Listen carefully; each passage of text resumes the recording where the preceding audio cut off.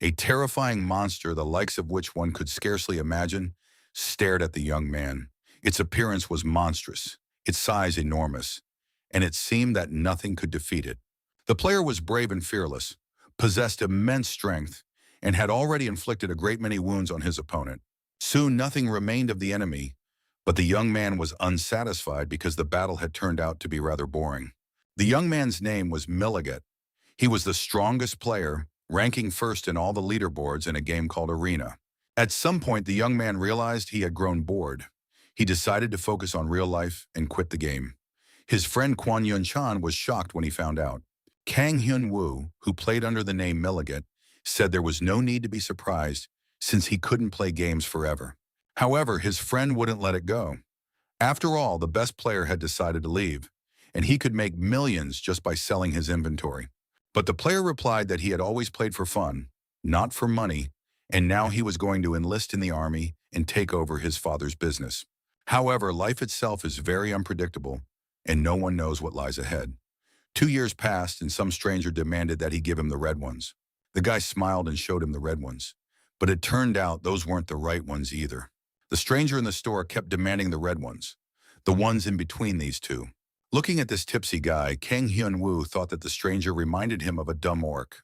Right now, this player was no longer a world-famous star. He was working at a small local shop for a pittance.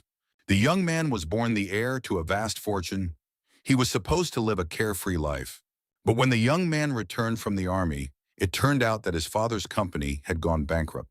His father, who had been the family's breadwinner, was in the hospital, and all the remaining money went toward his medical care. His mother was inconsolable, and the family had effectively fallen apart.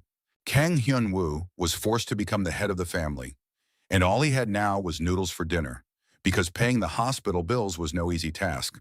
It was unclear how much longer they could hold out in this situation.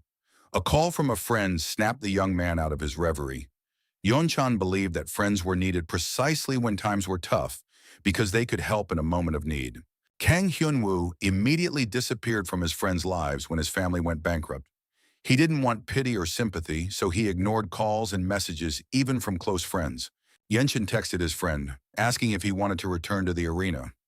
"You can make big money there now. A top-ranked player can stream and compete in professional matches."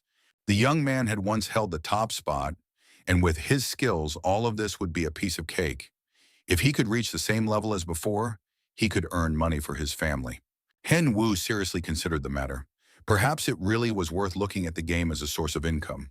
The young man went to the mall and looked at the gaming capsule being sold for arena players. But right now, Hyun-woo couldn't afford such an expensive gadget. It would cost him 3 months' salary. Hyun-woo thought about how he'd been wrong to delete his old account. He could have saved money by selling his inventory. Some unfamiliar young men noticed the young man, and despite the years that had passed, recognized him as the player Milligan. Hyun-woo also recognized one of the guys. It was the son of one of his father's friends named Jong Han-byuk. Hyun-woo had nowhere to run, and he had to admit that, of course, he recognized his former comrade. The young men had never been friends, so Hyun-woo tried to leave as quickly as possible, saying he had just come to shop. But Han-byuk wasn't exactly a sensitive or tactful guy. He said that the Kang family no longer had the money to shop at places like this. Hyun-woo was unpleasantly surprised and didn't understand where he'd gotten that information. But it turned out that his parents had been discussing the Kang family's failed business. Jong Han-byuk, looking confidently at the young man, said that it was precisely because of his father that the Kang family had lost their business and was practically ruined. Han-byuk added that his father had worked with Mr. Kang for too long and simply needed to find his own path. Of course, everyone knows that Hyun-woo's father is seriously ill. They hope he's taking good care of his dad, because if he dies, the young man will be left all alone. Hyun-woo could no longer stand the taunts and punched his former friend in the face with all his might. Security guards from the shopping center and Han-byuk's girlfriend immediately rushed toward the young men. The security guards grabbed Hyun-woo by the arms, and he realized that he now knew who was responsible for his father's illness and the ruin of his business. And as the security guards dragged the young man to the police, he kept shouting that he would definitely kill Jeon Han-byuk for what the Jeon family had done to his father. That was the end of the conflict. The supermarket security guards called the police and handed the troublemaker over to the officers. Late that evening, the young man was released from the police station, and his worldview had changed dramatically. He thought about how money can really change people. Even the John family had ruined his father's business, sent him to the hospital, and were still bragging about their actions. More than anything else in the world, Kang Hyun-woo wanted to take revenge for such treatment and behavior. But for now, the young man had no idea how exactly to do it. A TV playing in a store window caught the young man's attention. The report stated that Arena's streaming revenue had exceeded $1 billion. It was an incredible amount of money. Lately, Arena's influence on the country's economy has been growing. One of the players signed a contract worth $500 million won. Hyun-woo took his phone out of his pocket and called his former friend.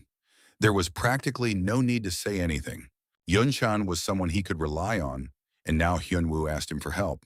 Kang Hyun-woo was determined to return to the arena, earn all the money, and take revenge on the people who had ruined the lives of his loved ones. It immediately became clear to the game's management that something incredible had happened. Milligan had returned.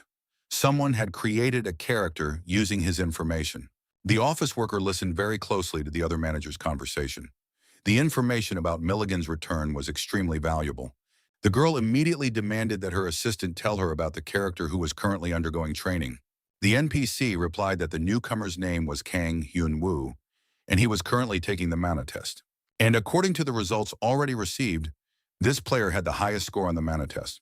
The young man turned to the NPC and demanded that she give him the next test. If the arena could change his life, he would return and become the best again. Kwon Yeon-chan brought his friend to his apartment, showed him the gaming pod, and told him he could use it as much as he wanted. Hyun-woo thanked his friend and apologized for the inconvenience, promising to return everything. Yeon-chan raised his fist at his friend and said that if he heard those words again, he'd definitely beat him up. He hadn't seen his buddy in so long, and all Hyun-woo could think about was money. The moment had finally arrived. Kang Hyun-woo climbed into the capsule and began his new journey through the game arena. An NPC named Al said they would start the test right from the level the young man had requested. It was nice to be back in the game's atmosphere. Now an opponent with 2 swords in hand stood before the young man. It was the Night Elf Malfurion. He possessed immense strength and agility. Hyun-woo figured it wouldn't be too hard. He just had to stay focused. Al was startled when she saw that the Night Elf had already launched an attack, while the player was still standing there, motionless. Malfurion thought the man was wasting his time standing there with his eyes closed. He was about to die right then and there. But the player thought it wasn't for nothing at all. He managed to dodge the blow. Al was surprised that a level 1 player had managed to parry Malfurion's attack. Hyun-woo thought he hadn't even considered the level difference between himself and his opponent. He'd simply acted on instinct. That was the secret behind his brilliant gameplay, back when he held the top spot as Milligan. The young man possessed an unmatched level of control, and even if his opponent was fast and strong, he still came out on top. Kwon Yeon-chan immediately told his friend that he understood why he wanted to return to the game and let him stay at his place so he wouldn't have to waste time commuting. Hyun-woo felt immense gratitude toward his friend. However, his heart was still filled with despair and a sense of responsibility toward his ailing father and unfortunate mother. But revenge was at the forefront of his current emotions, and it was his main driving force and motivation. The female manager even jumped out of her seat when she saw the new player defeat the Night Elf. It was simply unbelievable to defeat such an opponent as a level 0 character, but it made sense, since skills aren't lost just like that. The NPC congratulated the player and said that the training was now complete. The village chief of Aslan, named Derry, greeted the new player. He held out his hand, in which was a chest containing a reward for successfully completing the training. Inside the chest lay Maurice's ring. It radiated the power and spirit of the Archons. The young man was overjoyed. It was a unique loot item awarded for extraordinary achievements. In this case, for defeating a Night Elf while still a level 0 player. Hyun-woo received a message from a friend who said he would help him level up. After all, if not now, he would likely never be able to help such a strong player again.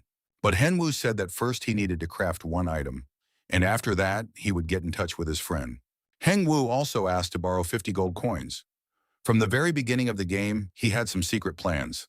In the past, the top arena players had 1 special item, an experience potion. It increased the amount of experience gained by 20% for 4 hours. The experience potion cost a fortune, but one day its supplier disappeared, and over time, the potion was forgotten by the players. And it would have remained that way if it hadn't turned out that Milligan was the supplier of this potion, and now only Hen Wu knew how to make a potion that could be sold for any price. To do this, he needed certain ingredients: oak roots, dead tree resin, and morning dew. To get these items, he would have to go into the dungeon. But the dungeon belonged to the Black Skull Guild. The swordsman said there was no place for newbies there. Hen Wu knew that one of the ingredients was right here. But the swordsman had no intention of letting a newbie who had just joined the game pass. Hen Wu didn't want to waste time talking to this guy and was about to move on when he suddenly felt something cold near his face. The swordsman placed his sword on the young man's shoulder and told him he'd better learn to obey his elders. Hen Wu understood that his life now depended on this game, and he wasn't going to waste a single second dealing with any obstacles. The young man grabbed the sword by the blade and asked if the swordsman wanted to fight a deletion battle with a newbie. The point of a deletion battle was that the loser would have to delete their account, but few players were willing to take such a risk. The swordsman didn't see the newbie as a worthy opponent and immediately agreed to the duel, confident that the newbie would have to create a new account today. Such duels were very rare, but now Junwoo had confirmed his participation. As a result of the duel, the winner takes everything, and the loser loses their account. Hyunwoo promised he'd finish off his opponent in a matter of minutes, so the latter had better say goodbye to his character. Hyunwoo even asked his opponent not to get too upset. It would be difficult for him to defeat such a master, but it would be excellent practice. Junwoo was completely calm and confident. He wanted to explain to the newbie right away that sometimes you shouldn't be cocky, but should listen to your elders. The duel began. Hyunwoo struck, but his opponent dodged with absolute ease.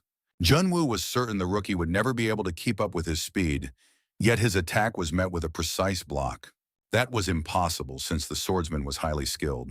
Perhaps the newcomer possessed some kind of unique item. Soon the swordsman was no longer so confident.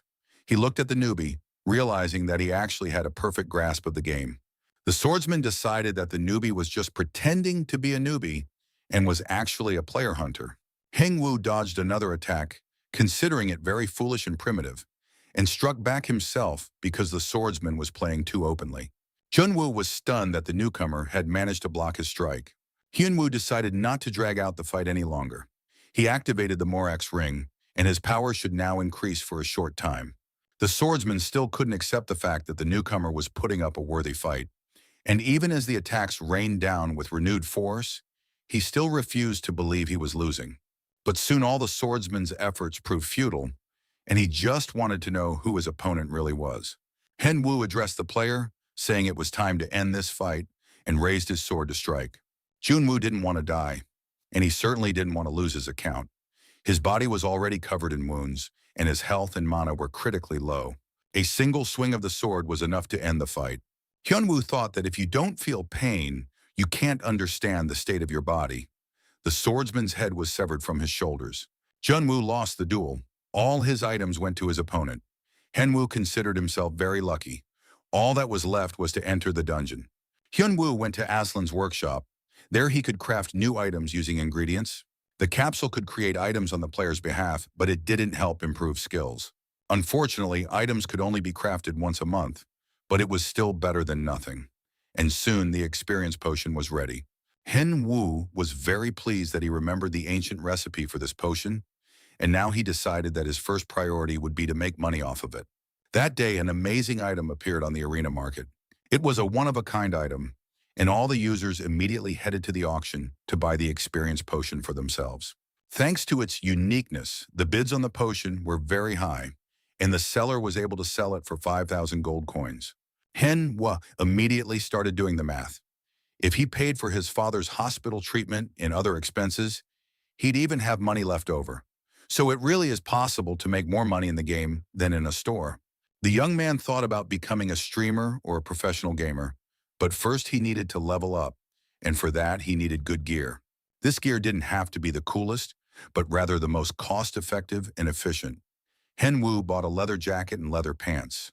Both items provided agility and defense. In addition, the young man bought a pointed sword, which provided more strength and durability.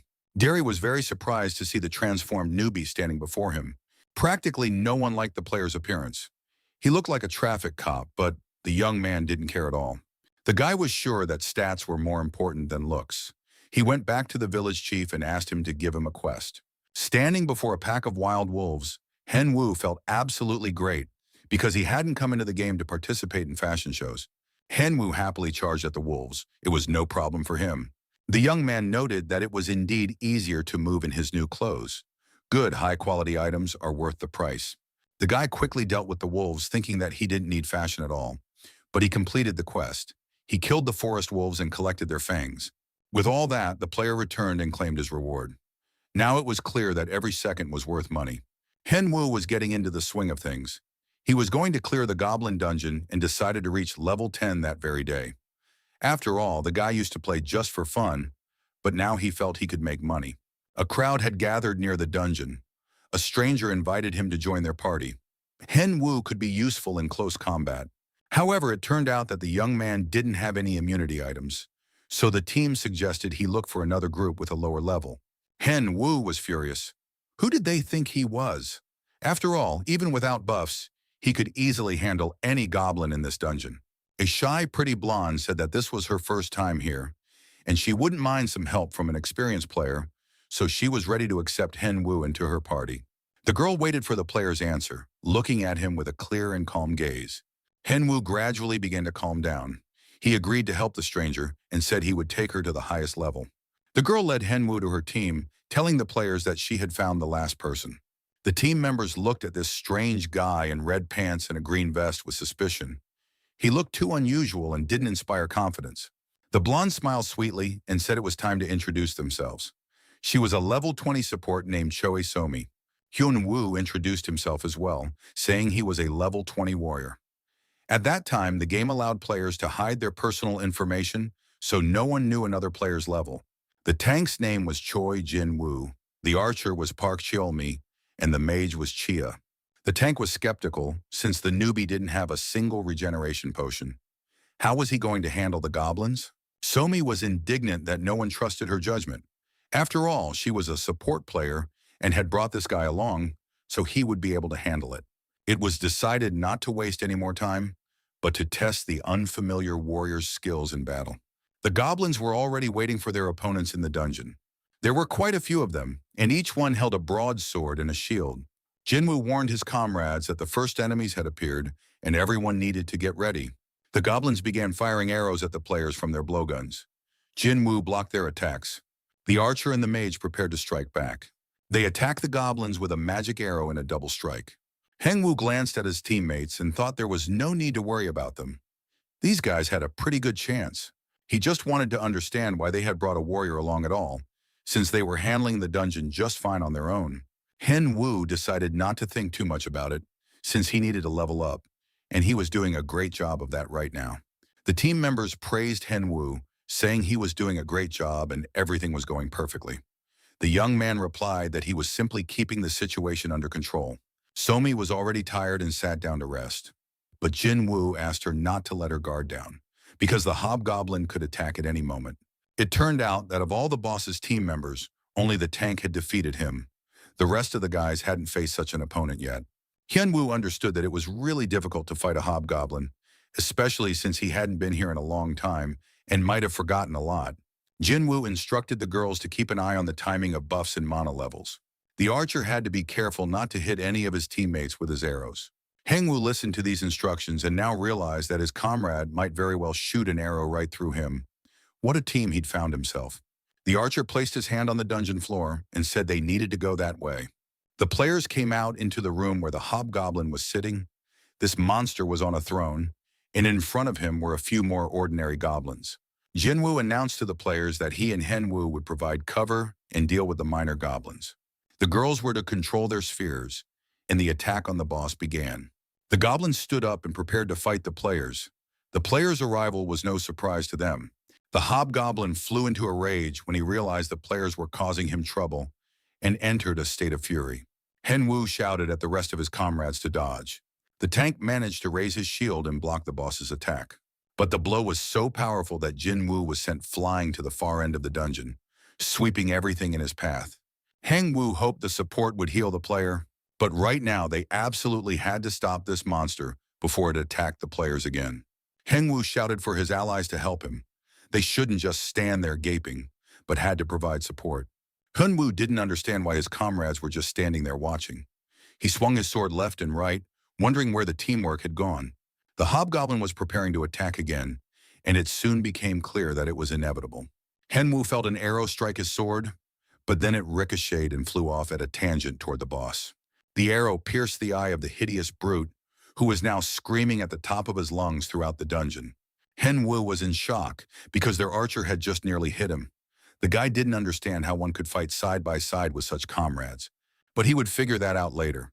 Right now, he just had to deal with the huge goblin. Henwu wanted to end the battle as quickly as possible and knew that no goblin could defeat him. Henwu landed a few blows and ordered the defense to pull themselves together and support him. The mage and archer finally came to their senses and attacked the goblin as well. And so, the dungeon boss was defeated. All the team members looked at Henwu with excitement and admiration, realizing that he was the one who had defeated the boss. Cholmi approached him with an apology, saying he hadn't meant to hurt his comrade on purpose. As a result of the victory, the team received an egg containing an animal, money, and a scroll with a spell. It was decided to give everything to Henwu. Henwu couldn't believe his ears. He thought that if he took all the items for himself, they would want to kill him. The young man said he would take only the egg. He didn't need the magic book. The team members were very pleased.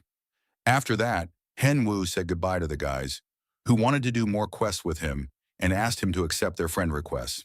Henwu ran away from the dungeon, thinking that because of these simpletons, he had to spend more time there. Without stopping, the boy ran through the village. Finally, the young man stopped and checked his profile. He was now at level 10, and that meant Henwu could begin his new journey. The player stood before the tower. The Pulsar Tower was known as the Tower of Advancement. Each floor corresponded to a specific skill that could be obtained there. The pet egg contained an unknown creature. It could be either a rabbit or even a dragon. He had to cast a spell on it and receive his pet in an hour. Henwu decided that while his pet was hatching, he would be able to advance to the next level. Han was in charge of the warrior floors, and he welcomed the newcomer. Henwu said he wanted to become a warrior. He was confident in himself, and now he just needed to level up. Han immediately warned him that things weren't the same for them as they were for other player classes. He personally decides whether a player is worthy of becoming a warrior. This is determined in a fair fight, and Henwu was satisfied with this condition. Han allowed the player to attack him first. Henwu held a sword in his hands, ready to strike. He had to show Han what he was capable of. Henwu attacked his opponent, but the latter managed to block the blow. The warrior supervisor looked at the novice with surprise, noting the good attack. Henwu continued to strike, thereby demonstrating that he was different from other newcomers and that his skill level was good enough to be a warrior. The opponent's swords clashed, and they looked at each other intently. Han realized that the young man was still too young, and his skill level wasn't quite up to par yet. It was time for Han to attack, and he landed several strikes. However, it soon became clear that Han was still very far from victory. The young man dodged the attacks perfectly, maneuvered skillfully, and displayed great speed and ingenuity.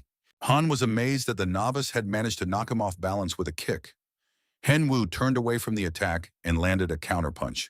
The young man was very pleased with himself. He had simply decided to try a combination, and it worked. Han was amazed that at such a critical moment, this young man was trying out new attacks. On top of that, he wielded the sword with absolute ease. It immediately became clear that this guy was a true talent. Han declared the duel over. Henwu had performed admirably. Just at that moment, the sword touched his neck. Han noted that the player had incredible skills and recognized Henwu as a warrior. As a result of this recognition, the player's sword damage increased, and he gained new skills: rapid weapon reload and the ability to infuse his weapon with magical power. On top of that, the guy received a title. All of this was a pretty good start. He just needed to hone his skills. Han tossed the guy a coin and said there was a new quest. He had to find the owner of the coin. If he completed this quest, he could gain a valuable skill. The coin belonged to Knight LeBron. He was one of the strongest knights in the Empire. Henwu was absolutely thrilled, because if he could acquire LeBron's skill, it would be simply incredible. After that, the young man announced that he didn't have enough time and had to leave, leaving Han confused. Everything turned out even better than Henwu had expected. Strangely enough, it turned out that by completing the trial quickly and successfully, he had really surprised Han. To find the coin's owner, you had to be at least level 50, because it was an E-level quest. Heng Wu opened his profile and saw that his egg was due to hatch in a minute. The young man was very pleased. He thought today was simply a great day, and all that remained was to hope that he would get a unique creature. Of course, everyone would love to have their own personal dragon, and soon the egg began to hatch. Becoming a dragon's owner would, of course, be awesome. But instead, a cute little bear cub appeared before the player. As they say, you can't choose your parents. The bear cub saw the look on his owner's face, who clearly wasn't very happy. Henwu was surprised that the bear cub could talk, and the bear cub said that the player talks too, so why should he stay silent? Henwu had never heard of talking animals. His little bear must be very rare and unique.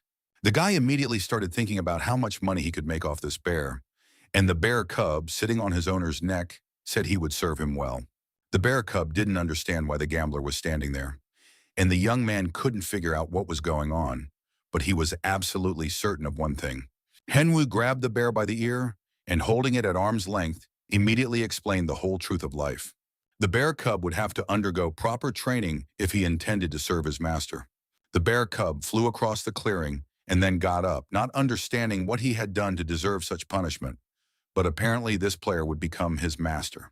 The bear cub looked the player over and noted that the guy probably wasn't popular with the girls. For those words, the bear received a few blows. The pet was upset. He hadn't expected to meet such a mean master. Bumps popped up on the bear's head. Henwu studied the profile of the puppet bear, who was the heir to the Great Islands. He had decent skills, and the player decided to name the bear cub Tenny. The bear cub was absolutely thrilled. He liked the name Tenny and said he wanted to get to know his owner better as soon as possible. Henwu told the cub that he was leaving, which angered the pet, who had appeared just a couple of minutes earlier. Tenny stared at the player who had vanished, thinking what a heartless person he had stumbled upon. Henwu finally logged out of the game and thought about how much time he'd spent in it today. Yenshin appeared in the doorway. He asked his friend how things were going and what progress he'd made. Hengwu told him that he had received a pet, and on top of that, had managed to raise his class and level. It was great news. Hengwu looked surprised, but his friend said that now they could start streaming. Of course, it was a good idea, because you could make decent money from streaming. Yenshin immediately warned that they would need to do something for this, namely, record all their games so they could use them later to break into the global scene. Of course, Henwu enjoyed the thought of worldwide fame, but he knew it wouldn't be easy. But Yanshin was completely calm and confident. He said he would become his friend's manager since his friend had once been #1, and of course, people would want to witness the legendary comeback. Yenshin was very excited. He said that like everyone else, he was thrilled about the legend's return to the gaming scene, so he couldn't stay calm. Henmu really liked his friend's enthusiasm. He promised he would do his best and set off for the western part of the dark forest. Night elves were making their way through the forest. They were strong and vicious monsters armed with cleavers. Henmun told his pet that its first hunt was about to begin, but first he needed to level up a few times. Tenny wished his master victory over all of them with his support. Henwu watched in surprise as his body received a boost in strength and physical attack. Henwu didn't know what this was for, but his pet used its abilities and added the Forest Guardian skill, which increased the player's defense. And only then did Henwu realize that his little bear wasn't a tank, but a support. The massive night elf was already very close. Henwu immediately sliced through the enemy, feeling absolutely no discomfort in the process. He was more puzzled by his pet's abilities. It turned out that the day before, the player simply hadn't read the information about Tenny all the way through, and now it became clear that the bear cub could improve his strength, defense, and regeneration, which was far better than regular buffs. Henwu went into battle with great enthusiasm, and another group of night elves was cut down. An unknown player watched the battle from behind the trees. It was clear that he was enjoying the show. The player returned to his companions and asked what they thought of this newcomer. The player noticed that Henwu had expensive gear and weapons, plus a pet, which meant the player was rich. That meant they could throw a party in his honor. As always, the players planned to pretend to be good and kind friends, and then attack at the most unexpected moment. A female player suggested that this might be someone's second account, because the player looked experienced and might not be as easy to deal with as they thought. But the archer didn't see a problem with that. Everyone present was around level 40, so a newbie definitely wouldn't be able to defeat them alone. The group decided to stay focused and not worry, since they'd been through this many times before. The group of players waited behind the trees while Henwu carried out his mission and finished the quest. After that, they planned to hunt him down. Henwu stood in a clearing near the bodies of the slain elves. He was a little out of breath. After all, the long break had taken its toll. The young man recorded his battle on video, but he wasn't sure anyone would even want to watch a fight with night elves. Tenny was very pleased with his master and praised him, but the young man said he hadn't gotten a pet just to have it cheer him on. Henyu demanded that the pet at least occasionally distract the monsters, even if he himself had no intention of fighting. At that moment, a group of strangers entered the clearing. They offered to let him join their party if the young man was hunting here alone. They all looked very nice and kind-hearted. Henwu had no intention of joining a team, and his pet was generally upset by such an intrusion into his personal life. The archer said he was happy to welcome a newcomer to the dark forest, since other players rarely showed up here. Henwu noticed that there were two warriors in this group, a swordsman and a support. They all had top-notch gear, and it wasn't clear why they would want to take on a newbie. Most likely they were gold farmers. Henwu was practically certain that he was facing killers. The guy thought that he didn't know when he'd get another chance like this, so he told the strangers that he'd be happy to join their group.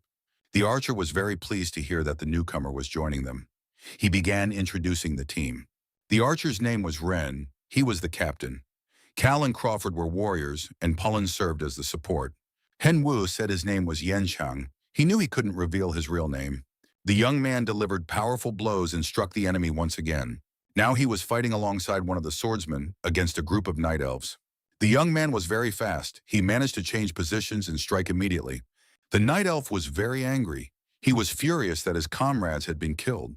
Henwu was very pleased. He had joined a strong team, and as a result, all his stats were rising very quickly. Another hour passed, and Crawford simply couldn't take it anymore. He was furious that this cocky newbie would strike and then immediately hide behind him. Even if Crawford supposedly accidentally attacked the guy, he still managed to dodge. Ren calmed his comrade down and said that, in fact, they hadn't gathered here to hunt. In the end, the group decided they couldn't put up with this newbie any longer and needed to finish him off as soon as possible. It was decided to kill the newbie when the boss fight began, and later pass it off as an accident. Tenny told his owner that they wanted to kill him while they were hunting the boss. The pet was very indignant and angry. He was ready to sink his little teeth into his opponents. Henwu was convinced that these players were indeed killers. Thanks to them, he had been able to level up and complete difficult quests, so now he needed to repay them by attacking them first. Henwu decided that he would later name this video, "Revenge is a dish best served cold." Yenshin should like that. Tenny listened to his master and realized he'd ended up with a very angry and vengeful master who was planning to get back at the players. A group of players appeared near the young man, saying they had been resting up a bit and were now ready to go into battle again. The captain explained that a raid on the boss was planned and invited the young man to join them. Henwu replied that he was surprised by the offer. He felt like he was just getting in the way of his strong comrades. But Ren began to say that if it weren't for Henwu's help, they wouldn't have made it this far. He has excellent attacks, so they should go take on the boss together.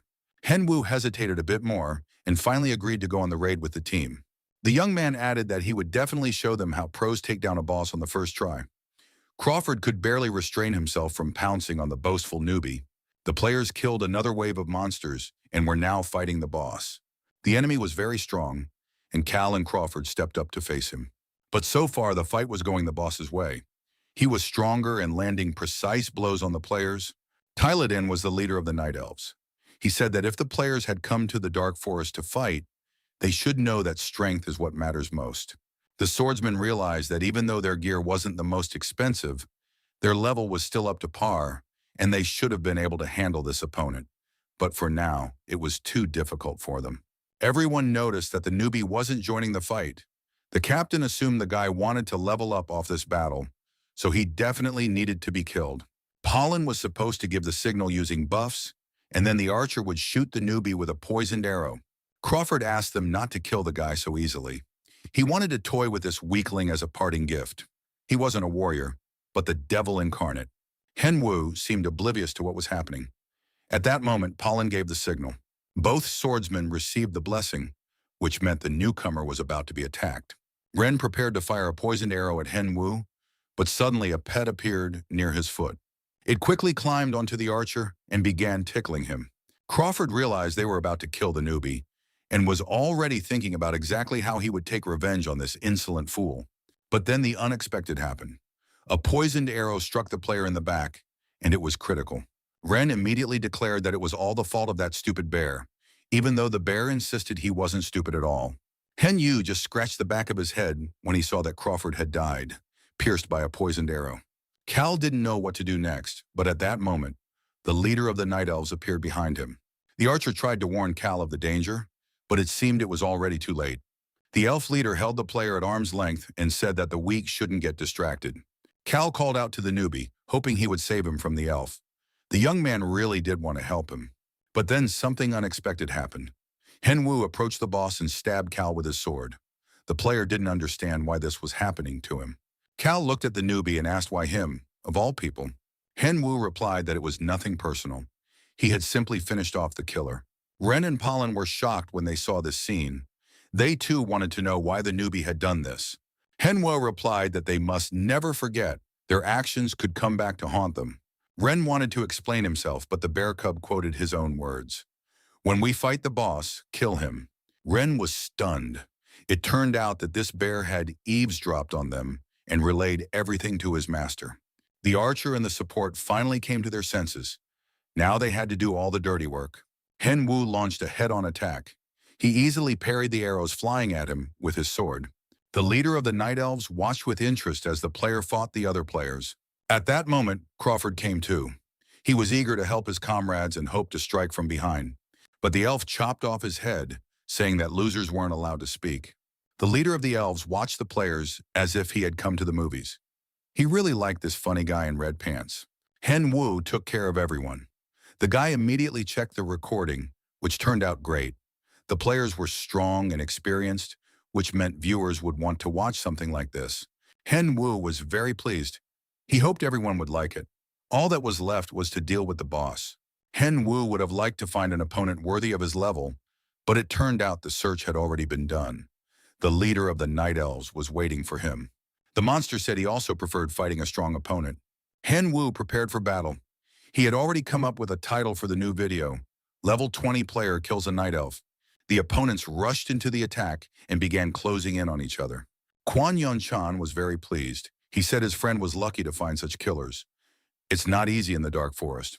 Hyun Woo replied that the killers had found him on their own, but the main thing was that he'd been able to level up his skills and fight the boss.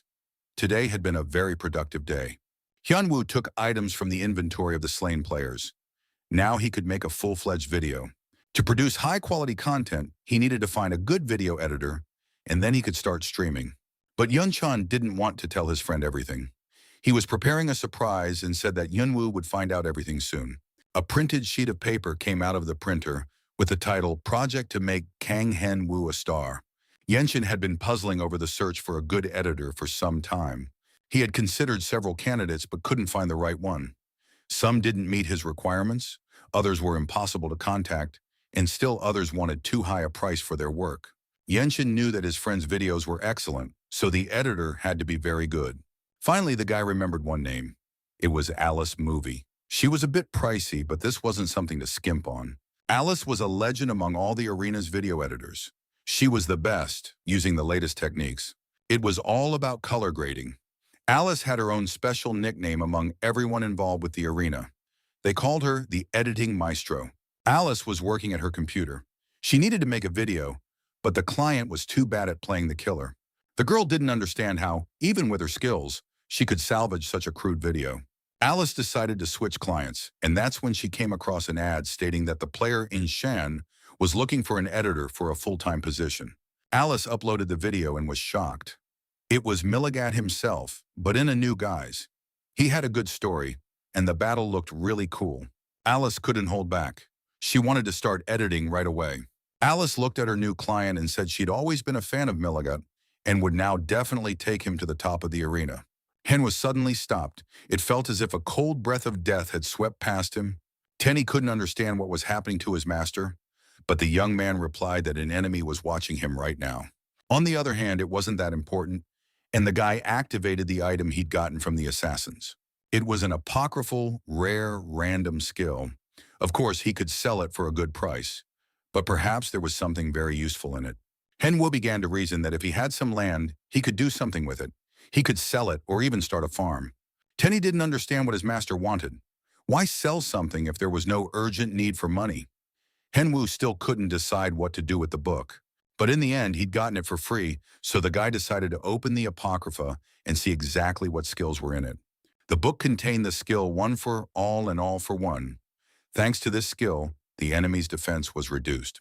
Henwu was satisfied. He thought it was an excellent skill and was glad to have the wonderful advisor, Tenny. Meanwhile, the poor little bear cub demanded that his foolish master let him down to the ground. A few days later, a video featuring Henwu appeared in the arena. It was titled, "Revenge is a Dish Best Served Cold." People's reactions were immediate, especially from those players who had themselves fallen victim to killers. Yenshin was very pleased. As expected from Alice, the video turned out great. Plus, judging by the reviews, the viewers liked Henwu. Manager Kyle didn't sleep that night either. He was watching an interesting video about revenge against killers. But it turned out that the video wasn't over yet. It contained additional footage. This was followed by Henyu's battle against the leader of the Night Elves. The battle was spectacular. A low-level player easily defeated the Dark Elf. The manager was very pleased. He hadn't seen such a promising player in a long time. Kyle immediately decided that he needed to sign a contract with this young man. He went to the channel to contact the player. The northern part of the dark forest was noisy and loud, and the goblins let out loud screams as various parts of their bodies were cut off. They glared at the man with hatred, ready to tear him to pieces. Tenny was applying buffs while his master prepared to slaughter the next batch of goblins. Henwa realized that he was now much faster. When the young man played under the name Milligat, he had no information and no good equipment.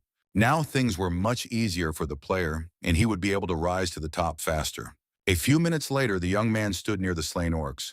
Now it was easier for him to handle even them, and Tenny felt stronger too. Usually pets have a growth limit. They can't grow indefinitely. But Tenny was a unique little creature. He had already reached level 15. The bear cub was a good support. You could count on his help in battle. And between battles, his little legs would get tired, and his owner had to carry him. When the battle was over, the pet examined the slain enemies and searched them for interesting items. Near one of the orcs, the player spotted a strange and unusual object. It turned out to be a pendant. It was unclear why it was there, but Henwu took it for himself. At that moment, he received a message from the game offering him a new quest to find the heir to the wolf pack. It turned out that this pendant belonged to the leader of the wolf pack. He had to take the necklace to his father, but to do so, he needed to earn the boss's approval. Dakan was a very powerful monster that had to be defeated. After that, he could meet with Raccoon, who was a regular NPC. This quest was a level D quest. To complete it, the young man had to level up even further. He didn't want to waste time, so the player immediately set out on a hunt, even though the bear cub longed for a rest. Tenny realized that with this master, he wouldn't even get to dream of rest now. Henwu was very unhappy. He had taken down a bunch of orcs, but had only managed to level up once. There was no point in leveling up alone. The young man understood that leveling up was much easier in a team, but he just wanted to find some decent players. Tenny shouted loudly, trying to get his master's attention, who was deep in thought. Somewhere in the distance, a sound like a bomb explosion rang out. The player was applying buffs because he couldn't manage without them. The huge goblin was practically unscathed. The mage kept firing fireballs at it, which did almost no damage. After what seemed like an eternity, the goblin finally lay defeated on the ground, its head completely scorched. The wizard Mason looked exhausted and worn out. Exhausted, Mason sat down on the ground. His mana was gone, and he had no strength left. It was time to leave. The young man had always known that it was difficult for a wizard to hunt alone. Suddenly, some kind of huge monster appeared behind him. Mason tensed and braced himself for the attack. The boy hadn't had time to recover yet, but he still had enough strength to fire a flaming arrow at the monster. At the last moment, Mason realized that it wasn't a monster in front of him, but a man. But it was too late to stop. Henwu was holding a frightened bear in his arms. His shoulder was smoldering slightly from the fire arrow that had nearly pierced him. The wizard Mason apologized. He explained that he hadn't expected to encounter a human here, let alone one who could parry his direct attack. Mason was surprised. He looked at the strange player in unusual clothes, holding a beast in his arms. Henwas thought this guy had some decent skills, and the young man said aloud that he'd noticed Mason didn't have a party, so they could hunt together. Hunting together could be useful for improving skills, but Mason was worried, since there had been a lot of killers around lately. Besides, Mason's level was average, but at the same time, hunting with someone on a team was much easier, so the guys agreed to team up. At the same time, fierce battles were raging somewhere in the dark forest. Huge goblins with glowing eyes and powerful fangs were fighting back against the players. But the swordsman was very strong and hot-tempered. He said the goblin was driving him crazy and sliced it in half. These were members of the Black Skull Guild. The swordsman Sean said he actually liked it, and that goblins just drove him crazy. Gain asked his companions what they thought of this boss, and if they felt safe. Park Jun-woo was absolutely thrilled. He loved everything about it. The guy was a member of the famous Black Skull Guild. Last time, his account had been deleted by mistake, and since the young man was very important to his team, he created a new account. To be completely honest, Jun-woo had lost everything because of one scoundrel he'd fought and lost his life to. Jun-woo was determined to find his abuser and make him pay for everything. The guys were walking through the forest and noticed that there were too few orcs today. Perhaps another team was hunting there as well. The players wanted to reach level 25, but if things continued this way, the journey would be too long. It seemed that several teams had indeed been working here at once. The players finally spotted an orc in the distance. Jun-woo rushed after it to kill the orc. He wanted to level up as soon as possible. However, upon reaching the clearing, the swordsman saw only the corpses of slain monsters. They lay scattered about. Mason was very pleased. He told his new friend that fighting as a team was much better. The guys had made great progress. Henwoo gathered all the orcs in one place while Mason stunned them with his magic. After that, Henwoo killed the remaining ones. Thanks to this tactic, the guys had already earned plenty of experience points, and the pet told the wizard that he allowed him to call him his master. Of course, we shouldn't forget that Mason had shot a magic arrow at them during their first encounter, but overall, he wasn't such a bad or terrible person. Tenny spotted an orc in the distance just appearing, and of course, the players now had a new target. Hen Wu said he could handle it on his own, while Mason needed to rest and replenish his mana for now. Hyunwoo immediately rushed into the attack. He wanted to try out some new moves on this orc. Blood flowed from the orc's head. He fell in the middle of the clearing, and at that moment, Jun-woo ran out of the forest. Although the guys only glanced at each other for a split second, they recognized each other immediately and decided to test their strength against each other once again. Before Jun-woo could even draw his sword, he was struck hard in the head by a kick from Hyunwoo. Heng-woo looked at the beaten swordsman and said he'd thought a monster had run out of the forest. After that, the young man apologized for his blow. The guys from the Black Skull Guild picked up their comrade, while Hyunwoo tried to prove to Mason that he had made a mistake and thought it was an orc. Junwoo didn't believe it was a mistake. He thought the player had hit him on purpose. Junwoo recognized him. After all, this was the man who had caused him to lose his account last time. Hyunwoo looked at the beaten-up player in surprise, as if he'd only just realized who he was dealing with. Hyunwoo asked the guy what his name was, because last time he said he hadn't had time to remember it. Mason looked at his friend with a silent question. Hyunwoo explained to him that Junwoo had lost the battle to have his account deleted. Junwoo was furious. He said that his guildmates were with him today, so today would be the end for Henwoo. One of the guild members tried to calm everyone down, saying they shouldn't get worked up and act like hysterical children. The swordsman looked very serious and imposing. He said that Wu alone could take all three of them with one hand if they didn't shut up and start behaving modestly. Henwoo realized that these two guys from the Black Skull had at least a combined level of 60 between them. Henwoo was very calm, even despite this. He promised Mason that the argument wouldn't affect him in the slightest. The guys from the guild said they didn't really care about any of this, since they'd come to hunt, not to get into a fight. Junwoo was very surprised that his comrades didn't want to stand up for him, but Sean said he would definitely report this incident to the guild leader. Junwoo accused his comrades of cowardice. They were about to run away, even though another player had disgraced their guild's name. He demanded that his friends listen to him and save their apologies for later. Sean listened carefully to the guy, then drew his sword and struck Junwoo with all his might. After that, Sean announced that his friend was right. If there were fewer teams here, the hunt would go better. Henwoo immediately challenged him to a duel, but added that he only played for account bans. Mason was in shock. Tenny asked, just in case, what would happen to him if his owner got deleted. Most likely the little bear would get deleted too. Henwu said he was ready to fight everyone at once. The winner takes everything. The loser deletes their account. It would be a duel of the captains. Sean, of course, agreed. The duel of the captains worked like this. A captain from each team would step forward and they would fight each other. The team without a captain would lose completely. Sean stepped forward to duel on behalf of the Black Skull Guild. Mason was very worried, and Tenny demanded that the master not dare to lose. But Henwu told his friends not to worry and to relax. Soon, the game announced the start of the duel, and the opponents could begin the battle. Sean immediately declared that he would end the duel in the first round, because he had plenty of other things to do anyway. Henwu estimated that due to the difference in levels, the battle would be long, but overall it would take no more than 10 hits. Sean listened to these arrogant words and said that now he understood why Junwoo had been so angry at this player. He rushed into the attack. However, something strange happened. Henwu landed a light blow, and blood spurted from Sean. The guys from the Black Skull Guild couldn't figure out how it happened. No one had seen the blow. Mason was surprised. His comrade had anticipated the attacker's trajectory, managed to dodge, and landed a blow. A series of strikes from Sean followed, but none of them touched Henwu. Sean couldn't understand how this was possible, since his level and gear were far superior. Of course, this infuriated the player. He didn't understand why the level difference didn't give him an advantage. Henwu landed another blow and knocked the helmet off his opponent's head. He said that in the arena, level, gear, and skills don't guarantee victory. Even a low-level player can kill a high-level one with the right skills. Henwu landed only his third strike, but it was fatal. The battle would take some time, but any newbie could kill even a top player. Mason was fascinated by his comrade.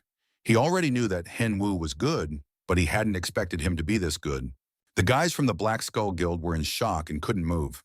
The first duel ended with Henwu's victory, and he invited his next opponent. Fighting Gain was even easier. She couldn't even withstand a single blow. Now there was only one opponent left, and it was Junwoo again. You could say the guy had some seriously bad luck. Hyunwoo even taunted him, since his opponent had just started leveling up on a new account, and now he'd have to start all over again. Hyunwoo looked at his opponent and couldn't figure out why he had such strange associations with this guy. He reminded him of Jung Hanbok, the same kind of pompous jerk who was worthless without his connections. That made defeating a player like this even sweeter. Hyunwoo turned to his opponent and told him to get down on his knees and beg for mercy. In that case, he would spare him. Junwoo didn't know what to do. Last time he had lost his account at level 40, and now he was even weaker, so his end was inevitable. The young man felt rage, anger, confusion, and a racing heart. The arena game decided to help the desperate player and granted him strength, thanks to which Junwoo entered the berserker stage. Mason and Tenny were restoring their master's health when they noticed that the opponent had gone berserk. Junwoo, like a wild animal, lunged at the enemy, but Henwu realized from their very first encounter just how easy it would be to defeat him. Henwu realized that the time had come to defeat his opponent once again. He used the power of the Archons, and the player's power level increased for a certain period of time. Henwu thrust out his powerful fist, toward which Junwoo was rushing at tremendous speed. The blow was a single strike, but strong and powerful. Moreover, it was precise and effective. The opponent was defeated, and the game announced that the duel had ended in victory. Henwu received a reward, the inventories of all 3 duel participants. Henwu was very pleased. This turned out to be much more rewarding than hunting monsters. Mason was absolutely thrilled, because right before his eyes, Henwu had just defeated an opponent who was higher level than him. Mason said that from now on, he was a true fan of Henwu. Of course, it was nice to hear, but he still didn't know that his friend had once been number 1. But Mason was so captivated that it could lead to problems and complications down the road. The guys continued hunting, and at the end, Mason thanked Henwu, asking if he'd like to team up again next time. Hyunwoo replied that he'd be happy to do it again sometime. Thanks to teaming up with Mason, they had reached level 31. It's not often you come across players who are so down-to-earth and genuine, yet also skilled, honest, and open. Henwu was very pleased since they had leveled up well. Tenny really hoped his master would take a break, since the little bear was very tired. But a new quest was already looming in Henwu's mind. That wasn't quite how the sweet little bear Tenny imagined life. But who was he to argue with his master? Now the pair set off to deliver the pendant to the leader of the wolf pack. First, they had to earn the recognition of the boss, their Dakan. Monsters usually appear on the map randomly and respawn every half day. Hen Wu was already tired of walking through the forest.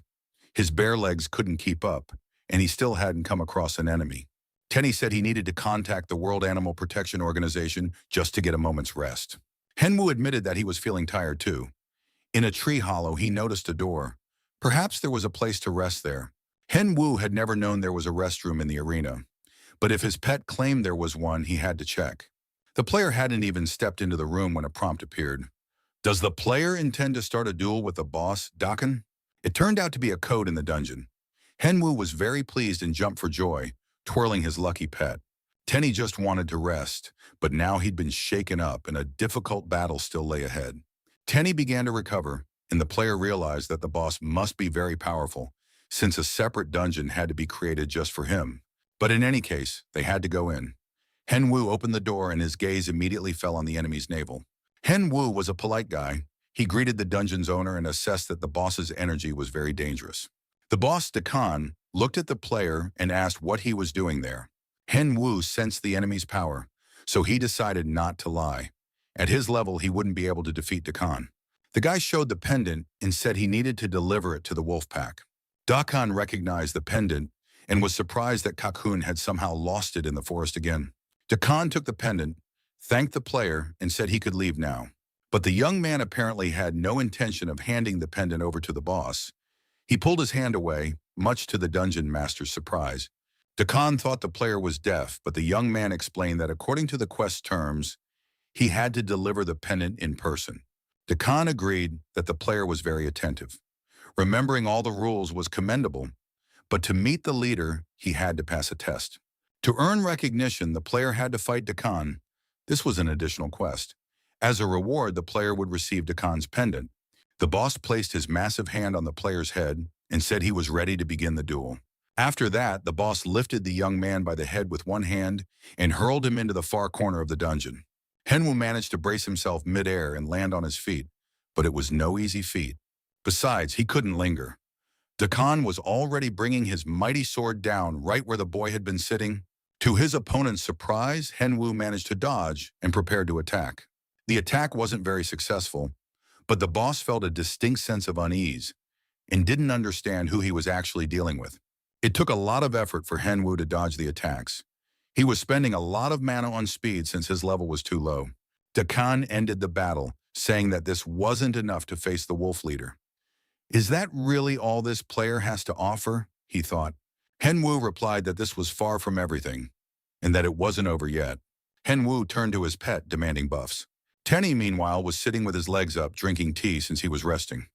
Doesn't the master see this? The bear cub thought. Hen Wu couldn't take it anymore, and shouted that he was the beast master, who had to do as he was told. Hen Wu and Tenny nearly came to blows, but suddenly Dakan turned to the bear cub. Is this really the heir to the Great Islands himself? It seemed they hadn't seen each other in a long time. Dakan asked about the heir to the Great Islands. Who is he? It turned out that Tenny now had such a master. Hen Wu must defeat this monster. Tenny was so engrossed in his leisure time that he didn't even notice his master fighting the boss. Dakan said enough with the chatter. The player hadn't passed the test yet. Dakan allowed the bear to fight alongside the master, but Tenny believed he couldn't help at all. He could only cast spells behind the player's back. Hen Yu had no choice, so he told the bear to at least do that. Dakan immediately warned that there would be no more leniency just because the player was his friend's master. Hen Wu thought he wouldn't be able to win even with buffs, but in any case, he had to try to finish the quest. The boy decided to fight to the end. It seemed like it all happened too fast. The young man was lying on his back, unable to move his limbs. Dakan looked at the player and asked how he was doing. Hen Wu honestly admitted that he was giving up. The guy was lying there, unable to move. Everything around him was destroyed. Hen Wu confessed to his bear that he didn't want to die. Tenny reassured his master, saying that the opponent was too strong. Dakan looked at the player and added that the quest didn't say you had to defeat the boss. You just had to get his confession. Boss Dakan was very pleased with his opponent. He placed a pendant around his neck. It was a reward, and also granted him the acknowledgement needed to continue the quest. Hen Wu was very pleased. The player was tired and exhausted, but the result was worth it. Hen Wu set off further in search of Raccoon, when suddenly he heard a loud thud, and stones and rocks shattered into small pieces. A wall in the dungeon had been breached, and a huge monster appeared before the players. It was Raccoon, heir and leader of the wolf pack. Looking at him, everything became clear at once. Dakan was merely a test. In other words, Dakan was an omen, while Raccoon was the true walking apocalypse. Dakan turned to the unexpected guest and said that this player had come to deliver Cocoon's pendant. Raccoon leaned toward the young man and took his hand. It turned out he had Raccoon's pendant. The young man handed the pendant to the leader of the wolf pack. With that, his mission was complete, and he could receive his reward for passing the test. But suddenly Raccoon began to scream loudly and smash everything around him. With a single roar from the monster, all of the players' stats were halved. Dakan tried to calm his friend down, but the latter demanded that he stay out of his business. Raccoon said he understood how hard it had been for Raccoon when he ran away with the pendant. There was a long story behind that quest. Raccoon was the heir to the wolf pack and Raccoon's son.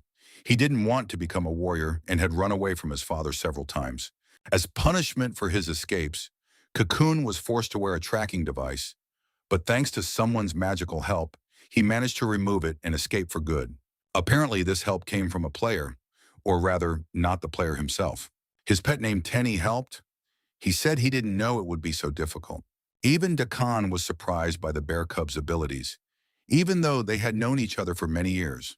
Henwu was also glad that his assistant turned out to be a powerful wizard. It really is a unique beast. Raccoon calmed down a bit and realized that no one was to blame for what had happened. He apologized for his rude behavior and accepted the pendant. After that, the game marked the quest as completed, the player's level increased, his stats were restored, and the young man gained a unique magic skill. As he was leaving, Raccoon turned to the player and asked him to tell his son, if he ever met him, that the dark forest was his home, where he was always loved and awaited. Henwu was very pleased. He liked the bark creatures in the forest, decided to befriend them, and said he would definitely complete the quest. Raccoon also told the bear as he was leaving not to be upset. There were no hard feelings or misunderstandings between them. In fact, there was no spell on the pendant, so Tenny wasn't to blame. But now the bear cub was upset because his super magic hadn't worked. Yenshin came to wake his friend up in the morning and found him in the wrong place. The young man had fallen asleep fully clothed on the living room couch. He immediately asked, "Do I really have to complete another quest?" Yenshan thought the guy was already rambling, and that they just needed to discuss the practical details. By this time, Yenchang already had two pieces of good news. First, their video had become even more popular in the arena community. The number of views was skyrocketing. Henwu was very pleased and believed it was all thanks to his friend. But there was another, even more interesting piece of news. The guys had received a message from a manager at Nazar. Nazar is a huge company specializing in sports fashion. It was one of Arena's biggest sponsors. Most likely, the company wanted to collaborate with Henwu. This was a world-class level. Henwu was speechless, realizing that a company of this caliber wanted to work with him. After all, it hadn't even been a week since his return to the arena. Now he had a good job offer, which meant he'd have the money to resolve his financial problems. Besides, he would be able to prove to all his detractors who the real player and professional actually was. Henwu was very excited. His hands were even shaking. Yenchan realized he would have to handle everything himself and said they would respond to the offer and call the number provided. Nazar's company management was located in one of the city's most expensive office buildings. The manager reported to the boss that one player had agreed to sign a contract with them. It was a young man named Kang Henwu, known for the video Revenge on the Killers. The company's director, Jamie, asked the manager what he, Kyle, personally thought about all this. Kyle smiled and asked his boss if it reminded him of something. Jamie looked closely at the photo and indeed remembered Miligato, who had completely left the game 2 years ago. The company director was very pleased. If they managed to catch such a big fish, it was a huge success. But 2 years ago, Arena wasn't as popular a game as it is now, having gone global and become a source of revenue. The company director speculated that it was precisely the opportunity to make big money that had brought Milligat back into the game. It's unclear how the legendary ranker's return will affect the current situation, but for now, the guys were absolutely thrilled and were celebrating the signing of the contract. The Aslan auction house looked very nice. There were always a lot of players there. Henwu was reviewing his inventory and selecting the items he would keep for himself, as well as those he was ready to sell. Thanks to his victory over the assassins from the Black Skull Guild, the player had accumulated 5,100 gold coins and an extra pair of shoes. In addition, there was a quest reward, Dakon's Pendant. This pendant held the spirit of victory within it. Upon entering combat with an enemy, the player's stats would temporarily increase, and their resilience would also rise when fighting strong opponents. Hen Wu decided that such a pendant would definitely come in handy. If he did the math correctly, all of the player's items corresponded to level 60, which clearly didn't match his actual level. Hen Wu decided he needed to acquire a rare weapon and opened the auction to browse the listings. Attack power was his top priority right now. The player had no plans to improve his defensive abilities just yet. The young man studied the prices and realized that his budget wouldn't allow for much splurging. But finally, he spotted a unique item crafted by blacksmiths. It was a prototype of Malice. It hadn't been enchanted, but was a rare treasure in its own right. The price set for this sword was simply laughable. It was likely being sold by someone who was quitting the game. Therefore, he had to snap up this sword immediately.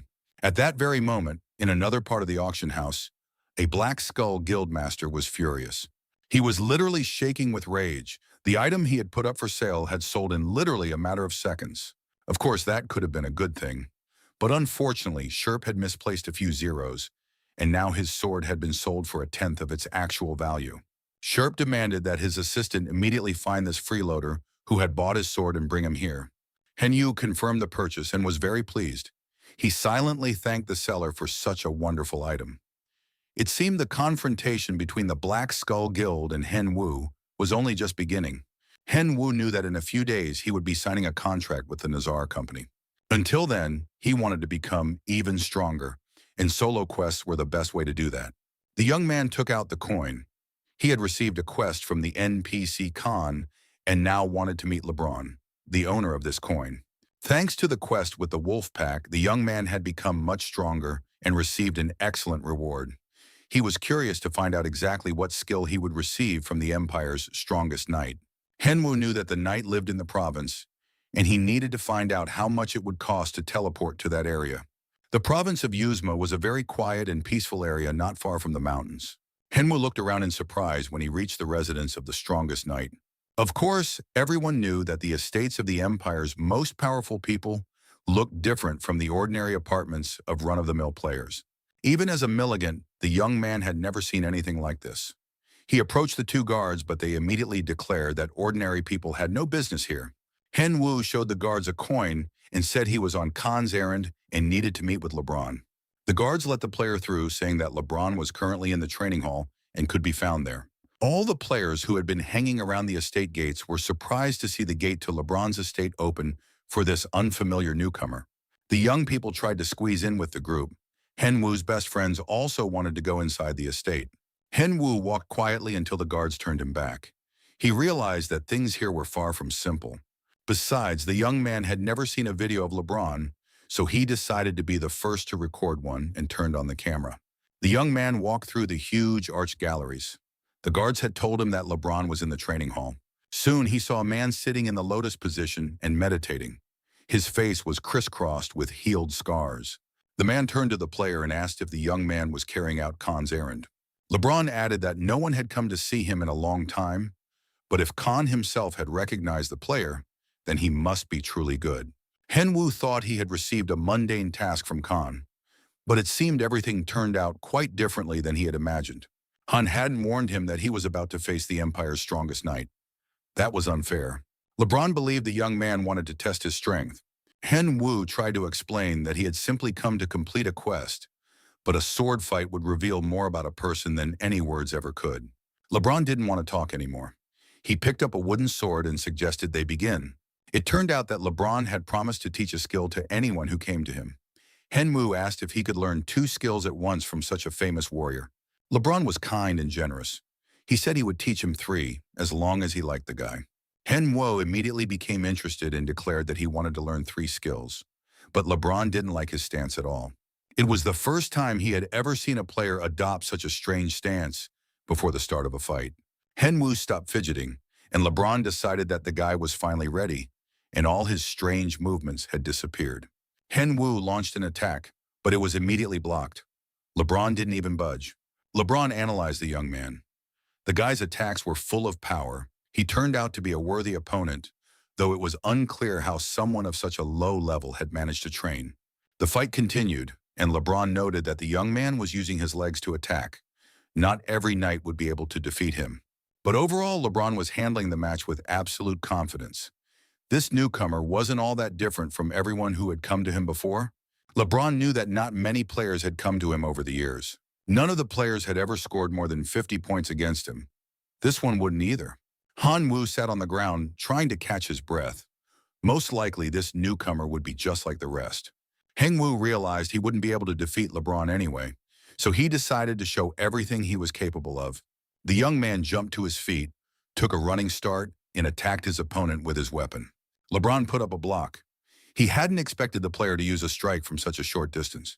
LeBron noticed that the player had crept up behind him and prepared to fend off the attack. Han Wu tried to strike, but he didn't succeed. LeBron was very pleased. Despite the difference in their levels, the young man had still dared to attack him. Moreover, the attack was made in midair, and the boy managed to keep his balance. LeBron said all this while holding his opponent's sword with 2 fingers. He declared that the young man had real talent and awarded him 80 points for it. Hen Wu couldn't believe his ears regarding the number of points. Did LeBron really mean all that? The young man had already calculated how many skills LeBron would teach him, but at that moment, the Empire's strongest knight surprised him greatly. LeBron said it was now his turn to attack. The player demanded that the young man get into position. For him, there was no greater joy than training with skilled fighters. Only a short time passed before painful bumps appeared on the young man's head. LeBron praised the boy, saying he recognized his skills. Of course, that was very nice to hear, but LeBron kept hitting Hen Wu in the same spot, and he still couldn't land a counterpunch. LeBron picked up the coin that Hen Wu had given him and said that now all the coins he had once handed out to the players had returned to him. In addition, LeBron acknowledged that Hen Wu was the best of all the players, and even better than all of them combined. As a result, the young man received a new title, LeBron's best student. Thanks to the new title, all of the players' stats increased, and LeBron said he would fulfill his promise, but would grant only one skill because the rules must not be broken. He opened his magic book, and the unique skill, Unbreakable Player, appeared in the book. Thanks to this skill, all of the players' stats increased, and now it will be harder for any opponent to defeat him. LeBron said he had kept his promise and that the player could leave now, but Hen Wu wasn't about to give up so easily. Of course, LeBron thought it was a shame to end the quest and decided to listen to what the young man wanted from him. Hen Wu smiled sweetly and asked if there was anything he could do to help LeBron. The Empire's strongest knight admitted that he really did need people, because there was a problem. The fact was that too many undead had appeared in Northern Briggs. His Majesty believed that dark sorcerers were behind it. LeBron asked the young man to conduct an investigation on his behalf, to find out the reasons for the undead outbreak and eliminate the dark sorcerer. Hen Wu checked the profile, and it turned out that this quest was MC level, which meant it was part of the main storyline. Story quests affected the arena itself and revealed its history.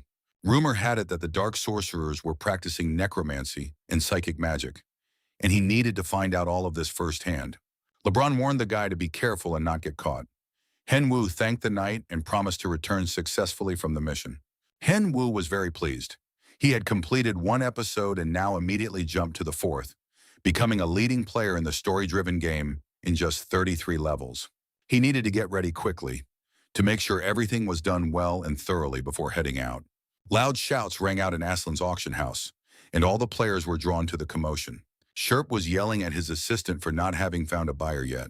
After all, the assistant just needed to find the person who had stolen his item, but she wasn't even capable of that. Why isn't she answering? Doesn't she have a mouth? The girl apologized to Captain Sherp and said she would definitely find a buyer tomorrow. Hen Wu also heard the shouts and thought the bidder was behaving rudely at the auction house. The young man listened to the commotion and heard Sherpa's demands, to bring the idiot who bought his sword to his knees the next day. Hen Wu realized he was the one being talked about. From his mask, it was clear that this troublemaker belonged to the Black Skull. Hen Wu didn't understand what the problem was, since he had bought the sword fairly. But now it was clear that he was in for a long-term feud with the Black Skull Guild. Hen Wu logged out, deciding he needed to take care of all his loose ends before continuing with the main storyline of the arena. Hen Wu thought it might be better to take out his enemies one by one. But then he thought it over and realized that all of this would drag on for a long time. And for him, time is money. Maybe he should just kill the guild's top brass, and the rest would fall away on their own. Just then, Yenchang peeked into the room. He saw that his friend had logged out, which meant they could have dinner together. During dinner, Henwu told his friend about the problems with the Black Skull Guild and asked for advice on how to proceed in this situation. Yenshin thought it was simple. He suggested provoking the Black Skull Guild. They needed to create a thread on the forum and basically challenge the entire guild to a battle. The entire gaming community wouldn't let such a post go unnoticed, so the players would definitely react. Then they could wipe out the entire guild at once. Plus, videos like that would definitely go viral, and the guys would kill two birds with one stone. Henwu thought his friend was a true marketing genius. Yenchang insisted he was completely ordinary, but there was still a problem. Henwu actually had to be able to defeat all the members of the Black Skull Guild, but that wasn't a problem for him. The next day, a video appeared on the arena forum challenging the Black Skull Guild to a battle. The assistant rushed anxiously into the Black Skull Guild leader's office. The girl was screaming that something terrible had happened. It turned out that someone had posted a video on the forum challenging the entire guild to a fight. In the video, a max-level noob addressed all the players and said he was recording this video because he had recently received a letter. The letter expressed gratitude for the victory over the idiots from the Black Skull Guild. And now the noob is challenging all guild members to a fight, because there's no place left in the Dark Forest where they haven't stuck their noses. It is known that the Black Skull Guild previously had 15 members, but after the victory over the two, their numbers dwindled. The noob showed everyone the sword he'd bought on the cheap and challenged all members of the Black Skull Guild to a duel. The man immediately recognized the sword in the noob's hands. He jumped up, ready to smash the computer. Does this wretched player want to delete the duel?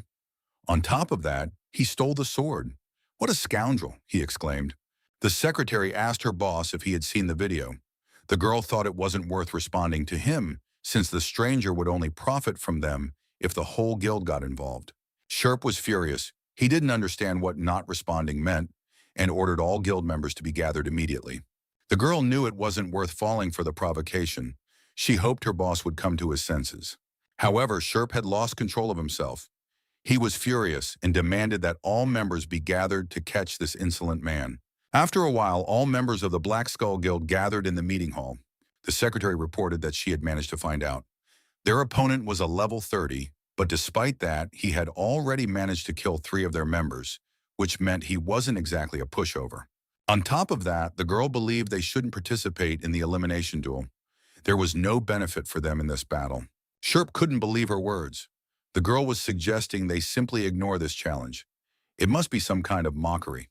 He couldn't turn a blind eye to his sword, nor to the entire guild, because now the guild would appear a coward in front of the entire community.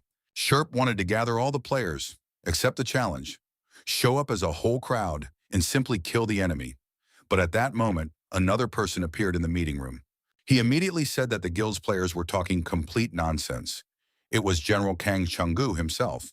He declared that it was simply unheard of for their guild to be afraid of some level 30 player. Sherpa didn't understand why the general had come to this meeting, and the general motioned for one of those present to come closer to him. The fat man approached the general, but the next moment he was beaten by Kang Chenggu. The guild general was outraged that his subordinates had captured the dungeon without reporting it, and had also failed to mention that 3 people had been killed. It was unclear how much longer he would have to turn a blind eye to the guild's mistakes. Kang Chenggu demanded that Sherpa immediately record a video in which he agreed to a duel, and after that, do everything possible to restore a shred of trust, because the strong will kill the weak anyway. The general really hoped that this time, the Black Skull Guild would survive. Company manager Nazar sat at the table, waiting to meet with the player. Soon, Kang Hyun-woo appeared in the doorway and greeted the manager, Kyle.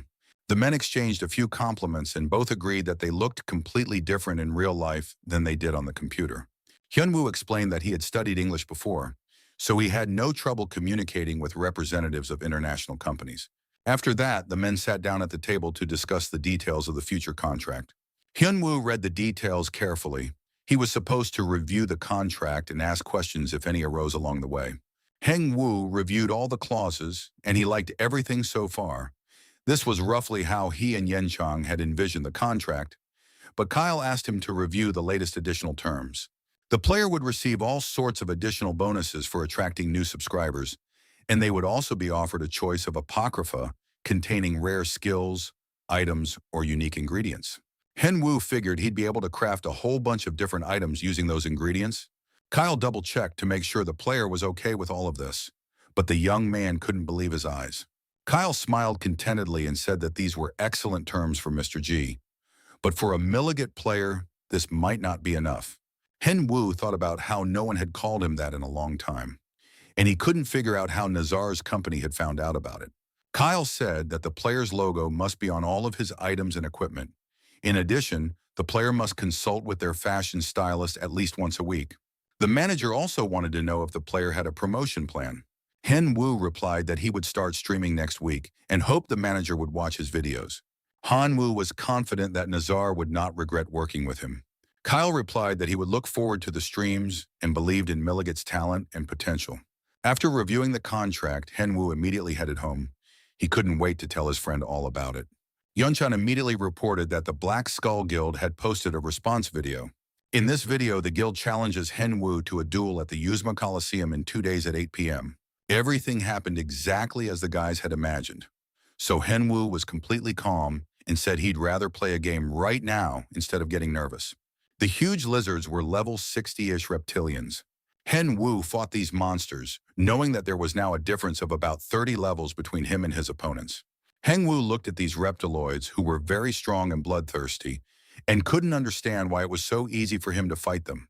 The young man thought about the skills he had acquired from his former acquaintances, and realized that he had actually been getting ahead of himself, since he was competing against monsters programmed by the game. Henwoo knew that the leader of the Black Skull Guild, named Shern, was currently at level 85, while all the other guild members were around level 70. Henwoo assessed his strength, thinking about the upcoming battle with the guild. He believed he wouldn't lose, but still, if he wanted to win that way, he needed to become even stronger. After that, the player hunted for 30 hours. Of course, he took breaks now and then, but he still spent a great deal of time training. Henwoo held the sword in his hands, which now felt very comfortable to him. The young man was tired, but he had still achieved his goal. He had just finished the boss battle and defeated all the reptilians. Now he could go to sleep, but first he needed to check his stats. Thanks to his diligent training, the player had reached level 40. The day of his battle with the Black Skull Guild had finally arrived. The Yuzma Coliseum had been filling with spectators since early morning. And that's no surprise, because today an unprecedented battle was set to take place there. A max-level noob had challenged the Black Skull Guild. They discussed the upcoming battles. They were amazed that so many spectators had come and speculated about who would win this duel. At first glance, of course, the Skull Guild had the advantage in both numbers and level. But don't forget that in a duel, they can't all attack one opponent at once, so this is a one-on-one duel for each player. And if the battle is one-on-one, who is most likely to emerge victorious in this duel? A max-level noob. The noob greeted the guild members and said he was afraid someone might get scared and not show up, so he hoped all 13 of them were present. Guild leader Sherp replied that he was ready to thank the noob, since he now had a chance to kill the player who had stolen his sword. The max-level noob was surprised that the sword he now possessed had once belonged to Sherp. He thanked Sherp for such a wonderful gift. It soon became clear that everyone present was ready, so the duel could begin. Henwoo addressed the audience. He welcomed everyone who had come to the Coliseum and thanked them for attending the match. In turn, the max-level noob promised the audience that the event would be exciting and that they certainly wouldn't have time to get bored. Unshan, like millions of other viewers, watched the duel via live stream. The noob explained that, according to the match rules, defeat would result in account deletion and that it would be a team battle.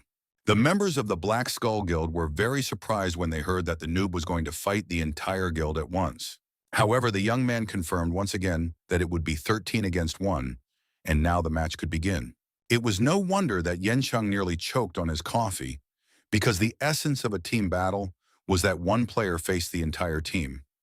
It had originally been assumed that the one-on-one battle would be against each player individually, but now the noob wanted all team members to face him at the same time. Sherp immediately suspected that the opponent had some trick up his sleeve or was trying to achieve something unexpected. The noob confirmed to Sherp once again that he wanted them all to participate in the battle together because he didn't find it fun at all to kill guild members one by one. Sherp was very wary. He demanded that the noob watch his words since the player couldn't guess why the opponent had come up with a team battle. He decided not to sweat it. His guild was going to win anyway. Yenshin was terribly worried. He didn't like the situation at all. Under no circumstances could Henwu lose and lose his account. Meanwhile, in the Colosseum, the opponents lined up against each other and the battle began. Park Cheol-gu turned to his captain, carefully examining the noob. The man said that this player had very good items. Park wanted to kill this guy himself and asked for permission to take his inventory. Sherp replied that he didn't care about any gear at all, except, of course, for his sword, which that scoundrel had stolen from him. Park Cheol-gu went up to his opponent, saying that a max-level noob had made a big mistake. Of course, there's no denying that the noob has good gear and skills, but does he really think he can win with just those? Park was certain that what mattered most in the game was brains and level. After all the players from the Black Skull Guild were at levels 70 and 80. Did he really think he could defeat 13 such players? Henwu pressed his opponent on the subject of winning brains and asked why. Then Park had come out to face him alone. As he spoke, the max-level noob swung his sword and sliced his opponent in half. And so, before the eyes of the stunned members of the Black Skull Guild, Park died, even though he was the second-ranked player in the guild. It was impossible, but it was a fact. They began accusing the noob of killing his opponent in the middle of a conversation. However, the noob replied that the battle had already begun, so there could be no questions about it. It immediately became clear that this opponent wasn't as simple and naive as he seemed. Sogen and Sovan decided they would have to take on this guy together. They had always been together, like Bibo and Boba. The guys organized and created the best combos in their guild, and now both spearmen attacked the noob. The noob stood there watching, realizing if he dodged the spear, the sword would hit him. If he dodged the sword, the spear would catch up to him. The sword and spear, of course, sounded very funny. The max-level noob grabbed his opponent's spears and pointed them in different directions. After that, the young man pressed his sword to his opponent's throats, saying that they should have attacked from behind because otherwise everything was too predictable. Henyu killed one of the spearmen and asked what the other one could possibly do with his spear against his sword now. In the next instant, another player was killed, and the max-level noob thanked Sherpa for the wonderful sword. Only a couple of minutes had passed, but already 3 members of that guild were dead. There was no point in standing around watching. They had to keep fighting. The spectators in the stands couldn't believe their eyes because just a moment ago, the noob had defeated 3 guild members in just a few minutes. At that moment, Henwu thought it was time to put his acting skills to use, since the match was still being recorded. So he turned to his opponents and asked if they remembered killing other players. Most likely the members of the Black Skull Guild had been successful because they'd only come across noobs. So now they couldn't avoid defeat. They'd have to say goodbye to their accounts anyway. Upon hearing these words, the spectators in the stands, in a united outburst, began demanding that the guild's players surrender. It became clear that the entire Colosseum was on Henwu's side. The young man knew that in team battles it was crucial to make a strong impression. Once the first opponent was defeated, the rest of the guild members would start worrying about their own defeat. They had thought the battle would be easy, but now they were panicking and couldn't decide which strategy to choose. Henwu had no intention of giving his opponents a chance to do anything clever. He appeared behind them with a sword in his hands and launched an attack. Completely caught off guard by such brazen aggression, the Black Skull Guild members didn't even have time to draw their weapons. The enemies were in a panic, so they had to be finished off one by one. Now they had become mere props in the video. A few swings of the sword and another tank was destroyed on the spot. Soon, panic paralyzed the remaining 3 members of the entire Black Skull Guild. The Sherpa tried to cheer himself up by saying that it wasn't over yet. If they won, the other guild members wouldn't have to delete their accounts. All they had to do was win, and at that very decisive moment, he threw his sword to the ground and announced that he was surrendering. The player believed that they would only disgrace themselves further by trying to stand up to this lone player. The girl also announced that she would surrender. She explained to the guild leader that lately they had focused on leveling up and farming items, and now she wasn't interested in playing the arena the way she used to. Sherp was left alone.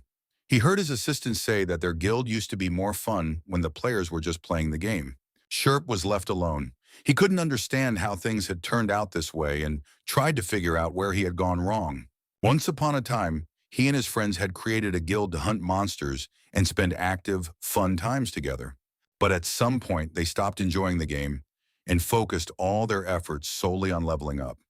Since then, Black Skull had come to be associated with evil. The spectators were absolutely thrilled.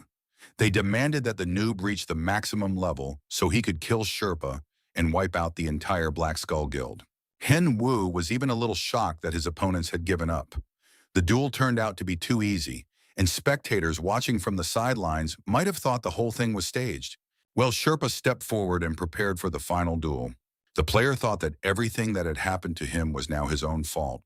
It would all end here. Sherp advised the noob not to celebrate too soon. Even getting his account banned wasn't the end of it. Sherp would definitely start from scratch, and next time, people wouldn't think so badly of the Black Skull Guild.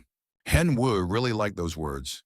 He had thought the entire guild had lost hope, but now its leader had pleasantly surprised him. And so the final duel began. The max-level noob fought against the guild leader, and everyone present in the Colosseum went wild. The match ended with the max-level noob's victory, and his name became the embodiment of the word justice. But at that very moment, an unusual man took an interest in the player Hen Wu. The general of the New World Guild, Kang Chenggu, though he hadn't expected the Black Skull Guild to win, was nonetheless impressed by this duel.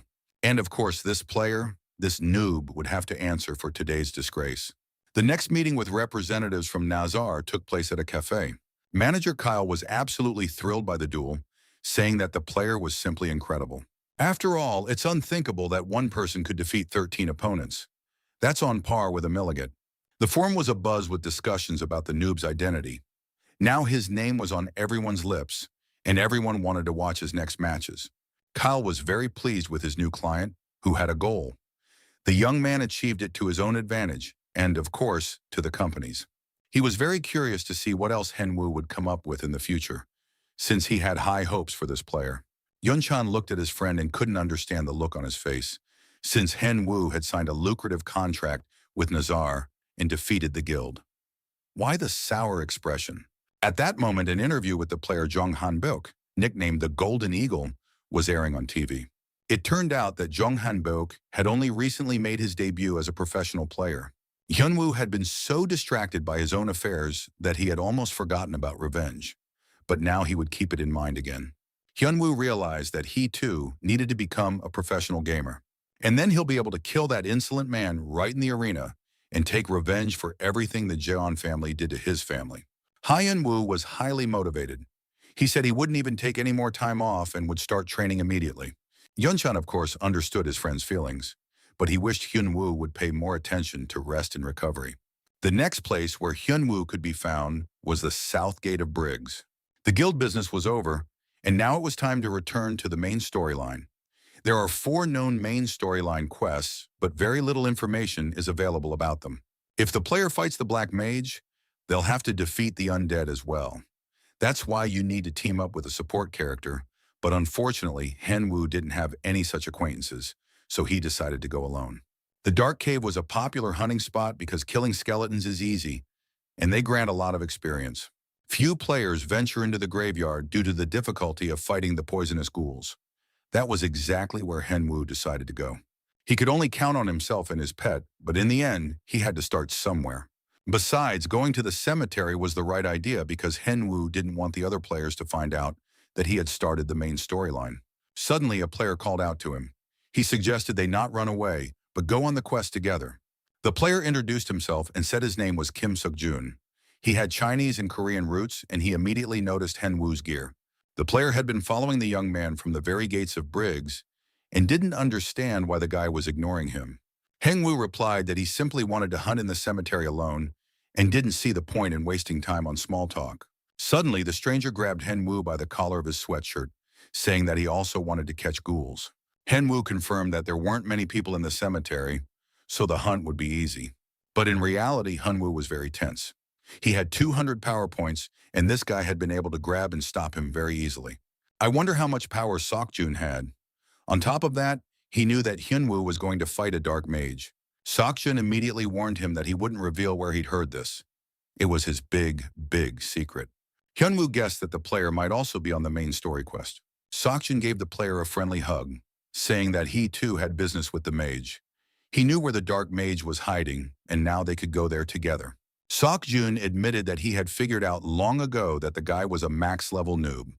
That's why he decided to help him for free, since Seokjun himself had already advanced to the second class. It wasn't as if it was a bad deal for Henwoo.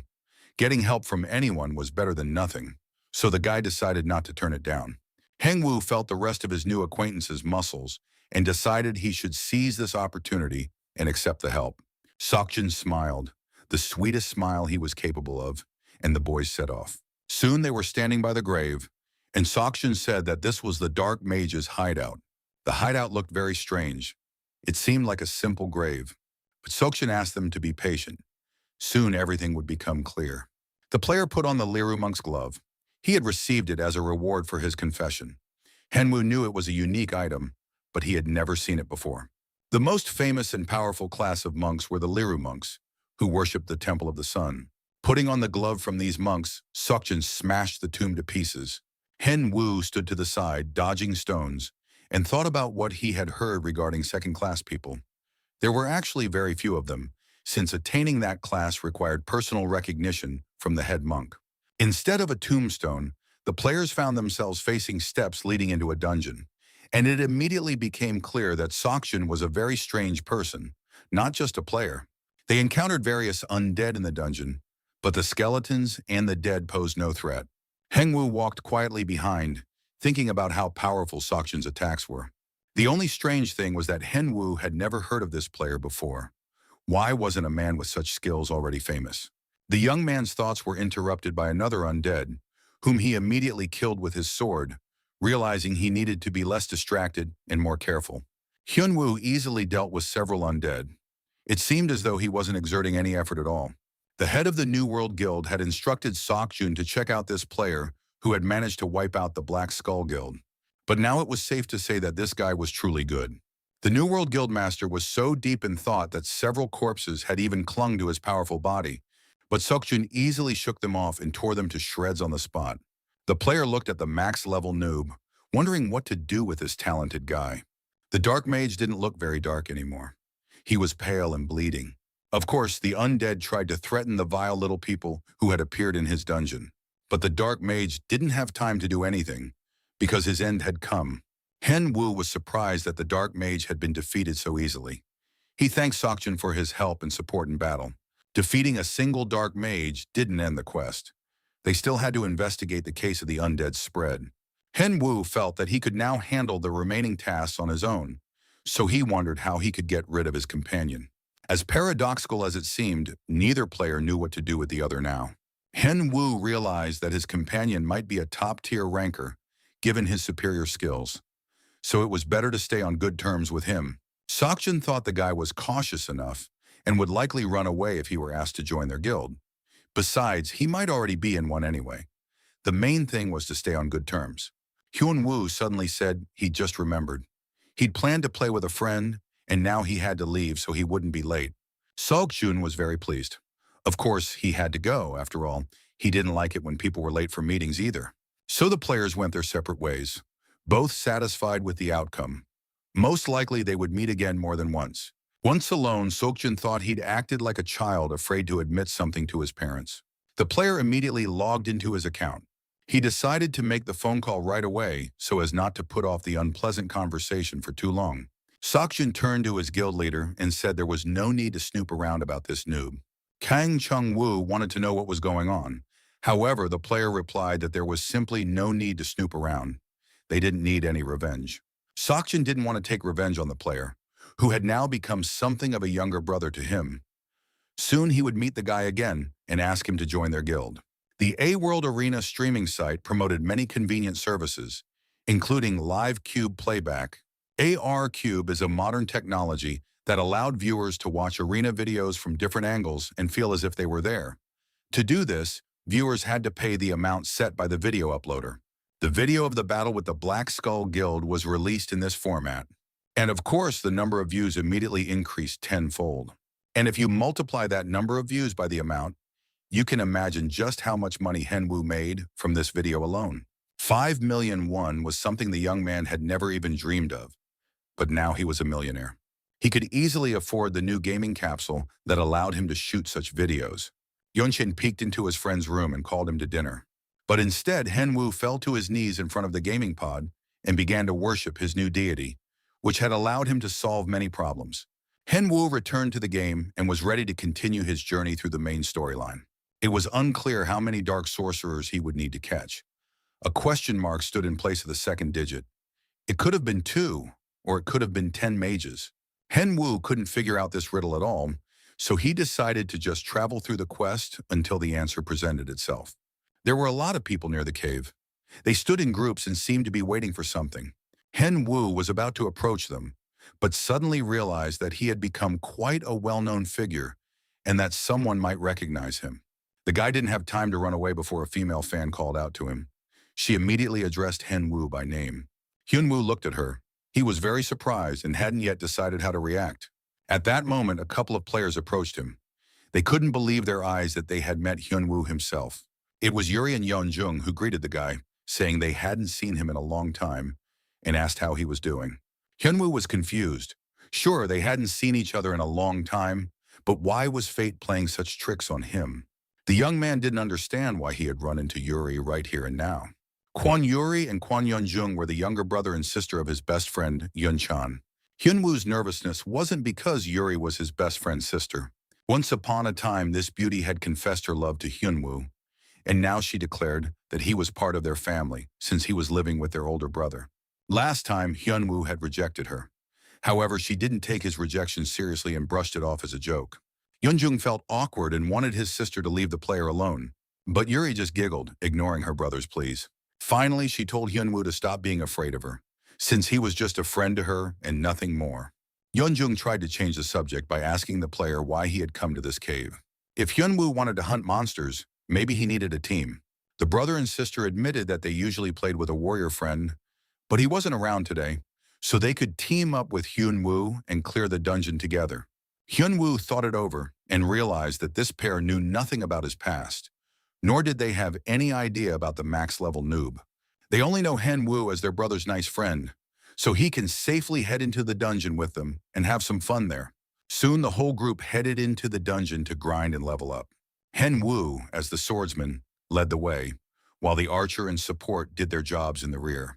Before Henwu could even strike the skeletons, one of them was pierced by an arrow, and another exploded from a fireball. Henwu looked at his new teammates with surprise and noted that they weren't half bad. Of course, he had doubted their skills, but now it was clear that they would navigate this dungeon quite capably.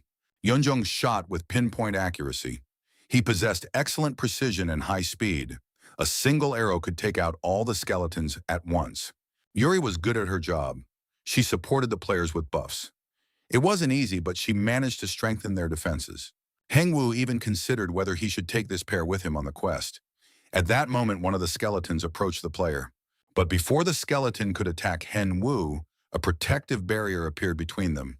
Yuri raised this barrier and protected Henwu, saying that the guy needed to pull himself together, since the skeleton had nearly devoured him. Henwu decided he'd had enough of dealing with the guys and that now he could tell them the whole truth. He admitted that he'd come to this dungeon out of boredom. In reality, Henwu was supposed to kill the Dark Mage, and a temporary dungeon would soon appear in this cave. Henwu didn't want to tell the guys about the main quest just yet. He just asked how much time they could spend in the game today. The brother and sister eagerly agreed to join the hunt for the Dark Mage. They knew they were sure to get some great rewards. Henwu didn't tell the kids that they were about to enter a veritable hell. He simply suggested they start searching for the temporary dungeon together as soon as possible. Several hours had already passed, and the players were still moving deeper in, destroying skeletons along the way. But now 7 hours had passed, and nothing had really changed in the players' lives. They began to doubt whether they were doing the right thing, because after spending so much time in the game, they still hadn't managed to find a temporary dungeon. Yeonjung thought they had already combed the entire cave from top to bottom. But Henwu was certain that the dungeon had to be somewhere here. He suggested that his companions take a short break. Henwu was already used to long missions, but for his companions, such a long hunt was a first. Despite this, Yuri looked lively. The girl probably had a special talent for the game. Yenjin, on the other hand, was exhausted and worn out. He sat on the floor of the dungeon, completely drained. Suddenly, the wall behind him began to move. and the boy was startled. Gradually, the wall parted, revealing a passageway, and the players discovered the laboratory of Adelia, the dark mage's apprentice. Yenjin was still lying on the steps, unsure whether he was glad about this or not. After all, he hadn't managed to rest. Going downstairs, they found themselves in a large room resembling a library, where a man stood in the distance. He was mixing some liquids in flasks, confident that now he would definitely be able to become a full-fledged mage. And that meant he would be able to command an entire army of the undead and take revenge on everyone who had despised him. Adeli was certain that this was only the beginning of his triumphant march across the land. Henyu now understood why there were so many undead outside, so he had fulfilled the quest given to him by the game's strongest knight. Now the players could stop the Dark Mage because they knew everything about his master plan. Adeli was clearly flustered. He didn't understand how the players had managed to enter his hidden dungeon. Hen Wu replied that they were already very tired from today's events, so they had no intention of answering any questions. Adeli regained his composure, called the players fools, and promised to make them regret entering his lair. The mage held out his hand toward the players and said one word, "Pepe," and suddenly the wall in the room seemed to vanish, and a huge monster leaped inside. The players were stunned and couldn't move from surprise as they stared at the enormous creature. Adeli petted his pet and said that these players were its food. It could devour them down to the last bone. Henyu immediately said he would take on this predatory monster, while the brother and sister would have to attack the mage.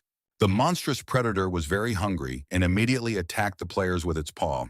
Yuri and Yeonjung screamed in horror, thinking their comrade was already dead. When the dust settled, Henwu was safe and sound. He reassured his friends, telling them not to worry. This monster wasn't a skeleton, but he could handle it.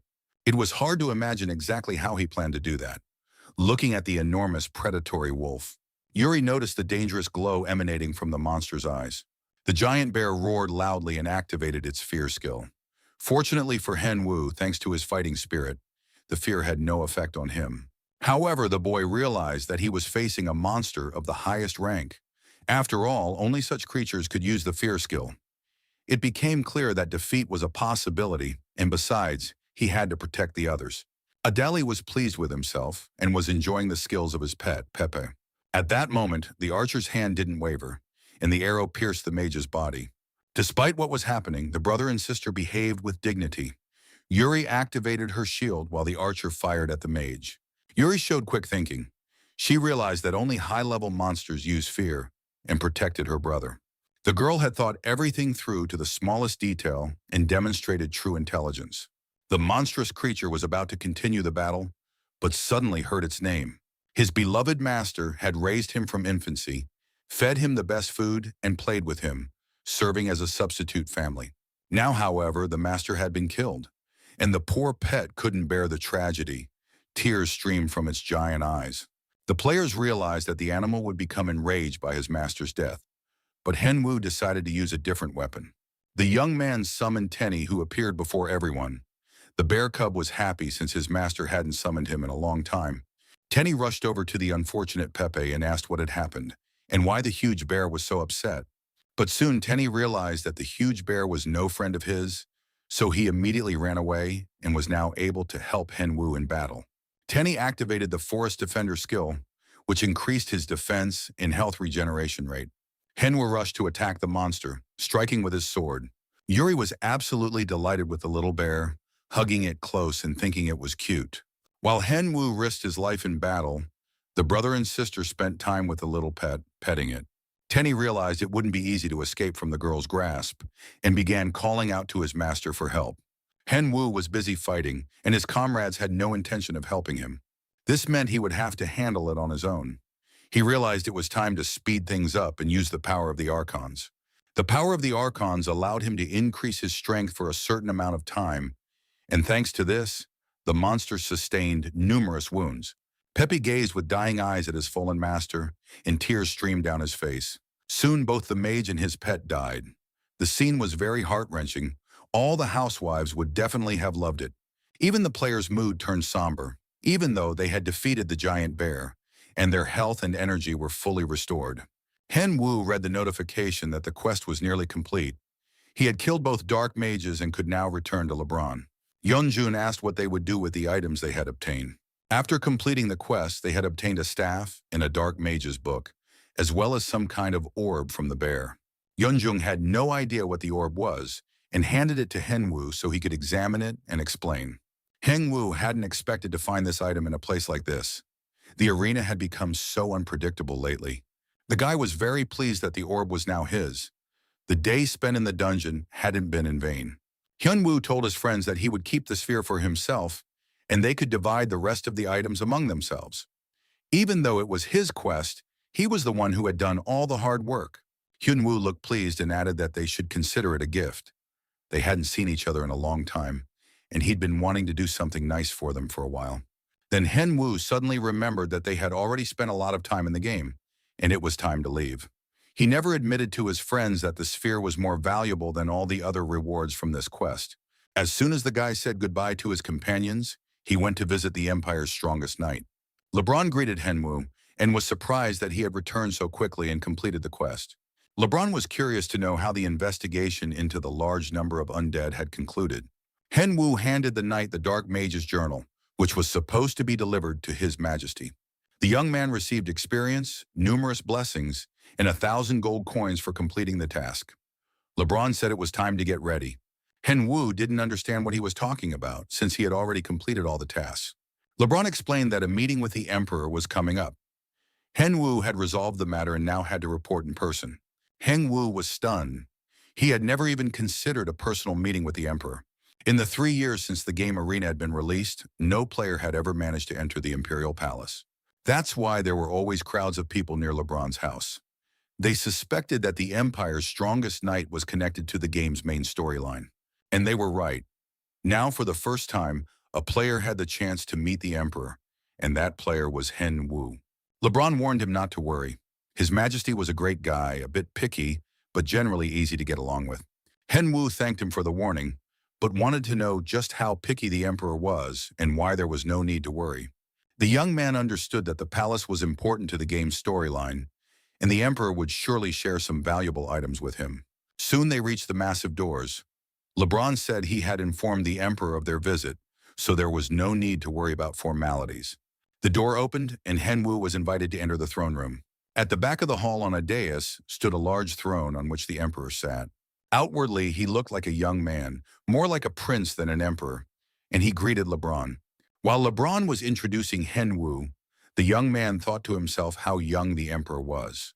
LeBron reported that he had brought the man who had explored Briggs, and Henwu was honored as the first person to meet the Emperor. The Emperor listened to LeBron and, without saying a word, began to look closely at the player.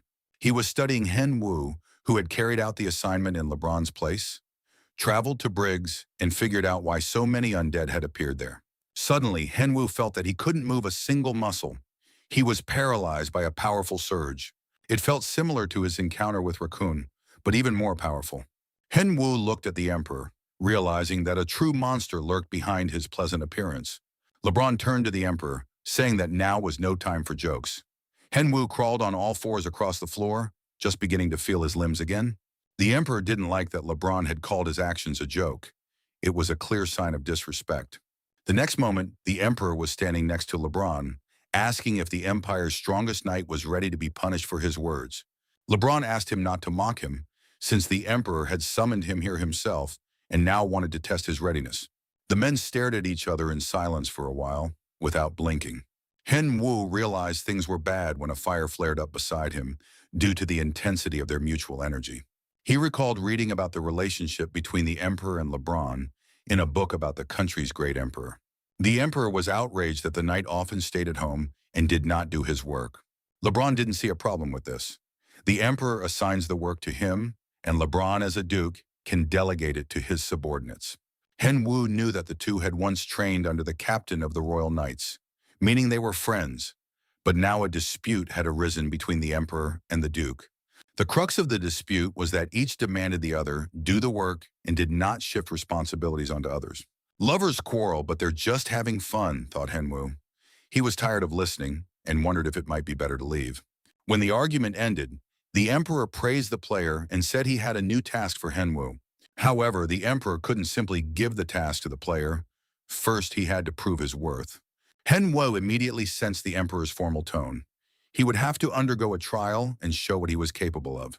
Over the course of 2 weeks, Henwu would have to prove that he was a great warrior by winning 100 victories. As a result, he would receive a gift from the emperor and new assignments. The emperor promised to wait for their next meeting, but if the player didn't make it in time, they would never see each other again. Henwu was ready to live up to these expectations. The young man realized that a main storyline quest awaited him once again. He was incredibly lucky. He only needed to win 100 duels, which he could handle easily. Henwu told his friend everything that had happened. Yenshin was amazed that his friend had taken on the main storyline all by himself. Yenshin congratulated Henwu, but honestly admitted that he was a little jealous. The guy thought that Henwu had very high luck points. While Henwu still didn't know what to do next, he wanted to save the battles for his debut as a streamer. Now, however, he would have to start streaming as early as Monday, since the time the Emperor had given them was limited. Over the next couple of days, Henwu planned to level up to 50, make a few short videos, and grind a bit. Yenshin was worried that his friend had shared good items with his brother and sister after clearing the dungeon. Henwu reassured his friend. The kids deserved it, and things were going well for him, so he could afford to share items. Yenshin replied that he was happy for his friend if he now had the chance to give gifts. Yunchan sincerely hoped that things would soon go back to the way they were, and that Hyunwoo would become rich again. Hengwoo was also certain that time was just around the corner, and everything would be great again for the two of them. Thanks to the contract he signed with Nazar, Henwu received a very expensive book titled Control of Magic. With the help of the book, he would learn to use various types of magic, but first he would need 60 magic points. Hengwu drew his sword, got ready, and activated his magic. After swinging the sword a few times, he felt his movements become lighter. Tenny ran up to his master, remembering that Henwu had promised him something. Henwun took out the sphere he had taken from the dark mage in the dungeon. It turned out to be the core of a giant bear. Tenny was thrilled. He wanted to use the core as soon as possible, since it significantly boosted his pet's stats. Henwu teased the cub a little more, demanding respect and worship from him. After using the core, the bear reached level 35 and now considered himself very strong and invincible. The pet gained 2 new skills, Chain Lightning and Magical Friendship. Tenny hoped to become stronger than his foolish master, who would now be unable to handle his new skills. The bear began to activate Chain Lightning, clearly plotting something sinister. Henyu punched him in the face and reminded him that he was the master here. The closer the day of the first stream got, the more new people subscribed to him. The video of the fight with the bear racked up a huge number of views. With each passing day, the number of subscribers in the cube grew, which meant Henwu's income was increasing. His new short video also garnered a lot of views, where he talked about his debut and future battles. A lot of debates and rumors started popping up in the communities. Everyone was talking about how a max-level noob would win 100 duels, and the arena rankings would soon be shaken up. A huge dragon lay with its tongue hanging out, unable to do anything to the player. Sakjin sat atop the slain monster and was certain that Henwu would soon surprise everyone and reach their level or higher. The head of the New World Guild, Kang Chung-gu, wanted to know what was so unique about this player. Even he wanted to fight Henwu personally. After all, Sakjin wouldn't admire just anyone. Sakjin knew that Henwu would have to win 100 times so they could meet in the arena. It would be an interesting experience, and they shouldn't miss out on it. Tenny practiced his new skills and struck monsters with lightning, quickly leveling up. After a while, both the player and his pet could barely stand on their feet from exhaustion. But it was a pleasant kind of exhaustion. Henwu had reached level 50, which was cause for celebration. Tenny was barely hanging on to the tree and told his owner that he was tired of using lightning. Henwu let his pet rest, realizing that the skills were incredibly cool but required a lot of mana. Henwu was pleased with himself. At this level, he was definitely ready to stream. Suddenly, a huge bird, a seagull, landed on the players from the sky, and Henwu barely managed to jump out of the way. A huge carrier bird, Pekka Pekka, landed next to the player. It delivered a letter from the company's manager, Nazar Kyle. Kyle had sent Henwu a gift personally from the director of Nazar, Mr. Jamie. Henwu opened the chest and was amazed. The gift turned out to be gorgeous. Inside was a black Jaguar set, which the player had once worn in a past life. The company had prepared it specifically for his first stream. The set increased speed in the dark and all other stats. To make it into the rankings, Henwu had to win 20 matches and then complete the remaining duels to fulfill the Emperor's mission. Putting on the gifted set, Henwoo once again felt like the #1 ranker in the world of Milligat. Perhaps it was time to officially announce his return to the arena. In the past, streaming sites had been gradually losing popularity. With the development of virtual reality games, a problem arose with streams. The difficulties with time differences were never resolved, so the stock prices of many companies plummeted. But then a company emerged that took the management of all these sites under its wing. It was this company that created Arena. Viewers don't need monitors, they need cubes. The company developed a streaming system right inside gaming clubs. It didn't charge a commission on donations. Moreover, donations could be made directly in gold coins, rather than regular money. That's why the arena became popular. While Kang Hyun-woo was in the army, people actively gathered for streams, even before they started. Hyun-woo never thought he'd have his first stream, and now he was a little nervous. However, it was time to start. The player put on a mask and stepped into the bright lights of the Coliseum. A huge crowd of viewers eagerly awaited the player's appearance. They wished the max-level noob the best of luck in future victories. Wearing a new outfit from his sponsors and the max-level noob mask, Henwoo greeted the viewers and announced that he was a new streamer. This was the player's first stream under the name Max Level Noob. Immediately, something unexpected happened. Henwoo couldn't believe his eyes. Donations in gold coins started pouring in. Yenshin had warned him. It might be a little awkward, but there would definitely be viewers who would donate right at the start, since Max Level Noob is already an idol to many. Henwoo watched the amounts pouring in and felt his confidence grow with every passing moment. He addressed the viewers. On his debut stream, he would battle 100 opponents. The viewers noticed the player's slight bewilderment. He clearly hadn't expected the money to pour in right away. Henwoo decided to show off his current level and class. He made his profile public so everyone could see his private information.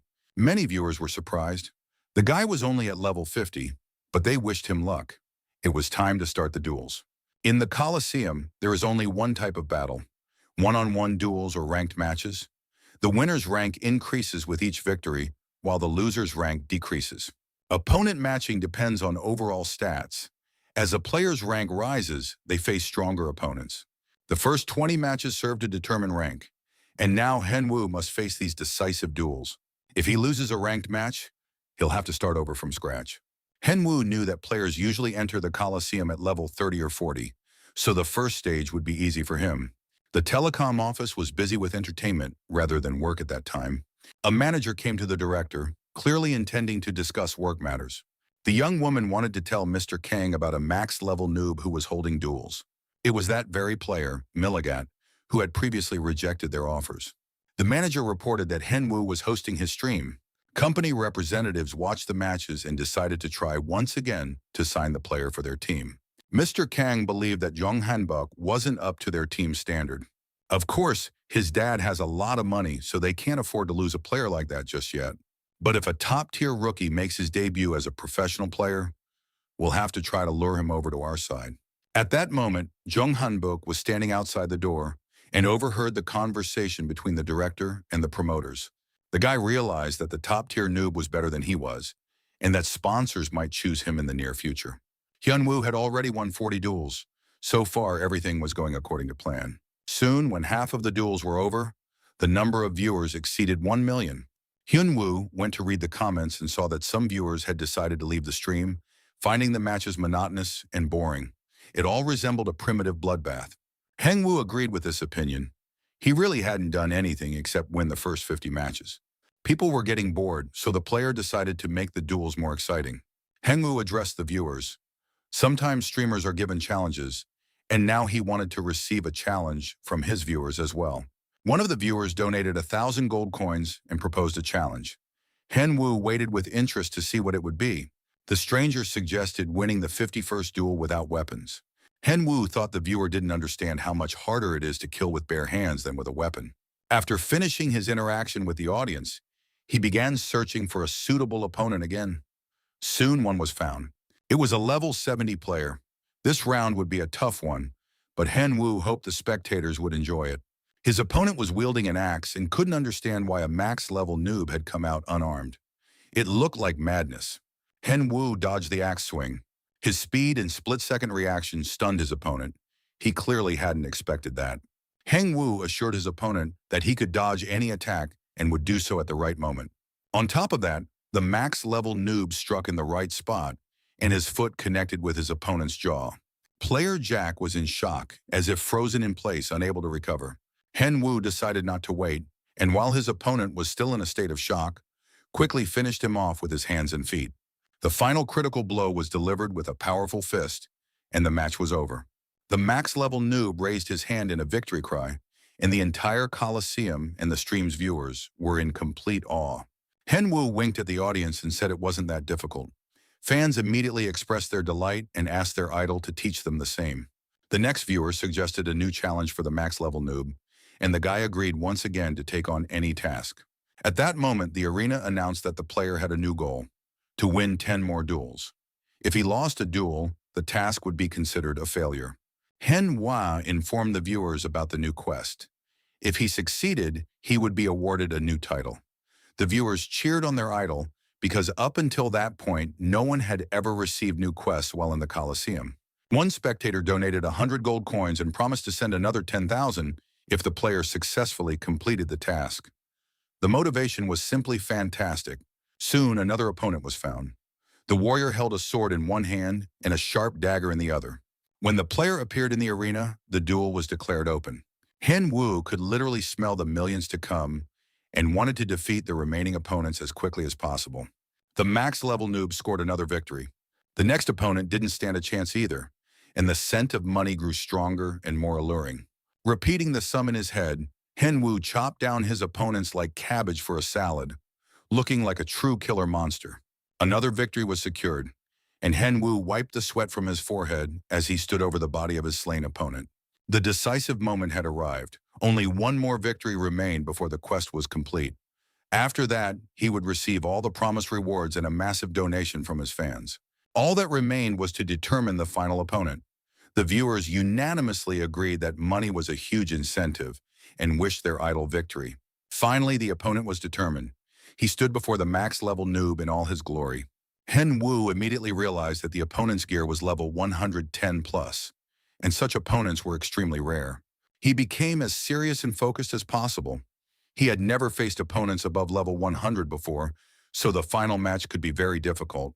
The max-level noob realized that his opponent was nearly twice his level, and he would have to use everything he had in reserve. Hen Wu summoned his pet. The bear Tenny appeared in the arena before the audience. The cute little bear won over the audience, who showered him with compliments, calling him a cutie and a wonderful teddy bear. The audience began donating to the bear. Hen Wu asked his pet to watch his language and not embarrass him in front of the whole world. Tenny looked around and didn't see a single spectator. He said that his owner was a real fraud, since there was only one extra person here. After that, the duel began, and the rivals faced off against each other. The stranger immediately declared that it was too noisy here, and that some people needed to shut their mouths. Hen Wu turned to the bear for buffs. However, the capricious Tenny refused to help, demanding an apology. The spectators were thrilled. They didn't know that pets could provide buffs. Apparently, this pet was of a unique level. Hen Wu promised the bear that after the duel, he would help improve his skills. After that, Tenny agreed to activate the buffs. He immediately activated the Forest Defender and Physical Development Booster skills. Hen Wu hoped to defeat his opponent in a matter of minutes. Finally, the rivals' blades clashed in battle. Neither duelist was inferior to the other. The stranger's strikes were strong and powerful. Hen Wu struggled to withstand the onslaught. He realized that without his pet's buffs, he would have been defeated long ago. The opponent was too fast and too strong, and the duel was turning into a true final battle for the championship title. Hen Wu struck, and the stranger dodged. It was clear that the player was not only strong, but also very lucky. Facing such a powerful opponent in the final battle was more of a test of fate, but Hen Wu was confident in his abilities and harnessed the power of the Archons. The skill boosted his strength, and he landed several powerful blows that caught his opponent off guard. His opponent hadn't expected this at all, and asked where a max-level noob had gotten such power. Hen Wu landed a critical hit on his opponent's neck, inflicting serious damage, even though the wound was small. The stranger was surprised. How could a player of such a low level stand up to him? But now he admitted that a max-level noob was indeed good. His opponent suggested that the player wasn't playing for himself. Upon hearing this, Hen Wu became furious. He was a streamer, and he was about to finish off his opponent to complete the mission. An exchange of blows ensued. Henwu wanted to end the fight with a decisive victory. He knew he only had enough stamina for a couple of minutes, and if he didn't finish before the buffs wore off, he would lose. Henwu thought he lacked the necessary skills. A couple of additional abilities would clearly have secured the victory. The opponents were literally butting heads like two rams. His opponent couldn't take it anymore and shouted that the noob was literally driving him crazy. Henwu felt that the situation was critical. There was nowhere left to dodge, and if he missed, the end was inevitable. There was only one way left. Henwu dodged, using his sword as a shield, and took the blow from his opponent. In the very next moment, he parried the attack and was ready to strike back. His opponent wondered how Henwu had managed to dodge, but he had no time to think. His head was severed from his shoulders. The opponent was defeated, the max-level noob player had won, and his rank had risen. Henwu had fulfilled absolutely all the requirements, and now he needed to go to the Emperor for a gift and assignments. However, this was truly difficult. Of course, the viewers were absolutely thrilled, and only the young man knew just how tired he was, since the stream had already lasted more than 10 hours. He just wanted to finish all this as soon as possible and finally get some rest. But just at that moment, the viewers began to fulfill their promises and shower their idol with thousands of gold coins. This immediately gave him strength and a second wind. Tenny looked at his host and decided the guy had completely lost his mind because he'd started talking to himself. Henwu, collecting donations, said goodbye to his viewers, telling them that the next stream would be on Friday night, and then he disappeared. Henwu, sitting on his couch in his room, couldn't feel his arms or legs. He was utterly exhausted and drained. It turned out that streaming wasn't all that easy. You had to keep an eye on the chat, complete tasks, and fight. Yenshin was sure that after a few more streams, his friend would get the hang of it and wouldn't get so tired anymore. But for now, he needed to calculate how much money this stream had brought in. Yenshan decided to find the total amount, and to do that, he probably needed to go to the streaming company's website. The young man couldn't understand what kind of strange number the computer had given him. Henwu was also impatient. He hadn't calculated his earnings yet. The website stated that the player had earned a certain number of grams of gold. It was completely incomprehensible. Of course, he wanted to know the amount in money. Yenshin set out to convert this gold into regular currency, and to be precise, even started counting on his fingers, because the number turned out to be completely strange. Soon, both friends were staring at the computer as if they were looking not at numbers, but at some invisible alien monster. Henwu's first stream earned him over 57 million won, and he also became the most talked about topic on many gaming platforms. The name of the max-level noob was on everyone's lips, and many companies wanted to sign a contract with him and even sponsor him in the future. Marco, the guild master of Mano, couldn't believe his ears when he heard the report. It turned out that their guild's accounts were running low on funds, and sponsors were either refusing to renew contracts or simply cutting back on payments. It was all because of a max-level noob. Now, many companies want to work with this particular player. The company isn't shy about spending money and treats its old players however it pleases. The max-level noob started his first stream at level 50. During the stream, he leveled up several times. Marco was simply furious. He slammed his fist on the table. Marco demanded that they either lure this player into their guild or just get rid of him, because they needed to win back their sponsors. The max-level noob was the first player to see the Emperor's face. The New World Guild and the Behemoth Guild also received main story quests, but only Henwu managed to complete the quest on his own. In addition, he had progressed much further in his interactions with LeBron than all the other players. The Phoenix Guild Master, named Griffin, decided they needed to find this guy and lure him into their guild. It was clear that the max-level noob would continue to progress through the story. The young man received the title Fearless, which increased his attack power when fighting humanoid monsters. He especially liked the gift of a ring from Hephaestus. Hephaestus lived in the age of myths, and now one could feel the power emanating from the ring. This ring, along with the one from his first training, belonged to the same set, and now their effects were enhanced. Thanks to these rings, the player had leveled up very well. Everything was falling into place perfectly. Henwu was absolutely pleased with himself and his prospects. Tenny was happy too. He was stuffing himself with roasted meat and wanted to know why his master was smiling. Finally, the kind master had decided to treat his bear to a delicious meal. Henwu kept smiling nonstop. eating and indulging in everything. The bear cub suspected that something was wrong with his master. Henwu looked at the bear and marveled that his pet had become so popular on the stream. From now on, he would have to take him along too. Henwu couldn't calm down, smiling happily. He hadn't received his reward from the emperor yet, and now wanted to know exactly what the gift would be. Most likely, the emperor's gift would be on a whole different level. He just had to wait until the bear cub finished eating, and then they could head straight to the palace. The emperor was genuinely surprised when he saw the player Henwu standing before him again. It was simply amazing how this guy had completed the task so quickly and returned. It hadn't even been a week yet. It seemed that LeBron had been absolutely right in his assessment of this player. Henwu bowed deeply, thanking the emperor. The young man understood that he must never forget. The emperor was a monster whose mere gaze could paralyze. While the player was trying to get up and straighten his limbs, the emperor tossed him his reward for completing the task. The emperor told the player to take this orb and find Alfred in the Ardia Desert. The essence of the quest was to go to the Ardia Desert, find Alfred there, and as a result, receive a skill from him. However, there were rebels in the desert. Their presence greatly infuriated the emperor. He wanted the player to find out everything about those involved. For completing this investigation, the player would once again receive a gift from the emperor. Henwu promised that he would gladly carry out his emperor's quest. At the same time, the young man was barely holding on, struggling not to lose consciousness from the influence that the monster in the crown was exerting over him. The player reached the Ardia Desert. This location was necessary to complete the first main quest.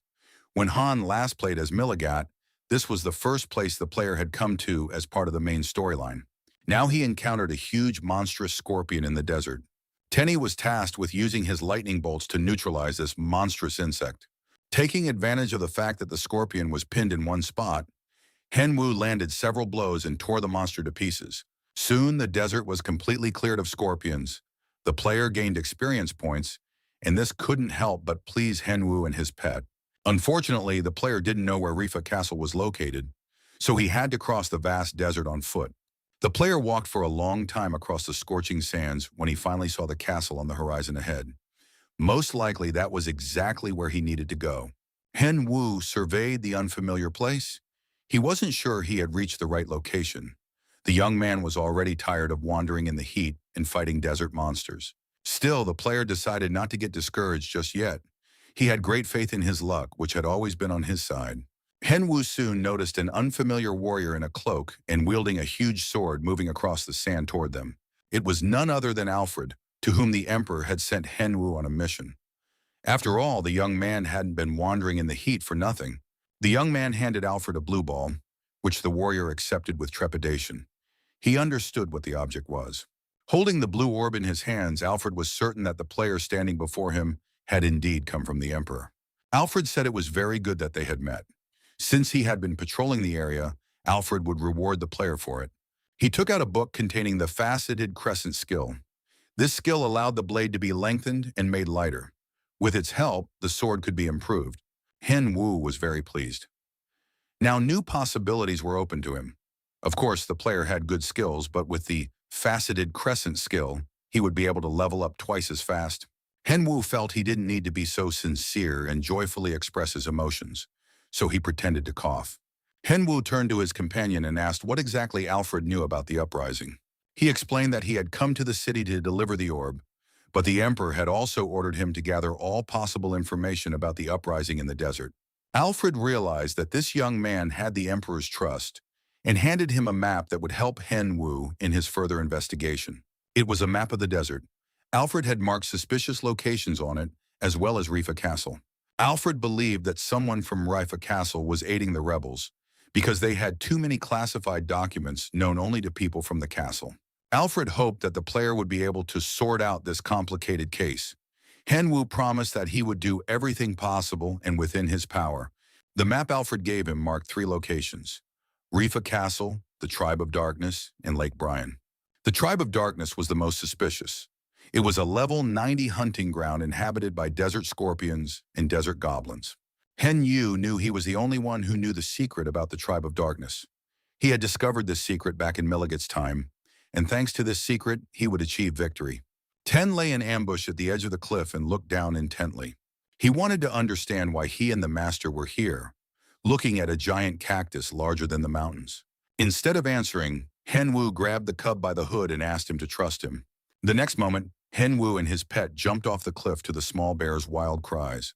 Henwu knew that if he completed this quest, he would advance much further than any other player in the history of the arena. Of course, it was interesting to see what reward the guy would get next. And just at that moment, he landed on a huge, prickly cactus. Over the past couple of years, many players had visited the Ardia Desert, but none of them had been able to find the secret dungeon, except for the player Kang Henwu during the Milligat era. All of this happened for one simple reason. The players couldn't find the code to this dungeon, but Hyunwoo was now standing in front of a giant cactus, and everything was perfectly clear to him.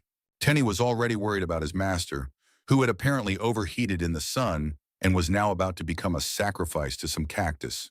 Tenny didn't understand why his master was going to die by running straight into the cactus, but Henwu was certain there was a dungeon inside the cactus. They just needed to find which side the entrance was on. Tenny had already lost hope. He realized that his master had truly gone mad.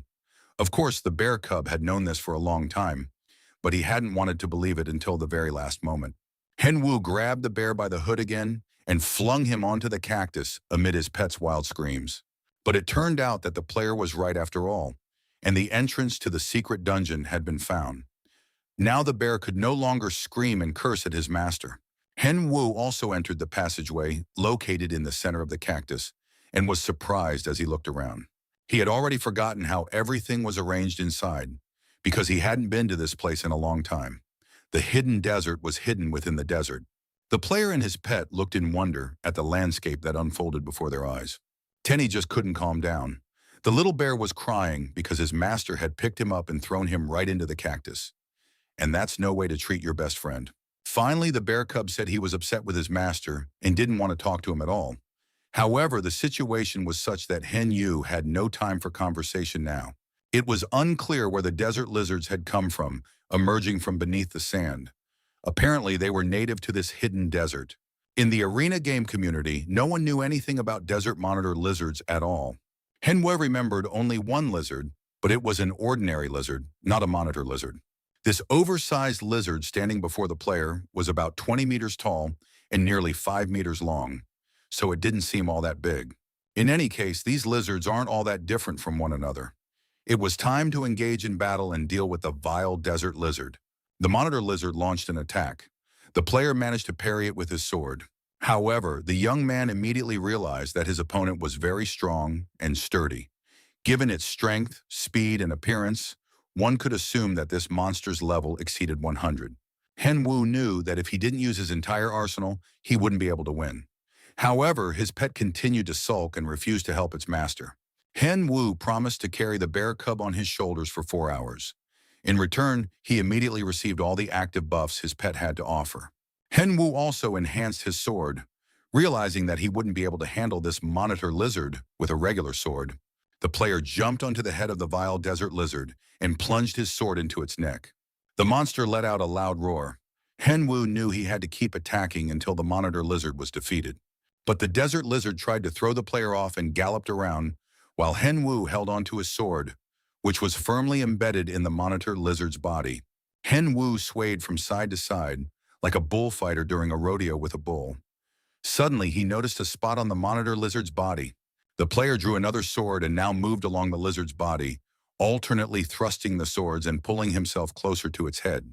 He managed to thrust the sword and sever the nerve endings, after which the monitor lizard went into shock and could not move at all. Hen Wun took advantage of this situation to finish his attacks and began slicing open the desert monitor lizard's head. The monster leaped high into the air and then fell with all its might onto the sand. The player landed very hard, though thankfully the sand wasn't stone.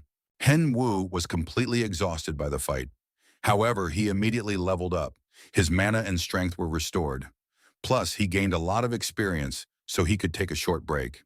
Hen Wu looked at the dead monitor lizard and thought he could probably use it somehow for his next stream. He decided to reach out to the video editor and ask Ellis to make high-quality videos.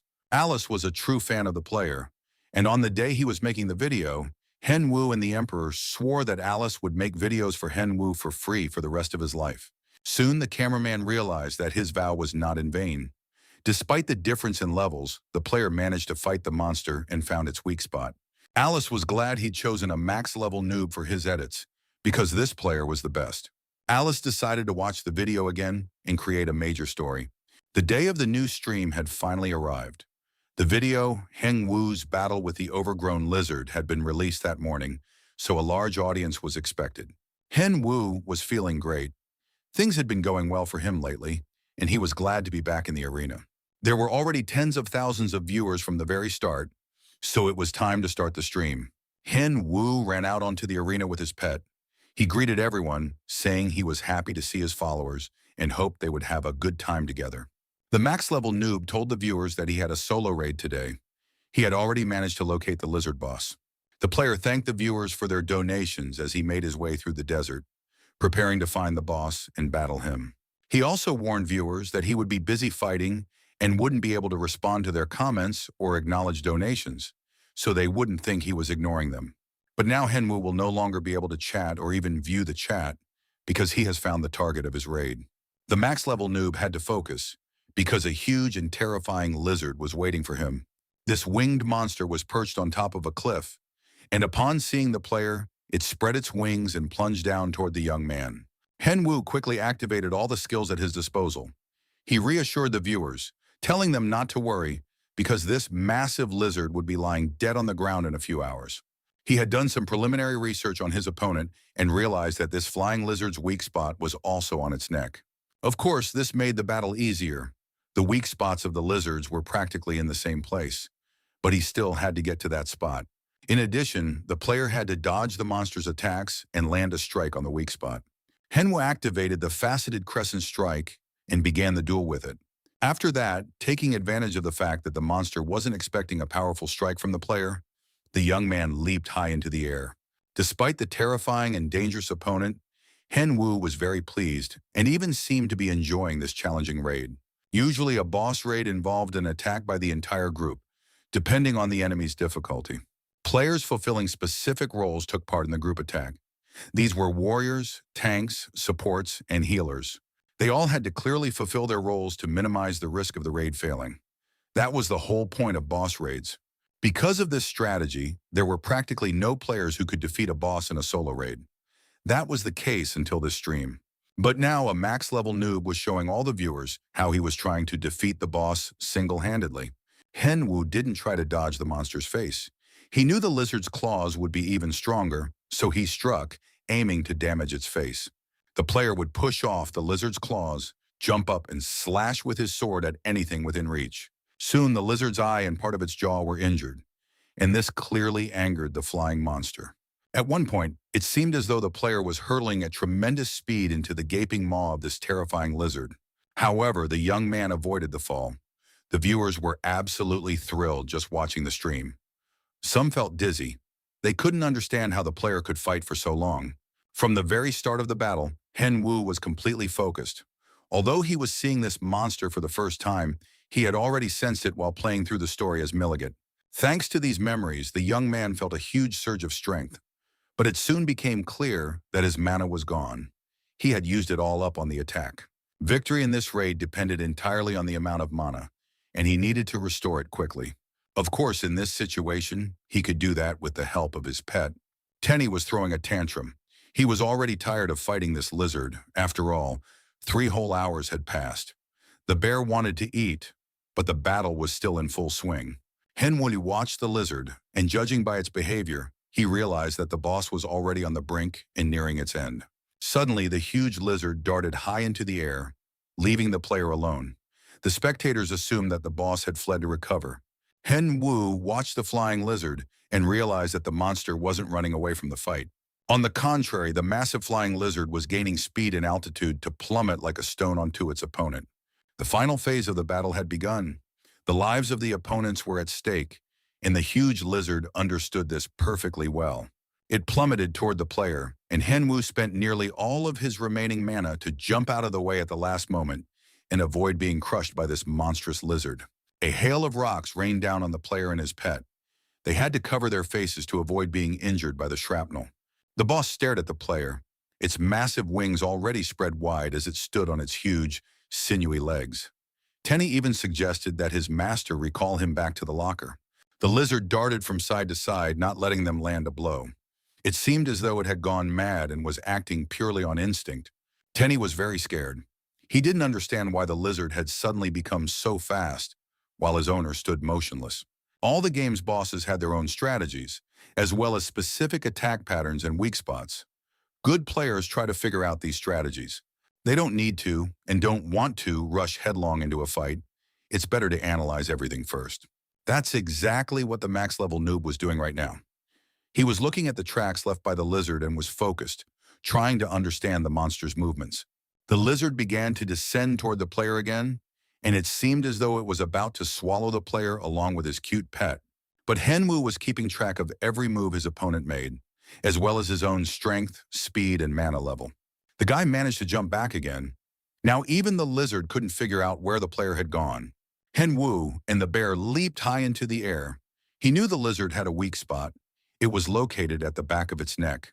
It was a perfect opportunity for the pet to activate its lightning skill and direct a bolt at the monster's neck. Thanks to this lightning strike, the desert dragon was in a state of shock and couldn't move. The player had to take advantage of this to deliver the final blow to the desert dragon. The young man had to pour all his available mana into this strike. Henmoon gathered all his strength and concentrated on the strike, preparing to finally kill the desert dragon. The lizard's state of shock was just enough to strike its weak spot with maximum force and speed. And just like that, the monster's head was practically severed, and the desert dragon could no longer harm the man. Victory belonged to the max-level noob. He gained a new level and experience. His strength and mana were restored. The player was very tired, but happy that he had managed to defeat the dragon. Now he could relax and rest. Tenny ran as fast as he could to his beloved master, whom he had had to keep his eyes on for 3 hours straight while casting buffs. The bear cub gave his master a good shove, saying he wouldn't sign up for such an adventure again, and that he shouldn't be dragged into difficult battles. Henhua remembered that his stream was still going, and now he could finally check the chat and respond to comments and donations. The player lay down on the ground, apologizing to the viewers. He said he would respond while lying down. The viewers were absolutely thrilled. They congratulated him on the excellent result and began showering him with donations for the entertainment. Henwu was so exhausted that he couldn't even reply to the messages. In the end, the max-level solo raid ended in his victory. The player thanked the viewers for their support and donations. The guy was very tired because he had to track this monster for a long time before he could figure out its behavior pattern. As a result of defeating the desert monster, the player received a bracelet made from parts of a desert dragon. This bracelet boosted mana and physical strength, and also allowed him to perform a magical fire attack. The young man was about to collect his rewards and log out. At that moment, several players approached him and said they had been looking for Nuba for a long time and had finally found him. The young man assumed they were his fans who had started bothering him even in the game, and thanked them. But the strangers said they weren't fans. They were players from the Mono Guild, and they had a proposal. The gist of the proposal was for the max-level noob to join their guild. Henwu looked at the group of players. It was the first time he'd heard of the Mono Guild. The guy said they belonged to one of the largest guilds. It was hard to understand how a max-level noob could not have known about them. Henwu was very tired. He didn't want to talk to them, believing that the largest guild shouldn't behave rudely and arrogantly. He said he didn't care about any guilds at all. They didn't interest him, so the players could just go back to their cave. The players said that if the noob refused to join them, then they had no other choice. Henwa realized these guys were going to kill him. Judging by their gear, they were just over level 100, so dealing with them wouldn't be difficult, but he was still too tired. Henwu was surrounded on all sides by members of the Mono Guild, but suddenly a voice rang out from above. Henwu heard someone ask, "Does our dear noob need some help?" It seemed he was in trouble now. The next moment, this player jumped off the cliff and landed among the players, pleased that he could finally be of use. The young man introduced himself. It turned out he was Yunjun Ho, a supervisor from the Nazar company. This was the first time Hyunwoo had heard of overseers, and he didn't quite understand what his job entailed yet. Yunjun Ho explained that he assists the company's top clients when they find themselves in trouble. Apparently, their most valuable client currently needed help dealing with a group of insolent players. Yunjun Ho addressed the guys, saying he wanted to make a deal first. He wouldn't touch the guys from the Mono Guild, and they wouldn't touch his client. In response, the players demanded that this office worker get lost and stay out of their way. In the end, the guys decided not to waste time talking and to kill both of them. Yoon Jun-ho looked upset. He said that unfortunately he had to do something he didn't particularly like. But now he wanted to tell his dear client that he would handle this problem on his own. And the man began to draw his sword from its sheath. There were only 9 people here. The overseer said that he valued the client's time, so he would deal with everyone in the next 3 minutes. The attacks this man launched were characterized by tremendous speed. The guild members didn't even have time to see what was happening, but Junho was already in front of their leader. Just a few light strokes of the dagger, and blood spurted from the warrior's body. Seeing what was happening to their captain, some guild members decided they probably shouldn't get themselves into trouble. Yoon Jun-ho, flashing the blade of his dagger, said he'd heard a lot about the Mono Guild, but he was curious to see how long these guys would last without their leader. Hyun-woo stood to the side, watching the fight. He hadn't even expected Nazar's company to assign such a great overseer to him. Yoon Jun-ho was truly incredible. His speed and precision were astonishing. Hyun-woo assessed the situation and realized that this man's skill level was far above his own, so he decided it was best not to antagonize him. Jun-ho was finishing off the guild's last player. He was trying to get it over with as quickly as possible so as not to keep his valuable client waiting. Hyun-woo praised the man's excellent skills, but Jun-ho said he felt awkward hearing such words from a max-level noob. Hyun-woo asked his supervisor what his level was. It turned out to be 170. Hyun-woo had never met a player with such a high level before. He asked Jun-ho bluntly why, with such a rank and level, he was doing such a strange job.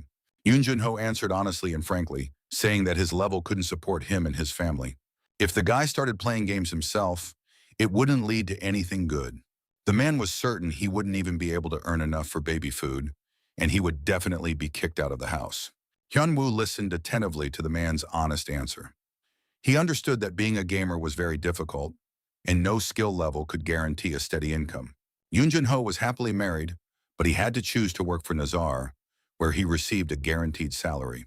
Several days had passed since the stream and the slaying of the desert dragon, and now Hyun-woo had returned to the desert to continue his quest. There was no point in looking for the TMA tribe. Several days had already passed since the dragon raid, and there were only goblins around. And he hadn't managed to find the rebels yet either. The young man felt tired again. The player decided to head to Lake Bryan, hoping to find at least something there that would lead him to the rebels. His pet was also very tired. He didn't understand at all why his master had summoned him, since Hyun-woo wasn't fighting anyone. Hyun-woo honestly admitted that he was just bored walking alone, and that everything was always much more fun in company.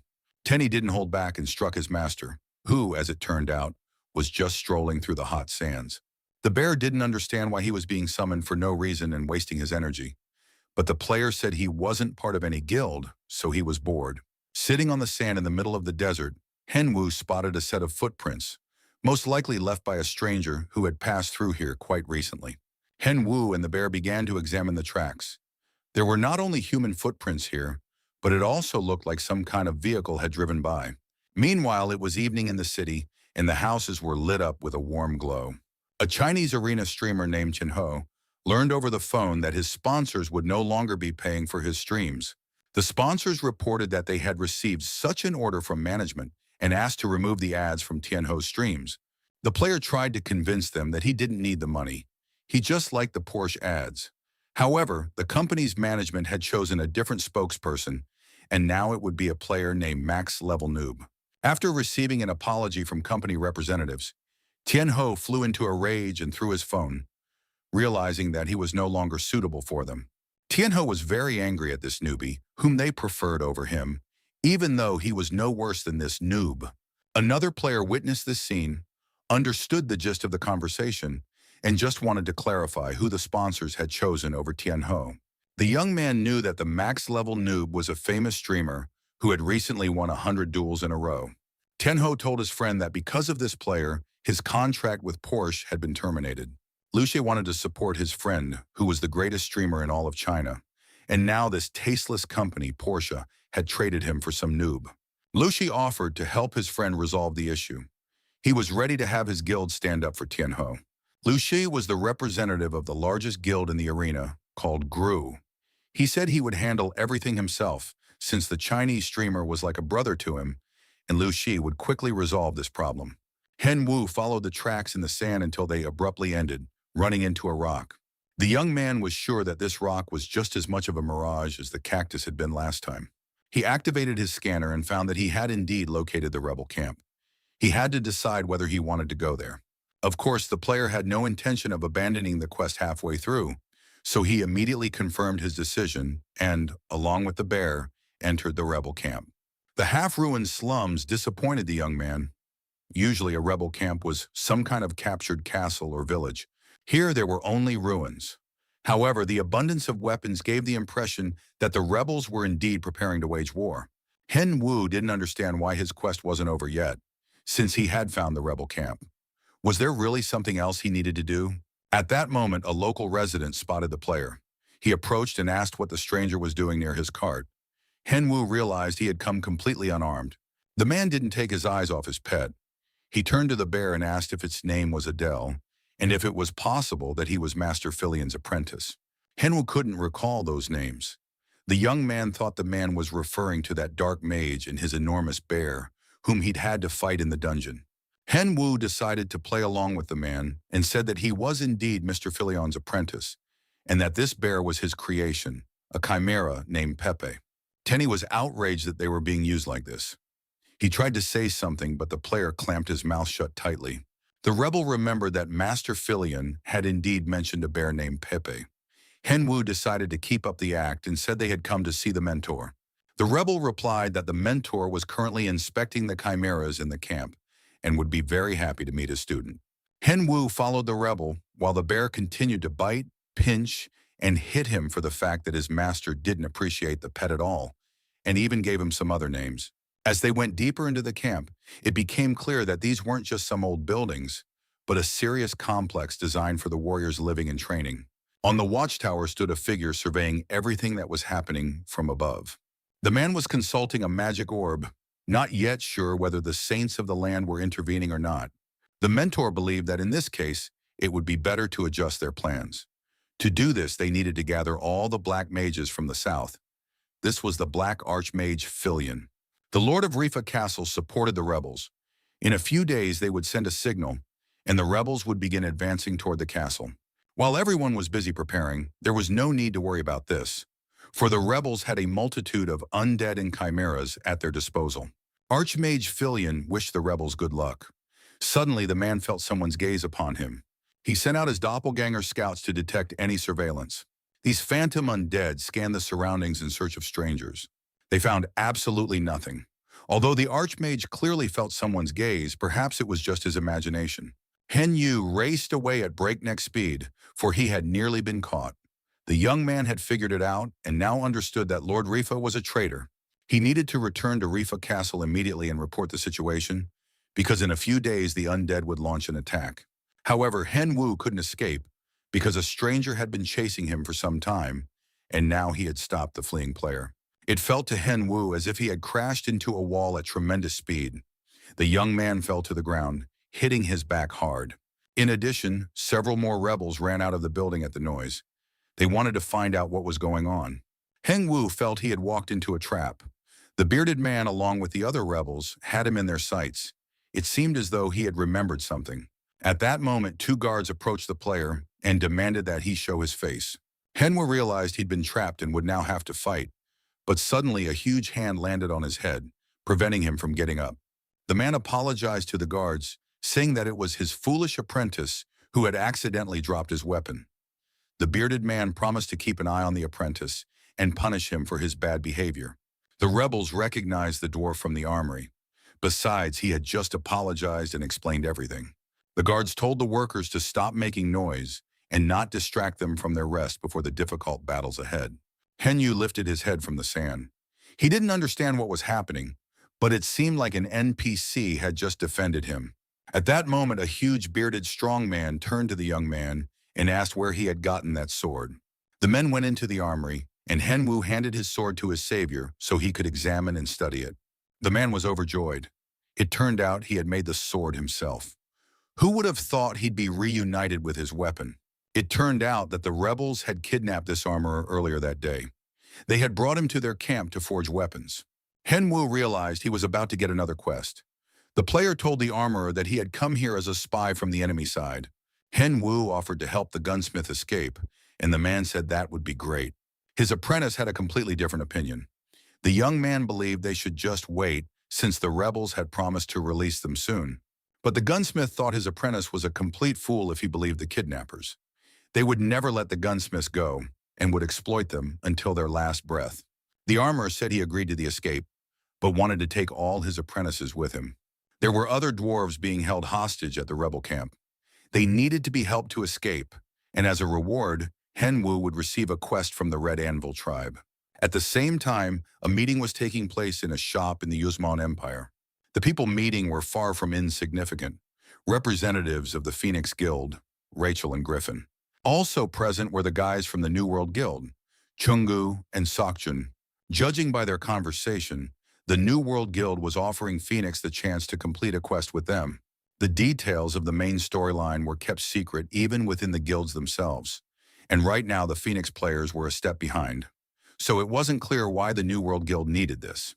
Sokjun replied that their gap with the other guilds was even wider, so it could be said that they were in the same boat as the Phoenix Guild. Besides, there was another reason for the alliance. Most likely, the Phoenix Guild wants to get their hands on a max-level noob. Sokjun immediately declared that the girls shouldn't even count on this player belonging to them. Sokjun looked very fierce. He said that the girls from Phoenix roughly understood what lay behind his words. They understood that Nub was most likely already affiliated with the New World Guild. But if he officially joined them, it would spell the end for the Phoenix Guild. Griffin gave a positive response to the joint quest run. Sokjun was very surprised. He had hoped that the Phoenix Guild would fight for Nub. After that, news of the guild's collaboration became a hot topic of discussion in the arena community. Viewers speculated that by joining forces, the two guilds had established a monopoly on completing the main storyline. However, the very next day, a single video shook the arena even more. Chungu, alarmed, rushed over to his friend. He immediately asked if Sokjun had watched the new video featuring the max-level Nuba. Sokjun tensed up, realizing there must be some kind of unpleasant catch. The max-level noob greeted all the viewers. He told his fans that a main storyline quest was currently underway and wanted to share his concern about the increasing number of players who weren't strong enough for it. But even for such players, the max-level noob had something interesting to offer. It was information about the quest straight from him, the person right in the thick of things. If anyone is interested in the main storyline, players will be able to visit Rifa Castle in a few days. Sokjun couldn't figure out what the catch was. The video was very strange. Why would Nub share information about the main storyline? Of course, you can't say it wasn't interesting. The Emperor watched in surprise as the player, who, as it turned out, had managed to find the necessary information. Hengwu confirmed to the Emperor that he really did know where the rebels' camp was located. It turned out that the rebels were hiding near Lake Bryan. The entrance to their camp was sealed with magic. This time, Henwu felt much more confident, and the Emperor's influence wore off quickly. Henwu helped the dwarves escape from the camp and freed them from captivity. In addition, together with the armorers, he managed to deplete the rebels' weapon supplies. Henwu discovered that the traitor was the Lord of Rifa Castle. He had an agreement with the rebels, and they planned to gather at Rifa Castle in 3 days. The Emperor listened to all this information with genuine interest and thanked the player. The Emperor explained that he had asked many adventurers to scout out the rebels, but only Henwu had succeeded in this mission. Henwu felt a weight lift from his shoulders. At that moment, the Emperor announced that he had one final order for the player. The Emperor ordered Henwu to help Alfred put down the rebellion in the west. This was the next task, to defend Rifa Castle from the rebels. As a reward, the player would receive the Emperor's support and a unique item. It was unthinkable to refuse such a quest. Henwu briefly logged out of the game and read the news about the alliance between two powerful guilds. He learned that Sokjun was the leader of the New World Guild. Now it made sense why he was so strong. Both guilds received a quest in the south at Kasser Castle, while Henwu had to complete his quest at Rifa Castle in the west. Hyunwoo felt like his brain was about to explode. How was he supposed to complete a quest designed for an entire guild? The young man thought long and hard about a strategy, and soon he came up with a plan, as well as an idea for completing the quest. Henwu had already posted a video inviting anyone interested to join him on the main story quests. In theory, it should have worked, The news that Hen Wu was sharing information about the main storyline quickly spread throughout the arena community.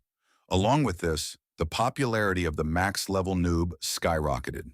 The appointed time arrived, and Hen Wu was able to see for himself just how popular he had become. There were twice as many viewers as usual. The young man greeted everyone and said that today, of all days, he wanted to talk about the main storyline quest. It was true. Today, a siege would take place at Rifa Castle, and the quest's objective was to defend the castle. Unfortunately, due to arena rules, Hen Wu couldn't reveal the details of the quest to players and viewers. But he decided that such an interesting quest would be boring to complete alone. So the player invited anyone who wanted to join him on the quest. The audience loved it, and everything went exactly as he had planned. Some spectators thought the guy was asking for their help because he couldn't handle it on his own, but others didn't see a problem with it. The main thing was that everyone wanted to start the main storyline quest together. The slain rebels lay scattered across the fortress. They had clearly been ambushed. Alfred was outraged, for the lord of the castle had turned out to be a traitor, even though the emperor had entrusted the castle to him. The lord said that Alfred knew nothing and understood nothing, and that everyone needed to open their eyes and stop trusting the emperor. And now the castle's defenders had come out for the final battle with the rebels. The max-level noob was there too. He put on his glasses and munched on popcorn. It looked like the guy had gone to the movies. Hen Yu tried in various ways to make his streams interesting. Now he was simply watching the battle from the sidelines. At one point, he even felt genuine interest. It seemed as though he had really gone to the movies and was watching an epic drama. Alfred was magnificent in battle. If things continued this way, the battle would end in victory for the Imperial forces. Lord Ramon realized he was starting to lose, so he personally charged at Alfred. Now the Lord saw Alfred as the main obstacle, as he continued to serve the Emperor faithfully. The men crossed blades. Alfred claimed that if it weren't for him, there would be other defenders of the Emperor who would not allow the rebels and traitors to capture the castle. The Lord demanded that Alfred stay out of the way and stop pretending to fight for justice. Alfred was certain that the Lord would have done exactly the same in his place. Alfred didn't like being compared to a traitor. He gathered all his strength and attacked his opponent, landing a blow. Lord Ramon had been struck down and now lay wounded at Alfred's feet. Alfred demanded that the traitor not dare utter the Emperor's name with his filthy mouth. Hen Wu watched this strong and handsome warrior with admiration. Alfred had defeated the traitor. He greeted Hen Wu and asked why the young man was wearing such a strange mask. Hen Wu replied that he wore the mask out of personal conviction. Alfred had no time to ask for details because the castle's defenders had defeated the first wave, but numerous undead troops still lay ahead. Alfred truly needed Hen Wu's help. He reached out and asked the player to join him in defending Rifa Castle. At that moment, something incredible began to happen in the vicinity of Rifa Castle. The castle's defenders watched in horror, wondering where all these monsters had come from. And indeed, thousands of undead, skeletons, dragons, and ghouls were visible on the approaches to the castle. It was unimaginable, and the castle's defenders realized they would hardly be able to cope with such a gigantic army. Hen Yu also thought that the number of undead was simply unbelievable, and now they would have to do everything in their power to survive the battle against these enemies. The player began frantically thinking about how to deal with the villains if there were too many of them. Alfred was also worried, seeing the anxiety on the face of the max-level nub. Alfred believed that the castle's defenders had to buy time until Duke LeBron arrived with his knights. However, Hen Yu saw the problem not at all in the number of undead approaching the castle. The max-level noob was very worried that the arriving players would take all his loot. The fact was that players had gathered at the foot of the castle whom Hen Wu had invited to join him in battle. The undead were approaching, confident that they would face only a few dozen defenders of the fortress. But in reality, there were thousands of defenders. They had filled every approach to Rifa Castle. Hen Wu continued his stream and named this quest the Siege of Rifa Castle. Soon the battle began. The opposing forces moved toward each other. The commander of the castle's defense called for magical assistance. All the mages on the battlefield activated their abilities, aiding Lord Alfred. A huge number of fireballs flew toward the undead, blowing them to pieces in all directions. Despite this, the undead kept coming. There were simply too many of them. The situation hadn't changed yet. The rebels hadn't even approached themselves.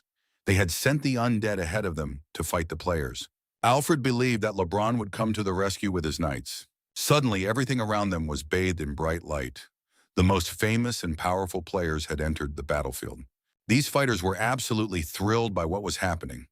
They pushed old Alfred aside, declaring that it was their time to hunt. The players not only killed skeletons, but also quarreled among themselves over which enemy to target, arguing over who had spotted the monster first. Everyone wanted to earn experience points and level up through this hunt.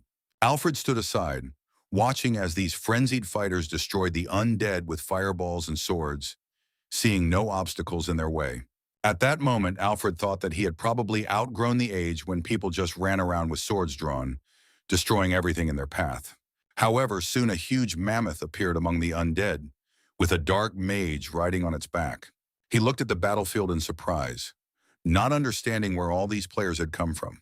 According to the plan they'd worked out earlier, the siege of the castle was supposed to go off without a hitch. After all, Lord Ramon had promised to help from the inside by destroying the castle's defenders. But where had all these players come from? The Dark Mage realized that things weren't going according to plan and quickly changed tactics. He ordered his minions to get rid of the players as quickly as possible. A large number of Dark Mages activated their abilities, trying to weaken the players' capabilities. The swordsmen handled the orcs, who weren't very high level, with ease. Previously, the players had thought that the main story quests were extremely difficult, but in reality, things turned out not to be quite so dire. However, magical circles suddenly began to appear on the ground. Players stepped into these circles and lost their abilities. Monsters began crawling out of the circles, grabbing the players. These monsters squeezed the players in their fists like rotten tomatoes, leaving them unable to resist. The battlefield was a scene of unimaginable chaos. Never before had the players seen such a concentration and variety of monsters. The monsters varied in strength and abilities, and Alfred finally found an opponent equal to him in power. He charged at the enormous wobbler, declaring that he would hold it off while leaving the rest of the monsters to his subordinates. The monsters were ruthless, making no distinction between friend and foe. They destroyed everything that moved. Soon the battle turned into a monstrous meat grinder, with players and weaker monsters caught in the fray. Alfred tried to draw the huge monster's attention and demanded that it fight him specifically. Soon his attack succeeded. The player managed to inflict numerous wounds on the enemy, striking it with his sword. The situation was getting serious. Alfred realized that the duel had only just begun, but he felt exhausted. He knew that if he lost, the entire Rifa castle would fall. He had to do everything possible and impossible. At any cost, he had to stop the invasion of these monsters and prevent them from reaching the castle. Finally, the battle yielded a result. The enormous demonic mammoth was destroyed. Almost simultaneously, one of the demonic creatures in the boss's grasp began to fade and perished.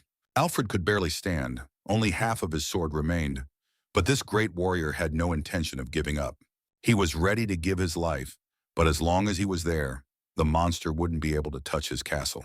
However, the moment came when it became clear that Alfred would not survive. Unlike regular arena players, NPCs cannot be revived. For every NPC, death is the end. Now Alfred asked the Emperor for forgiveness for his untimely departure. But just as the monster's claws were about to grab Alfred, someone's sword struck a single blow, and that was enough. Alfred, stunned that he was still alive, turned around in surprise to see the boss's severed hand flying away. Hen Wu, along with his pet, asked Alfred to step aside, because now he was entering the battle with the boss. The player said he had come to take Alfred's place and would handle this giant monster. Hen Wu was strong enough to sever the enemy's limbs. After a few blows, it became clear that the outcome of the fight was a foregone conclusion. The huge boss screamed loudly, having lost its arms and legs. Alfred hadn't expected this turn of events. After all, his death was supposed to happen at this stage of the quest. Hen Wu stood over the slain monster's body, marveling at its strength and resilience. The beast had held out for an incredibly long time. Alfred silently watched the player who had saved his life. Now the arena would create a new scenario for this NPC. It was amazing to see a warrior with incredible skills appear in the game, capable of saving an NPC's life. It was impossible not to respect him for his strength and courage. The player gained a new level for his achievements and rejoiced at successfully completing the difficult quest. In fact, a new hero was being born right now. Alfred felt frail and could only watch the growth of the max-level noob from the vantage point of his experience. Suddenly, danger appeared in the sky. Alfred managed to shout at Hen Wu to be careful. Hen Wu darted to the side, barely managing to dodge the attack. Feeling the hellfire pass through his body, Hen Wu and Alfred looked down at the ground, split in two, trying to figure out who was responsible for the horrific attack. The Dark Mage Filion towered over the players. He hadn't expected to have to personally participate in this battle. Filion had planned the attack and intended to enter the castle as the victor. No one knew the level of this awakened mage, but one thing was clear: he had no rivals. Those present understood that winning a battle against an awakened mage was practically impossible. A max-level noob knew it would be extremely difficult. He tried to figure out a way to at least stay alive, not dreaming of victory. The game reported that help in the form of knights would not arrive soon, so the defense of Rifa Castle still rested on the players' shoulders. According to the quest storyline, the players were supposed to defend Rifa Castle from attacks by undead and rebels, as per LeBron's plan. However, things didn't go according to plan. There were far more players than expected, and the arena system quickly adjusted the storyline. Measures were taken. The level of all villains was increased several times over. The game strengthened the rebels in real time, so Archmage Filion appeared in person to battle the players. Hen Wu, along with his pet, turned to Alfred and sent the NPC away, saying he would handle everything himself. Alfred understood that this made sense. In his weakened state, he would only get in the way. As he left, Alfred warned the player to find him after the battle was over. The young man immediately realized that there was a hidden reward in the quest. The Dark Mage Filion was stunned to see the Emperor's chief steward leaving the battlefield. He shouted that Alfred shouldn't even hope to escape and launched an attack on the NPC. However, the attack was interrupted by Hen Wu, who sliced it in two with his sword while his pet generated a bolt of lightning. The mage looked in surprise at the player who had recently killed his chimera and now hoped to defeat him. Filion was certain this was impossible and channeled all his power into a magical strike against Hen Wu. Magic circles appeared beneath the player's feet, from which skeletal hands emerged and tried to grab his legs. Soon, several skeletons wrapped themselves around Hen Wu, trying to immobilize him. He tried to figure out what kind of skill this was and how to fight it. Tenny realized things were bad when the skeleton's hands nearly grabbed his paws. He jumped off his master and asked him to find him if Hen Wu survived this battle. Never before had a player felt the threat of defeat so close. The skeleton's bony fingers were creeping toward his head, and the mage Filion towered over him. The villain attacked the spot where the minions were holding the player, preventing him from moving and evading the blow. The Dark Mage was almost certain of victory. He waited for the dust to settle to confirm that the player was dead. But when the dust cleared, both the mage and Hen Wu were surprised. Hen Wu didn't understand who this brave and powerful knight before him was. The players near Rifa Castle soon recognized the main celebrity. They had seen a max-level noob fighting the boss. They rushed to greet and welcome their idol, grateful to him for the opportunity to participate in such an event, promising to reward him with gold coins. Tenny was very upset, not understanding where this crowd had come from. Hen Yu also looked at the players, not knowing how to react. Soon, the young man found himself at the center of the action. Players stood around him, ready to fight side by side for the victory of good over evil. These players had come to defend their idol and were now ready to fight to the end. The max-level noob finally realized he could relax a little.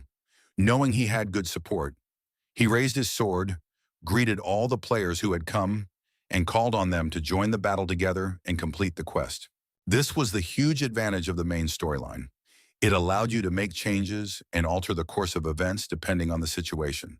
Shortly after the battle with Filion began, it became clear that the mage was starting to lose ground.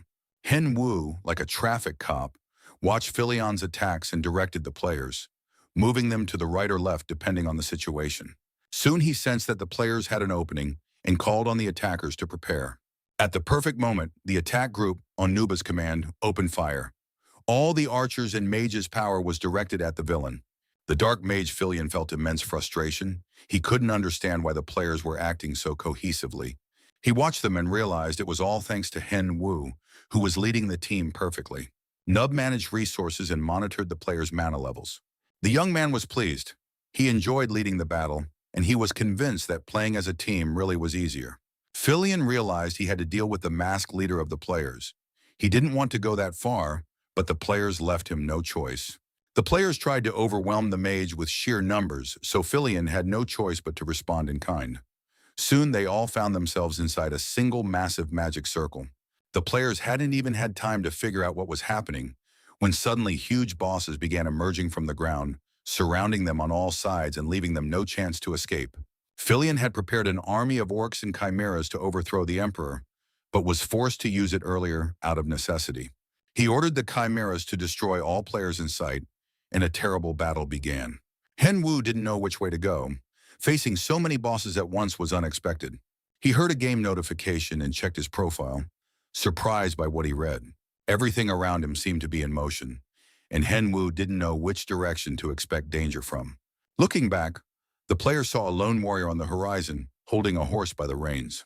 The warrior raised his sword and sliced through the air, and that was enough to instantly cut down all the monsters present. Even the mage Filion didn't escape the attack. His body was cut in two. Although it seemed impossible, the fact remained. All the chimeras, orcs, and skeletons had vanished. It was just in time. Otherwise, the players might have perished. Hen Wu recognized Knight LeBron, the strongest knight in the Empire, who stood before the players, demonstrating his true power. LeBron waved his hand, and soon his loyal knights appeared at his side. The knights were ordered to destroy all remaining monsters and carried out the task flawlessly. In the distance, the mage Filion, though defeated, was still trying to issue threats. The mage's head, clearing its throat, insisted that the Imperial players shouldn't even hope for victory. It wasn't over yet. He was no ordinary mage. The servant of death could still demonstrate his power. Hen Wu approached Filion and thrust his sword into him to silence the vile mage. The player was clever enough to hope that by finishing off the mage, he would receive a decent reward or item. After the appearance of LeBron's knights, events began to draw to a close. The knights quickly wiped out all the rebels. With their skill, the knights once again proved that they were the best in the Empire. Within minutes, Imperial flags were raised everywhere, and the main storyline quest ended with the Empire's victory. Hen was sat on the castle wall, examining his rewards. He had successfully completed the Defender quest and received the Emperor's support, as well as a unique item. The item turned out to be a weapon fragment. There was no information about it. It was in an unfinished state. Alfred told the player that he had found this item in his youth while traveling through the Imperial lands. Despite the damage, the gnomes considered it perfect. Alfred gave the item to Hen Wu, who had saved his life. The player felt it was too little, and Alfred seemed like a real miser. At that moment, LeBron appeared on the fortress wall. He said he had heard of Hen Wu's feat and was glad that his faith in the player had not been in vain. LeBron was sure the Emperor would be pleased as well, but Hen Wu replied that he had simply done what he was supposed to do. LeBron reported that a purge of dark mages had also taken place in the south of the Empire, led by a player nicknamed Monk. Hen Wu realized that this was another skilled player who was also completing the main story quests. Hen Wu asked LeBron directly why he had come to see him now. The Empire's strongest knight cleared his throat awkwardly and said he had a proposal for the player. Still feeling awkward, LeBron asked if Hen Wu would like to become his apprentice. The offer was so unique and tempting that the young man didn't know how to react. He was being offered the chance to become LeBron's apprentice and choose the field in which he wished to excel. Everyone knew that LeBron almost never took apprentices, so the offer was both surprising and astonishing. Hen Wu didn't know what field he would be offered, but given LeBron's power and influence, he would receive a unique title. He couldn't pass up such an opportunity, so Hen Wu agreed to become LeBron's apprentice and named him his mentor, a sensible and logical choice. As soon as the player agreed, all his stats increased. He received the title LeBron's apprentice, which automatically boosted his attack and defense and granted him new skills. Now Hen Wu has become even stronger and is ready for new challenges in the game, paving the way for even more epic main story quests. Hen Wu was a little disappointed. He had hoped to receive some kind of active item, like a magic ball, believing that a passive skill was good, but he would have liked something more dynamic. LeBron replied that Filion knights don't need such things. They always rely on magic in their actions. The mentor explained to his apprentice that he himself had obtained a power that no knight had ever even dreamed of, and could activate magic using just 2 fingers. He directed a burst of energy at the castle wall, and the thick brick wall split into several pieces. LeBron explained that with such power, one could cut through whole bricks with a single flick of the fingers. This required diligent training, and Hen Wu would be able to do it too, if he didn't waste his time. Hen Wu was absolutely thrilled. Now he understood that he too would learn to do this. LeBron added that training would begin after the meeting with the Emperor. The Emperor greeted the player with a smile, but with his usual demonic gaze. He said he knew all the details of what had happened near Rifa Castle. He acknowledged that Hen Wu had performed excellently in defending the castle, showing selflessness and bravery. In addition, LeBron took Hen Wu as his apprentice. Training for knights is quite difficult, but the emperor was confident that the player would manage. Hen Wu was in shock, staring at his hands while LeBron was surprised that the emperor would entrust such power to a player. In Hen Wu's hands lay an ancient ring, a treasure of the Knights of Filion. Little was known about it, but legends claim that it increased movement speed. This ring had once been given to the emperor by the former commander of the knights, but the emperor had said he no longer needed it. Moreover, the ring was not meant for just anyone, but for LeBron's top disciple. Hen Wu was amazed. This ring increased the amount of experience gained, and it was the first time he had seen such an amazing item in the arena. Up until that point, only consumables had increased the amount of experience and skills. Now, however, there was an item he had never even dared to dream of before. It was a gift of true imperial caliber, and tears of joy and gratitude streamed from the player's eyes. Hen Wu sincerely thanked the emperor and promised to serve him faithfully. After that, he went to LeBron's house to begin training. First, the mentor asked his student what he knew about using mana. LeBron wanted to make sure that Hen Wu could channel mana into objects without any problems. Hen Wu held out his hand with the sword and directed mana toward the weapon. LeBron watched his movements and was pleased with the result. The correct use of mana lies in directing it along a specific trajectory. It's like a balancing act, the ability to control its movement. Hen Wu was pleased with the effect, but hoped that this wasn't all his mentor intended to teach him. LeBron was surprised. He hadn't expected to find such talent among the adventurers. Perhaps Hen Wu wasn't just a genius, but a true prodigy. The teacher said that since they had figured out mana, they could move on to the next lesson. LeBron led his student into the hall with the dummies and prepared to demonstrate a secret technique passed down only by the Imperial Knights. He demanded that the student watch every movement closely and swung his sword once. The attack was aimed at a specific scarecrow among the others. The scarecrow was sliced in half, much to LeBron's delight and Hen Wu's surprise. The essence of the technique was that LeBron sliced through the air around him, but the blow struck only the chosen dummy. The instructor asked the student to repeat this technique on another scarecrow. Hen Wu made several attempts, trying to aim the sword precisely at the target. In the end, he lost his temper and asked the mentor to teach him something new. LeBron was pleased. He could see that the student had excellent control over his mana, so he would master the technique quickly, but he lacked willpower. Will is born of desire, and desire is born of thoughts and aspirations. Hen Wu must visualize the flow of mana so that it emanates directly from the heart. Hen Wu gripped his sword tightly and repeated the motion. Perhaps this would increase the force of the blow. He closed his eyes and visualized the movement, tracing it in his mind. The young man felt the mana building up and guided it along the desired trajectory. In his mind, he visualized the target, and the mana moved precisely toward it.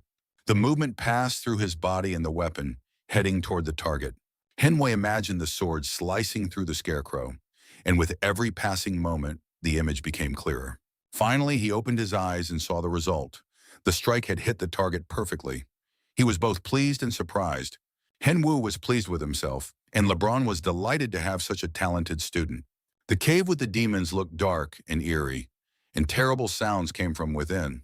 The players fought the minotaurs, landing blow after blow. One of the warriors, watching the commander, realized that he was clearly not in a good mood. His comrade confirmed it. The commander was angry, apparently because of problems with his brother, Liu She. The player took out his aggression on the monster, unable to believe that Liu She had dared to refuse him after everything that had happened. Liu She stated that he couldn't help. He didn't want to ruin his public image, since after the main storyline quest, the popularity of the max-level noob had skyrocketed. The warriors were already worried about their commander, realizing that danger threatened them as well. One of the players remarked that if the commander was worried about Nuba, they shouldn't get involved. The guy came up with the idea of publicly humiliating Nuba during the stream. To do this, they could enlist a substitute knight, a player who boosts someone else's rank instead of their own. The guy had an acquaintance named Cleo, the best dual fencer, who held one of the highest spots in the rankings. If they paid Cleo, he would step into the ring against the max-level noob and defeat him. The idea of a substitute knight was perfect. As always, money was the deciding factor. The commander hesitated for a split second, then instructed the player to contact Cleo immediately. The man dreamed of crushing this noob who was ruining the lives of so many players. Hen Wu headed into the forest with his pet Tenny. Tenny was terrified and clung to his master's leg, trembling all over. Tenny couldn't understand how Hen Wu could remain so calm in a situation like this, with so many monsters all around. The pet thought his master had gone mad. The circle was closing in, and the forest monsters were approaching from all sides. Tenny honestly didn't understand why they had to fight the swamp monsters. But the answer was obvious. Hen Wu had to test the skills he'd acquired recently. The victory over the swamp monsters was so spectacular that Tenny marveled at his master's magical power, while the master's nose was in the air with pride. Hen Wu checked his level. He had already reached 84. Now the hunt was faster and more efficient. Hen Wu wanted to film his sword on video, but decided to put that off until a better time. The player's main problem was content. He needed to come up with interesting streams. The main storyline quest was complete, and there was a long break until the next one. Hen Wu decided that while he was waiting for the break, he could create interesting content unrelated to the storyline. At the Nazar headquarters, they were discussing the max-level noob. The director listened to yet another idea from his subordinates. General Manager Kyle was wearing a silly mask and said he wouldn't take it off until he heard the boss's opinion on his plan. The topic was Battle of the Two Masks, Kyle's new idea for the company's broadcasts. The manager believed the content would last a whole year, but director Jamie thought otherwise. In Jamie's opinion, the plan was perfect and would last not just a year, but two. He praised Kyle for the excellent idea and wanted to pay him well for it. Kyle honestly admitted that the idea wasn't his. It had been conceived by a max-level noob. The player had used this concept in his streams, and Jamie was surprised. Their new client was not only strong, but also smart. Kyle also admitted that he was surprised when he heard about Battle of the Masks. It turned out to be clickbait and a show all in one. Battles between players, behind whom anyone could be hiding, even a celebrity. Kyle realized that their channel would soon have time available to broadcast this battle. They could also post edited videos from the live streams. They just needed to find a good editor. There are many videographers and editors in the world, but the best of them all is Alice Movie, who had already worked on Nuba's videos. After that, active work on new content began. At the same time, Hen Wu was creating and recording his own streams. He continued working on the video, recording new angles and racking up victory after victory. Viewers noticed that the third player in a row was wearing a mask, and the number of masked players increased significantly. Hen Wu saw this as proof that he was gaining fans who wanted to emulate their idol. He addressed the viewers, expressing his joy that they were improving each other's skills together. At that moment, some commented that these were substitute nights. Stand-in nights were the main cause of instability in the game's balance.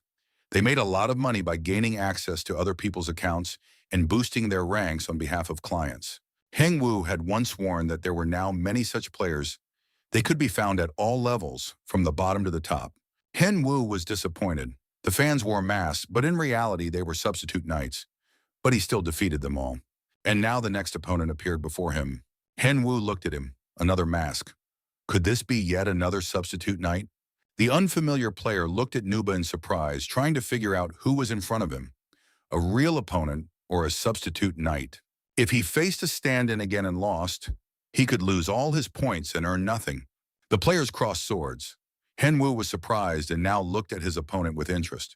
The player in the funny mask managed to parry the blow, which meant he was hiding his true level. The stranger admitted that he was just as much of a stand-in knight as a max-level noob. Hen Wu was outraged. Such an insult had wounded his pride. The guy in the pink mask parried the blows, admiring his opponent's talent. He hadn't met such strong players before. At that moment, the player in the silly mask thought that he might indeed be facing that very max-level noob. Hen Wu stopped right in the middle of his attack, saying that it was indeed him. "So what's the problem then?" he added. His opponent admitted that he was actually a true fan of the max-level noob. This guy has been watching his idol since the very first stream, and now he really wants to take a screenshot with him. Etney showed up just in time. His owner had called him over. The masked stranger continued to squeal with delight. Now he could die in peace, knowing that he had seen his idol and even met his pet. Tenny was unhappy as usual. He accused his owner of summoning him for every little thing, even when he was fighting in a regular duel. Soon the bear cub realized there was a real fan in the arena. Happy, he touched the fluffy head, met his admirer for the first time, and was very pleased. And just as this cuteness reached unprecedented levels, Henwoo demanded that Tenny give him buffs. The noob was sure that his fan was a substitute knight, and now he would face the full force of the maximum level. The fan clearly didn't expect this turn of events, but his idol insisted that if the fan was acting wrongly, the streamer had to correct his behavior. The max-level player believed he had to guide his fans onto the right path. Before he could even process what that meant, he was attacked with new skills and immediately realized the full extent of his idol's love. The guy in the silly mask tried to stop Noob because he really was his fan. But a powerful and precise punch put an end to all arguments. Henwoo activated Nuba's secret weapon to deal with his opponent. His rebirth strike was powerful and, for now, unbeatable. Henwoo clenched his fist, from which heat radiated. The guy hoped that in his next life, his fan would be reborn as a proper player. The stranger in the ridiculous mask began to cough, and to everyone's surprise, he was still alive. Henwoo approached the player, pointed his sword at his chest, and said he hoped the fan's new life would not be like his past one. The fan tried to say something. He spoke incomprehensibly and indistinctly, so Henwoo was forced to crouch down to hear him. Once he made out the words, Nub stood up and addressed the audience, saying that this guy could already be congratulated on his rebirth.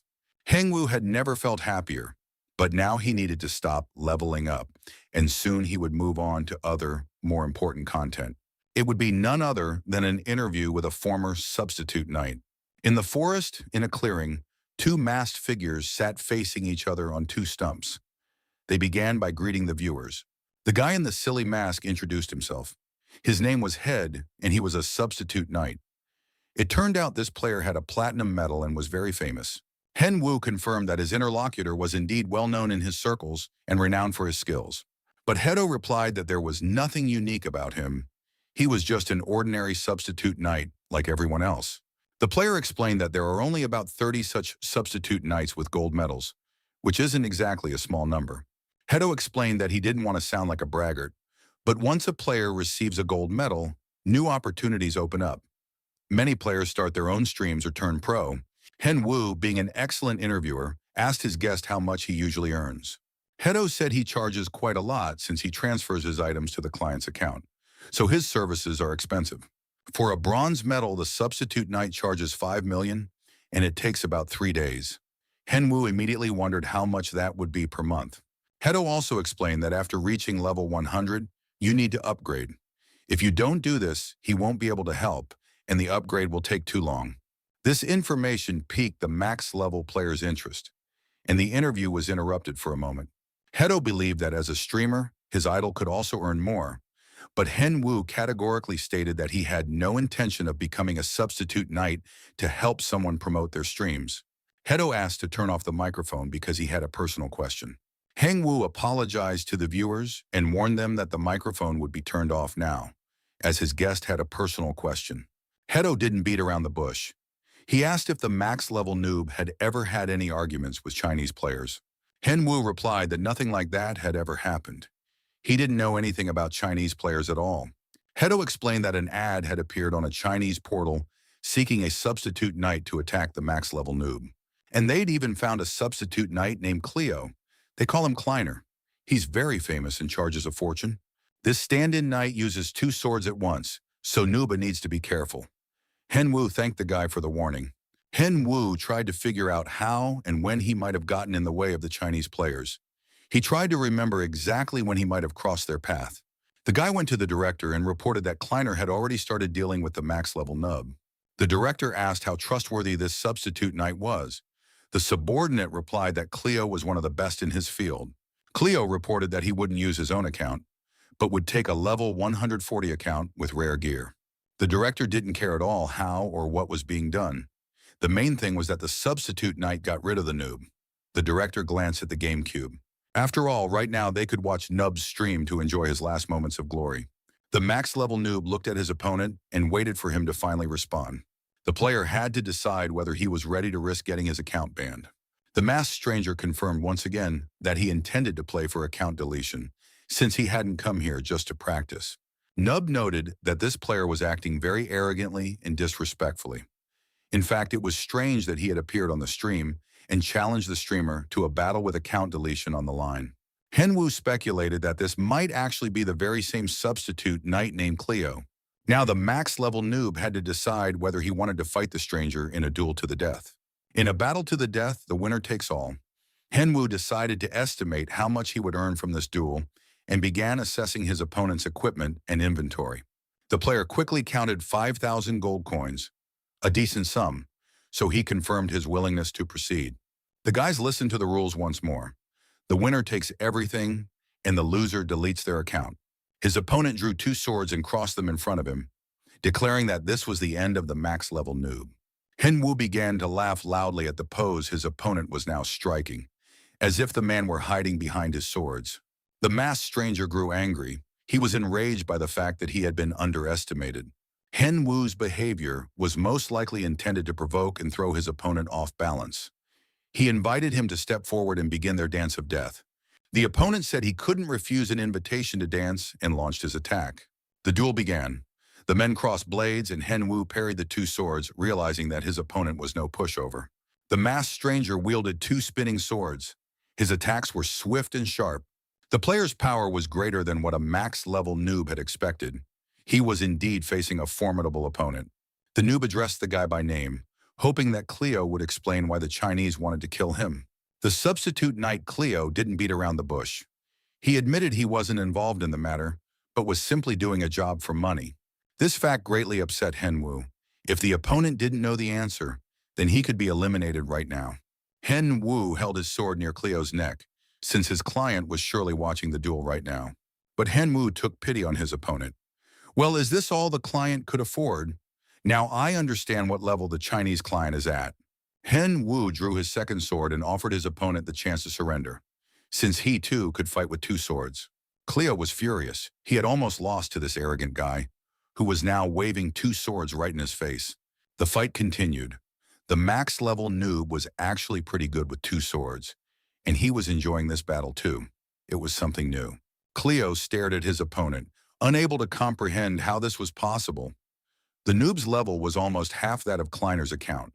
He couldn't understand how they could fight on equal terms, since he was drawing on experience he'd honed over years of various battles. The max-level noob was indeed a master with 2 swords, though no one had known of this ability before. Henwu turned to his subscriber and said he wanted to share the words of a famous boxer. The gist of those words was this: float like a butterfly, be light and unpredictable. But if you're going to sting someone, do it quickly, sharply, and mercilessly. Sting like a bee. Henwu delivered the final blow, piercing his opponent's body with his sword.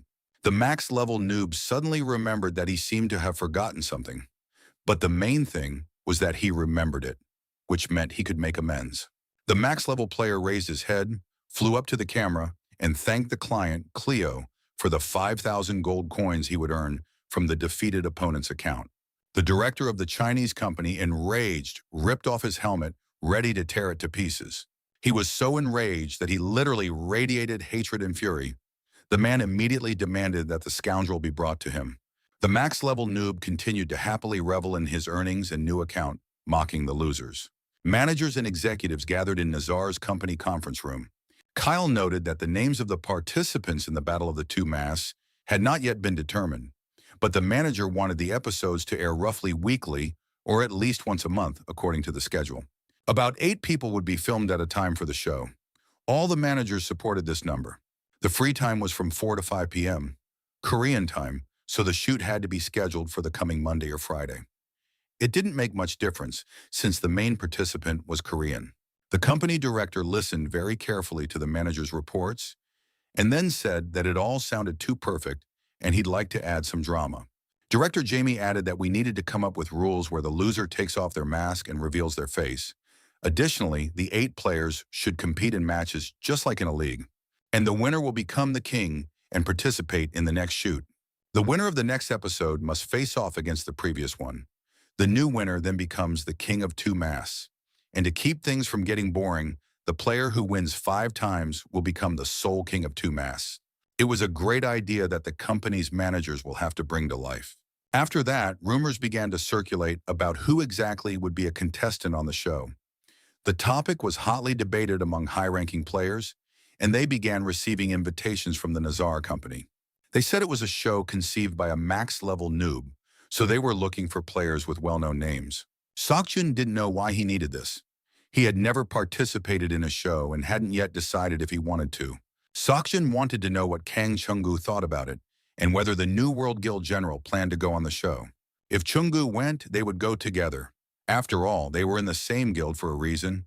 And then the New World Guild would claim the title of King of the Two Masks. Telecom had a training room for professional players. Players had already gathered there, though they didn't yet know exactly which tasks they would be working on today. They were busy watching videos from the arena. Previously, professional players considered such streams primitive and uninteresting, but recently a high-level player had appeared there. Lately, a standout player has appeared in the arena. His name is Max Level Noob, and his solo raids are truly thrilling. The manager watched part of the video. This guy was even better than the pros from America and Germany. He just needs to level up a bit more, and he'll become a true top-tier raid player. The manager informed the team members that an offer had come in to participate in a show related to this very noob. The show will be filmed soon. It's called One-on-One Battle in Masks. The players' identities will remain a secret until the very end of the duel. Most likely, the other participants on the show are professionals too. Or perhaps they are members of large guilds and well-known streamers. It is not yet clear whether the guys will take part in the show, but the manager wanted to know who was interested in participating. Upon hearing this question, one of the pros immediately raised his hand and expressed his interest. John Hanbok said he understood everything, but asked to be sent to the show as soon as the details were known. The manager wasn't too keen on Hanbok participating because the company was worried about his reputation and always tried to dissuade him from streaming and other forms of publicity. This guy came from a very wealthy family. He had no desire for money. However, if he really wanted to go on the show, the company would have no choice but to send him there. John Hanbok took his manager's silence as consent and said it was settled. He would appear on the show. Hyunwoo briefly stepped out into the real world. Today, the Nazar company had contacted him. The player now had his results and he received a letter. Hyunwoo had been so out of touch with his own affairs that he had completely dropped out of the loop. The young man saw that Alice, the camera operator, had written to him a few days ago. Probably something had happened with the video. Alice congratulated the player on his television debut and announced that he would also be participating in Battle of the Two Masks as a producer, believing that it was all thanks to Hyunwoo. As a token of gratitude, Alice would no longer charge for video editing, since working with Hyunwoo had helped him realize his dream. The news from Alice was very welcome. In addition, a letter arrived from Kyle. The manager reported that everything is progressing very well and the project will be super popular. Unfortunately, however, many rankers are refusing to participate. At the moment, there are about 30 applicants. All the details are provided below. Hyunwoo began reviewing the program's terms. It seemed to him that there were too many participants. Additionally, Kyle mentioned that after the program's launch, he would arrive in Korea along with the boss.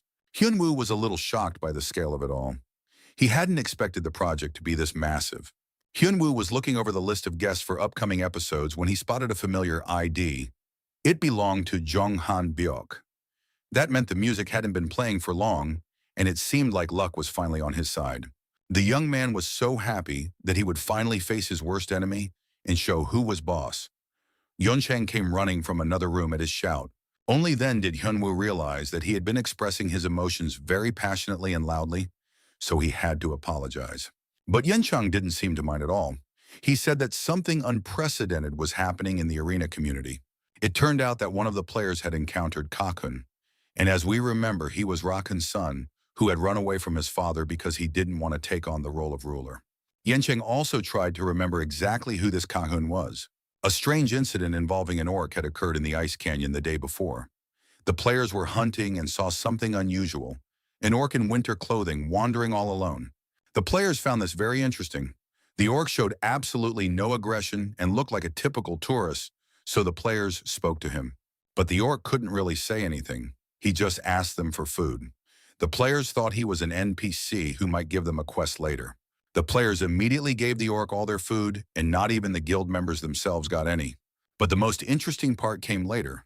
The orc ate everything, thanked the players, and walked away. The players felt cheated. They'd spent a ton of gold coins on food and were left with nothing.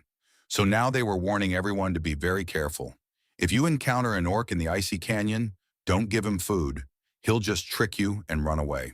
Manhwa set off for the icy canyon with his pet. He really wanted to meet Cocoon to feed him and deliver a message from his father. No one could have predicted that the orc they so desperately needed was currently in the icy canyon. Manhwa, moreover, never thought that Yenchang would watch his video so closely, pay attention to the details, and now help solve problems. Tenny threw another tantrum. He had put up with it for a long time, but finally snapped. He didn't understand why he had to drag himself to such a cold place too, since a bear's place was in the forest. Manhwa replied that they were going together to look for their mutual friend. Tenny insisted that all his friends were normal guys, and they were hanging out in the woods too, not walking on glaciers. But Manhwa asked his pet to help him look for Cocoon, and then they'd get it done faster. That would be the new topic for the video. The video will be from the Ice Canyon. It could be titled The Missing Orc Found. Noob Manhwa and his pet wandered through the icy desert, buffeted by the winds, and saw absolutely no one. A group of players was walking through the snowy desert, despite the cold and frost. They met another group of players and offered Kate 500 gold coins. But the girl replied that it wasn't even about the money, since everyone already understood the situation. None of the players wanted to spend another week in this icy desert if the GM was simply withholding food for the orc. Kate was the author of the article about the orc in the icy gorge, and he still hadn't left that place. Other guild members were with him as well, as Ma, Nix, and Jewel. They were all very wealthy people in the real world, but they'd lost interest in money because it no longer brought them joy. So now this group of players simply traveled to different corners of the arena and shared moments with viewers. Although they didn't become famous, their guild was soon named Pioneer. Pioneer had the largest number of subscribers. They were genuine and were considered the best guild, playing simply for the sake of the game and for fun. Suddenly, Kate saw a lone figure walking in the distance who, despite the cold, was moving as if he had a serious purpose. Soon the players recognized this guy. There was a bear sitting on his back, which meant he was a max-level noob. Kate knew this player was a star of the arena. He really wanted to meet the guy and talk to him in person. Manhwa was very surprised when players from the Pioneer Guild appeared before him. The players were pleased and happy about this encounter. They said it was an honor for them to meet a noob here. Manhwa didn't understand why the Pioneer Guild was wandering around these cold places. Tenny explained to the players that he had come with his master to hunt an orc, and that it was the max-level noob who had once posted an article about Cocoon. Manhwa added that he was looking for the orc because it was part of his quest. The guild members decided this was their chance to spend time together. The players honestly admitted that they had already spent a whole week searching for the orc and asked to continue the search together. Manhwa didn't quite understand why these guys needed to look for the orc again, but Kate replied that she just wanted to meet him one more time because the orc was a really fun guy. Of course, that was a strange explanation about a fun-loving orc, but rich guys think differently, and maybe that's a valid point for them. The players from the Pioneer Guild asked to be added as friends. Manhwa didn't see anything wrong with that, since working together with such a famous guild would only give him bonuses. Manhwa sent a friend request, and the members of the Pioneer Guild accepted it immediately. Thus Kate, Ace, Jules, Maha, and Nix became Manhwa's new friends, and now they could set out together in search of the orc Cocoon. The players soon encountered the massive boss of the ice desert. He was monstrously huge, extremely vicious, and furious. The players from the Pioneer Guild asked the max-level noob to leave this boss to them. Manhwa watched the battle from the sidelines. He liked what he saw. The guys were fighting great as a team. Every member of the group knew what they had to do and performed their duties flawlessly. The strongest among them were the warrior Kate and the mage Ass.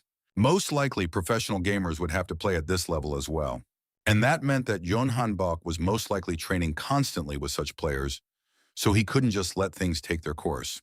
Hyunwoo told his new friends that he would also go hunting and search. If he succeeded, he would inform the players from the Pioneer Guild. Playing as a team was certainly very interesting, but Manhwa knew that to improve, it was better to play solo in order to get back at Hanbeok. He couldn't just stand on the sidelines. He had to try very hard and prepare.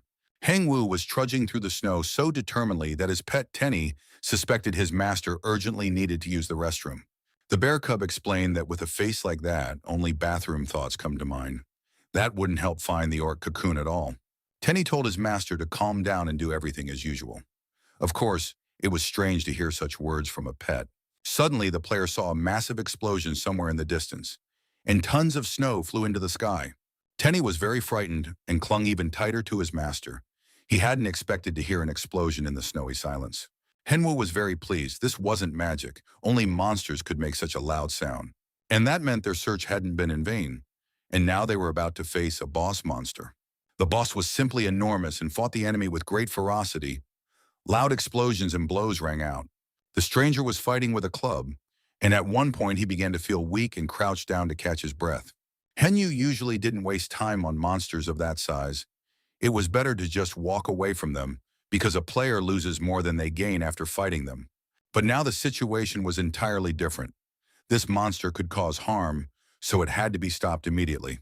The crescent blow came just in time. And finally, Henwu was able to find Kakun, and he did so at the most opportune moment.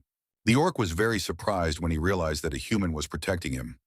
The monster couldn't understand how he had ended up in such a situation. Henhua showed the orc a necklace. It was the necklace of Kakun's tribe. Before the orc could figure out what was happening, a frightened but happy bear cub named Tenny threw himself around his neck, glad that they had finally found Kakun. Kakun couldn't understand what was happening or where these people and bears had come from. Hen Wu said he was very happy to meet him, but first they had to take out this guy, who was now a danger to everyone. Never before had a max-level noob had a partner like this, but there's always a first time for everything. And so, the orc and the player began their battle against the monster boss together. Hen Wu tried to aim for the legs to knock the monster off balance and bring it down to the ground. And it worked. The huge monster fell onto the snow, continuing to growl and fight back fiercely. Hen Wu and the orc struck the monster simultaneously. They slashed at it and finished it off with their weapons. Soon, the victory over the snow giant was declared. The player received experience points and a new level. His physical health and magic were fully restored. Kakun honestly admitted that he had survived only thanks to his strange companions. It was very surprising to hear that the player had traveled such a long way just to find him. Kakun had left home not only because of his demanding studies, he had left because he wanted to find something important. Hyunwoo was very surprised to hear those words. It turned out that his son had left not just because he was afraid of his father. On the other hand, it doesn't really matter. The main thing now is to finish this quest, said Henwu, addressing the orc. The player said that Rakun had asked him to tell his son, "Your home is the dark forest." Suddenly, Kate saw a lone figure walking in the distance who, despite the cold, moved as if he had a serious purpose. Soon the players recognized the guy. A bear was sitting on his back, which meant he was a max-level noob. Kate knew this player was a star of the arena. He really wanted to meet the guy and talk to him in person. Hen Wu was very surprised when players from the Pioneer Guild appeared before him. The players were pleased and happy about this encounter. They said it was an honor for them to meet a noob here. Hen Wu didn't understand why the Pioneer Guild was wandering around these cold places. Tenny explained to the players that he had come with his master to hunt an orc, and that it was the max-level noob who had once posted an article about Cocoon. Henwu added that he was looking for the orc because it was part of his quest. The guild members decided this was their chance to spend time together. The players honestly admitted that they had already spent a whole week searching for the orc and asked to continue the search together. Henwu didn't quite understand why these guys needed to look for the orc again, but Kate replied that she just wanted to meet him one more time because the orc was a really fun guy. Of course, that was a strange explanation about a fun-loving orc, but rich guys think differently, and maybe that's a valid point for them. The players from the Pioneer Guild asked to be added as friends. Henwu didn't see anything wrong with that, since working together with such a famous guild would only give him bonuses. Henwu sent a friend request, and the members of the Pioneer Guild accepted it immediately. Thus Kate, Ace, Jules, Maha, and Nyx became Henwu's new friends, and now they could set out together in search of the orc Cocoon. The players soon encountered the massive boss of the ice desert. He was monstrously huge, extremely vicious, and furious. The players from the Pioneer Guild asked the max-level noob to leave this boss to them. Hen Wu watched the battle from the sidelines. He liked what he saw. The guys were fighting great as a team. Every member of the group knew what they had to do and performed their duties flawlessly. The strongest among them were the warrior Kate and the mage Ass. Most likely, professional gamers would have to play at this level as well. And that meant that Yon Hanbok was most likely training constantly with such players, so he couldn't just let things take their course. Hyun-woo told his new friends that he would also go hunting and search. If he succeeded, he would inform the players from the Pioneer Guild. Playing as a team was certainly very interesting, but Hyun-woo knew that to improve, it was better to play solo in order to get back at Hanbok. He couldn't just stand on the sidelines. He had to try very hard and prepare. Hyun-woo was trudging through the snow so determinedly that his pet Tenny suspected his master urgently needed to use the restroom. The bear cub explained that with a face like that, only bathroom thoughts come to mind. That wouldn't help find the orc cocoon at all. Tenny told his master to calm down and do everything as usual. Of course, it was strange to hear such words from a pet. Suddenly, the player saw a massive explosion somewhere in the distance, and tons of snow flew into the sky. Tenny was very frightened and clung even tighter to his master. He hadn't expected to hear an explosion in the snowy silence. Hyun-woo was very pleased. This wasn't magic.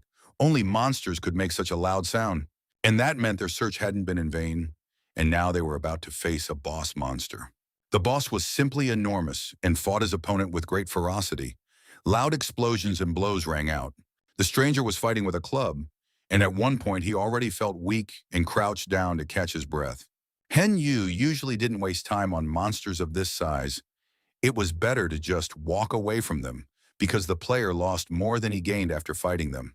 But now the situation was entirely different. This monster could cause harm, so it had to be stopped immediately.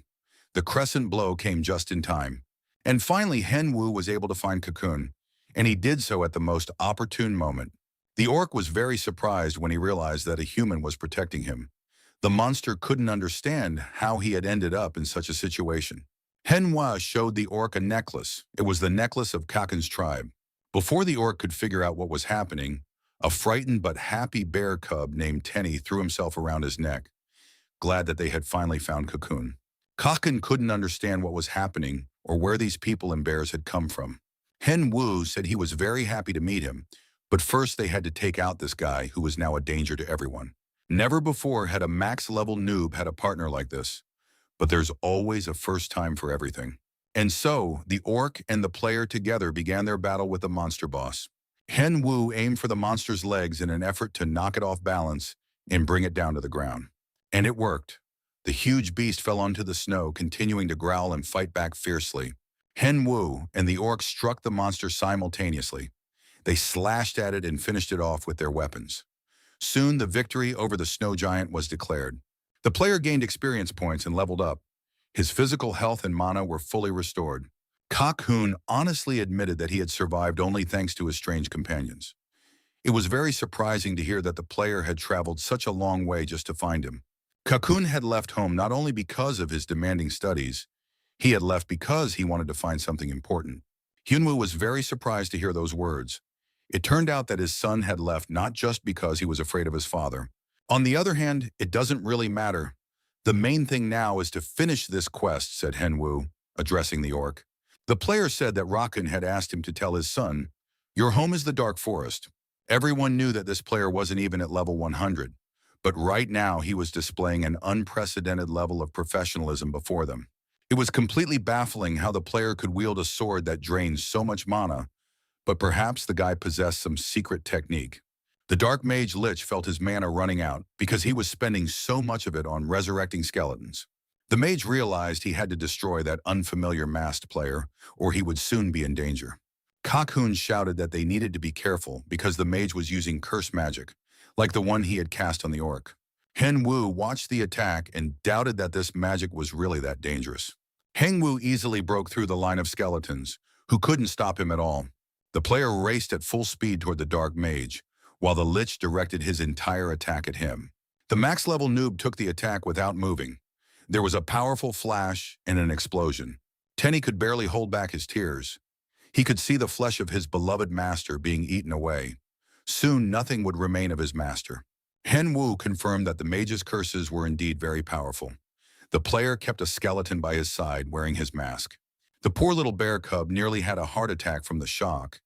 He didn't understand why his master was so cruel and showed no mercy to his loved ones. Hyun-woo admitted that this was his first time trying this element and he didn't know if it would work. But now the video would be great, and now he needed to figure things out and kill the mage. The Lich was furious because this player dared to play games with him and even tricked the Dark Mage. It was all too humiliating, so the Dark Mage decided to play with the players too, and the skeletons began to vanish.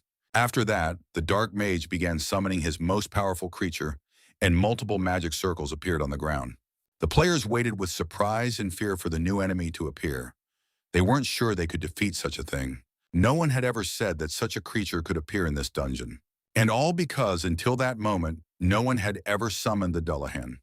The players saw that his head lay in his hands, and a horse served as his legs. A few months ago, news spread through the arena community about the emergence of a new boss, Dullahan, the Headless Horseman. Upon hearing this news, many major guilds and professional players immediately set out on a raid. But all of them were defeated, with one exception. Soon this boss was nicknamed Echo of Terror, and now the Dark Mage Lich has summoned the Headless Horseman and ordered him to destroy these people. The players knew that the New World Guild, with 20 monks, had spent over 3 hours defeating this Headless Horseman. This meant that the players present wouldn't be able to handle it on their own. On top of that, there were skeleton knights and about 7 orcs here. The Dark Mage Lich laughed at the players, who apparently didn't understand who they were about to fight or what they were hoping for as they took up attacking positions. At that moment, the Dullahan approached the players and struck with his massive sledgehammer. The players scattered in all directions. Kakun felt a sharp pain in his chest. The blow had been powerful, and now the orc could do nothing. Henwu advised him to rest with the bear cub and leave the battle to the players. Kate couldn't understand how a headless rider could be so fast, given his enormous bulk. The players doubted they could defeat this boss at all. It seemed they didn't stand a chance. Dullahan announced that the foolish little humans had dared to attack his master, and now they must prepare for their doom. Around that moment, the max-level noob went on the offensive. He told his comrades that he would fight the Headless Horseman himself, while the players had to deal with the Dark Mage Lich. The players from the Pioneer Guild looked at the max-level noob and hoped he wouldn't give up and would survive the battle. And they, in turn, would use their remaining mana for buffs and wouldn't give up either. Henyu activated Divine Energy and received the Archangel's blessing. Dullahan continued to laugh at the players, believing that these leather-clad weaklings would never be able to defeat him. However, one player was too cocky and aggressive, and he had to be punished for his audacity. The Headless Horseman attacked Henwu. However, the guy withstood the attacks, dodging very quickly and with dignity. The noob managed to dodge and force the horseman to drop his head, which now lay alone on the floor. Henwu was very surprised when he saw that the horseman had lost his head so easily. This suggested that the Dullahan was very distracted. The rider pulled his head back by the hair, and it continued to look around and talk. It turned out that the rider had decided not to place his head on his shoulders, but to use it as a weapon to attack the player. However, the max-level noob was very focused. He landed blows and seemed to have hit the head. The player was very surprised when he realized that the armor of a monster of this class was unable to withstand his attacks. At that moment, the Headless Horseman literally went berserk. He began slashing left and right, trying to avenge his head. Henyu saw this disoriented opponent, and it seemed to him that this wasn't the same Dullahan that the New World and Phoenix Guilds had fought. This was some other Dullahan, who was now not a raid boss, but a mini-boss. A crack had reappeared on him. At that moment, players from the Pioneer Guild noticed that the battle was going very well for Nuba, and he was beginning to defeat his opponent. Henwu decided not to tell the guys that this Headless Horseman was very easy. He could use the guild's fame to promote himself. At that moment, the Headless Horseman demanded that his opponent stop running away and fight properly. Henwu couldn't understand what nonsense his opponent was spouting. It seemed as though his words didn't match his actions. Besides, this Headless Horseman couldn't use fear, because he wasn't a boss monster. The max-level noob had had enough of the game by this point and decided it was time to end the battle. Dullahan sensed a powerful aura emanating from the player and decided to dodge. It was very strange, since the knight himself had just ordered him not to run away. Henyu decided to talk to his opponent and try out an idea of his. Maybe it would work. The player told the Headless Horseman that his master would hardly be able to withstand the mana attack. The Headless Horseman was outraged, for such words were unworthy of a knight. But Henwu replied that he had never actually been a knight and executed a crescent strike. The Dark Mage Lich couldn't understand what was happening, but for some reason mana began to return to him. This, of course, was impossible, but it could only mean one thing. Had the Headless Horseman really fallen? A max-level noob was checking his profile at that very moment, pleased with his victory over the Dullahan. The Dark Mage Lich was furious. He needed to put an end to this insolent player, and now Lich would deal with him personally. The mage stretched out his bony, hideous hand and began to summon the god. The players were outraged by the Dark Mage's behavior, since he was simply getting in their way, interrupting them. And anyway, did he really want to hide his toy in the storeroom again? The Dark Mage soon realized that something strange was happening. The holy power on his bracelet seemed to have stopped working. Hen Yu was already racing at breakneck speed, intent on finishing off the Dark Mage. After all, everyone was tired and wanted to end this. The player leaped at the Lich and struck him. The Dark Mage didn't even have time to react. After that, the Dark Forces left the Mage, and he began to disintegrate, continuing to scream and wail pitifully, demanding that the powers return to him. For defeating the Lich, Hen Wu earned experience points and leveled up. Besides, the guy was sure the video turned out great. All the players from the Pioneer Guild were absolutely thrilled. They rushed over to their idol. Something incredible had just happened right before their eyes. This player had single-handedly defeated Dullahan. The guild had initially planned to help, but in the end, everything worked out thanks to Nub. Tenny's pet was wailing loudly, dousing everything around him with snot and tears. These were tears of joy and happiness, because the body of his current best friend, Cocoon, had been completely cleansed, and now the orc was healthy. Cocoon would always remember how the owner of the little fluffy pet had helped him. Cocoon admitted that he hadn't understood before why his father respected certain people, but now it was clear to him. The players from the Pioneer Guild asked for permission. Could they share this story with their community? Hen Wu felt awkward, but he still allowed them to post the information anywhere and not hold back. When the players left the dungeon and took a break, Cocoon slung his backpack over his shoulder. Now he could see his father again and return to his tribe. Cocoon sincerely thanked Hen Wu for his help and rescue, inviting him to visit the tribe anytime. Tenny immediately said that's exactly what would happen. They'd be back soon after all. They were friends. Hen Wu could barely remember what his pet had done in that battle. Tenny continued to play the role of best friend. He asked the orc to be careful and promised they would visit him soon. Cocoon said goodbye and waved to his new friends as he set off on his return journey. All that remained was to put things in order. A quarrel broke out among the players of the Pioneer Guild over items. They couldn't agree on which item was best suited for whom. The guild leader was unpleasantly surprised that the guys were arguing over such a trifle. It was utter nonsense. One player claimed it was a very rare mana item for quick recharging. None of the guys wanted to give in to the others. Tempers were flaring, and things were heading toward a conflict. One of the players called out his comrades. How dare they behave so poorly in front of a respected person? The tank broke up the fight. Kate punished them for their unworthy behavior. After that, the leader of the Pioneer Guild pulled out the bracelet and ring that had previously belonged to the Dark Mage. Hen Wu modestly asked why he was being given them, but Kate replied that it was Nub who had defeated the main villain. Moreover, they were an apology for the quarrel between the two troublemakers. Ace immediately asked if Nub would agree to sell him the ring for 20,000 gold coins. It was a huge sum. No one in their right mind would turn down such a deal. Hen Wu sold the ring right away, thinking that the Pioneer Guild would remain a financial ally. The mage's bracelet had many useful functions, but for some reason possessed only a rare class. When it hit a living creature, it reduced the target's health. With such a skill, one could easily defeat raid bosses. Previously, even attacks on desert dragons had taken several hours.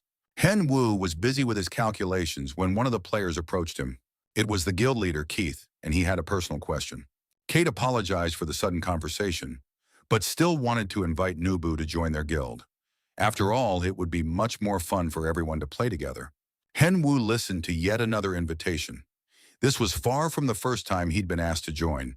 The young man thanked him for the offer. Kate immediately said he understood if Nub declined, so he'd hold off on his offer for now. Of course, the player had his own reasons for turning it down. Even though all the players are skilled, if Nub ever decides to join, they'll always be ready and waiting for his yes. Hen Wu appreciated the interaction. The Pioneer Guild was very intelligent and respectful. All the players enjoyed the game without thinking about money, skills, or level. Now they were genuinely upset to learn that Nub was going his own way. For the first time in ages, Yinchan shared dinner with his friend and discussed the latest news. Henyu said he already had a bronze rank and was at level 93. Yenchang hadn't expected this to happen so quickly. And Chan knew that one could obtain bronze starting at level 120. How had his friend managed to achieve such a result at a relatively low level? This means that Kang Henwu can enter RMR before reaching level 100. RMR stands for Ranked Matches for Rankers. Only players at level 100 or higher can enter. It's a competition where you might get a great item or catch the eye of pros and sponsors. Hyunwoo thought about this. The ranked matches included several events related to mana tests and achievement evaluations. It would be interesting, but for now he needed to deal with the Battle of the Two Masks. Alliance Arena, the venue for the morning's competition, was filling up with spectators. Henwoo took the stage and greeted everyone in attendance. The viewers immediately started sending donations and cheering for their idol. Hopefully, he'll keep them entertained with his presence for as long as possible. The noob thanked them for the donations and said that today's stream would focus on ranked matches.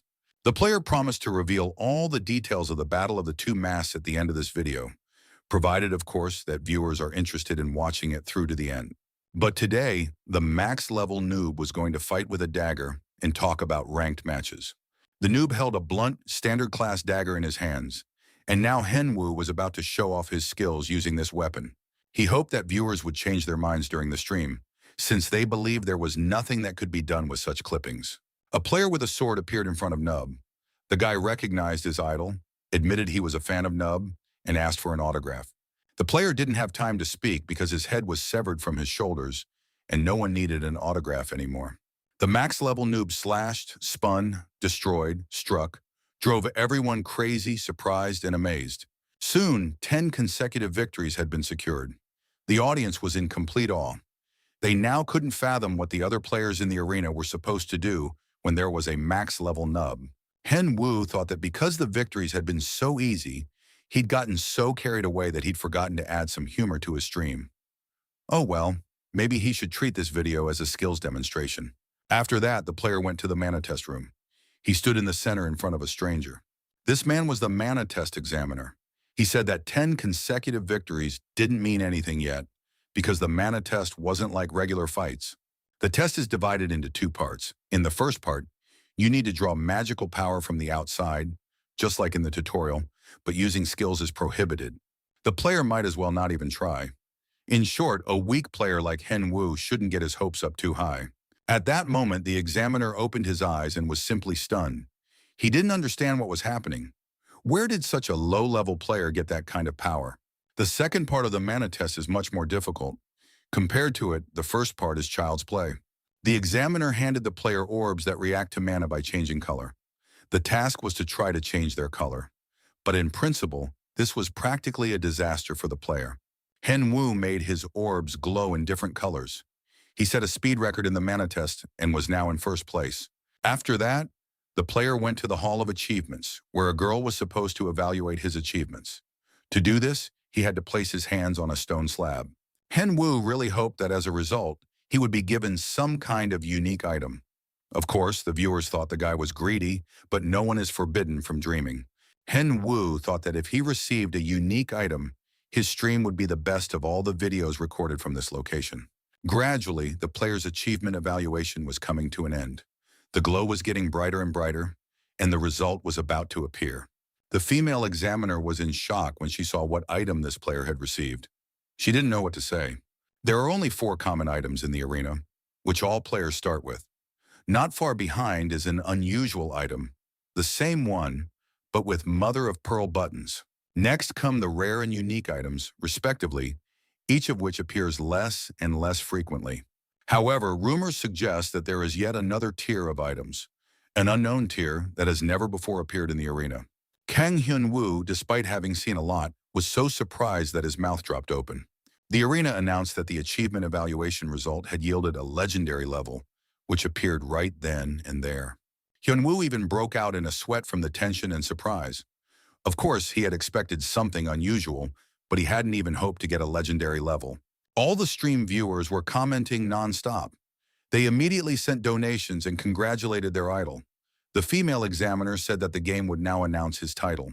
Warrior Tura, a recognized knight of the empire, the first to enter the imperial castle, the first to meet the emperor, the first to defeat the desert dragon, and many other firsts.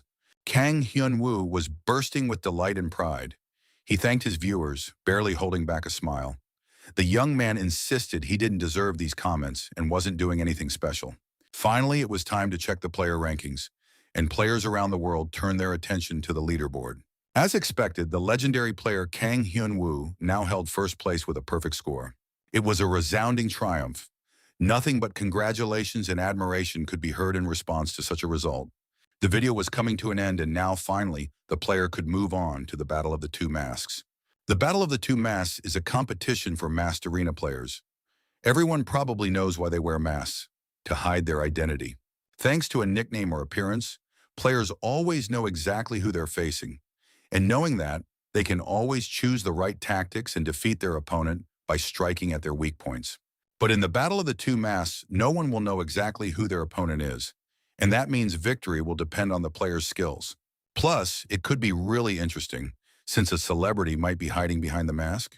The company plans to hold the show on Fridays of odd-numbered weeks. There will be 8 participants in total, and the winner of the first week advances to the playoffs. The company hasn't decided on the prize yet, but one thing is already clear. The prize will definitely be an autograph from a top-tier celebrity, along with a photo.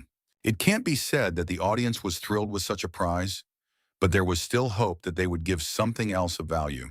Tenny was absolutely overjoyed, which was extremely rare for him. The little bear had finally made it to the forest and was now unable to hide his delight. The pet was very tired of deserts and snowy mountains, and finally his owner had listened to him. Hen-woo was completing a quest for the dwarfs he had once saved. He needed to find the Red Koval tribe in the Hojin Mountains and meet the Golden Hammer.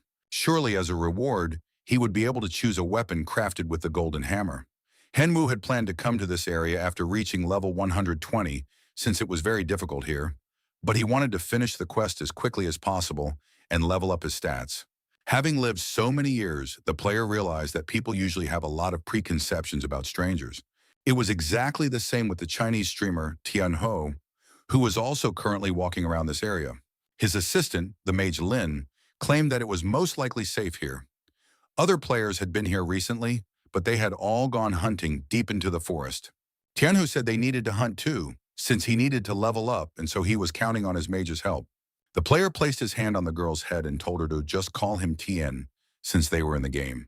Tianhu told his assistant that he planned to spend 3 hours here, so the girl should call the others. "Are they going to set up camp here?" Lin asked. "Do we really need to call everyone?" It was clear that the girl was very nervous. She didn't want to disappoint her boss and had to carry out his orders. Just wonderful. Suddenly, she saw some strangers discussing among themselves how long and arduous the journey had been. At that moment, a max-level noob emerged from the thicket of the forest, and on his back sat a pet chewing on an apple. Hen-woo immediately warned the girl that he was just passing by and had no intention of getting into anything with her. She could hunt here as much as she wanted, but the look on this girl's face was very strange. For some reason, she was scared. In reality, Lin wasn't scared. She was surprised. The girl recognized this player. It was the max-level noob who had caused the boss so many problems and had been making him constantly nervous lately. Maybe this is fate giving me a gift, the girl thought. If she catches this player, Boss Tian-ho's mood will definitely improve. Heng-woo was tired of wandering through the forest, and even his pet couldn't move a single paw, despite being in its own forest. Hen-woo looked around. He couldn't understand why everyone here was so scary. It was hard to tell who was human and who was a monster. It felt as though it wasn't Hen-woo who had gone hunting, but some mysterious tribe was chasing him. As long as they kept wandering around like this, Hen-woo definitely wouldn't be able to level up. He had to kill at least someone. Tenny insisted that this was just a nice forest, but the player said that if he killed someone now, he'd even give the little bear a ride on his back afterward. Hen-woo finally couldn't take it anymore and turned to his pursuers asking, "What the hell are you following me for?" Lin realized she'd been caught. The girl stepped out and said, "It's nothing special. I'm just offering to play with the guy." Hen-woo didn't understand why she needed him when she already had 4 friends. Besides, he had already told her he wasn't going to interfere with her hunt. Lin replied that she wasn't going to fight a player over some monsters that players usually can't share. The problem was that standing right in front of her was that very max-level noob, and his very existence was causing her pain. Hen Wu said bluntly and frankly that he couldn't recall ever having any problems with her. The player wanted to know where she had come from in the first place. Lin replied that she had no intention of answering his questions. She simply demanded that the noob fight her right here and now. Hen Wu looked at this cute girl with a pure, open face, clear eyes, and a sprinkling of freckles. What battle was she talking about? The player took off running as fast as he could because he didn't want to waste his time on some weak players. The whole group rushed after him. Hen Wu was already starting to get tense and nervous, seeing his pursuers running right behind him. Hen Wu knew that players hunting in this mountain range were usually above level 150, which meant that a battle with 4 players of that level could be deadly even for a noob. The player didn't understand why things like this kept happening to him. He ran toward the bright light at the end of the forest tunnel. Before the guys started playing in the arena, he was a ranker in another game. One day an idea came to him and invited him to join her so they could carry out various missions together. Well, the guy had always loved playing solo, so he refused. And after that refusal, a lot of bad things happened. These included the forced killings of players who could have helped Hen Wu in some way or were close to him. There was also regular interference with his hunting and even the spreading of negative rumors within the community. These players kept fighting the young man, and he fought back, and the situation basically reached a deadlock because the players were obsessed with revenge. The game, which had previously brought him joy, began to haunt him, and he could no longer feel any satisfaction, only constant stress. That's why he decided to quit playing. And now Hen Wu stood before the group of pursuers, realizing there was no point in running any further. The young man ran to the edge of the ravine, and behind him was a high cliff and a raging river, and there was no way out. Hen Wu looked at his pursuers. He was very angry with them because the players were forcing him into battle. This was a huge advantage for the guild. The players in the guild acted in concert, and now, because of this group of strangers, painful memories were resurfacing in Hen Wu's mind. But this time, in both life and in the game, everything was a little different for Hen Wu than before, because the arena had become a part of his life.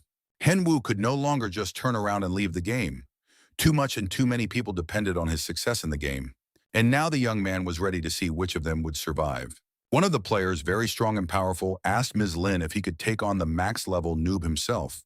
Everyone understood that this guy wasn't as skilled as people said he was, so he definitely wouldn't be able to handle 4 level 150 players since he hadn't even reached level 100 himself. Everyone was certain that just one of those present would be enough to take down the noob. At that moment, Hen Wu was trying to remember who Lin was and who her boss was. Lin agreed that this was exactly the case. Moreover, as one of the best players in her guild, she allowed him to attack, reminding him that he must not lose under any circumstances. Chen knew that the man's weapon was a heavy bastard sword, and he rushed into the attack. Hen Wu stood there, still, not moving an inch. He felt like he'd seen this somewhere before, but he just couldn't remember where. The opponent closed in, preparing to deliver a critical strike. But at that moment, Hen Wu activated his additional skins and boosted his power. His strength, Hephaestus, adventurism, and the player's indestructibility were all utilized. On top of that, thanks to LeBron, Hen Wu had increased his sword mastery. Hen Wu used weapon destruction and landed a single devastating blow. The player was stunned when he saw that instead of a sword, there was just a stump in his hands. He couldn't understand how this could have happened. Hen Wu approached the warrior and asked, "Didn't you expect this? Or what comes next?" With those words, the max-level noob grabbed his opponent by the armor and hurled him far away. Watching his opponent perish, Hen Wu recalled that when he fought the Black Skull Guild, there had been a fool there too who thought he could defeat him. Lin was very alarmed.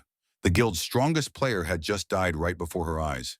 Could it be that the noob had lured them here on purpose to kill them? And if he was able to destroy Chen's weapon with a single blow, then Nub must surely be hiding some other impressive skills. Lin immediately ordered the players to prepare for an attack. None of them were going to go in alone anymore. Before the opponents could take up their positions and assign roles, Hen Wu charged at them because this wasn't a raid. Hen Wu didn't want to let the enemies develop any tactics. He had to take advantage of their confusion. It would be difficult to defend against such strong opponents. Therefore, he had to prevent them from attacking. Hyun Woo looked at the players, and it seemed as though they were twins, because they worked together so seamlessly against him. Hyunwoo remembered what LeBron had taught him and was able to direct a mana strike at a specific player. Soon, everything in front of him burst into flames. Lin was certain that a max-level noob wouldn't be able to withstand her magic, especially if she directed it precisely at a single player. A powerful mage was always a great support on the team. However, the difficulty of mastering magic lay in the fact that it was often unpredictable. For example, getting burned when using fire or frostbite when using ice. Lin ordered the players to keep attacking, believing that time was on their side because her team's level was much higher, and they shouldn't lose. Hen Wu was a little out of breath. He knew he had to take out the mage, but to fight him, he needed to prepare in advance. Hen Wu fended off the attacks and suddenly realized he didn't know what his pet was doing right now, since it could help its master in battle. Tenny was indeed very busy. He was trying to reach the apple and had expended a lot of energy on this action. Suddenly, Hen Wu felt pressure building on his body. It was very difficult for him to move his arms and legs. It felt as if they had turned to stone. It turned out that the enemies could use crowd control, a technique that hindered the enemy's movement. Thanks to this technique, Lin was certain that the end was now upon the max-level Nuba. The girl was able to land a precise strike on the immobilized target. A powerful bolt of lightning lit up everything around her and incinerated the sorceress Lin on the spot, just as she was about to attack Hen Wu. Tenny was almost too late, but these little people were driving him crazy. He finally reached the apple and could now calmly use his ability to strike with lightning. Player Lin was struck by lightning, resulting in internal damage. The greater the risk, the greater the reward. For powerful mages, there is always a risk of internal damage.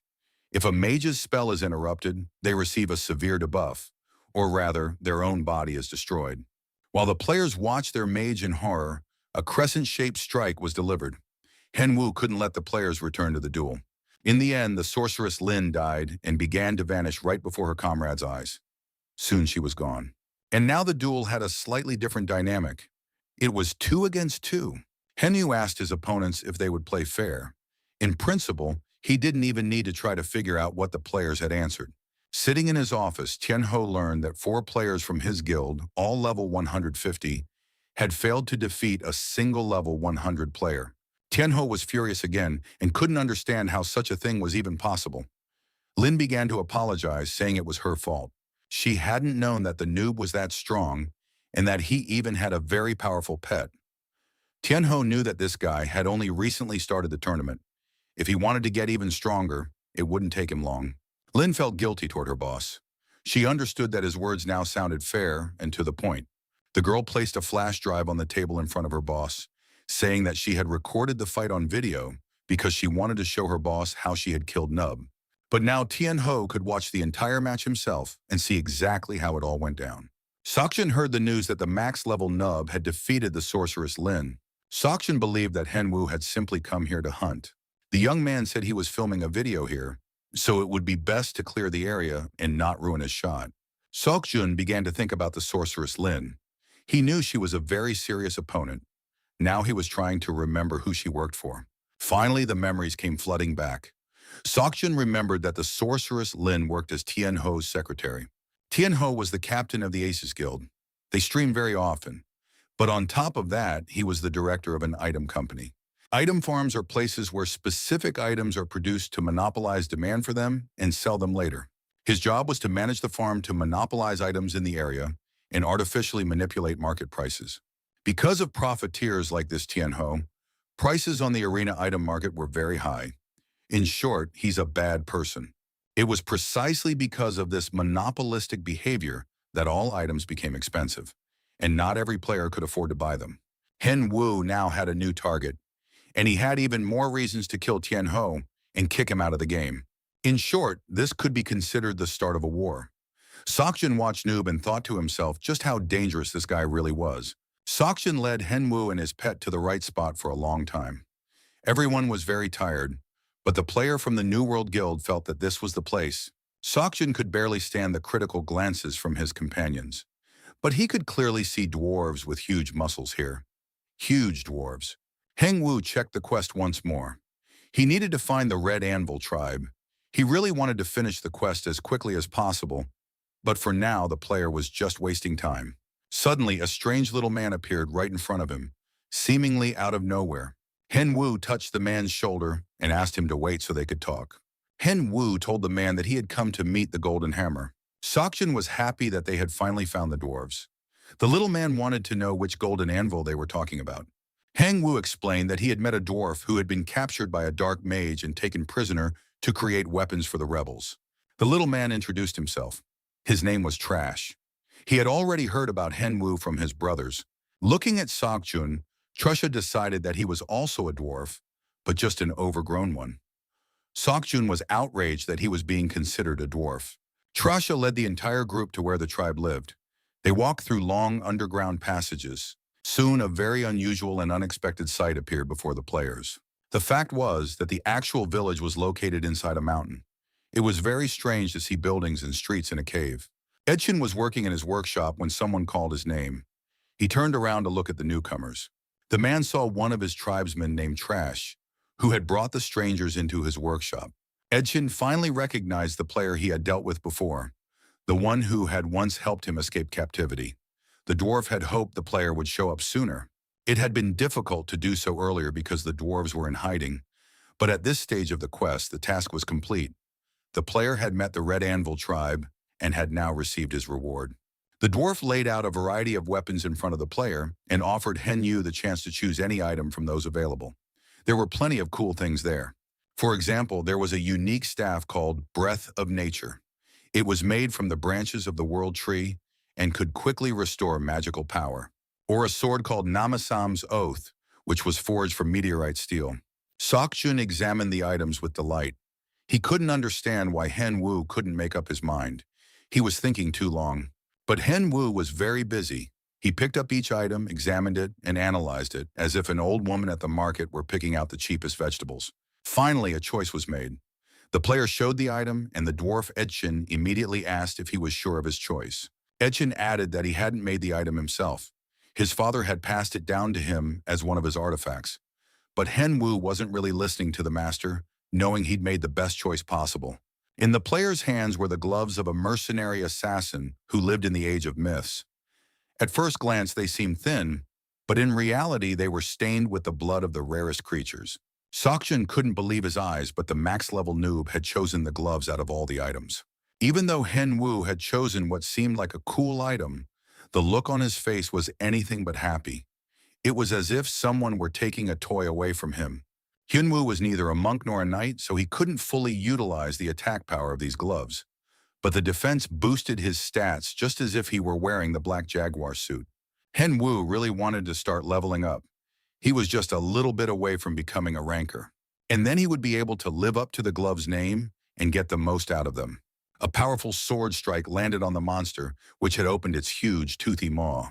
The players didn't understand what was going on. They had been in that spot for 5 hours already, and they kept encountering the same monsters over and over again. The player replied that he was fed up with it all too, but there was nothing he could do because he didn't know when the director would arrive. The swordsman didn't understand what the problem was at all, since they were progressing very well. It turned out that a max-level noob had killed one of the best players on the team, so now all they had to do was level up. The max-level noob has recently become a hot topic not only among viewers, but also among players. Besides, players wearing masks are everywhere these days. They're probably just some of max-level noobs' imitators who want to be closer to their idol. Of course, this isn't surprising, because max-level noob was very popular right now. The players finished their conversation. They were already pretty fed up with hunting, so they decided it might be better to kill someone for a change. That's when they spotted an unfamiliar player who was dressed just like Nub, but he was wearing a completely ridiculous mask. The guys decided that killing a player was a great way to relieve stress, so they decided to pick on the stranger in the ridiculous mask. They turned to the masked player and told him that he apparently had no pride at all.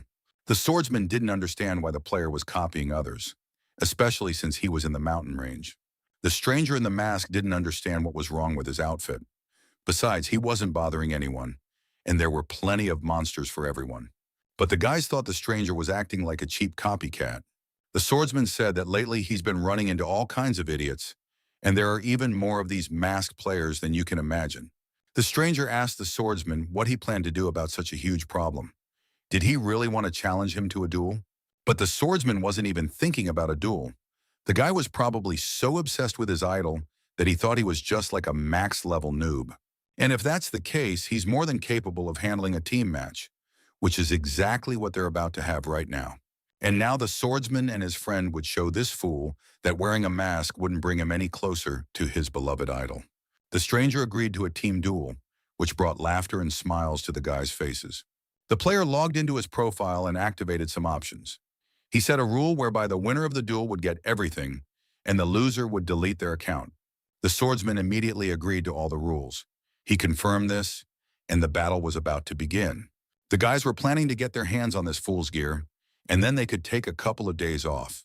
Plus, they shouldn't forget about their personal lives and finally meet up with their girlfriends, who would soon forget all about their boyfriends. The countdown ended. The player jumped forward and announced, "Hello guys, this is a max-level noob." The guys were literally speechless. They couldn't believe their eyes. Was this really the max-level noob standing before them? Hen Wu addressed the viewers and said that, of course, they had been waiting for a new stream, and now the wait was over. He was starting the stream right now. Hen Wu began to take off his mask and asked his opponents if they knew about the farms that manipulate market prices and create artificial shortages, driving up the cost of items. The man behind all this is the leader of the Aziz Guild, named Tian Ho. And now the max-level noob announced the stream's theme, Max-level noob versus the Aziz Guild. Hen Wen took off his silly mask and announced that the show was about to begin. Secretary Lin rushed into her director's office to inform him of yet another major problem. The thing is, the noob is streaming right now, but it turned out the director already knew about it. Tianho realized that Nub was targeting him directly. He handed the girl a flash drive and asked her to check it. Undoubtedly, Nub was an excellent player. No one would have thought that in just a few months he could level up so much, a true monster of control and growth speed. Tianho said he recognized the player's merits and that he certainly had no equal in control. The secretary couldn't figure out where her boss was going with this. Tianho would never have said any of this if he were in his right mind. The director announced that he must defeat the max-level noob by any means necessary, specifically in his own way.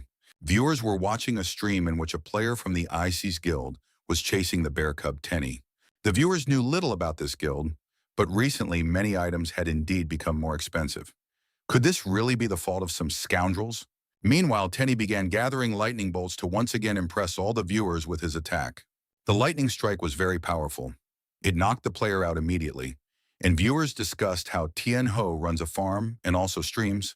Meanwhile, despite the lightning strike, the player continued to resist and tried to reach the bear cub. While the viewers decided they needed to gather more information about Tian Ho, one of his comrades swung a sword to kill the nasty yellow bear. But he failed to do so because just at that moment, Hen Wu landed a perfect strike and decapitated the player. The swordsman was furious. His friend had just died right before his eyes.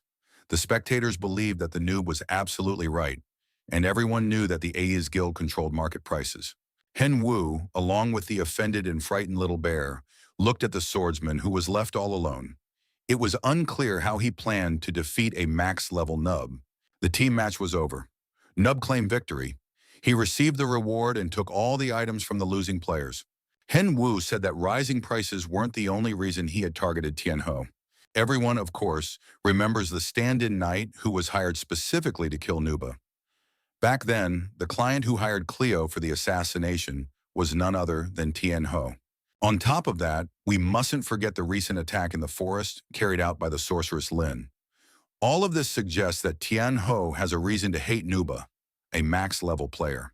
Hen Wu didn't know if that was really the reason for such hatred. He had never quarreled with Tian Ho, but that didn't matter now. Hen Wu wasn't going to turn a blind eye to this situation. He wanted a personal apology from Tian Ho, and until then, the max-level noob would kill every member of the Aziz Guild. Some viewers started sending donations so that the noob would win the next duel without using skills.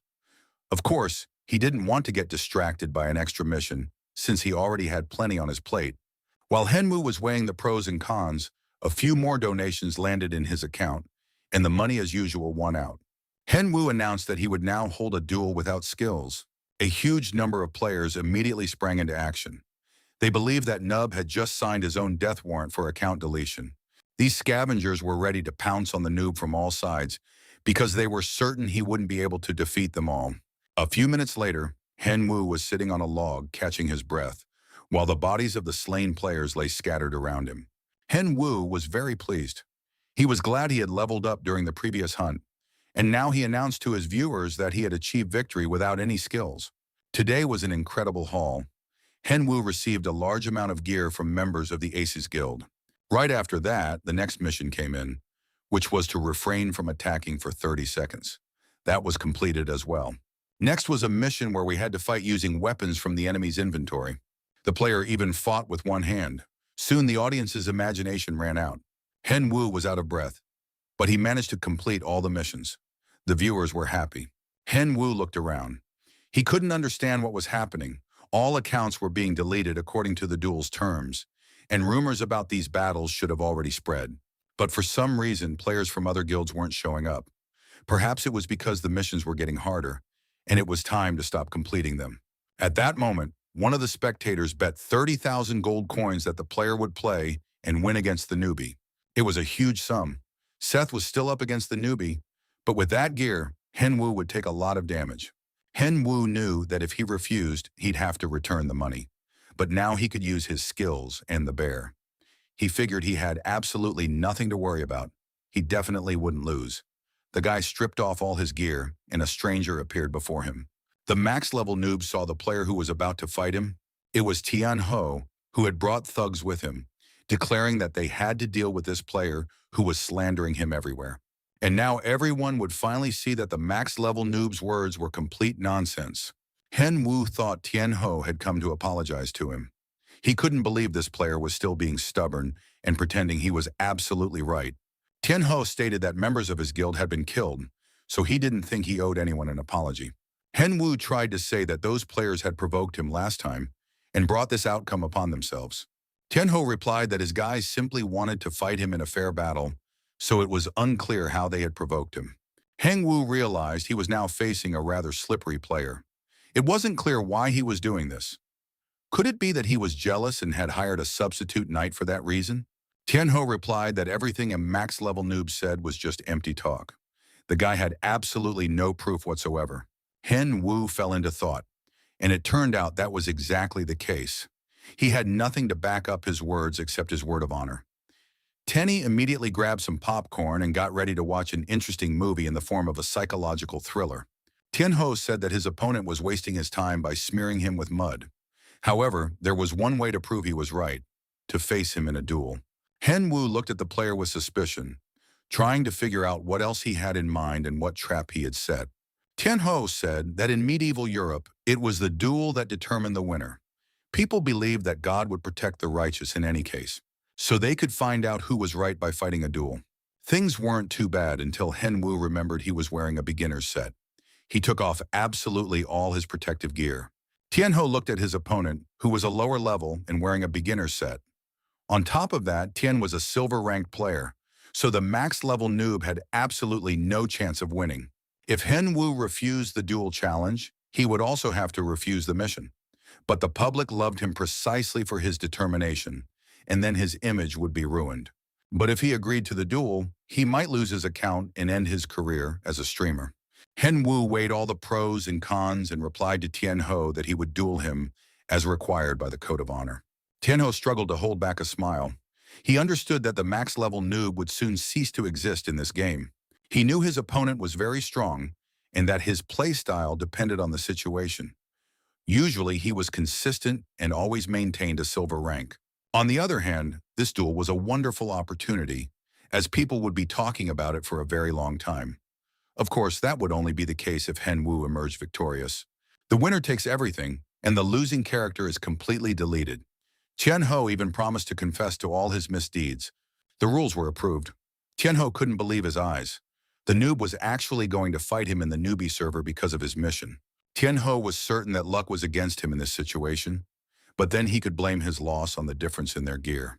Henwu didn't comment on these words at all, and as soon as the signal to start the duel was given, he immediately rushed into the attack. Henwu attacked his opponent, but the latter barely reacted, as if the blow hadn't caused him any pain at all. Tianho explained this by saying that they had different HP. There was nothing to be done about it, and in order to deal damage, a max-level noob would have to land about 100 hits. But at the same time, Tianho would win this battle with just a single strike.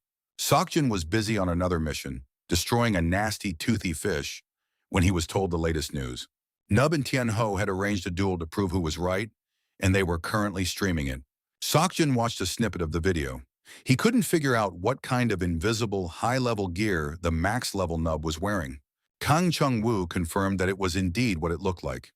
Max-level Nub was wearing a beginner's set and was about to fight Tian Ho with absolute seriousness. The friends watched the stream for a while. They couldn't quite believe their eyes, but by all appearances, the max-level noob was winning the match. Tian Ho activated his sonic blade and was now about to land his final critical strike. In theory, that should have been enough. Henwoo looked at his opponent and realized that he had rushed his skill. Henwoo knew that all he had to do was take a single step back, and then his opponent would miss. That step was taken, and Tian Ho completely lost his footing. He didn't understand what was happening. Throughout his time in the arena, Henwoo had fought countless guilds and monsters single-handedly. For a solo player without special items, a single blow could be fatal. That is precisely why solo players most often avoid direct attacks. They use combat techniques to parry every strike. During the Milliget era, Henwoo was the #1 solo player who utilized this method. Many users, upon hearing about the duel, immediately rushed to watch the stream and began to take a closer look at Henwoo's fighting style. His example showed that in different situations, a single strike can determine victory or defeat.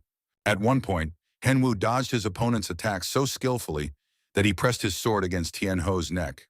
It was a brilliantly executed move, and now a single sword strike would put an end to the duel. Sokjin watched the video with delight and believed that their guild desperately needed a monster like this. All the players abandoned their missions and watched the duel, realizing they had to support the noob who was demonstrating the highest level of mastery. Donations poured into the stream for the top-tier club, but Tian Ho didn't give up right away. He kept thinking that all of this was absolutely impossible and couldn't understand how it could have happened. He was already asking himself how he could have lost since his level was higher. Lin the sorceress couldn't believe her eyes. Her boss was dying even though he had the best gear and weapons. Tian Ho still wouldn't calm down, insisting that his stats were far superior. Henwoo didn't want to listen to this nonsense. He agreed that he was still far from Tian Ho's level and gear, but there was one area where he was clearly better. Henwoo said he was a much better player than his opponent, and that was what mattered most. Tian Ho, with his last ounce of strength, continued to spew rage, wheeze, and insult his opponent. However, the music didn't play for long. The max-level noob won the duel against Tian Ho. It was a magnificent, well-deserved victory. All the spectators and fans were in absolute raptures, admiring their idol. But suddenly, the pleasant moments came to an end. Max-level noob realized that people had come to him with a complaint. Sorceress Lin was furious. She couldn't understand how the noob dared to do such a thing. The player didn't understand what the complaint was about at all, since the guild had lost and had to admit their mistakes. Had they really decided to show off in front of the viewers until the very end? Witch Lin was furious. She said the player didn't understand a thing and immediately summoned a fireball. There was a powerful explosion. However, the audience immediately saw that their idol was standing there safe and sound, with only a huge cloud of dust in front of him. When the dust settled, everyone saw Keith, the head of the Pioneers Guild, who had arrived just in time. With him were other guild members, who immediately calmed down all the disgruntled spectators. Keith said they had come to help Nubu because he was having a lot of fun here. Besides, Keith was glad he'd turned down the contract with Tian Ho earlier, and now nothing stood in his way. Secretary Lin had no idea who this player was, but it was explained to her right away. Kate was no ordinary player. His full name was Kate Portia, and he was a relative of Ferdinand Orsha, the company's founder. Secretary Lin realized who she had just been trying to argue with. Kate glanced at the remnants of the ISIS Guild and said that perhaps it was time to wrap things up. There was no point in talking to them anymore. Now no one was definitely going to work with them in the future. After the Pioneers Guild arrived, the situation was quickly resolved, and everyone present, as well as the spectators, realized who was right. Kate continued to recount the sins of the ISIS Guild, manipulating item prices and interfering in other people's hunts. All the players of the ISIS Guild logged out of their accounts to avoid the wrath of the crowd. Of course, they planned to take revenge in the future, and quite brutally. These players are unlikely to appear in the arena anytime soon. We can only hope they lead an honest life next time. After that, Hen Wu exchanged a few words with the Pioneers Guild, thanked them for their help, and said goodbye. Kate said he hoped to see them soon and was looking forward to new adventures, though that was highly doubtful. Hen Wu was finally alone and had now reached the most important part. The player was eager to find out what items Tien Ho had and how much richer he had become after the duel. Tenny was also eager to find out as soon as possible and even asked permission to open the box of accessories. Hen Wu expected to find plenty of good sets. After all, rich people always have the best of everything, and it would be great to discover unique skills and weapons. It turned out that Tien Ho was a total dud, and Hen Wu couldn't find anything worthwhile. It was all junk, but Tenny liked a lot of it and wanted to take it all for himself. However, among the items, there was one little book with a skill. Hen Wu took it. It contained a super energy wave. This skill was invented by Master Bardak. It allowed one to gather a certain amount of mana into a specific stream and detonate it. Hen Wu tested this skill immediately. It really did seem pretty good. The tree was struck down with a single, light flick of the wrist. It was a genuine energy wave, which greatly impressed Tenny. The bear wanted exactly the same skill for himself. As a result of the battle between a max-level noob and the ISIS guild, the player received a large number of items, gear, and a lot of subscribers to his channel. Yenshin stumbled out of his bedroom, still half asleep, and looked in surprise at his friend, who had gotten up at the crack of dawn. Hen Wu was very excited. He said that Yenchang was sleeping in too late, like a real slacker. It turned out that today was the release date for the Battle of the Two Masks. Hen Wu took his friend along, who didn't understand why he was finding out about such important things at the last minute. But Hung Wu said he'd be back soon. He headed straight to the Korean branch of Nazar. Hyun Woo met with manager Kyle and company director Jamie. The player greeted the manager, but it was the first time he'd seen this bearded man. An important meeting was taking place. The director greeted the player, saying he was pleased to meet a max-level noob. His name was Jamie Muo. Hyun Woo was very embarrassed when he realized exactly who he was talking to. The director said he had been very worried, since the player might not be in top form due to daily arena matches, but now his doubts had proven unfounded. Jamie Muo noted that he was surprised to see the battle plan for the two masks devised by the player. Entropia also took an interest in the project. They even built a separate platform and launched an advertisement for the Battle of the Two Masks. In addition, Porsche also expressed interest in the project and offered a partnership. Hen Wu realized it would be foolish to turn down such an opportunity. Heng Wu checked the list of players for the broadcast, but there were too many famous people on it, and he doubted they'd all show up. Kyle replied that everyone was already on the set and could be met before the broadcast began, so Hen Wu could do so right away.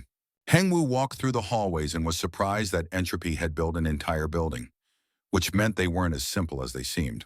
On the floor in the middle of the hallway, he noticed a pentagram through which one could teleport to the desired location. Hyunwoo stood in the center of the pentagram and heard a voice behind him. It was Seokjun, a master of the New World Guild, who cheerfully greeted his old acquaintance. Hyunwoo said he hadn't known Seokjun was coming and wondered why he hadn't warned him.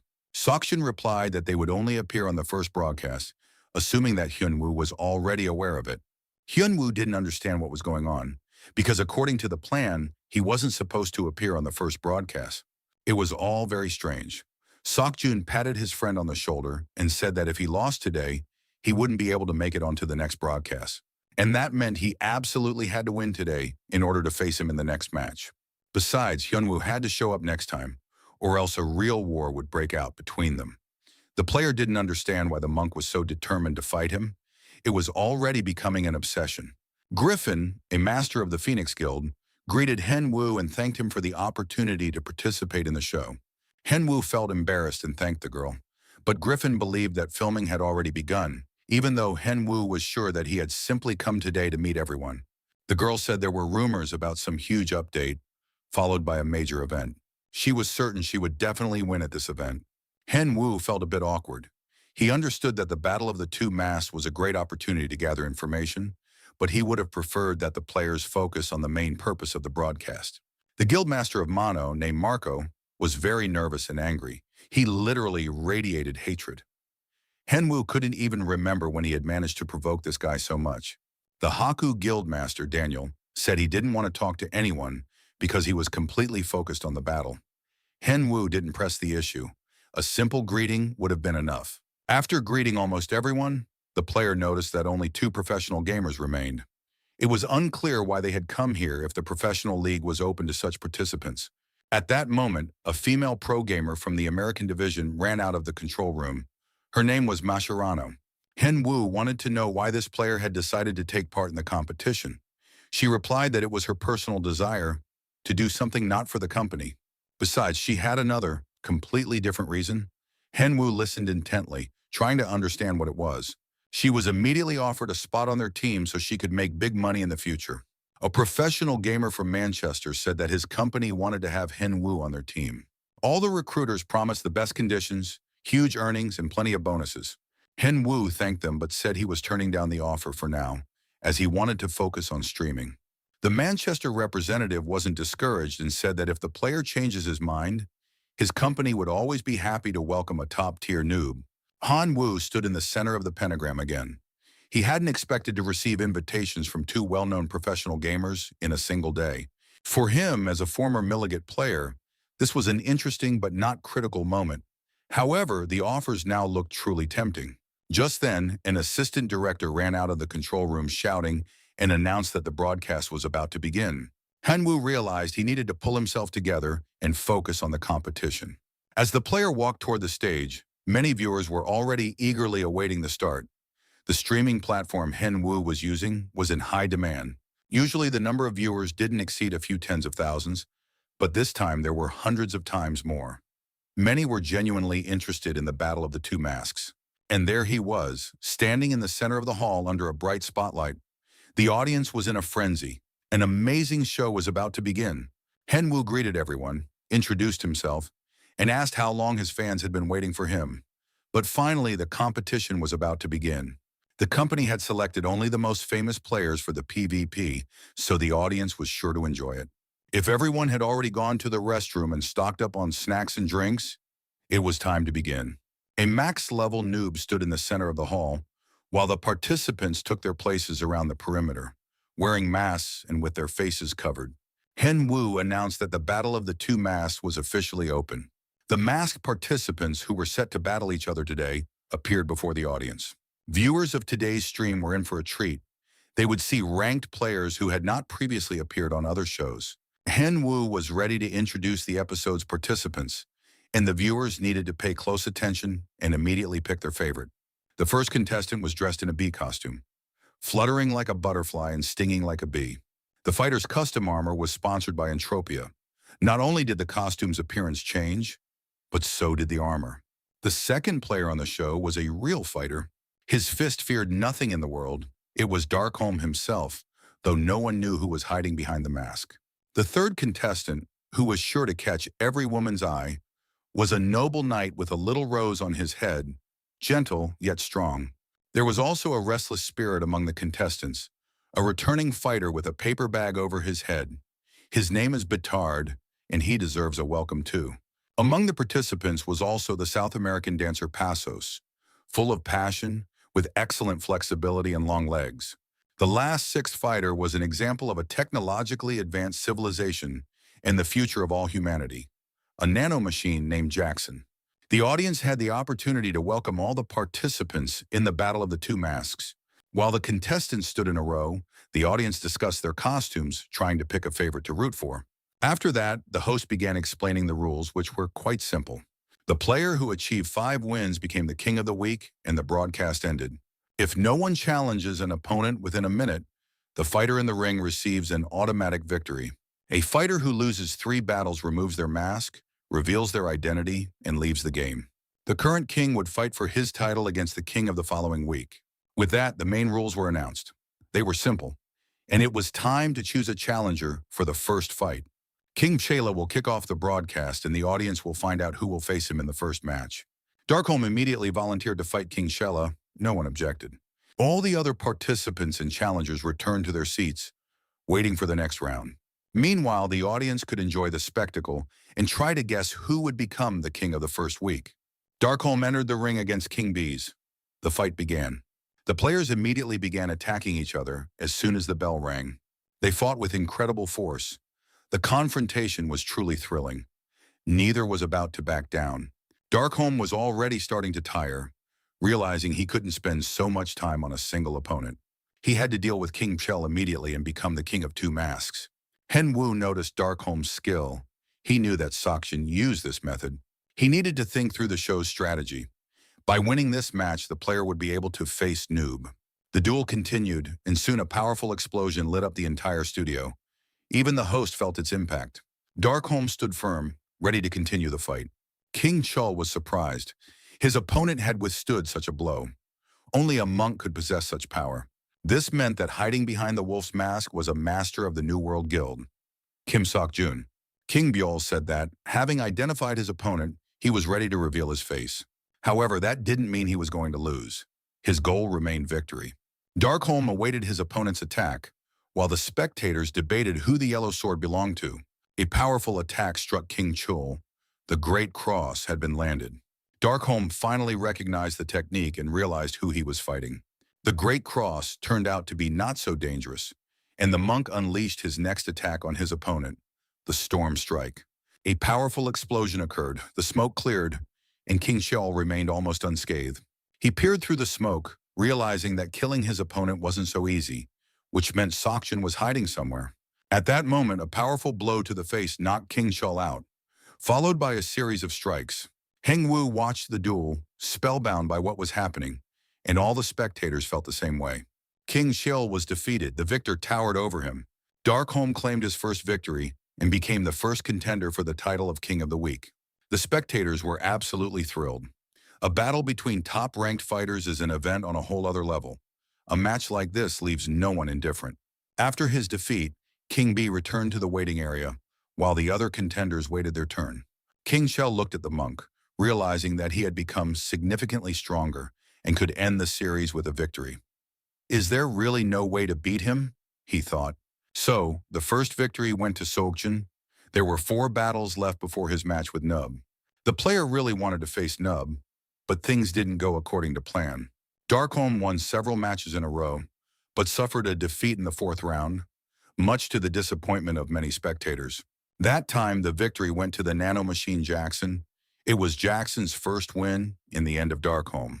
When no one could guess who was hiding behind Jackson's mask, the host congratulated him on his first victory.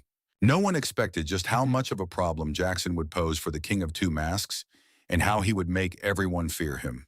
Jackson's second consecutive victory cemented his reputation as a dangerous contestant. He was marching toward victory like a ruthless machine. Is there really no one who can stop him? The viewers wondered. A player named Jackson whispered something in the host's ear. Hen Wu looked extremely surprised. He announced to the viewers that the show was taking a 10-minute break. Yenshin was watching the show at home. Even though everyone was wearing masks, it was easy to tell who was playing as whom.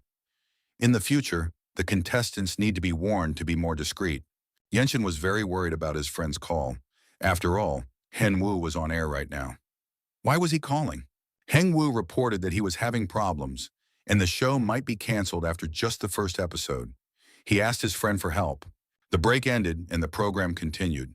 The host asked who would be next to face off. Standing in the arena was the nanomachine Jackson, which already had 2 victories under its belt. Which of the contenders would try to defeat it? The remaining contestants showed no interest, so the host warned, if no one accepted the challenge soon, each contestant would receive 1 loss. Soon Betard stepped into the ring, accepting the challenge, believing that this stupid tin can had to be stopped. Betard even declared that he was ready to bet everything on his victory. He agreed to reveal his identity. Henwood didn't understand why the contestants were acting so frivolously. The whole point of the show was the mystery. However, the host didn't waste time arguing and announced the start of the fight between Jackson and Bittard. Bittard, like an old-school boxer, in shorts and a t-shirt, rushed into the attack, throwing punches. Whether there was any point to this is unclear. Smoke billowed from Jackson. He managed to dodge the direct hit, but still took a little damage. Bittard said that based on his opponent's fighting style, he immediately realized who was hiding inside the nanomachine. Jackson was furious. He clearly had no intention of revealing his name and quickly landed several blows, knocking his opponent back. Bittard was certain. Daniel was standing before him, for only he could use such techniques. The man was now shirtless and ready to continue the fight. Daniel was a master of the Haku Guild, ranked second in today's broadcast. a master of the sword. Among all the players, no one could match him in agility and technique. One could say that he could easily have taken first place in the rankings, or even gone beyond them. However, Bitard was certain he knew his weak spot. Bitard wondered what condition Jackson's face was in after all those blows. Perhaps he would need plastic surgery. Daniel's weak spot was trash talk. His unstable temperament and provocations easily riled him up. The player clearly began to get nervous, blocking the blows and insisting that he wasn't Daniel, but a nanomachine named Jackson. Bitard started to get tired, not understanding why his opponent wasn't falling for the provocation. Had he really overcome his weakness? It seemed as though Jackson had slightly reduced his strength, but his technique had improved. Had he chosen the right items, and was he in complete control of the situation? The nanomachine Jackson raised his sword-wielding hand to strike. It wasn't a simple strike, but a crescent-shaped one. Bitard managed to dodge the crescent-shaped strike, and now it was his turn to attack. Jackson looked at his opponent and assumed he was facing the player Mascherano. He turned out to be different than expected. Bitard unleashed blow after blow, but it was almost useless. At one point, a sharp sword was pointed at his fist. It was completely baffling and inexplicable how Daniel had managed to become so strong in such a short time. Bitard knew that only one player was capable of this. That player used to be Milligat, but he was gone for good. Bitard surmised that his opponent had managed to level up to Milligac's level. He had no other thoughts left. His head was severed by a sharp sword. Even the host initially lacked the emotion to express his feelings about the match. The winner was once again the nanomachine Jackson. It was his third consecutive victory. Bitard sat on the bench. The player was very upset. The show's participants were also alarmed and pensive. They didn't understand how Daniel had managed to level up so quickly and defeat Mascherano so easily. Now the question was serious. Could anyone stop Jackson? The host announced a 10-minute break and headed to the break room. A max-level noob was waiting for him on the couch. He waved and asked why the player was sighing so much. Had he gotten too nervous? In response, he heard that the situation was serious, and it wasn't clear what to do. The two max-level noobs looked each other in the eye. The noob said that this would only fuel the audience's interest. Besides, Henwu would be participating in the broadcast next time anyway. Yenshin took off the max-level noob's mask and said that everything depended solely on Henwu. Yenshin looked at his friend and admitted that he didn't understand at all what exactly he was trying to achieve. Henwu smiled and said that in principle it didn't matter what actually happened. The break ended and the broadcast continued. The host addressed the players again. Who wants to battle Jackson? However, he saw no enthusiasm. Everyone was afraid of losing. Before anyone volunteered, Jackson raised his hand and said he couldn't do it anymore. It was unthinkable. Everyone froze in surprise and horror, not understanding what can't meant. Jackson cited special circumstances and asked for a 30-minute break, promising to return as soon as possible. The audience took this as cowardice. Of course, the battle of the two masks was no place for understanding or forgiveness. The game had to go on no matter what. But there was no longer any reason for the nanomachine to participate. The game ended after Sakjin won 2 consecutive victories and became the winner of the first battle of the two masks. The host congratulated Darkholm and asked if the first king of the two masks would like to give a speech. The winner declared that this time it had been easy. Of course, that was a joke. However, in the first broadcast, everyone had held back, and the king wanted to know who would be coming next week. Then came the most eagerly awaited moment. It was time to reveal their identities. The losers had to step into the arena and remove their masks. The audience had been eagerly awaiting this moment, making guesses, and now they were about to see if they were right. The host asked them to come out one by one and remove their masks. First up was the King of Bees. Under the mask was Cavani, a professional player from Manchester. Hen Wu greeted the English professional and wished him luck. Cavani replied that if he ever returned here, he would definitely change his fighting style and become better. The other players were easy to identify, with the exception of the last participant, Jackson's nanomachine. The audience thought Daniel was hiding there, but they might have been wrong. Jackson was finally asked to take off his mask.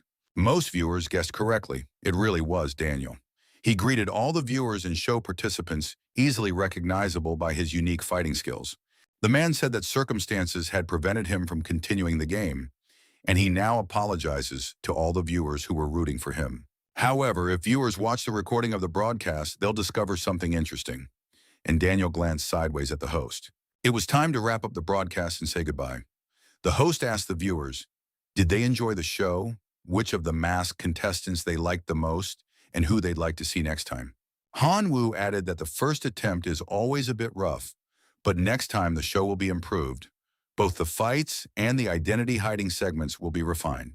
The creators of Battle of the Two Masks are eagerly awaiting viewers for the next episode of the show. As soon as the broadcast ended, reviews from viewers began appearing on the Arena community forum. Daniel's escape was the most discussed topic. For the first time, a contestant personally decided to leave during the broadcast. So many people came up with theories about what had happened. 2 days later, a recording of the show appeared online. Viewers were abuzz with the events of the broadcast. During a break, Daniel turned to the host and said he needed to step away for an hour. The max-level noob was surprised. Couldn't the player have warned them in advance so they could reschedule the game? The host tried to persuade Daniel to finish his business as quickly as possible and return, since there were still 5 battles ahead and the recording of the program had to continue.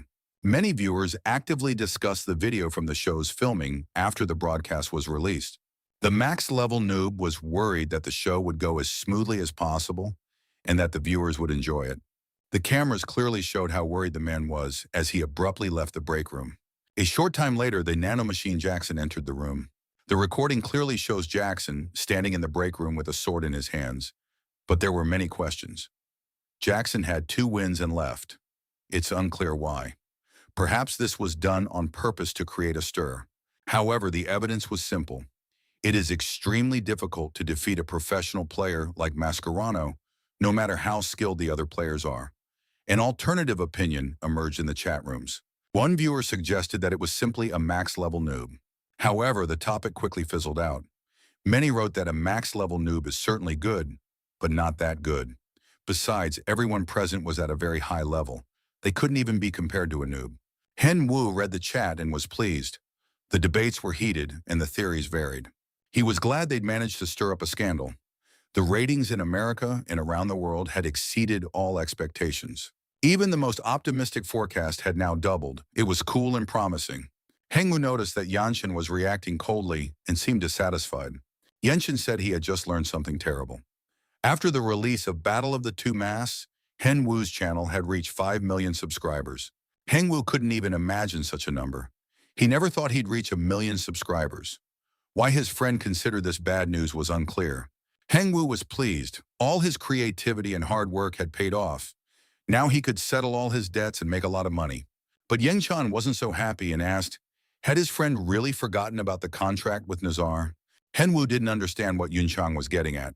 He remembered meeting with the manager, reading the contract, and was supposed to review and sign it. The contract was for 2 years. It provided for additional bonuses if the number of subscribers grew, as well as the opportunity to choose a rare skill book or item every month. Henwu recalled the clause about additional payments for subscriber growth, and the hairs on the back of his neck stood on end. Apparently, he would now be receiving tens of thousands of dollars, and it was time to figure out exactly how much he would end up getting from Nazar. Hengwu crunched these crazy numbers and felt a sharp pang of pain, as if he'd suddenly turned into Scrooge, forced to scrimp and save. He asked his friend if he wanted to grab a bite to eat, or maybe go to a restaurant. But Yonchan understood that Henwu didn't know how to manage such large sums and was frightened by the situation. To spend the money wisely, he needed first to take a small portion and make sure the rest wouldn't go to waste. This money meant a great deal to Henwu. The young man put on his best suit and headed to the Millville building. The excitement had died down a bit, and Henwu could honestly admit, this money had truly stunned him. Now he had calmed down, arrived, and was ready to make some cash. The player arrived at Moon's Capital, a company that dealt with investments in the preservation of large capital. He met with a manager who greeted him and said that if he had come to them, he most likely needed money urgently. But to everyone's surprise, Henwu said he had come to pay off a debt and had no intention of borrowing anything. The manager was very surprised because it's rare for young people to come in to pay off debts. Usually it's just a very small amount. Company representatives asked whose name the loan was in, and it turned out to be Kang Suk-jun, the young man's father. The manager retrieved the loan file and studied the figures closely. He said almost nothing, just grunted and looked surprised. A huge debt, 15 million won, was registered under Kang Sok-jun's name. The young man clarified that it was his father. The manager didn't get rude and asked how much the young man intended to pay back. It was unlikely that someone his age would be able to return even a fraction of his hard-earned money. Hen Wu said he was willing to invest 5 million won in the company to start with. The manager was outraged. He worked at a reputable firm, and this youngster seemed to be making fun of him. He was already about to call security and throw the insolent young man out. But Hen Wu calmly transferred the stated amount, confirming that he wasn't joking, and showed the transfer details. The man was stunned. The amount was comparable to the annual salary of all the company's employees. What on earth could this guy be doing to earn that kind of money? And what a good son he must be, coming to pay off his father's debt. Hyun-woo left the company, feeling a lightness in every movement. He still had part of the debt left to pay, but if he kept this up, he'd be able to pay it all off this year. He also decided to buy his mom a house with the remaining money and move his dad to a top-notch ward with personalized care and monitoring. Hyun-woo called his mother to share the latest news. He was doing well, and there would be surprises for her soon. But it was time to get back to the game. The young man headed straight for the forest near Yuzma. Hyun-woo began studying his profile. Thanks to the armor stats, his stats had slowly improved. He was pleased and his pet was happy for his master. Tenny thought his master now looked really cool, and he wasn't ashamed to be seen in public with someone like that. Thanks to his contract with the Nazar firm, the player easily obtained a unique material, the Heart of Evora, and could now calmly create everything he had dreamed of since the days of Milligat. He had to spend gold coins on the remaining ingredients, but as a result, Hyun-woo created a set of armor called the Majesty of Apollo. It increased movement speed, allowed the use of lightning, and boosted all stats. There was still plenty of time before the next filming of Battle of the Two Masks, so he could find and complete some interesting quest. Hyun-woo headed to the home of the Empire's strongest knight, where, as always, a group of players was gathered. LeBron, as usual, was in the training hall meditating and asked why his student had come to see him. Hyun-woo replied that he had come to visit his teacher, who should be happy about that. Besides, the young man wanted to become stronger. LeBron glanced at the young man and said he could see it already. Hyun-woo had grown stronger. The teacher wanted to know if the student had completed his assignment. Hyun-woo raised his sword high, concentrating magical power and mana around it. By demonstrating his skill, he hoped LeBron would be satisfied. LeBron didn't deny it. The student's skills had indeed improved. However, the boy was still too weak. LeBron lashed out at the student, saying he had become a typical rich kid. They're all just like him. Usually, adventurers look good on the outside, but they're empty on the inside. With Hyun-woo, it's the opposite. He's got substance on the inside, but not on the outside. Hyun-woo was a little confused. His teacher must have been referring to his low level. LeBron didn't explain further and sent the student south to Bricks. In the fortress of Lotus beyond the mountains, he had to find General Gerard. Hyun-woo was pleased. His new mission was to find the general who defends the mountains from monsters. The reward would be experience. LeBron added that after he returned, they would go somewhere together, so Hyun-woo had to come back as soon as he was ready. Hyun-woo quickly said goodbye to his teacher because he saw that his manager, Kyle, was trying to call him. LeBron was a little upset that his student was leaving so quickly, but they would still spend time together when Hyun-woo returned. The Entropy Company cafeteria was crowded at lunchtime. The head of the planning department believed that a new patch would be released soon, so there was very little time left, and it was already time to get to work. His colleague knew that this was already the third patch related to the fortress siege. This wouldn't be a problem if it weren't for the siege. Some players buy castles, titles, and stage sieges just for the sake of the game. It's unclear whose idea it was, but it's brilliant. People let you profit from their persistence. The colleagues began discussing the Battle of the Two Masks, which they had watched a few days earlier. One of them said he was stunned when he watched the unedited version. It turned out that the machine was a noob, and he was fighting Mascherano. Daniel simply used him as a substitute knight and went about his business, while the max-level noob fought in his gear. This is astonishing, especially since there was a level difference of about 80 points between the noob and Mascherano. It's impossible to imagine how this duel could have taken place. One couldn't help but acknowledge that a lot of talented newcomers had appeared recently, among whom one could find something interesting. The manager sadly recalled a player named Milligat, who had suddenly disappeared. He was the first of his kind back in the day. Everyone who was into gaming knew Milligat, but now that's history. He's probably living his best life and isn't involved with gaming anymore. Hyun-woo left LeBron and immediately contacted manager Kyle. Kyle reported that the company had already finalized the lineup for the next episode of Battle of the Two Masks and had also decided to hold an additional training session. He wanted to know if Han Wu would like to participate in the training. Heng Wu replied that he would compete in this round of Battle of the Two Masks. In addition, he wanted to invite two guests for the second episode. Kyle was surprised. Hyunwoo was planning to appear in the second episode, even though logically he would need to raise his level further and not appear until the fifth or sixth episode. However, the young man, as always, was confident.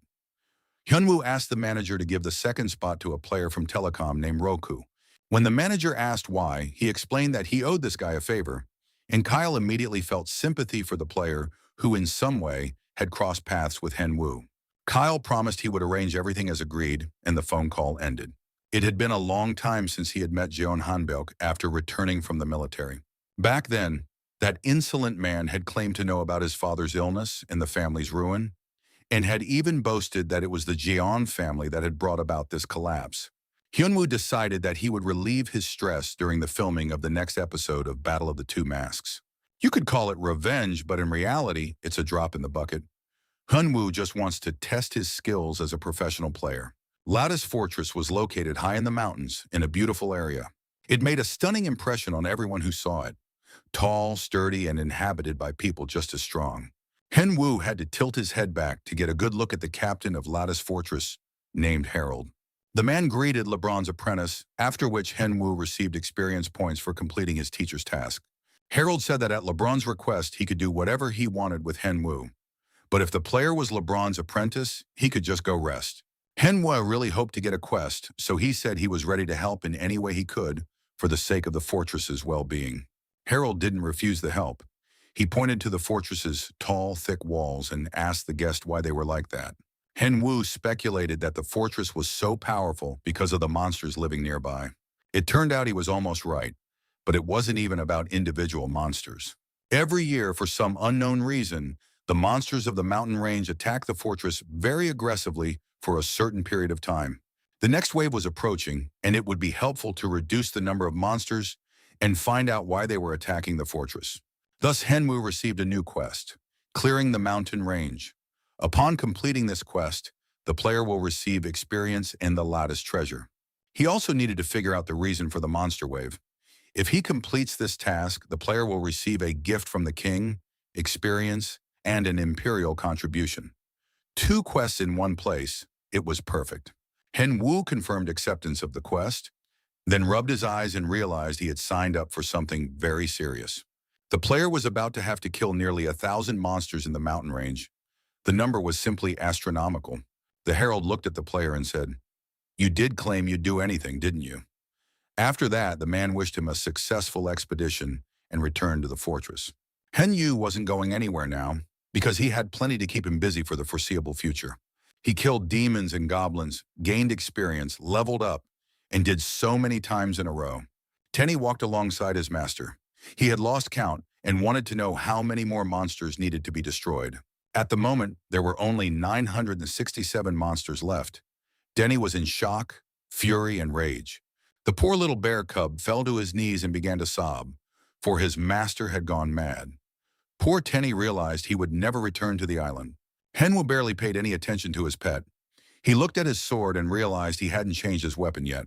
There were 36 hours left until the broadcast of Battle of the Two Masks began, and perhaps something new would drop from the monsters he defeated. That's why he needed to complete the quest cheerfully and with a spring in his step. Hyunwoo was slaying goblins, orcs, wild wolves, bloodthirsty predators, and even huge snakes. Tenny, completely exhausted, sat under a tree, convinced he was leaving this world, and begged his master not to forget that he had once had a good pet. Hyunwoo fought a monstrous snake and kept track. Usually a group gets 3 or 4 new items per hunt, but in his case, several hundred monsters of the mountain range had already been destroyed. However, after half a day of such hellish work, not a single item had dropped. Hyunwoo wondered how the game developers could treat players this way. It turned out they weren't ashamed at all, and Hyunwoo decided to continue the quest. Thinking only positively, if half a day had passed and nothing had dropped, then it would drop soon. Hyunwoo chopped down another monster, hoping the item would appear right then. He killed a few more monsters, and the item was due to appear at any moment. Hen Wu could barely stand on his feet. He was on the home stretch, but this was the most ridiculous quest. Not a single item had dropped. The player had already leveled up 7 times. It seemed like madness. How could they treat players like this? Tenny asked to be let go home. Hen Wu figured there wasn't much time left, so he needed to turn around and head toward the fortress, taking out the remaining monsters along the way. But before he could turn back, a new monster appeared before him. It was too early to go back. Hen Wu looked at the monstrous opponent, realizing he had to see this through to the end. After all, the player hadn't come this far for nothing, and the quest reward would definitely be his. The young man jumped to his feet and headed toward the monster. Hen Wu was lying on the couch, unable to move a hand or a foot. He had spent all his free time hunting. The broadcast was about to start, and he was practically out of shape. Nothing had dropped from the huge number of monsters. It was a real source of stress for the player. But right now he wasn't too worried about the show, because Yunchan had promised to help. Heng Wu tried to rest a little and told his friend that his worst enemy, Zhong Hanbyok, would appear on the stream. As soon as Hen Wu uttered his name, his strength returned from who knows where. One of the most important and long-awaited moments of his life was about to happen. Heng Wu, anticipating his revenge, felt even better than usual, and his strength returned to him once more. Yunchan was a great friend. He was always ready to help Hyun Woo, and now looked at his friend, amazed by his fortitude. The broadcast of the second episode of the show, King of Two Masks, began. The program returned with a new format. The host promised viewers amazing contestants and interesting guests. First up was Tenny, the great master of King of Two Masks. The bear cub said that his owner had promised him a day off for participating in the filming. Many viewers wanted to see their favorite on the show, and now it's time to meet the contestants. This time, a countess who renounced her title will participate in Battle of the Two Masks. She took up a sword to avenge her family. This beautiful flower, tainted by vengeance, the great marquise, will leave many contestants in the dust today. Viewers really liked the heroine's costume. The second contestant on the show arrived from outer space. It was a player named Alien. Among the contestants was one whose body was like stone or a rock. Mr. Moai, who inspired fear even from a distance. The next contestant is a man who wields a sword in the name of romance and love. The intelligent and refined ladies' man.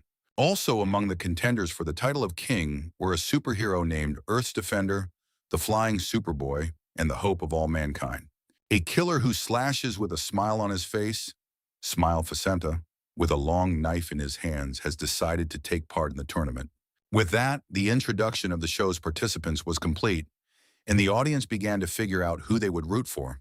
Will anyone be able to dethrone the first round winner and become the new king? We'll find out soon. It will also become clear whether the king can retain his throne or will lose to a new contender. All the contestants lined up in front of the audience, and the second round of King of Two Masks was declared open. Hyun Woo looked at the show's participants with interest. He knew that Yeon Han-byuk was hiding under one of the masks. Yeon Chan, who was actually wearing the maximum level Nuba mask today, looked at the ladies' man. If he lost to Jung Han-byuk, he would have to kick Hyun Woo out of the house. His friend looked at the lady killer and wished Hyun Woo the best of luck in today's show. Everyone knew the rules. The first player named by the host starts the game. This time, it was the Countess. The host asked the contestants if anyone was ready for battle and wanted to step forward to try their luck. All the players raised their hands. It seemed the men were confident they could easily handle the Countess. But Superboy was the fastest, so he got the chance to participate in the first round. The max-level noob took his place next to Tenny, and the battle was declared to begin. As soon as the signal was given, the Marquise readied her sword. However, the spot where Superboy was supposed to be was empty. Even the host was surprised. Superboy decided to go into stealth mode right at the start of the match. Everyone knew that this invisibility skill belonged to the assassin class. Such high speed and stealth spoke to the player's incredible skill. The sword was raised, and the Countess looked ahead, while Superboy had already slipped behind her, drawing his dagger. However, the girl managed to spot her opponent and raised her sword just as she needed to defend against the attack. Moreover, the beauty immediately struck back. Superboy was unpleasantly surprised. His opponent not only knew how to defend herself, but also how to attack. At first glance, the Countess's defense seemed weak. She had a wound on her shoulder, and she was trying to figure out who was hiding behind the mask. The girl landed multiple strikes because her opponent was preoccupied with maintaining his disguise and didn't want to reveal his skills. It was a stalemate. Revealing unique skills would immediately expose the identity behind the mask, but without them, she risked losing the round. The Countess used an ice ability, and the opponent immediately realized that he was facing the Ice Princess Reina, a professional player from the New York team. Reina was the first girl to make it into the arena's top 10. The audience was absolutely thrilled. They had guessed that it was Reina. This meant a top-tier battle. Superboy was partially covered in ice. He was having a hard time. It turned out that dealing with Reina was no easy feat. The player realized he had to stop Reina before she used Ice Flower, so he performed Shadow Slash. Shadow Slash was a unique skill of Ichino, a famous Japanese streamer and ninja. It soon became clear that everyone was watching the duel between Reina and Ichino. Superboy used Vanish again, and Marquise hid behind huge ice blocks. The girl turned to her opponent, saying that his skills were useless if she used hers. And Reina activated Ice Field. Everything around them was covered in deadly ice. Even the commentators looked frozen, and the arena was covered in snow. Superboy's invisibility skill proved useless. Snow clung to his body, making it impossible to hide. Superboy thought using the ice field was unfair, but he was ready for battle. He activated his fiery flame, setting off a scorching blaze. And so these two opposing elements, ice and fire, clashed in one place. No one could predict which element would prevail or how it would affect the opponent's mobility. In the end, the Countess sliced her opponent into tiny pieces with a swing of her sword. The victory went to the Duchess.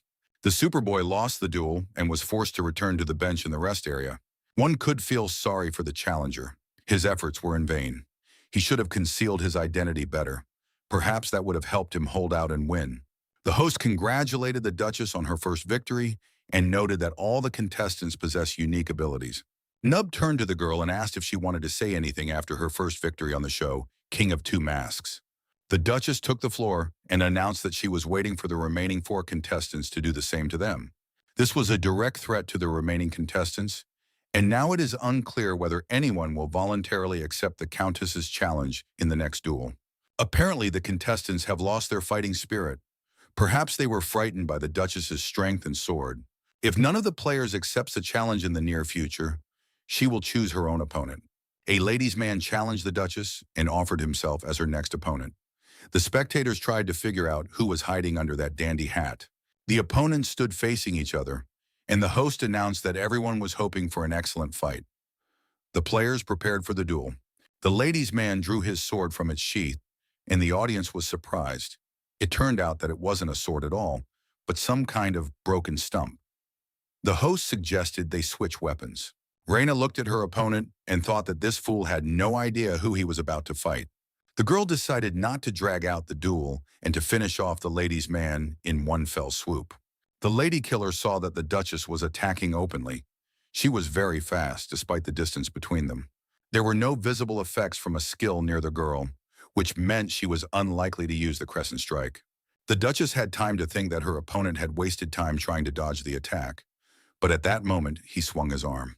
That proved to be enough. The Duchess received a fatal blow. Due to the speed and force of the strike, the girl instantly fell into a state of instant death. All the participants in the round, sitting in the rest area, gasped in surprise. The hosts and spectators were also stunned. But the fact remained, the Duchess was dead and had lost the match. It all happened so quickly and unexpectedly that Reina couldn't bring herself to realize she had lost for a long time. The host announced the winner of the round. It was the lady killer. The audience didn't understand what had happened. They hoped that in a few days the company would post a recording and they would be able to review the match in slow motion. Yen Chan, who was hiding behind the mask of a max-level noob, was just as surprised as everyone else. He didn't know his friend had such skills. When the lady's favorite drew his sword, there was nothing there but the hilt. But during the attack and the swings in the air, something suddenly flashed. If the Duchess's death was instantaneous, then the lady's favorite had drawn his sword and cut her down immediately. The participants in the round were stunned. They didn't understand where such skill came from. It required a certain level of concentration, or perhaps it was some kind of secret, unique skill. Everyone wanted to know what it was. The ladies' man greeted everyone without answering a single question. After that, a break was announced. The host rushed over to the ladies' man to find out how the player had made that shot. The ladies' man answered the question with a question. Where was the host from, and did he know him? They were meeting for the first time. Yenshin asked him not to joke or mock him, and then Henwu explained that LeBron had taught him this technique. Yenshin was outraged. His friend hadn't told him anything, and using such a skill was practically cheating. Yenshin believed his friend was hiding a lot from him, and that it would have been better to tell him everything right away. He felt hurt. Henwu said there was nothing else. The main thing was that Jong Han Beok had shown up on the show. Henwu was preparing for the broadcast and watched videos featuring his opponent in advance. He noticed that Hanbok had a habit of folding his hands into a specific gesture before every match. And today, among the challengers, he saw the same gesture used by a player named Smileface. So this must be Jong Hanbok. Of course, Henwu could have checked the list of challengers and participants, but he didn't want the victory to be too easy. He wanted everything to be as realistic as possible, so he asked the host to pit Smileface against him for a sparring match. Yunchan promised to do everything he could on his end, but if Hyunwoo couldn't handle that brat, he'd better not come home.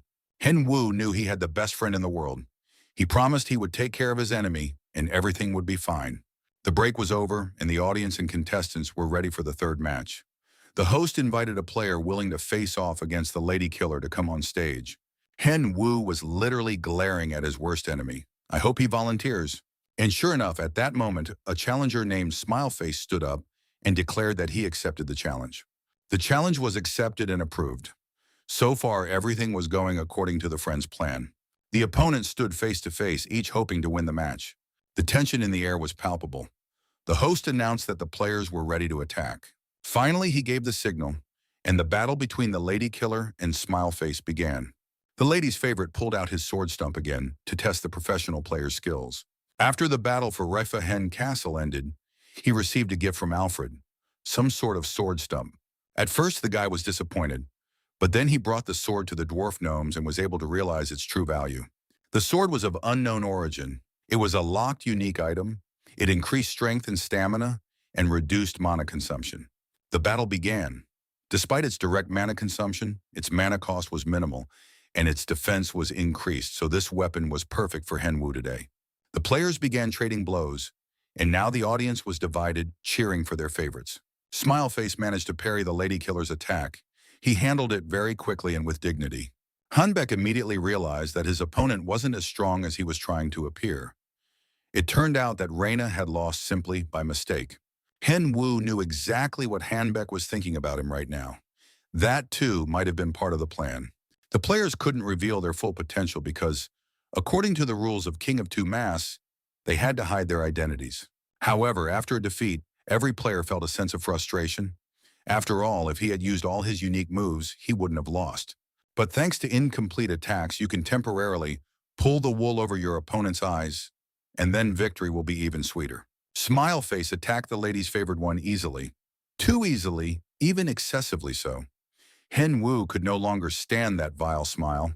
Henwu couldn't take the tension anymore and struck with full force. Blood spurted from his opponent's smug grin. Henwu felt his heart pounding in his chest. He wanted to catch his breath and calm down as quickly as possible. Even the host looked at the loser with sympathy.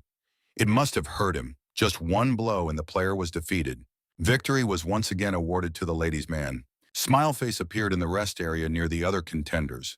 The players looked at him with sympathy. Chon Hanbek was very upset. He had lost because of the lady's favorite sword, since he hadn't been able to use his skills properly. Hanbek didn't know who was hiding behind the lady's minstrel's mask, but he was certain.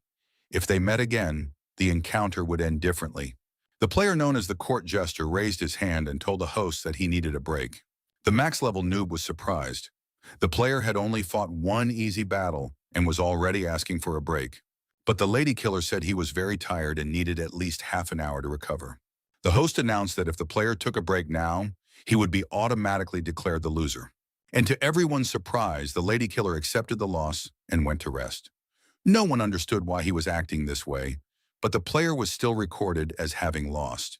Henwu returned to his seat, thinking that his friend was very good as a host. Maybe he should make him the show's permanent host.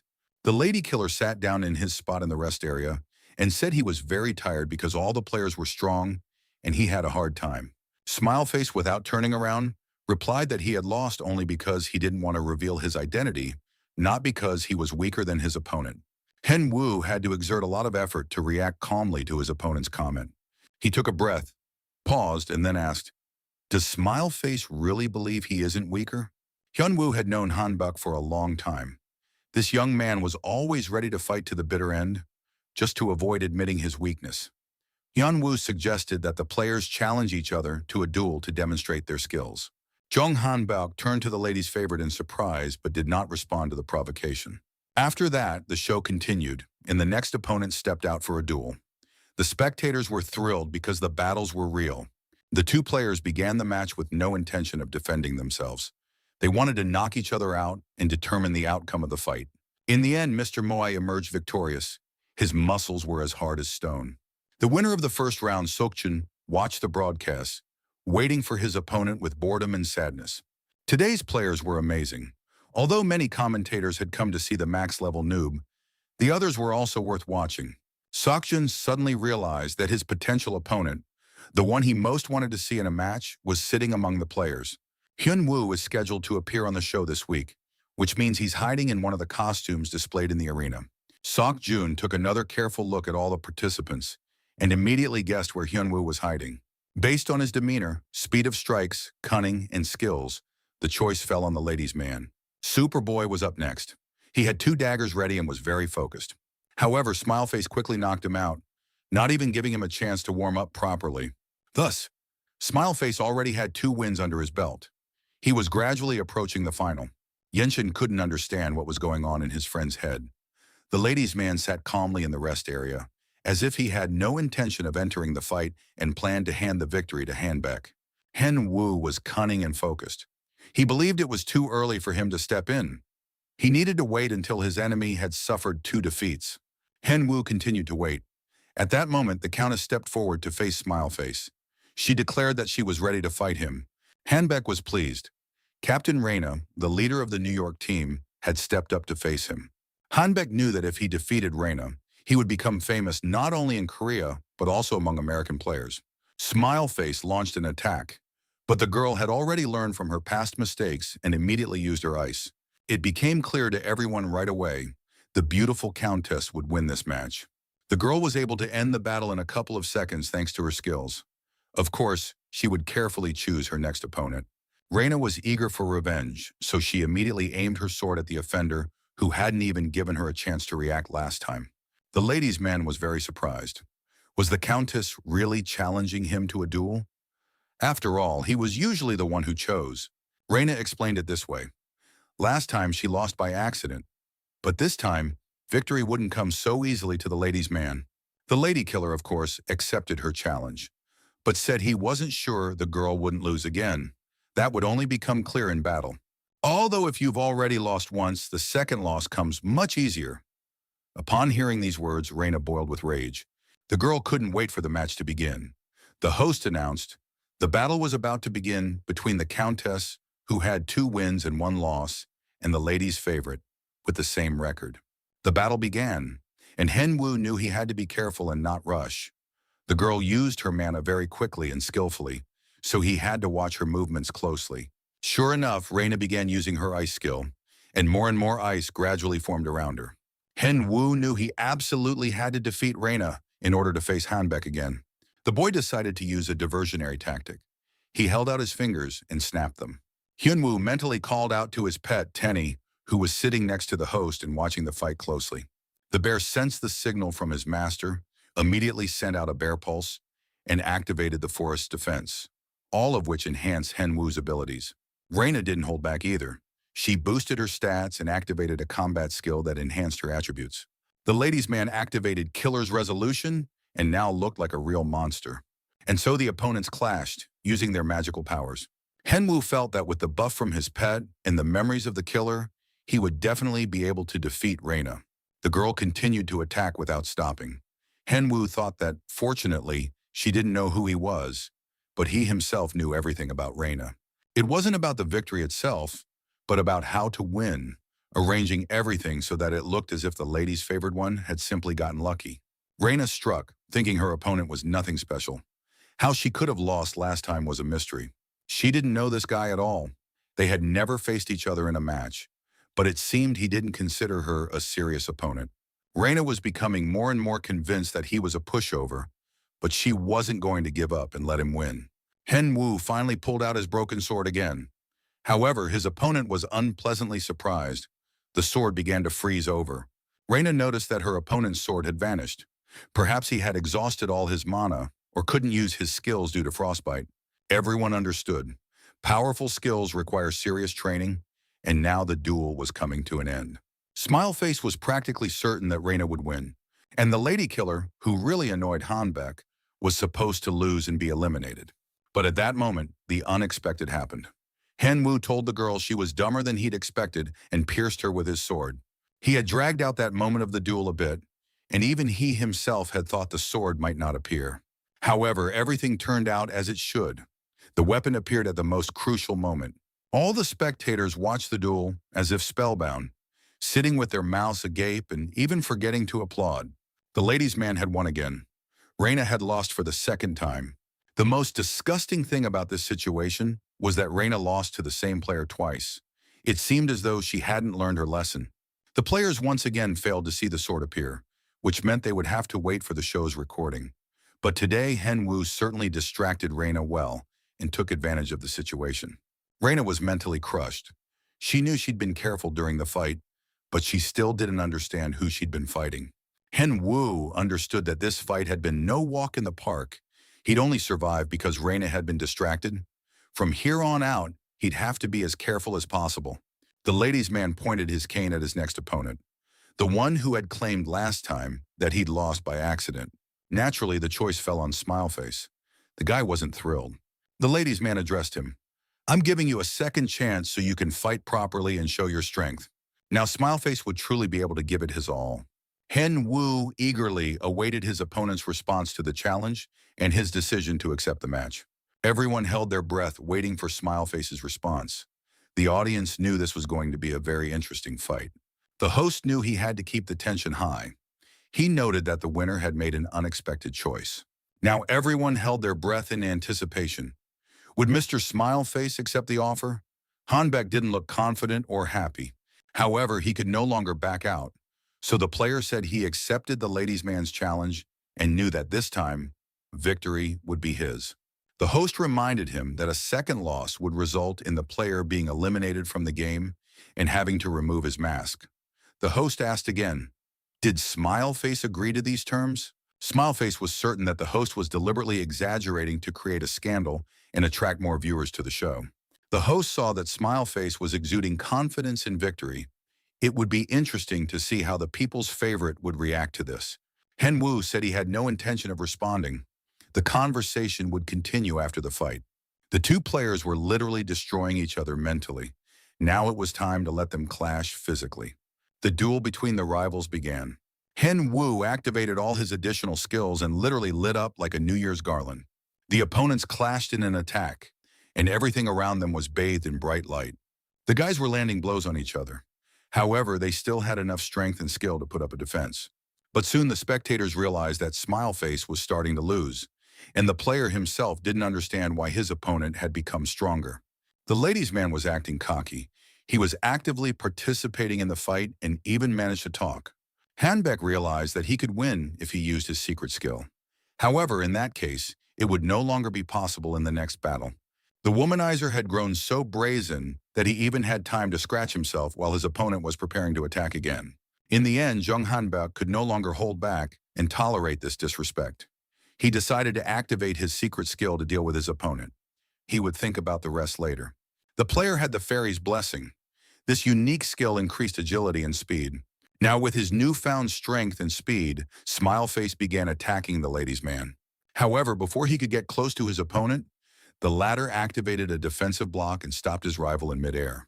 Hen Wu looked very confident, as if he had been waiting the whole time for Hanbeck to unleash his secret skill.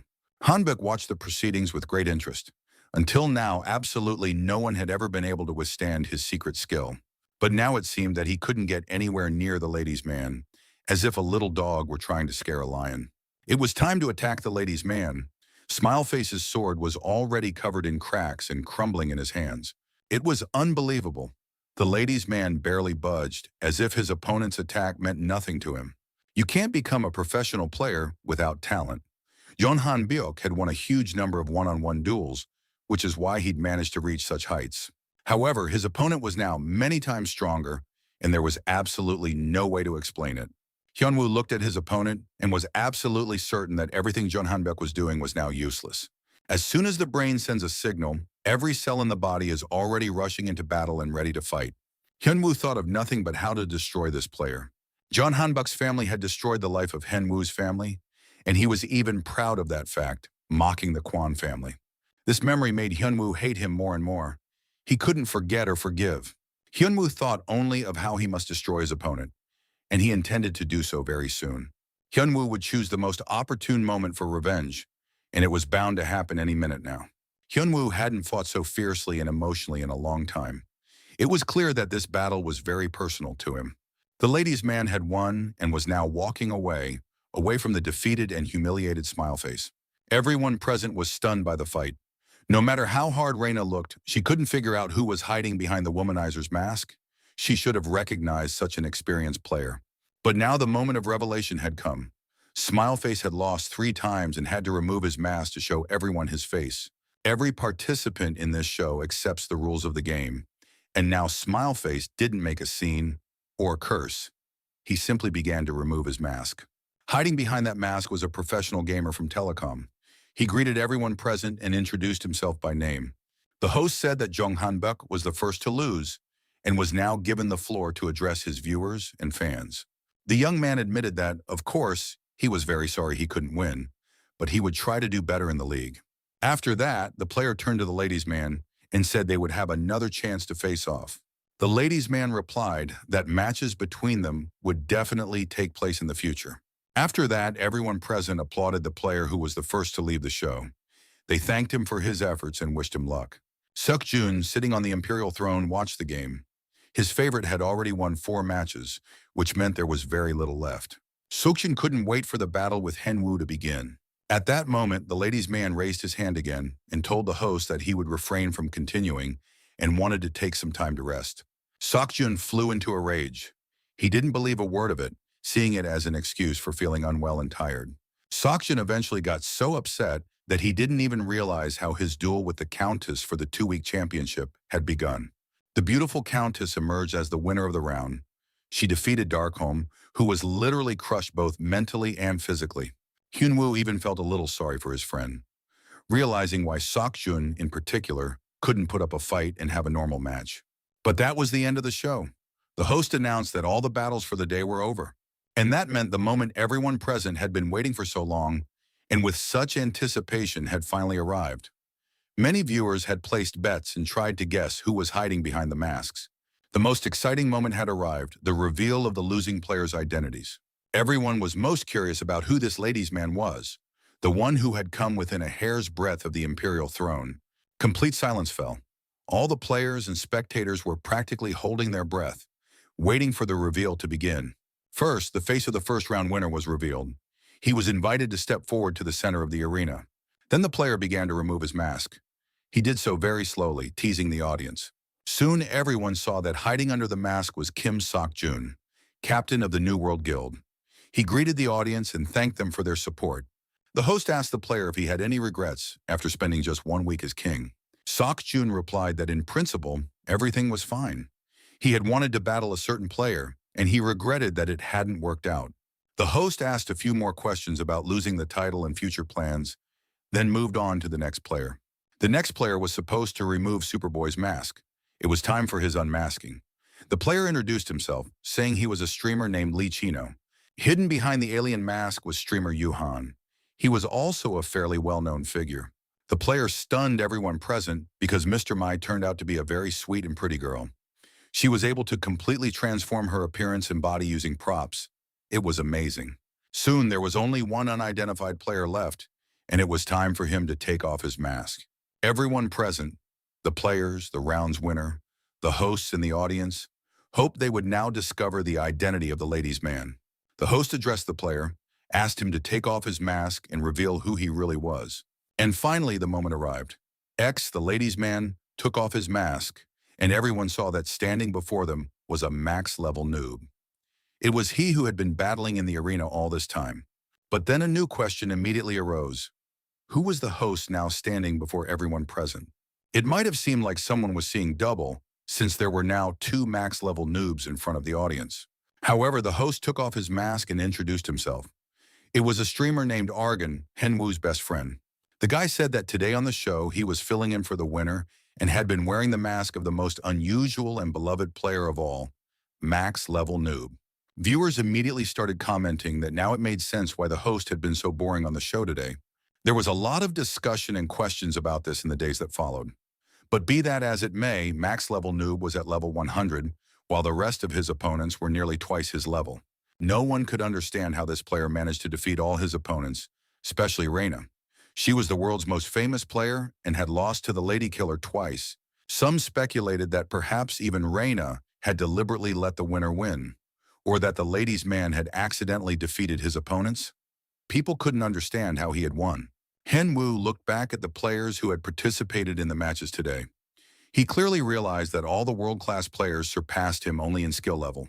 Now Henwoo understood that as soon as he leveled up and caught up to them, he would become absolutely unbeatable to everyone. The second episode of The King of Two Masks ended in a scandal. Yenshin came to discuss it with his friend. Henwoo didn't want to discuss anything at all. It turned out the conversation was about his departure. The guy wanted to sleep and was very tired and exhausted.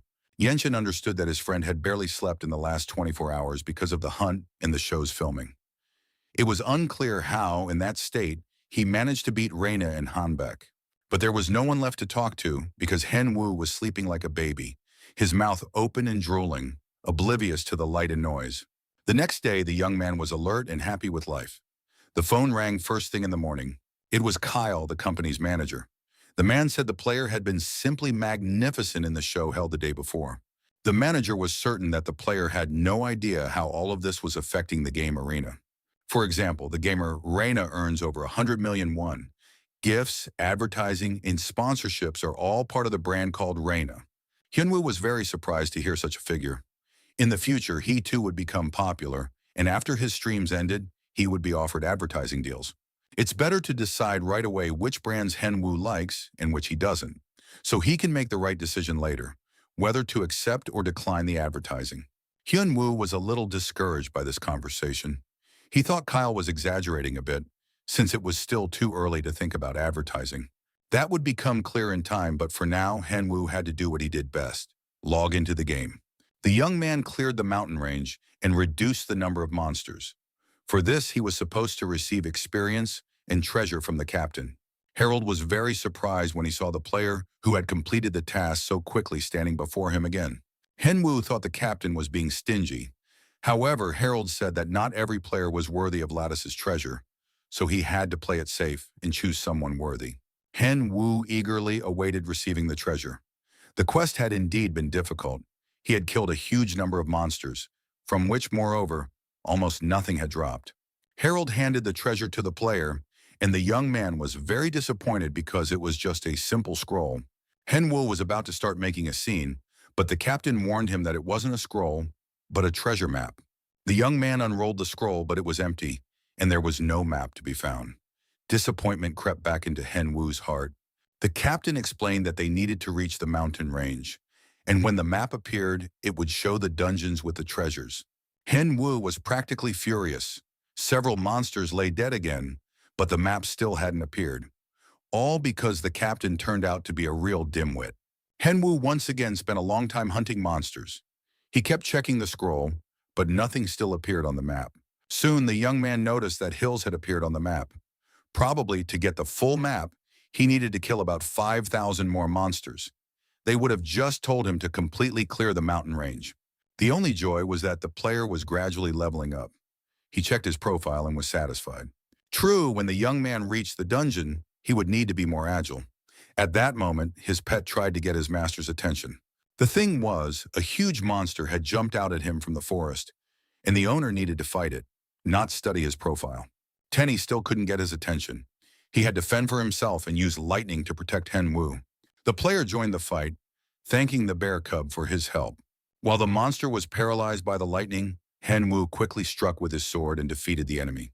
Hengwu looked at the monster and realized he had already killed it once. This meant the monster was playing dead. It became clear that monsters in the game were also becoming more intelligent. Henwu smiled at his pet, who was also gradually changing as the game's difficulty increased. The bear cub's body was glowing, and the poor little fluff ball was scared, not knowing where to run. Perhaps he had caught some kind of fever, and now a long and agonizing struggle for survival awaited him. But it turned out that Tenny's pet had reached level 100, and its body had begun to change. It was really cool and unexpected. It was simply amazing that the pet had reached such a high level so quickly and was now getting stronger without doing anything. It turned out that the pet was undergoing the first stage of transformation. For the time being, it was unclear what that meant or where it would lead. But Tenny now stood in the clearing like a sturdy little bear and told his owner that he was now very, very strong. Henwu was, of course, happy about this, but looking at the pet's small size, he doubted that any significant changes had occurred. However, thanks to the pet's level change, the player could now use ancient speech. This skill allowed him to control the puppet's body during combat. The player also gained the ability for the pet to attack using the puppet's body while using ancient speech. Both of these skills were very cool and useful. With their help, Tenny could become an indispensable assistant to his master. With a new skill, the little bear cub, Tenny could transform into a huge bear for 10 minutes. Finally, this little guy could be useful in battle. This was also an excellent skill. It was a shame that it could only be used in the ancient language. But in time, Henwu would learn how to activate these abilities properly. Tenny was very pleased. He could feel himself getting stronger. He was glad he had chosen such a master. Henwu decided not to delay and asked his pet to show what he was now capable of. Tenny stood in the middle of the portal to demonstrate his new powers. When the cub finished transforming, a huge bear stood before them, blocking out the entire sky. The player and his pet were absolutely thrilled. Tenny enjoyed looking down on his master. Henwu played like a little child. He asked the pet to break a tree and unleash a lightning bolt. Tenny, being young, began to fulfill his master's request with great enthusiasm. A single swipe of his paw was enough to split the huge tree into small pieces. Both participants looked in amazement at the bear's handiwork. Henwu admired his pet, saying that Tenny was a real treasure and a very strong bear. Well, since everything turned out so well, now Tenny will go hunting to test his strength in action.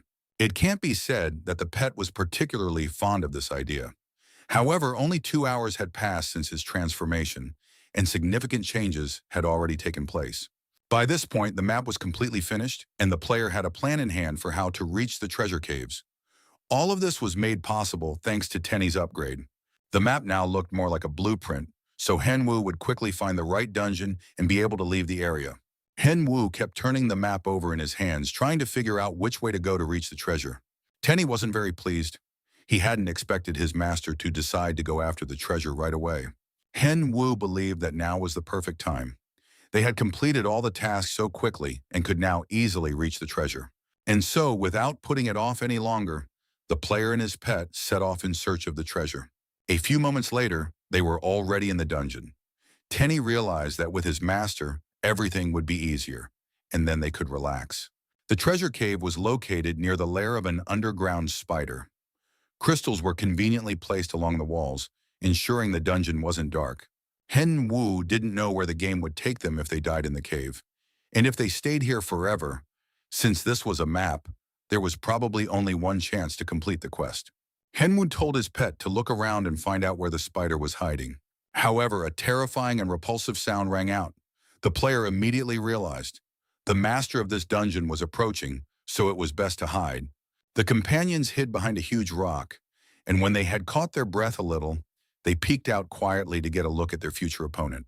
But they didn't like what they saw at all. It was a terrifying, enormous monster spider. The monster embodied every horror imaginable: immense size, a toothy maw, sturdy armor, and long claws. Henwu was genuinely terrified. He was afraid that his breathing would attract the cave's owner. The spider looked much stronger than a desert dragon. Henwu couldn't imagine how to defeat the spider, nor could he understand whether all the spiders in this place were really that huge. The monstrous spider, opening its hideous maw, let out a terrifying sound. It would have made even a bald man's hair stand on end. Henwa realized he couldn't avoid fighting the monster. Instead of listening to the screams, he had to start the battle. Hen Wu spent some time in the cave and realized that the first spider he had seen was the boss. The ordinary spiders were about a third as strong as it. Of course, that didn't mean they would be easy to deal with, and it certainly didn't mean victory would come easily. Hen Wu fought the monstrous spider and managed to figure out where its weakness lay, despite the monster's sturdy body.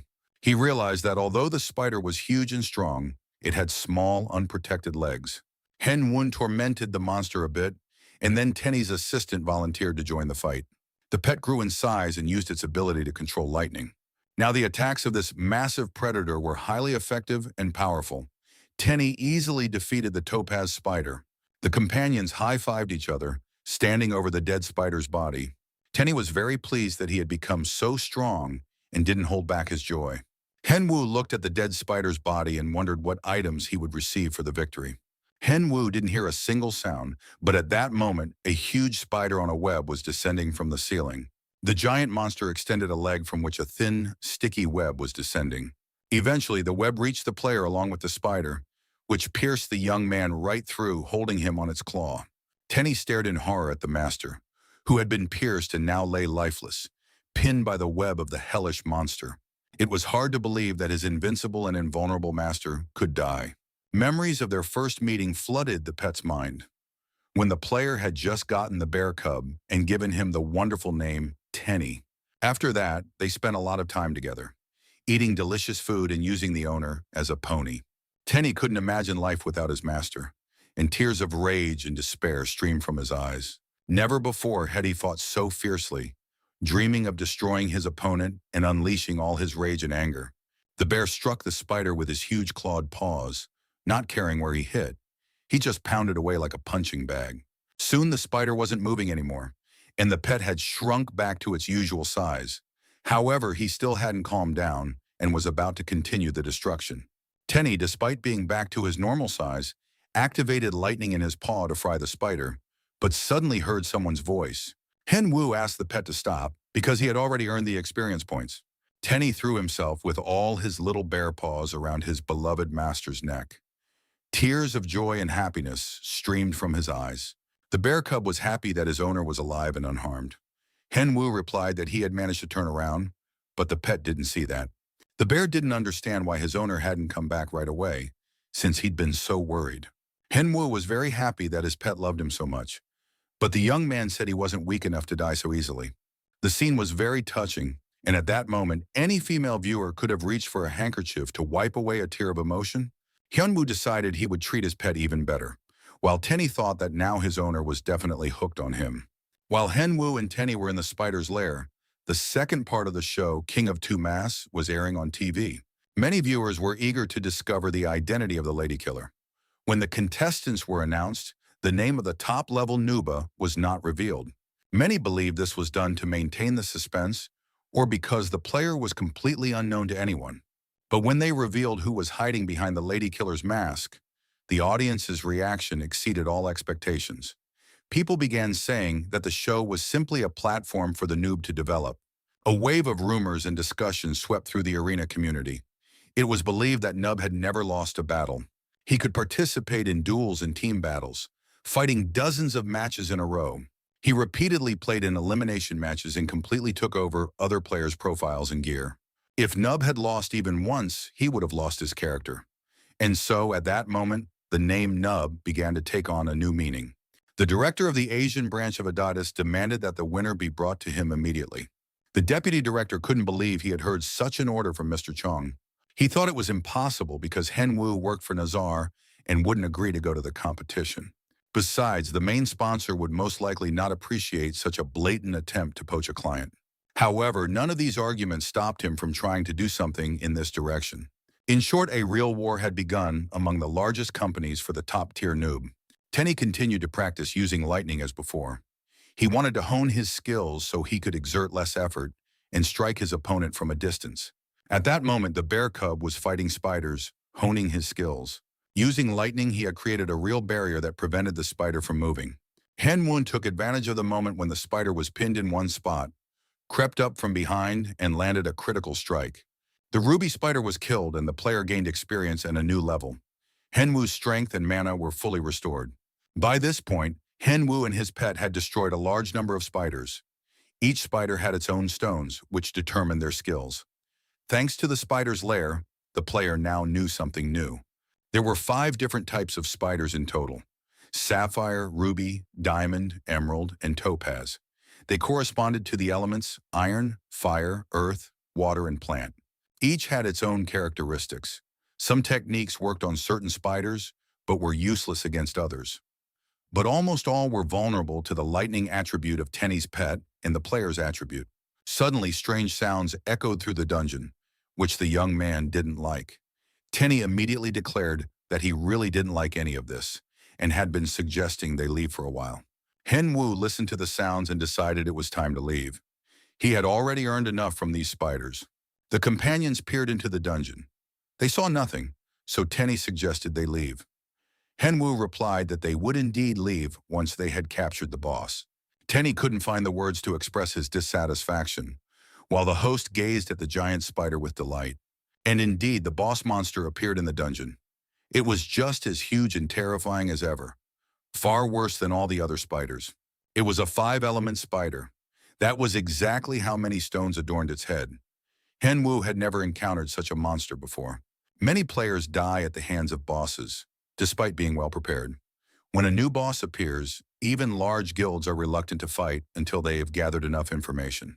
They believe there's no point in taking a risk and ending up with nothing, but there was only one herald card, and it was unlikely he'd give the player another card to replay the level. Henwu sat down and assessed his options. How many more times he could use the Crescent Strike, as well as his other skills, plus buffs and help from his pet.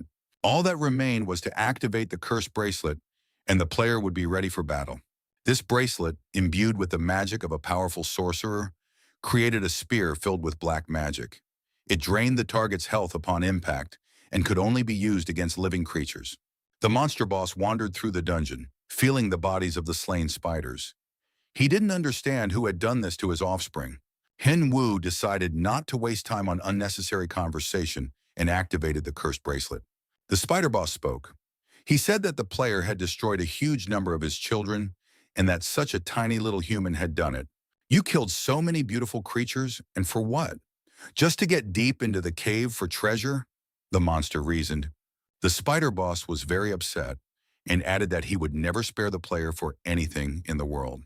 At that moment, a spear created with dark magic and a cursed bracelet pierced his body. The spider realized that the man was trying to defeat him with magic, but only a villain and a criminal would do such a thing. Henwu didn't waste time talking either, and immediately went on the offensive while his magic was still active.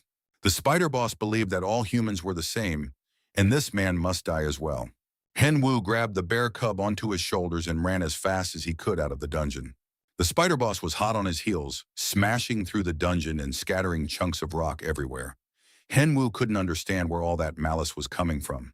The player found himself in a huge circular hall with glowing stones lining the perimeter. It seemed this was the boss's room, and he had deliberately lured the player there. At that moment, the magical stones on the spider's back changed color. They turned bright red and looked extremely dangerous. Soon, fireballs flew at the player from these stones. Henwu barely managed to dodge them, running through the hall at breakneck speed. After that, the spider began attacking the player with lightning bolts, forcing him to act as quickly as possible to avoid being hit. Henwu realized that the spider was changing its fighting style depending on the gems on its back. It was unclear how much longer he would have to keep running. Tenny would also like an answer to that question. The little bear was barely clinging to his master's neck. But at that moment, Henwu grabbed the cub with both hands and flung it high into the air. The poor little bear cub flew through the air, tumbling at tremendous speed. After all, his master had promised to always take care of him and never leave him to fend for himself. Tenny would definitely deal with the evil spider in the future. But for now, he activated the ancient roar, and a bolt of lightning struck the huge boss right in the body. At that moment, Tenny grew to enormous size.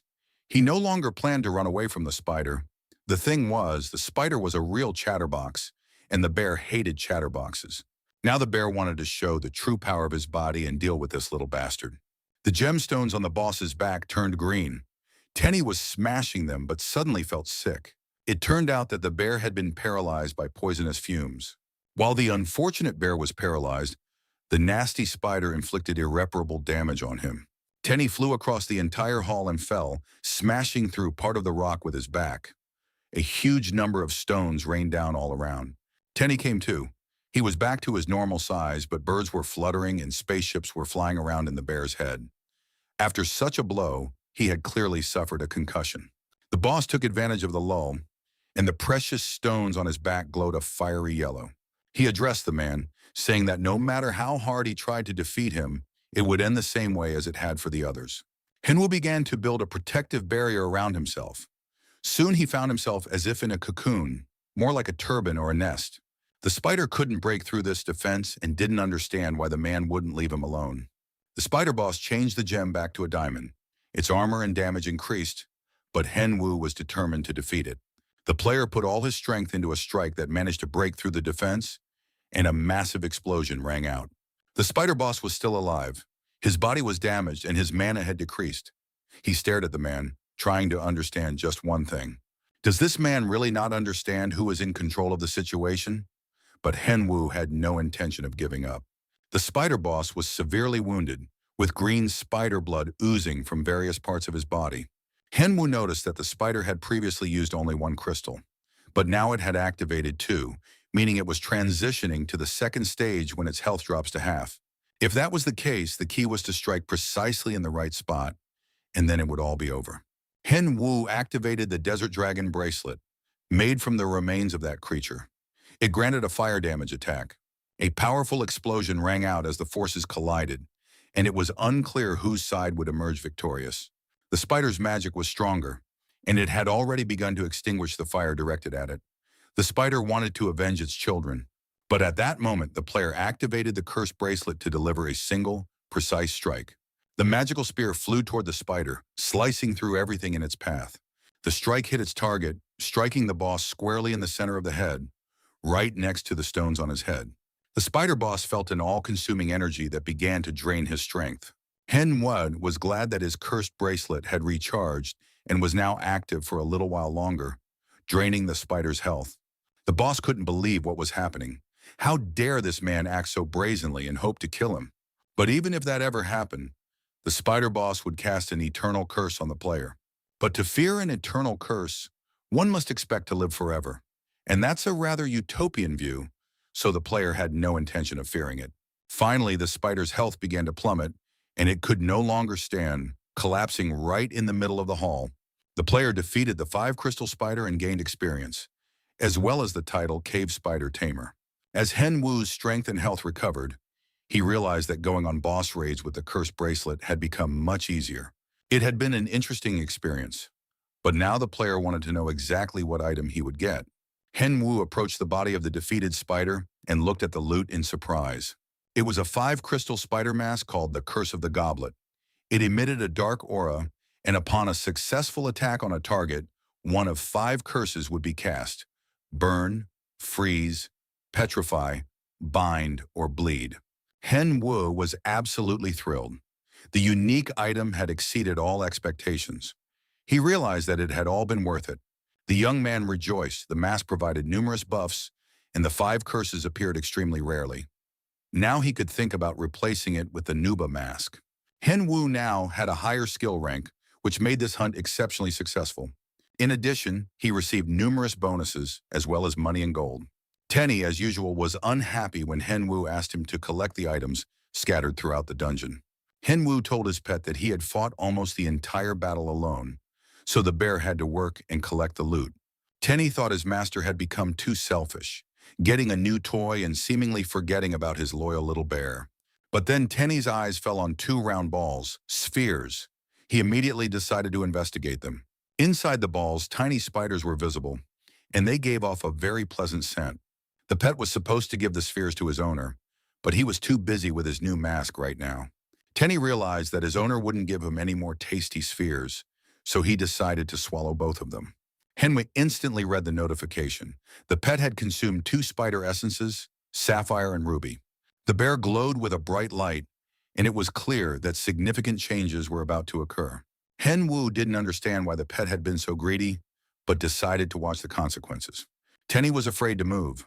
Hen Wu didn't know exactly what changes would occur or how the essences affected the beast. Soon the pet turned to its master. Something was clearly wrong with its body.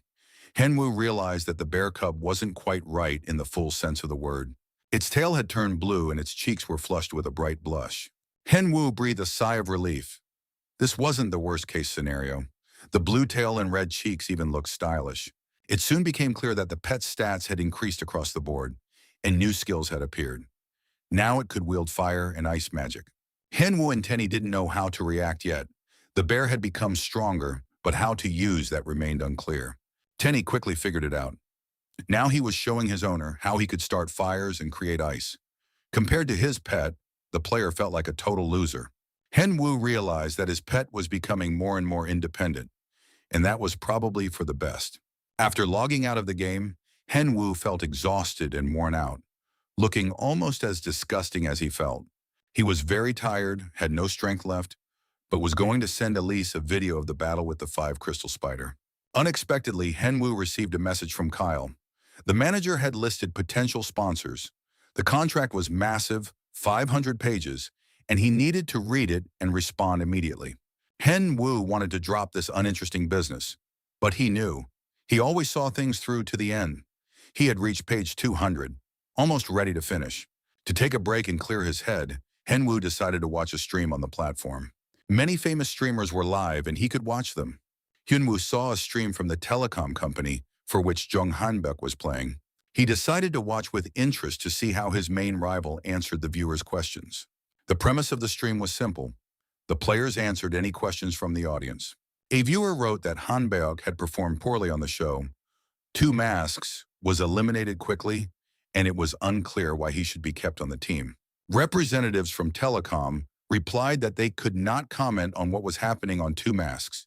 However, they assured viewers that Jung Hanbok is a professional player, and there is nothing to discuss.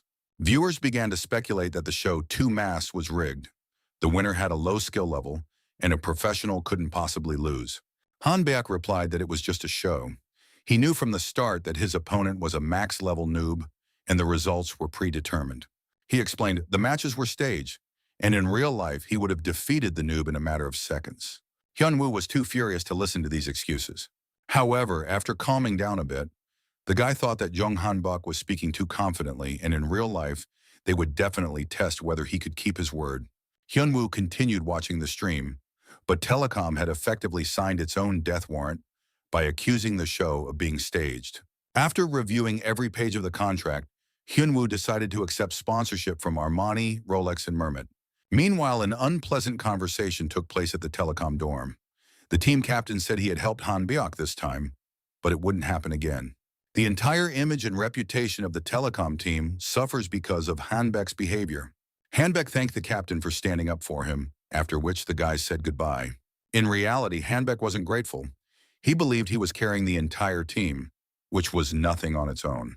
The captain returned to the room where the rest of the Telecom team was resting. They reported that they had found what they had been asked for. Now they were watching a recording of the match where Jung Hanbok, in the guise of Smile Face, had used the secret skill, Blessing. Everyone knew that using this skill with the artifact was forbidden. The manager had mentioned it, and the coach had banned it.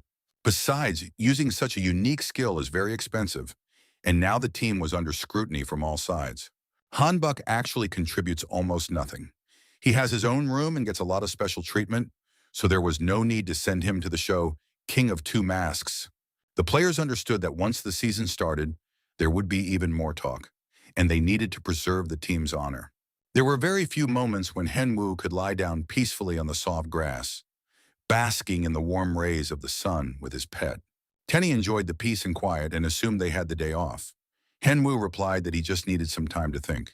Hen Wu had to decide how to handle the broadcast.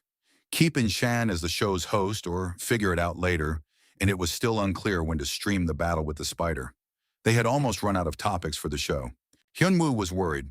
There wasn't much regular content, there weren't enough duels, and team raids weren't suitable.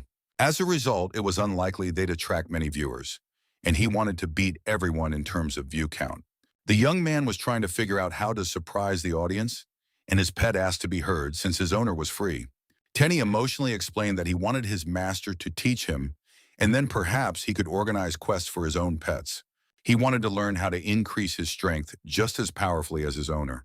Henwu didn't even want to move. This wasn't a quest for loot. But his pet was persistent. It whined, pleaded, and begged its master to teach it. Henwu decided he needed to first study the control of fire and ice in detail. Suddenly, he jumped up, startling the bear cub, and an idea about training popped into his head. He thought he could attract celebrities from various fields and teach them to fight in the arena. This would draw in spectators, both those who wanted to learn and those who wanted to watch their idols. Henwu turned to Tenny, and the pet was thrilled. His talent had finally been recognized. The bear cub brought up training again, but Henwu said curtly, "Later." After that, the player disappeared without saying goodbye, and Tenny was once again convinced that he had a bad owner. Manager Kyle was working at his computer when he received an email from his best client, a Mr. Khan. Henwu asked him to bring in stars for the new show, Battles with Celebrities. It was a great idea. But there was more. Henwu wanted to leave the show King of Two Masks and hand it over to streamer Argon. It was surprising that the guy decided to leave a show that had just taken off, but he had a great instinct, which meant he had sensed something bigger. Manager Kyle decided to trust his client's instincts and wait for his new show. Tenny was sitting at the table with a knife and fork in front of a delicious meal. Viewers of the stream noticed that the bear cub looked different. Henwu greeted everyone. "Hello, everyone. Today we're kicking off a chat with a max-level noob and his pet." Tenny asked if he could eat while his owner was talking and received permission. Henwu explained that he'd been streaming for over a month now, and today he just wanted to chat and answer viewers' questions. Questions poured in, so he asked people to type more slowly so he could keep up with the forum. It was great. There were tons of questions, and he saved the most interesting one for the end of the stream. He was asked how things were going in the arena. The player explained that he had been hunting in the mountain range, had recently found a dungeon, and would be posting a video soon. Viewers were curious about the dungeon's exact location, who he was running it with, and its difficulty level. Henwu decided to show a short preview. Clips from a battle with the 5-crystal spider appeared on screen. Viewers saw such a massive boss, ready to destroy the player, for the first time. The next question was about how to level up quickly. There was no specific answer. You just need to hunt more. It's better to train alone. That yields more growth. Tenny listened and was already ready to eat. Another question, how to learn to fight masterfully and whether it's possible to remove the mask? One viewer asked if it was difficult to engage in one-on-one duels. He had tried it once and nearly fainted. Henwu replied, "Everyone is different and reacts to stress differently. That doesn't happen to him. He doesn't get nervous because he always comes out on top." Another viewer asked how to get a gold medal if he currently has a silver one. Hyunwoo said, "You have to switch items or replace someone. It's not exactly fair, but sometimes you can be a substitute knight." When the questions started repeating, Henwu said he had great viewers and had prepared a new concept for them. These will be professional lessons from a max-level noob. With their help, getting a gold medal will be easy and players' problems will disappear. The player directed everyone interested to representatives of the Nazar company and will eagerly await their applications. Some viewers felt that the player was promoting himself even during streams, but others liked the idea, and people began donating large sums.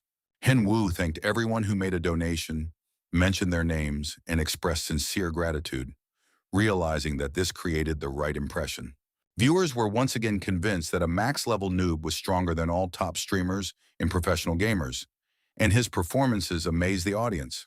To get noticed and recognized, people started sending him gold coins. Henwu, of course, was grateful and was ready to call out their names on livestream endlessly. For the next few hours, he answered viewers' questions, and the process was quite exhausting. The player felt as if he were being interrogated, and gradually the identity of the max-level noob was revealed to the public. After the stream, viewers were convinced. He was a dark mage. His magic was on another level. He was very poor and made a fortune. Everyone wanted to know who was hiding behind the mask. Henwu could barely stand on his feet and announced that he was ready to answer one last question. At that moment, one of the viewers donated 10,000 gold coins. Henwu thanked him and said he was ready to answer the question. He admitted honestly he would like to compete against one of the professional gamers. The audience immediately wanted to know exactly who. Henwu realized he had backed himself into a corner and had to see it through to the end. He explained that he had been watching streams the night before and had learned something interesting. One professional player claimed that everything on the show, King of Two Masks, was staged, and that this player supposedly felt sorry for the top-tier noob. Since the topic had been brought up, Nub wanted to clear things up and accept this pro's challenge. Hengwoo told viewers that he was ready to face off against professional gamer Jong Han-byuk. He understood that Han-byuk wouldn't just be humiliated. The goal was to completely destroy him so that no one would dare call him a pro again. After the stream, heated discussions once again swept through the arena community, with the telecom team taking the brunt of the criticism. Many publicly condemned them, sometimes harshly. Hengwoo smiled with satisfaction, showing all 32 of his teeth. He regretted not having done this sooner. Now everything was going perfectly. Hyunwoo was in a great mood and decided to practice. Just then, he received a message from Kim Seok-jun. Seok-jun suggested he join him in Demon's Gorge. Only up to 3 people could go there, and based on skill level, Hyunwoo was the best fit. Tenny wasn't opposed to it either. It would be a chance to try out new skills. The pet had liked Seok-jun ever since the show of Two Masks.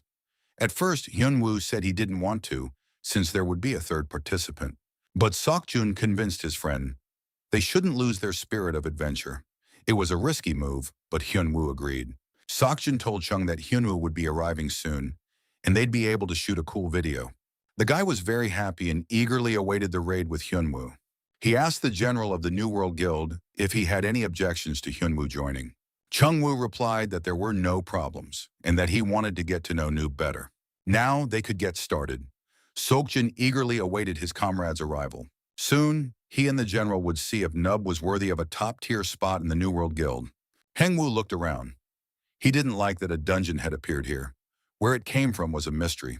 Finally, he heard someone call his name. Seok-jun waved happily, indicating where he was. Standing nearby was the proud and silent Kang Chung-gu. The men greeted each other. It turned out that Chung-gu and Hyunwoo had never met before. Seok-jun introduced them, and they exchanged pleasantries. Each had heard a lot about the other and had long wanted to meet in person. Hyunwoo understood. More and more people knew his real name, but these were allies, not enemies, so there was nothing to worry about. The guys agreed not to be too formal. Here they were friends and could call each other by their first names. Hengwoo asked how they had found the dungeon. It turned out that one of the guild members had stumbled upon it by accident. The dungeon was called Roton. 3 people were needed to enter. That meant either 3 pairs of hands or that it was very complex. After the formalities, the guys went inside. The first thing they saw was a horde of zombies wandering the dungeon's corridors. They were orc slaves. Seok-jun and Chung-gu immediately charged at the orcs. Hengwoo was in charge of buffs. The young man activated his pet to help in his place. Hengwoo asked Tenny to give buffs to the 2 players. But the bear cub was independent and said he knew what to do without further instructions. Chung-gu felt a bearish surge. His physical form grew, and the blessing of the forest boosted his defense. The player fought the orcs and wondered just how high the pet's buff level was. Hengwoo had probably leveled up Tenny well, and now the pet was replacing him on the battlefield. Tenny wanted to figure out where they had ended up. The orcs were very strong. He remembered that his father had fought these orcs before. They had little holy power and were vulnerable to fire. This information was very useful. Hengwoo turned to his pet and asked it to use a fireball. Tenny happily obeyed the command, and the fireball instantly reached the orc. The monster was instantly burned to a crisp, and the pet gained experience. The 2 players looked at the little bear in surprise. They realized that appearances can be deceiving, and that this cute little bear had buffs and magic in its arsenal. Hengwoo told his companions that these monsters' weaknesses were fire and holy power. The players from the New World Guild wanted to know how Hengwoo knew this, since it was their first time in the dungeon. Hengwoo admitted that he had been taught by his pet, who knows a lot about the bosses of this dungeon. It turned out that the ruler of this dungeon was a vampire, one might say a self-proclaimed baron. Seok-jun was stunned to hear about the vampire, since there was almost no information about him. This particular vampire, named Roten, was at the baron level, which meant he was very powerful. But there was nothing they could do to change that now, so the guys decided to figure things out when they met the dungeon's master. They made fairly good progress deeper into the dungeon, eliminating the slave orcs along the way. Soon they stopped in front of a large closed gate. Most likely the dungeon boss was there. The players spent 4 hours on the journey, but you could say they got there quickly. At that moment, Tenny started shouting, demanding that the owner come over because he had discovered something. The bear cub pointed to a crack in the floor between the stones. There was something interesting there. Henwu crouched down and peered inside. He saw a group of trolls scurrying around on the lower level of the dungeon. It turned out that the guys were in a multi-level dungeon, and the trolls had gathered on the lower floor. The multi-level dungeon was divided into several floors. The difficulty increased with each floor, but so did the rewards. Hen 1 estimated that it would take them about 10 hours to fully clear the dungeon. Upon hearing this, Tenny sighed heavily. The bags under his eyes grew larger and darker. In this company of bears, they were being worked to the bone. Heng Wu was thrilled. He had been covering his comrade's rear, and now he was going to move forward. Sakjin replied that he'd be happy to take a short break, and Hen Wu opened the gate behind which the main vampire was likely hiding. The hall turned out to be very large and empty. A figure loomed in the depths. It was Rotan, the overseer of the first dungeon, of unknown level, a massive goblin wielding a gigantic club. Hen Wu drew his stump sword and announced to the overseer that guests had come to see him and he should greet them. The player activated a magic blast and used the crescent blade, delivering a crescent-shaped strike. The goblin woke up and, club in hand, lunged at Hen Wu, preparing to strike. Hen Wu's attack was successful. He dealt damage. However, the guard was still alive, and by this point, the player had cast a freeze spell on him. Hen Wu was satisfied. The enemy's condition was changing thanks to the 5-stone mask, which he had modified into a max-level Nuba mask. He knew he had to kill the warden before the curse wore off. Sakjin felt as if he had stepped into a movie and was watching a superhero. He asked his comrade what he thought of Hen Wu. Chunggu acknowledged Hyun Wu's strength. Indeed, a player like that would fit perfectly into their guild. Sokjun was pleased that his protege had made a good impression. And on top of that, Hyun Wu had an excellent pet. At that moment, Hyun Wu defeated the first dungeon's boss, leveled up, and restored his mana and stamina. Sokjun immediately asked if Hyun Wu wanted to join their guild. He believed the guy shouldn't stay alone. What's the point of being strong on your own if you have no one to share your successes with?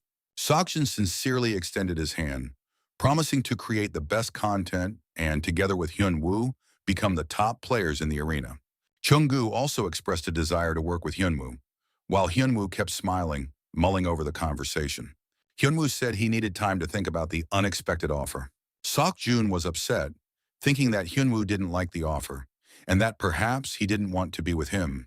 Chunggu tried to comfort his friend, saying they should give Hyun Wu some time. Seeing Sokjun's disappointment, Hen Wu promised that if he decided to join a guild, he would definitely join New World.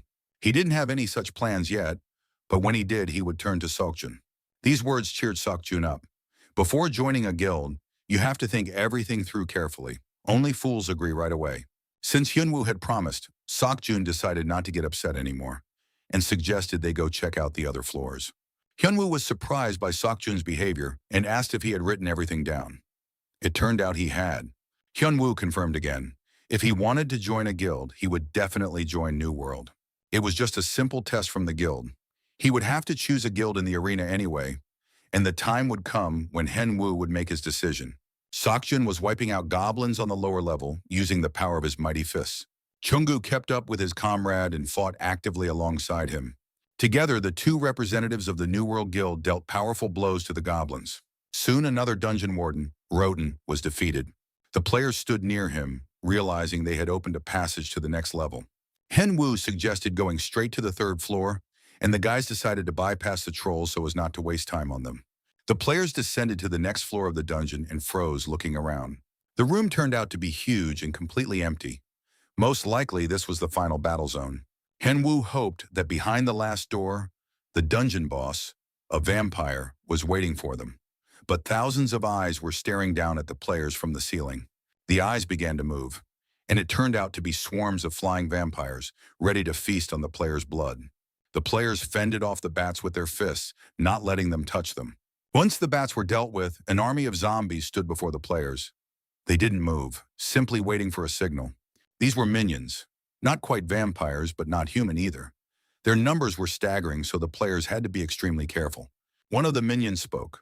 "This place belongs to the Lord of the Night, the vampire Rutan, and entry is strictly forbidden to outsiders." Hen Wu tried to identify the minions' weak spots and instructed Chung to drink the potion of strength to hold out for a while. Hen Wu sent his pet to rest. The bear cub accepted this task with enthusiasm. The player activated the cursed bracelet, and the minions rushed at them with a wild scream, ready to kill. Henwu began to summon magical power, the breath of fire. The minions were charging at the players, and now it seemed as though everything had descended into chaos. It was hard to tell where the players were and where the monsters were. When most of the minions had gathered nearby, a powerful explosion rang out, accompanied by a wild scream. Hen Wu was ecstatic. He could handle even such a horde. It was hot all around, like in a sauna, and the guys realized they hadn't yet seen all of Hen Wu's talents. All the minions were dealt with quickly. The players gained experience sooner than expected. Hen Wu summoned his pet again, which had barely had time to rest. The players reached the final chamber, in the center of which stood a huge coffin on a pedestal. As befits a vampire, it was most likely he who was supposed to be lying in that coffin. Chungu wanted to come up with a plan first, since this was their first time facing this boss. Sakshun, however, didn't want to waste time and decided to act immediately. The player quickly approached the coffin and raised his fist. A single powerful blow was enough to shatter the coffin into tiny pieces. Hengwu felt sorry for Chung, who constantly had to work with Sakjun. First swinging his fists, then thinking. The players stood there in bewilderment. Practically nothing was happening. Sakjun looked surprised too. The coffin was empty. It was probably just a hidden room. Suddenly, a sleepy vampire appeared before Sakjun and asked how the player dared to disturb his sleep. Sakjun didn't waste time talking and delivered a two-handed blow, hoping the vampire would die. The vampire caught both of the player's fists with one hand, thinking that a few flies had gotten into his kingdom while he slept. All his minions were already dead. Sakjun was outraged. This vampire had called him a fly. He probably wanted to test the strength of his fist. The vampire finally looked up from surveying his surroundings and studied the player's fist he was holding in his hands. After that, he used holy power and activated a blood shield. He easily knocked Sakjun aside, but Sakjun was tough. He simply flew away, unharmed and uninjured. The vampire baron looked at his hand, from which the steam was rising. The situation was unpleasant, and he had to act. He realized he would have to deal with the unexpected guests. A blood vortex began to swirl. The monster lowered his arms and activated the blood field. The entire room was literally flooded with blood. The blood field caused a sharp drop in the player's stats and mana. Hengwu asked his comrade if he wanted to finish off the vampire quickly or have some fun for a while longer. Sakjun chose the quick and efficient option, so they all had to attack together. Tenny was tasked with urgently providing buffs. The enemy was extremely dangerous. The entire group of players began attacking the vampire baron. The vampire immediately used his blood shield, forming a powerful field around him. Sakjun managed to break through the field with his fist. And this was surprising for a vampire. He decided to strike differently now, since he still had holy power left. The vampire was confident that the blood shield would handle this holy power. He shouldn't have been so overconfident. Hen Wu seized the moment and crept up behind the monster. Of course, the vampire sensed his presence. He looked at the broken sword in the player's hands and couldn't understand how Hen Wu intended to attack him with such a weapon. Hen Wu prepared to attack. At that moment, the vampire recognized the familiar lunge and realized that the Knight of Kion stood before him. The vampire grew angry. Now there were monks in Kion near him, but to him they still seemed like mere gnats. The monster used a blood sphere. He raised his hand, and a sphere began to form above it, with spikes pointing in all directions. Tenny watched the vampire with interest, wanting to understand why this monster was so bloodthirsty. The vampire looked at the bear cub in surprise, and Tenny, placing his paws on his hips, said that the vampire must remember him, since he had lived for quite a long time. Tenny claimed that he used to be the bane of such bloodsuckers. The vampire paid no attention to the little animal, which greatly upset the bear cub. He couldn't just ignore the fact that he was being called a little bear cub. In reality, Tenny was a huge bear and was about to show the vampire all his strength. Once he had reached the right size, Tenny turned to the vampire again. "Don't you recognize me?" The vampire lay face down on the ground, coughing. It seemed he was losing. But the next moment he got up and said that these people were serious and he would have to teach them a lesson. Blood was flowing from the vampire's nose, but that didn't mean he would die from a simple blow to the ground. The guys laughed at the bleeding vampire, who was trying to look strong despite it all.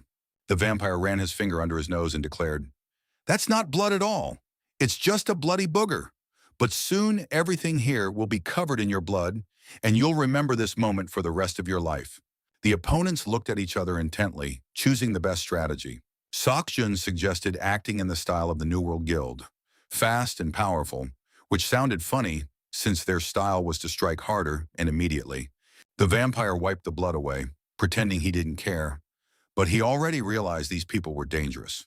He realized he couldn't let his guard down and needed to focus to counter the player's complex techniques. The vampire summoned a torrent of blood around him to unleash it upon his opponents. He said it was the blood of all those who had died in the dungeon, and the players would now have to fight for their lives. When the blood surge was ready, Tenny suddenly intervened, approaching the vampire and activating a roar that reduced the enemy's attack and boosted the player's defense. The effect backfired. The blood surge crashed into the vampire himself, dealing damage to him. Henwoo thanked his pet and immediately rushed into the attack with his sword in hand. Seokjun cast the Blessing of the Sun, boosting his stats and strength, and was also ready to attack.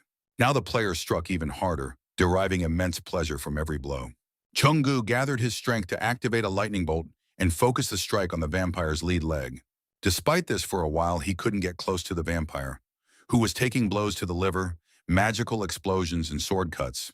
The monk's best skills were used against the vampire, and he could no longer put up a fight. His face had become like a rotten plum. Blood was flowing from everywhere, his facial bones were shattered, and he begged the players to stop the beating. Seokjun prepared a royal strike, and using it as a holy meteor, literally flattened the vampire. The wretched monster sat down, leaning against the wall, unable to stand up to the players. The players were amazed by the vampire's defense. Hungwoo hadn't expected it to go so smoothly, or that they possessed such powerful holy power. Hengwoo gained a new level in the title Vampire Slayer, which was given to an adventurer capable of killing a vampire under the cover of night.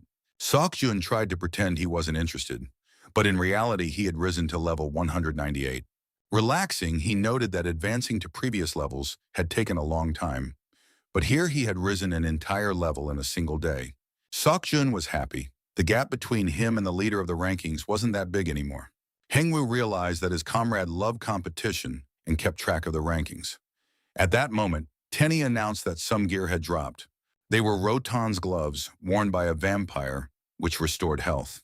Rotten's ceremonial cloak also dropped, which increased magical power and stamina and allowed the wearer to become temporarily invisible. In addition, a vampire's heart dropped. Using it turned the player into a vampire. And finally, a beginner-level black magic skill book that allowed one to become a sorcerer. Hengwoo realized the items were fantastic, but his companions didn't seem particularly interested. Seokjun said they wouldn't be able to use these items and suggested that Henwoo take them all for himself. Kang Chunggu agreed wholeheartedly. This would be a well-deserved reward for Henwoo for helping them complete the quest. Hengwoo grabbed everything and put the items on himself so the guys wouldn't change their minds, while noting that they were spoiling him and he didn't deserve such generosity. He was genuinely happy, and his genuine delight left no one indifferent. Seokjun reminded his friend not to forget their generosity when the time came to choose a guild. Hengwoo was, after all, too sincere and naive. His genuine delight could not leave anyone indifferent. Seokjun had already reminded his friend not to forget their generosity when the time came to choose a guild. Hyunwoo immediately thought he wasn't for sale, put away his gloves and the Book of Magic, and decided to leave the rest to the guys. Seokjun tried to explain that he was joking, and that Henwoo had simply misunderstood him. But Henwoo immediately left the game, saying it was time for him to go. Seokjun was very upset.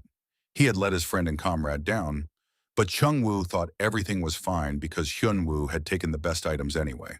That evening, the young man called his manager, Kyle, and asked if they had already decided on the cast for his new show. Kyle replied that there were 8 candidates, all of them public figures, but Nazar's firm had decided to keep only 3. One of the contenders was a Hollywood star named Evanson, and there was also the British diva Christina, and the Hollywood star of Korean descent, Yi Liu. Henwoo was even a little flustered because all these people were real superstars. The guy thought he would be coaching famous streamers, not superstars like this. Kyle himself would have recommended starting with Evanson. He's the most famous and fairly easygoing person. Evanson is known to everyone for his roles in action movies, but he couldn't even get a bronze rank in real combat. Most likely in real life, this guy isn't as good as he's portrayed in the movies. Henwoo didn't really care who he trained, so he agreed to settle on Evanson and confirmed this to Kyle's manager. They decided to meet the next day in the gym. After that, the guys said goodbye, wishing each other a good night. Henwoo decided to Google some information and look into this Evanson, the Hollywood star. The news feeds revealed that Evanson admired the top-tier noob, was a fan of his, and dreamed of meeting the player. Hanwoo was very surprised when it turned out that the famous Hollywood star wanted to meet him. And in all of his recent interviews, Evanson talked only about the Korean player. It sounded very strange and suspicious, but he didn't have to wait long. They would meet in the hall the very next day. A room called Winner was chosen for the first lesson. Hen Woo went there and waited for his student. The player opened the profile window, came up with a password and a name for the session. The guy was a little nervous because this was his first time doing this. Hen Woo double-checked to make sure he'd sent all the details to the manager, and the student should be here soon. The longer the young man waited for this meeting, the more nervous he became. His hands were shaking with excitement, because meeting a fan of this caliber was bound to be thrilling. The player entered the room, and Henwoo realized that the meeting was about to take place. In the middle of the arena, wearing a very handsome suit and sporting a perfect hairstyle, stood manager Kyle, who greeted the player, saying that this was their first time meeting in person at the arena. But Kyle hadn't come alone. He was accompanied by a man who, in principle, needed no introduction. Henwoo looked at the man who greeted him, saying he was very happy to see a max-level noob, about whom he had read and known so much for so long. The man extended his hand for a handshake and introduced himself. It was the handsome Evanson. Of course, it was hard to imagine him, and at the same time, it was hard to believe that it was really him, alive and in the flesh. The man looked dashing.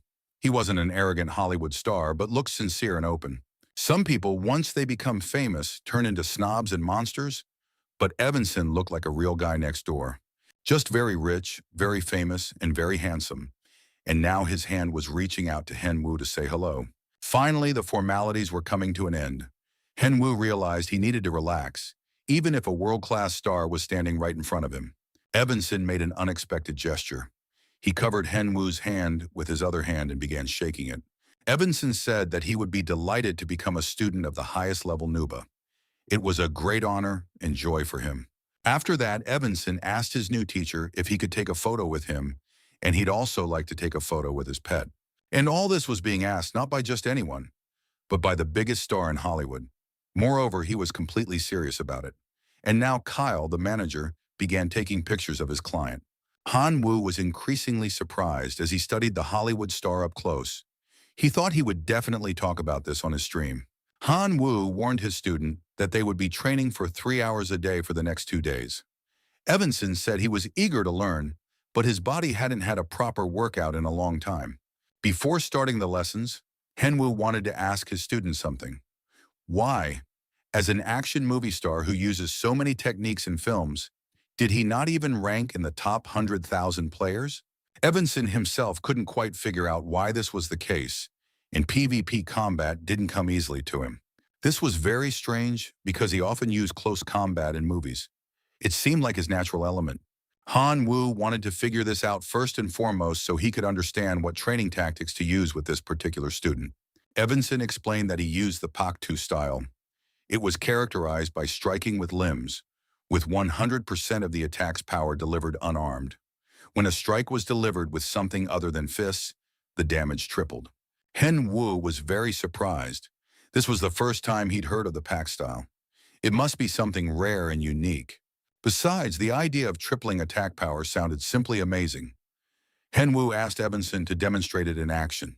Evanson cracked his knuckles, walked over to the dummy, and prepared to strike. The man closed his eyes, took a few deep breaths, and unleashed a barrage of punches and kicks on the dummy. Then he finally relaxed and felt capable.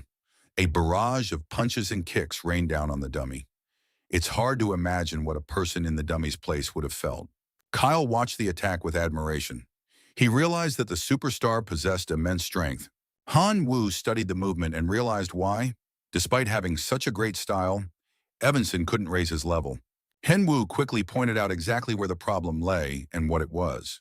Hen Woo started a stream, greeted all the viewers, and announced that today he was opening the Noob Academy. For all viewers, this is completely new content, but don't be surprised because Noob has brought along many interesting guests. Viewers began speculating which streamers would appear on the stream, but Hen Woo decided to introduce his first student right away. The identity of this man will definitely surprise absolutely all viewers, and the fact that the Academy's first student is such a figure speaks volumes. And then, a Hollywood superstar appeared before the stream's viewers. Dwayne Evanson. The comments section literally exploded as everyone realized this was on a whole different level. Han Wu asked the viewers what they thought of the first student. Of course, they hadn't expected to see such a guest. Han Wu asked his student for permission to show his rating to absolutely everyone watching. Otherwise, they would hardly believe that big changes were coming. Evanson wasn't going to pretend to be a superhero. He honestly revealed his rating, which was one of the lowest in the entire game. Even the viewers couldn't believe their eyes. Hen Wu addressed his followers, saying he was sure they were very curious as to why Dwayne's rating was so low. If they're really curious, then all viewers are about to witness the first lesson at the Academy. First, the student's current skills must be assessed. Dwayne's opponent will be a state-of-the-art humanoid robot. It is completely unprincipled and feels no reverence or admiration for its opponent. Dwayne was also calm and confident of his victory. He prepared for the match. Soon the starting signal was given, and the robot's eye lit up. The duel began. The opponents rushed at each other in an attack. Both were taking it as seriously as possible. Henwon explained to the audience that he had already seen the student's skills, and now attentive viewers would likely understand the reason for Dwayne's low ranking. The man specializes in the pack style. He delivers multiple strikes with his limbs, using his nails, knees, and other parts of his body as weapons. It all sounded amazing, plus the superstar had a great physique, so it's unclear why his rating is so low. Han Wu asked the viewers for their opinion.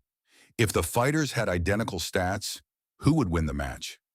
It was practically impossible to answer this question because there wasn't much of a difference. But the problem here was that the Pax fighters used only close-range tactics, which meant they couldn't defend and attack at full strength at the same time. Right now, Evanson was forced to expend most of his strength on defense, while his arm, raised to strike, was simply resting. Hen Wu addressed the player with an order to stop the fight and stand still. Hen Wu pointed to the student's shoulder and said that he could have died during his very first lesson. At that moment, the robot aimed its sword at the opponent's neck, and Hen Wu began to explain the major drawback of the pack style, despite its great power. Evanson believed this was because the pack style didn't retain magic at all, but it turned out that one could study magic control and develop in that direction. When magic leaves the hand, the player immediately becomes weaker. This was the main drawback that Evanson hadn't even suspected. The man thought he would have to change his style, but his teacher told him not to get discouraged. He should try to develop what he already had. If Evanson learns proper PvP combat and other tactics, he'll realize that his style is actually quite advantageous. Hen Wu gave his first student an encouraging look and said he would personally show him everything right now. And so the robot machine began its attack on a max-level noob. Hen Wu was about to show his student and the audience how to win using the pack style. First of all, you can simply do nothing. The player stood with his arms down, not moving a muscle. But suddenly everything around him was illuminated by a bright light, as if a flash of lightning had struck. And now the opponent lay defeated in a cloud of dust, while everyone watching the duel opened their eyes in surprise. The main question on everyone's mind was, how could this have happened and what was it? The spectators were at a loss. They tried to understand what had just happened. One of the most observant noticed Hen Wu's fist. It seemed to be emitting steam. Evanson was about to pass out, but Hen Wu began to calm him down and said he would now explain what doing nothing meant. To some, this style of combat looks like nothing more than controlling the game, turn-based attack and defense. But if you look closely, you'll see that's not quite the case. The teacher asked what options users have when they say the arena is a turn-based game. Evanson replied that it's about attack and defense. But Hen Wu argued otherwise. If it were all about attack and defense, then the arena would be just another ordinary game, like the rest, where the strongest would win. But in the arena, it's better to focus on different moves: attack, defense, skills, leveling up, mastery, resting, running, and others. And in turn-based games, there are choices that affect the outcome. In PvP battles, players decide for themselves what is needed to win, and the best choice in the pack style is to do nothing. Everyone saw exactly how the robot reacted to Hen Wu's movement when it assumed the player might attack it. So Hen Wu decided to retreat and made the only correct decision at that moment. He called this doing nothing and unclenched his fist, revealing his intentions to his opponent. That is precisely why the robot's attack, based on a guess, had no effect. In other words, the mannequin made the wrong move. And then the player had a few seconds to step back and clench his fist.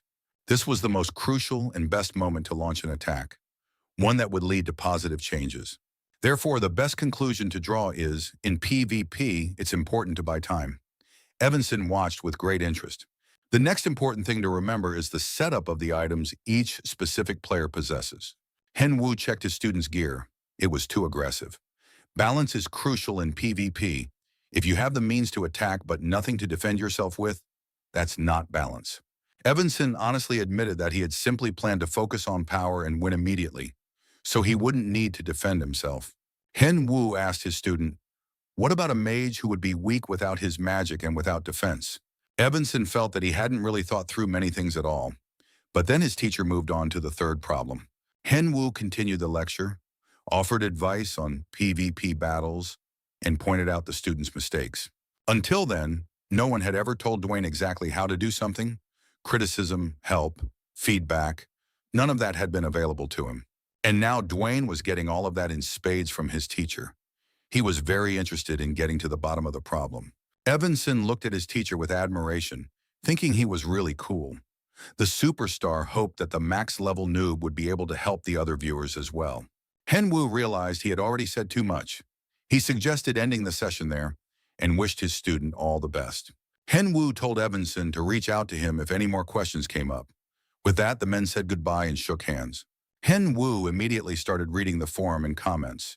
Many viewers thought this was really cool, something they wouldn't even teach in other guilds. Henwu sensed that the atmosphere in the chat was heating up.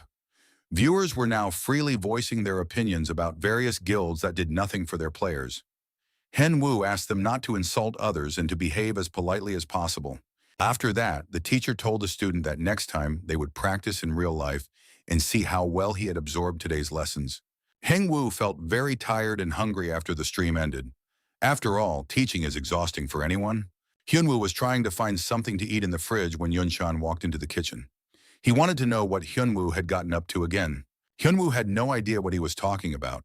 He had just finished streaming, but his friends showed him a very strange chat conversation. After watching the stream, viewers were discussing the great advice Henwu had given, as well as talking about bad guilds and top-tier gameplay. Hyunwoo read the comments. He didn't see any problem with that. Sure, the stream had just ended and there was already a debate going on, but nothing bad was being said about him personally. However, Yenshin wasn't that naive or good-natured. He believed that such conversations created problems with other guilds. Henwu was busy making a sandwich. He told his friend not to worry about it. Besides, Yenshan knows what his friend is actually capable of doing to those guilds if they even try to complain or accuse him of anything. Henwu had no intention of getting upset about it and suggested his friend eat something instead, or maybe order some chicken for delivery. The mood at the Mono Guild office was anything but cheerful. A Mono Guild member named Patrick told the master that things were really bad, even worse than they had been. Just recently, a max-level noob had been streaming, and viewers had posted terrible comments about their guild. Patrick believed that the noob wasn't involved in these accusations. He hadn't done anything to provoke them on purpose. But Marco was furious. He'd never liked that stupid nub, especially after the Two Masks show. Patrick was sure that the commenters themselves had started all this. They began comparing Henwu's streaming style to that of the Mono Guild. Marco still wouldn't calm down. He thought they should have killed that noob back when they had the chance. Patrick believed they needed to create more useful content, like the noob does. Otherwise, the guild would soon have no viewers left at all. Patrick believed they needed to look for something new and not stay at the same level. However, Marco was clearly thinking about something else. He was no longer listening to what Patrick was saying or what specific innovations he was proposing to implement in their streams. Marco declared that the max-level nub was a total fraud. Most likely he was able to defeat Reina thanks to help from his sponsors. Clearly, someone was behind it. Marco suggested putting the streams on hold for now and focusing on scripts. In his opinion, that would be better for the guild. Marco was confident that if they came up with something interesting, viewers would definitely come back to them. Patrick, of course, could have added that they shouldn't ignore PvP streams. Otherwise, any other main scenario would end in disaster. Soon, Henyu's tutorial video caused quite a stir in the arena community, And the result wasn't quite what the player had expected. It was like a bolt from the blue. Soon after, a notice was published regarding a special Arena game update dedicated to the third anniversary. The update stated that Arena had its first player to reach level 200, and therefore the game was rolling out a global patch. Henwoo was very disappointed that he still wasn't in first place on the leaderboard, so he began studying the patch, which would add new content for top players, a major update for guilds, and several regular events. There really was a lot packed into this update. Yenshin suddenly realized the hidden meaning behind it. It was as if all of this had been done specifically for Henwoo. It seemed that Arena was now tailoring all its changes to a specific player. Henwoo was absolutely delighted. He liked the update celebrating the game's third anniversary. It sounded interesting. The first Arena update provided new content created specifically for users and added third specializations. Enshin believed that a minimum level of 200 would be required for the third specialization. Of course, I'd love to know what the requirements are for rare specializations. It's hard to even imagine what kind of requests LeBron might have, for example. The second update concerned the siege system. From now on, users or guilds will also be able to acquire castles and lay siege to them, even without being esports players. To take over a castle, you need the title of Baron or higher, or the rank of Imperial Contributor. Henwoo was pleased that he held all these titles. The third update was the most unbelievable of all, and now Yanshan had no doubt about his hunch. The third update involved the revitalization of the pet system, which had previously been underdeveloped. This means that pet battles will be possible. As in any battle system, there would be seasonal winners and consequently huge rewards. This feature was simply tailor-made for Tenny. There would also be a special event to celebrate the launch of pet battles. In short, the game was set to become even more appealing to absolutely every player. The developers promised to release a detailed explanation a little later. Henwoo was very pleased, not only for himself but also for Tenny. Henwoo decided to train another pet. Although he had already fed the bear cubs several potions, Yenching began thinking about getting a pet of his own. Henwoo didn't put off his plans and set off with Tenny to complete a small quest, and at the same time train the beast. The player had to figure out the reason behind the wave of monsters that attacked the Lotus Fortress every year. Henwoo had already done a ton of stuff and even received a reward, but he still couldn't finish the quest. Henwoo decided to consult with Sokjun, who was much more experienced in such matters, though he immediately changed his mind, realizing they would start trying to persuade him to join the guild again. Tenny heard a noise and told his master that something strange was happening somewhere behind the trees. Henwoo looked around but couldn't figure out what was going on. However, there was no point in not trusting his pet. Henwoo leaped high up into a tree and dashed off in the right direction, jumping from branch to branch. There he saw a huge orc with a giant club in his hands, walking through the forest and bellowing loudly. It was a wild ogre. Henwoo hadn't thought such enormous monsters roamed this forest. On top of that, strange patterns were drawn on its body. The player surmised that this might be the key to completing the quest. Suddenly, as if enraged, the monster began to scream loudly and charge at the player, whom it had spotted among the trees. When its club struck the ground, several trees were destroyed, the earth cracked, and birds fled their nests in terror. The wild ogre hoped and was certain he had struck down the player, but Henwoo, of course, had managed to dodge the blow and now towered over the monster. Henwoo assessed his options. He realized that with such force, the first attack would only stun the ogre, while the second could finish him off. The player activated the cursed bracelet and used the cursed sword against the giant ogre. The monster sustained minor damage but was infected with black magic, and its damage output doubled. However, victory over the ogre was still a long way off because after the player's attack, the monster became even stronger. Henwoo quickly activated a lightning bolt and began striking the giant monster as he rapidly descended to the ground. As he moved downward, Henwoo struck the ferocious monster with his sword. Blood began to ooze from its wounds, and the giant beast let out loud screams and roars. Henwoo noted that despite the power of its attacks, the wild ogre's armor was rather weak. The monster swung its club and tried to attack the man, but Henwoo was agile, nimble, and fast. Henwoo knew he could quickly catch the ogre, but then the game would be over, and the guy wanted to drag out the process. The player sent his pet to rest, saying that he would finish off the wild ogre himself. Tenny was glad to rest. Besides, he had a big bump on his head, but usually his master used him to the very end, and this time he sent him to rest. Tenny could be sure of only one thing. His master was simply impossible to understand. It wasn't even worth trying. Tenny sat down to rest under a tree, but he even managed to fall asleep because the fight had gone on for quite a while. The wild ogre didn't look too good. His gaze no longer radiated hatred, and his body was covered in numerous cuts. In the end, the huge giant couldn't take it anymore and collapsed in the middle of the clearing, defeated by the player. Hen Wu was very pleased. He hadn't had this much fun in a long time. The player had leveled up, gained experience, and on top of that, he'd been given an additional quest. It turned out that the truly strange monster they had just encountered in the forest was the key to investigating the cause of the monster wave. Hen Wu didn't receive any items, but at least now he could complete this quest. So he had to head to Herald. The Empire's strongest knight, as usual, was spending his days in the training hall. LeBron was meditating to balance his inner energy and clear his mind. He was surprised and wanted to know why this guest had come to see him. Harold stood before LeBron with his arms outstretched. He held this great warrior in high regard. Harold paid no attention to LeBron's sarcasm. He knew that this warrior's character would never change. LeBron also understood that his old comrade would always live up to the image he had created for himself. But now it was time to get down to business. Harold had come to ask LeBron to help them at the fortress. The situation had developed in such a way that they were in dire need of a strong knight. LeBron didn't understand why the fortress guard had come to him. Could it be that he could no longer handle things on his own? Harold replied that he needed LeBron's support because dark forces were gathering over their empire. LeBron was glad to hear that they hadn't come to ask him for money and asked what the Herald thought of his apprentice.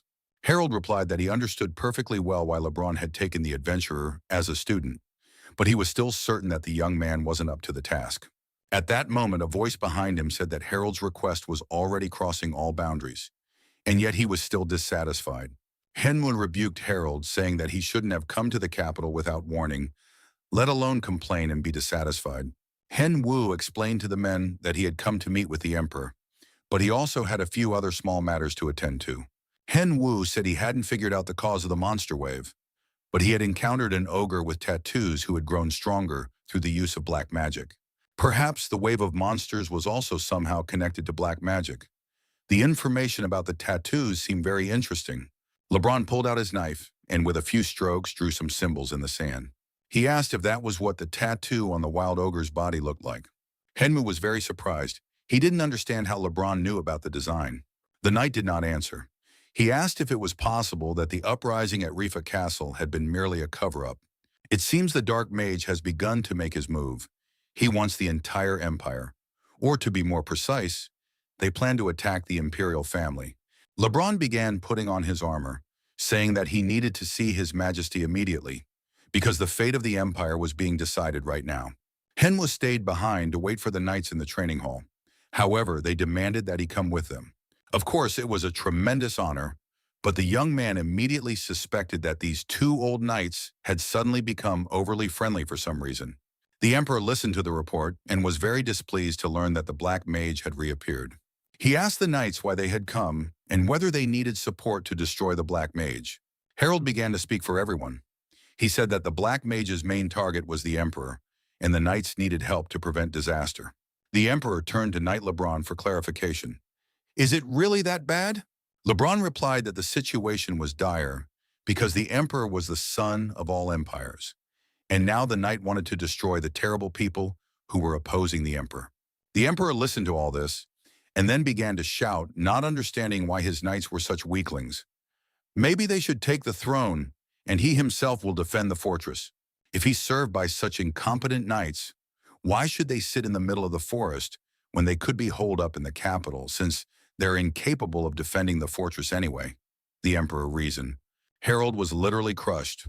The emperor turned his attention to the next visitor, pointing at him. The emperor demanded that Hen Wu take responsibility for what was happening. The player was in shock. He had no idea where he had ended up. But the emperor wasn't joking. After all, he had given the player a reward and now demanded a return. At that moment, Hen Wu received a notification that he had completed the quest. The strange monster had received the imperial contribution, as well as an imperial gift. The young man opened his fist and a red crystal lay inside his glove. He had to take this stone to the library where he would receive his real reward. The young man was very pleased because he was supposed to receive a book with the skill he wanted. Of course, he hoped it would be some kind of unique skill. Henwu was once again convinced that the emperor gave the best rewards. LeBron smiled at his student, then told him to come for a private conversation. Henwu couldn't even imagine what direction this conversation would take. However, it was clear that he would benefit greatly as a result. Henwu arrived at the Imperial Library, where he was met by the librarian. The man didn't understand what the adventurer was doing there. The player introduced himself and said he had come by order of His Majesty, and now the librarian must give him the book with the skill. The librarian understood what was being asked and asked if the young man was a student of Mr. LeBron.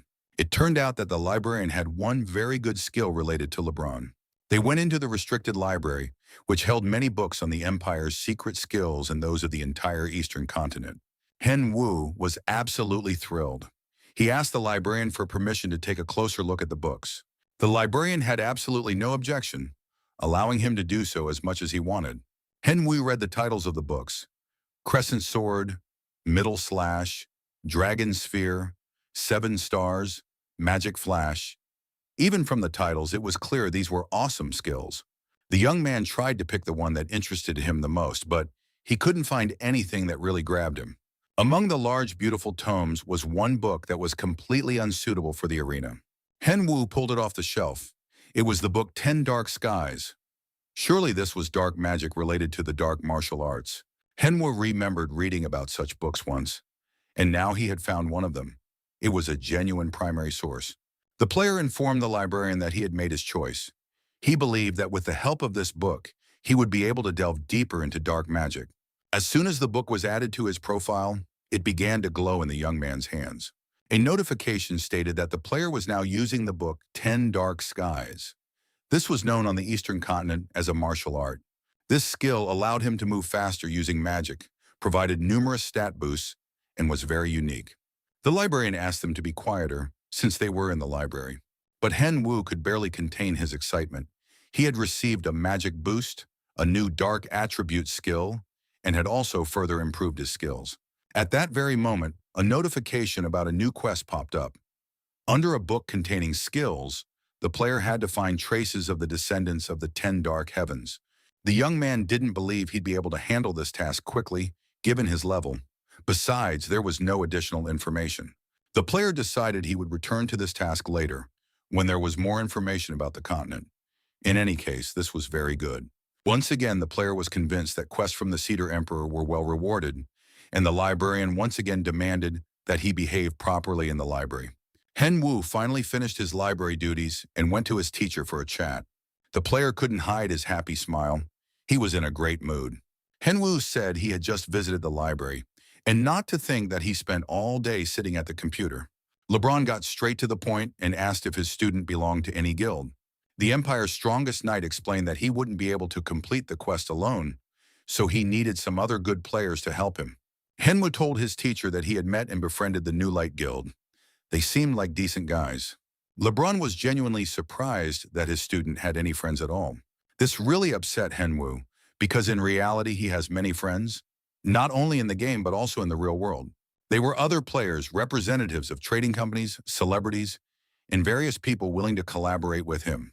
We shouldn't forget about Yenchang's brother and sister, with whom he once completed a mission.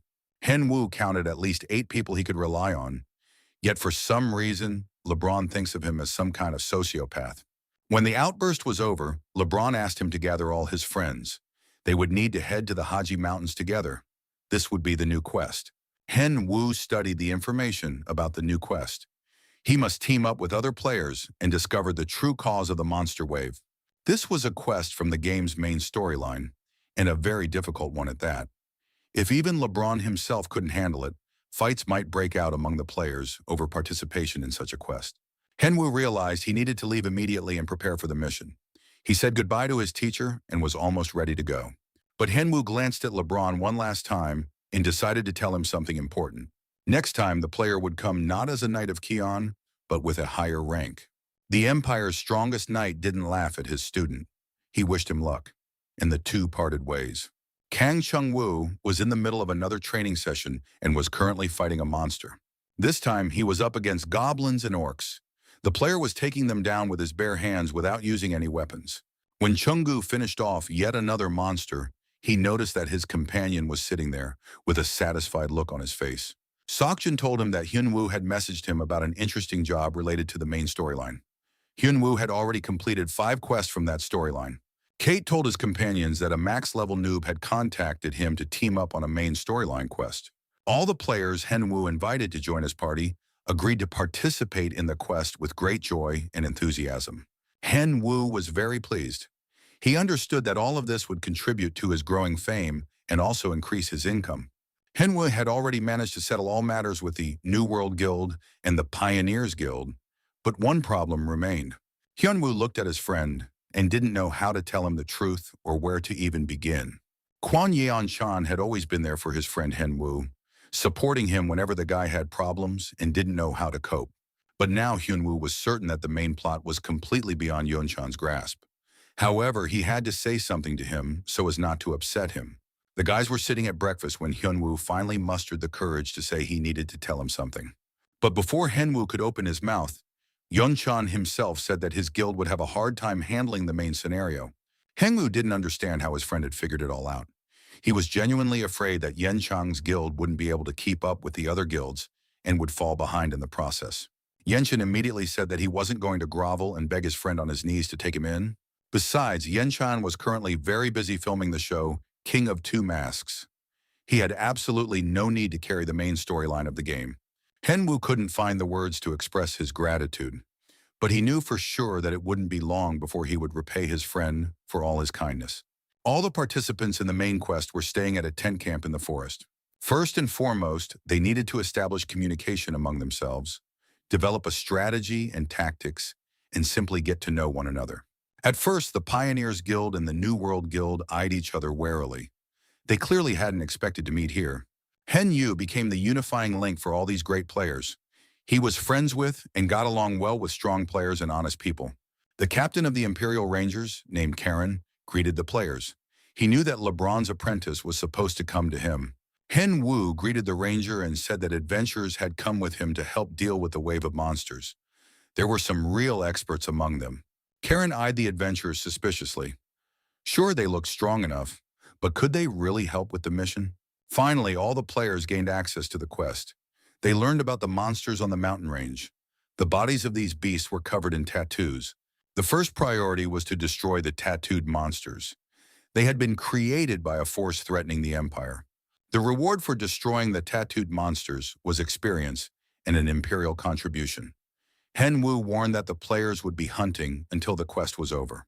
He suggested they split up immediately and kill monsters for the common contribution. The players were pleasantly excited, realizing that they certainly wouldn't get bored with the main storyline. They would have plenty of work today, enough for everyone. It was suggested to hold a competition. Who would kill the most monsters?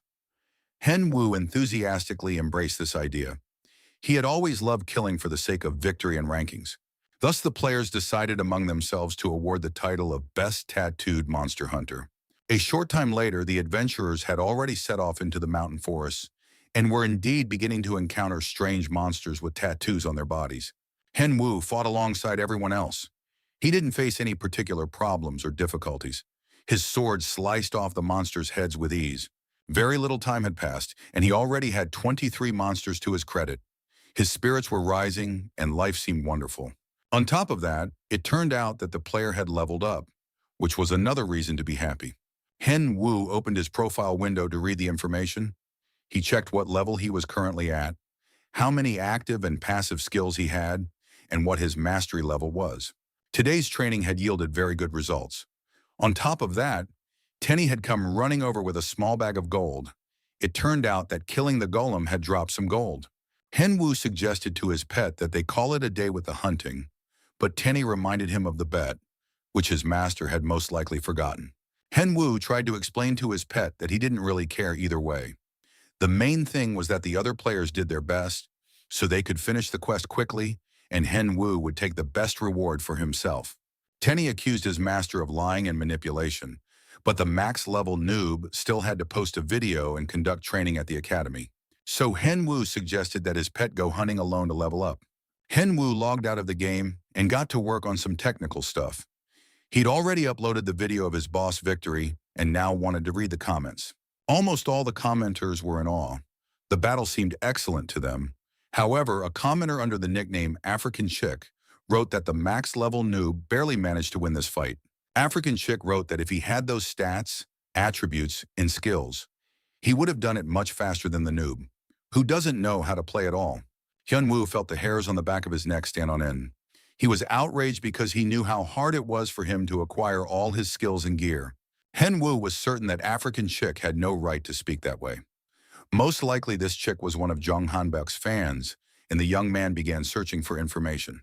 Hyun-woo wasn't going to let this slide, so he immediately blacklisted African Chick. The player received a notification that he had been blacklisted and would no longer be able to watch videos on Hyun-woo's channel. Han-bak was furious.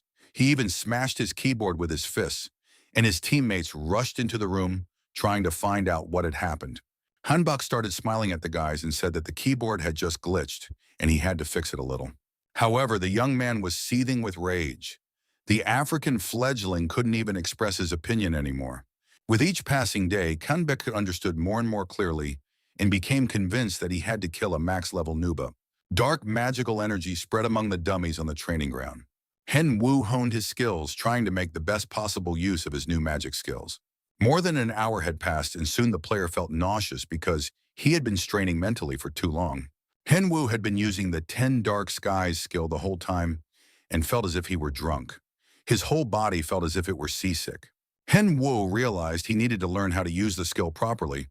Otherwise, he would get more tired than he would benefit from it. Hyun-woo was supposed to meet his student Dwayne in a few minutes, so he put on the Nuba mask. Now nothing stood in his way of spending the rest of his time training again. Dwayne showed up right on time. He was getting ready for today's practical session and greeted his teacher. Hyun-woo noted that the student had arrived early today, but the superstar explained that he had a habit of arriving a few minutes early. Hyun-woo hoped Dwayne wasn't planning to catch a glimpse of his true face. Generally speaking, of course, it's strange when a star of that caliber isn't late. Celebrities aren't usually very responsible people, but this turned out to be a very pleasant person. Hyun-woo asked if he had been training on his own at home. Dwayne immediately confirmed his readiness and said he was ready to demonstrate his progress on the training dummy. Dwayne wanted to show the teacher just how much better and stronger his first student had become after just one lesson. The duel between the student and the dummy began. The training machine attacked the player with a sword. Dwayne dodged the attack perfectly and immediately launched a counterattack, landing a powerful blow to his opponent's body. Hyun-woo watched the duel and noted that the young man's movements had become lighter. It was clear that he had been training and hadn't been slacking off the whole time. In fact, Hyun-woo had been worried that his student would slack off, and then the training would fall apart. But Dwayne turned out to be an excellent first student. At that moment, the man ended the match with a perfect strike, completely knocking out the dummy. The max-level noob gave a heartfelt round of applause, saying it was an amazing sight. Hyun-woo said that no one would have believed Dwayne was the same player from last week if there weren't records to double-check. Hyun-woo was confident that his student would receive an excellent medal for such skill. Now they needed to try to climb the rankings to solidify the result. Just then, it was time for the stream to begin. Max Level Noob greeted the viewers and said it was time for the second episode of Noob Academy. Today, they're meeting up with student Dwayne again. Dwayne will continue to climb the rankings, battle, and receive feedback from the stream's viewers. The viewers greeted the superstar, and Noob told them in confidence that they would surely be surprised when they saw the celebrity's new skills. The viewers didn't go easy on the player. They wrote that it's impossible to change in a week, so this is most likely complete nonsense, and Dwayne won't show them anything new. Hyun-woo realized that his student was upset after seeing such comments, so he proposed a bet to the viewers. The gist of the bet was that if Dwayne won a bronze medal, there would be no streams for 2 weeks. However, if he lost even once, he would have to stream 4 times a day for the next 2 weeks. Hyun-woo warned the viewers that this wasn't a recording, so they should remember the conversation and accept their loss with honor and dignity. Hyun-woo finished talking with his followers and asked Dwayne if he was ready to begin the challenge. When Dwayne heard the terms of the bet, he started to get a little nervous. Now a huge responsibility rested on his shoulders. Hyun-woo was alarmed because just a few minutes ago, his student had radiated confidence after the fight with the robot. Dwayne said that it had been just a training session, and now he wasn't at all sure he could win a bronze medal in such a short time. Hyun-woo realized that his student had suddenly lost his composure, But now he had to focus and couldn't afford to do many streams in the coming weeks. And that means they have to win today's match? Dwayne absolutely must win. Hen Wu asked how his student felt about Tenny. Of course, absolutely everyone loved this little bear, so Hen Wu decided to take advantage of the pet and offered Dwayne Tenny for his personal use for 1 hour. Dwayne imagined all the fun things he could do with this little bear. Viewers also started commenting that they envied the superstar. Meanwhile, Tenny was busy with serious matters. But after learning about the bet, he now didn't really want to fall into Dwayne's hands. So, it was time to start the match. Dwayne stood in the middle of the arena, waiting for his first opponent. The max-level noob announced that the first battle was beginning. The audience was told to watch closely, and Hen Wu switched to host mode in the arena. Soon, Dwayne's first opponent appeared in the arena. It was a knight-class player, wielding a powerful sword and fully clad in iron armor. Everyone was very curious to see exactly how Dwayne would fight him. The battle for the ranking began, and immediately the knight swung his sword and prepared to attack. Dwayne managed to dodge it perfectly. He took a half step back, and the sword flew past him without touching him for even a moment. After that, the knight made a few more attacks, but none of them damaged his opponent. The knight was already getting nervous. He could see that Dwayne was dodging all his attacks, whereas last week he had just stood there like a statue. Dwayne, meanwhile, was not only dodging, but also analyzing his opponent. He noticed that the knight was using magic. Hen Wu had taught him, if an opponent uses a magic sword, you must dodge. When the opponent has spent all his mana on magical attacks, the chance for powerful strikes will come. Dwayne remembered this lesson very well and now attacked using his iron fist. Soon the knight was defeated. He took several powerful blows to the torso. The student also remembered that he needed to step back to a safe distance if the opponent used skills and wait for the best moment to strike. You should never rush. If it doesn't work the first time, it will work the second or third. Dwayne gradually backed away, trying to catch the right moment. And he succeeded. His opponent lay defeated in the middle of the arena. The player, Dwayne, had won. The stream viewers couldn't believe their eyes. They didn't understand how it happened, since he wasn't any better than the swordsman in terms of level. Dwayne was a global action star. He was much more than just a muscle mountain. The guy trained regularly and played sports. Perhaps his weakness in the arena had previously been due to his popularity. He simply didn't have enough time to get the hang of the game and practice in real battles. But now Dwayne understood how the game worked. If he could use all his knowledge and strength, he would win. The man himself didn't understand why it was so easy for him today. He was literally in the zone and handled his next opponent with ease. Soon, a few more challengers were sent into the arena. It seemed that nothing could stop Dwayne now. The max-level noob addressed the audience, asking if they really still didn't believe in his success. By this point, the man had already racked up 9 consecutive wins, and it was clear he had no intention of stopping. Hen Wu congratulated his first student on his excellent result. The commentators were simply blown away. They all wanted to learn the same way and become noob students. Hen Wu was very pleased. He reminded the TV viewers that you don't wave your fists after a fight. They agreed to the bet and didn't believe Dwayne would win. With every victory, Dwayne grew more confident in his abilities. He knew that with just a little more effort, he would level up, advance in rank, and earn the bronze rank. Nub was an excellent teacher. He encouraged his student and boosted his confidence. After all, Dwayne had already racked up a string of victories and was sure to earn the bronze rank. Another opponent was found, and now Dwayne set out for his 10th victory. However, the challenger's appearance made Dwayne wary. Standing before him was a player who had 13 consecutive wins. From the viewer's perspective, the match was sure to be very interesting. The opponent was worthy, and the battle was going to be a real one. Practically everyone, including Hen Wu himself, was certain that Nubu would have to host free streams for the next couple of weeks.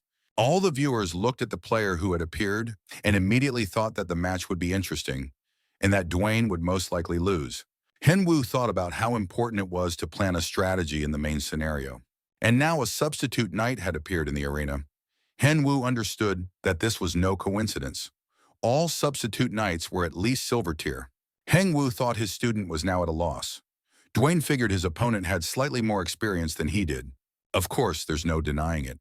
The stranger had won 13 times in a row. No one would argue with that. But Dwayne needed to get better anyway, earn a more prestigious medal, test himself, and believe in the words of the top-tier Nuba. So the man declared that today he would be a winning machine. Of course, everyone thought that the superstars simply didn't know who the substitute knights were. So, the battle for the ranking began, and the opponents clashed in the duel. Dwayne noticed that his opponent had a sword and thought about how to stop him. The man managed to dodge and avoided the sword, even though it was moving at a very high speed. Dwayne noticed that the sword's trajectory had changed, and if he hadn't defended himself, something bad would have happened. The stranger kept attacking and was literally pushing Dwayne back. It was clear that he was truly strong and on a whole different level. Dwayne realized that all his previous opponents had been weaker, but that didn't mean he had to lose now. The man steeled himself and was completely focused. He knew he couldn't afford to make any mistakes. Besides, he had worked very hard to reach this level. Waiting for the right moment, Dwayne launched an attack on his opponent just as the substitute knight moved his weapon-wielding arm aside. Henwu was very focused and paid no attention to the spectators' comments, watching his student closely. During training, a conversation took place between them. Henwu asked how one could defeat someone who could not be defeated. It seemed that there was no answer to this question, for the question itself contained the answer. There was no need to come up with anything else. But Henwu looked into his surprised student's eyes and said that they would now prepare for just such a scenario. Henwu thought about today's strange matchup. The stranger was eyeing his weak opponent, planning to toy with him for a while. The guy was sure he'd win, so he could show off on the stream to gain more followers. But unexpectedly, this weak opponent landed a punch and managed to parry the attack, which greatly surprised the substitute player. The stranger had let his guard down so much that he nearly dropped his sword. He was unpleasantly surprised when he realized his opponent was trying to counterattack. At that moment, he was struck with a powerful shove in the back, and then Dwayne unleashed a barrage of fiery punches on his opponent. The blows rained down on various parts of his body, and the stranger could barely keep up with them. With each strike, the attacks grew stronger and closer. Just like in training, Henwu was very worried about his student, supporting him with all his might so that the man would believe in his victory. Dwayne was very tired and his focus was starting to waver, but he still realized that the perfect moment had arrived. Dwayne launched a stunning attack using his skills. He had the lion's breath skill at his disposal. As a result, his opponent fell into a state of stupor and couldn't move for a while. Dwayne immediately began landing strikes to finish the fight. A sharp blow to the head knocked the player out. This was followed by several more effective strikes with his fists, elbows, and knees. Dwayne now looked like a true killing machine. He was on such a roll that it was hard to stop him. As a result, the match was won by Dwayne. He defeated and overcame the substitute knight. Henwu was probably the happiest of all. The guy didn't want to waste 2 weeks on pointless streams. He had too much to do in the main storyline. The teacher congratulated his talented and obedient student, who didn't seem to have realized yet that he had defeated the substitute knight. This knight was at least a silver-ranked fighter, which meant Dwayne was definitely no longer a bronze-ranked fighter. The player kept fighting and winning over and over again. He had become much stronger and shed the label of loser. Dwayne hadn't even hoped for such success when he started training at the Noob Academy. But meeting Nuba made the impossible possible, so anyone who struggles with duels should definitely enroll in this academy. Their experience in arena combat will change. It was excellent advice and completely unobtrusive advertising. The teacher and the student were very pleased with each other and shook hands, a sign of gratitude. Henwu addressed the viewers, saying that the stream was ending because he and Dwayne had achieved their goals. Henwu said goodbye to the viewers until next Monday. Now he wouldn't have to show anything for a long time, and he could calmly focus on the main storyline. The Mano Guild was once again in turmoil due to the discontent and scandals of its members. Marco's mighty fist nearly smashed the table. It was simply impossible to hold back. The player couldn't understand how someone had managed to be the first to start the 5th main storyline and receive the quest. Marco believed that their guild should have been the first. After all, a huge amount of money had already been spent. Patrick tried to justify himself and immediately said that it was all his fault and asked for forgiveness. Marco wanted to know who had been the first to gain access to the scenario, the New World Guild or the professional players, but it turned out to be even worse than he had imagined. Patrick explained that a max-level noob was the first to unlock the 5th scenario and receive the quest. This information came from an NPC. On top of that, the noob had done it on LeBron's orders, who wanted that specific player to be the first to arrive and receive the quest. Marco believed that it wasn't a loss yet. They needed to quickly assemble a team and head there. Perhaps their guild would be the first to complete the quest. And when that happened, Nub would pay for everything he'd done to Mono's guild, no matter the cost. Dwayne, of course, wanted to remind his teacher about the promised time he would spend with his pet, but Nub had already dashed off to attend to his own business. As soon as Henwu was done with the stream, he immediately returned to the game to continue the main storyline. In the forest, he met a girl in a hood whose face was hidden, and she said she was his fan. The girl reported that the Black Wizard was using some new power, and as soon as the quest appeared, he decided to organize another uprising. Henwu listened to this suggestion with interest. He hadn't yet decided whether to trust the stranger. It all sounded too strange, because the day before, Henwu had received a tip to come here to meet this girl who possessed unique information. The stranger decided to start with the basics. She explained that the rebel group was called Alcohol, and its leader's name was Edward. The girl hoped that now Henwu would accept her as a friend, as he had promised to do earlier. Finally, the girl took off her hood, though Henwu was certain they didn't know each other at all, and he didn't remember promising her anything. The stranger pulled back her hood and looked at the young man, saying that they could get to know each other right now. The girl was a true beauty, with a clear, open, and sincere gaze. No man's heart could resist her. But Henwu turned away and said that if she had told him everything, he was ready to leave. The girl continued to follow the noob, convinced that he couldn't possibly not know her. Henwu realized her face looked familiar, but he couldn't quite place her. And only when she introduced herself did it turn out that she was reporter Sonia, one of the most famous streamers in the gaming world. This girl was one of the first to learn about the arena and changes within the game. That's why her streams were always so popular. They were called the evening news. Even though Henwu realized who she was, he kept pretending not to recognize her. Finally, Sonia told the truth. Her streams had been canceled, and she couldn't host them because of the rebels. The girl had already spoken with the game's owners, but they replied that it was a bug. Henwu understood that if the owners had given Sonia that information, then that was the case. Hyunwoo decided to take advantage of the opportunity. He apologized to the girl for only recognizing her now and suggested, if she didn't mind, that they do a joint stream after the main storyline.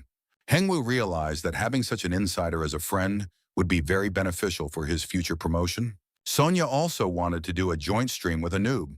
That way she'd double her viewership, make money, and attract attention.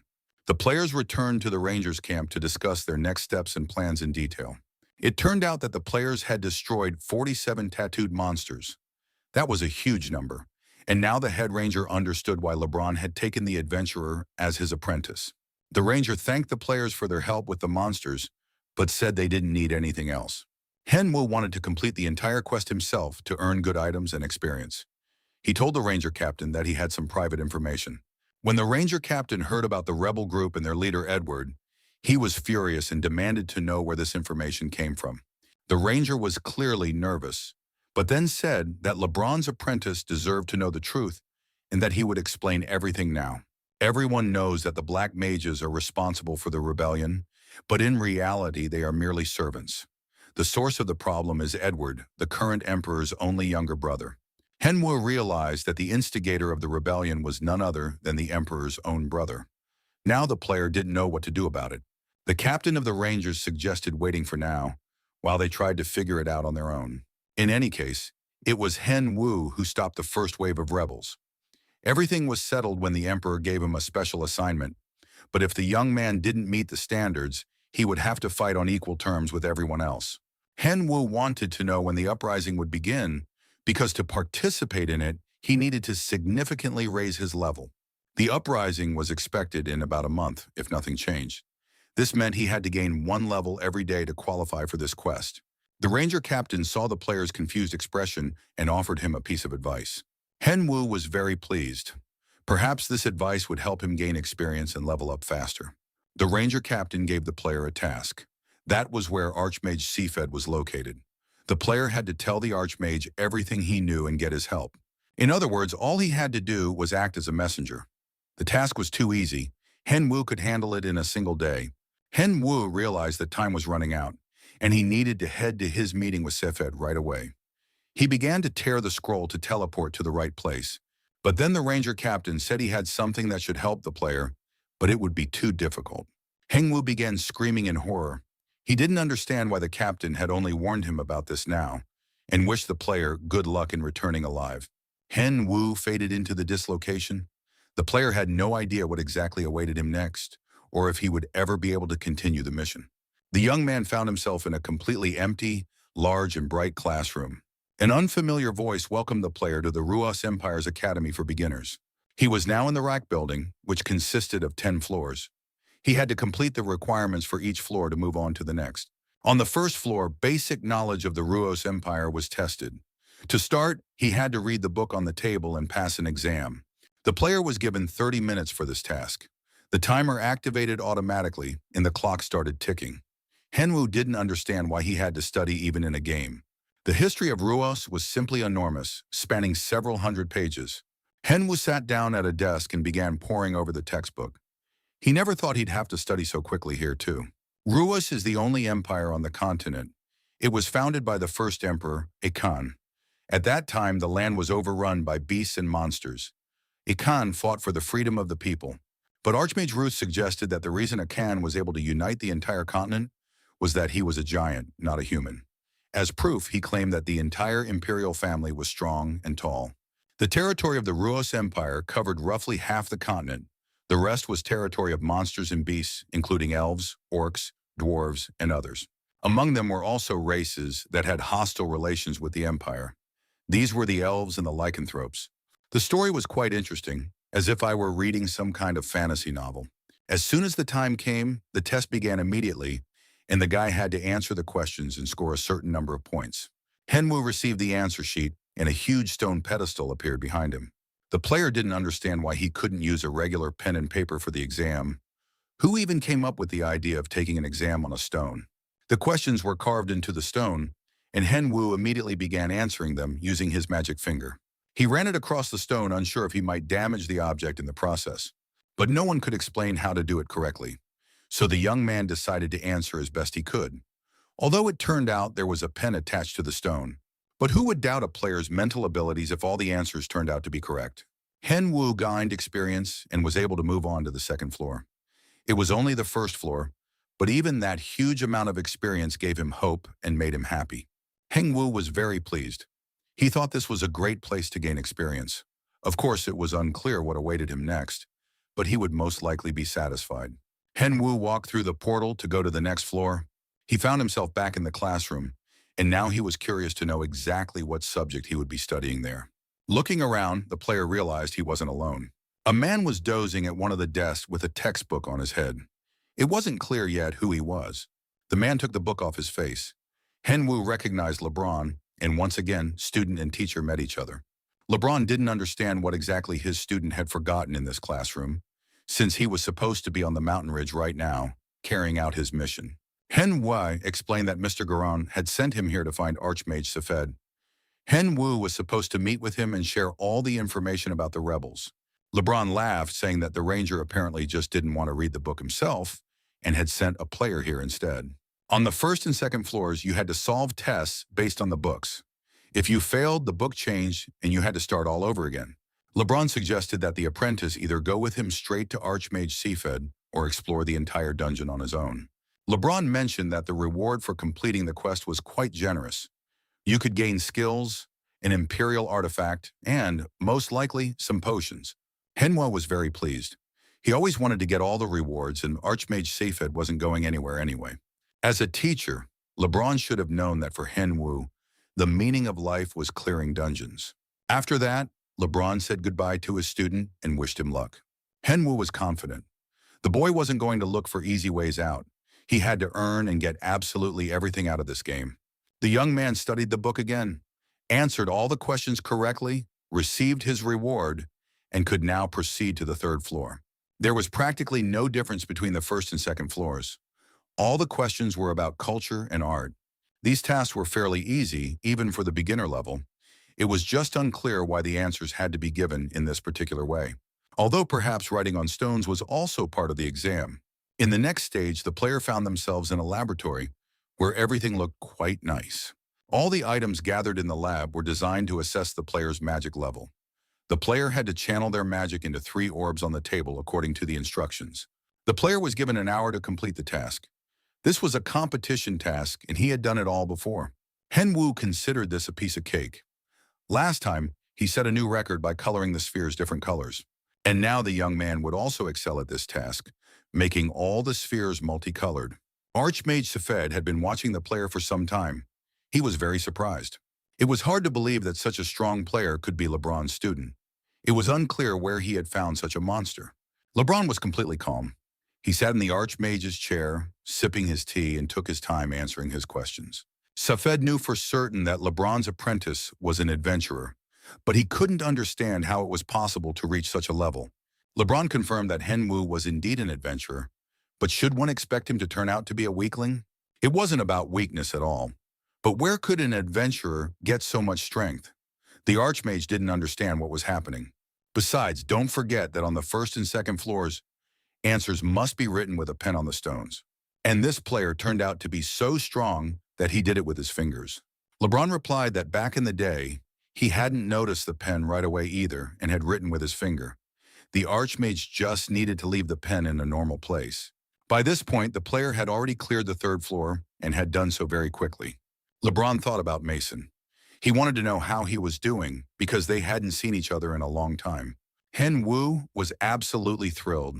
He had completed the test perfectly, received his reward, and was now moving on to the fourth floor.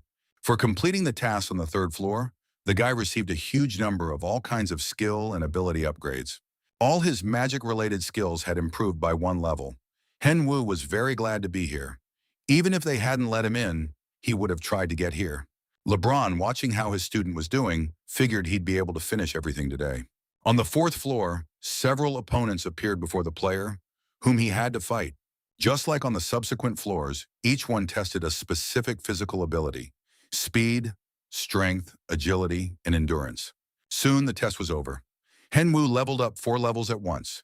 He gained a lot of experience in this stage and could now move on to the 8th floor.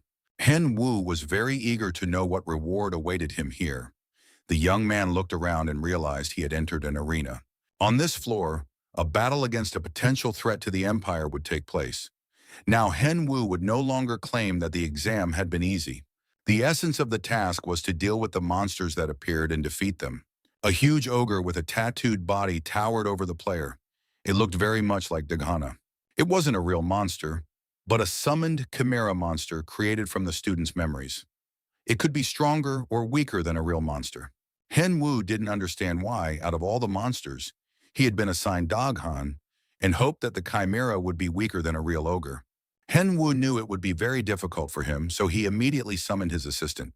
The duel was to begin as soon as the player said the word, "Start." Tenny couldn't figure out where he was. It seemed like they weren't in the Black Forest right now. But then was his master still fighting Daghan? Henwon explained to his pet that this wasn't a real monster, but a chimera created specifically for the test. Tenny realized he had practically nothing to fear because his master would quickly destroy the fake, and the bear cub would just lie there since his muscles were sore. Henwu replied that he hadn't planned on involving the bear in the battle anyway. The player was counting on getting buffs from his pet. Soon the player received the blessing of the forest, and the bear's roar increased his physical strength and defense. As a precaution, Henwu smacked his pet on the head, saying that it was really getting on his nerves today. Next time, the player promised that the pet would go into battle first, and only then would the owner follow. Tenny wanted to feel the bump that had popped up on his head. He was crying because his owner was so cruel, and he still didn't have a girlfriend.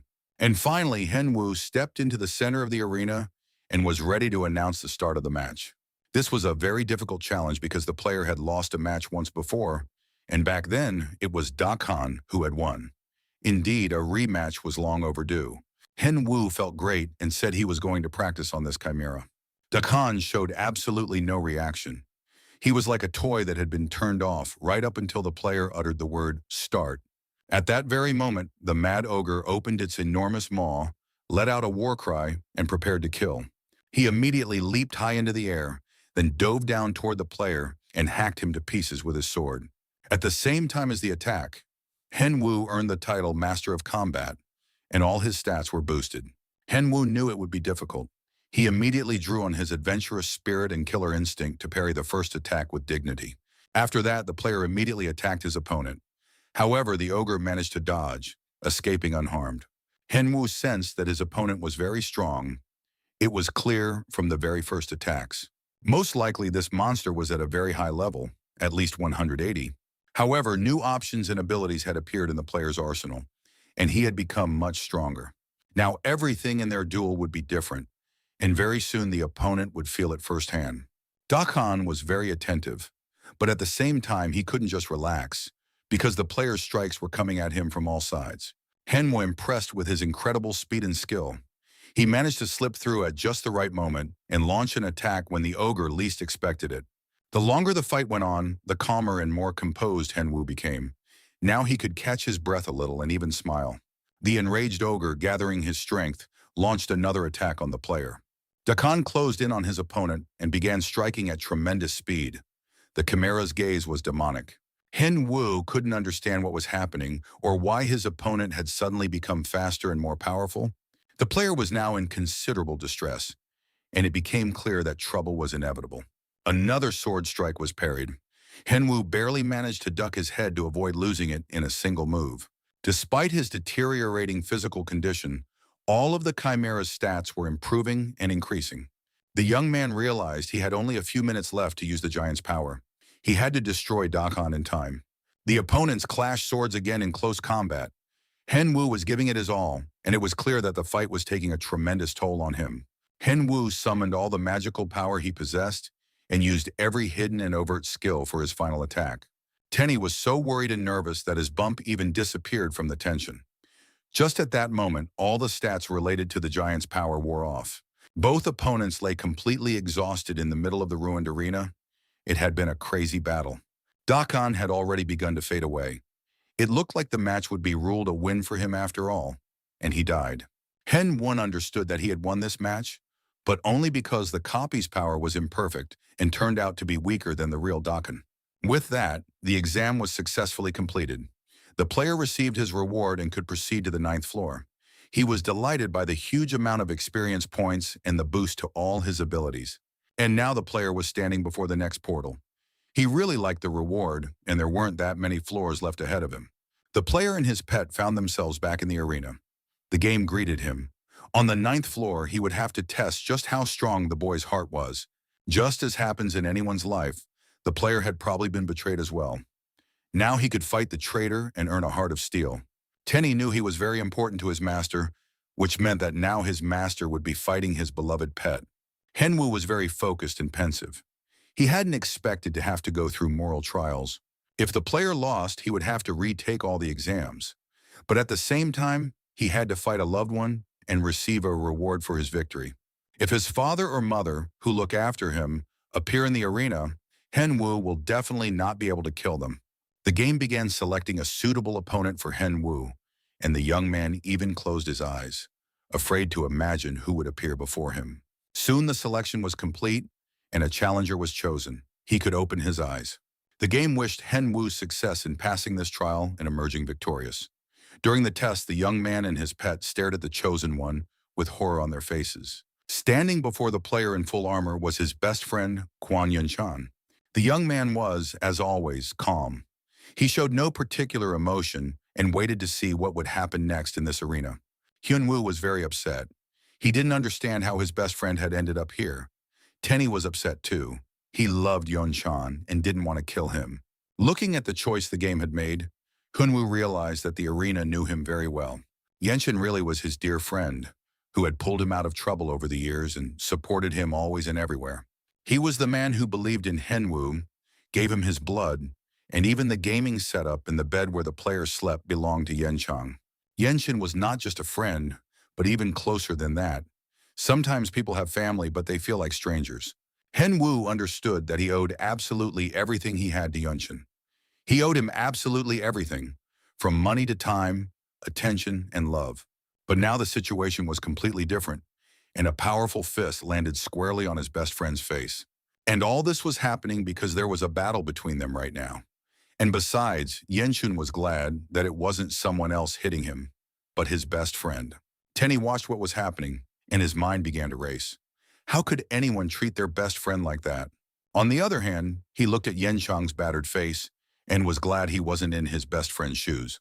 The exam had been successfully passed, and now the player was to receive a reward. For defeating his best friend, Henwu received the resilience skill. He possessed an unshakable heart, knew how to discipline his mind and dominate his body. Archmage Safed was simply in shock, for this was no player, but some kind of merciless monster who had instantly dealt with the person dear to him. LeBron said he hadn't had any trouble on the ninth floor either, and he'd cleared it pretty quickly. Most likely it's a case of like teacher, like student. The apple doesn't fall far from the tree. Henwu appeared next to his teacher and was now looking around in surprise. For some reason, it's unclear why the player appeared in this strange place instead of on the 10th floor. Or perhaps he's about to face a battle with LeBron. LeBron laughed, saying that in that case, Henwu definitely wouldn't be moving on to the next floor. And then he asked the Archmage where the 10th floor was anyway.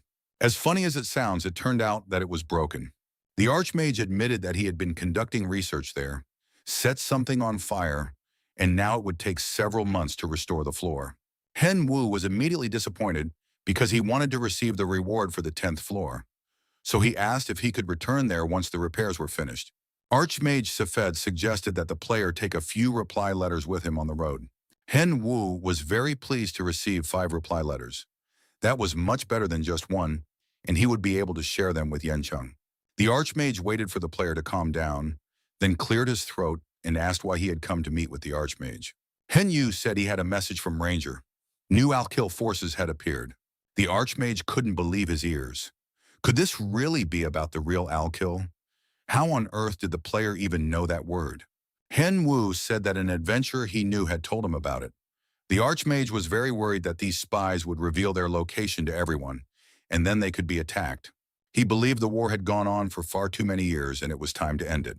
In the end, it was decided that the player would convey that LeBron would also be participating in the battle, and therefore the Ranger must prepare. Henyu understood perfectly well looking at these two, the Empire's strongest knight and the Empire's best mage. And that meant that if they joined forces, the battle would be on an entirely different scale. Henwu returned to the mountain range and met with the Rangers. He was ready to relay the Archmage's words to Garen.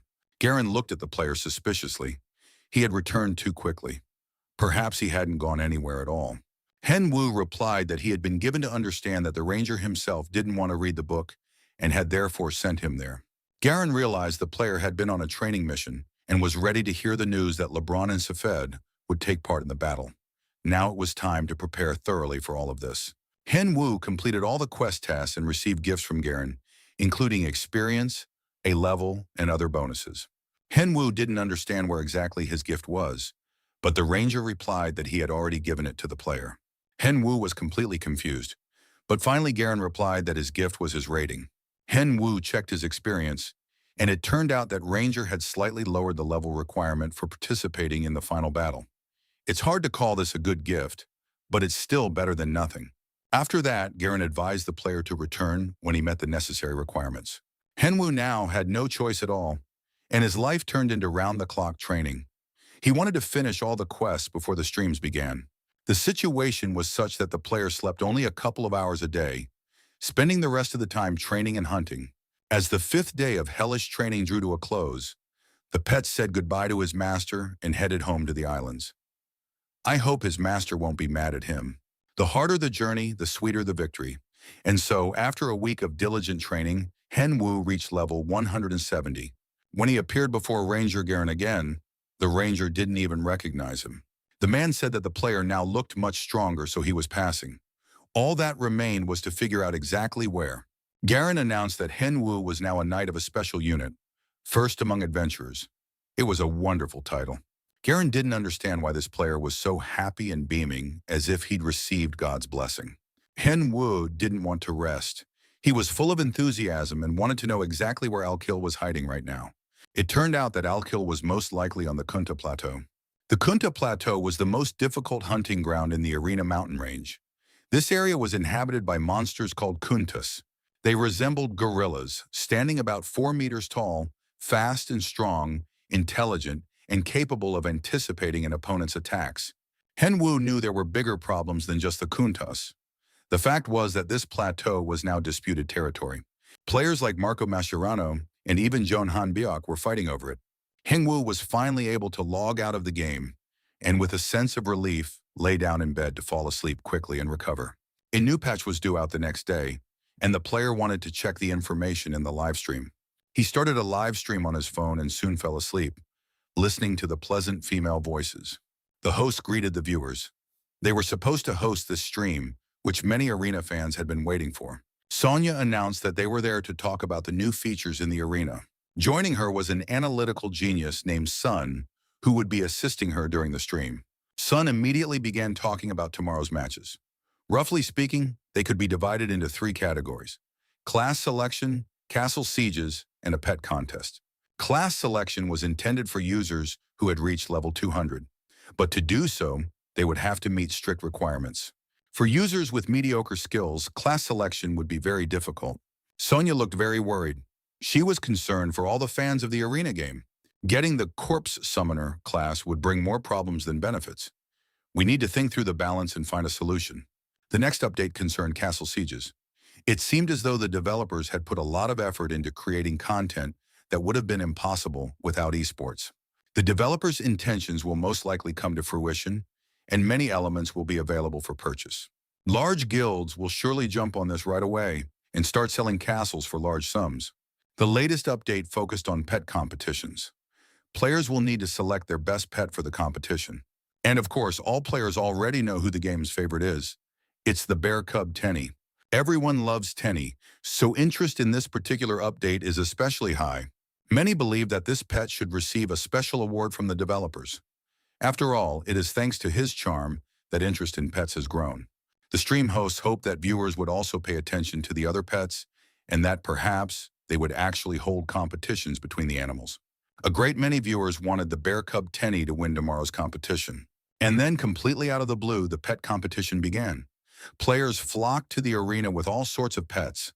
Among the pets, you could see not only birds, snakes, and domestic animals, but even some exotic creatures. The players wanted to know if Nub would be streaming today, but it seemed he still had a day off after winning a bet with the viewers. On the other hand, owners of powerful animals really wanted Nub to come to this tournament with his bear cub. The players believed that Nub had to show up at the competition. He wouldn't want to let anyone else take the victory. But then something caught their attention, and the guy and lion both gasped in surprise. In the middle of the town square, a max-level Nub was walking. The players watched him go and immediately started whispering to each other. They wanted to meet him and touch their idol. Henwu was completely calm. Of course, he had come to collect his prize, and the next day he would stream and tell everyone how it all went here. Once among the other players, Henwu summoned his pet, who was also a celebrity and a crowd favorite. Once in the city center, Tenny was even a little scared. Nothing like this had happened to him in a long time. He was used to dealing with all kinds of monsters, but this was even worse. Tenny was genuinely scared of the people staring at him from all sides. The bear cub climbed onto his owner's shoulders, hoping for protection. The frightened little bear cub looked around in terror and fear. But just then, his owner said he'd come up with a name. Hen Wu started his stream, greeted his viewers, and said that he was back after a break and was happy to be with his beloved viewers again. The streamer hoped his followers would appreciate that he'd decided to start the stream a day early, just for them. But it soon turned out that no one was interested in Hen Wu himself today. Everyone wanted to get a closer look at the heroes of today's festival, which was sure to crown the first champion among the pets. Tenny got very cocky. He loved being admired and asked his owner if Hen Wu would give him an elixir if the bear cub won. Hen Wu had already pumped a huge amount of elixirs into this bear, so the cub shouldn't doubt it. He'd be better off thinking about how to win the championship. Tenny was already imagining how delicious and enjoyable today would be, and began dancing with joy, drawing even more attention from the players. But soon it was time for the festival to begin. Sonya greeted everyone gathered at the stadium and announced the start of the pet festival. 32 contestants would be participating in the first competition, titled World's Best Pet. That was quite a lot, so the competition would be fierce. People continued to stare at the little bear from all sides, and even the owners of other pets couldn't help but comment on its cute paws and tail. The competition began with the distribution of balls. Players had to direct mana at a ball to change its color.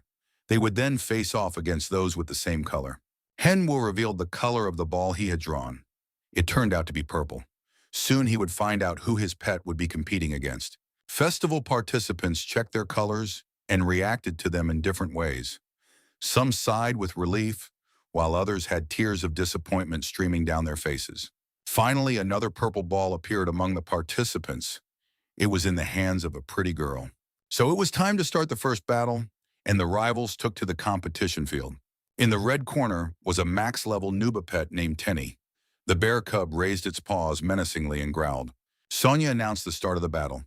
Debibi, the cute little creature, stepped out to face the bear cub.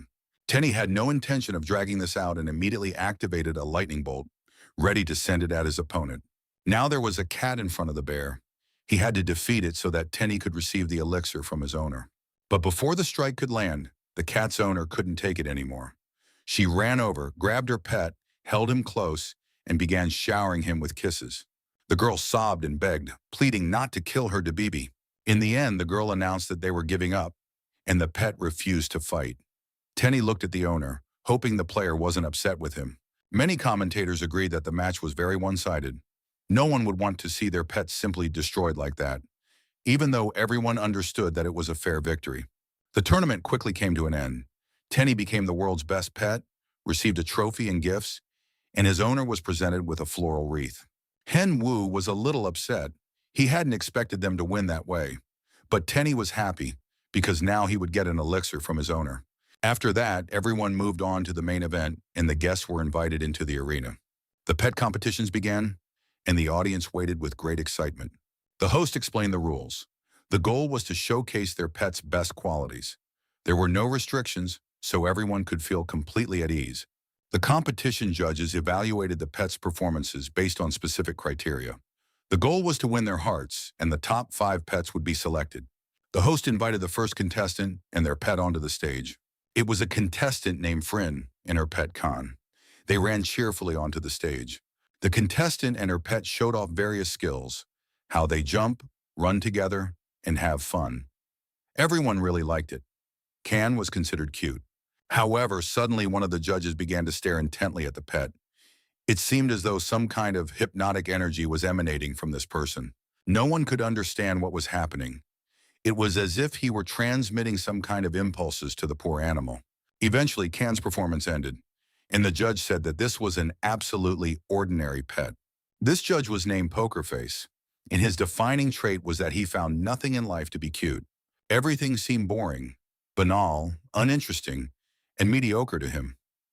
One by one, the contestants carried away their tearful pets. Sonia, who was hosting the competition, no longer understood why they had chosen such a cold-hearted person to be a judge.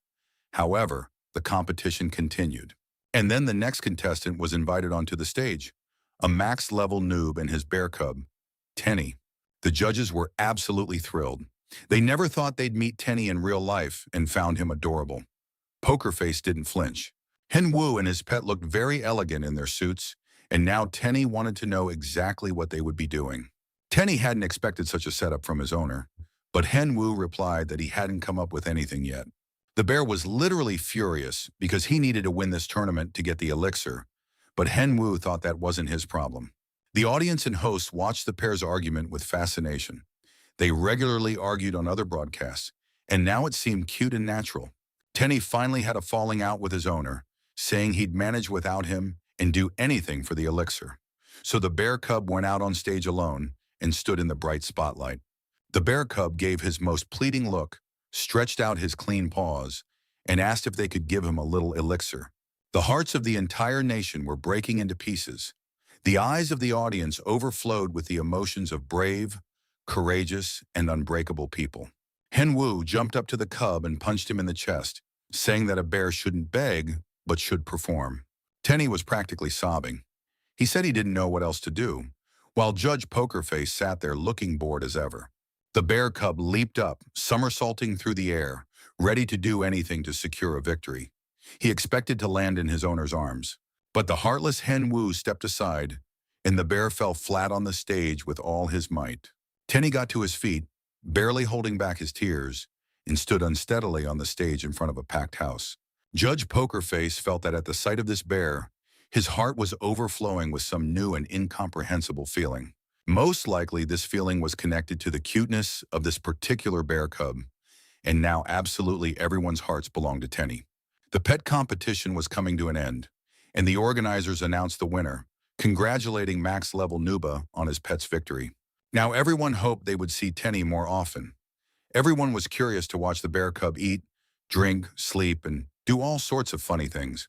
Judge Pokerface picked up the bear cub and started squeezing him, but the winner threw a fit and demanded to be left alone. Hen Yu had virtually no doubt from the very beginning that his pet would win the tournament. While Tenny was busy with the judge, the competition host, Sunny, approached the player to tell him something. The girl whispered that she had some new information. Hen Wu hoped it was news about the main quest. While everyone was admiring the bear cub, Sonia whispered in his ear that very soon, an uprising in the mountains would shake the empire. Sonny couldn't say anything more and suggested they continue after the stream because it was a long and serious conversation. When it was all over, Hen Wu met up with Sonny somewhere in the woods so no one would interrupt them. Hen Wu told the girl that there was absolutely no one around and she could tell him all the details. Hen Wu was alarmed and worried. Had Akila's uprising already begun? But the girl said it hadn't even started yet. However, she explained that local uprisings would begin in 2 months. And, as far as was known, Akila's plans included the siege of 4 or 5 cities. It turned out that Akila's base, located on the Kunta Plateau, was currently not as crowded as it had been before. Now they were regrouping closer to the cities they intended to besiege. At this point, Henwu was already satisfied with the conversation, because he had fulfilled the quest conditions and obtained valuable information about Al-Kil. The player turned to the girl and asked if she could go with him to a certain place. It could help all the players in the future. Henwu took Sonia to the Imperial Rangers camp, and the girl told him everything she knew. The captain of the Rangers was very excited when he heard that Al-Kil's base was unprotected. Sonia confirmed that the information was accurate, and the captain said he would immediately inform the Emperor, and they would begin moving troops. The Ranger captain said that he would be able to reach Akila's camp soon, along with Hen Yu and the other adventurers. The Ranger captain thanked Sonia for the useful information, and the girl received an Imperial contribution to her account. After that, the players left the Ranger's location. Sonia thanked the max-level noob for helping her get the Imperial contribution, but in reality it was Sonia who helped all the players. If not for her information, they wouldn't have been able to continue the quest, so this beauty deserves the thanks above all. Sonia studied the guy closely. She thought he was a quick-witted and interesting young man, and a good player to boot. As they parted, Sunny said she would contact him as soon as she found out anything new. Henwu was pleased. He felt he had taken another step toward success. After that conversation, Henwu spent some time mulling over all the information he'd received from Sonia. Finding and attacking Al-Kil's base would be much easier with a numerical advantage. Going there alone would be pointless, so Henwu decided to find out more about Al-Kil's leaders. To get into the base, he would have to cooperate with the American company as well as with the Mano Guild and Telecom. What annoyed Henwu the most was thinking about Telecom and Zhong Hanbyuk, his arch-enemy who played for that company. Hyunwoo contacted Mascherano personally and wrote to him that he wanted to participate in the raid on Kunta Plateau. Mascherano replied fairly quickly, saying he was surprised to receive such a message from a noob. Mascherano believed they still had plenty of time and could prepare calmly, but Hyunwoo said he needed an answer right away. So the guys decided to discuss the entire operation in person as soon as possible. Both players happened to be in the forest near the entrance to the new forest and agreed to meet with the max-level nub. Mascherano was with another player from his guild named John. John wasn't at all sure they needed to do this, but he came because his friend had called him. Mascherano was certain that winning this quest would require more strength than they had, so they needed to team up with someone. Mascherano had lost 2 matches to Nub on the show King of Two Masks. Besides, Nub had surely gotten stronger recently, so it was better to team up with him. John was worried that they were rushing into things and that something might go wrong if they agreed to participate too quickly. But Mascherano hoped everything would be fine. Just then, Nub emerged from behind the trees, apologized to the guys for being late, and said he'd come from far away. The guys greeted each other and got to know one another. Everyone was happy to see each other. Henyu got straight to the point. He said he wanted to participate in the raid on the Kunta Plateau as a mercenary for an American company. Representatives from the American gaming company wanted to know, first and foremost, the reason behind such an unusual request. Henwu said he didn't need skills, money, or items. He wanted the right to move freely across the plateau. John immediately suspected that the noob wanted to take out the leaders, while Mascherano accepted all the terms, completely satisfied, and said he was ready to join forces. Hen Wu replied to the players that he actually planned to do everything himself and wouldn't need the American players at all. Mascherano couldn't believe his ears. Was Nub really going to fight alone against the Mono and Telecom guilds? Hen Wu was absolutely thrilled by the idea. Besides, he was confident he could take care of everyone in less than a month. Did the Americans seriously think these guilds were his equals? Mascherano immediately thought that Nub must have a very bad relationship with someone in the guild. John was ready to believe all of this, but asked what Nuba's plan was to pull it all off. Hen Wu was simply going to carry on as usual. The player looked at the stranger and told him that hunting wasn't allowed here. Another guy said that even if you had a high level, you couldn't wander into other people's territories. A third man simply told the player to leave and not get himself into trouble. Hen Wu, and it was indeed him in the hood, unrecognized by anyone, thought that third-rate villains always followed the same script. Hen Wu said that the Americans had given him permission to be here, but the guy raised his fist and declared that this territory was controlled by the Mono Guild. Hen Wu asked the stranger, was he serious? The guy grabbed him by the collar, the hood slipped off the player's head, and it became clear to everyone that they needed to calm down. The guys met a max-level noob who now had great material for content. First, he had to tell the story of his victory over the Black Skull's weight. This would be followed by a story about the victory over the ISIS Guild, and then the story of the guild that would be the third to be destroyed. The guys in the forest shouldn't have been offended or upset because we were talking about the Mono Guild. Hen Yu took off his cloak, shook his head, and decided it was time to create new content. The players from the Mono Guild looked at Noob, already imagining how the three of them would defeat him and get a bunch of goodies from their boss. Their leader, Marco, had blacklisted Nuba, and now the guys were lucky enough to run into him here. The players knew they'd become real stars if they caught Noob. Even if the account ban rule wasn't enforced, they'd still come out ahead. The guys from the Mono Guild wanted to film everything on video because they needed witnesses. These fools didn't know that Noob was filming and that there were not only witnesses but also spectators. The guy with green hair pulled out a huge sword and charged in, hoping to kill Nub and become a star. His life was cut short almost immediately. He fell face first and Nub struck him on the head with the hilt of his sword. Hen Wu turned to the guys, saying they talked too much and still hadn't learned how to fight. He didn't understand at all what was wrong with them. On top of that, Nub, at his peak level, felt himself starting to get annoyed. There's no point in rewatching what happened next. It took place in the morning, and there was nothing unexpected or unpredictable about it. In addition, Noob told his viewers that he had specially prepared a video for those who couldn't watch the stream. Hen Wu explained to viewers that he had agreed to work with an American company. They had given him permission to traverse Plato Kunta, but members of the Mono Guild suddenly appeared and behaved very aggressively toward the player, forbidding him from walking through the area. The viewers were completely on Nub's side, not understanding why he wasn't allowed to walk through the area. After all, it doesn't belong to anyone, so the guys were in the wrong from the start. A fight ensued, which was unequal from the start because Nub was fighting 3 players all by himself. But the Mono Guild members turned out to be quite weak, so the max-level Nub easily defeated them. Viewers in the comments expressed their full support for Nub and said that the players from the Mono Guild were total trash. It is very sad to report this, but the members of the Mono Guild were completely wiped out, and the killer's dark aura still wouldn't let go of Nub. He didn't know what to do now. But the viewers supported their idol, saying he was absolutely right, and now Nub went for a walk on the Kunta Plateau. Patrick went to the boss's office, expecting a lot of yelling and negativity. Patrick thought about how their guild hadn't even made it into the main storyline, and now this disaster had happened. It was hard to imagine what to do next. Marco remained silent for quite a while, pondering what had happened, and then turned to Patrick. He demanded that Patrick immediately gather all the guild's players because they needed to destroy a max-level noob. Hen Wu was wandering across the plateau, wiping out a large group of giant insects. A noise caught his attention.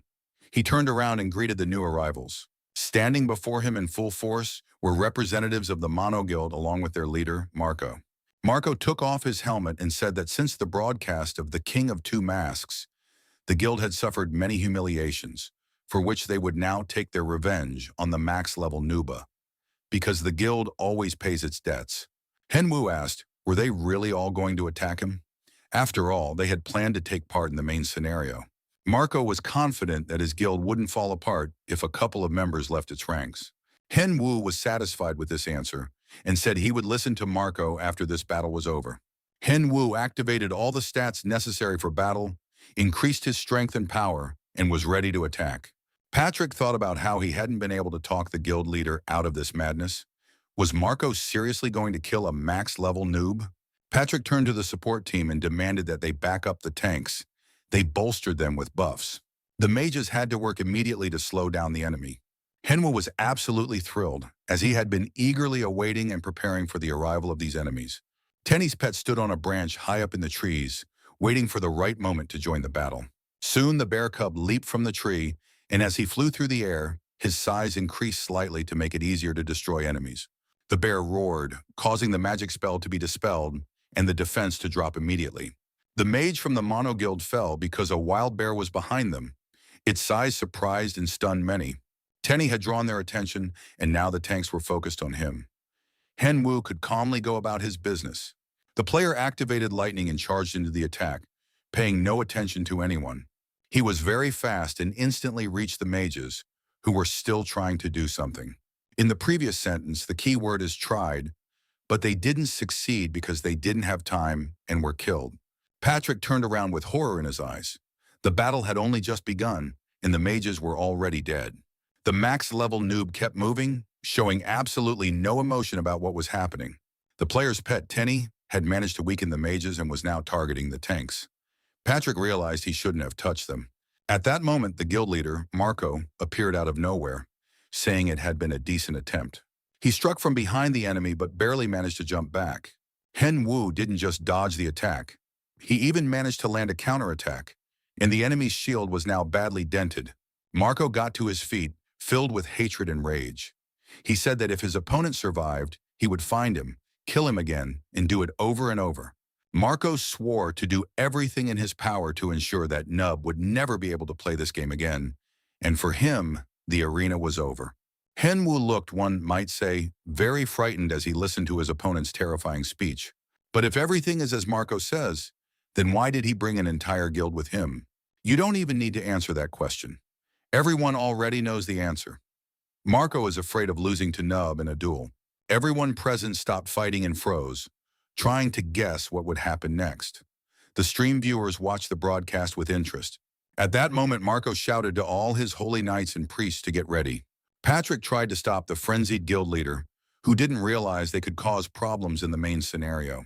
But Marco didn't care at all. If they killed the max-level noob, who was considered invincible, he would gain more benefits from the main scenario. Henwu continued to provoke the enemy, saying that Marco was actually just afraid to play on his own account. Marco stood his ground, saying that his opponent could think whatever he wanted and that the priest should prepare for the attack. Marco was certain that his opponent would soon meet his end. Henwu, of course, had no intention of sitting idly by and simply waiting for these players to destroy him. Before he reached the guild leader, Marco activated the ice lens.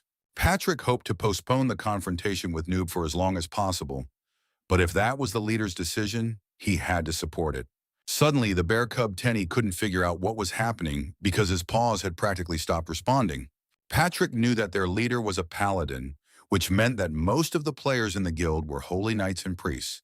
There are skills in the game that are the worst possible option for them. Sword of Faith for holy knights and Prayer of Faith for priests. Using these skills consumes a lot of mana, but in just a couple of minutes, your stats increase several times over. You could say it's a terrifyingly unique skill. He has a secret. This skill duplicates all his other abilities, and it's the Mono Guild's best combat style. At that moment, all the players' stats had been boosted several times over, so they had to finish off their opponent within 2 minutes while the skill was active. Henwu turned to his opponent and asked, "Is Marco really that stupid?" After all, he told his enemy about the 2-minute limit himself.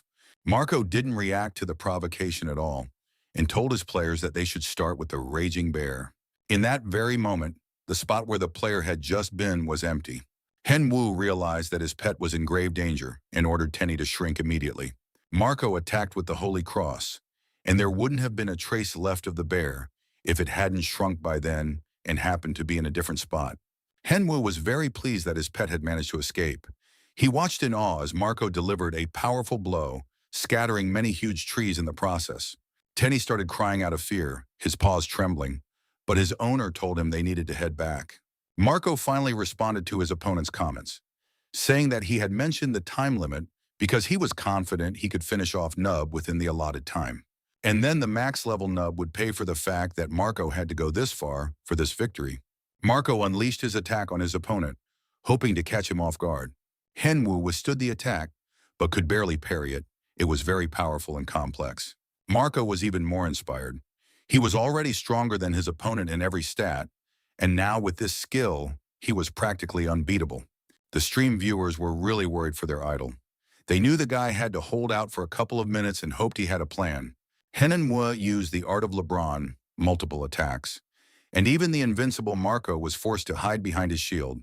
Powerful explosions rang out all around. Everything was shrouded in smoke and ash, and it was completely unclear who would win. The smoke cleared, and everyone saw Marco standing in the midst of this apocalypse. The spectators were in utter horror. Had their favorite really lost? But then they saw Nuba, whose health and level were extremely low. At that moment, Marco thought he was facing a very worthy opponent who could withstand even his attacks with a powerful skill. But now is not the time for sentimentality. Nub turned out to be a lousy player, since he usually only shows his best side in streams. However, today, Nub would lose in front of all the viewers, and Mano's guild would emerge victorious. Absolutely none of the commentators believed in Nub's victory anymore. The player activated his magical abilities, because that was the only thing that could save him now. Marco calmly turned his head to the side, dodging the magical attack. Henyu said that this wasn't the end yet. Of course, it was ridiculous to hear such a statement from a player who had one foot in the grave. Marco raised his sword-wielding hand to deliver the final blow. All the commentators knew that they were about to witness the first defeat of a max-level noob. But at that moment, the player gained new experience and a level. His energy and mana were fully restored, so he easily parried Marco's blow. And now a happy smile appeared on Nuba's face. The audience couldn't find the right words to express their emotions. Those who had been following Nuba's career must have noticed that he had been hunting some cheap mobs that gave almost no experience instead of hunting the Kunta tribe. The thing is, the player simply needed to gather 100% of the experience, and he managed to do so in a miraculous way. The player did this in advance by killing another insect so that during the battle he could finish off one more and gain a new level. Marco listened to these words, not understanding what nonsense his opponent was spouting. Of course, he still tried to say something about how there were more of them, but at that moment, dark energy had already manifested. Henyu was once again full of strength and activated the magic that was supposed to help him in this battle. The magic aimed at Marco pierced the player's body, and it immediately became clear that he was unlikely to survive this attack. Henwu looked at his opponent and said that without his buff, Marco was a complete non-entity. He addressed all the spectators and the players present, proving that the Mano Guild's best technique was nothing against him. All the players were frightened and alarmed. They huddled together and stared at the sword pointed at them. Henwu wasn't a cruel person and had no idea what to do with all these players or how to deal with them. The players realized they were in the wrong, but they were still at a loss for words and didn't know how to react. They simply decided to accept their fate. Henwu calmly looked at these players, realizing that he didn't even need to exert himself to destroy them all with a single blow. But then one of the guild representatives ran out of the crowd and asked the noob to listen to him carefully. Henwu realized it was the deputy leader, Patrick. Did he really want to save his guild? Nub didn't know what else to say to them. Patrick stepped forward, shielding the players with his body, bowed deeply to Nub, apologized, and acknowledged his strength. Patrick also said that the guild would compensate for all the damage caused, but asked him to stop and not kill the players. Some of the guys took this as a sign of weakness and demanded that Patrick stop apologizing, since they wanted to win. But Patrick snapped back at them, telling them to shut up and stop talking nonsense. After all, if their leader couldn't do anything, even using all his best skills, how were the players going to defeat the noob? It was clear that any attack wouldn't change anything. Half the guild's players had already been kicked out of the game, and they'd be gone for a long time. Patrick said all this without looking up. He asked Nuba to forgive them, and then the Mano Guild would take part in the scenario. Henwu listened carefully to Patrick and understood why everything best in this guild depended on him. Patrick confirmed that they would step back from the conflict and focus on the main scenario. In addition, Patrick added that they would work for the Emperor. Nub continued to look at the players seriously. But after that, he smiled and told the guys he was ready to accept their apology, since he didn't like fighting himself.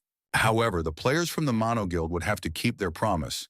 Otherwise, Nub promised to deal with each of them personally. Patrick confirmed that they would do everything as promised, and then placed something in Nub's hands, saying it was from him and the entire Mono Guild. Henyu examined the item with surprise. It was an earring, probably a rare one. The guild members began to gradually leave the stream, and before leaving, Patrick addressed Nub once more. He said he was genuinely surprised and impressed by Nuba's skills. In addition, Patrick noted that the player had a wonderful heart, noble and pure. Thanks again for letting them live. Left alone, Henwoo's first thought was to check exactly what item Patrick had given him, since both he and all the viewers were very curious. As expected, it was a unique item. It belonged to the elves, an earring made from the young leaves of the world tree. The item boosted all stats in the forest and added magical effects. It was a fantastic gift. The noob thought he should have started with it, and then they wouldn't have gotten into a fight. The player decided to thank Patrick for the gift next time.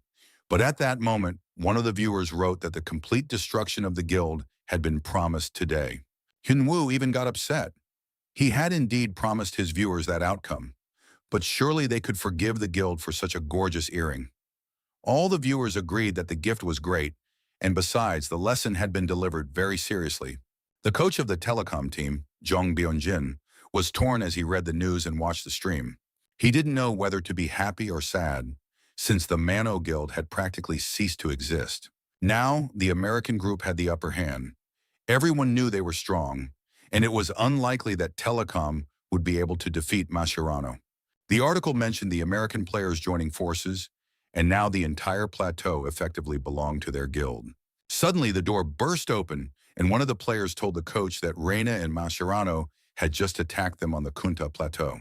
Henyu was relaxing, lying on the couch in his apartment, and watching as the American group posted a video featuring him. The Telecom Guild had surely watched that video too. On top of that, the Americans had teamed up with Reina, and she had always really wanted to face a max-level noob.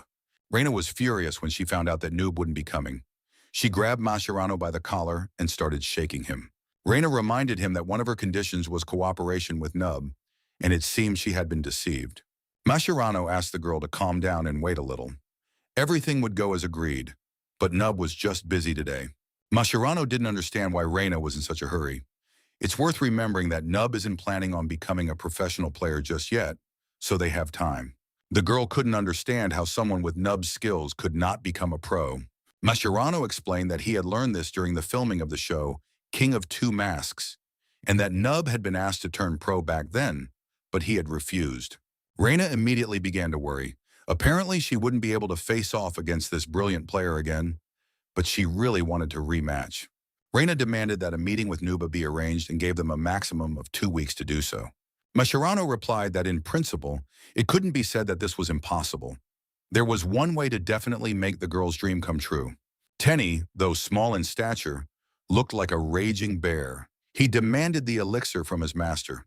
Hen Wu tried to pretend he didn't understand what was being asked, but the pet wouldn't back down, forcing him to keep his promise. Hen Wu said he had completely forgotten about winning the pet competition, apologized to the bear, and gave him 2 elixirs, for which he was immediately forgiven. Tenny was very happy, stepped aside, and began doing something incomprehensible. Hen Wu couldn't believe his eyes. The bear cub had stored both potions in a special space to save them for later. It was amazing. The player wanted to know when his pet had learned this skill. Tenny replied that he had learned it very recently and had tried to tell his owner, but the owner hadn't paid any attention. A while back, when they were hunting on the mountain range, Tenny had earned experience points and unlocked a new skill. It was a subspace that could be used for a pet's inventory. You could put anything in it. Tenny was very pleased with himself, feeling his powers continue to grow. Henwu was also pleased. Now he could use his pet as a storage space. Henwu checked his level. The gap between him and first place in the rankings was now only 30 points.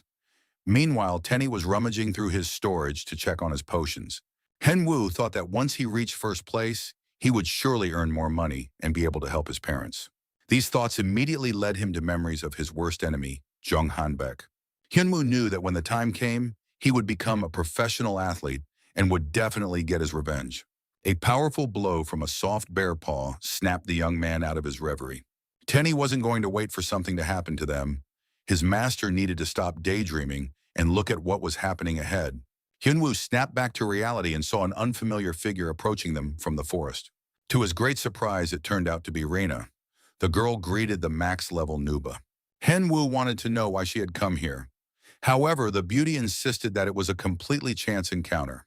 Reina couldn't very well say that she had actually been wandering through the forest for 5 hours in the hope of meeting him. Hyunwoo immediately thought that the girl was very honest. Looking at the beauty, he asked what was wrong. It turned out that Reina had only one dream. She wanted a duel and asked the player to fight her. The beauty claimed that there were several restrictions on the show, King of Two Masks, and now she wanted to fight without them.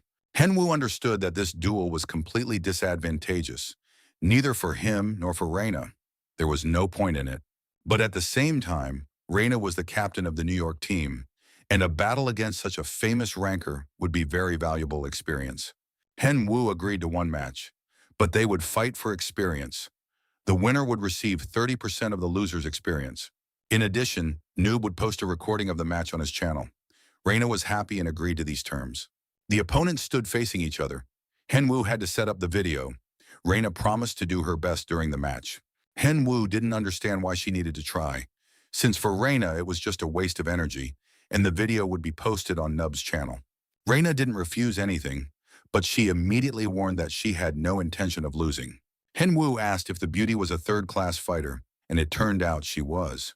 Then Hyunwoo said they would fight twice, and Reina didn't have to reveal all her abilities right away. The girl couldn't believe her ears. Could it be that Nub was worried that everyone would find out about her powers?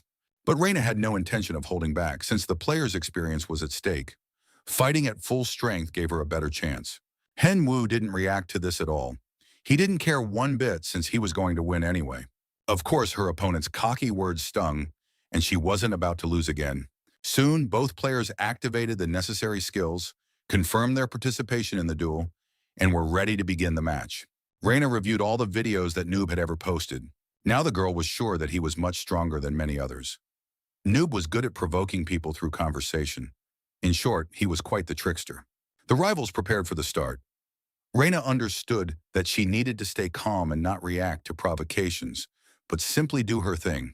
She hoped to defeat her opponent by capitalizing on the difference in stats and launch an attack as soon as the match began. Hyunwoo had fended off the first attack, pushing his opponent back, and was now ready to strike. Reina couldn't believe her eyes. She didn't understand how it happened, but she had been outmatched by Nubu in strength, judging by the distance the players had ended up at after the clash. The girl had underestimated Hyunwoo's stats. He had leveled up significantly after leaving the show King of Two Masks. That was exactly why Reina's stats were no match for Nubu's max-level stats. Hyunwoo was very pleased with himself. He felt he had grown stronger, and now it was much easier for him to fight Reina. The guy felt incredibly light on his feet. And if there are no problems with the duel, he needs to make sure the video is as interesting as possible. Hyunwoo leaned low over the girl. He decided to force her to use her second-class skills and expressed his disappointment in her abilities. Because if that's all she has to offer, then the New York team is in for a rough ride next season. Reina took the bait. She declared that she would never forgive this insolent man and activated her ice barrier. In addition, the beauty used an ice barrier, and her defense increased significantly. However, the ice barrier proved completely useless against Nuba's attacks. Hyunwoo not only parried all her attacks but also grimaced and taunted the girl, showing her in every way possible just how weak she was and how boring it was for him to fight her. Reina knew she simply had to win, so she soon activated her most powerful skills. Her opponent was extremely infuriating, so Reina could no longer hold back. She activated the ice boom. Soon everything around them was covered in ice, and the girl, making her way through it, landed her blows. But her ice kingdom could barely damage Nuba. He blocked every attack. At one point, Reina used the clone that appeared alongside the player, while she herself crept up behind him. It was quite unexpected, and the beauty even managed to attack Nuba. A pleased smile appeared on her face. However, it was all a mistake. The phantom vanished instantly, and magical energy enveloped her body. Hyunwoo stood behind his opponent, his sword ready to slit her throat at any moment. It was checkmate. Reina had no way to resist. The girl was genuinely upset by the defeat. She remembered that Nub had used the same skill in his duel against Marco, and now she understood why he hadn't been able to react in time back then. It wasn't a matter of the player's weakness at all. This skill was simply too fast in Nub's hands. Reina was not only beautiful but also smart. She conceded defeat. The victory in the duel went to Nub. As agreed, Noob's experience points immediately increased and his level went up. Reina checked her stats. She had pretty much imagined the current situation and realized that in the second match, she would have to fight at full strength. Hen Wu noticed the different armor the girl was now wearing. Could this armor belong to players who had been upgraded after reaching third class? Reina decided to try out one skill, and after that, she could start thinking. She hadn't yet tested all the new capabilities of the latest upgrade in practice. She swung her sword lightly, and half the forest was destroyed. The impact on the surrounding area was simply insane. Now Reina announced that she was ready for the second duel. In her hands was a new upgraded sword, and it immediately became clear that this duel would take a completely different course. Tenny immediately told his master that he was scared. Hen Yu didn't look exactly confident either before the start of the second duel. The duel was unpredictable and protracted. The forest was destroyed, trees were snapped, and ice covered the entire area. Reina found herself on the ground again, and her opponent's sword was pointed at her face. She didn't even realize how it had happened. Hen Wu also thought that just a little more, and the outcome of the duel could have been different. By third class, all of Reina's skills had reached a very high level. Hen Wu also wanted to gain such abilities. He realized he needed to level up faster. The girl was mentally exhausted at that moment. Hen Wu reached out his hand to help her up and said it had been a wonderful duel, and he admitted he'd almost lost. Hen Wu asked Reina to add him as a friend. The girl looked at her opponent, realizing that he was a worthy and good person. During a friendly lunch, Enshin asked what had happened with Reina. Hen Wu replied dryly that nothing special had happened. He'd just beaten her. However, in doing so, the guy not only got permission to record the duel, but also gained experience. Besides, one couldn't forget that they had also become friends. Everything had worked out perfectly. It was almost infuriating. Hen Wu asked what his friend's current level was. When it turned out he was already nearly level 200, Hen Wu advised his friend to reach level 30 by next week. Hyun Woo explained that the rebels' stronghold had finally been discovered, and the main story mission would begin in a few days. Hen Wu wanted his friend to be there, so he had to get ready quickly to match the level. Archmage Sefed was surprised when he saw LeBron's apprentice standing before him. Hen Wu, smiling broadly, reported that the players had found the rebels. This was also part of the quest. He had to tell the Archmage and invite him to join. The Archmage replied that the renovation of the 10th floor had just been completed, and he could help in the fight against the rebels. Hen Wu was absolutely thrilled. That meant he could go to the renovated floor and continue the trials to complete his training and gain experience. The Archmage confirmed that there would be no problem with that. The floor had already been renovated, and he could head there. But before the player entered the 10th floor trial, the Archmage warned him that this floor would be too much even for him. Hen Wu replied that he actually liked it that way even more. The player found himself on the 10th floor, a huge, beautiful hall with columns and passageways. If he passed this floor, he would receive a certificate confirming his abilities. The game informed him that on this floor, Hen Wu must surpass himself. What exactly that meant was unclear. Hen Wu was very pleased. He had always enjoyed tests and further proof of his abilities. Soon he noticed an opponent approaching him. It could have been anyone, but it turned out he was about to face his doppelganger. Hen Wu looked at himself, the only difference being the color of his hair, and was certain the duel would be against his doppelganger. A doppelganger is a monster created based on the data of any player stored in the arena. The opponent usually has the same appearance, stats, and control skills as the player themselves. But unlike the player, the doppelganger is not swayed by feelings or emotions, making it one of the most difficult monsters to defeat. Hen Wu wanted to use items whose data had not been copied into the system. If a player uses items not found in the game system, victory will be easy, since the doppelganger cannot use them. Hen Wu immediately summoned his pet before the duel began. Tenny greeted his master and asked what they would need to do. The thing is, Tenny was an NPC, unlike other animals. Henhua immediately asked the cub if he wanted his beloved owner to suffer. Tenny immediately thought that his owner was provoking him from the very beginning. He didn't understand why he would want his owner to suffer. Tenny was very distrustful, so he immediately hit his owner just in case, to make sure he wasn't up to any mischief. Henhua said that now his beloved pet could recall all his grievances and take them out on the doppelganger standing before him? He didn't have to hold back at all. Tenny looked closely at the stranger. He really was exactly like his master. So with great joy, he was about to hit him with all his might. Henwa wished his pet good luck, and soon the fight began. The doppelganger looked at the bear cub with suspicion, but Tenny was serious. He immediately grew in size and invited the doppelganger to feel the power of his paws. Tenny launched a brilliant attack. However, the doppelganger managed to dodge it and was barely hurt. Tenny was very pleased. His opponent was indeed just like his master, dodging and attacking in the same way. Tenny was about to burn or freeze his doppelganger. He was now ready to recall all the wrongs his owner had done to him. Tenny was really letting loose. He was very active and was going to show what it was like to be an intimidated and miserable pet. The doppelganger used powerful skills, and at one point even managed to block the bear's kick with his foot. Then the magic began. The doppelganger looked very scary. He had concentrated great power in his hands. Tenny couldn't dodge the blow, and the doppelganger's hand struck him squarely in the stomach, knocking the air out of the bear cub. The poor pet flew to the far end of the room, unable to stop.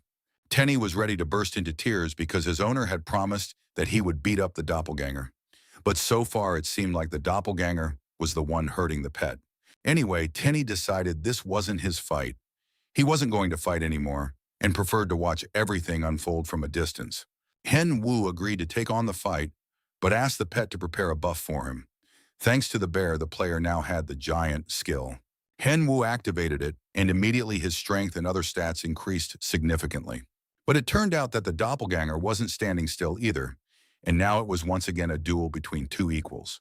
Hen Wu looked into the doppelganger's eyes. He realized that the doppelganger knew him very well. Tenny realized that without his intervention, things were looking bad, so he began activating his buffs and passed on the bear's impulse and the blessing of the forest to his master. Hen Wu looked at his opponent and said that he actually really disliked playing by the rules. The doppelganger exists to destroy the real player. To achieve his goal, he is ready to use any means necessary and even give his life. Because the only reason for the doppelganger's existence is to complete the mission, to kill the real player. But this particular double won't be able to fulfill its destiny because it's trying to kill not just a player, but a real person. Hen Wu dodged, evaded blows, attacked, and shifted. He was unpredictable and mercurial, and he understood how sad it was to be just a doppelganger.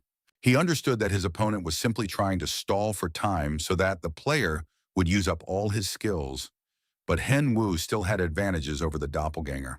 After all, the doppelganger's base is the main personality, who, unlike the doppelganger, has the ability to develop and does so practically around the clock. Soon it was Hen Wu's turn to attack the clone and force it to lose, because the clone had fewer options. Still, as a computer-generated copy, he operated according to algorithms.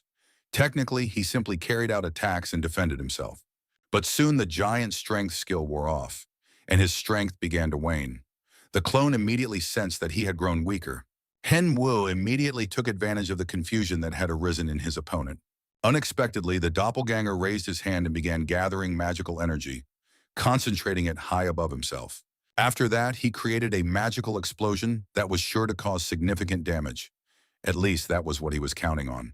Hen Wu watched with great interest as the explosion spread over the player, thinking that the doppelganger was using his own information against the player.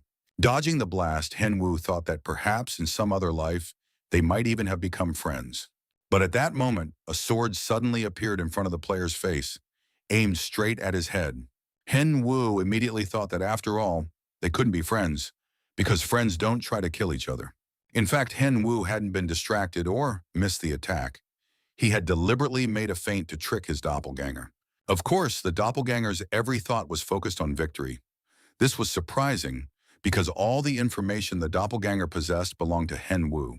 And so, after landing a large number of blows, the player activated a magical explosion and created a shockwave. The doppelganger sustained significant damage. The opponent stood in the middle of the nearly destroyed hall. More precisely, only one of them was standing, while the other was wiping the floor with his gear. Hen Wu had completed the 10th floor trial, and now he would receive his reward. He could finally breathe a sigh of relief. This duel proved that the game system cannot fully replicate a human. Tenny fully agreed with this conclusion, because only his master could be so shameless. For completing this trial, the player received Rack's ring as a reward, It was a unique item. The ring was a certificate issued to all graduates of the Imperial Academy, granting the right to enroll in the Intermediate Academy. On top of that, it boosted all stats. Henmu was very pleased. He understood that if he took the third class, he would receive other rings as well. The young man decided to check what other bonuses he had received. In addition to the usual increases in stats, experience, and level, the young man received 2 titles and a new card. Holding the card in his hands, the player thought he'd have to put in some work again. But in any case, the loot was excellent. But suddenly the young man heard a sound and thought that he must have gotten too carried away and missed everything. Henwell immediately called the Archmage and asked for permission to use the Archmage's teleport. Who could refuse such a unique player, even if they didn't want to share their own? Practically all the meeting participants were present, and only one chair remained empty. Seokjun was probably the happiest of everyone present. He was always very pleased to collaborate with Nub. Kang Chung addressed everyone present and thanked them for answering the call and gathering here. Griffin from the Phoenix Guild wanted to know why they had been gathered here. The head of the New World Guild explained that the goal of all the alliances was to stop the rebels. Reina and Mascherano were tasked with locating their stronghold, and so the players at the meeting needed to decide how to proceed. But they didn't want to start the meeting just yet, because one very important player was running late, and it was worth waiting for him. At that moment, the door flew open, and a max-level noob burst in. "Sorry I'm late." Everyone present looked at Nub and recalled their own experiences with him, and the players' experiences varied greatly. Nub didn't want to explain where he'd been, but he apologized to the players once again, citing work commitments. However, the general positive mood and friendly atmosphere were suddenly interrupted by a sharp question. Why is he here? A player from the Telecom Guild named Jong Hanbuk knew that Nub wasn't a member of any guild, which meant he had no right to be there. Seokjun didn't understand why this fact bothered the player so much. In addition, another question was raised. It turned out that no one had thought there were professional players in the telecom. The leader of the Pioneers Guild, Kate, explained that the telecom player apparently didn't know exactly where he was right now. Since everyone present hadn't yet decided who would be in charge in this scenario, it was clear to everyone why the noob was there. Of course, one could also add that all the telecom players combined aren't worth a single max-level noob. But at that moment, Hen Wu jumped up and started calming the players down, telling them to stop picking on this guy from the telecom team, especially since he has such a cool nickname, Golden Eagle. After all, he's human too, and the telecom team is facing major problems right now, so it's understandable that Golden Eagle's emotions are running a bit high. Everyone present immediately calmed down upon hearing those words from the noob. Besides, he had arrived, and they needed to get back to the point of the conversation. But Hanbok felt absolutely awful. Just a moment ago, his enemy had seemingly defended him. In reality, Hen Wu was outraged that this insolent man had dared to say anything to him at all. But there was no point in wasting any more time, so Kang Chung-gu suggested they move on to discussing the topic for which they had all gathered today. According to information obtained by a specially trained individual, in the future, the reward would vary depending on the player's contribution to the main storyline. It was important not only to attack the rebels, but also to suppress the small uprising across the empire afterward. The New World Guild wants to tackle this scenario as soon as possible and receive a large reward. Next, Seokjun took the floor. He didn't like beating around the bush and was ready to get straight to the point. The player proposed that all the guilds present unite. He hoped everyone would like his idea. Besides, he was confident it would work. Many looked at the representative of the New World Guild in surprise. Even Hen Wu was surprised. He certainly didn't want to unite with anyone. Hen Wu finally understood what the New World Guild wanted. They simply needed a total alliance. It was all very strange because the proposal came specifically from the New World Guild. After all, they were very strong and could clear the main storyline on their own. However, perhaps there was some hidden meaning behind it. Rachel from the Phoenix Guild said that, in her opinion, it was a good idea. However, she wanted to know how they would split the quest reward. Seokjun immediately replied that there was only one appropriate way, and it was called splitting it evenly. Seokjun began to joke about this, asking those present, didn't they know about this tried-and-true method? The head of the New World Guild added that each participant would keep the rewards they received during the quest for themselves. Chung-gu didn't understand why his guild couldn't split the main reward among everyone, considering the opinions of the other teams. It was clear that in this case, The guild's reputation had to be preserved so that other players wouldn't suspect that the New World Guild was acting in its own interests. If everything went exactly as planned, the Pioneers, Phoenix, and Mano guilds confirmed their participation in this alliance. American representatives and the remaining guilds also joined this alliance. Of course, it was very difficult to turn this down. Seokjun, almost happy, looked around at everyone present and summed up by saying that everyone agreed to participate, and that meant that now the players would rely on one another. Hengwoo was genuinely surprised. He hadn't thought that all the players would agree to the proposal to unite against the rebels. The player was walking down the street when he heard someone call out to him from an alley. The person standing off to the side and inviting him to talk turned out to be a player from the Nine Dragons Guild, Liu She. Hengwoo recognized him immediately and remembered that this player was close with a Chinese streamer named Tian Ho. They had had a rather painful experience interacting in the past. Hengwoo had kicked the player out after winning a duel to ban his account. Hengwoo assumed that Liu She had come back to challenge him to a duel and try to restore Tian Ho's honor. But Liu She replied that he wasn't interested in that. On the contrary, he wanted to apologize because he had been in the wrong back then and regretted the bad blood between them. Hengwoo replied that he had long since forgotten about it, so there was no need to worry. The player turned around, wished him luck, and walked away. But Liu She didn't leave. He said that someone wanted to meet the top-level noob. The person in question was named Rudd. Everyone, absolutely everyone in the world of gaming and streaming knew who Rudd was. He was the assistant to the CEO of Adidas Asia, and now he wanted to talk to Hengwoo. Hengwoo asked if they knew that he had recently signed a contract with Nike. Of course, everyone had heard about it. Liu She said that representatives from Adidas had asked to contact Kang Hengwoo and arrange a meeting. Hengwoo basically understood that he could meet with them because it was free, and besides, he wasn't anyone's slave, but it was very strange that Liu She was standing right in front of him now, asking as if he were some kind of big shot, but he had been sent as a messenger. Hengwoo told the guy that they probably should have sent someone else, since the players weren't on friendly terms. So Hengwoo wouldn't just agree to everything right away. So now the player wanted to know, was Liu She asking him for a meeting or ordering him? And then something simply astonishing happened. Liu She bowed his head low before the player and said he was asking him to come meet him. Hengwoo was a little stunned by what was happening and said that if Liu She was trying so hard, then he would definitely meet him. Hengwoo added that as soon as he finished this quest, he would definitely meet with Liu She. The player turned around and walked away. Liu She remembered how Rudd had said that they needed to make a deal with Noob, and then he would help the Dragons Guild achieve their goal. But it had been a long time since Liu She had felt such humiliation, and now both Rudd and Nub would pay for their contemptuous attitude. A cart drawn by two unusual horses was traveling through the forest. It was carrying some kind of goods. Instead of horses, the cart was drawn by two enormous birds, which had now passed through the portal. The max-level noob greeted his viewers and sent his regards to everyone. The player started a stream, which today will be called Attack on the Rebels. He won't be working alone, but with other guilds and professional players. This is because the players will need to enter a dungeon that has never been explored before.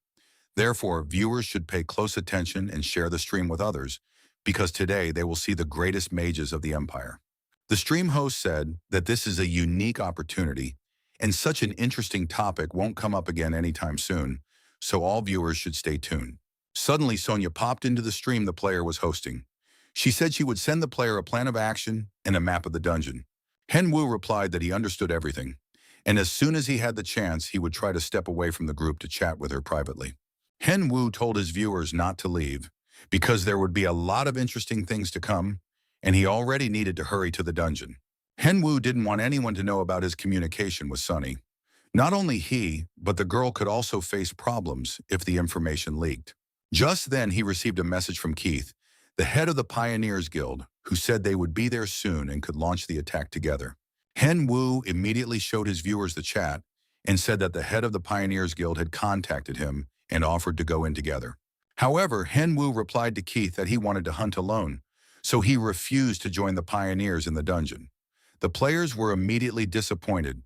They had hoped this wouldn't be their last battle. Hengwoo didn't wait any longer to see if anyone else would try to join him.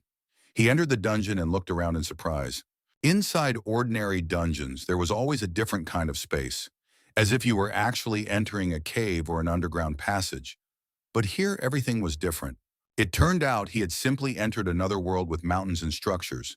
The player saw the rebels' fortress. Suddenly, the sky above the player began to darken, as if a storm were approaching, and lightning flashed from all sides. And soon the young man saw a huge golem that literally blocked out the entire sky, towering over the mountains and forests. Archmage Sefed stood atop it, his hands tucked into the pockets of his cloak. He looked at the player and said that magic and explosions had always been used to announce the start of a war. That's why he now wanted to let his enemies know of his presence as soon as possible. Let them know that the guild players had come to kill them. Powerful explosions immediately headed toward the fortress, and it seemed that the rebels' fortress would be destroyed in an instant, and the main scenario would end very quickly. The explosion was indeed very powerful. Everything around was lit up by fire and flames. Henwa shielded his eyes to avoid injury while watching the bright explosions. But he still realized that things wouldn't be as easy as they might seem. Archmage Sefed, standing atop the giant golem's head, also watched the aftermath of his attack with interest. When the fire finally died down and the smoke cleared, everyone present saw the rebels' fortress, which was completely undamaged. It turned out that the entire massive fortress, or one might even say city, was enveloped by a single, continuous, and extremely powerful protective sphere. Well, now it began to crack right before the player's eyes. The Archmage was very pleased that he had managed to destroy the defense, just as he had planned earlier. The warrior approached his master to report the latest news. He reported to his leader that the Imperial mages had appeared in their space and destroyed the protective dome.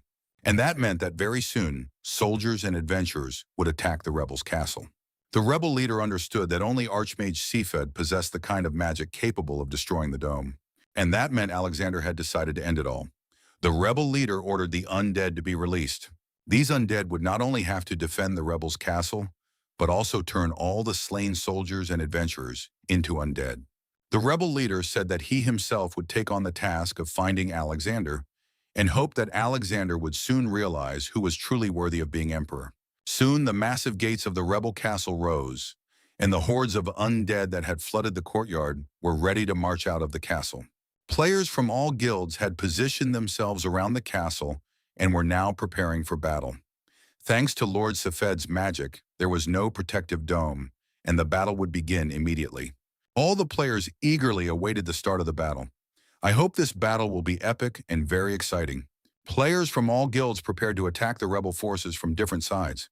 Everyone was as focused as possible and in position.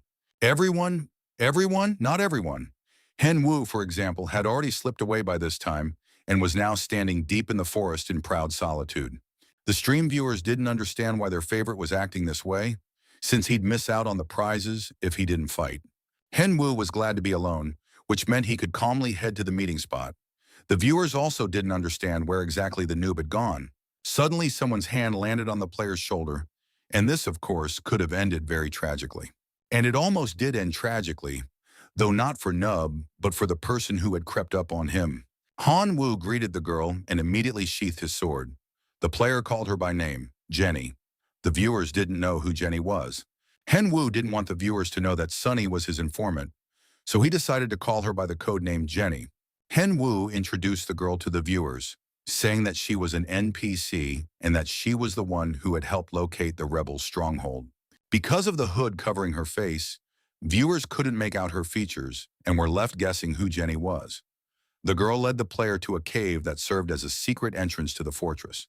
After making their way through the secret labyrinth, Nub and Jenny emerged onto the city streets. They hid behind the walls and watched the knights patrolling the castle. The young people climbed onto the roof of one of the buildings and watched from above. They spotted one of the rebels named Held. Held was known as the Dark Knight of Al-Kil. Given that Nub liked to fight alone, Held might be the perfect opponent for a one-on-one battle. Henyu thought about a clash of dark attributes against dark attributes. That could indeed be interesting. He left the girl to wait for him, promising to return quickly. Henwu leaped from the castle wall under the enthusiastic gazes of the spectators and his escort. Of course, Held heard his opponent approaching and was immediately ready to fend off Nub's attack. Hen Wu didn't have high hopes of being able to kill him by surprise, so he was ready to test who was better in a fight. Held couldn't figure out who had appeared before him. The player introduced himself, saying he was LeBron's apprentice. This information did not please Held. He knew that after the emperor, LeBron was the second most influential person in the empire. It was a good thing that at least LeBron wasn't here. Held realized he absolutely had to report this to his master and began attacking even more aggressively. Hen Wu felt the attacks intensify. He was handling them and managing to defend himself. However, he had to do something in response. Hen Wu used a crescent strike, and soon blood spurted from his opponent's mouth. He had nearly lost. But Held pulled himself together. He knew he couldn't let himself get distracted, even if LeBron's apprentice was that strong. Black magic was put to work. Hen Wu stood, shrouded in magical power, while behind him an opponent had already appeared, ready to strike with a sword. But it turned out that Held was dealing with a copy. Meanwhile, the real player had jumped aside, ready to attack. Held realized that his opponent was using dark sky magic. Held was very surprised. He had taught himself this unique dark sky magic skill from the book The Movement of the Abyss, and no one in Al-Qaeda knew how to use it. Held never imagined he would have to test this new secret skill in a battle like this. Suddenly he vanished, leaving behind only a magical cloud. But Hen Wu was prepared for this as well. Now Held couldn't hold back any longer and asked how the player knew about Movement of the Abyss. Hen Wu guessed that this was probably the name of the dark sky's magic. Perhaps this skill was somehow connected to the main quest. Besides, it would be really cool to watch the video later and see dark sky's magic being used against dark sky's magic. The audience was absolutely thrilled. A battle between dark knights was unfolding right before their eyes, and Held was starting to get tired. He launched another attack, but unfortunately, Noob couldn't replicate it. He looked sadly at the stump of his sword. Held told the player not to think he could copy everything he did. However, the player had no such intention. He simply used the dark sword just as his opponent did. The battle continued, and both opponents made excellent use of the dark forces, matching each other blow for blow. At one point, it seemed that Held was finally winning. He raised his massive sword above his opponent, and all the spectators decided that this was the end. The opponent's dark swords clashed, but for some reason, the sword in Nuba's hands suddenly became short. However, it was a feint, because in the very next moment, the sword returned to its normal length and sliced across his opponent's face.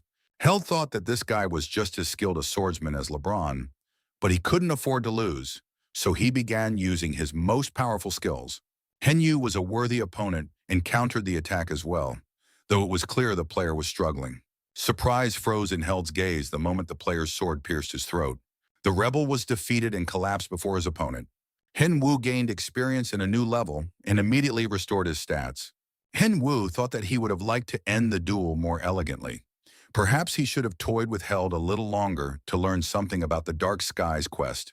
The player remembered the sword that Reina had. The girl had received it after her third-class update. Hen Wu thought about how he'd like to have items like that as soon as possible, too. Just then, Jenny climbed down from the wall. The girl was absolutely thrilled by the duel she had just watched, because the player had won right before her eyes. It's unclear what surprised her so much, but Jenny was thrilled because seeing a duel in person is much more emotional. It felt as if she had attended a real performance. Hen Yu immediately decided to check what item the rebel had, but it turned out there was something incredible there. At that moment, the game announced that Held, captain of the 3rd Rebel Squad, had been defeated. All the players received a notification. They didn't understand how this was possible. After all, they had only just reached the fortress. Who could have completed such a difficult task? But most players had no doubt who was the main culprit behind this news. Everyone understood that the answer was obvious. Seokjun was, as always, very happy for Nuba. He immediately decided to watch the video recording. Chunggu didn't know what had happened because they had been fighting various undead all that time and hadn't managed to catch Hyunwoo's duel. Many players understood that Hyunwoo was a genius, so they simply rejoiced in his victories. But there were also those who were angry and jealous. But at the same time, no one doubted that it was Nub who had defeated Held. Hyunwoo kept the suspense going as long as possible and didn't show the viewers exactly which item he had received for the victory. The level of interest in the comments was rising. The most perceptive viewers began sending donations. Hyunwoo immediately thanked the viewers for the gold and said he would show them the item soon. And then he extended his hand, which firmly held a sword imbued with dark magic, called the Dark Star. In terms of the power of the items players received in the arena, this sword's power surpassed anything found before. Additionally, this sword had an extremely high defense penetration rate, Many viewers even felt that it was illegal to use such a powerful weapon. Henwu was very pleased. He had obtained Dark Star, the best find of the entire game. Jenny watched the players showing off the sword and didn't understand why he wasn't talking about the other item. At that moment, the player turned to the girl and asked if she would lead him to the next location. Of course, the beauty gave a positive answer. Soon, the captain of the 4th Rebel Squad, named Liquid, was defeated. Next, the mage of the 3rd Squad and the captain of the 5th Squad were defeated. This time, the player fought alongside his pet. Soon, the wall of the rebel castle was destroyed, and the players were able to approach it to infiltrate the castle grounds. The players realized that at this moment, while Nub was destroying the rebel captains, they had to move faster and infiltrate the castle grounds. All participants in this quest fought desperately, sparing no effort. Marco was there too, but he was fighting the undead and thinking about how hard it was for him, while Nub was having fun fighting the captains. Marco now approached his gaming future with a different mindset. If he couldn't become the best player, he would never be able to avenge the humiliation. At that moment, Patrick interrupted his thoughts and said they needed to hurry. Marco really hoped that Patrick had found something interesting and useful for their guild. And Patrick didn't disappoint again. He said he had found the rebel leader. The group of rebels had found the body of their slain captain and now didn't know what to do next. Henwu stood on the castle wall, counting how many captains he had already destroyed. It seemed that the quest wasn't all that difficult after all. At that moment, one of the stream's commenters wrote that the Mono Guild had started a boss raid. Henwu was very surprised. Henwu, of course, realized it was cool that he'd killed so many captains, but defeating the boss was still much more interesting. The player tried to figure out what to do next. Just then, he received a notification from players in the New World Guild. It turned out that they had also found the boss and were now waiting for Henwu. Everyone already knew that the Mono Guild had also found the boss and now wanted to decide the order of the battles. The whole thing looked a little ridiculous because the top players had gathered in a single hall to divide up their opponents.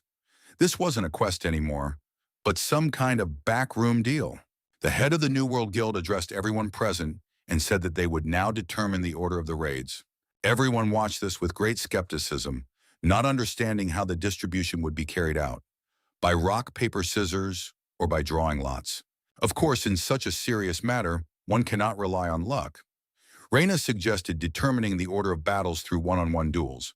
Henwu was ready to participate in the duels, but after thinking it over, the players decided it would be too exhausting. So it was suggested that they simply agree among themselves, and in case of a dispute, draw straws. The first challenge was the raid on the Mono Guild. Since information was needed to defeat the boss, many players wanted to first see what kind of combat style the boss had. This had to be done so they could then set about destroying him.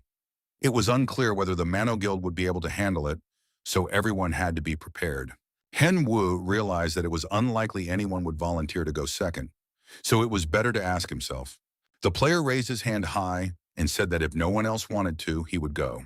The young man immediately added that he didn't need anyone in this fight. He would battle the boss alone. Machinato realized that Nuba probably already had a plan, because his self-confidence was simply astonishing. Everyone present stared silently at Nuba. They understood that if it was up to him, he would most likely be able to handle it on his own. Henwu turned to Sakjin and asked him to sign up as the second team after the Mono Guild in case they couldn't handle the boss. Hyunwoo turned to his viewers, holding out his hands as if to show that he needed their help. The player said he would be going on the raid second, so he didn't have time right now, and he asked his viewers to help find Mono Guild's stream.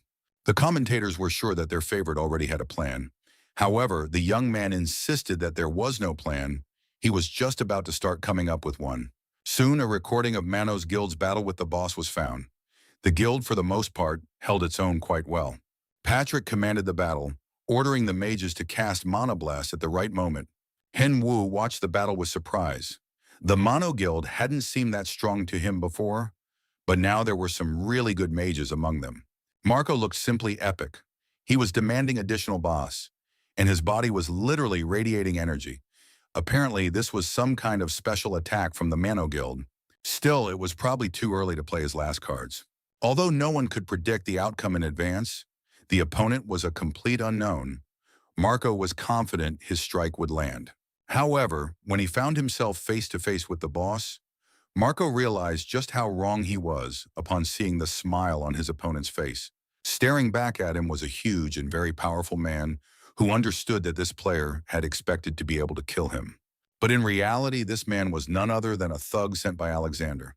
Now, the rebel leader Edward appeared before Marco.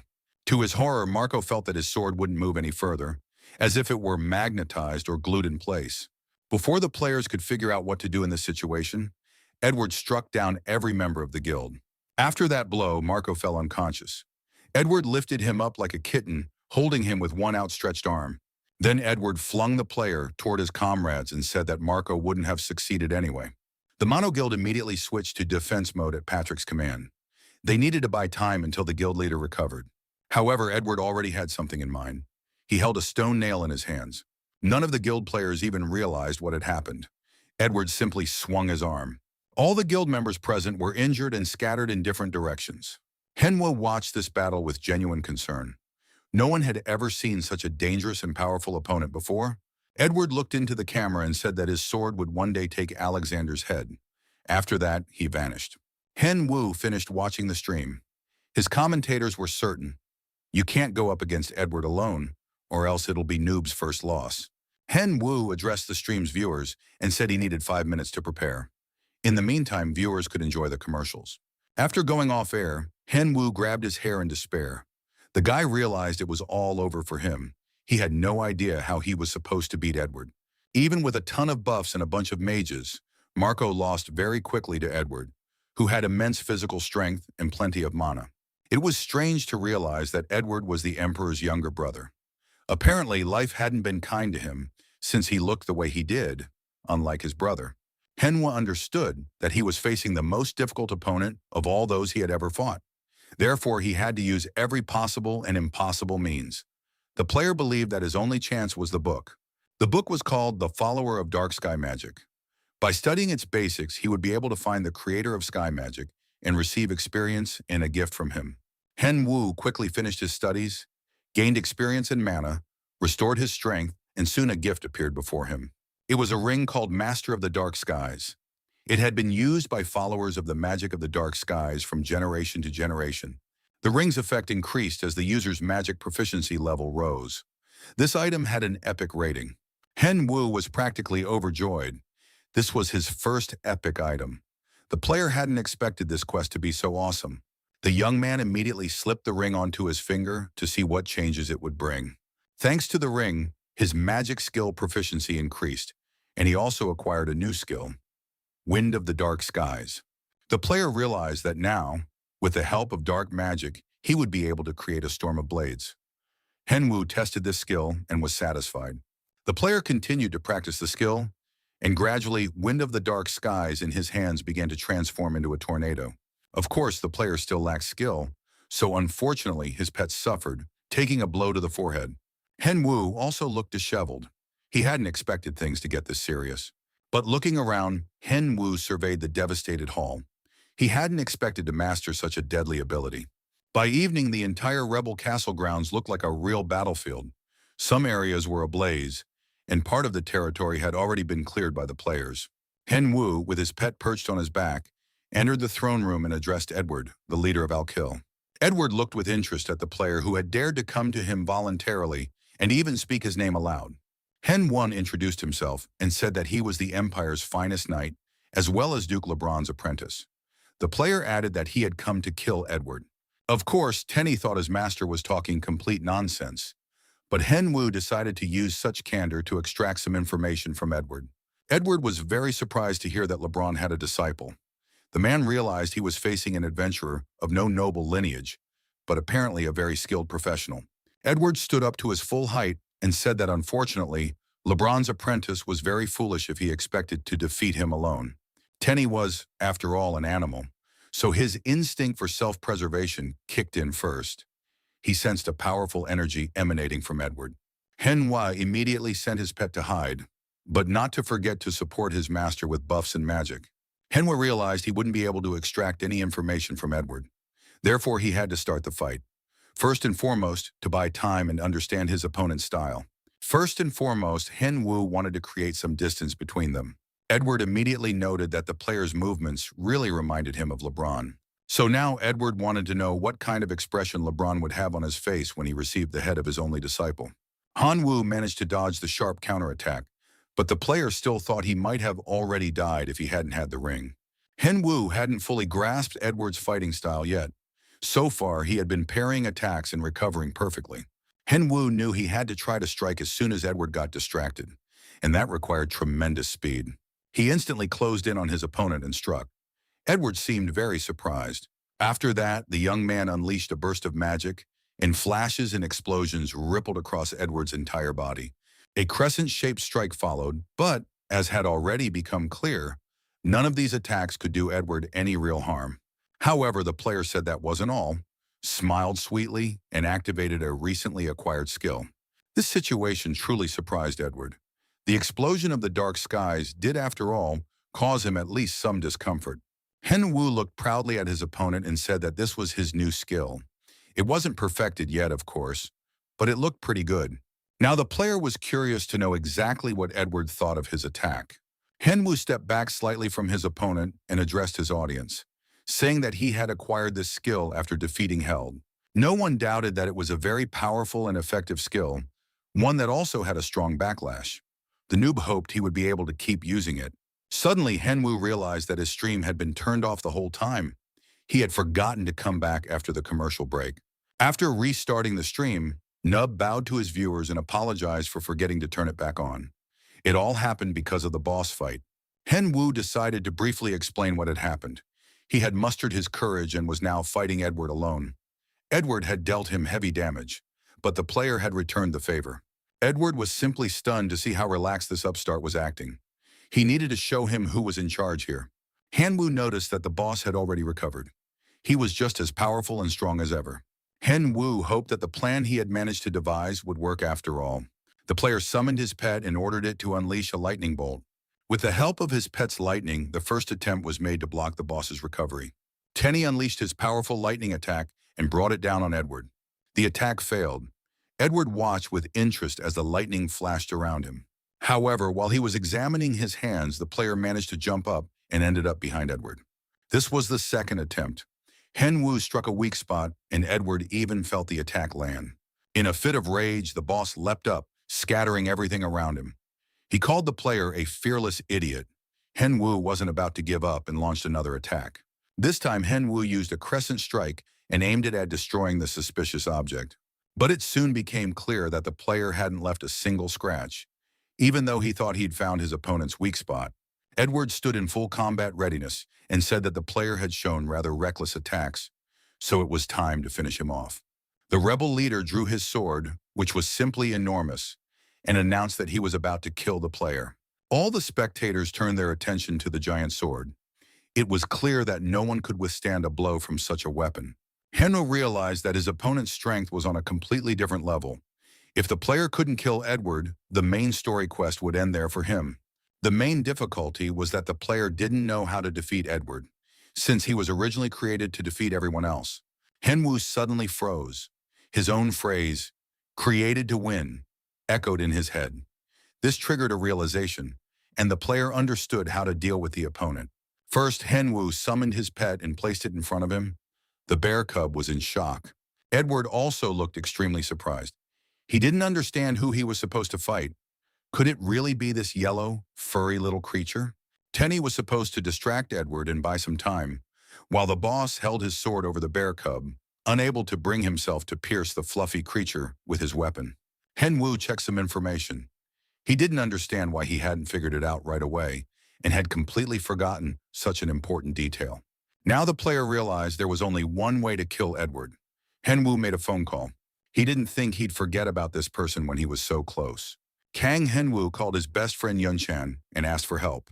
To Hyunwoo, Kwon Yunchan was one of the closest and most irreplaceable people in his life. He was a true friend and family, always by his side. Besides, Yunchan always offered support and helped him find the right path. Yunchan was also the host of the apartment, ready at any moment to feed and give his friend a drink.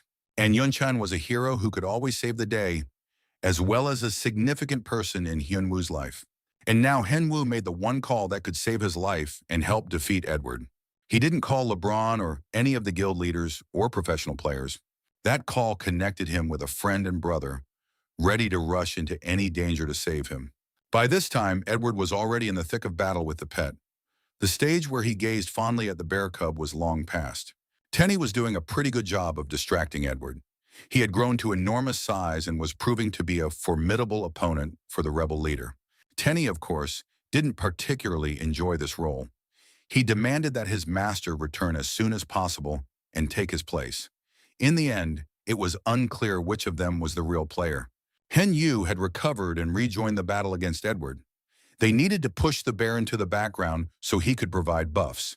Edward was fighting two opponents, but it soon began to wear him down. The warrior didn't bother hiding his yawn, making his attitude toward the duel clear. He wanted to know how much longer the player would continue this pointless fight. Had he still not realized that his attacks had no effect on Edward? Hen Wu also noticed that his attacks didn't seem to be working. Perhaps he was running low on mana, since Edward recovered very quickly after those attacks. Edward, however, also thought that despite all of Hen Wu's attacks, they were completely useless. He could never have imagined that another talent like LeBron would appear in the Empire. At that moment, the player's two legs were flying straight toward Edward's head. The situation was extremely tense. Hen Wu activated both giant strength and giant spirit at the same time. He really hoped that at least this attack would work. But instead, Edward grabbed his leg, saying that the poor little bug had finally been caught. Edward wouldn't let go of the player and began slamming him against whatever came to hand. After he felt he had beaten all the nonsense and dust out of the player, Edward flung Hen Wu far away from him. Hen Wu fell to the ground and looked at Edward, clutching tightly to the ceremonial cloak of Lotan that the vampire had once worn.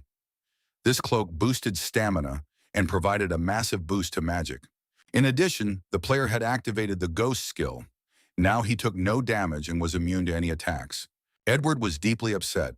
He considered the use of such items to be underhanded, and now Hen Wu was no longer just a bug to him, but a veritable cockroach. Edward cast his spell, immobilizing his opponent. The spectators realized that their favorite was about to lose. Everyone thought a miracle was impossible. The max-level noob would still be kicked out of the game. Hen Wu was upset as he read his viewers' comments. Did they really think their idol was going to die? Had everyone forgotten that the noob was a winner and that he had also made an important call to his friend? Yenshin rushed to the scene but didn't understand why Hen Wu wasn't answering his call now.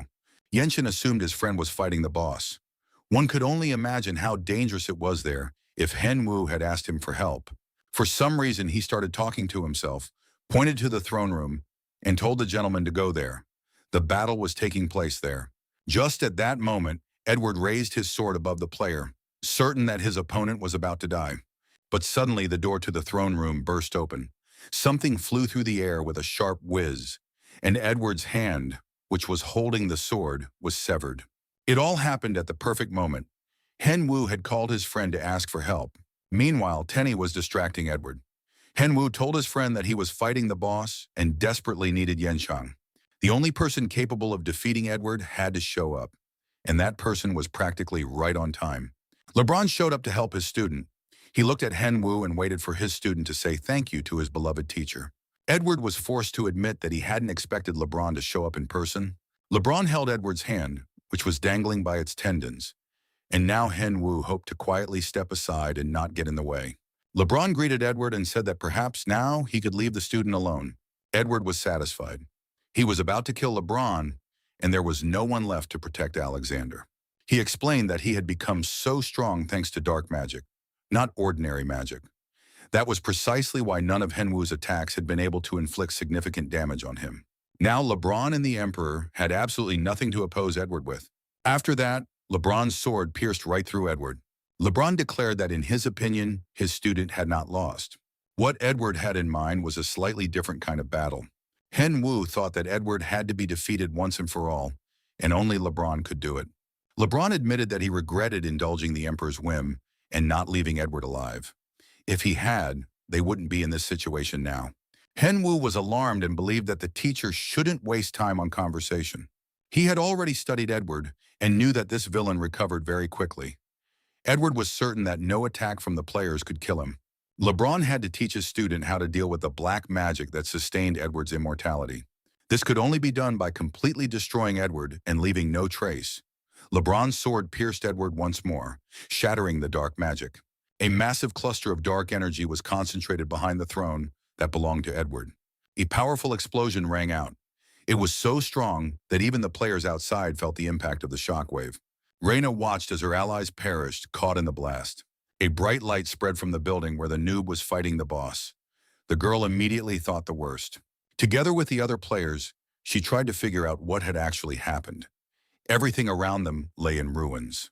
LeBron and his apprentice watched the villain, who was still alive. Edward said that LeBron, just like back then, had pinned him against the wall again. But LeBron still didn't realize that Alexander was stronger than Edward. Those were Prince Edward's last words before he died. Henwu didn't look very happy. He was even a little upset. LeBron had killed his opponent in just one round.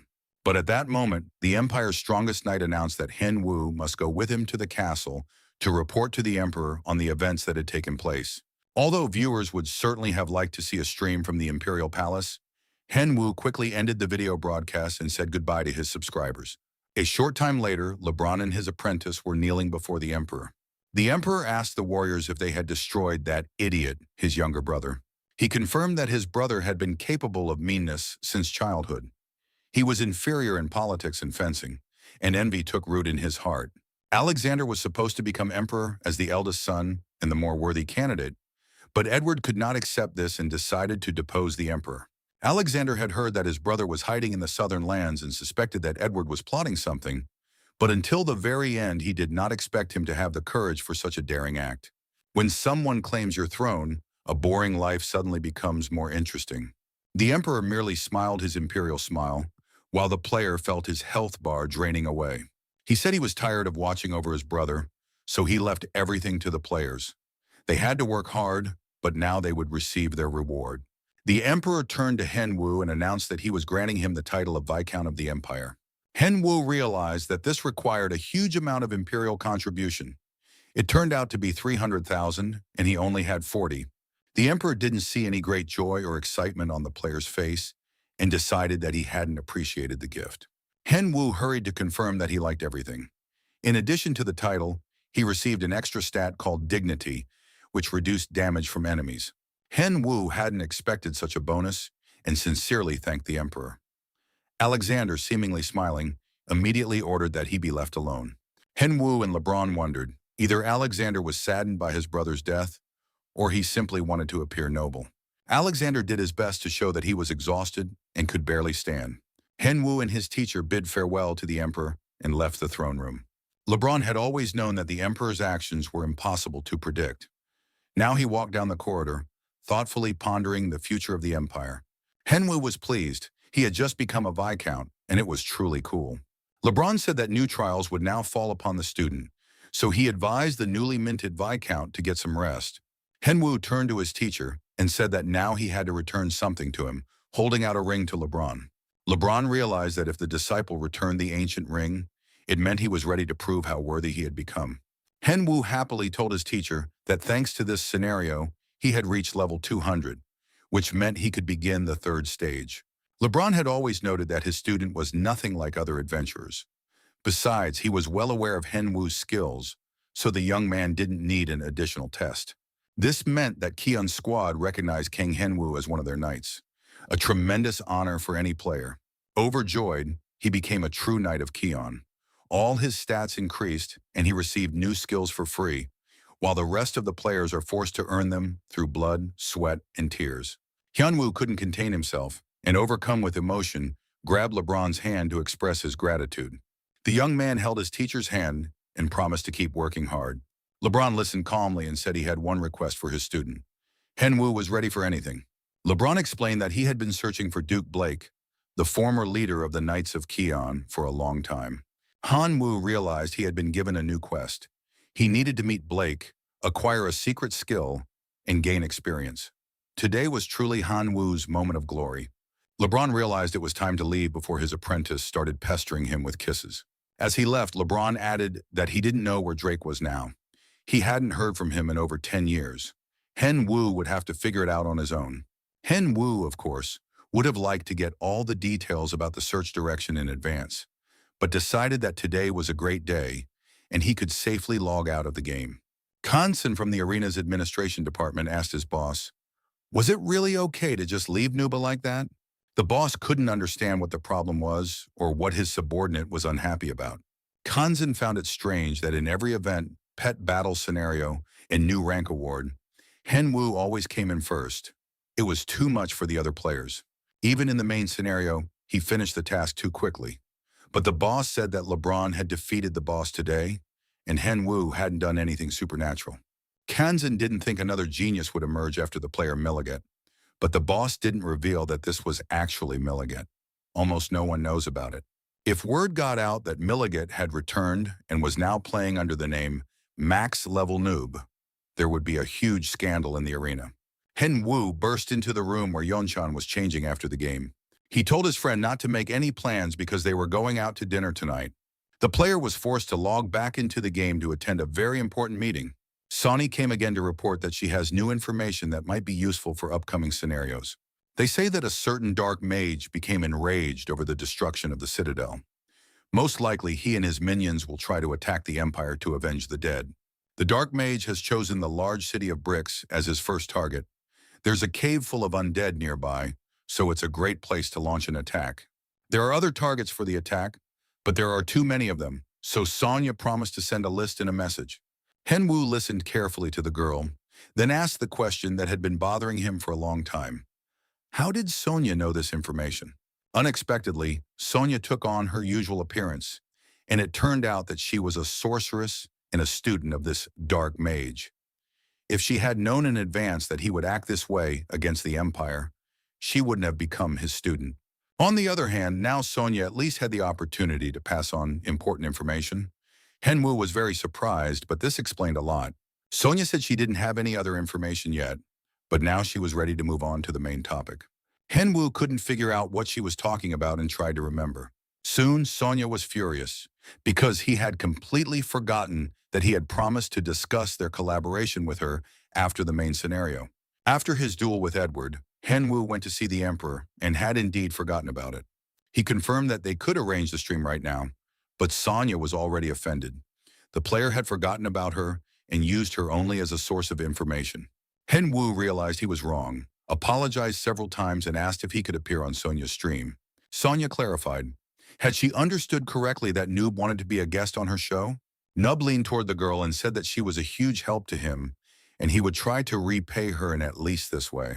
Sonya listened to the player, but was already calculating how many viewers she could attract if Nub became a guest on her show. Besides, Sonya caught herself thinking that his mask had always seemed beautiful to her, while Henwoo was thinking only about how the girl would continue to help him with information. A sleek red Porsche was parked in the lot. It was simply impossible not to notice it. Even a blind person would have walked over to touch the car. It turned out that Porsche had given it to her as a gift for signing the contract. It all happened so suddenly. Henwoo got behind the wheel of this awesome car, realizing that Kate from the Indian Pioneers was really cool. The young man thought that it had been a long time since he'd driven a cool car, and decided to name it Hope. After that, Henwoo set off with Hope to take care of some important business. First, the player went back to the finance company and met with its manager. Henwoo said he had come to settle his father's debt and wanted to return the remaining 10 million. The manager couldn't believe his ears. Just recently, the young man had brought in a pile of money, and now he was planning to pay off the entire debt. Henwoo asked the manager what was wrong. Did they really not want to take his money? The man simply hadn't expected that the young man could have such vast resources and still be a responsible client. Before saying goodbye, he said that his firm was ready to provide the necessary amount at any time. All he had to do was call. Hyunwoo walked out, slamming the door loudly, and said that would definitely not happen. Left alone, the manager immediately called the director and said that the fish is no longer on the hook. Chairman Kan's son had just paid off the entire debt. The director was furious. Who would have thought that this young man would pay off his father's entire debt in full and so quickly? Jun Chel-ho, who always put money first and family and children second, was furious and threw the phone across the room. The manager was also dissatisfied and decided it was time to end his partnership with director John. Hyunwoo got into the car and was finally able to breathe a sigh of relief. The young man felt like crying. He couldn't believe he had paid off his debt. Not long ago, he had been working as a salesman in a store and hadn't even dreamed of this. But since then, he hadn't had a single day off. Now all the money he earned would be his own, and he could use it for himself and his family. Hyunwoo cheered up and decided that now he needed to earn even more. Just then, the phone rang. Hyunwoo looked at the caller ID and realized he'd almost forgotten about an important meeting. The door flew open, and Kyle rushed into the office, eager to tell his boss about Nuba's max-level battle. Of course, the boss had heard about the match against Edward alongside LeBron. Now that the video footage has been released, everyone has noticed that the company's director, Nazar Jamie Moore, bears a striking resemblance to Edward. Jamie Moore said that his friend Sakshan used to tease him and call him an old man. But now the boss wanted to hear Kyle's opinion. Did he really look that old? It was a tough question. So the manager decided to change the subject and brought up the stats of the second highest level student at the Nuba Academy. The player wasn't chosen because he was Korean. The other reason, this guy wants to be good at more than just the game. The director agreed that such a story might work, since people often get disappointed in players who play just for the money. Director Jamie agreed to meet with the candidate. It will be interesting to see how he differs from Dwayne. Kyle agreed to contact the guy right away and noted that thanks to his participation, the company's stock price is constantly rising. It's good that they decided to partner with this player. However, Director Nazar thought it was a bad thing that this guy was developing so quickly. This meant that the investor might turn his attention to another company. The manager was almost certain that Mr. Kang wouldn't do that. At that moment, Kyle received a message from Hyunwoo, thanking him for the cooperation. However, a moment later, Kyle started swearing and broke out in a sweat from the tension. The director wanted to know what was going on. It turned out that Adidas had sent Hyunwoo a collaboration offer. Liu Shae was very serious. It was thanks to his actions that this meeting had taken place. Now the Adidas director could calmly announce how much they were willing to pay for a partnership with Kang Hyunwoo. The amount was at least twice what Nazar had been paying the player. Liu Shae, a player from the Dragons Guild, was surprised that Nub had come to the meeting. The player replied that he had no reason not to come, since Liu Shi had asked him so earnestly. The events of his recent humiliation flashed through Liu Shae's mind again. It was hard to forget something like that. He was grateful to Nub for his help and for saving his reputation, and Nub also hoped that one day Liu Shae would repay him. The guys walked through the company's hallways and finally reached the right place. Seated at a large set round table was a man who greeted Nub with the utmost respect. His name was Rud Fen, and he was the head of the Asian branch of Adidas.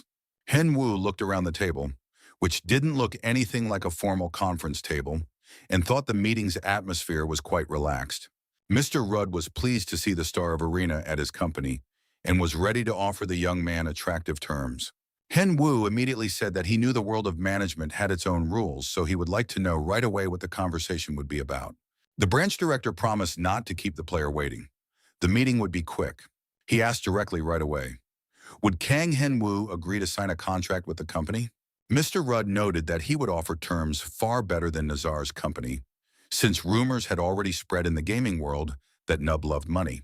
Hyunwoo didn't agree right away and asked what exactly constituted a good offer.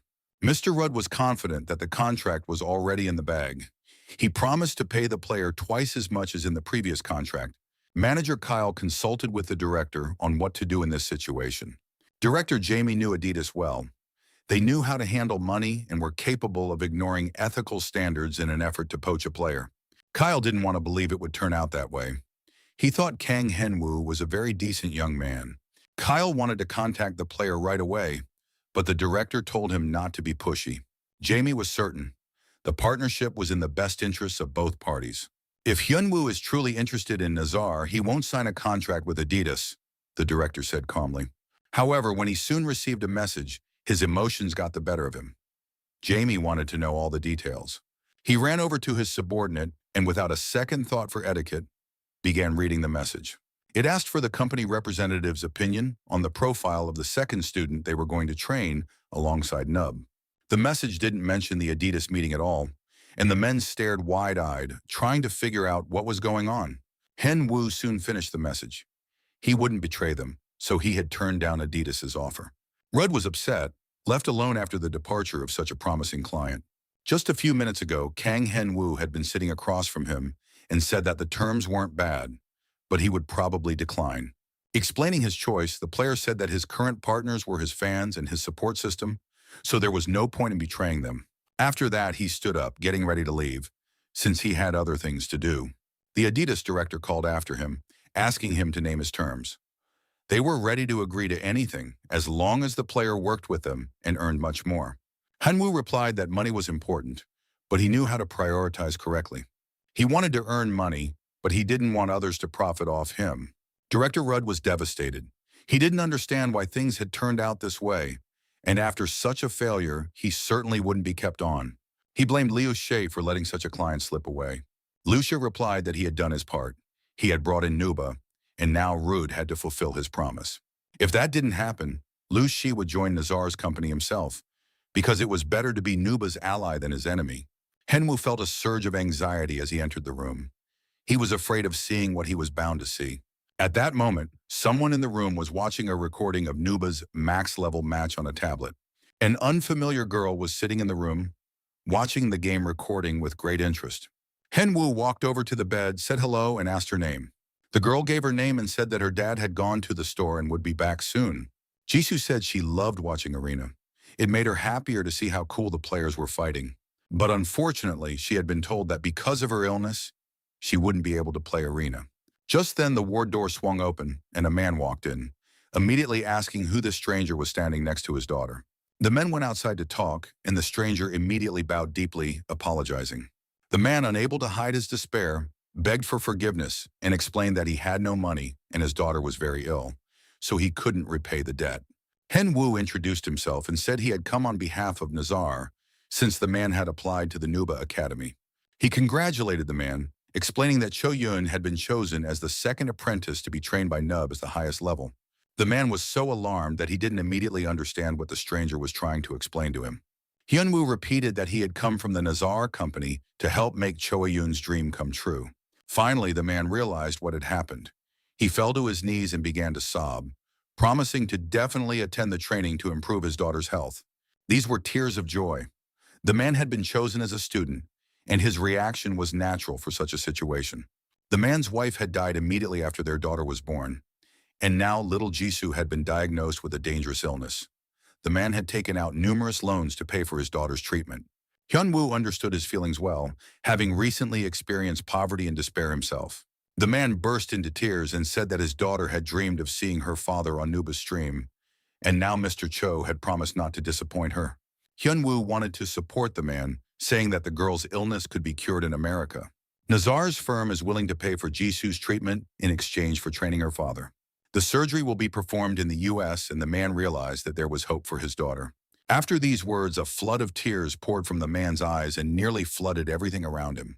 Hengwoo was taken aback by his emotions and realized that this student required a completely different approach than superstar Dwayne. The sobbing continued, and Hengwoo realized he would have to turn this tearful man into a worthy player. The tears wouldn't stop, and the max-level noob decided to at least get the man up to the bronze tier. Some time passed, and the noob met his second student in the arena. As planned, the dummy was successfully defeated. Choi-Yoon looked exhausted, wiping sweat off his brow next to his defeated opponent.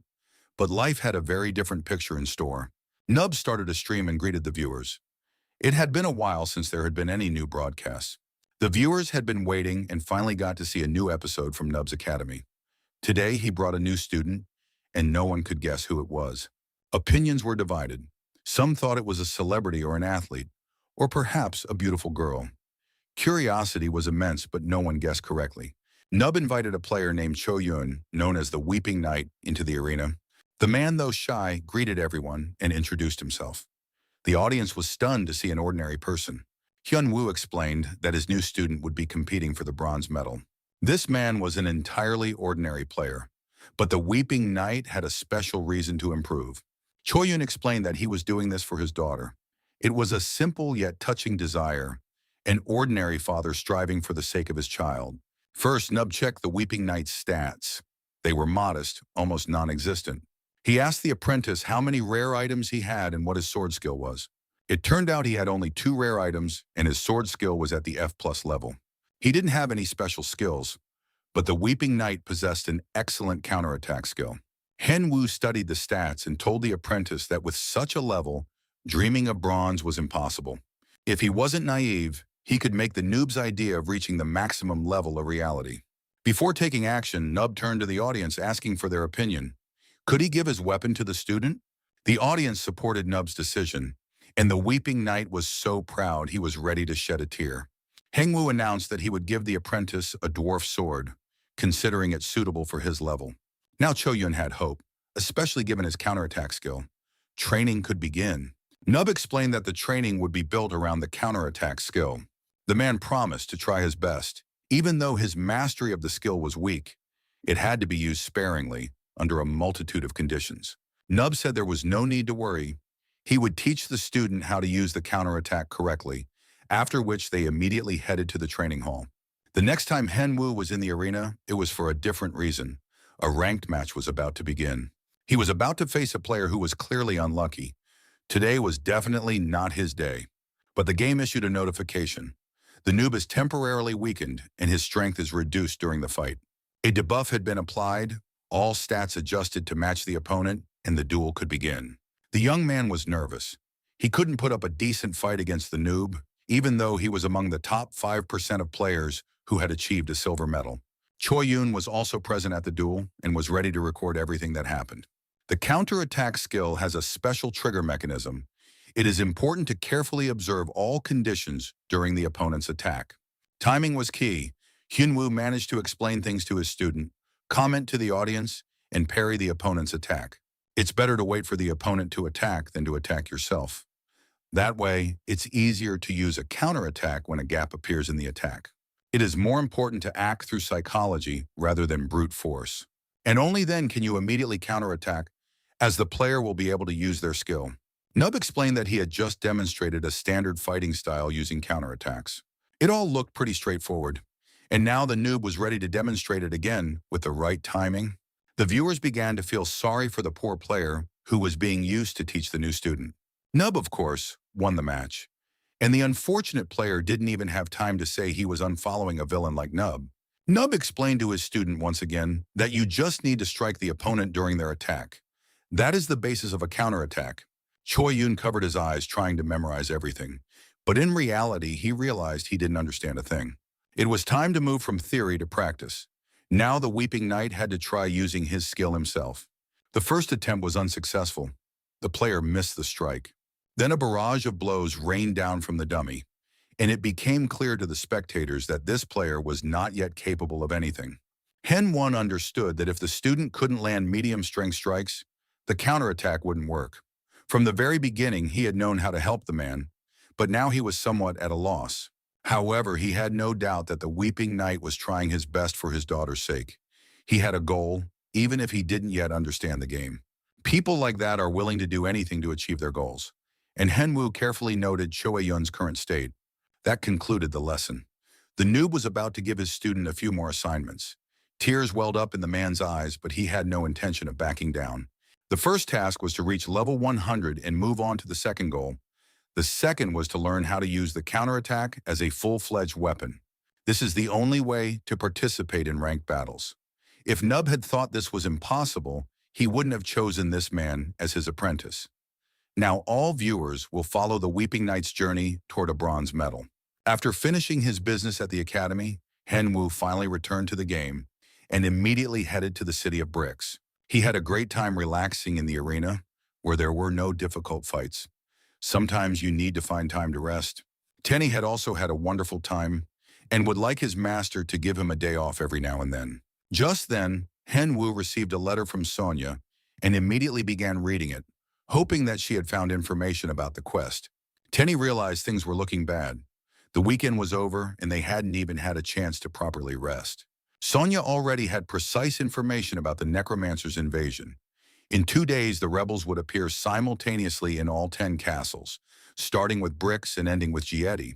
Henwoo was pleased. He had nothing to do except level up the Weeping Knight, so he would relax for a while and then deal with the necromancers. The player planned to do everything himself and take the main reward, giving the rest to Sokchun. But the problem was that the reward depended on the castles remaining intact. It would be difficult to handle it alone, but even harder together, since the reward would then be meager. Henwoo thought it would be good to find a partner who didn't need the reward, and soon he had some candidates. He met with one of them, and the man was very surprised. If Hyunwoo had written, it meant something serious had happened. Henwoo honestly said that there was one quest he was proposing they tackle together. Standing before him were old acquaintances, the mage Mason, as well as the brother and sister of his best friend Enshan, Yuri and Engine. Hen Wu greeted them and asked how they were doing and if they were ready to take part in the quest. He had already heard that Archmage Cephed had taken Mason as his apprentice and that Mason had obtained a third profession, leveling up significantly. Engine and Yuri had also acquired a second profession and were quite strong and advanced. Yuri approached her old friend and asked why he was hiding from them that he was a max-level noob and that he must now be ashamed to ask them for help. Mason wanted to understand why Hen Wu had called them, since everyone knew he was playing through the main storyline, and the quest there had long since been completed. Hen Wu explained that not everything was over. The players had destroyed the rebels in one location, but other groups were still active, so the rebellion was continuing, and tomorrow there would be an attack on the city of Bricks. That's why Hen Wu called his friends to help him complete the main storyline quest. All three enthusiastically supported the idea. Completing the quest together would be fun. They hadn't even dreamed of such an opportunity.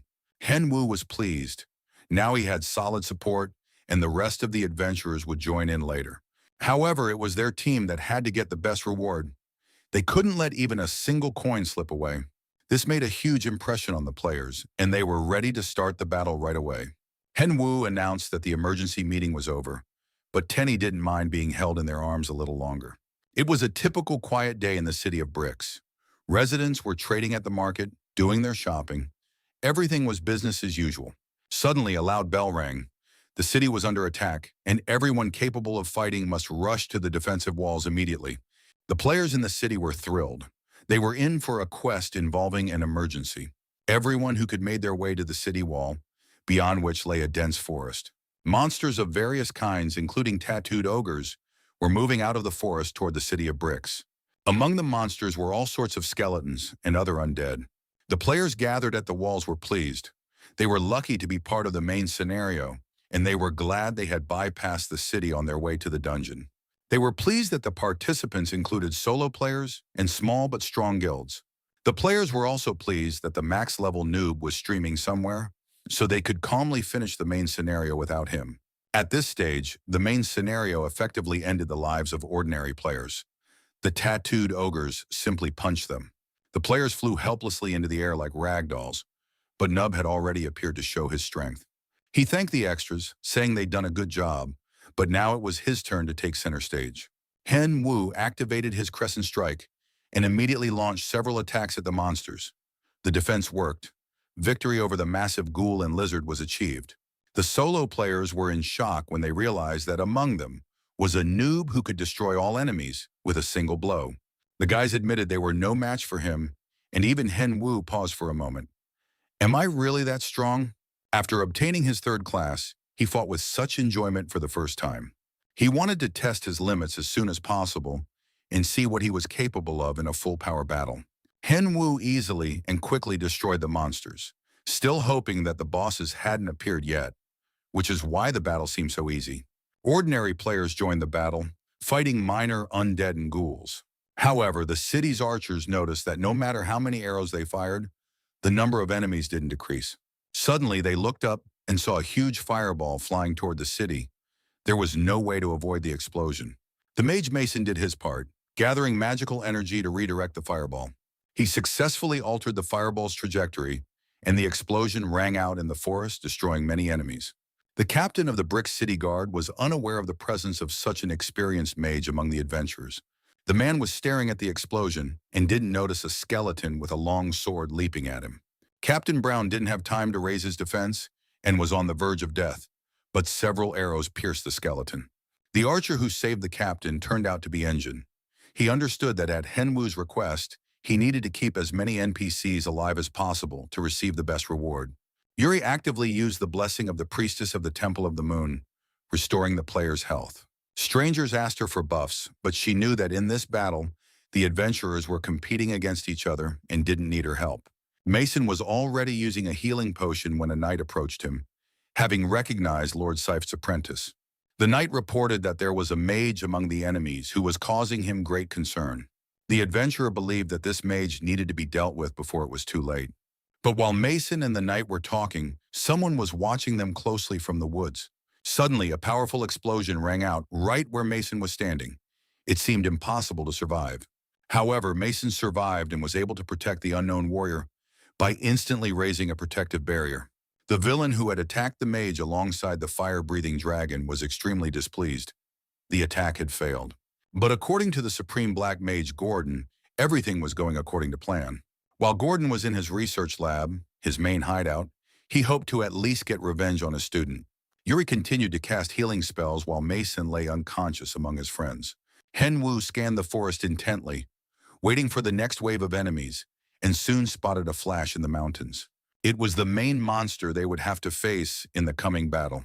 Henwu decided to empower his undead, so that their resistance and attacks would become more powerful. The effect was immediate. The undead became stronger and more aggressive. The players didn't understand what had happened when their enemies grew stronger right in the middle of the battle. The main monster granted them infinite stamina. The skeletons became practically invincible. They continued to survive after countless attacks. The boss monster watched the results of his actions with satisfaction. The battles near the city of bricks were becoming fierce. Now it was a true battle of the undead, and the villain hoped that the attack would be a fitting revenge for his fallen comrades. He was certain that their dream of turning everyone into undead and conquering the world would soon come true. But at that moment, a max-level noob stood quietly nearby. He smiled wryly and said he hadn't heard such a foolish plan for world domination in a long time. The mage spun around abruptly, not understanding how the adventurer had ended up right there. Henwu drew his sword and declared that he had come to fight the one whose hands were wreaking havoc all around. He immediately summoned his dragon, which knocked the enemy off his feet. The mage was certain the adventurer was taking a needless risk. Adventurers shouldn't act alone, and now the player would understand why. Henwu looked confident, showing no fear, and told the mage that he would be happy to demonstrate his skills. The mage replied that he had no intention of dealing with the player. He had assistance. Huge demonic skeletons attacked Nuba, but he was fast enough to dodge them. The player activated a lightning bolt and soared high above the dragon. Fighting this undead creature was no easy task due to its constant regeneration, and if Edward was the main boss, then this mage was likely the hidden one. But one mustn't forget that since the last battle, Henwu hadn't been standing still either. He had grown stronger. The player activated the Crescent Strike and sliced the dragon's body into several pieces. The Archmage was unpleasantly surprised. This adventurer wields sword magic. Now more standard undead bosses were heading toward Henwu, strong and practically indestructible. But Henwu understood that the enemy was aware of his strength and was sending wave after wave of new undead. Even without buffs, the player was capable of handling them. He landed on the ground and dozens of skeletons immediately rushed to attack. The undead kept arriving, turning into a solid mass. Hardly anyone believed the adventurer was still alive. The Archmage knew that knights were vulnerable to mass attacks and continued to summon more and more enemies. The mage disliked adventurers for their arrogance. He had a student who was now out of contact, perhaps suspecting that the mage intended to use him. Nostalgic thoughts of a glorious past flashed through the villain's mind. Back then, he had a friend willing to destroy an entire village for the sake of an experiment, and a student who obeyed his teacher without question. It had been fun and heartfelt with them. Now, however, the mage wanted to kill the one who had taken his friends' lives, turn him into an undead creature, and force him to bow before their graves for eternity. No matter how much he wished his fallen friends would reveal the killer's whereabouts. The killer had already swept away all his undead and stood calmly, watching the Archmage. Dark Mac furiously activated his powers, ready to unleash everything on a single player. The dragon fired a powerful blast, destroying everything around him, but Henwu dodged and remained unharmed. At one point, he even felt sorry for the necrophilic dragon. It was completely useless. The two rivals stood facing each other, trying to come up with something unusual to end the senseless battle. Suddenly, Henwu dropped his sword to the ground and said he had just heard the name Adele. He looked surprised.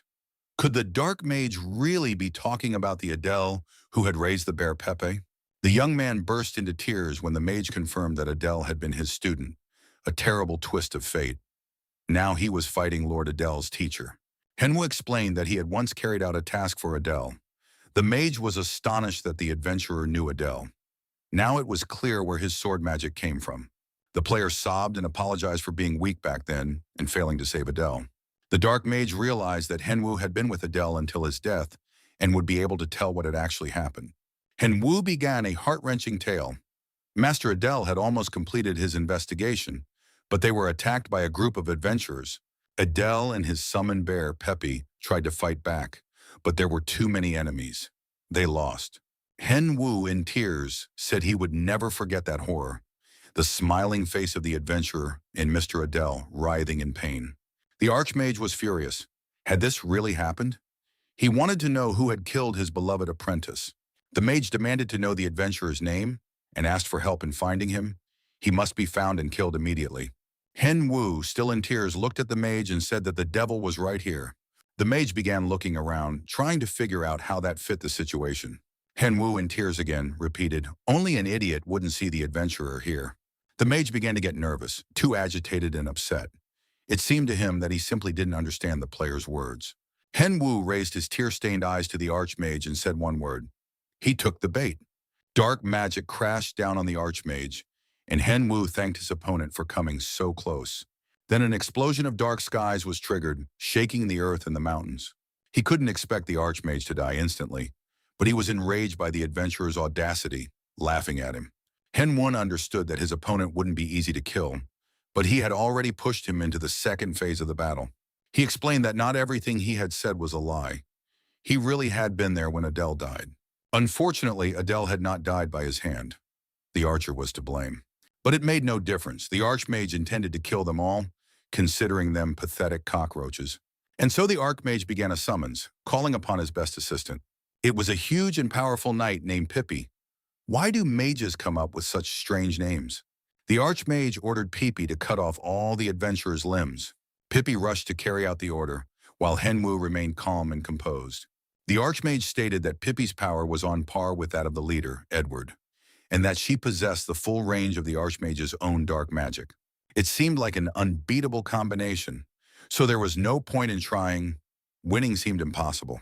Hen Yu was surprised by the phrase unbeatable combination and challenged his opponent to show what combinations he had. Hiller continued to restore her health, trying to do so as quickly and efficiently as possible. But suddenly Yuri felt her mana run out. It was unclear how that could have happened.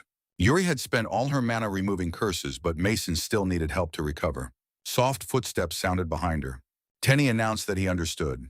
The girl was in trouble, and he was the hero who could help her. After all, this bear was capable of both attacking and healing. But suddenly, things didn't go according to plan. His master summoned him at the worst possible moment, and instead of a pleasant chat with the girl, Tenny found himself facing the villains. Engine ran to his sister carrying a healing potion, while Yuri was surprised that Tenny hadn't had time to finish talking to her. Tenny was outraged. His master had arrived at the worst possible time and prevented him from chatting with the beautiful girl. Hen Wu told his pet that a duel with the Dark Knight was coming up, so he needed to lend him some black magic. Tenny took offense and didn't want to share, so the master suggested that he fight the Dark Knight himself. The Archmage saw that the adventurer had summoned an assistant and ordered Pippi to deal with him immediately. Henhua received the power of a bear and the blessing of the forest, and the duel against Pippi began. The rivals fought on equal terms, dark magic pouring forth in a steady stream. The Archmage was furious. This foolish adventurer dared to toy with him, but his hour of death had come. Unexpectedly, the Archmage was distracted by a bear cub, who was stalling for time and had come up with a brilliant plan. He suggested that the mage simply watch the duel. No one would get hurt, and the battle would be spectacular. The Archmage was outraged. How dare a stuffed bear give him advice? He launched an attack at the pet. Tenny got angry. Now he would speak to the mage differently, since the negotiations had failed. He activated his ice skill, and a hail of ice shards rained down on the mage. Henhua realized that Tenny had leveled up significantly. The bear's strength was impressive. The player realized it was time to act, because he had a bracelet capable of defeating the monster. Kalu's Bracelet of Desire boosted all stats, granting agility and stamina, and the player activated the giant skill. Now the battle was on his terms. Hen Wu felt right at home. He knew the Dark Knight Pippi was completely at his mercy. Hen Wu sensed that today he wouldn't lose, as he once did when fighting Edward. Meanwhile, after the ice, Tenny activated his fire skill and covered everything with a thick layer of lightning. The Archmage glared furiously at the stuffed toy, whose magic had proven stronger than he'd thought. The mage wanted to destroy the empire and could not lose to a single adventurer and his pet. It seemed impossible.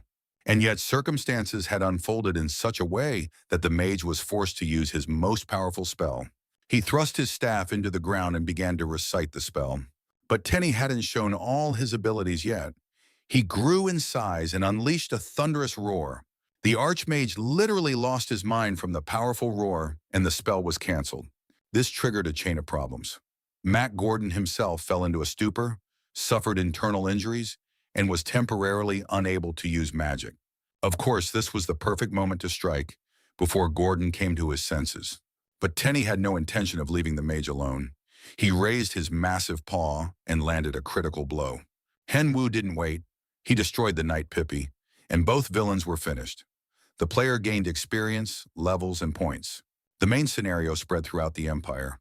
Undead appeared everywhere, and the scale of the events was incredible. Many expected heavy losses for the empire, but this time the scenario ended rather quickly. Even the strongest and most renowned knights fought. Sokjun, for example, took pleasure in killing the undead with his fists, feeling himself grow stronger. Chungu surmised that the monsters had grown weaker, and the reason was obvious. After the death of the chief dark mage Gordon, all the undead had weakened. Defeating them had become much easier. Having dealt with their enemies, Henwu and Tenny returned from the forest to the city. Their friends rushed over to them to find out how the battle had gone and what Henwu had been up to. Henwu received information from an adventurer in the rebel army, passed it on to the others, and used it for the good of the empire. After that, he defeated the Archmage of Bricks and helped all the other participants weaken the undead's power. The emperor was delighted. Henwu had once again succeeded in his mission. He tried to withstand the emperor's presence and not lose consciousness. Besides, he had just become Baron Kang Henwu. The emperor considered it impossible not to reward such a player and asked what Baron Kang Henwu wanted. Henwu didn't hold back. He asked for a pendant, a symbol of the plains known for its phenomenal abilities. This pendant granted its owner incredible skills and strength that many could only dream of.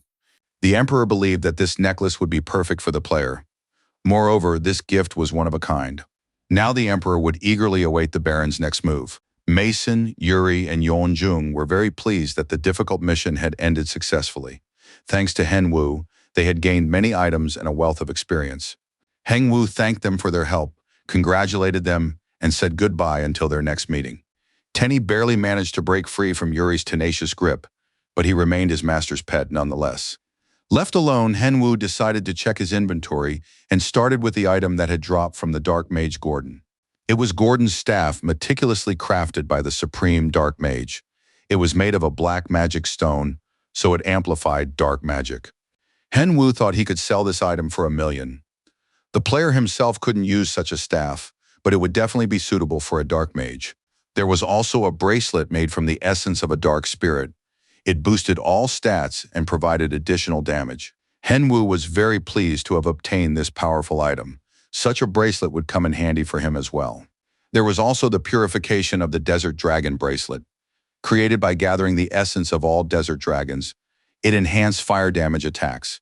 And the last item was a gift from the Emperor, kept in a special box. It was very interesting to see what unique gift the Emperor had given him this time. On top of that, Alexander had been raving about this item. Henwu and Tenny were so surprised their mouths dropped open. They couldn't even imagine what it might be. And so it was time for the next live stream. It was time to return from the arena to the usual daily grind. Henwu was conducting a training battle with his second student, Cho Yun. The man's latest counterattack failed, and this was now his 72nd death. Hyun Woo advised his student to work on the basics to earn a bronze medal, to train more to gain experience, and to keep trying until he managed to win at least once. Hyun Woo wanted his student to raise his sword and try to inflict at least some damage on his teacher.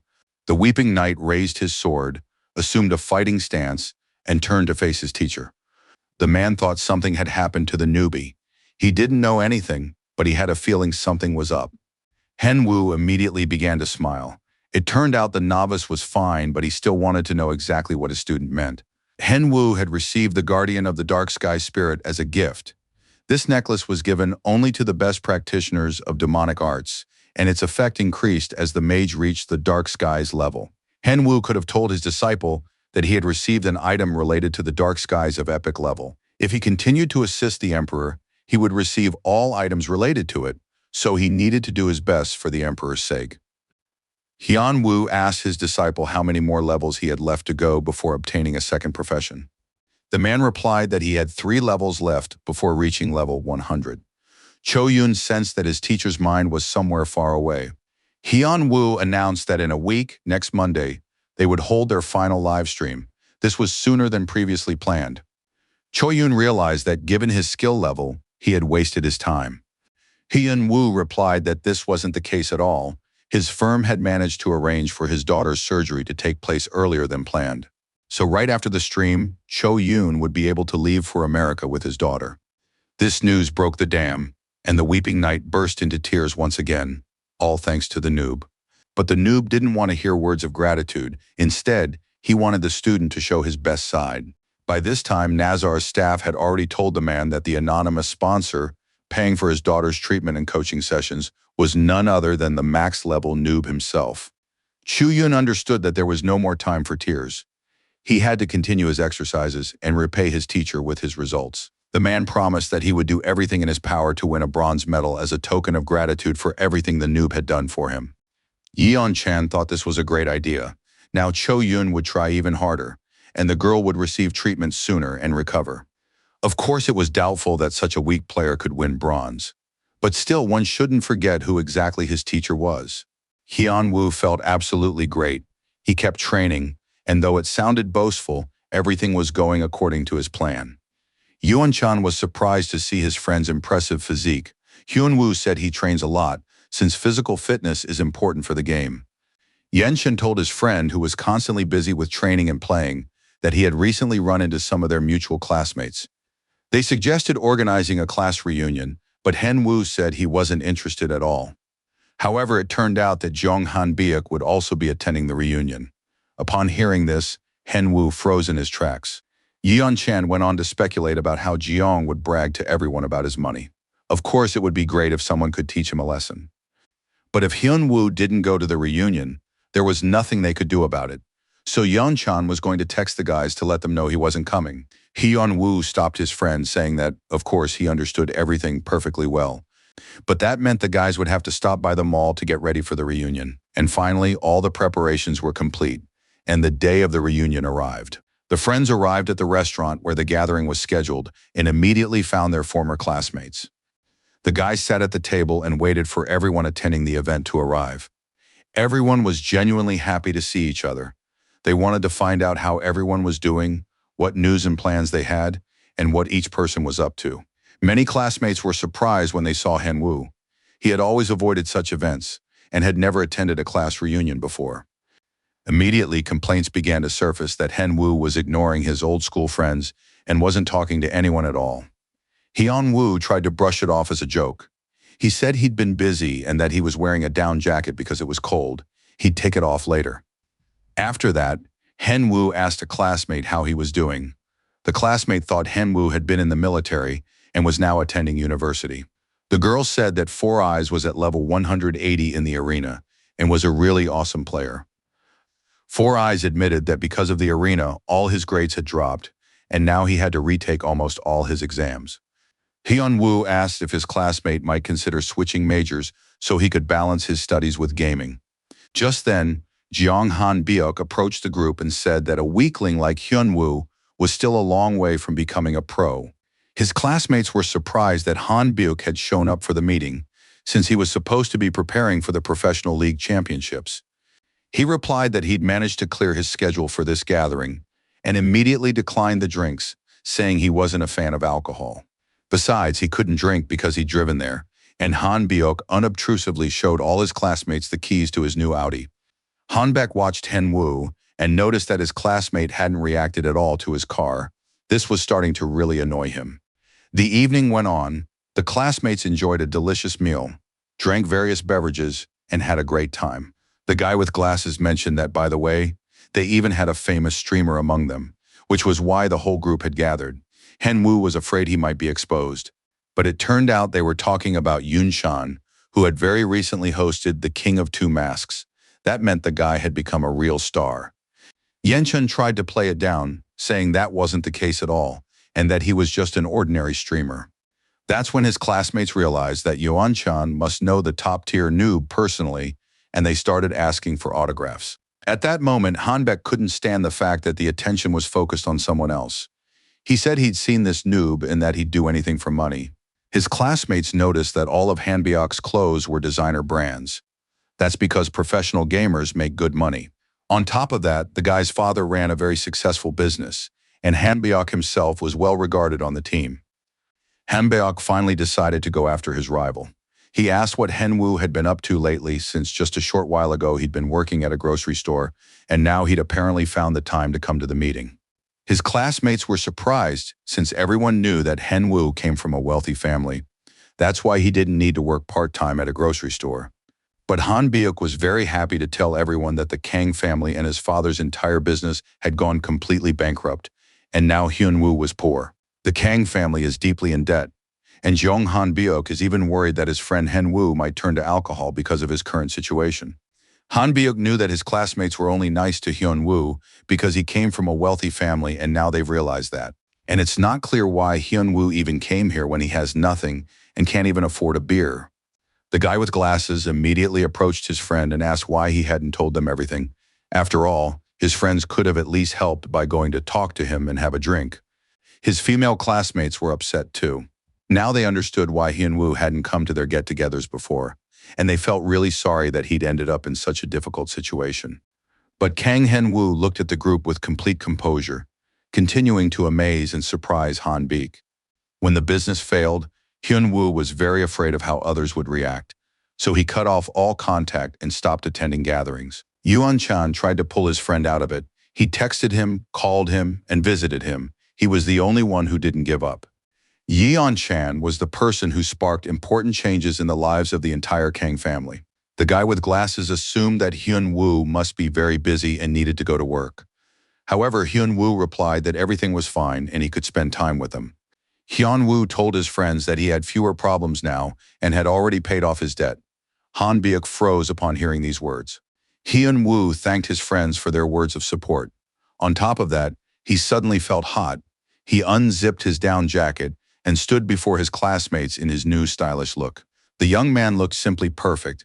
He was surprised that it had gotten so hot so suddenly, shook his hair, and showed off the watch on his wrist. His classmates were absolutely thrilled. They decided that Hyunwoo had become a supermodel. He had a great figure, an expensive watch, and just looked amazing overall. Jung Han Byuk was still at a loss for words. He jumped to his feet and couldn't believe his eyes. The young man couldn't understand how Henwoo had managed to pay off a debt that had seemed impossible to repay even in 10 years. Yuan-chan was very pleased. Looking at his despicable classmate, this was exactly the reaction his friends had been hoping for. Hyunwoo knew that Han Byuk would definitely try to humiliate him in front of everyone else, so he suggested a trick to make Han Byuk lose confidence in the very thing he was most confident about. It was, of course, about money. Han Byuk knew a lot about it and could immediately tell the value of expensive items. Without saying a word, Han Byuk would understand exactly where Hyunwoo stood now. Hyunwoo was enjoying himself with his classmates, who now had even more questions. Han Byuk, meanwhile, was seething with anger, unable to understand where Hyunwoo had gotten so many expensive things. Had he really paid off his debt? Although just recently, the boy had recalled his father telling someone on the phone that the Kang family was in massive debt. It was impossible to pay off such a large sum in just a few months. The more Han Byuk thought about it, the angrier he became. Finally, the young man jumped up and slammed his hand down on the table, saying that it was all a lie and that Hyunwoo was simply deceiving them. It was impossible to pay off such a debt by working part-time at a small shop. Most likely, someone had simply rented those clothes to Henwoo for one evening. If Henwoo had paid off the debt, let him prove it. Proving it was very simple. It would all be over once Hanbyok found out who the max-level noob was. But for now, Hyunwoo had no intention of incriminating himself so easily. Hyunwoo believed he had absolutely nothing to prove. He turned to Han Byuk and asked what was wrong with him. His classmates also thought this was great news. If someone had paid off their debt, why demand any proof? Everyone jumped up from their seats, thinking they should be happy for others. But Han Byuk had always been prejudiced against Henwoo. Hyunwoo calmed his friends down, saying that everything was fine, that they hadn't seen each other in a long time, and that they had plenty to talk about instead of arguing. Henwoo looked closely at Hanbek, realizing that his enemy had dug his own grave. Even just looking at Hanbyuk's playing style, it's clear that he doesn't understand what's going on around him. His stupidity holds him back as an athlete. The evening went wonderfully. The guys had a great time catching up on news and sharing their feelings. Soon everyone stepped out of the restaurant onto the street and said their goodbyes. Henwoo left his friends and walked to his car since he hadn't had any alcohol during the gathering. Soon a black Audi pulled up next to the classmates, immediately drawing everyone's attention. At the wheel was Jeon Hanbyuk, who of course teased his classmates by saying he was the only one who had driven to the reunion. But that was probably because all his friends liked to walk. The guys knew he was just showing off. Hanbyuk was pleased with the impression he'd made, and besides, those losers couldn't shut him up. Now they'd know for a long time that they were no match for him. Henwoo was supposed to pull up in his old car.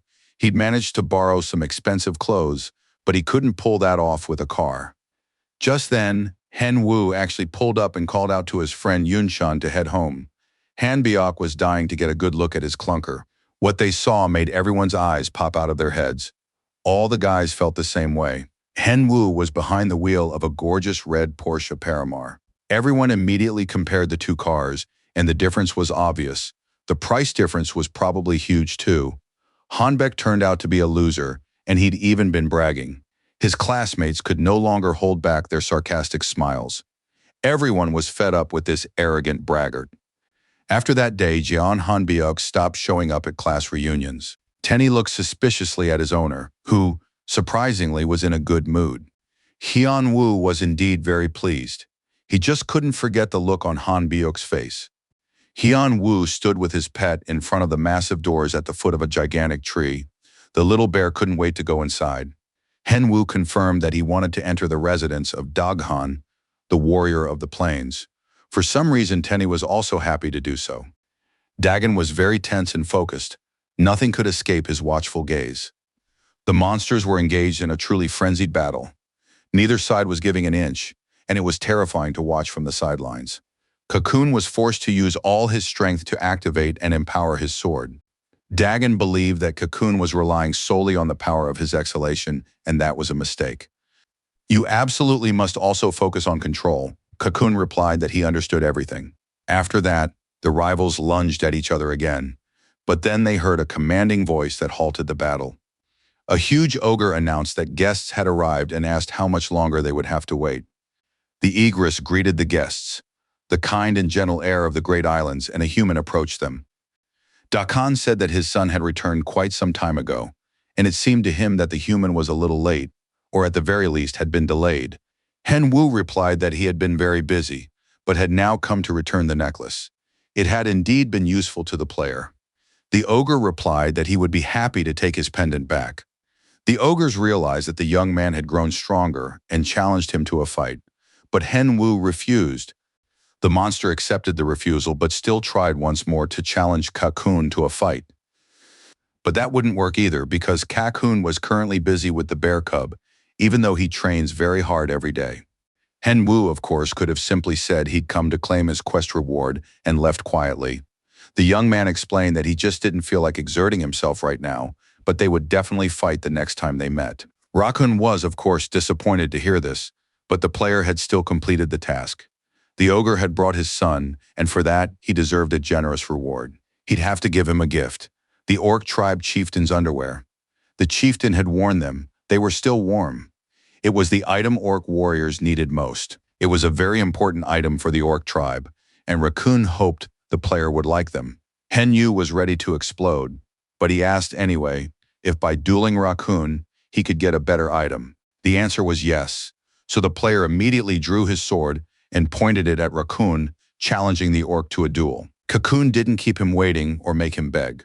He immediately set the bear cub aside and drew his sword. The ogre father, the eldest ogre son, and their pet, Tenny, got ready to watch the duel. Everyone hoped that either of them would win today, and even the pet was going to root for both opponents at the same time. It was announced that the boys would fight with all their might, and they immediately settled all points of contention. Cocoon believed there was no point in defeating an opponent who was going easy on him. On the other hand, if the fight was too easy, they might get hurt. There was no point in worrying about that either. So the oldest ogres came up with the best solution. The loser would be whoever drew blood first, and they had to use wooden clubs as weapons. The ogre immediately broke off a piece of wood, whittled it down with his powerful hands, and fashioned a suitable wooden club. With sticks like these, the opponents were unlikely to suffer serious injury. Hen Wu was amazed at how quickly this ogre had made a stick from a branch. His hands were like sandpaper. Hen Wu checked his stats and realized that his opponent was very strong and also possessed the My Spirit skill. Cocoon had no intention of wasting time. He immediately lunged at the player. They watched the duel with interest. They saw that even while fighting the powerful Cocoon, the man looked quite relaxed. The ogre liked the fighting style that Hen Wu was displaying. Raccoon admitted that, during their battle, he himself had once sensed a special energy emanating from this player. The young man had an interesting fighting style that knew no bounds, though his body hadn't been that well trained before. Cocoon already looked tired, while the player now seemed like a veteran rather than a rookie, and was physically stronger to boot. Raccoon honestly admitted that he wasn't sure he could defeat this player himself, given how impressive his performance was. Meanwhile, Hen Wu continued the fight. He could sense that his opponent was very strong. Now it became clear what his father and uncle had meant. Hyun Woo realized he needed to use all his power to break through Cocoon's defensive skills. As a result of these skills, Hen Wu was left weakened, and Cocoon was then able to strike and knock him aside. Hen Wu noticed that his opponent was surrounded by red energy. It was now clear that this skill applied a debuff to players within a certain range. Hen Wu thought once more about a certain distance and realized he didn't have a similar skill. But when a player obtained their third profession, something new was bound to appear there. Hen Wu used his area of effect ability, which dispelled magic and dealt continuous damage to the opponent while slowing their movement. Cocoon felt pain and saw that everything around him was shrouded in black energy. Taking advantage of his opponent's slowed state, Hen Wu leaped forward and attacked him. The player landed several powerful punches, sending the ogre flying into the air each time. In this situation, Cocoon's body felt very light. Apparently, the territory control was working better than Cocoon's skills. The unfortunate ogre could barely stay on his feet. He was taking blows and couldn't put up any resistance. Cocoon took another powerful kick, without even putting up his hands. It was now clear that he was losing. The spectators were impressed and said the winner had already been decided. The opponents shook hands and thanked each other for the match. Cocoon said that the player had a completely different fighting style and acknowledged that Hen Wu was stronger than he was. Hyun Woo was very pleased with this assessment and was now waiting to see what reward the ogres would give him. Raccoon replied that, as a reward, he would teach the player how to use a new skill. Hyun Woo realized he was referring to a skill called Fighting Spirit. The ogre asked if the player had noticed the red energy surrounding his opponent. This is one of the effects of using the Battle Spirit skill. If the difference in strength between the player and his opponent is very great, this skill can even be used to kill. Hen Wu knew that skills causing instant death must be protected. He wanted to learn how to use Battle Spirit right away. The ogre replied that the problem was that training would take a long time. However, there was a way to speed things up, and they could try it. Hen Wu was asked to assume a certain pose. The player had no idea how this would end. A huge, powerful ogre leaped toward him and raised his hand to strike. He said that training always goes faster in combat. The ogre attacked the player, and a huge trench formed in the middle of the forest. It looked like a trench left behind by a column of military vehicles. The players breathed a sigh of relief as they stood over the bodies of the defeated monsters. They hoped they had reached at least level 30. Besides, orcs weren't much of a challenge for them anymore. Of course, they wanted to move faster, and now they could even kill 2 monsters with a single blow. One of the players told his friends that he'd heard the orc chieftain lived in this forest. The guys decided it would be a great raid if they went and took down the boss. And just at that moment, a whirlwind swept right past the players. Its force was so powerful that the guys' noses started running and tears streamed down their faces, and they couldn't control their bodies. The giant ogre landed just one blow. His relatives said he didn't know how to fight properly at all and just swung his fists around. Hen Wu did indeed survive, but only because his lightning bolt flung him aside. Hen Wu came to his senses and lunged at his opponent, Not realizing what he was doing, after all, the player could have died. And it's not even clear what to call this, since an ogre is supposed to study the player's fighting style, not kill him. The ogre replied that a fight to the death was the best way to master that style. Raccoon used battle spirit and wanted to demonstrate a true thirst for battle, so Henwu fell into a state of slowness. The ogre launched another attack, laughing at the thought of just how unpleasant this would be for the player. Henwu was indeed experiencing discomfort, to put it mildly. He was trying to dodge the blow at tremendous speed, and it was clear that the player was exerting considerable effort. His brother was very surprised. Even though the attack was deadly, Henwu managed to survive. On top of that, it's important to note that due to battle spirit, the player is subject to restrictions on speed and movement. Henwu was already completely exhausted. He realized that the only thing he was capable of right now was simply dodging blows. Attacking was out of the question. The player knew that if he took half a step forward, he would be able to attack. However, some inner instinct told him that if he took that half step, he would surely die. Perhaps Raccoon possessed the same combat power as the strongest of men. The player couldn't imagine how he could possibly strike his opponent. Raccoon continued to instruct his opponent nonetheless. He said that the player wouldn't develop fighting spirit if he avoided opponents. This skill could only be acquired during combat. Raccoon noticed that the player was barely listening to him. It seemed he was too focused and deep in thought. And in the next moment, the wooden stick landed on the ogre's shoulder. It turned out the player had managed to come up with something after all. Raccoon found this quite an interesting move and prepared to attack again. Henwu perked up a little. It seemed he had a plan. The player had always loved hunting alone, but duels like this were the most interesting, especially when fighting an opponent who is much stronger than you. After all, the very process of pushing yourself to your limits and honing your skills is incredibly thrilling. Henwu managed to soar high into the air and hide from his opponent's view. And then he activated Crescent Slash. The ogre turned at the sound of his opponent's shout. He considered it utter idiocy to use invisibility and shout at the same time during an attack. Henwu was already right next to the ogre, and he unleashed a bolt of lightning. This was immediately followed by a gust of wind and Crescent Slash. Henwu used his skills very diligently, and soon instead of a staff, he was holding a stump. Raccoon was so agitated that steam was rising from his body. Moreover, the ogre was surprised that the player had snapped the staff against his back with a single blow. Henwu continued to stare at the monster in amazement, unable to understand why it was so strong or just how powerful its defense was. Raccoon announced that they would end the fight now, because there was absolutely no point in continuing.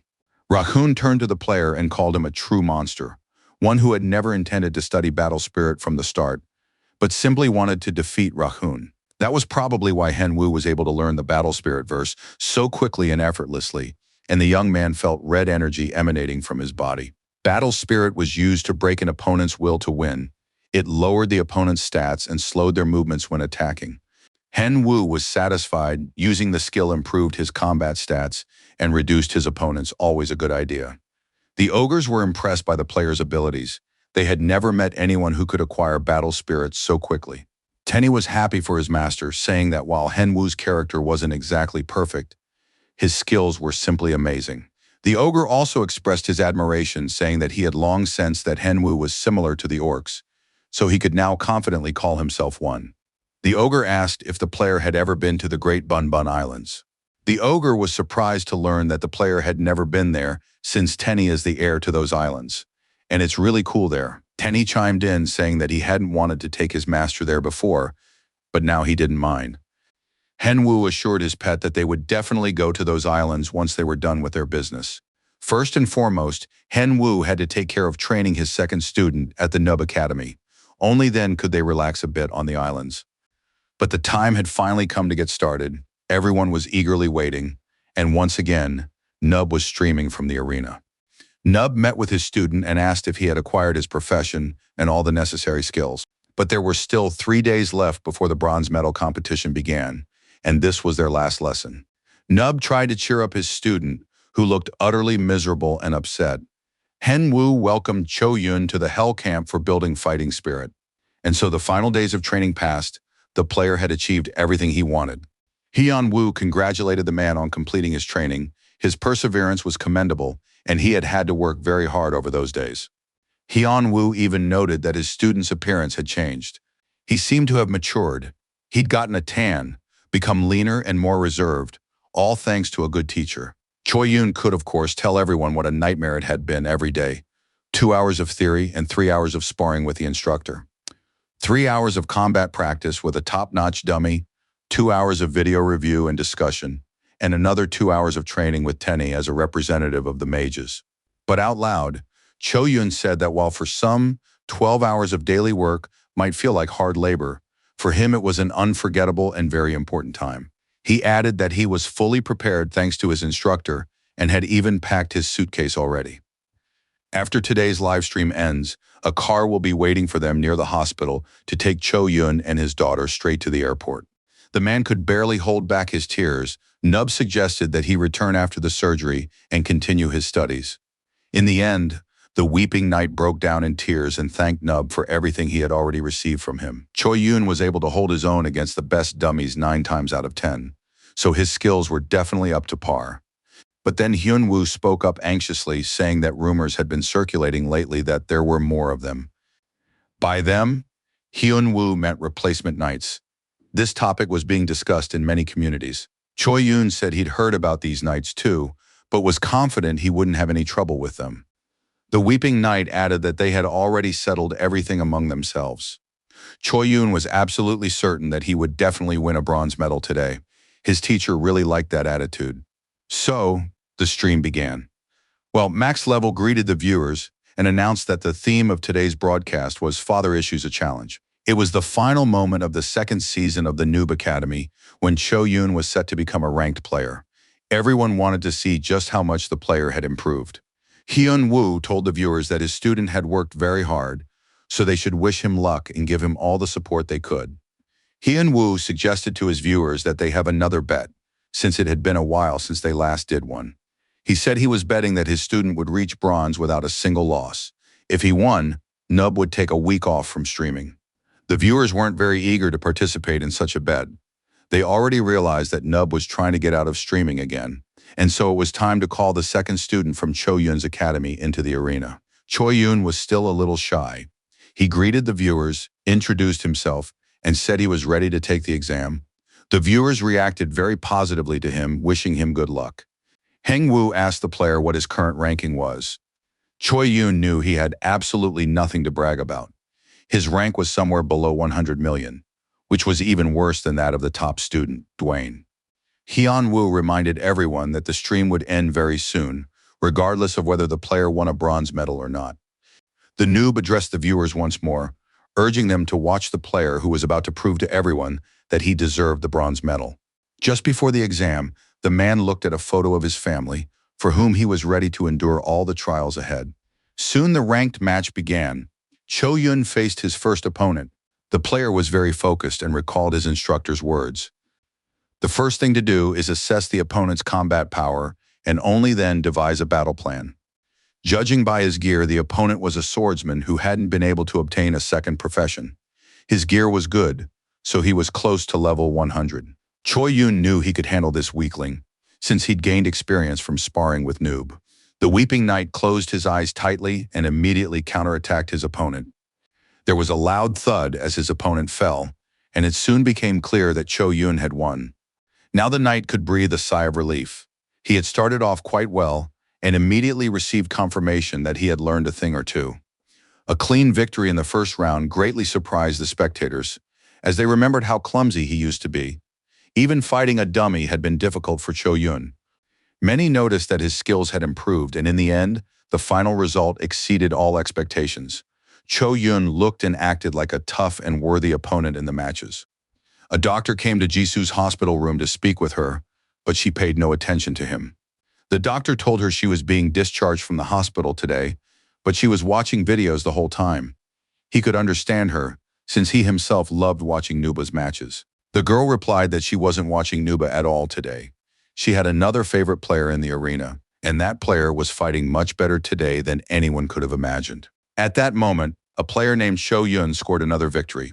Hyun-woo was commentating on the match, a counterattack with a roll on the ground, followed by a powerful strike, and just like that, Cho-yoon had secured his 6th consecutive victory. The player discussed with the host how quickly the rankings change, and it turned out that now, for every victory, Cho Yun climbs 5 million spots in the rankings. Heng Woo estimated that by this point, his first student had practically achieved everything he had come here for. Cho Yun's fights were less dynamic and spectacular than Dwayne's because he had a clumsy style better suited to the role of a counterattacker. But even with that style, he had a real shot at winning the bronze medal. On the one hand, Cho Yun felt confident, but at the same time he was starting to get tired. At that moment, the selection of his next opponent was complete, and the start of the next ranking match was announced. The player who appeared was very cocky. He looked at his opponent and called him an old man whom he could easily handle. Hyun Woo and all his viewers thought the man looked quite familiar, but they couldn't quite place him. But suddenly it dawned on them. This was a master from the Black Skull Guild who had lost his account and been kicked out of the game. Last time, he'd been playing on a deleted account and lost to a max-level noob, but now he was climbing the ranks again and fighting for the bronze tier. The stranger looked closely at Cho Yun and the weapon on his back. The player examined the weapon and realized it was a genuine gnome sword that the max-level noob had lent him. But as he looked at the weapon, the man developed a nervous tic. Terrible memories flooded back, and his body began to shake. After his last defeat, the player's account had been deleted, so he created a new one and began leveling it up. This meant that Cho Yun would have to fight a villain from one of his previous streams. Choi Yun, a student at the Noob Academy, took part in this duel, and the leader of the top guild declared the match open. The opponents began their duel. The content turned out to be absolutely amazing. They could have included links to past streams and boosted the reach of older videos. Choi Yun fought very valiantly, and at one point his opponent was completely helpless. He dropped to his knees, letting his weapon fall. Soon he fell face first to the ground, unable to understand how he could have lost to a young apprentice. As he was being carried out of the arena, Hyun Woo didn't know that the Black Skull Guild had been destroyed a few months earlier, and that the new character's level was around 60. The next opponent got a first-hand taste of Cho Yun's earthquake. Yet another opponent learned this the hard way, and now he had 12 consecutive victories under his belt. Earthquake again. Time passed, opponents came and went, and it seemed that victory was just around the corner for Cho Yun. But then an opponent appeared who had every chance of breaking that winning streak. However, as the battle progressed, it became clear that the Weeping Knight knew how to fight with more than just counterattacks. His opponent assessed Cho Yun's counterattacks, but overall there was nothing unusual about them. The player was confident he could win, while his opponent was reloading. And then it happened. The Weeping Knight failed to dodge the attack and took a powerful blow to the back. Everyone thought they would finally see the first student trained by Nuba to lose a match. The day before, during practice, Hyun Woo had asked what Cho Yun would do if he faced an opponent capable of parrying his counterattacks. The student replied that he wasn't sure he could win in such a situation. This was perfectly logical. He would indeed most likely lose, since Cho Yun has only one power attack. But it's important to remember, there's no tree that can't be felled. If it doesn't work the first time, strike a second time. If it doesn't work the second time, strike a third time, and so on. Hyun Woo suggested that the student counterattack until victory as many times as necessary. Choi Yun recalled this conversation and returned to the fight, intending to apply what his teacher had taught him. His opponent thought the duel was over and was about to deliver a decisive blow, assuming his opponent had nothing left in his arsenal. But Cho Yun used the counterattack again and performed the heavenly reversal. The spectators were surprised to see yet another counterattack. They had assumed a player could use it only once. Hyun Woo anticipated that a situation might arise where he would have to come up with something new, so he suggested that his student learn a few more counterattacks so he could use them. Thanks to these additional counterattacks, Cho Yun had a real chance of winning the bronze medal. Soon this opponent also lost the match and was eliminated from the ranking tournament. Choi Yun wiped the sweat from his forehead with relief and exhaled. The stream comments were going wild. Viewers were enthusiastically expressing their support. In one of the modern high-rise buildings was the arena of the Big Stars professional gaming team. Two guys were sitting on couches waiting. They wanted to finish their work as soon as possible, but they still had tasks left to complete. A player named Han didn't know how much longer they'd have to keep doing this. He never thought he'd end up as a substitute when he turned pro. This didn't improve their skills at all. On the contrary, it seemed like they were getting worse. but it was the captain's order, so the players had to follow it. The captain had recently said that if the players didn't step in as substitute knights, they could be kicked off the team altogether. Han was very upset. He jumped up and said that if there was no way to get out of this job, he might as well get it over with quickly and go rest. The player didn't understand why he had to do something like this, so he entered the hall with the game clubs to start the match. Han entered a section where he was sure to have no equals, hoping to finish the match quickly and get some rest. It turned out that a ranked match was about to begin. The player glanced at the stats and was very surprised. Han realized that his opponent already had 24 consecutive wins. He assumed that his opponent might also be a substitute. This meant they could now have a fierce battle, and Han would finally let off some steam. Choi Yun almost believed in his own strength. He had endured so many battles and won them all. First, the player began by analyzing his opponent. Standing before him was a knight, the most common type of unit on the battlefield. He wielded a saber, which meant his strength stat must be high. He needed to avoid a head-on confrontation with this opponent. The ranked battle had begun. At the very first moment, Han launched a lightning-fast attack, but his opponent quickly dodged it. After another series of such attacks, Han realized that his opponent was constantly dodging.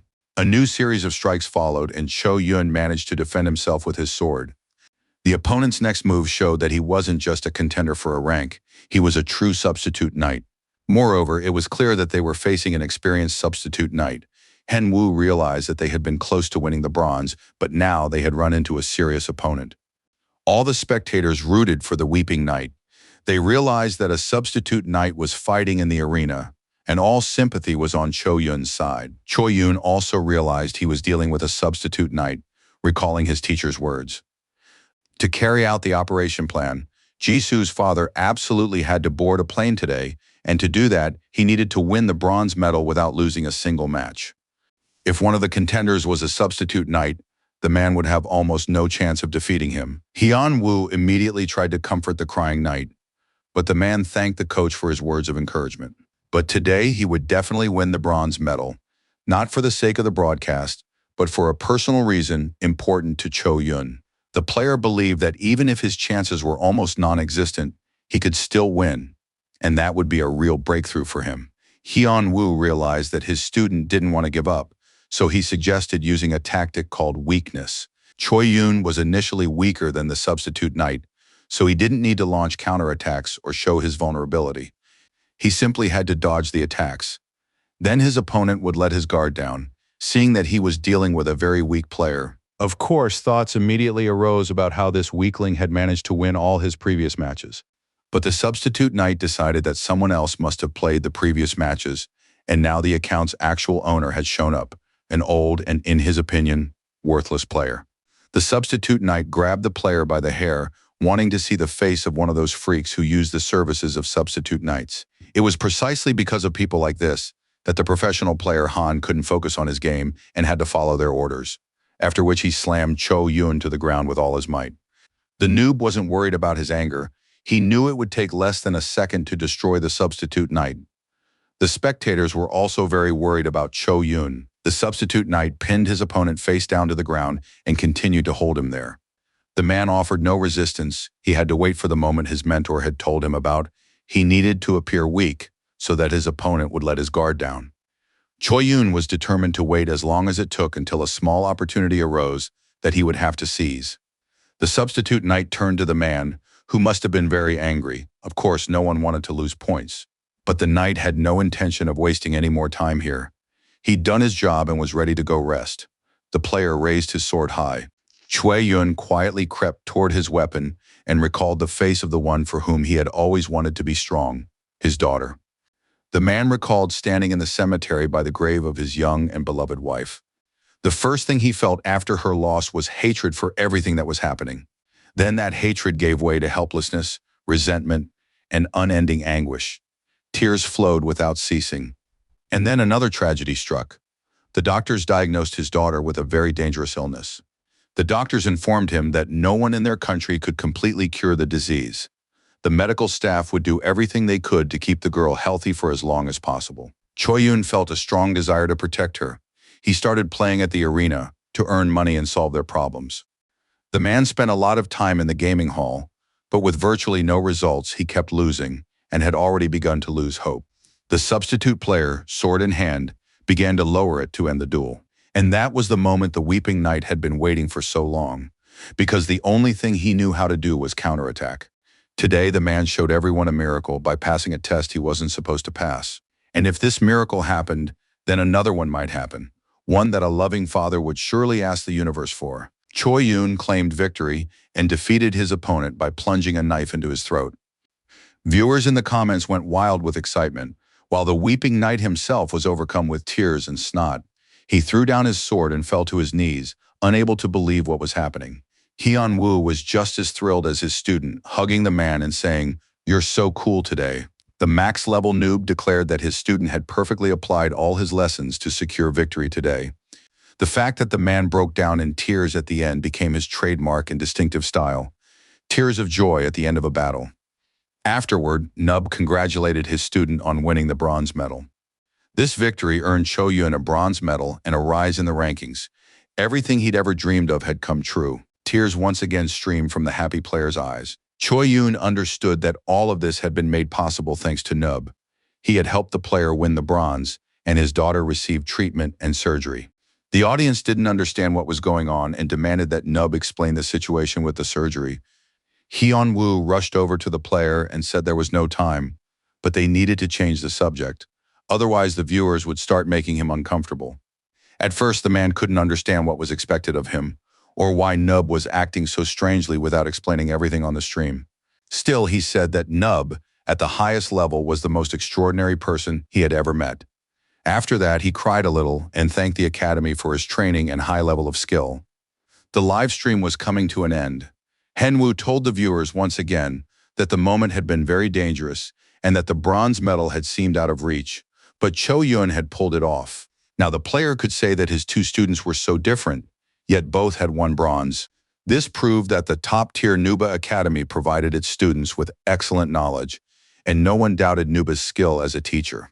Hyun-woo was wrapping up the broadcast when he got the idea to stream some ranked matches. But the viewers returned to the topic that interested them. They demanded explanations about the hospital and the treatment. Hyun-woo didn't want to tell the viewers, so it wouldn't seem like he was exploiting the situation with the sick child for the sake of the stream. But the girl really was sick, and her only hobby was watching fights in the arena. That's exactly why her father started playing. He wanted to be cool and the best for his daughter. The treatment had recently been developed. Although the disease was complex, it was curable. Choi Yoon enrolled in the academy to achieve his goal, and the top-tier Nub and the Nazar company simply rewarded him. It was a simple mutual exchange. However, the channel's viewers weren't fools. They realized that their favorite was helping people in need, a very noble deed to be proud of.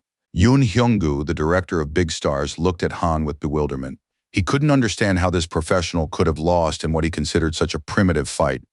Han must have become completely shameless. The director declared that he would no longer allow Han to compete because he had proven himself to be a weakling. The player was outraged. He had agreed to put up with these underhanded tactics, acting as a substitute knight, solely for the sake of the competition. However, he didn't say a word out loud. Bowing to the director, he promised that this would never happen again. The director silently accepted the apology, then reminded the young man that there were many other players besides him. Left alone, the director watched Han walk away, unable to understand how he could possibly be called a professional when he had proven himself to be a weakling, even as a substitute. Han was very upset and pounded his fists against the wall after returning from his meeting with the director. His teammates immediately realized that Khan had received some unpleasant news. One of the players said he'd recently visited the director and overheard a conversation about how, if the team didn't have a castle, it would soon be deemed insufficiently prepared and relegated to the second division. The guys realized that they too would most likely end up in the second division because of PvP. They can't level up, and it's unclear how to get a castle without the royal treasure. Of course, they could consider buying a castle from streamers or other players, but that's still not enough. The main problem remains unresolved.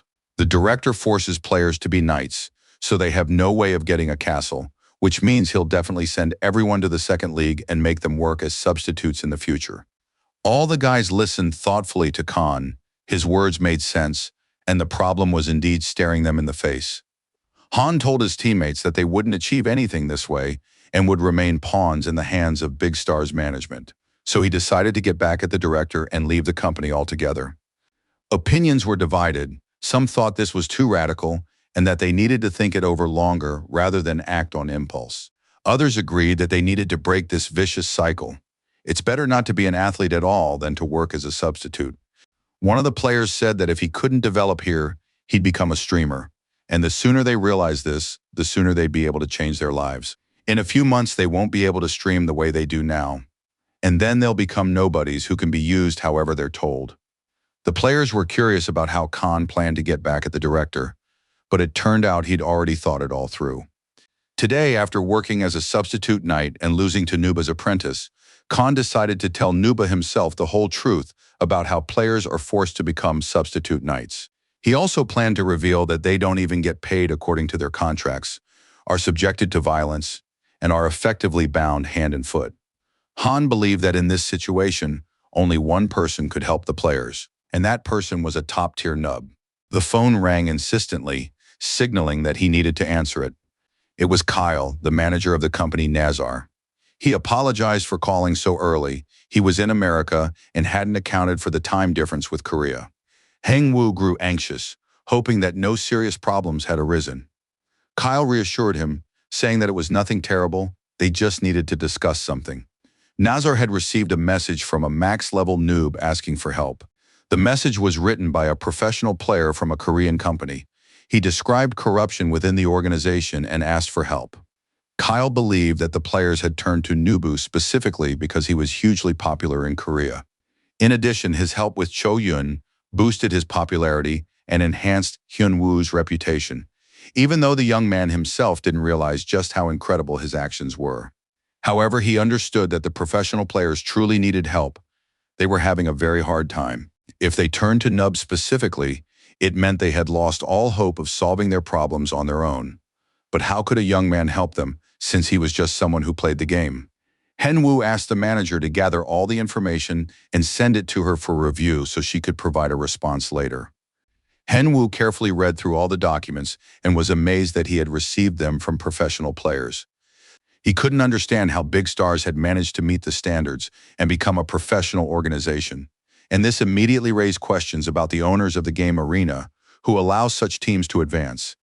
Arena is a game where huge amounts of money change hands thanks to leagues, streams, and advertising. So the rules for forming teams must be strict. Big Stars went through a change in leadership, then a change in sponsorship, and now the organization has turned into a loan shark operation. That sounded unpleasant, and it probably is, but now Hen-woo was thinking about how he could help these guys. Of course, he didn't want to make enemies openly, so he needed to frame the story in a way that would let the viewers draw their own conclusions. Hen-woo mulled over his options for a while longer, and soon came up with the idea of inviting an expert to his stream. The topic of the new stream was the transfer what you need to know. Nub sat in a dark room, creating an air of mystery. He greeted the viewers and announced that today he was going to discuss a very serious topic. The viewers began to speculate about what exactly the discussion would be about. Perhaps someone had made a mistake again, or maybe he needed help. Nub explained that he and his team had received information from a professional player whom they would refer to simply as A to protect his identity. His report contained 2 points. First, the team director is forcing the pros to act as substitute knights by using threats and manipulation. Second, the team is being paid significantly less than what's specified in the contract. Viewers were shocked that something like this could happen in the modern world. The noob immediately warned that he couldn't name the company to protect the players' identities, but the problem isn't limited to just one team. Many professional players are young people chasing their dreams.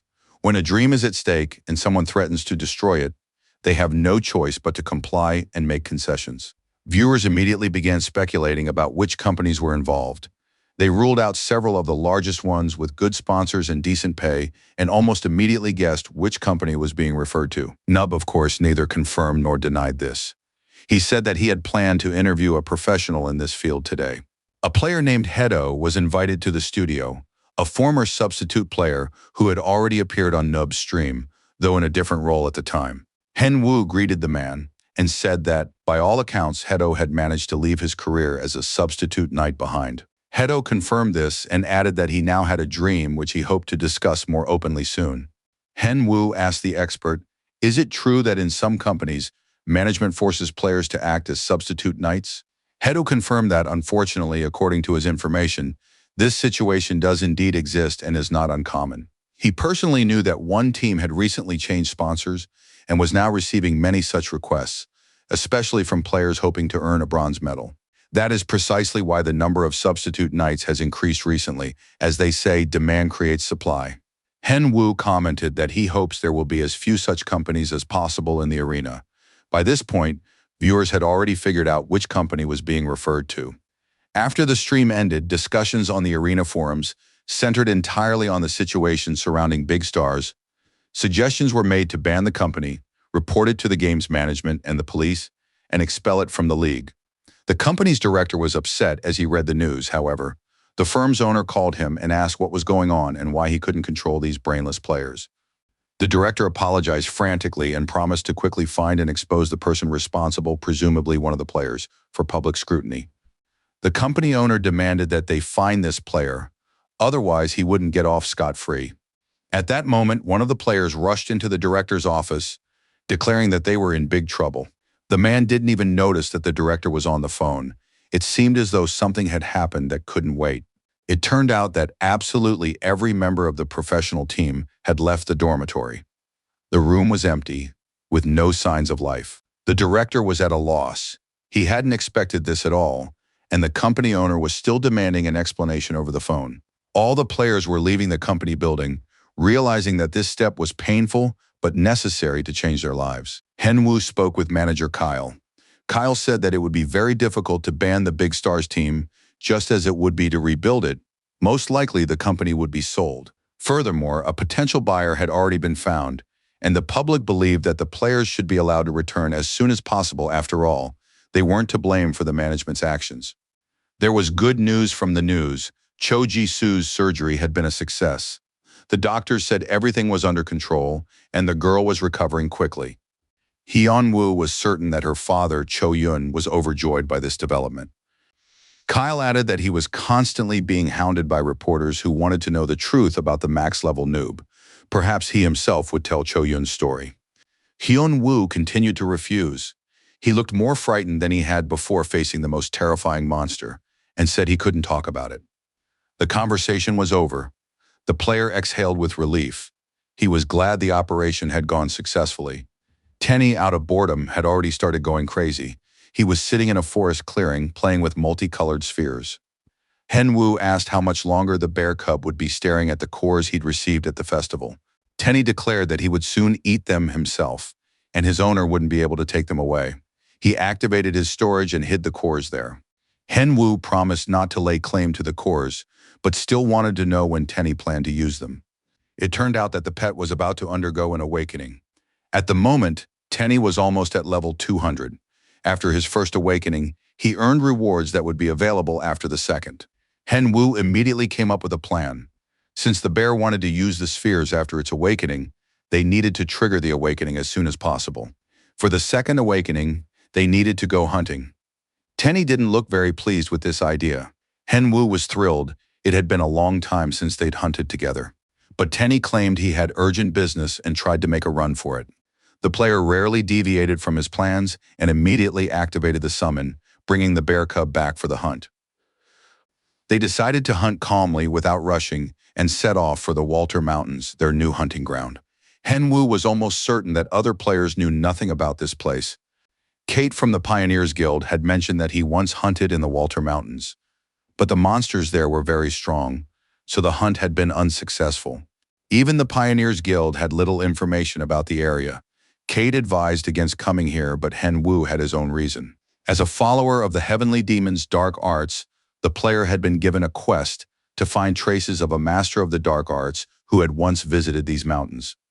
The area was home to powerful monsters that granted a lot of experience, and Tenny could achieve his second awakening, killing two birds with one stone.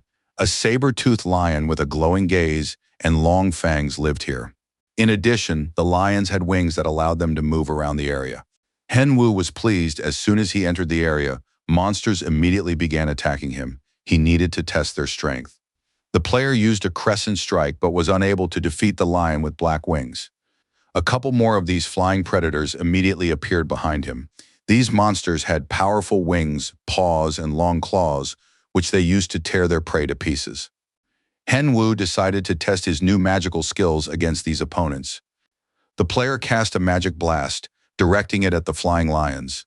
Another black-winged lion was destroyed.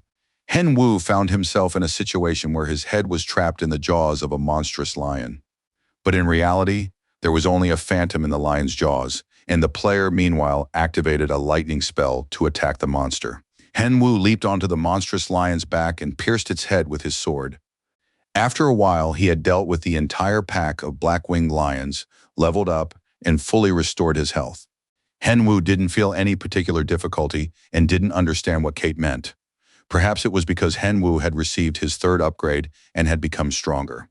Now, not only was the player strong himself, but his weapon was also infused with powerful energy, increasing the sword's strength.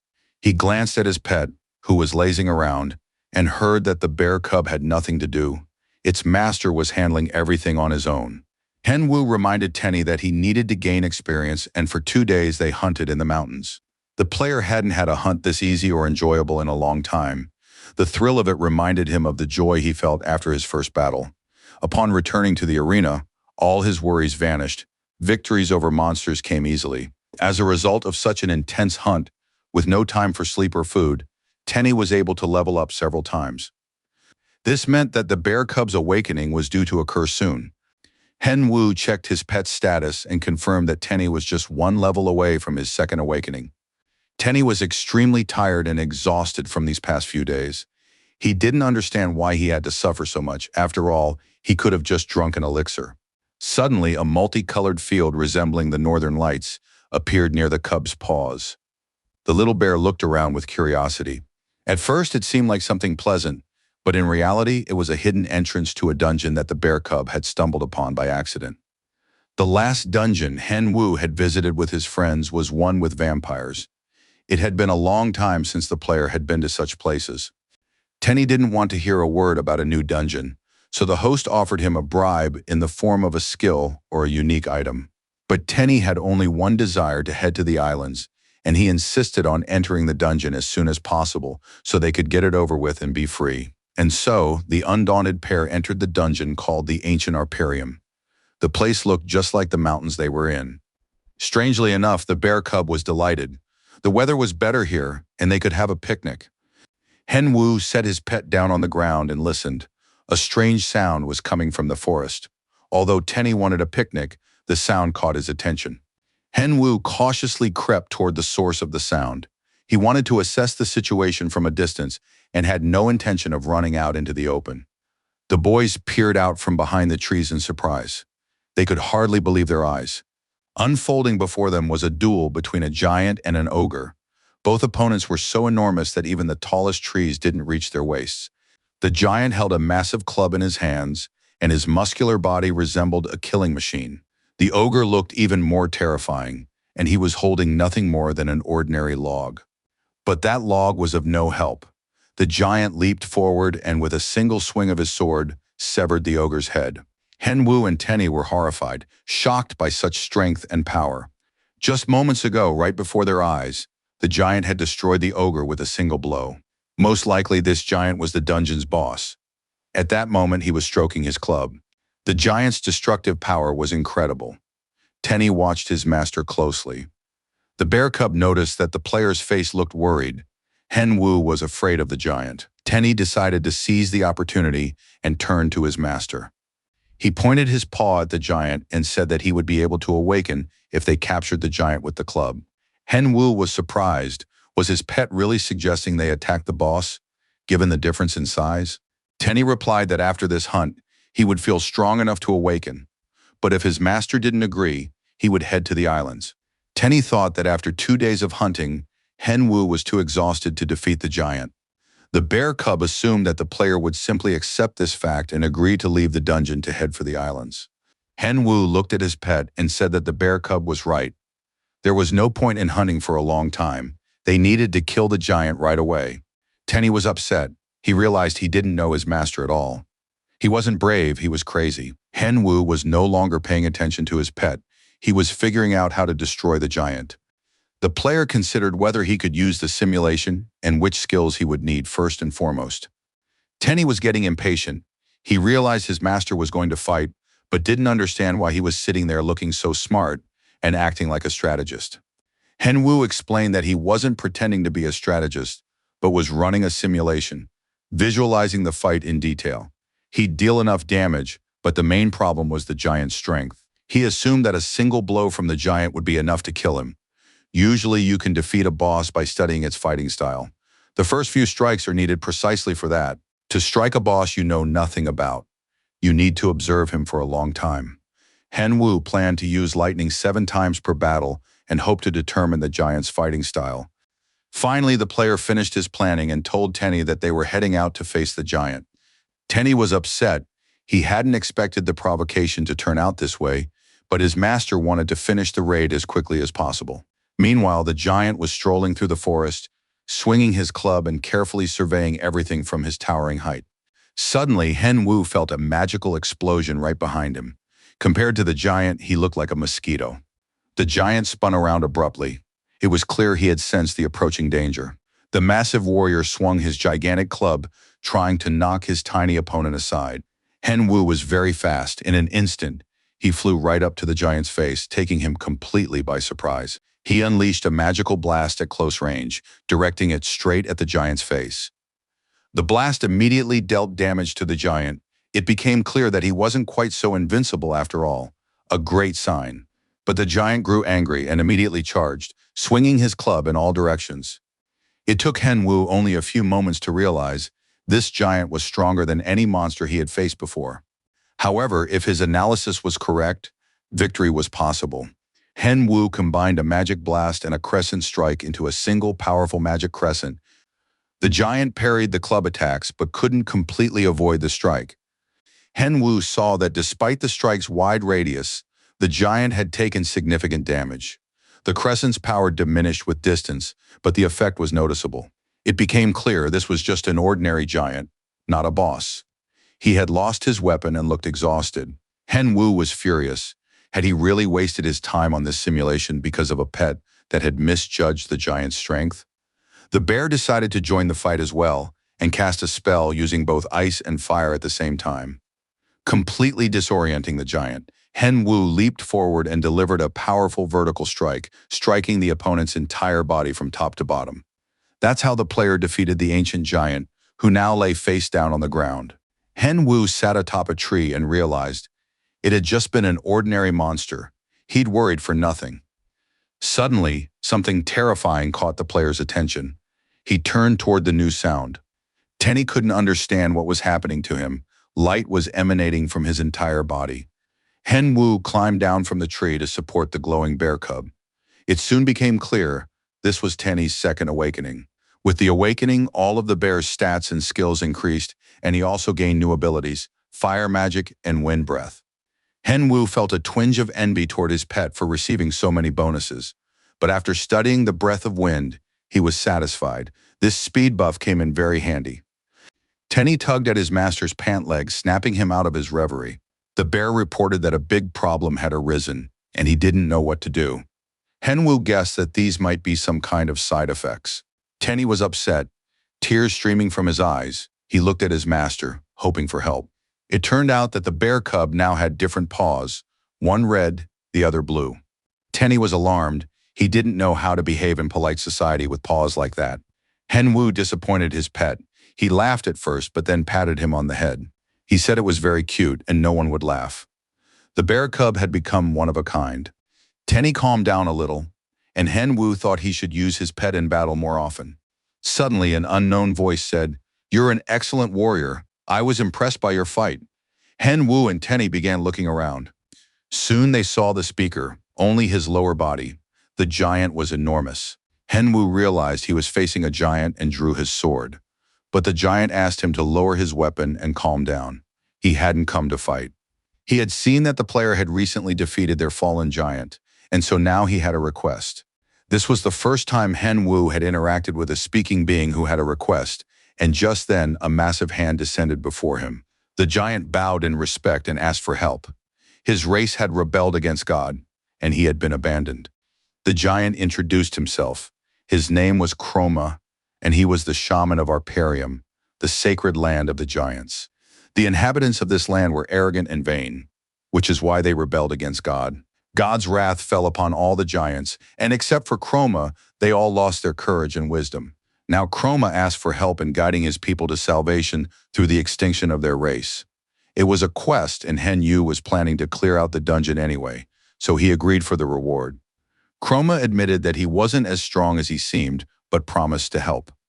He volunteered to be their guide, and soon the travelers reached their destination. Chroma pointed to the towers in the distance. That was the city where his race had lost its true essence. A giant named Floyd lived in that city. Floyd used to be a chieftain, incredibly strong, and the giants had joined his rebellion, but the outcome had been terrible. Chroma believed they should save everyone first and only then meet with Floyd. When Floyd utters his battle cry, all the giants nearby will join him. Hen Wu realized Floyd knows how to summon the giants. At that moment, Chroma remembered that he had a lot to do and needed to leave. At the same time, he promised to pray to God for forgiveness, so that he might turn his gaze toward the giants once more. You could say it was a clever excuse. Hram relied on the player to help him find salvation. After that, left alone, Hen Wu set about hunting with great zeal. The player quickly dealt with the ancient giant, and the hunt became much easier. Furthermore, the second awakening of the pet's magic greatly hindered the giants. Tenny's magic power exceeded 3,000 points. Now he surpassed any mage of the same level. Tenny worked tirelessly and soon declared that he could no longer tolerate his foolish master. They had already spent many days in the dungeon, and the bear cub felt that this was outright exploitation. He demanded a rest. Hen Wu realized that his pet had reached his limit and suggested that Tenny go to the islands to rest. The bear cub agreed immediately. Hen Wu felt that hunting had become easier, so he got to work. After all, he needed to log out of the game, do a live stream, and apologize to his pet. He decided to return to the arena first because his subscribers hadn't seen their idol in a long time. The player started the stream and greeted the viewers. At first, there were only a few of them. Hen Wu announced that he would show his battles until he earned a gold medal, just as the viewers had expected. He was currently at level 206 and believed he would reach the gold medal soon without any trouble. The viewers were tired of the academy and wanted more battles. Hen Wu decided to play along with the audience. He would complete their challenges in every duel to keep things interesting. Donations poured in instantly. The player selected the first one and read the challenge. He had to choose one of two options: a weapon for the duel, a staff, or the ability to use active skills. The player chose a bare-knuckle fight without skills and was now preparing for the match. The noob was serious and declared that he would win the first fight with his fists alone. Viewers needed to watch closely because it could all be over in an instant. The spectators took this as overconfidence, but waited with bated breath for the opponent to appear. Soon a player resembling an Egyptian warrior appeared in the arena. The opponent was a fighter class, so the match promised to be interesting. The ranked match began. The player was frightened. He recognized Nuba, and the encounter brought him no joy. He had already suffered nothing but defeats. A notification stated that the opponent was weaker than Hen Wu, so his body slowed down. Suddenly, the guy felt his body grow heavy, as if he were sitting at the bottom of the sea, unable to rise. Hen Wu took advantage of the slowdown and leaped toward his opponent to attack with his bare hands.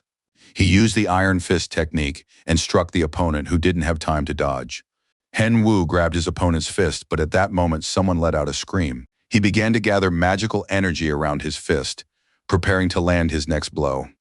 His fist was hurtling toward his opponent's face at tremendous speed, but the opponent suddenly asked him to stop so they could take a photo to remember the moment. It turned out that this guy was a spectator and a fan of Nuba. Hen Wu immediately decided to use this information to his advantage. He announced that he would hold an unofficial Nuba Academy. His opponent would be allowed to attack him for 2 minutes, using all his skills. Hen Wu understood that with that fighting style, he had no business competing in ranked matches. A fighter must always act precisely and quickly. Hen Wu couldn't accept that spectators were just beating him up, even though he was now the one beating up his own fan. After that match, Hen Wu gave each opponent a 2-minute lesson, not forgetting the challenges from the audience. Sometimes he fought using only his right hand, Other times he used his legs or weapons. That day, Hen Wu inflicted pain on many, but in the end he even won with a spoon. The victory counted toward the ranking match. He was pleased, 20 consecutive victories, and now he could win a gold medal. However, the viewers in the comments weren't happy. They felt sorry for the players who had to face Noob. He would soon become a master. Everyone understood that after his third promotion, Hen Wu had become very strong, but there was one top player named Reina who was his equal. Yenshan revealed that Reina had won the show King of Two Masks 3 times, but lost to a stranger in her first match. She kept her identity hidden and racked up her first 5 consecutive wins. Hen Wu realized that after the third update, many players were rapidly climbing the rankings. Times had changed. When he played as a Milligat, it was difficult to climb the ranks, but now many rankers had the opportunity to become stronger. Hen Wu addressed the viewers and said that the season would soon end, and he had an announcement to make. He announced that this season, a max-level noob would take first place in the arena. The player had gone through a lot, more than once. It seemed to him that Chroma had let him down with the mission. Why didn't the shaman mention that there were giants in the city too, and not just one, but a large number of them? It's unclear how he could have kept quiet about something like that after all. As the tribe's shaman, he should know the situation. Hen Wu was so exhausted that he asked his pet to help him immediately. Tenny was already busy and didn't understand why his stupid owner didn't notice that. Hen Wu suddenly realized, when a pet is flustered, it can't use its skills properly. A single charge from the bear would have been enough to handle the situation faster. Meanwhile, Hen Wu was fighting yet another giant, using his crescent strike, and decided to start training his pets soon. Hen Wu checked the stats. He had already defeated half the giants. If they tried hard, they could finish the quest by the next day. He figured that a high-level reward awaited him for completing the quest, though his pet was very tired and miserable. Hen Wu moved deeper into the city and noticed something strange. He hadn't encountered a single giant in the last 10 minutes. He surmised that the remaining 300 giants were likely guarding the boss, not a promising prospect. Remember, just recently, he had fought 8 giants at once, and that had been very difficult, let alone against a boss. But at that moment, Tenny noticed something off to the side. Deep within the square was a niche with a huge stone throne on which someone was sitting. As he approached, the player realized this must be the boss. The giant was enormous, powerful, and self-assured, and was now staring intently at the man. He addressed Hen Wu. "Why are you exterminating my race?" Hen Wu took a defensive stance. However, the giant said he had no intention of killing the player. On the contrary, he wanted to thank Hen Wu for saving the giants in his place. It all sounded strange and confusing. The giant explained that they had fallen into an evil mage's trap, and the Heavenly Father had placed a curse on them. The giant was the leader of the rebels and had been locked up in the tower. The other giants had even begged him to kill them himself, but he couldn't bring himself to do it. He believed he hadn't been a worthy ruler and didn't dare take their lives. The giant looked genuinely upset. This information differed sharply from what the player had heard earlier. Perhaps the real boss who needed to be killed was not Floy, but Chroma. Hen Yu told the giant that he had heard a different version, that Floy had turned the people against God. Upon hearing this, the giant leaped from his throne and exclaimed that Chroma would not dare to lie like that. Hen Wu and his pet realized this giant had a thunderous voice. He was a real monster, but they needed to figure out who was lying. The player continued the conversation, trying to figure out, was Chroma lying or was Floy? Floyd insisted that this was exactly the case. If he could leave the city, he would kill Chroma. By this point, the player had a pretty good idea of who to believe. But in any case, he needed to side with the strongest. He approached the giant and asked how he could help. Floyd explained he was being held captive in the city. Hen Wu had to kill Chroma in his place. If he did so, Floyd would hand over the sacred relic, which is usually reserved only for chieftains. Hen Wu thought that the truth was most likely on Floyd's side. If the relic was in his possession, Chroma wouldn't be able to offer a reward, which meant he had to be killed. He asked the giant if he would help kill Chroma if he lured him here. Upon hearing this, Floyd leapt for joy. If everything went according to plan, he would take Chroma's life immediately. The giant's support was secured. Half the battle was won. Now it was time to go after Chroma. The player met Chroma in the forest and told him that he had already killed Floyd. The giant was surprised. He fell to his knees and thanked the player. Finally, his tribe would be able to atone to God for their sins. Hen Wu thought that if Chroma were stronger, he would have already died from the intensity of his emotions. Chroma remembered that he had to give the player his reward and went into the forest to fetch it. Judging by the giant's joyful expression, Hen Wu realized he was a good NPC. But soon a hurricane-force wind blew up, and the player and his pet could barely stay on their feet. A powerful magical flash illuminated the forest. NPCs usually lied better than humans. Chroma unleashed a magical attack on the player, certain that no one could survive it. Hen Wu and his pet leaped to the top of a tree and asked the giant why he was laughing. Chroma was surprised. The player had known everything in advance and had pretended to believe in the reward. Hen Wu was outraged by the giant's treachery and prepared to attack from behind. He and Tenny hated those who attacked without warning. Hen Wu boosted all his stats, activated Explosion of Celestial Bodies, and unleashed it on Chrome. The giant did practically nothing, simply interlacing his fingers and deflecting the magical blows. Powerful explosions filled with magic and lightning followed one after another, leaving the enemy no chance. Hen Wu was pleased. He liked the attack he'd been able to use against the giant. Chroma clearly hadn't expected such resistance and power from an ordinary player. He immediately began healing his body, saying that the player shouldn't think he could defeat him with an attack like that. Hen Wu wasn't happy that the giant was regenerating so quickly, but then his pet stepped in to help. It would have been better if the bear cub hadn't intervened, but it was too late. The enormous giant directed an attack at him. Hen Wu snatched Tenny out of the way, and the bear cub realized how easily his master was handling the situation. He decided the opponent was weak. In reality, the giant was much stronger than the player had imagined, and now Hen Wu was running for his life. By this point, Chroma was furious. He had no intention of letting the unfortunate player get away, and was behaving exactly as Hen Wu had planned. Now all that remained was to reach Floy. Hen Wu left the bear cub in a safe place, warning him not to interfere again of his own accord. While Chroma was restoring his mana and health, Tenny was supposed to take advantage of the roar and escape. Hen Wu had planned to lure Chrome toward Floy, but the giant apparently suspected that Floy was alive and had frozen in place. Unfortunately, Hen Wu realized he would have to fight Chroma himself. He told the giant that he expected to defeat him quickly, and at that moment activated the giant's power. All his abilities were amplified. Chroma immediately recognized the ring and gaped in surprise. The giant was stunned to notice that Chloe had left the players, and the situation became even more confusing.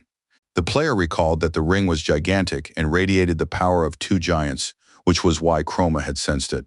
It turned out that the ring Hen Wu was now wearing originally came from this place. That meant the item was extremely valuable, and a unique set could be assembled.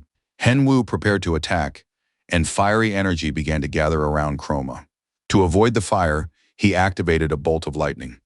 The priest Chroma closed his eyes and began to utter words of curses and spells in his giant language. Hen Wu was stunned by his opponent's power. The priest unleashed a barrage of attacks without pausing to recharge. If this continued, the player would be in trouble. Then Chroma cast a spell prohibiting the use of lightning, after which he attacked Hen Wu with magic. Suddenly, a powerful blow pierced the giant's body. A massive spear was sticking out of his shoulder. Chroma was clearly in pain and distress. The spear had been thrown by Floyd, who was happily watching their encounter. Chroma tried not to show his surprise, claiming that he knew Floyd was alive. Suddenly, Floyd froze in place, as if a wall had appeared before him. The giant couldn't leave the area. Chroma began to laugh and mock his helpless opponent, as if he'd walked into a zoo. The curse was still in effect, and the giant looked pitiful. Hen Wu appeared on the shaft of the spear sticking out of Chrome's chest. He understood that quests aren't handed out for free, you have to work for them. The more you hit a sore spot, the more it hurts, the player said, gathering magical energy. Soon he unleashed it on the wound, and Chroma let out a piercing scream. The giant tried to pull out the spear, activating his healing ability. Tenny received the order to attack before the enemy could regain his energy. The bear cub used his roar and a magic spell that lifted the ban on lightning. The player rushed into the attack and dealt massive damage to Kuro with lightning bolts. The final attack, a crescent moon strike, ended the battle, and the massive giant lay defeated. Hen Wu had defeated the worthless shaman Chrome. Floyd watched the duel as if it were a movie and thanked the player for destroying the shaman and saving the remaining giants of the clan. Floyd wondered how the player had come to possess certain relics while under a curse, specifically the giant's rings. The relics work best as a complete set, and Floyd, as promised, handed the ring to Henwu. The young man completed the quest and received the sacred relic of the giants. Thanks to the player's actions, the clan of giants was saved. Floyd explained that the relic had kept him alive while under the curse, but now there was no longer any need for it. Floyd said goodbye once more and thanked Henwu for his help. Henwu and Tenny found themselves in a forest clearing far from the giant's castle. He examined the ring on his finger. The complete, unique set had been collected, and the loot turned out to be even greater than expected. But suddenly utter horror struck, a catastrophe, and the end of the world all rolled into one. Henwu remembered that he hadn't received an item after Chrome's death. He wanted Floyd to send him back into the dungeon, but the bear already had something hidden in its furry paws. Sonia greeted the stream's viewers, introducing herself as Arena's favorite reporter. The girl began the broadcast as the weather outside was perfect. By a happy coincidence, a special guest joined the stream. A max-level noob appeared on screen and greeted all the viewers. This was a first. Nub had never appeared on someone else's stream before, but he had once promised Sonia he'd come as a token of gratitude. The girl had called and texted him repeatedly since he'd promised a joint stream, but he was always busy. Henwu admitted that he had indeed forgotten about the promise. Sonia thanked the guest, while the viewers wondered what the stream's theme would be. There were many of Nub's fans among them. Fans started sending donations, but the player replied that it wasn't appropriate yet and that it would be better to save the gold for his stream. Sony explained that she had invited Nuba to host the Winners Academy. She wanted to spend their time together learning skills and getting tips for hunting rather than for arena battles. Henwu read the subscribers' comments but realized that this wasn't his target audience. He sensed that they doubted his abilities. He didn't understand why Sonia, as a necromancer, wasn't using undead creatures and curses. Hunting without magic would be difficult for her, but he still had to follow the stream's rules. This time, Henwu wasn't in charge, so he had to accept it. The training began. Henwu entered the marketplace and tried to explain to Sonia the best way to attack and why she should now let someone else strike her undead. After all, her skeletons were currently attacking the enemies. She needed to send other skeletons to help or use magic. Sonia knew a bit about magic, but she didn't know how to perform a particular spell, and tears streamed down her face. Henwu realized he just needed to summon the undead and control them. He couldn't believe how clueless the girl could be when it came to the game. The viewers also came to the conclusion Sonia was better off streaming and being a reporter, not hunting. Suddenly, a huge monster pounced on Sonia, and it seemed impossible to save her. Just a little longer, and she would die right there on her stream. Henwu managed to leap forward and slice the monster in half with his sword. The danger had passed. The enormous horned and powerful minotaur was slain, and the upper half of its body vanished into thin air. Everyone wanted to know how Sonia had ever survived on hunts before. It turned out she had always been in a group with spectators or acquaintances. Henwu flew into a rage. What kind of group hunt could there possibly be with a necromancer? If there are 10 players and 5 or 6 necromancers, what's the point of a group hunt for a necromancer anyway? It's complete nonsense and a waste of time, he thought. Henwu realized the girl was a lost cause. Viewers in the comments also believed she was incapable of solo hunting and would be better off giving up right away. But unexpectedly, Henwu decided to turn the situation to his advantage and prove to everyone that nothing was impossible for him. Today, he would make sure that Sony could hunt on her own. None of the viewers or the girl herself believed it. But Henwu sternly told her to follow all his instructions, and then the hunt would come naturally. Sony was stunned, but agreed to follow his instructions. By this time, a group of goblins had already gathered in the area. Sony turned around, saw the demons and goblins, and let out a frightened scream. She was supposed to deal with them on her own. But Henwu said, "I'll take care of them myself. You just need to do what I say." Sony didn't take her eyes off the player. He asked her why she wasn't summoning anyone. The girl seemed to snap out of it and began summoning undead creatures, which crawled out from beneath the ground. Sonia's enemies were now goblins and demons. She summoned 10 skeleton swordsmen, 3 skeleton mages, and 5 ghouls. It should be enough for victory. Henyu gave the orders. Send 2 skeleton knights to each goblin. Have the mages command the knights to attack. The ghouls will defend from the rear. Sonia didn't have time to memorize everything and asked him to repeat it. Henwu explained briefly, block the goblin's path with the skeleton knights, have the mages prepare to attack, and have the ghouls attack from the rear. The girl began carrying out the orders without distraction, using offensive and defensive magic. She couldn't use explosive magic. The battle wasn't limited to the undead. Sonia tried her hardest, completed all her tasks, and even activated a dark bomb. She liked the results so much that she almost stopped the attack. But Henwu ordered her not to get distracted and to prepare the mages for the next battle. Sonia refocused and ordered the mages to attack the wounded goblins. The mages attacked, and the goblins began to lose their life energy and die. Sonia was thrilled. She smiled sweetly and looked at her mentor. But she couldn't let herself get distracted. The battle wasn't over yet, and she needed to use her curses. Sonia stopped looking around and focused entirely on the fight. Soon she defeated the demons and goblins, gaining experience. The girl was absolutely thrilled. She couldn't believe she'd managed to defeat the monsters on her own. Of course, Henwu's help had played a part, but soon she'd be able to handle things on her own. And that would happen if she continued to believe in and follow the player named Kang Henwu, who was without a doubt the most handsome guy in the world.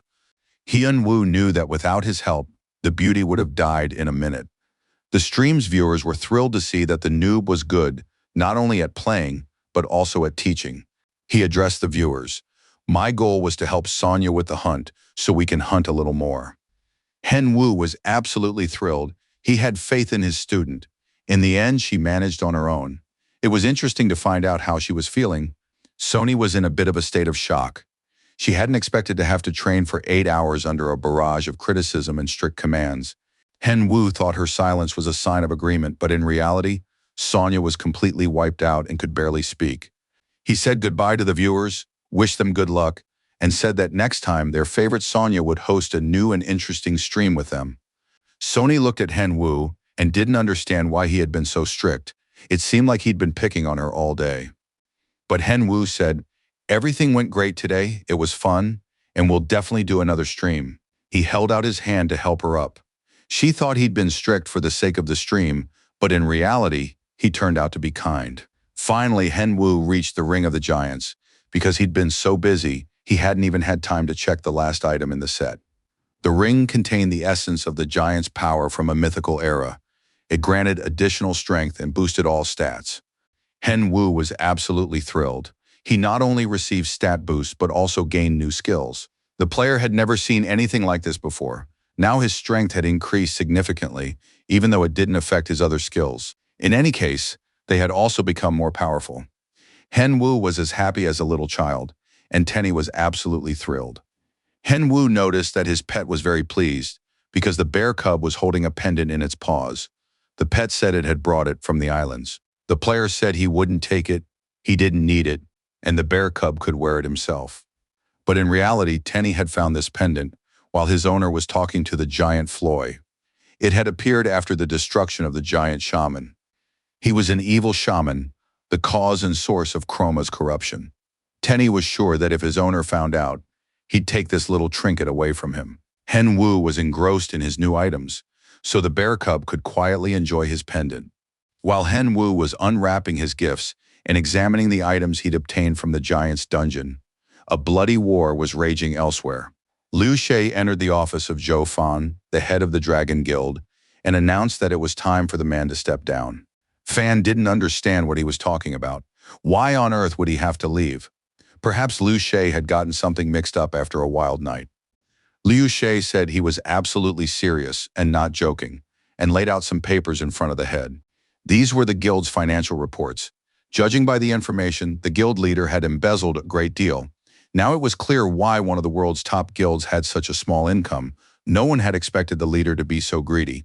Head Fan immediately started shouting that it was all fake and that no one would believe these documents.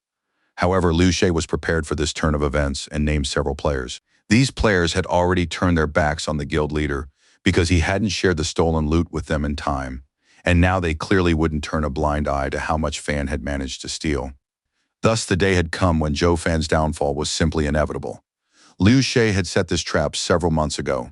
There's no way to avoid it or escape it, so the leader can either leave the guild right now or face a police report tomorrow alleging his dishonest activities. A hot topic about a rebellion in a massive guild appeared in the arena game community, and there was also news that the leader of such a powerful guild had been replaced. Moreover, the leader's resignation was overshadowed by the fact that the third dragon, Liu Shay, became the next leader, even though the second dragon was supposed to take that position.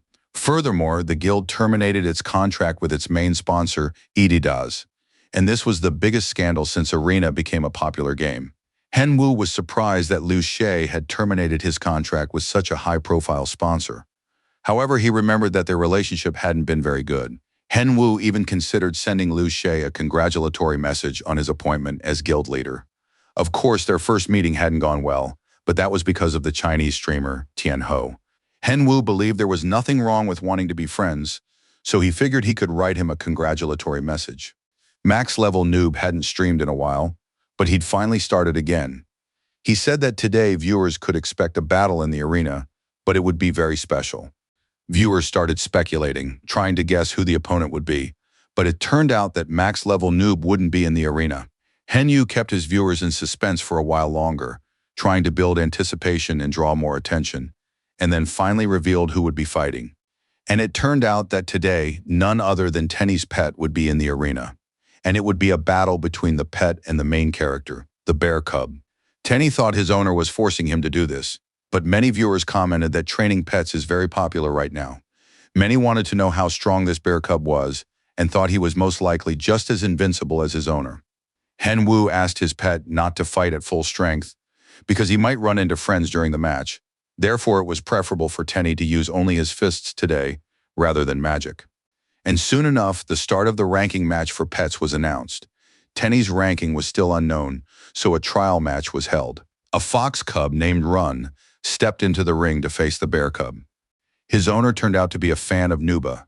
As soon as he saw his idol nearby, he immediately asked for a photo together and admitted that he'd gotten a pet because he really liked Tenny. Henwu, of course, didn't want to disappoint his fan and agreed to take a photo, even as the pets were about to begin their match. Tenny tried to make contact with the fox cub. He said he really loves foxes, and after that, the bear cub got down to training. He taught Runa some basic commands. The spectators couldn't figure out what was going on, but the battle between these two cute creatures never actually began. And then Runa's owner announced that he was giving up because his little fox was unlikely to defeat Tenny. Of course, it's clear now that Runa should have been trained properly. Then he could have held his own in the arena. And although player Henwu was awarded the victory in this pet duel, it still didn't feel like a real pet battle. It was more like they were just having fun. Henwu was dissatisfied with this match. However, the bear didn't understand what the problem was. After all, he hadn't hit hard, hadn't used magic, and didn't understand what his owner was complaining about at all. Had he really done something wrong? Henwu was very surprised to notice that his pet's speech had become more articulate. He wouldn't shut up, continuing to say that his owner was constantly dissatisfied. In short, this bear was embarrassing the player in front of his viewers. The viewers speculated that Nub didn't actually always treat his pet nicely, so the player had to defend himself and say that he really loved this stuffed animal. Henwu suggested that his followers take a look at the stats window for Tenny's pet, so everyone could see just how powerful this little bear was. Henwu checked the pet's stats and was very surprised. The player immediately realized that the bear was hiding something from him, while the shameless Tenny was now lying in the middle of the studio begging for some water. Henwu displayed the bear cub's data for all to see. However, to protect his pet, he hid its skills and stats. But that was exactly what the viewers wanted. They needed the full information window. In the end, Henwu was forced to reveal the whole truth. It turned out that Tenny wasn't a very powerful pet, but he would soon become a true ranker. Henwu realized he'd painted himself into a corner, so he announced a break and asked everyone not to leave and to wait for him to return.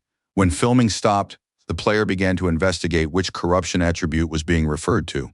Could the bear have taken something without asking his owner? Tenny started crying and making excuses, saying he hadn't consumed anything at all. He hadn't even drunk the elixir yet, and he had no idea where this attribute had come from. The bear cub sobbed and beat his chest. That's when Henwu's attention was drawn to the pendant that had been hanging around the pet's neck the whole time. The player decided to check it out and take a closer look at the item. It turned out that the problem was indeed related to the pendant. It was the source of the curse, a unique item. Tenny was forced to admit that he had taken the pendant when his owner wasn't paying attention. Hen Wu praised the bear cub and returned the pendant to him. Tenny was surprised that his owner wasn't taking it back. Of course, it was unpleasant to realize that his pet had hidden the pendant from him. Hen Wu thought the item had been lost, and at the same time, it was cool that Tenny could use items. Of course, no one would argue that this trait isn't exactly the most positive one. But if any problems arise, Tenny's parents will figure them out somehow. And although the player hadn't seen them, he could probably imagine what they looked like. Tenny was happy again. He hung the pendant around his neck and promised not to hide items from his owner anymore. After that, Hen Wu and his pet continued fighting in the arena. A toothy and dangerous pet was their next opponent, but its laughable size was no match at all.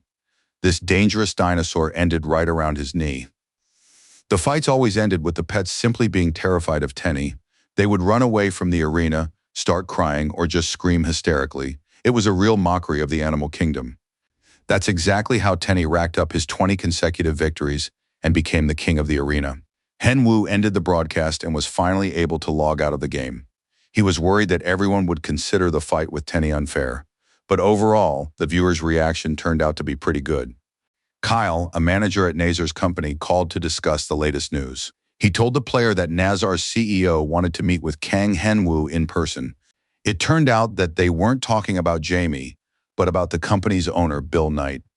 Han Wu was surprised to hear this. However, he shouldn't have been surprised, because the player didn't really understand what position he currently held in the world. The number of arena players was approaching 10 million, but at the same time, one has to realize who attracts hundreds of thousands of viewers during their streams, and whose videos and matches garner the most views. At the same time, Han Wu didn't think he was worthy of a meeting with the company's owner himself. Kyle asked the player if he were offered his debut as a professional gamer right now. Would he be confident of victory?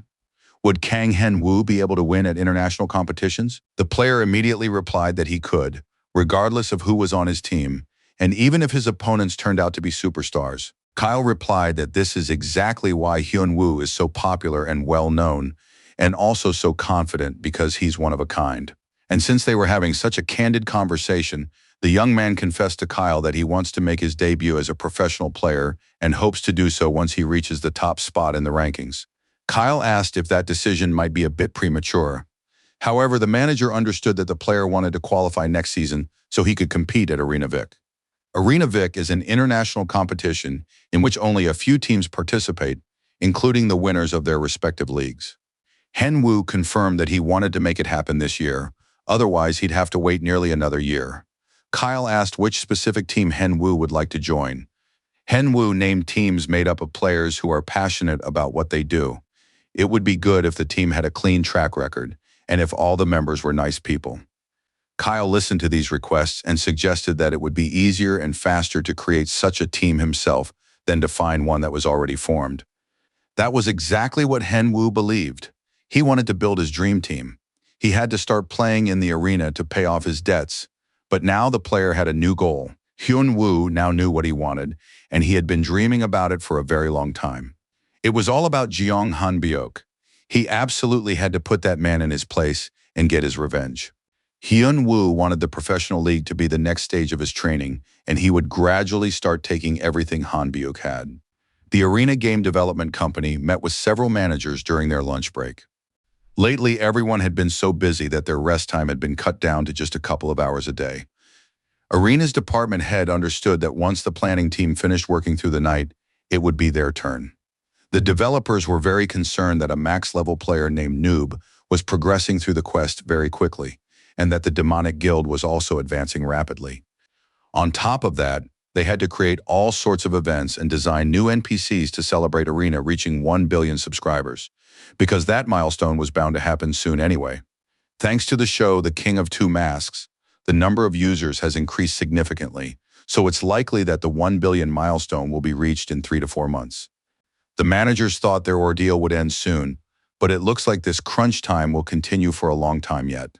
Tenny was simply overjoyed. He discovered the location of the Great Islands and ran to tell his master. Surprisingly, the player Hen Wu was very pleased. He grabbed his pet and began hugging it. Tenny explained that the entrance to the islands was located behind a waterfall in the largest forest on Mount Haji. But then the player remembered that the largest forest on Mount Haji was the Forest of the High Elves, which had been taken over by representatives of an American company. A team that included Reina was playing there. Reina was pleasantly surprised when she saw that a max-level noob had come to see her. Something must have happened for him to show up here. Reina was happy to see the player, especially since everyone's favorite, the bear cub Tenny, was sitting on his shoulder. The team members looked at Reina in surprise. They'd never heard her chat so sweetly with anyone before. The guys were ready to faint from astonishment. Reina immediately cast a spell on them so they'd fall asleep quietly and not think about anything. The noob said that he'd actually come to talk to the guys on this team.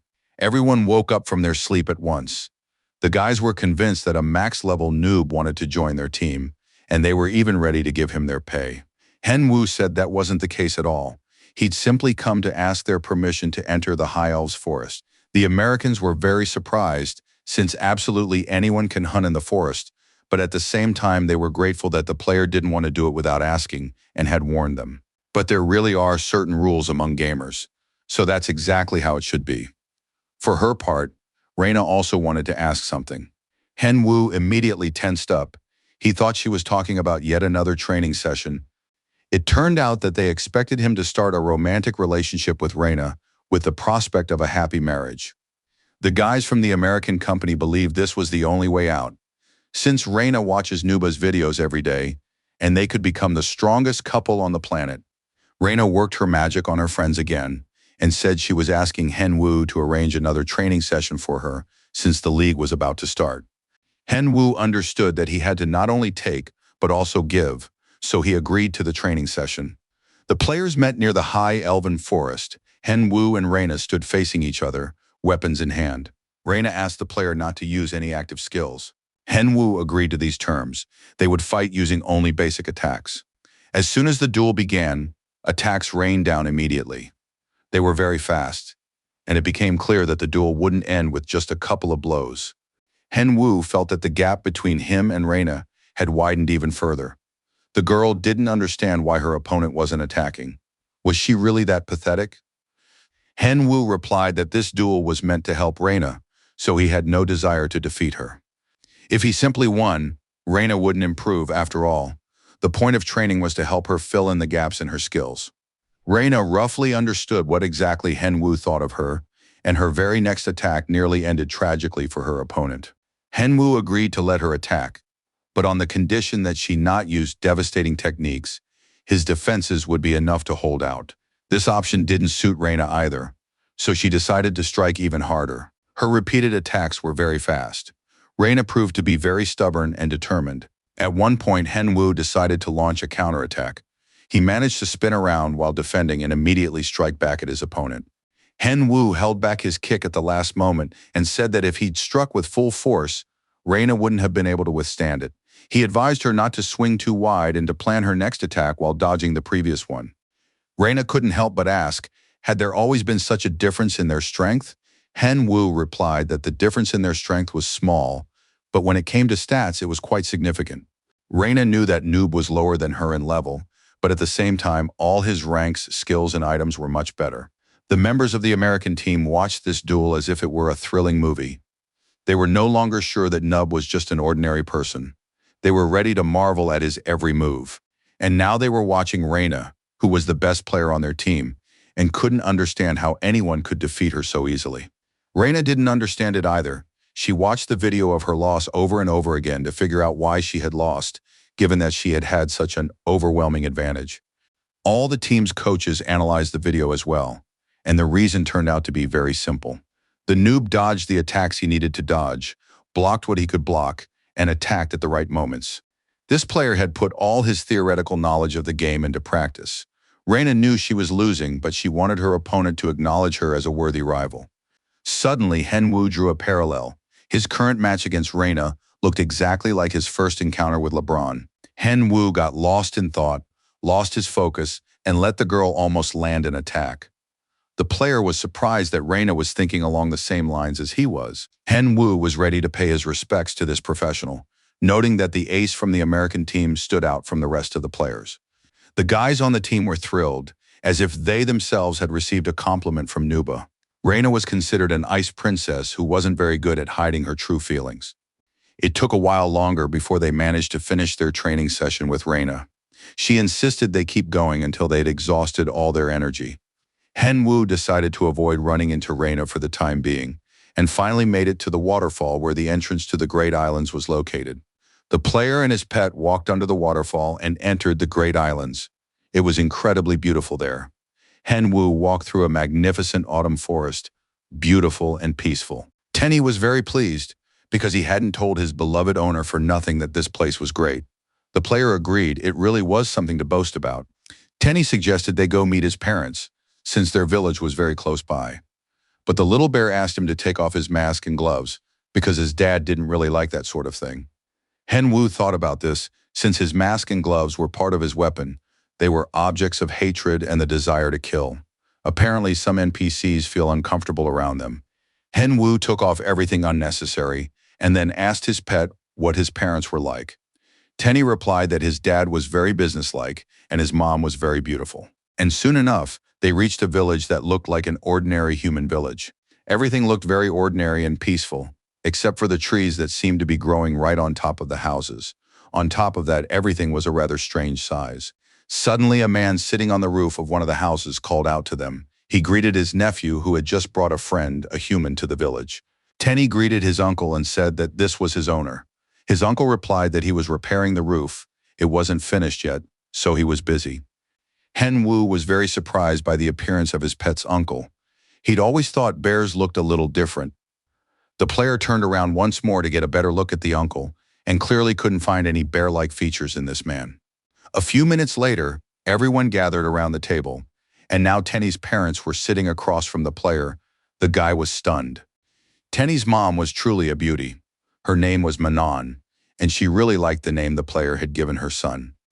Tenny's father, Hyuga, also approved of the name. It reflected their son's good looks.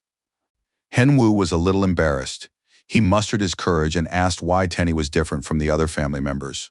His mother smiled and explained that they could change their appearance to that of a human after undergoing their second awakening.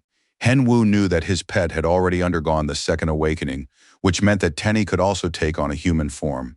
His parents believed that their son preferred the appearance of a cute little bear, which was why he wasn't in a hurry to look like a child. Besides, as he got older, he wouldn't be a little bear cub anymore, so this was his way of expressing his desire to stay a child a little longer. Henwu, of course, smiled as he listened to his mom's explanations, but he was ready to strangle his pet for hiding such an ability from him. Henwu, of course, said that he too thought his pet was a very cute little bear. Dad said he'd been very worried when he heard his son had gotten a master. Well, it was a good thing that Kang Henwu was the one who became that master. Dad hoped the gamer would take good care of the pet. After that, the whole group had a great time. Dad was very pleased that his son was getting stronger every day. Hyunwoo was ready to demonstrate their son's abilities and asked if there was a good hunting spot nearby. At that moment, Mom and Dad began whispering to each other about something. Since there was some work that needed to be done anyway, why not let the player handle it? Manon turned to the player and said that he was a good person who could be trusted with their son, but personally she wasn't sure about his abilities. Tenny was genuinely outraged. It was his own parents who were expressing distrust toward his master.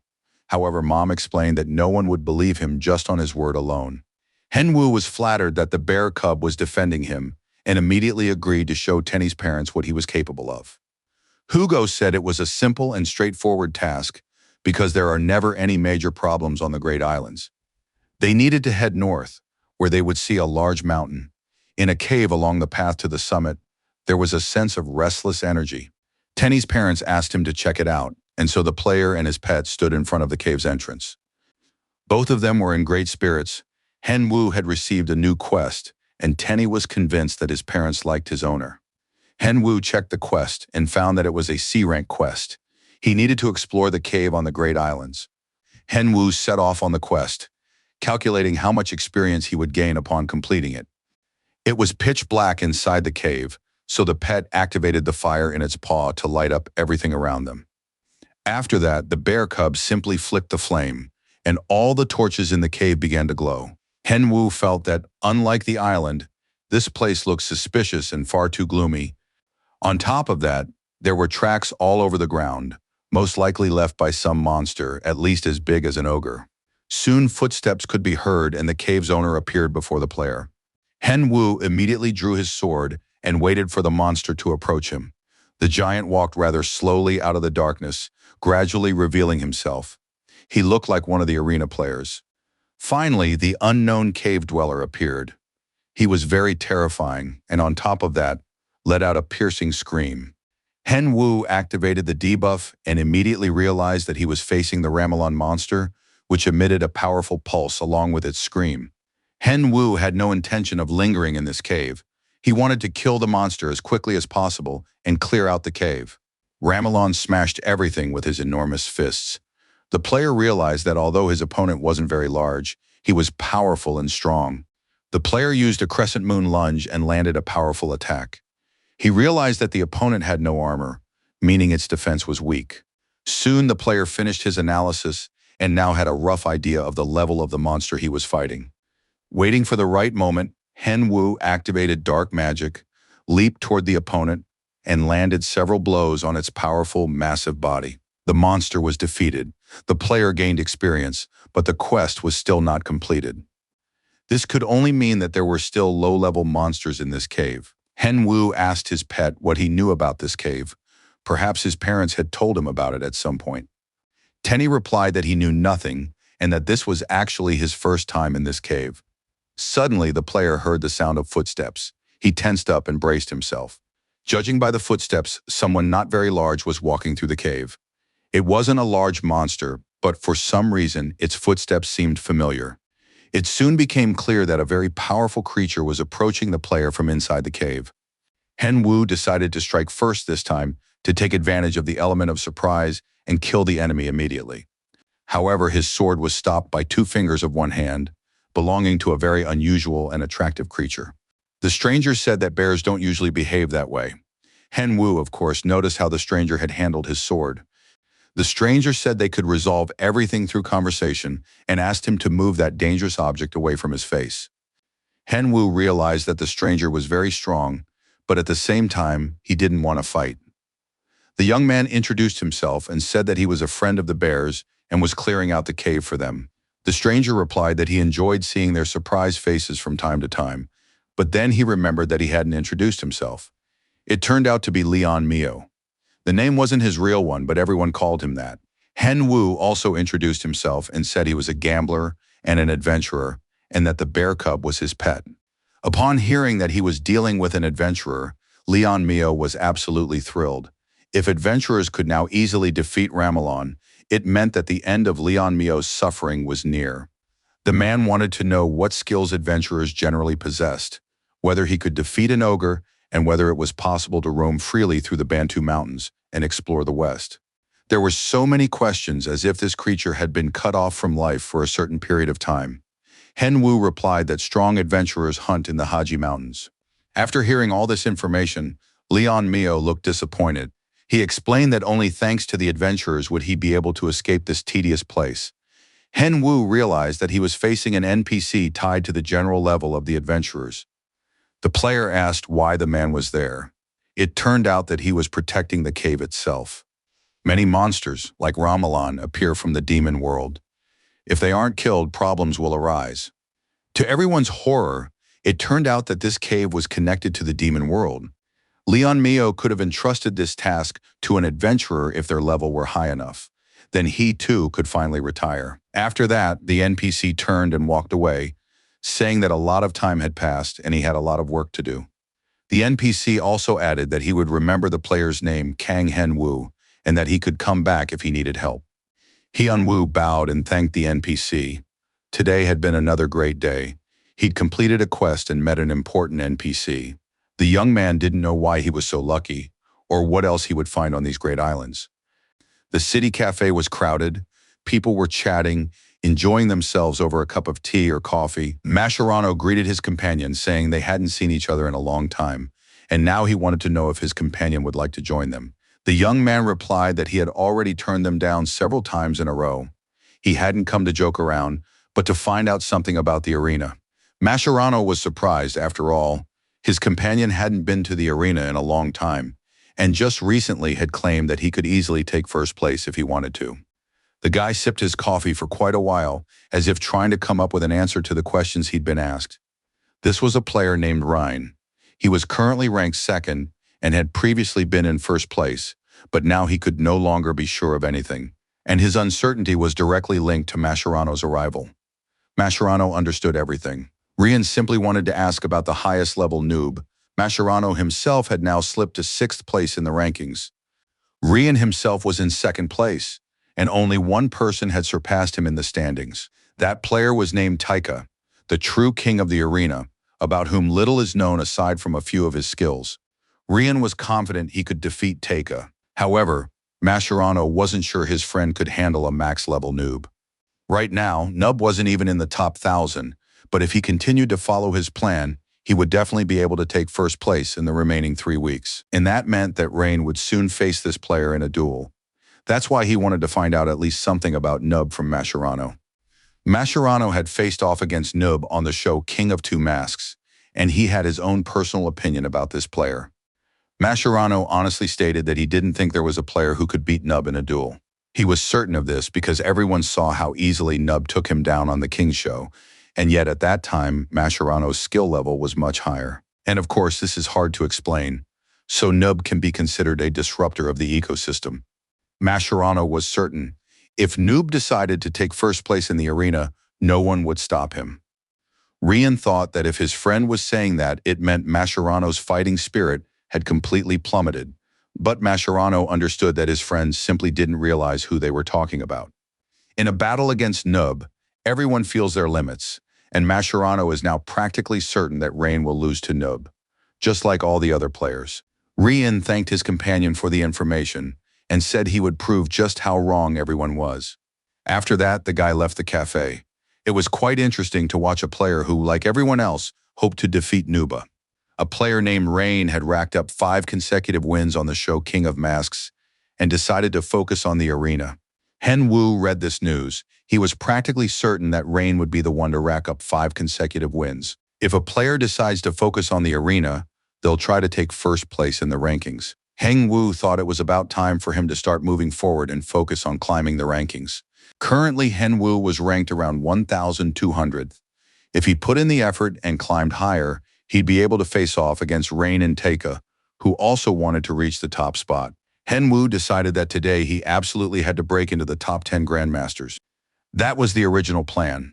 However, nearly an hour and a half had already passed, and the max-level noob still couldn't start a match because they couldn't find an opponent for him.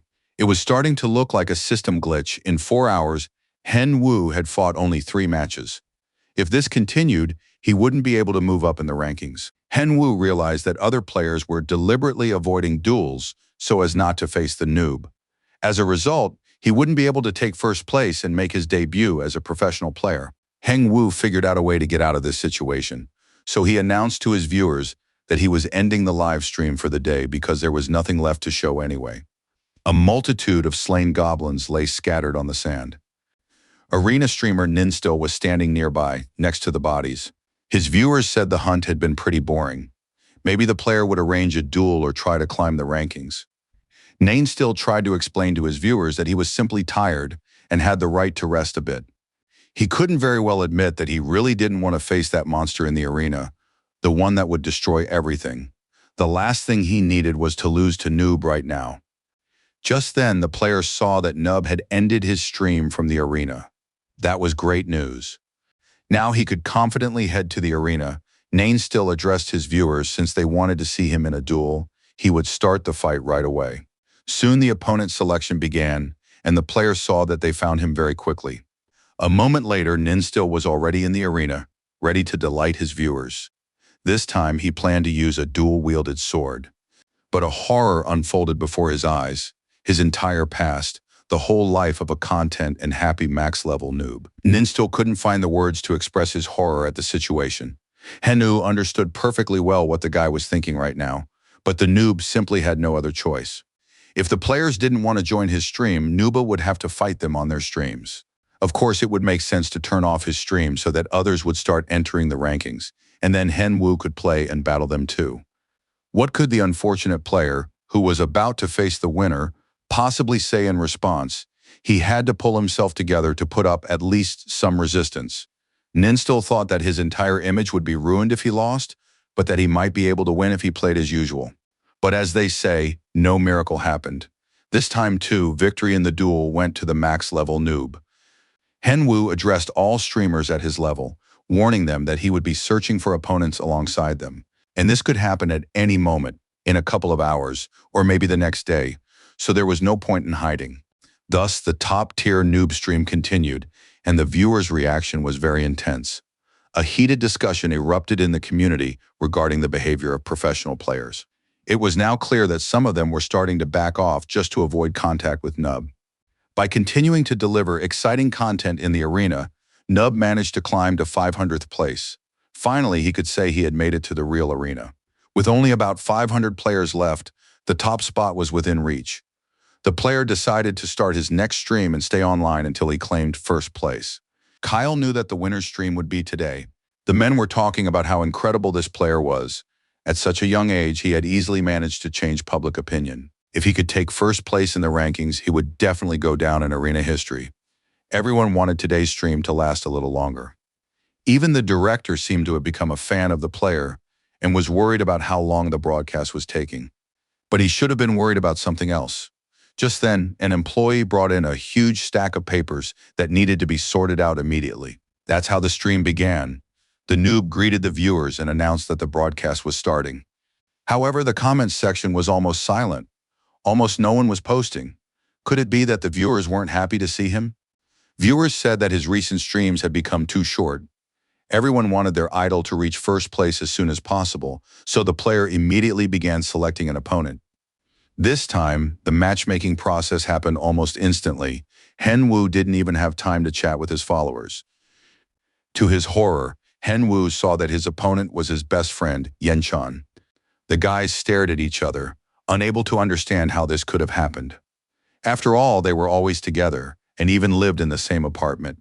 Streamer Aragon, one of the popular strategists known for his down-to-earth image, solid skills, and entertaining streams, often appeared as a guest on Arena's official broadcasts. Before Nuba came along, he was even called the best streamer in Korea, and now this baffling showdown. Everyone knew that Aragon usually helped out on Nuba's streams, sometimes filling in for him as a host or acting as a manager. It turned out that it really did happen by chance. Aragon had run out of content today, so he decided to fill the remaining time with battles in the arena. Of course, he couldn't have imagined that he'd run into Kang Hyun-woo there. Nub didn't waste time on sentimental thoughts. He was already on the attack. The two came face to face. Hyun-woo couldn't understand how it had come to this, how the two of them had ended up here together.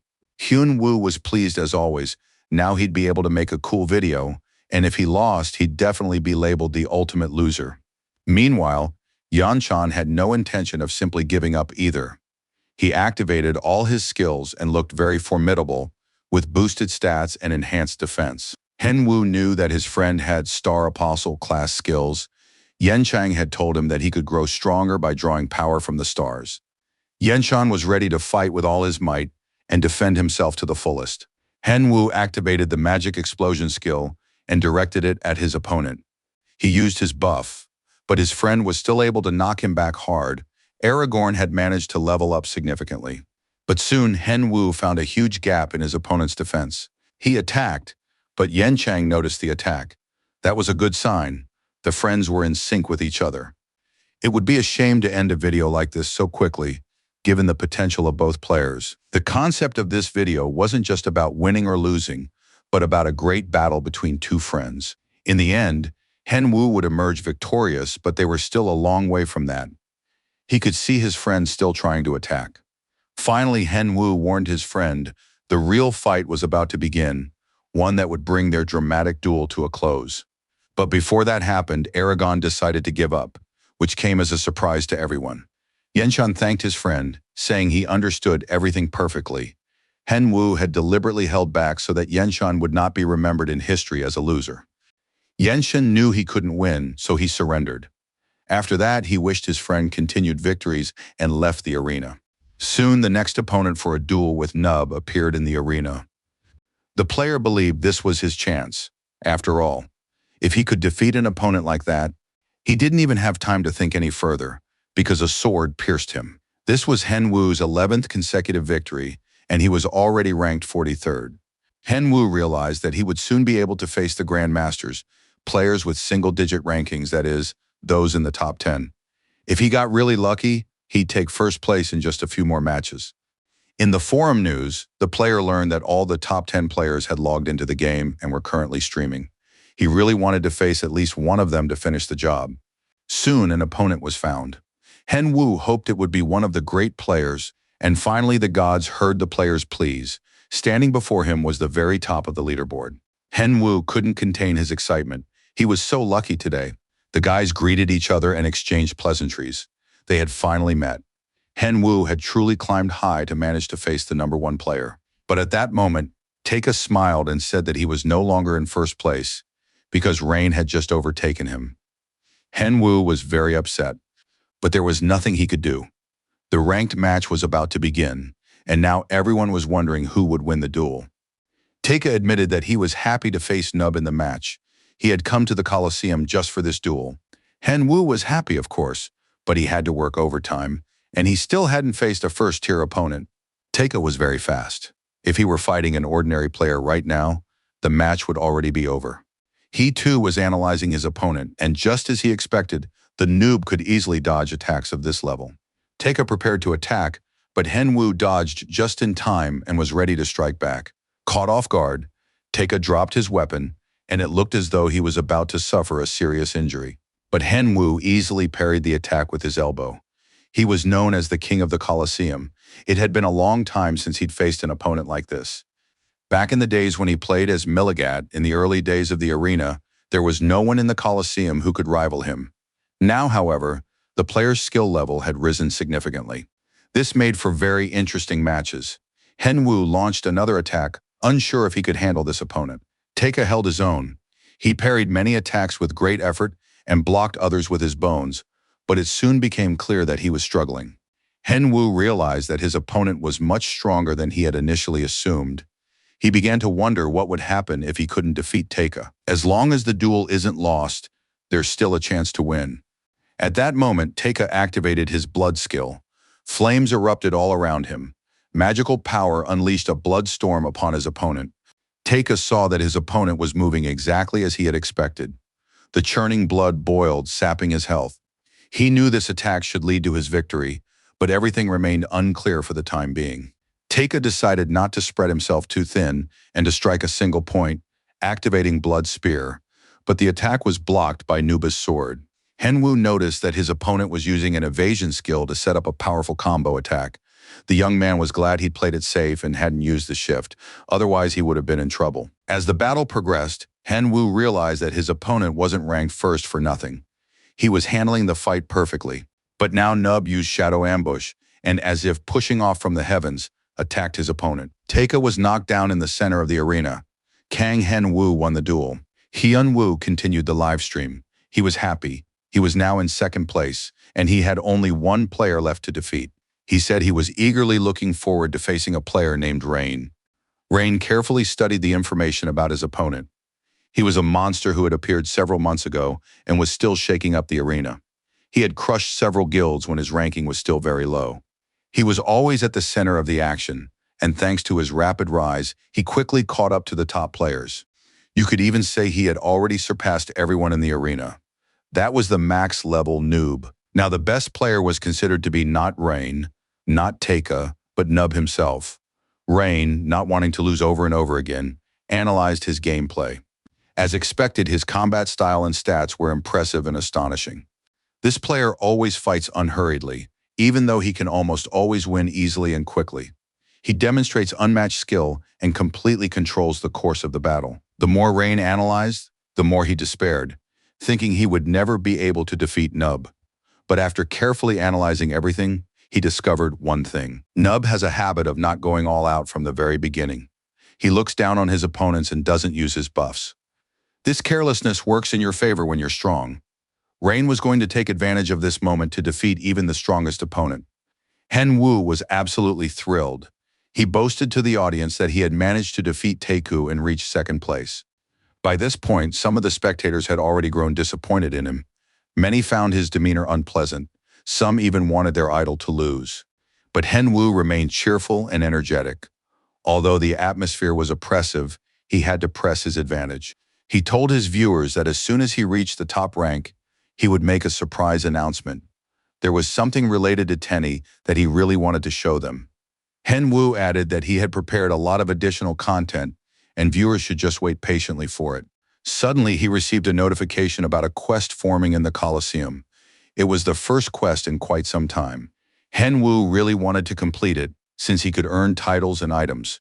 The viewers knew such quests are only given to players in the top 10. The quest was called the Undefeated King. The goal was to pass the final trial and claim the king's throne. Now, Henwu was in a position to do just that. He was a guildless player, roaming the arena on his own. He was making his viewers' dreams come true. They thanked him with donations and contributions, seeing in him a person who embodied their dreams and belief in themselves. He hadn't received this many gold coins in a long time. During the stream, Henwu felt unusual. He had never experienced anything like this before. Of course, he'd enjoyed the flow of money before, but now the feeling was on a whole new level. It wasn't a stream, it was a veritable tsunami of gold coins. Henwu was literally drowning in gold and was overwhelmed by it, which of course delighted him. He even knelt in gratitude before the viewers. But at that moment, his future opponent appeared in the arena. Henwu hadn't yet had time to get back up, still basking in the gold. Ryan was surprised. "I don't understand what's going on. Is this some kind of trick to catch the opponent off guard?" The ranking match began. The two men stood facing each other. The irony was that many believed the one not in first place would win. Rain felt the situation was in his favor. As expected, Henwu acted carelessly. Everyone thought he would win, and he thought so too. That's why he had to seize the opportunity. Rian had always kept his abilities and skills hidden. Even after reaching third class, his primary skill remained Beast Warrior. This provided a significant increase in strength, similar to that of a Minotaur. To kill his opponent with a single blow, he needed to borrow his son's strength. The player's legs were reinforced in the shape of a griffin. Rain intended to harness the griffin's leaping power and move at a speed no human could react to. Rian was fully prepared to win this battle with a single blow. At the same time, Henwu activated the giant's strength skill, which significantly boosted his strength stat. He also used Spirit of the Giant and Roots of the Giant, and soon all of Nuba's stats had increased exponentially. A battle cry was also added, which slowed down the opponent. Rain clearly did not expect such a turn of events. Tenny also appeared in the arena, eager to help his careless master. Henwu demanded a buff, but the bear cub said he didn't need to be ordered around. However, Henwu promised to give him a ride on his shoulders, and it worked. On top of everything else, Henwu received the blessing of the forest, breath of the wind, and spirit of the bear. Now the max-level player named Noob was a sight to behold. He was a walking atomic bomb, dangerous, unapproachable, and unpredictable. Henwu used Crescent Strike with such force that the Colosseum split apart, not just the arena, but all the levels around it. He thought about how he was now going to punish the player who had suddenly appeared and interrupted the golden tsunami pouring down on Noob. Henwu smiled as he looked at his opponent and announced that he would take his life. Rian had fought countless opponents in the arena, including many professional players, but he had never once thought he could lose to any of them. That was why he had always been able to become the #1 player. That had always been the case until Rain met this monster. Indeed, he was no human. Henwu was nothing like anyone Rain had ever fought before. Rian naively hoped that if he found a weakness, he could win, but those were just dreams. Now he realized that among all the players, there wasn't a single one who could defeat Nuba. Still, Rain had no intention of giving up. He didn't want his defeat to look easy. Henwu once again used the Crescent Strike, gathering his composure and focusing on victory. The duel was over. Rain had lost. Kang Henwu had won the battle. He had completely outplayed the top player. The match was spectacular, and the audience was absolutely thrilled. Once again, a veritable shower of gold coins rained down on the winner, who had earned it all through his hard work. Henwu thanked the donors. Among them, he also spotted the username of his first student at the academy. It was very nice to receive such a generous reward from Hollywood's coolest actor. Donations kept coming in. The winner and top-ranked player wrapped up today's stream, and took first place in the Coliseum. After that, the players said goodbye to everyone and promised to see them again. Henwu took off his mask and breathed a sigh of relief. He had reclaimed one of his legendary achievements from his days as Miligat in the arena. He remembered that he had received a quest here quite recently and decided to check what was going on there. The victory was recorded, and he was awarded the titles First King and Undefeated. In addition, the player received all the enhanced stats. With these stats, he wouldn't lose to anyone. A skill book was awarded as a unique item. Henwu imagined just how powerful it must be if the game had granted such a title. The book enhanced the skills Luck or Doom. It randomly increased the skill level, altered the effects of the abilities, and selected the ability itself at random. Henwu was surprised. He had never heard of such an unusual book. Of course, random selection carries a high risk, but since this was a book of enhancements, everything should be relatively safe. For example, when enhancing Breath of the Heavenly Demon or Stride of the Heavenly Demon, the skills became as suitable as possible. Henwu decided to give it a try. The enhancement was successful, but soon something interesting happened. Magic Explosion was absorbed by the Breath of the Heavenly Demon skill. The skill description changed. It turned out that Breath of the Celestial Demon had merged with Magic Explosion. Henwu tried to make sense of this strange book. The more he experimented, the stranger everything seemed. Breath of the Heavenly Demon unleashed a flurry of blades, and the cooldowns for both skills disappeared. Now the player was forced to run around the arena, trying not to fall victim to his own skills. They had become active and could be used continuously. Henwu was completely confused. He didn't understand how to manage such skills. Active abilities are triggered at will, while skills with a cooldown work differently. Even when using the Sword Aura skill, one must not only learn it, but also learn to control mana. Could it be that Henwu would be forced to master Breath of the Heavenly Demon? He closed his eyes and began to study the skill. The player had to visualize a stream of sharp aura filling the air. The stream flew like a magic blast. It concentrated near his hand and was directed at the target. This was followed by a powerful explosion that few could withstand. The skill's speed and range weren't particularly high, but its destructive power was off the charts. It soon became clear that there was another problem. Henwu used Breath of the Heavenly Demon so often that he did so intuitively and didn't keep track of his mana consumption. Now the player faced a dilemma. He couldn't control all aspects of the skill at once. Henwu tensed up slightly, then decided to go see his teacher soon for advice. LeBron was sitting in the training hall when he felt a chill. Could he have caught a cold and be unable to talk to his student? The long day had finally come to an end, and Henwu was able to log out of the game and rest. Henwu was working out in the gym at his apartment, not wanting to go to the sports club, when the phone rang. Kyle congratulated the player on winning the Coliseum Championship. Words alone wouldn't be enough, so Nazar's company decided to find him a suitable club as a gift. Kyle shared new information about Big Stars, a company that exploited its players by forcing them to work as substitute knights. After Big Stars was disbanded, a new club called Crescent was formed. Its owner welcomed investments from Nazar, which made things much easier for all the players. Most of the Big Stars players ended their careers as professional fighters and signed contracts as streamers with the new management. Kyle announced that director Jamie would be flying to Korea the next day to sign the contract, and they would like Kang Hyun-woo to be present for the signing. Director Jamie greeted Hyun-woo, saying they hadn't seen each other in a long time, and that every time they met, Hyun-woo looked better and better. Jamie himself looked much younger. It turned out he had simply shaved off his beard. Jamie reported that the director of the Crescent Club had already arrived. Hyun-woo wanted to know who this person was. Jamie couldn't say much about the man as a businessman, but as a manager he seemed decent, genuinely passionate about the arena and loyal to the club. This man doesn't use the club solely to make money, which is a big plus for the owner. The men entered the restaurant where a hostess greeted them and asked if they had a reservation. After confirming the details, the guests were escorted into the dining room where Mr. Moon Do-yeon was already waiting for them. Jamie apologized for keeping the owner of the Crescent Moon Club waiting. Jamie then introduced Henwu to the club's owner, Mr. Moon Do-yeon. The introduction turned out to be rather unpleasant for both of them. The new club owner turned out to be the very person with whom Hyun-woo had been settling financial matters to pay off his father's debt. Moon Do-yeon jumped to his feet, his face contorted with fear. He never expected that the young man who had brought 15 million for his father would turn out to be a top-tier noob. The men sat down at the negotiating table, but the atmosphere left much to be desired. Moon Do-yeon now understood where that kid had gotten the money. It became clear that Hyun-woo was indeed a top-tier player. Jamie didn't know Mr. Moon at all, but he could be sure the club wouldn't have any financial problems. Finally, Moon Do-yeon stood up, introduced himself as the owner of the Crescent Moon Club, and looked forward to starting work with the new player.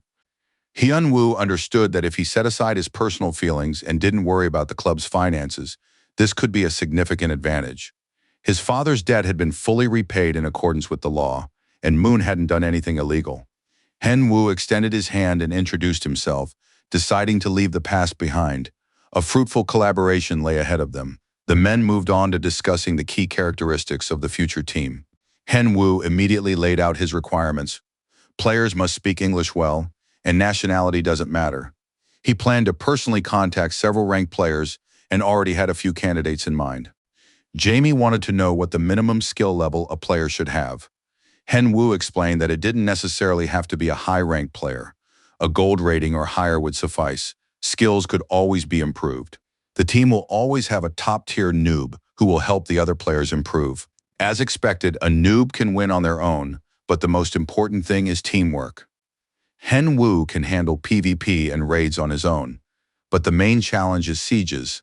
Players who can't communicate will be a liability to the team. He asked how many players are required at a minimum to participate in the Arena League. It turned out to be at least 6 people. Mr. Moon joined the conversation and said that there's a penalty for each additional player. Usually all 6 players don't participate at the same time. Usually 2 teams of 6 players each compete in the game. Despite the penalty, having more players is considered more valuable. Teams with only 6 players usually lose, but playing as a group of 6 is much better for the club. A penalty for a max-level noob would be a huge loss for the team. And finally, the max-level noob was streaming again, cheerfully greeting his viewers. Today's stream was broadcast from a clothing store because all the viewers knew about the upcoming festival in Aslan. The live stream was dedicated to preparing for the festival. The player and viewers were asked to help choose an outfit for the pet. Tenny immediately protested. According to him, his owner was coming up with any excuse to call him in, and the bear would soon die from exhaustion. The viewers also couldn't recall Tenny ever wearing clothes before. Hyun-woo explained to his pet that there would be no hunting today, and that he needed to try on an outfit. The streamer was sure that viewers would be interested in seeing the bear in a new look.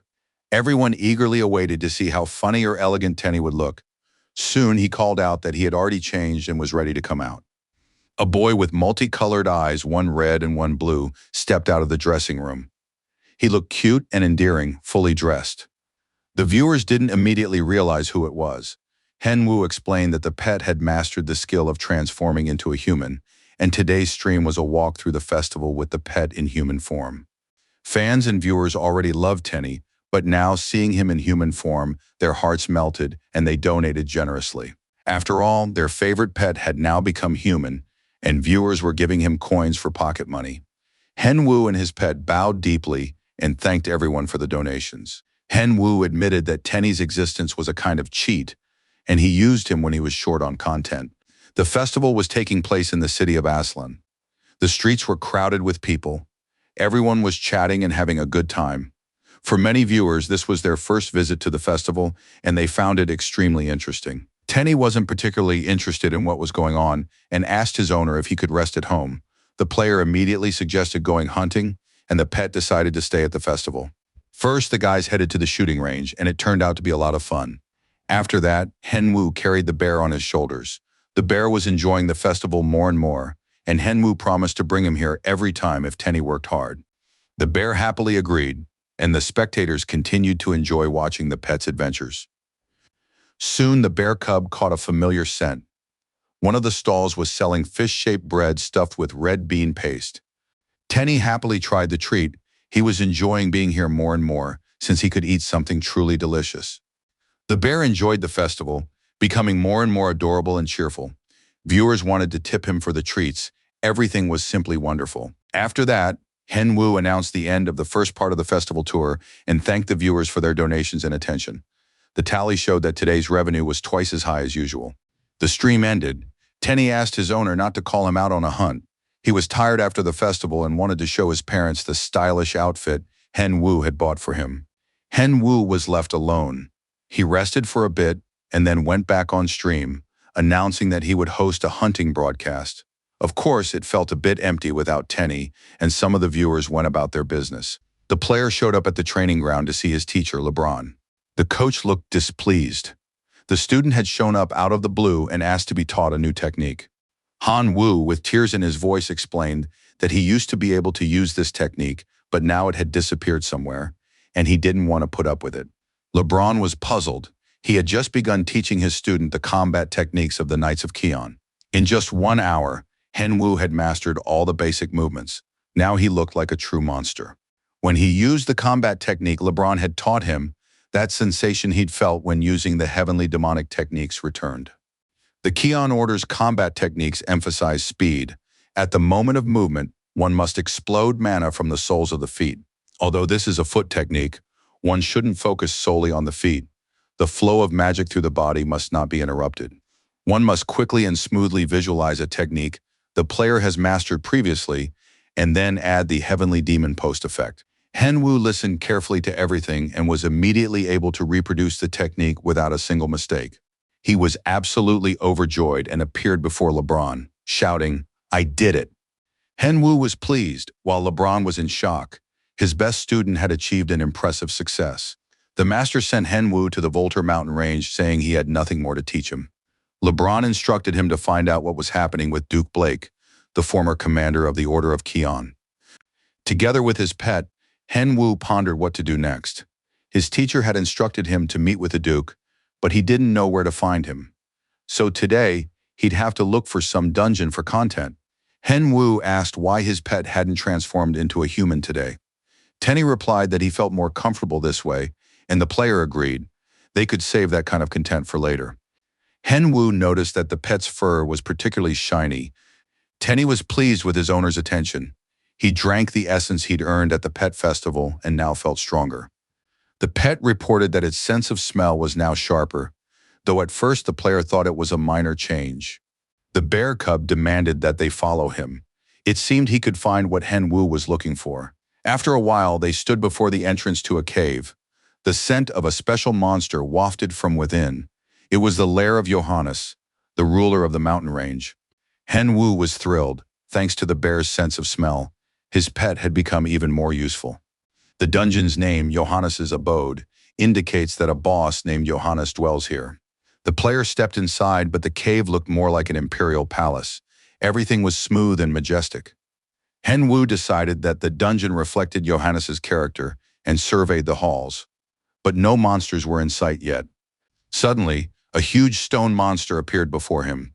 The cave's master spotted the intruder and launched an attack. Soon, several enormous golems advanced on Hen Wu. Tenny was terrified and hid behind his master, not knowing what to do. Hen Wu told his pet to step back, realizing that the appearance of the golems meant the cave's master was a mage. He now had the opportunity to test his upgraded skills, Breath of the Celestial Demon and Stride of the Celestial Demon. The young man activated them and immediately attacked one of the golems. Johannes's Guardian number 1 was destroyed, and the experience was credited to the player.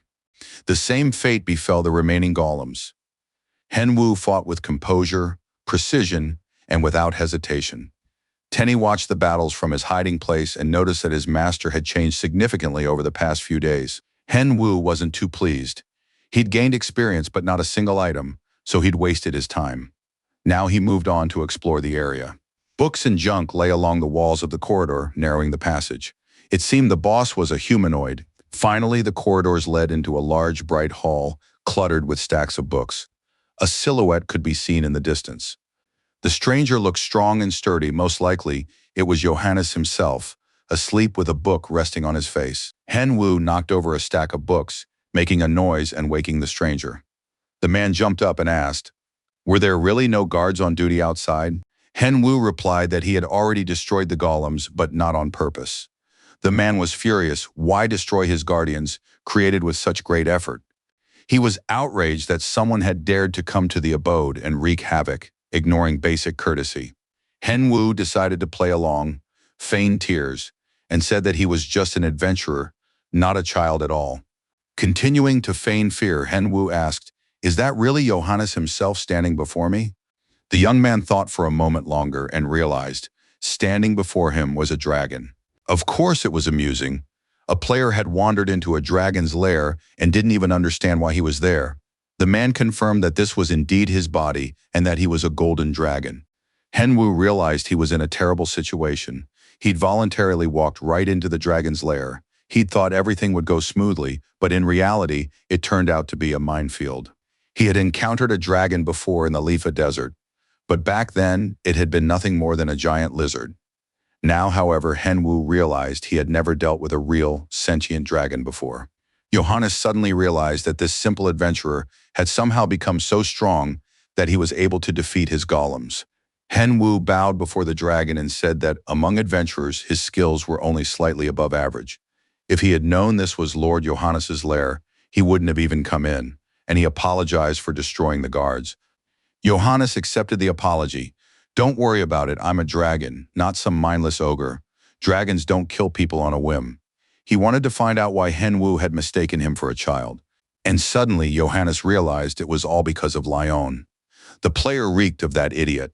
The dragon was certain. Henwu had recently met a guy with black hair and a heavy gaze, as if he were carrying the entire weight of life on his shoulders. He was talking about Leon Mio, who lived in a cave on the Great Island. Henwu confirmed that he had met this guy. Johannes said that Henwu wasn't some fool like Leon Mio, so there was no point in getting his hopes up. Now Johannes realized he was dealing with a true adventurer. He loved listening to the stories of adventurers and wanted to find out exactly what Henwu was looking for here. Henwu decided that Johannes was like an NPC who had taken a liking to him.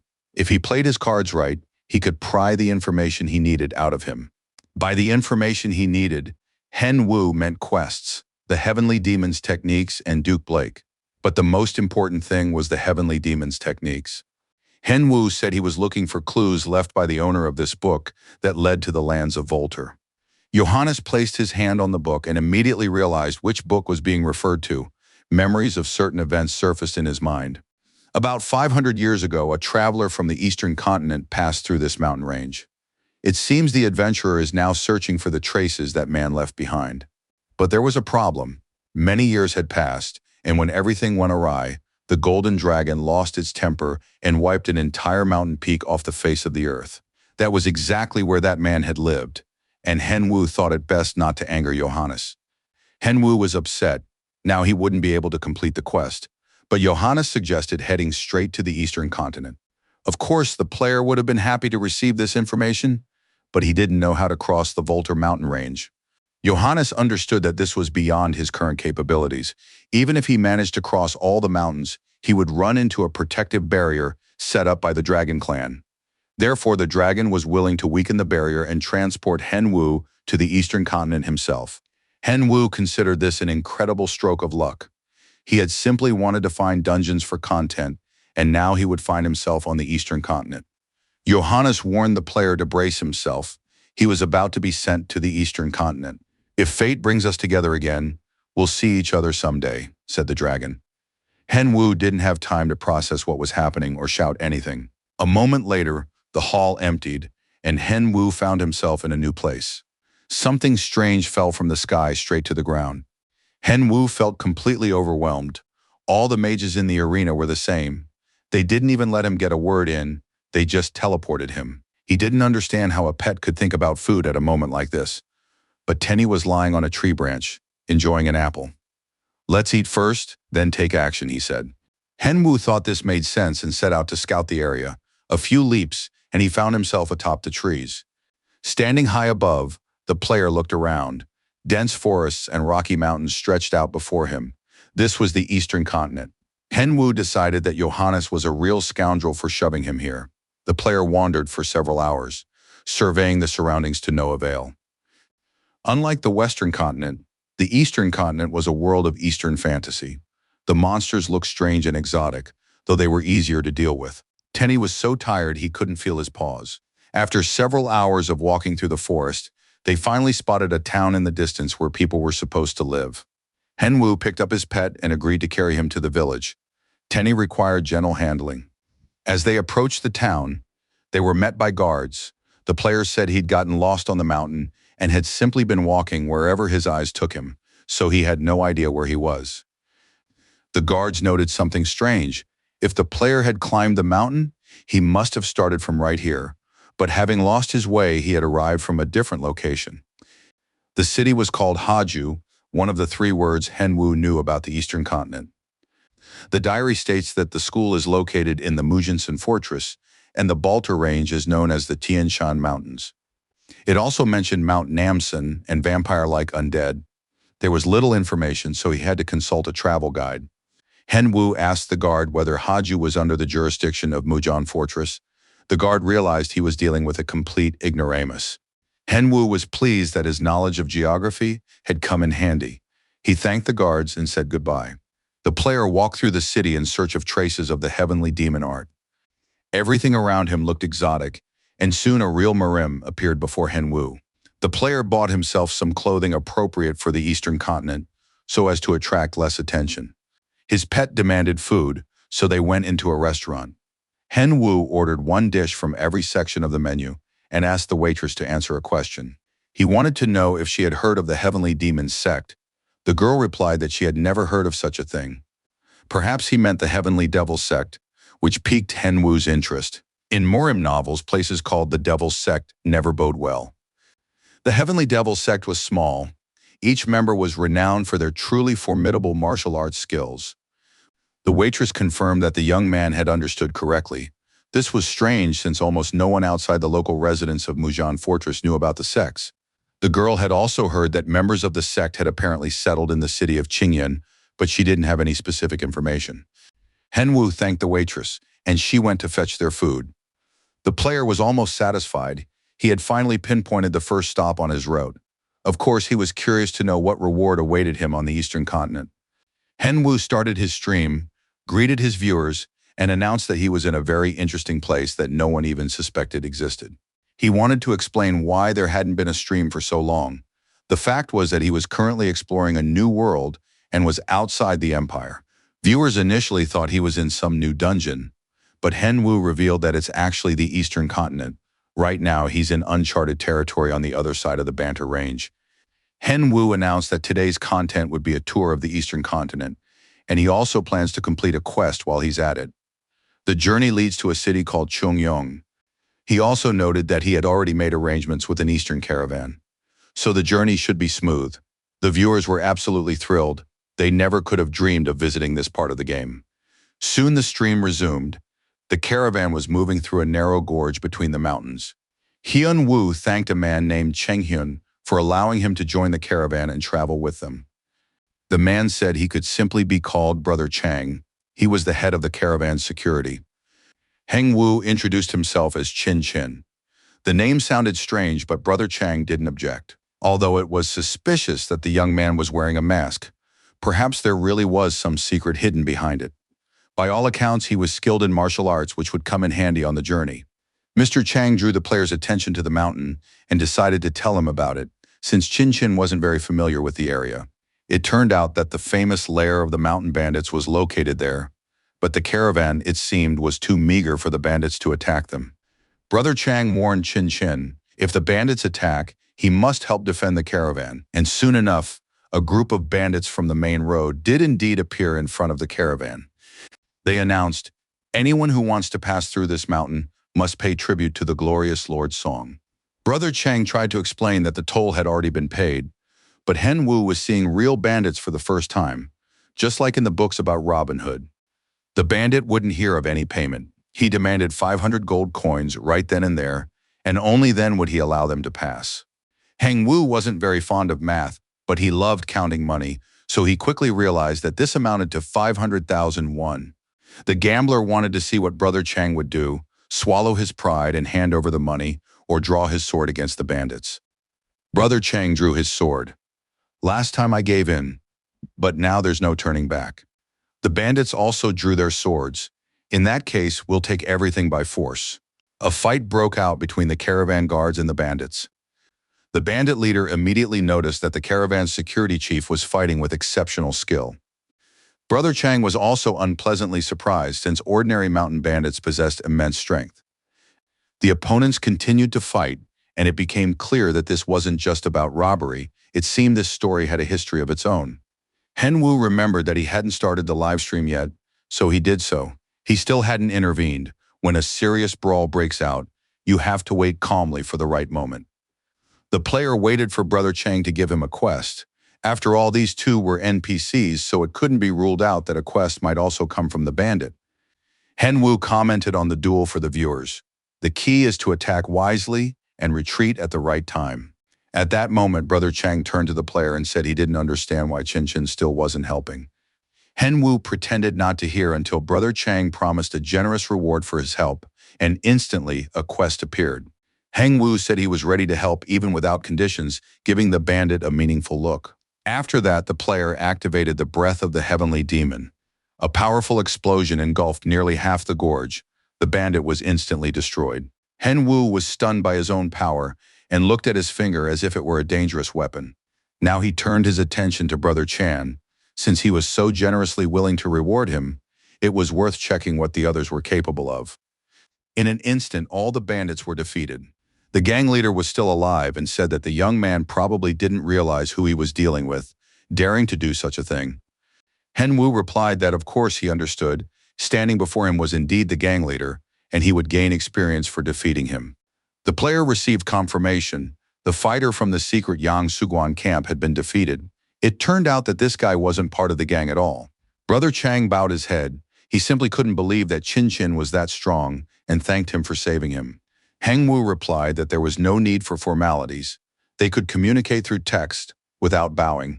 He asked Brother Chang what he had heard about the Heavenly Devil sect. Brother Chang said it was once one of the most famous forces in the martial arts world, but now it had fallen into decline and hadn't been seen in the world for a long time. There were even rumors that all members of the sect had died out. Bad news, since it wasn't clear how to complete the quest. However, Brother Chang added, they used to live on Mount Danson, so it's possible to go there and look for clues. He noted that the caravan could take Chin straight to their destination. Henwu was climbing the mountains while his pet, perched on his shoulder, hoped that its owner would soon stop summoning it every time he got bored. The player was completely exhausted. Although he had reached Mount Kumdan safely, things turned out to be far from simple. The thing was, this wasn't just any mountain, it was a massive colossus. He had to climb higher and higher, and he didn't encounter a single monster along the way. In the end, Henwu decided to end the stream. His fatigue felt less physical and more mental. Compared to this mountain, all the previous ranges the player had visited seemed like ordinary country hills. He couldn't even imagine when he'd be able to explore the entire mountain. Henwu couldn't accept that he'd had to do a boring live stream of the climb. Because of this, the quest had literally ruined the entire stream. The player gathered magical energy and released it with fury, hoping to destroy at least something and attract the attention of the Heavenly Demon sect. The blast struck the upper part of the mountain, causing a powerful explosion. Shrapnel flew in all directions. Henwu spotted the crack he had created and realized it looked beautiful and unusual. He felt a little better. Tenny reproached his master. Taking out his anger on the mountain was no different from a dragon venting its negativity on others. Suddenly, a voice rang out from above. "Who is this noisy visitor who has come to our mountains?" Henwu made out an old man with a thick beard, long hair, and bushy eyebrows. Almost his entire face was hidden. The old man wanted to find out who dared to come here to use the waterfall strike of the primordial source. At that moment, the player's quest updated. Now he had to speak with the leader of the Heavenly Demon sect. The old man leaped down from a height and approached the player. Henwu was pleased he had finally found the Heavenly Demon sect. The player bowed respectfully and introduced himself, Chin. He had crossed the Voltaire mountain range and mastered the demonic technique from the Book of the Western Continent. The old man flew into a rage. "What is the Western Continent? You crossed the Voltaire mountain range? Have you actually studied the Lost Scroll?" The old man asked where the scroll was now. The player replied that he didn't have the scroll with him. Upon hearing this, the old man looked disappointed and sad. He sighed heavily and fell silent. Henwu offered his help, hoping to receive a quest. The sect leader agreed to talk, but suggested they first go to their sect to continue the conversation. Finally, the old man led the guests to the cave where the heavenly demon sect was located. Inside the mountain, everything looked amazing, a real little town with houses, streets, and fences. Henwu realized why no one had been able to find this sect. They had managed to hide inside a cave, which explained the rumors of their complete disappearance. The old man explained that their sect was a small community of disciples. A single training hall and the master's house were enough for them to hone their martial arts skills. Henwu had a question: why was the sect called the sect of the heavenly devil and not the sect of the heavenly demon? The old man explained that in the past, there had often been fierce skirmishes with the followers of the demonic path. As the saying goes, you can defeat the devil with the devil. So the word devil began to appear in the names of their fighting techniques. These were merely figurative expressions, but when the sect cut itself off from the outside world, the facts became distorted. It turned out that the sect had no connection whatsoever to a demonic cult. The old man wanted to test how well the adventurer had mastered the heavenly demon technique. Henwu proudly replied that he was already at the 4th level and knew how to use the heavenly demon's breath and stride. The old man exhaled with relief. Now he would be able to restore the heavenly demon techniques. It turned out that 100 years ago, the progenitor who founded the heavenly demon technique had gone missing and never returned to the abode. The problem was that the surviving scroll containing the secret manuscript of the demonic technique was damaged at the beginning, so the current manuscript was only partially complete. Henwu was delighted. It smelled like a quest, and he told the old man he was ready to help. The old man admitted that he was ashamed to ask his rivals for a scroll containing a secret technique, but he could only ask for the first part of his own manuscript. Henwu received a new task: to raise his mastery to the 5-star level in order to fully organize his knowledge and share it with the sect leader. The old man confirmed that this was indeed his request and that he would be given as much time as needed to complete it. Reaching the 5-star level is no easy feat. After that, the player said goodbye to the old man and logged out of the game, not yet fully understanding the essence of the quest. In time, everything would become clear, and he would complete it. Just then, the phone rang. Henwu put his thoughts about the quest aside and returned to real life. Yenshun was relaxing, sitting in front of the TV and munching on snacks. His friend burst into the room, so Yenshun realized that a long rest wasn't in the cards for him. Henwu was in a great mood. Nazar was throwing a party before the start of the Arena Pro League, and they were both invited. Among arena streamers, Nazar's party was legendary. Only those connected to the company could attend, and it was always a step towards success and recognition. Yenshun clarified that this was the very place where major gire and celebrities went, and that he was allowed to go there. Henwu was pleased if they didn't go. The whole point of the party would be lost. Besides, he was planning to bring a couple more people along. Kang Chung-woo noticed that his friend Sok-jun was beaming with joy. An acquaintance had just texted him and invited him to the party. It was a party hosted by Nazar, where he could meet the company's CEO, Jamie, and have a good time. Sok-jun was thrilled. He hoped to finally see Nuba's face in person. Several other close acquaintances of Hyun-woo received similar invitations. Everyone was pleased and accepted them. The breath of the heavenly demon was used against yet another mountain. The explosion was powerful, and the mountain suffered significant damage. Tenny didn't understand why his master was destroying nature, and Henwu replied that he was working on improving his skill level. The player and his pet examined the traces of his attacks. Henwu needed to reach the 5-star level to create a secret scroll. Henwu checked his stats and saw that his skill had improved noticeably over the past couple of days, so now he would be able to complete the quest. The player looked at his profile once more and realized that, in the hustle and bustle, he had once again forgotten something important. When he met with the sect leader and completed the quest, he received a reward hidden inside a box. Henwu prepared to open the box, hoping it would contain unique items on par with the ones he'd received before. The box opened, and inside lay a unique item: the legacy of the Celestial Demon Master. It boosted all stats, increased skill proficiency, and could even grant a new ability. It was an item for internal use, like a pill or an elixir. Tenny immediately demanded that he hand it over. He was a fan of all kinds of delicious elixirs. Henwu ended the argument by swallowing the item. It was his well-deserved and hard-earned gift. As soon as the elixir took effect, his heavenly demon magic skill automatically rose to 5 stars. A new skill appeared, and all his stats increased significantly. The new skill was a comprehensive guide to heavenly demon magic. Henwu was both happy and surprised. He had never encountered a quest that was completed simply by taking a single elixir. Looking at the ravaged mountain, he thought about the 2 days he'd wasted and wondered why he'd gone through all that trouble when he could have simply taken the elixir. Henwu held in his hands a manuscript containing the complete techniques of the heavenly demon art. The sect leader was astonished and held the book with reverence.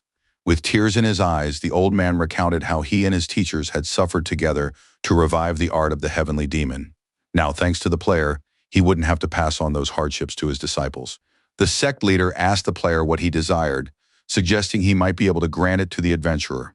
Henwu flatly replied that he didn't need any knowledge, though in reality he would have been happy to receive a title or an item. He held up an item and said he was ready to accept the gift, something like the sect's treasure necklace. The old man looked flustered and fell into thought, but admitted that there were practically no treasures left in their sect. Everything had been destroyed. What the missing master had kept turned out to be the clan's last treasure. Henwu asked if the old man knew where the master had gone last.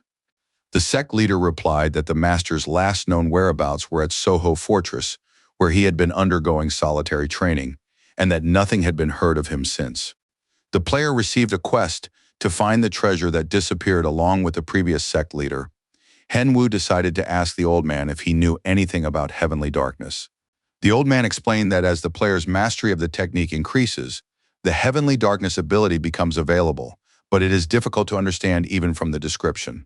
The old man surmised that the player had mastered the Hyunjin technique, a sect technique that awakens senses beyond ordinary perception. The difference between the activated heavenly darkness and the normal state is enormous. Given that the player had reached the 5th star, he would most likely be able to use this technique. To be sure, Henwu decided to test the technique in combat and headed into the forest where he encountered a group of bandits. They demanded that the young man hand over his gold, threatening to kill him otherwise. Henwu was pleased. This was exactly what he was looking for. The player told the bandits that he would spare them if they dropped their weapons and left. One of the bandits flew into a rage.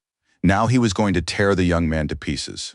He lunged at Henwu, but Henwu didn't even budge. He simply waved his hand and the bandit's head slammed into the ground. The remaining bandits grew furious and rushed at him together. Henwu activated the Hyunshin technique. All his senses were heightened, and his opponents seemed to be in slow-motion infrared view. The player saw everything in slow motion and was able to plan his defense. Hyunwoo realized this was the Hyunshin technique. The bandits moved as if in slow motion, and every one of their movements was visible and palpable. Hyunwoo fended off the entire group's attack, surprised by his own strength. He looked at the bandits, earned experience points for defeating them, and realized that fighting with the new technique was much more comfortable. Hyunwoo knew that with a little practice, he would become even stronger. At that moment, a silhouette appeared from behind the trees. Henwu sensed the approach of a stranger who wanted to find out what kind of technique the player was using. The stranger remarked that this was the first time he'd encountered an adventurer in these parts. Henwu dodged and braced himself for battle. The stranger marveled at the young man's strength and asked which sect he belonged to. The man said that thanks to the adventurer, he had enjoyed the spectacle of watching the fight with the bandits. Hyunwoo tried to figure out who this man was. It was unclear where he had come from. A plum blossom was depicted on his clothing and weapon. In the world of Murim, any mention of a plum is immediately associated with a single school. It turned out that the stranger was a Chongpeng, a hermit from the school of the elevation of the way. This was the first time Hyunwoo had heard of such a school, but there were many different schools on the eastern continent. This Chongpeng was clearly a master and a professional. Hengwu realized that hostility would lead nowhere and decided to be polite. He greeted the man and introduced himself as Chin Chin, but the Chongpeng said that was a lie. He explained that caution was natural, but he posed no threat and wanted to hear the truth. Hyunwoo couldn't understand how the NPC had seen through the lie. Chongpeng asked the player's real name again. The young man introduced himself as Kang Hyunwoo and said he was heading to Suyang. The man was satisfied with the answer and said they were in luck. He was also heading to Suyang. More precisely, not to Suyang itself, but to a small town nearby on the Mountain of 1,000 Flowers. Chongpeng was surprised when he realized the player didn't know where the mountain was. It seemed his mentor hadn't told him anything besides martial arts. Chongpeng gave the player a fatherly hug and suggested they travel to Suyan together. They could discuss many interesting things along the way. Heng Wu watched the NPC and thought that his clinginess and intrusiveness reminded him of Seokjun. Be that as it may, after some time the travelers reached the city of Suyang. Hyun Woo was mentally drained as if he'd been wrung out like a sponge. His companion hadn't stopped talking once along the way and had been chattering nonstop. To the player's relief, the Cheonpeng finally said he was going to attend to some urgent business, but if Hyun Woo needed anything, he could climb the mountain and find him. Hyun Woo said goodbye to the man, who immediately leaped off the ground and soared high into the air. The player thought that this was the first time he'd met an NPC who had worn him out so much, so the first thing he did was head to a local restaurant with his pet to eat in peace and rest. Hen Wu asked all the NPCs about the Demon Master, but no one had an answer. People said that the most powerful school of the Path of Ascension operated in these parts. Hen Wu realized that he would most likely have to find this person on his own. Chongpeng met the player again and asked why it had taken him so long. After all, he could have arrived earlier. Hen Wu replied that he had arrived on the same day the NPC had said, but had simply rested a bit along the way. Hyun Woo put on a mask which piqued Cheonpeng's curiosity. Why was he wearing it? Hyun Woo thought he had personal reasons for this, but he couldn't speak openly about them.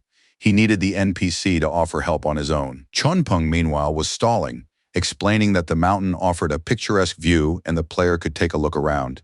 It was clear that he was dragging out the conversation. The town itself looked stunning. The sun bathed everything around in golden light. After exploring the surroundings, the player built a campfire while Cheonpeng went to fetch a wild boar. The NPC praised the player for the excellent fire. The huge boar carcass lay nearby.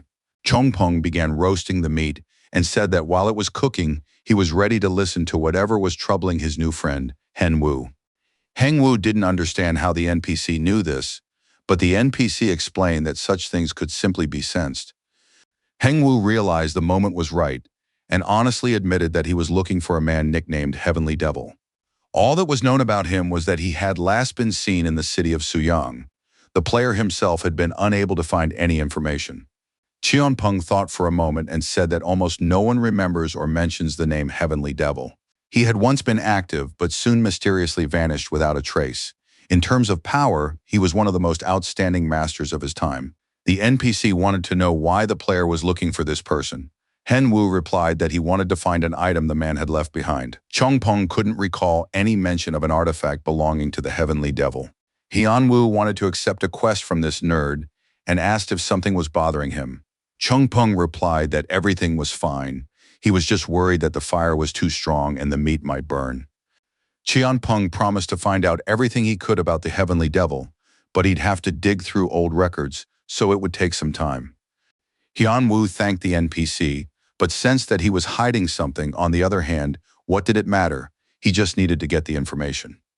The player stood up and told his companion he'd be stepping away for a moment to use the restroom while the meat was still cooking. He walked into the woods and checked his profile. The message he'd been waiting for had finally arrived. It was from his friend, the wizard Mason. It turned out that the day before, Hen Wu had written to Mason about the party that Nazar's company was hosting and suggested they meet up if Mason didn't mind. Mason figured out how many days were left until the party and began to wonder what kind of proposal he would receive from Hen Wu. Hen Wu said they would meet at the party in New York. Mason was absolutely thrilled and ready to accept any proposal. Still, after logging out of the game, Mason wondered what exactly Hen Wu could offer him. He decided not to show off and just ask. Mason thought that perhaps Hen Wu would create a guild and invite him to join, since in reality, the player had nothing else to offer. At that moment, the doors swung open and servants entered the room. Mason ordered them to find out the details of Nazar's company's party. The maids helped him get dressed while his personal servant gathered all the necessary information. If things turned out that way, Mason decided to buy the outfit he would wear to the party. The young man went down to the underground garage, where about a dozen cars were waiting. He took a long time choosing which one to drive, since he was a direct descendant of one of the wealthiest dynasties in the United States. Yenshen was momentarily disoriented, unsure of where he was. An insistent voice announced that the plane would soon land at John F. Kennedy International Airport. Yen-chun began trying to wake his friend, who was fast asleep and didn't respond to the flight attendant's announcement.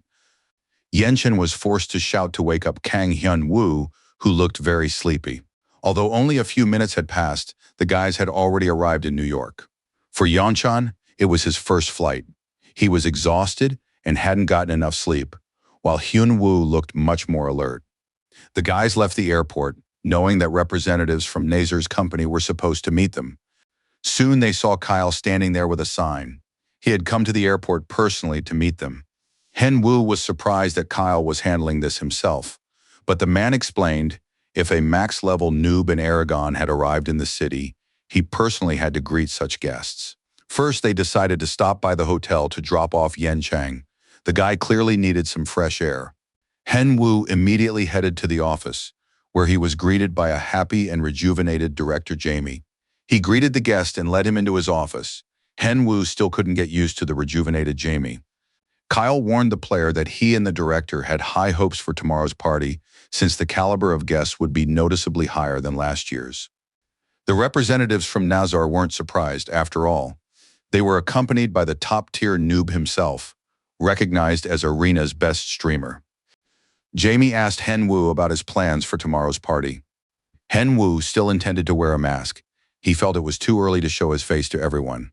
He knew that a lot would change after the party, but he didn't have time to say anything else. At that moment, the office door swung open and Sok-jun appeared in the doorway. Jamie realized that the break was over. Hyun-woo grew anxious at the sight of the uninvited guest. Sok-jun said he had hoped to meet Hyun-woo sooner in New York. The director tried to usher the guests out, explaining that he was having an important conversation with a newbie. Sok-jun believed that such a hole wasn't the place to have a conversation or discuss important matters. It would be better to go somewhere where they could chat in peace. Finally, the day of the gaming community's most important party arrived. The red carpet, a multitude of photographers and journalists, everything was top-notch. Soon the guests began to arrive, and Liu Shay, the Nine Dragons master, walked down the red carpet. The journalist didn't miss Reina. Captain of the New York Warriors, player Mascherano, walked beside her. The journalists wondered why these players had come to the party since they had a different sponsor. They assumed they had been invited personally. Still, they tried to find out if Reina was planning to sign a contract with Nazar.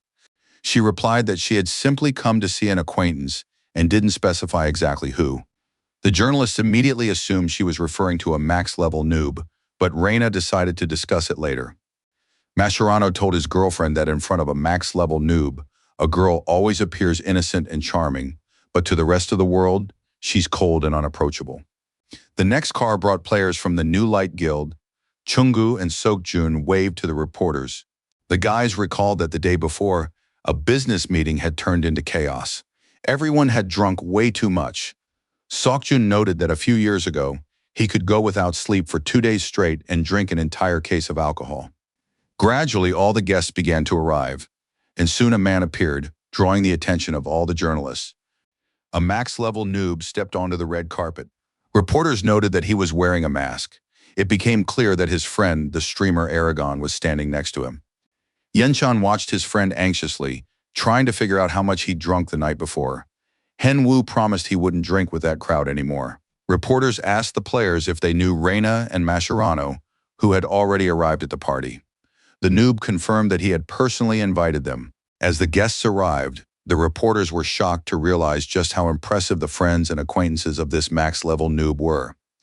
Soon, a car pulled up with the elegant Mason. He was surprised that Hyun-woo actually wore a mask in real life. Hyun-woo replied that he was tired of it too, but that it was necessary for now. The reporters recognized Mason as the heir to the Romuller family. Hyun-woo was stunned to learn which family his friend came from. Mason was happy. He had managed to surprise the max-level noob and make an impression. Hyun-woo bowed to his friend and jokingly said that from now on he would call him Young Master. Everyone was curious about exactly what Hyun-woo wanted to propose. The thought of it had been on their minds for several days. Hyun-woo suggested they go somewhere quiet to talk, since it was awkward there. Mason immediately followed his friend, who decided not to beat around the bush and get straight to the point. Hyun-woo took off his mask and asked Mason if he'd like to try climbing to the very top of the arena. He said he wanted to become a professional gamer. Mason was stunned. Hen Wu announced that he was going to recruit Mason into his club as the lead player. Mason agreed. He wanted to go pro too, and playing with a noob now seemed like an achievable dream. Heng Wu confirmed that he would help Mason climb to the top faster than anyone else. The guys shook hands, resolving to be last in Korea but first in the world. The party went on as usual.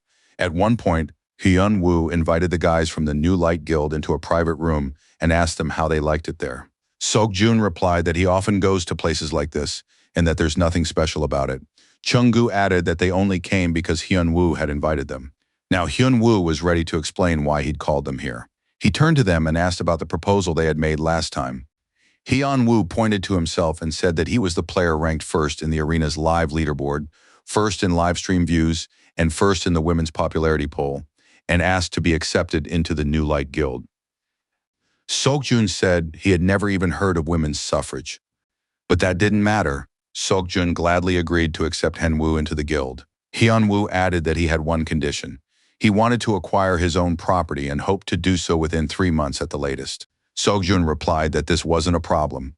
If Hen Woo couldn't raise the necessary amount, the guild would buy the property and give it to him. He just wanted to understand why Hen Woo wanted his own property. Chung-gu took an interest in the 3-month deadline and speculated that Hen Woo was planning to become a professional player. He'd heard that many teams in the league were currently dreaming of owning territory, since First League siege battles would become mandatory starting next season. It's impossible to participate in them without your own territory, so the clubs are literally going crazy trying to get their hands on some. Sok-jun slammed his glass down on the table and said that if his friend chose the professional path, he wouldn't stand idly by. They promised to secure ownership of Hyun Woo, and the New Light Guild would provide him with the necessary support. Hyun Woo was a little shocked. He knew Sok-jun would agree, but the fact that Chung-gu was willing to spend money for his sake was astonishing.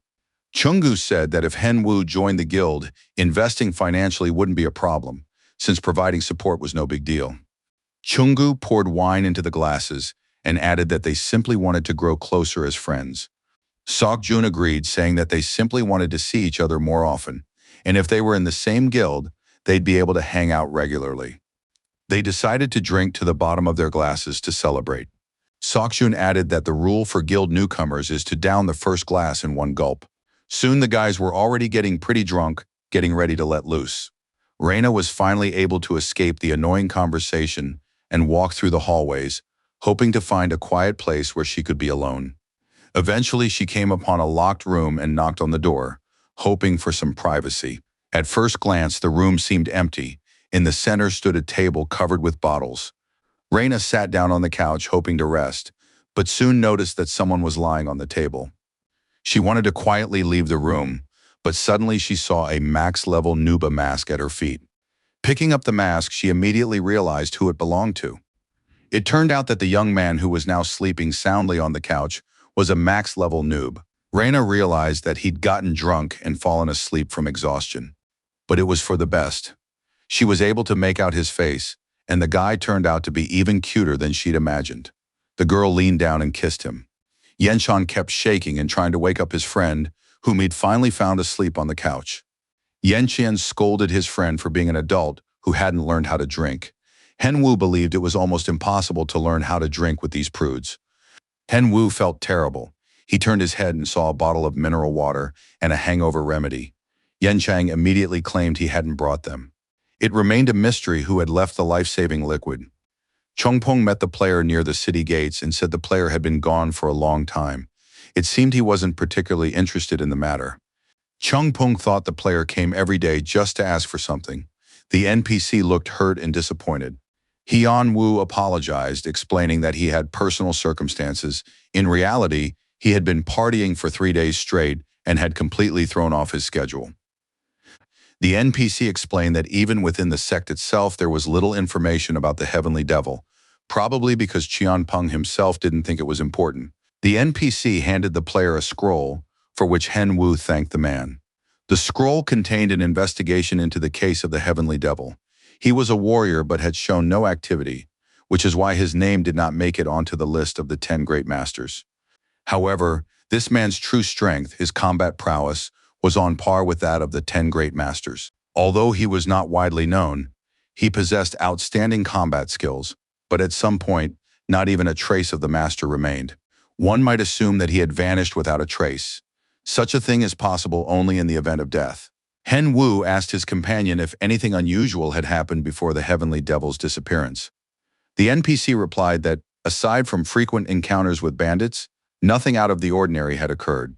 The player received a quest to conduct an investigation, uncover the reasons behind the master's conflict with his sect, and explore the secret base. Hen Wu recalled that when he killed a bandit on the road, a message appeared stating that the bandit was a fighter from the secret camp. The guy was pleased. Now he knew where to start. He said goodbye to the NPC and promised to bring some good liquor next time. The newbie, along with his pet Tenny, started a stream, greeted the viewers, and said he was going to talk about the upcoming broadcast. The player explained that he had arrived at the location where he'd been attacked by bandits. As part of a new quest, he had to infiltrate the organization they belonged to. Hen Wu planned to find out where their hideout was and try to get information about the secret organization.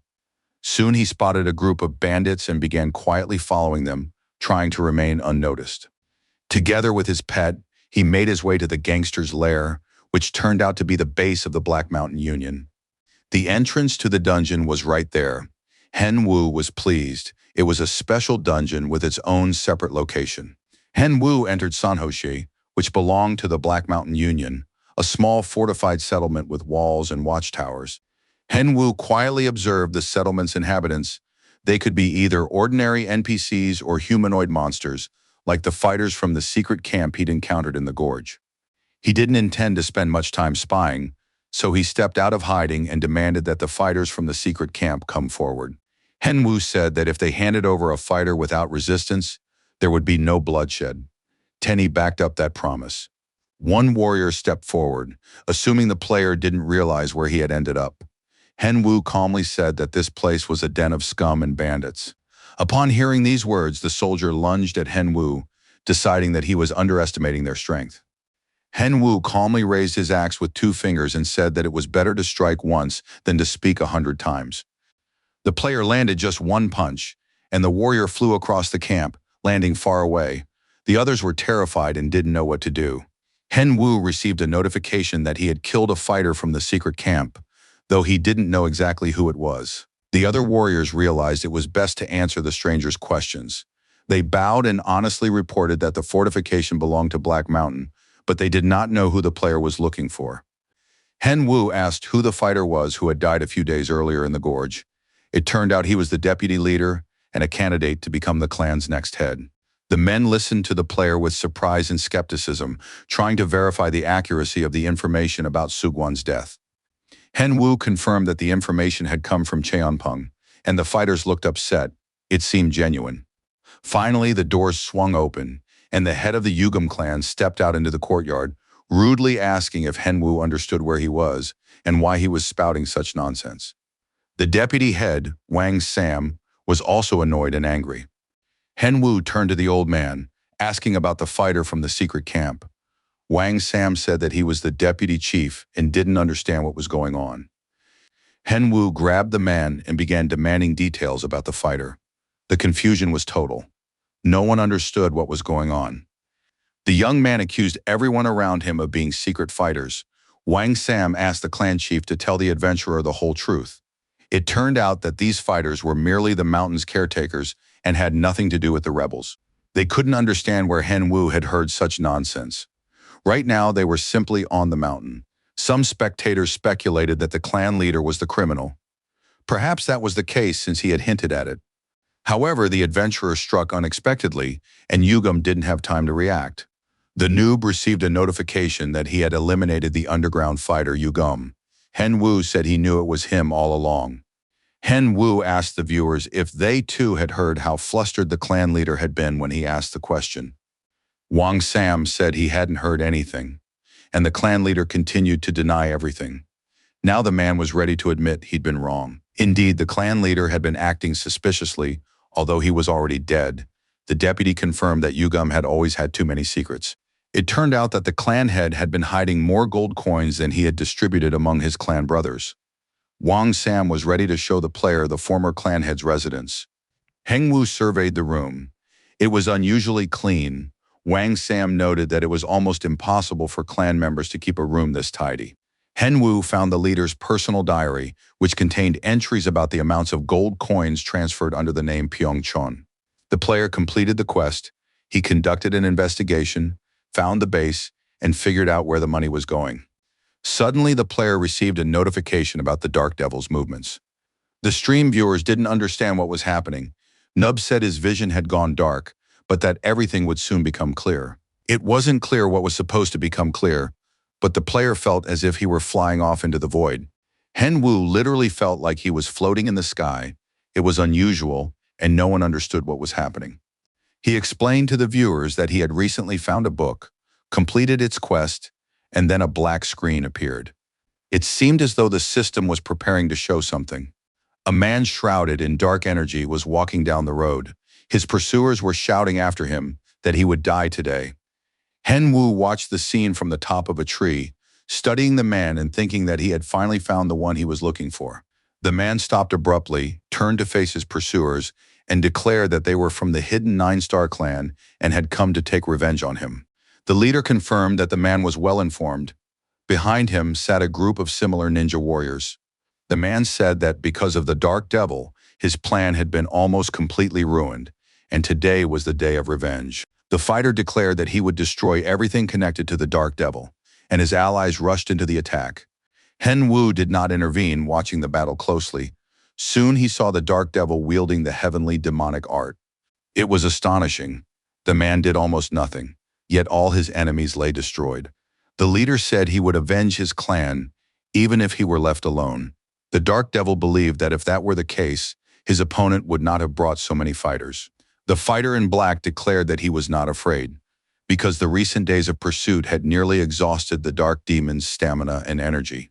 Now he claimed that his opponent was no match for him. The Dark Devil was undoubtedly flawless and held his own admirably in battle. But Hen Wu realized that the black assassin was right. He was severely exhausted. The rivals clashed again in a series of combined attacks. The Dark Devil's weapon shattered into several pieces. The black assassin deftly pierced him with his sword, stabbing him through the chest. As he lay dying, the Dark Devil declared that this was not the end and began to gather dark magical energy in his hand. He then directed the gathered energy at the black fighter. But suddenly a group of monks in white robes with an image of a plum on their chests appeared nearby. It was the same clan to which Cheonpeng belonged. The black warriors, upon seeing them, immediately retreated. The clan elder approached the wounded man, wondering how he had ended up on this mountain. The master explained that he'd had a brief skirmish with the villains, and now the result was plain for all to see. The old man wanted to know what had happened to the 9-star clan. It turned out that 5 of them had been killed, and it would take them hundreds of years to recover. It became clear that the man was dying. His condition was critical. Even the essence of pure chi energy could hardly help him. Then the wounded man held out the sword stump and asked that it be preserved. If the clan's disciples or heirs ever came for the sword, the elders must give it to them. Hen Wu immediately recognized the stump. He was already its current owner. After receiving confirmation from the elder that the request would be honored, the wounded man fell to the ground and died. Hen Wu opened his eyes and saw a worried Tenny standing over him. The poor pet had thought his master was dead. Now Hen Wu was pondering the new information. Who would have thought that the Plum sect was connected to the Dark Devil, and why hadn't the NPC warned him about this? He decided to find out and went to see Cheonpeng, bringing alcohol for his companion and explaining that he'd finished all his business early, which is why he was able to arrive sooner. Cheonpeng immediately tasted the drink, appreciating its aroma. The man admitted that this time he had indeed received something worthwhile. During lunch, Hyun Woo found a good moment and asked his companion about the secret 9-star clan. Cheonpeng asked where the player had heard about it. Hyun Woo explained that he'd run into trouble at the Black Mountain Union stronghold, where a skirmish had broken out, and it turned out that the leader was an underground operative. The NPC clutched his head. Could it be that the stronghold's leader has been an underground agent all this time? Cheonpeng gave the player a strange look and said it was best not to mention the clan's name aloud, as it was an ancient shadow organization secretly operating within Murim.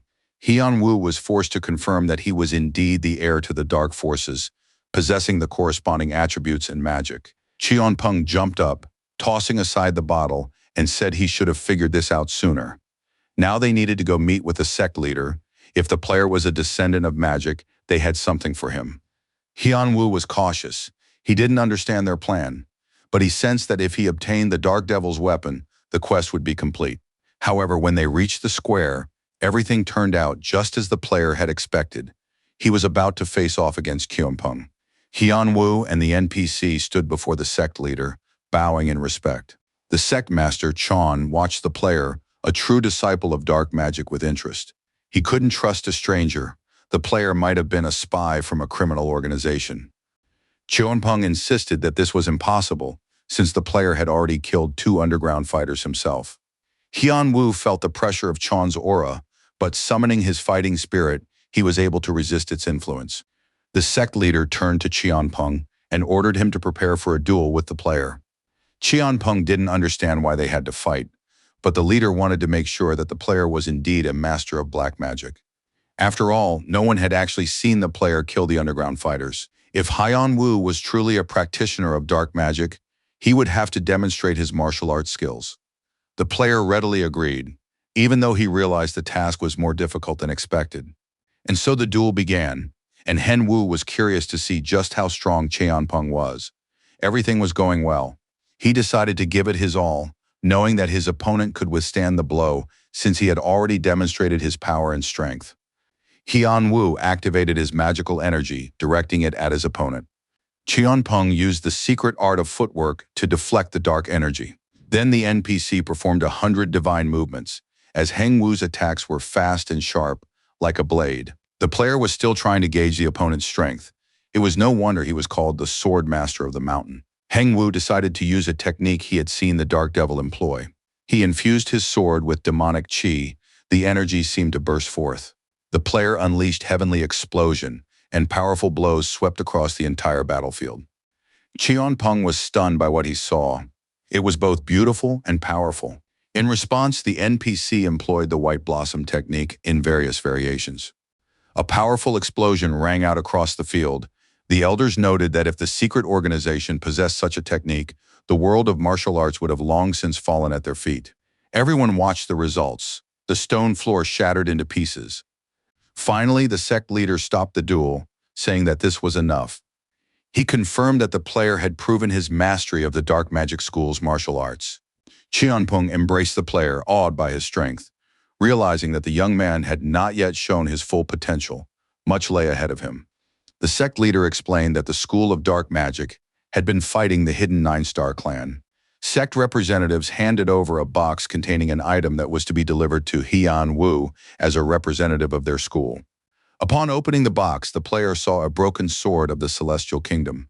It was only half a sword, and in that condition it was impossible to use it as a weapon. Kyunpung couldn't understand why they had kept only a stump all this time. After all, it was a simple weapon.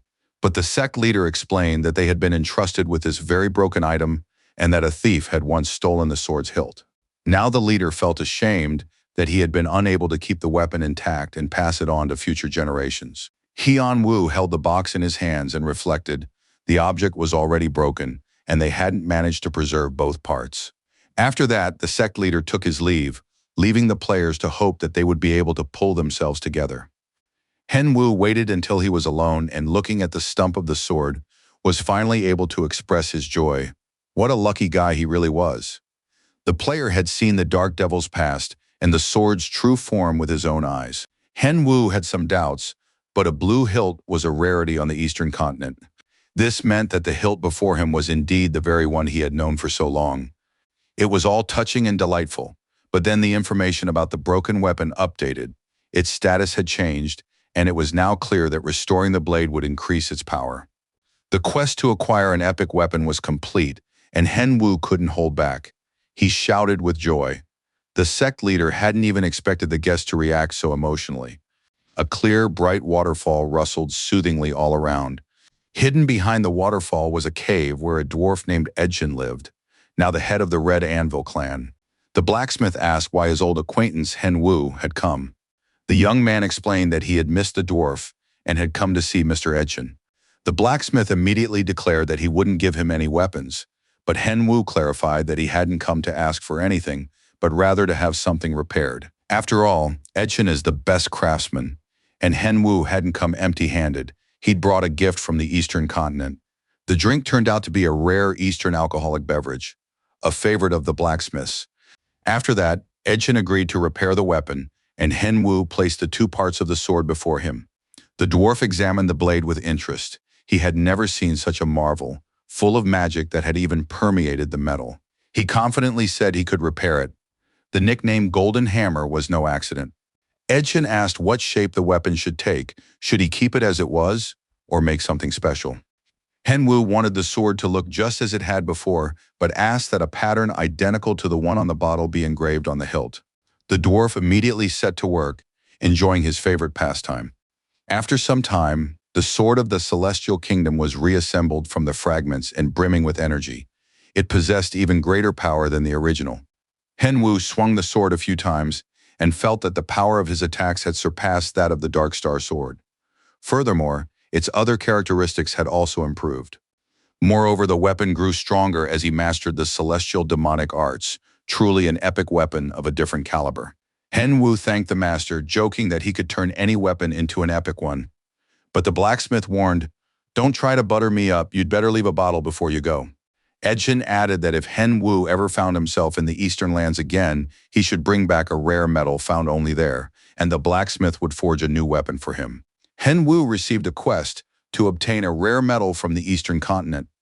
He was pleased and decided to bring back an even tastier drink next time. When all his business was finished, Henwu decided to head to the man in the Volter mountain range to check on the dragon. Soon the player was standing at the entrance to Johannes's abode.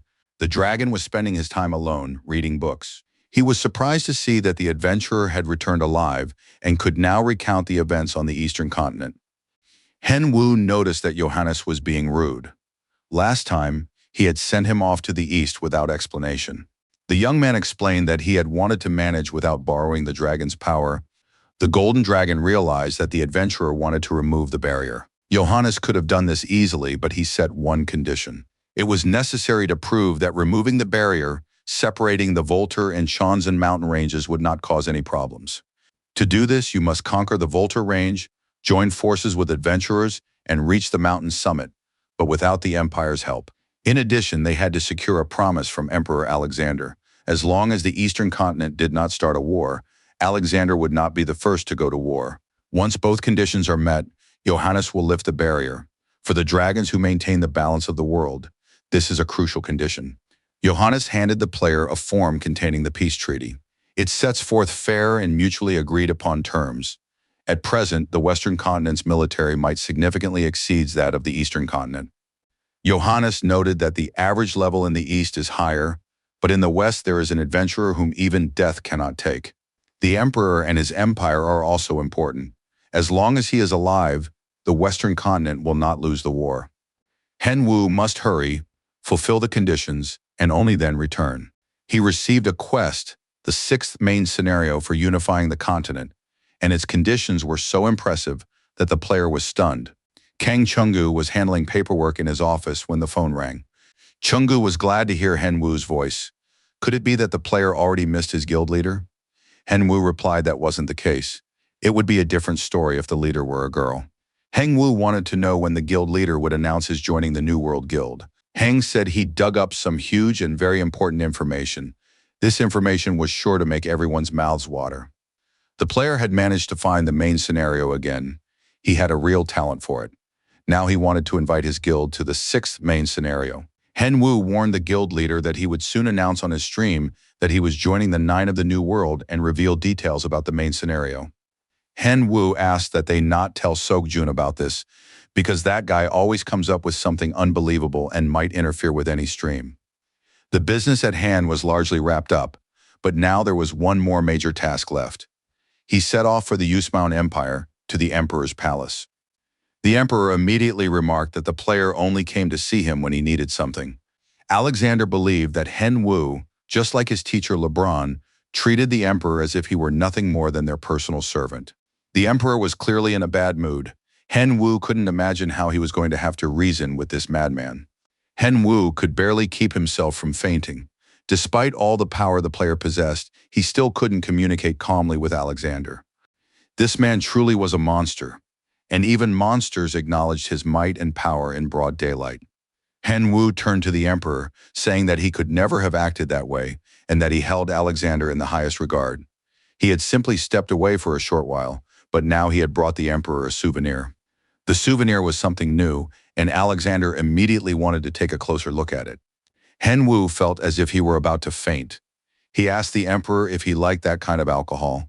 It turned out that, of course, the emperor was a perfectly normal man. Hen Wu replied that his gift was exclusive and that he was certain the emperor had never tasted this particular drink before. Hen Wu explained that he had recently found himself on the eastern continent by chance, thought of his beloved emperor, and decided to bring this gift along. Alexander made no comment on these words, but immediately took the bottle and tasted it. Of course, it didn't quite measure up to elven wine, but it was still quite decent. But then the emperor realized with surprise that Hen Wu had been to the eastern continent. After all, as far as anyone knew, the barrier prevented anyone from crossing the Walter Mountains. Hen Wu realized that the emperor had taken the bait, and the adventurer explained how he had encountered a dragon capable of lifting the barrier, but only under one condition. Of course, the emperor wanted to know what that condition was, and the adventurer handed him the pages of the contract, which he had to read, sign, and abide by. The emperor picked up the contract and asked the adventurer if he understood what was written there. The emperor was furious, and his aura was so powerful that Hen Wu could barely hold his ground, despite his high level and strength. It was no wonder Johannes had called Alexander a monster. The emperor skimmed through the contract papers and said that Johannes had calculated it very well, or perhaps he should pretend that he still didn't understand anything. Alexander signed the treaty, handed it to the player, and said that this could be considered payment for the drinks. Alexander also added that if the player had a couple more bottles like that, he should save them for his emperor. Hen Wu realized he needed to stock up on at least some liquor from the eastern continent. The player immediately headed to Johannes's cave. Johannes was asleep again, and when he opened his eyes, he once more saw the smiling face of that annoying player looming over him. He wanted to send him east, but the guy handed Johannes a contract, saying that all the documents had been personally signed by the emperor. Johannes was pleasantly surprised the player had indeed obtained the emperor's signature. Johannes clutched his head. He had thought it impossible to obtain the emperor's signature, which was why he hadn't even mentioned it at the clan council. And now he had to urgently convene a new council. Johannes acknowledged that the emperor's signature was genuine, so one of the conditions for uniting the continent had been met. A new quest was immediately created on the clan's forum. The discussion turned to this: uniting the western and eastern continents is not just a matter for humans. It would be necessary to secure the consent of at least 3 more races to remove this barrier. Johannes handed the player a glass orb and said that the player must now obtain the consent of representatives from the other races. Hen Wu accepted the glass orb and said he would handle this task with ease. The player told the dragon that even if the journey was long, he would try to return before sunset. Johannes didn't even have time to ask by which sunset the player would return to him. Hen Wu ran through the possibilities in his head and had already counted 3, 1 orc, 1 court, and 1 bear. Raccoon and Edshin were tribal chiefs. Now he needed to figure out which of the bear cubs' parents was the ruler of the Great Islands. It turned out to be Hugo's father. Hen Wu studied the map of the western continent carefully, planning the shortest route to obtain these consents. He had to travel from the Black Forest through the Great Mountain Range to the Great Islands. Only after securing the consent of the 3 races would the player gain the right to destroy the barrier leading east. That was exactly what the dragon had said. Hen Wu added that the puppet race of bears must also give their consent, and by all accounts, Mr. Hugo was a representative of that place. The man decided to introduce himself fully. He said his name was Hugo, that he was the ruler of the Great Islands, and that he was Tenny's father. Hen Wu, of course, could have said that he didn't really need this information. He'd known it for a long time, but the player held back and asked whether the ruler of the Great Islands consented to the alliance. Hugo, of course, gave his consent. However, he laid out some conditions in return. He was certain that the other chieftains had done exactly the same. It might have been surprising to tell this man that the other chieftains hadn't demanded that the conditions be met, but it still wasn't worth getting into a conflict with him. Hugo once again wanted the player to restore order in the cave. Hen Wu and his pet headed back into the cave to destroy all the hideous monsters that were there. This clear was a breeze. The player defeated a low-level magical beast and gained experience. After that, Leon Mio emerged from the depths of the cave once more. He asked why the fluffy bears hadn't shown up. An adventurer appeared on the scene. Hen Wu greeted the man, addressing him with great respect, and said he would now explain the nature of the problem. But Leon Mio suddenly grabbed Tenny and began pulling him close, repeating the words, "Bear, bear, fluffy bear." Hen Wu decided not to take the pet from his companion's hands just yet. The player explained that he had come here to complete a trial set by the golden dragon Johannes. Upon hearing the name Johannes, Leon Mio clutched the pet's face frantically and asked the player to describe in detail what kind of trial the dragon had set. Hen Wu told him everything about the reunification of the continents, the emperor's signature, and the approval of the representatives of the three races. Leon Mio was furious. He even gnashed his teeth in outrage, wondering how that pathetic dragon from the Golden Dragon clan could possibly have the right to conclude such a treaty. The fact is, Leon Mio had been struggling for several hundred years to contain the rift into the demon world. Meanwhile, a meeting had been held behind his back, where everything had been decided, and now he felt deeply wronged. Leon Mio thanked the player for sharing useful information with him. Later, Leon would vent this resentment in his own unique way. But for now, he had prepared a gift, which he handed to the player. He said that someday he would summon Hen Wu to him, and when that happened, the parchment would turn black. The player would have to tear it apart, and he would immediately be transported to Leon Mio. Hen Wu understood that being summoned meant he would be given a quest, and a quest from a dragon is always very challenging and comes with good loot.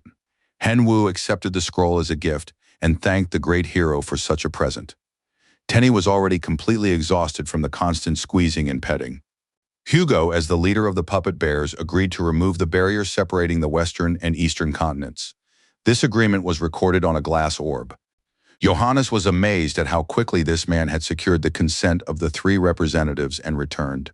The quest was complete, and of course the player asked for his reward. Johannes agreed that it was indeed time to settle up with this quick-witted adventurer.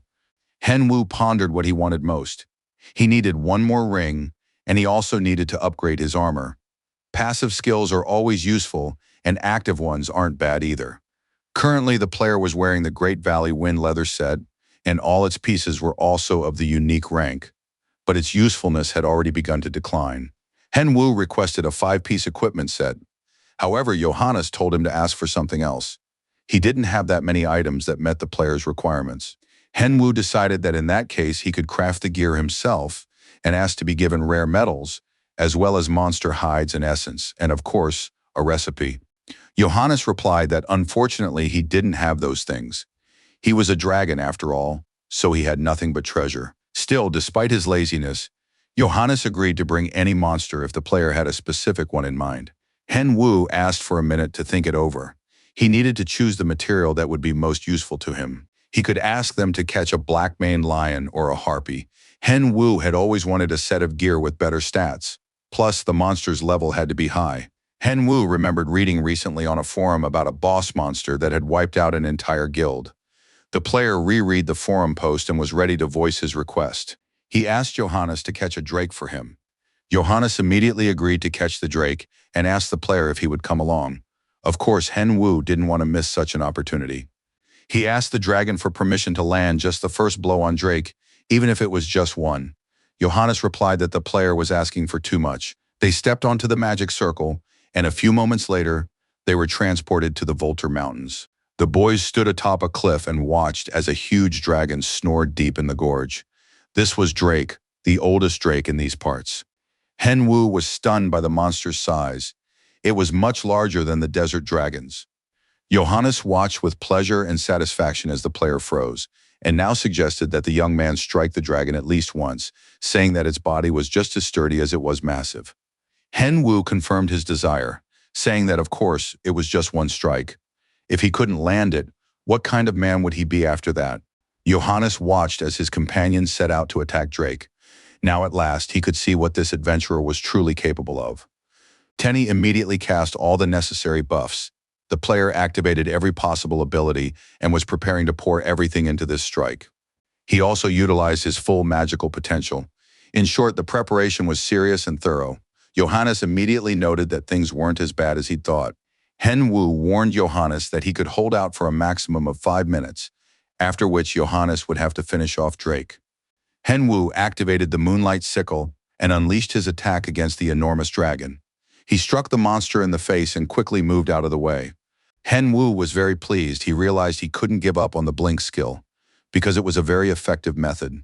After that, the player cast Heavenly Explosion, which detonated right next to Drake, causing him to let out a piercing scream. Johannes watched the battle and even thought that perhaps he wouldn't need to intervene in this fight.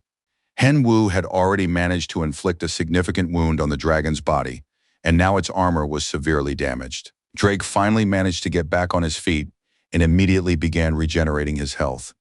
Hen Wu watched the dragon from a distance, realizing that on his own, he could have fought Drake for several hours. However, it was now time to wrap things up. The player had dealt damage to the dragon, so he would gain experience. Hen Wu returned to the top and turned to Johannes, saying that it was now his turn. Drake opened his enormous jaws and growled menacingly, while Johannes looked down at him with complete calm from the top of the cliff. Of course, he didn't really want to get involved in this whole duel and battle, but he still had to keep his promise. Johannes warned the player and his pet to take cover. The golden dragon wanted to get this over with as quickly as possible. He raised his hand high and began to unleash fire into the sky. Then he brought his hand down, and all the fire was directed into the gorge where Drake was. Down in the gorge, everything was exploding and blazing. Hen Wu and his pet watched the scene unfold with eyes full of terror. Finally, the explosions ceased.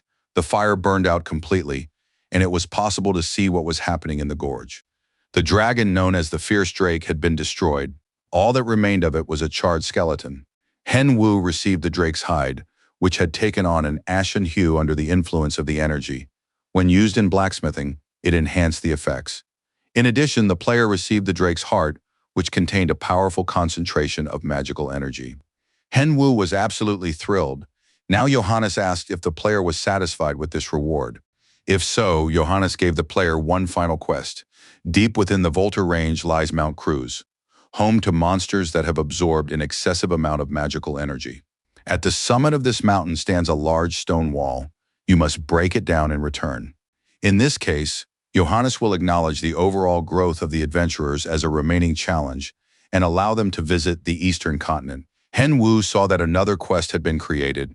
The player had hoped it was already coming to an end, but this dragon had come up with something else for him again. Johannes watched the player, who effortlessly sliced open Drake's hide, which was filled with essence. This player's mana management was better than anyone else's. Furthermore, this adventurer had met the Emperor and convinced him to sign a treaty. This young man had also secured the consent of representatives from other races. It was completely baffling how he had managed to handle such difficult tasks so easily. Johannes realized that adventurers were more useful than he had previously thought. If an artifact were prepared as a reward, the adventurers would do anything, and that means the time will come for the Golden Dragon to begin a completely carefree life. Hen Wu was walking along the Volta mountain range. There was still time before he announced his reunion with the New World Guild on his stream, so for now he could explore Mount Cruz. Hen Wu had just put on his max-level mask when he spotted a group of players in the forest. Of course, the players immediately recognized the celebrity by his outfit and mask. They stopped him and greeted him. Hen Wu immediately said that if these guys were pushy fans, he wasn't going to talk to them because he didn't have time. The strangers were surprised that a max-level noob didn't know who they were. "We're players from the Zenith Guild," they said, "and we defeated the Mano Guild and took 19th place in the rankings. The whole community knows about us now." Hen Wu sized up the guys and, as a gesture of support, said that it was very impressive. The noob turned to the players, asking why they had come to brag to him, since the reason for their visit was perfectly clear. If the noob were to start streaming right now, thousands upon tens of thousands of posts would immediately flood the community. After all, he's a real star. And these players came to him to take advantage of his popularity. Instead of developing their own skills, these players, like leeches, simply want to reap the rewards of someone else's hard work. The noob turned around and went about his business, saying that if the players had politely asked him to participate in their stream, he would at least have considered it. But those who show up unannounced and immediately start addressing him informally are a total no-go for him. One of the guys, furious, grabbed the noob by the shoulder and said that their conversation wasn't over yet. But the noob gave the player such a fierce glare that no further explanation was needed. The noob warned the guy, if he got in his way again, the noob would make him a laughingstock on his channel. Henwoo arrived at the meeting spot he'd previously agreed upon with the New World Guild leader. Chunggu immediately noticed that the player was unhappy. Henwoo didn't bother explaining that because of some newbies, he'd wasted time and hadn't even explored Mount Cruz. The noob explained that in his opinion, thanks to the Gazer Company, all the preparations had gone smoothly, and he had an important performance today. Henwoo reminded the guild leader once again that he needed to keep quiet during conversations with just one person. Kang Chunggu confirmed that this person really wouldn't find out anything, so they decided to start the stream as soon as possible. Henwoo started a live stream titled Urgent Message from a Max-Level Noob. Within a few minutes, 3 million viewers were tuned in. Henwoo greeted the viewers and warned them that this wasn't about taking a break from streaming, nor was he planning to quit the arena. Although the announcement is indeed urgent, it seems the noob is just making a couple of unexpected announcements. First, he wants to make his debut as a professional player, and the exact date of his debut has already been set. Next season, the noob plans to compete in the Korean Professional League. He's personally selecting his team. The second announcement is that the player has joined a guild. Viewers were left wondering which guild is he talking about, or perhaps he created his own guild. Of course, everyone was curious to know why the noob had only just joined a guild. Hyun Woo wanted to invite one of the leaders to talk with him. Chunggu hadn't even had time to emerge from his hiding spot when a happy and very emotional Seokjun burst onto the stage. Seokjun announced that his closest friend had joined the New World Guild and wanted to tell everyone about it, which is why he had come in person to participate in the stream. Hyun Woo was on the verge of tears while the guild leader kept apologizing for the mix-up. But since things had turned out this way, they had to go ahead with the stream given the circumstances. The noob confirmed that he is now a member of the New World Guild. The reason the player joined this guild is quite simple. The New World Guild has become a sponsor of the team he'll be joining. Seokjun joked that the noob needed a last name for his appearance, so he shared his own last name with him. Henwoo tried to back out, saying that wasn't the case at all, but Seokjun was already unstoppable. He kept going and said that their favorite noob doesn't just accept gifts. The thing is, the noob found out about the main storyline and immediately came to them to invite his guild on this quest. It was a total failure and a disgrace. Even the guild leader of New World was ready to get down on his knees in front of the noob. The viewers were in shock. Seokjun kept rambling on live. He said he was actually jealous of Henwoo after his mission on the Eastern Continent. Seokjun added that he'd heard that if you complete the main storyline, you'll be able to reach the Eastern Continent. Henwoo tried to explain to the viewers that, of course, the main storyline is connected to the Eastern Continent, but it's definitely not a war, and the story itself won't take place on the Eastern Continent. Chunggu also tried to explain to the viewers that the new quest concerns a way to reach the Eastern Continent, which is why their guild is participating in it. Seokjun suddenly became suspicious. He could see that his two friends were very nervous. Could it be that the content of the urgent announcement wasn't what he had just told the viewers? Seokjun remembered clearly how they had sat together, drinking alcohol and discussing their plan for future joint activities. They believed it would be a real sensation and that they could host brilliant streams if the player made his professional debut. No one present should be too surprised if Hyun Woo appears as a professional gamer. Seokjun even promised that if that happened, Hyun Woo would reveal the face behind the mask to everyone. In short, not everyone could handle such personal information, realizing that the brainless Seokjun had absolutely no idea what he was getting himself into. And now he was absolutely certain that he had saved today's stream. The forums were in complete chaos. Viewers didn't know which piece of news to comment on first. When it was all over, the guys got together.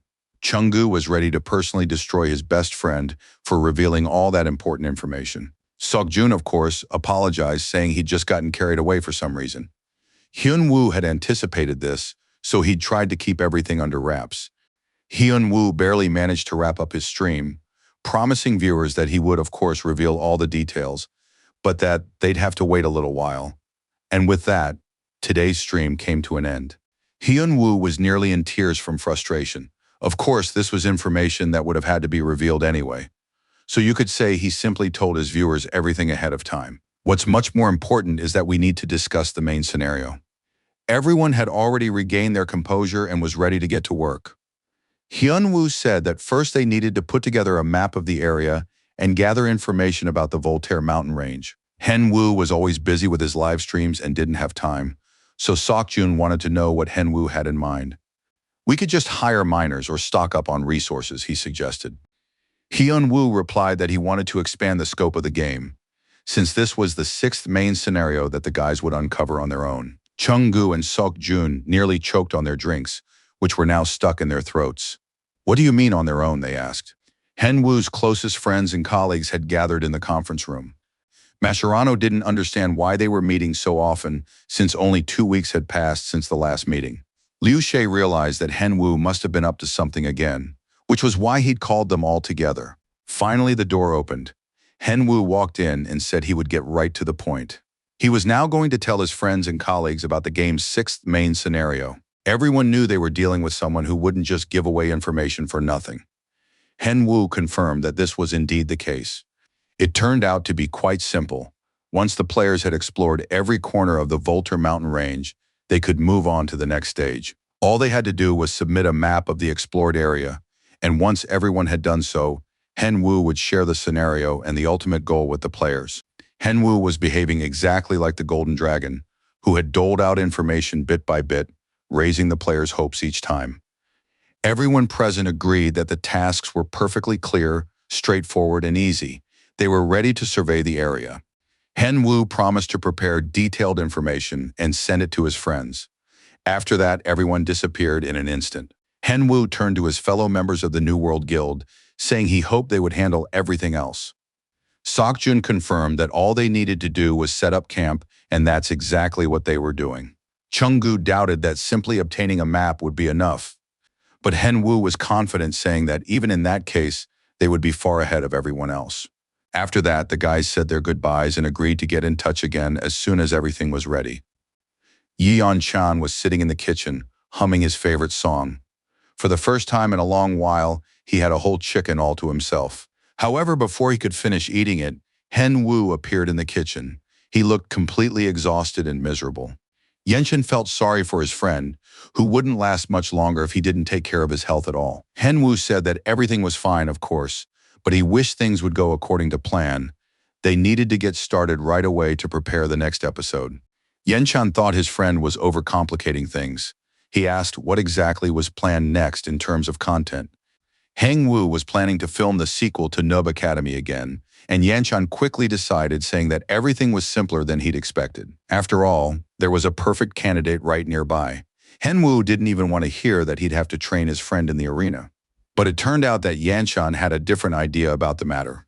Hen-woo listened carefully to what Yunchan proposed, and it seemed as if he was about to explode with surprise. Yanchan tried to persuade his friend, saying that the terms were simply amazing.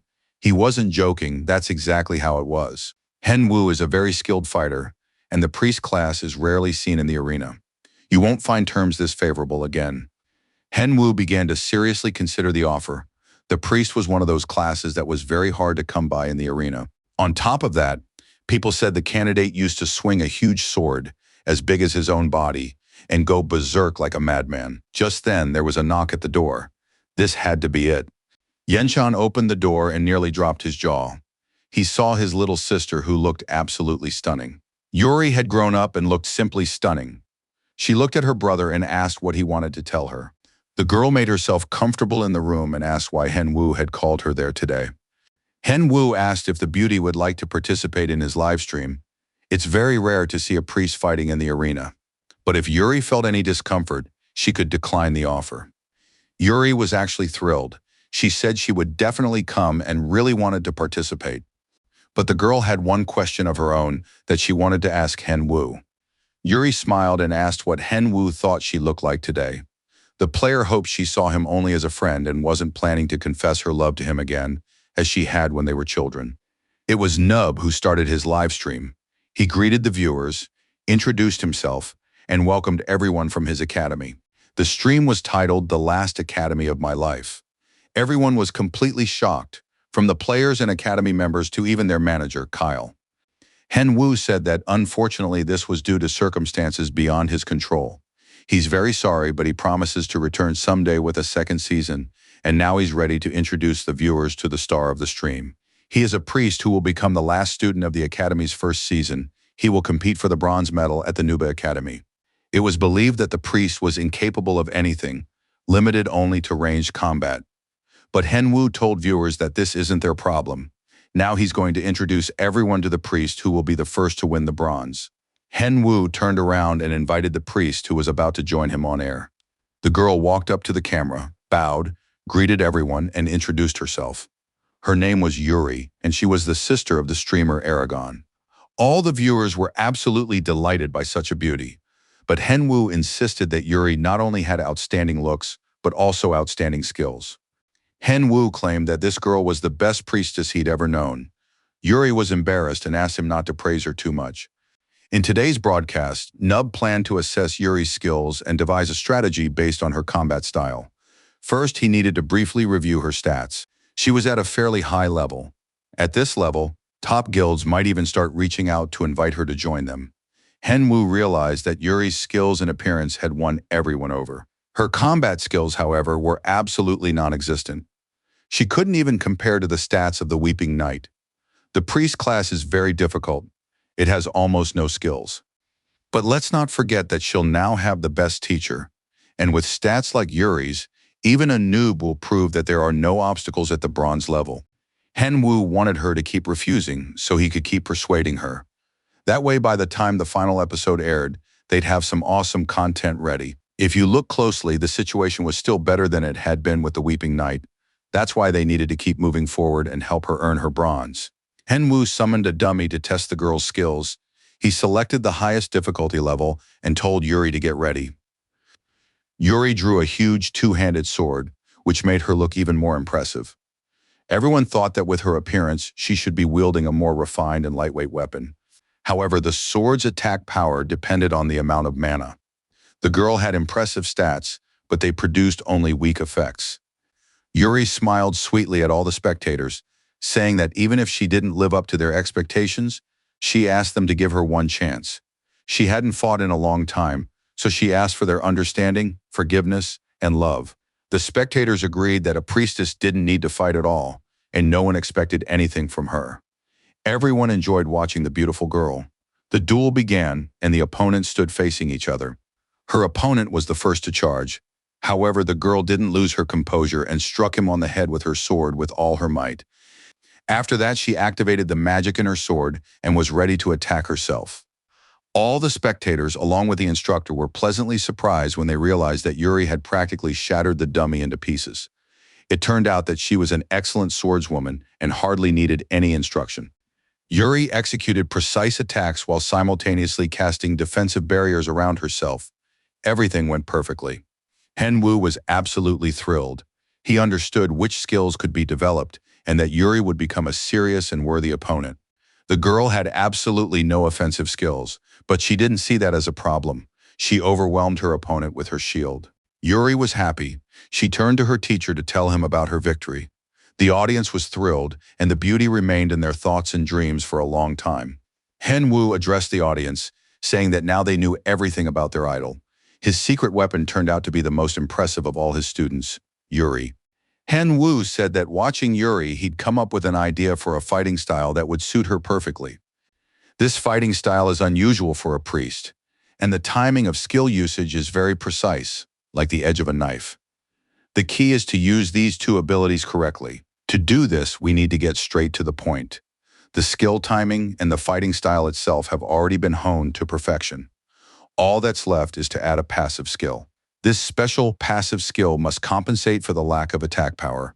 The skill's effectiveness depends on mastery. If Yuri wants to strengthen her sword strike, she must unleash the blade's energy. The audience didn't understand why a priest would need to wield a sword. If that were the case, there would be no point in being a priest at all. Yuri knew she had a skill called Mastery of Holy Power. It allows her to control mana. Activating sacred power increases attack power. That's why paladins and monks usually study it. Usually a player gains one skill for every few levels. A priest who studies Mastery of Holy Power ends up being a weak character with a modest investment. But with Yuri, the situation is different. She already knows how to wield mana. The girl stood in the center of the arena, gripped her sword with both hands, and channeled magical energy into it. Yuri was absolutely thrilled, as were the spectators. Some thought it was over the top for a priest to use a sword's aura, but it was unusual and promising. Yuri gripped the sword tightly and tried to concentrate the magical aura in one spot. This was something far from every player or priest could manage. Some couldn't create a wave even after learning the skill. But Yuri handled this difficult task perfectly. How did she do it? She had simply been taught by a max-level noob. Henwu continued the live stream. Viewers wrote that their idol was simply Superman and that no one could have done it better. Henwu realized that he had made a name for himself and was now waiting for thanks from the viewers. Henwu ended the stream and thanked the girl, saying she'd done a great job today. Yuri really enjoyed the whole experience. She listened to her homework assignment. She needed to practice certain moves, and on the next stream, Henwu would definitely check her progress. Yuri wondered if she might not be able to pull it off, but Henwu replied that he was absolutely confident in her and that she would be able to do it easily and effortlessly. Yuri really wanted to surprise Henwu and said that next time she would try to make everything look more natural. After that, the players went their separate ways, logged out of the game, and now Hyunwoo was lying on the couch reading the news. He realized that the gap between him and Yuri was too great to fight. Therefore, he needed to find a suitable warrior with good skills. Ideally, this person would be skilled with various weapons and agree to fight in the arena. Finally, Henwoo's gaze landed on the name of one contender, who was the perfect match for Yuri. Henwoo immediately called the contender. It turned out to be a player named Hedo, who had previously worked as a substitute knight. Henwu greeted him and said he'd try to keep it brief. He wanted to invite Head to participate in the stream. Hedo agreed right away, but immediately asked if Nub could meet with him a little earlier before the stream because he had something he'd like to discuss. Hyunwoo confirmed that they would meet earlier. The guys agreed to call each other and discuss a specific time to meet at the arena. Hyunwoo finished his conversation with the challenger and heard a notification about a message on his computer. The message contained a list of guilds for a joint operation. Hyunwoo met with the guys from the New World Guild and announced that he had decided on a name for the operation. It would be called Share. If the two of them were to comb through the entire Volta range on their own, it would take too long. Therefore, they needed to complete a quest under the pretext of joint participation. And once a complete map of the area is compiled, Henwu will present the big picture of the 6th main season to the other participants, and viewers will naturally start flocking to them. Chungu really liked this plan and asked who else Henwu was planning to share the information with. Everything went perfectly. All that's left is to choose the guild they'll join for the main storyline.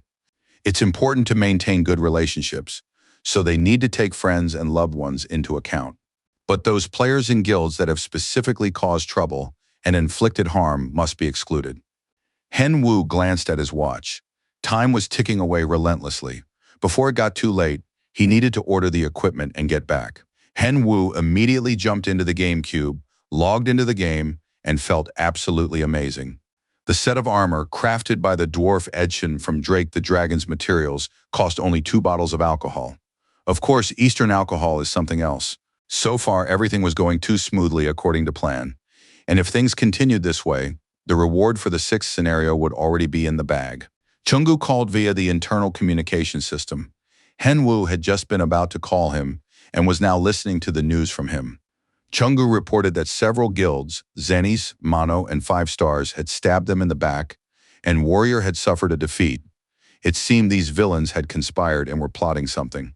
Chungu was in shock because Reina had barged into the office and thrown a tantrum. The guys were already tired of trying to calm her down. Henwu promised he'd take care of Reina and apologized to her himself. He asked which guild they'd chosen for the operation. It turned out they'd chosen the Mano Guild. The whole thing was disgusting, but now they had to deal with the scandal that was unfolding.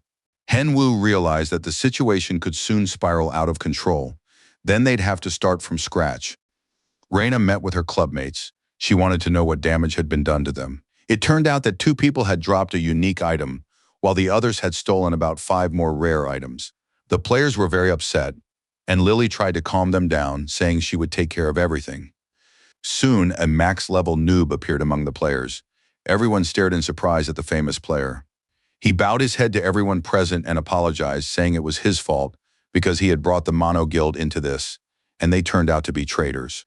Reina realized that Hen Wu was aware of the scenes she'd caused at the New World office. She said it wasn't Nub's fault after all. The responsibility for protecting the guild members lay with her. Hen Wu thanked Reina for her words, but said he would take responsibility for the damage himself and compensate for it. He also wanted to mete out appropriate punishment to the scoundrels. Reno tried to stop him, believing that it was her duty. But Hen Wu was already walking away from her, saying he would handle everything himself because these villains had crossed the line. Zhen Wu released a mandatory announcement. He addressed his subscribers to explain why there had been no streams from him recently. Nub explained that this time he had been hindered by the Zenith, Mano, and 5 Stars guilds.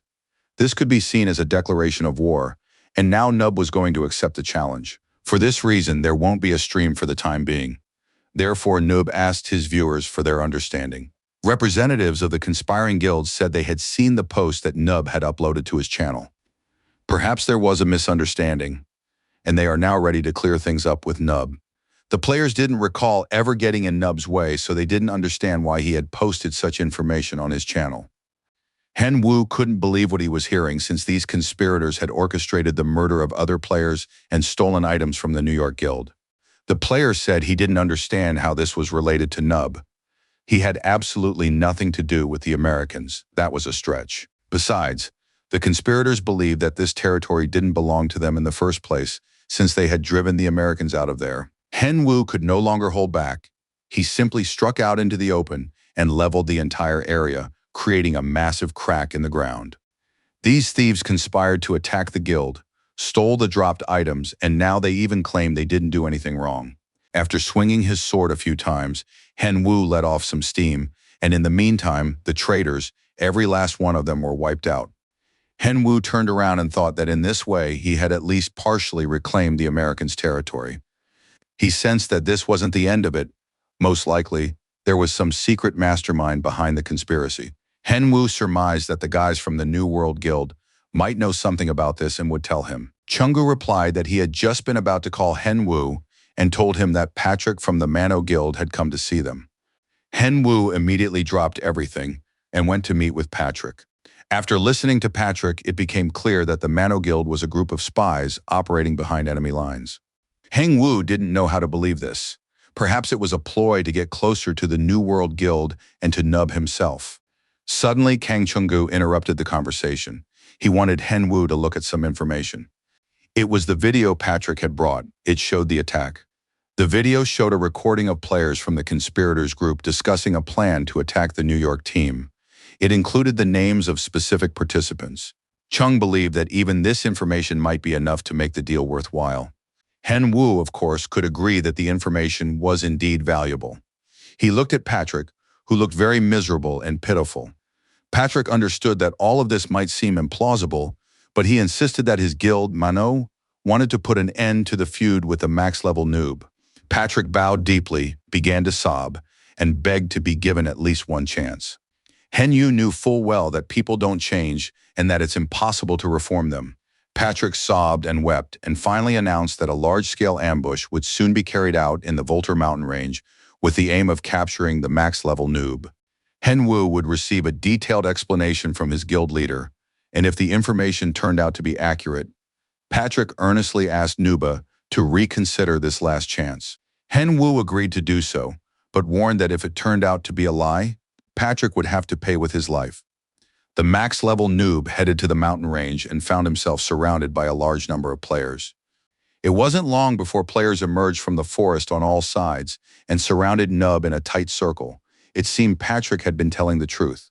The player didn't understand why the noob was laughing, since he probably still didn't realize that he wouldn't be able to stand up to such overwhelming odds, even if he tried to fight back.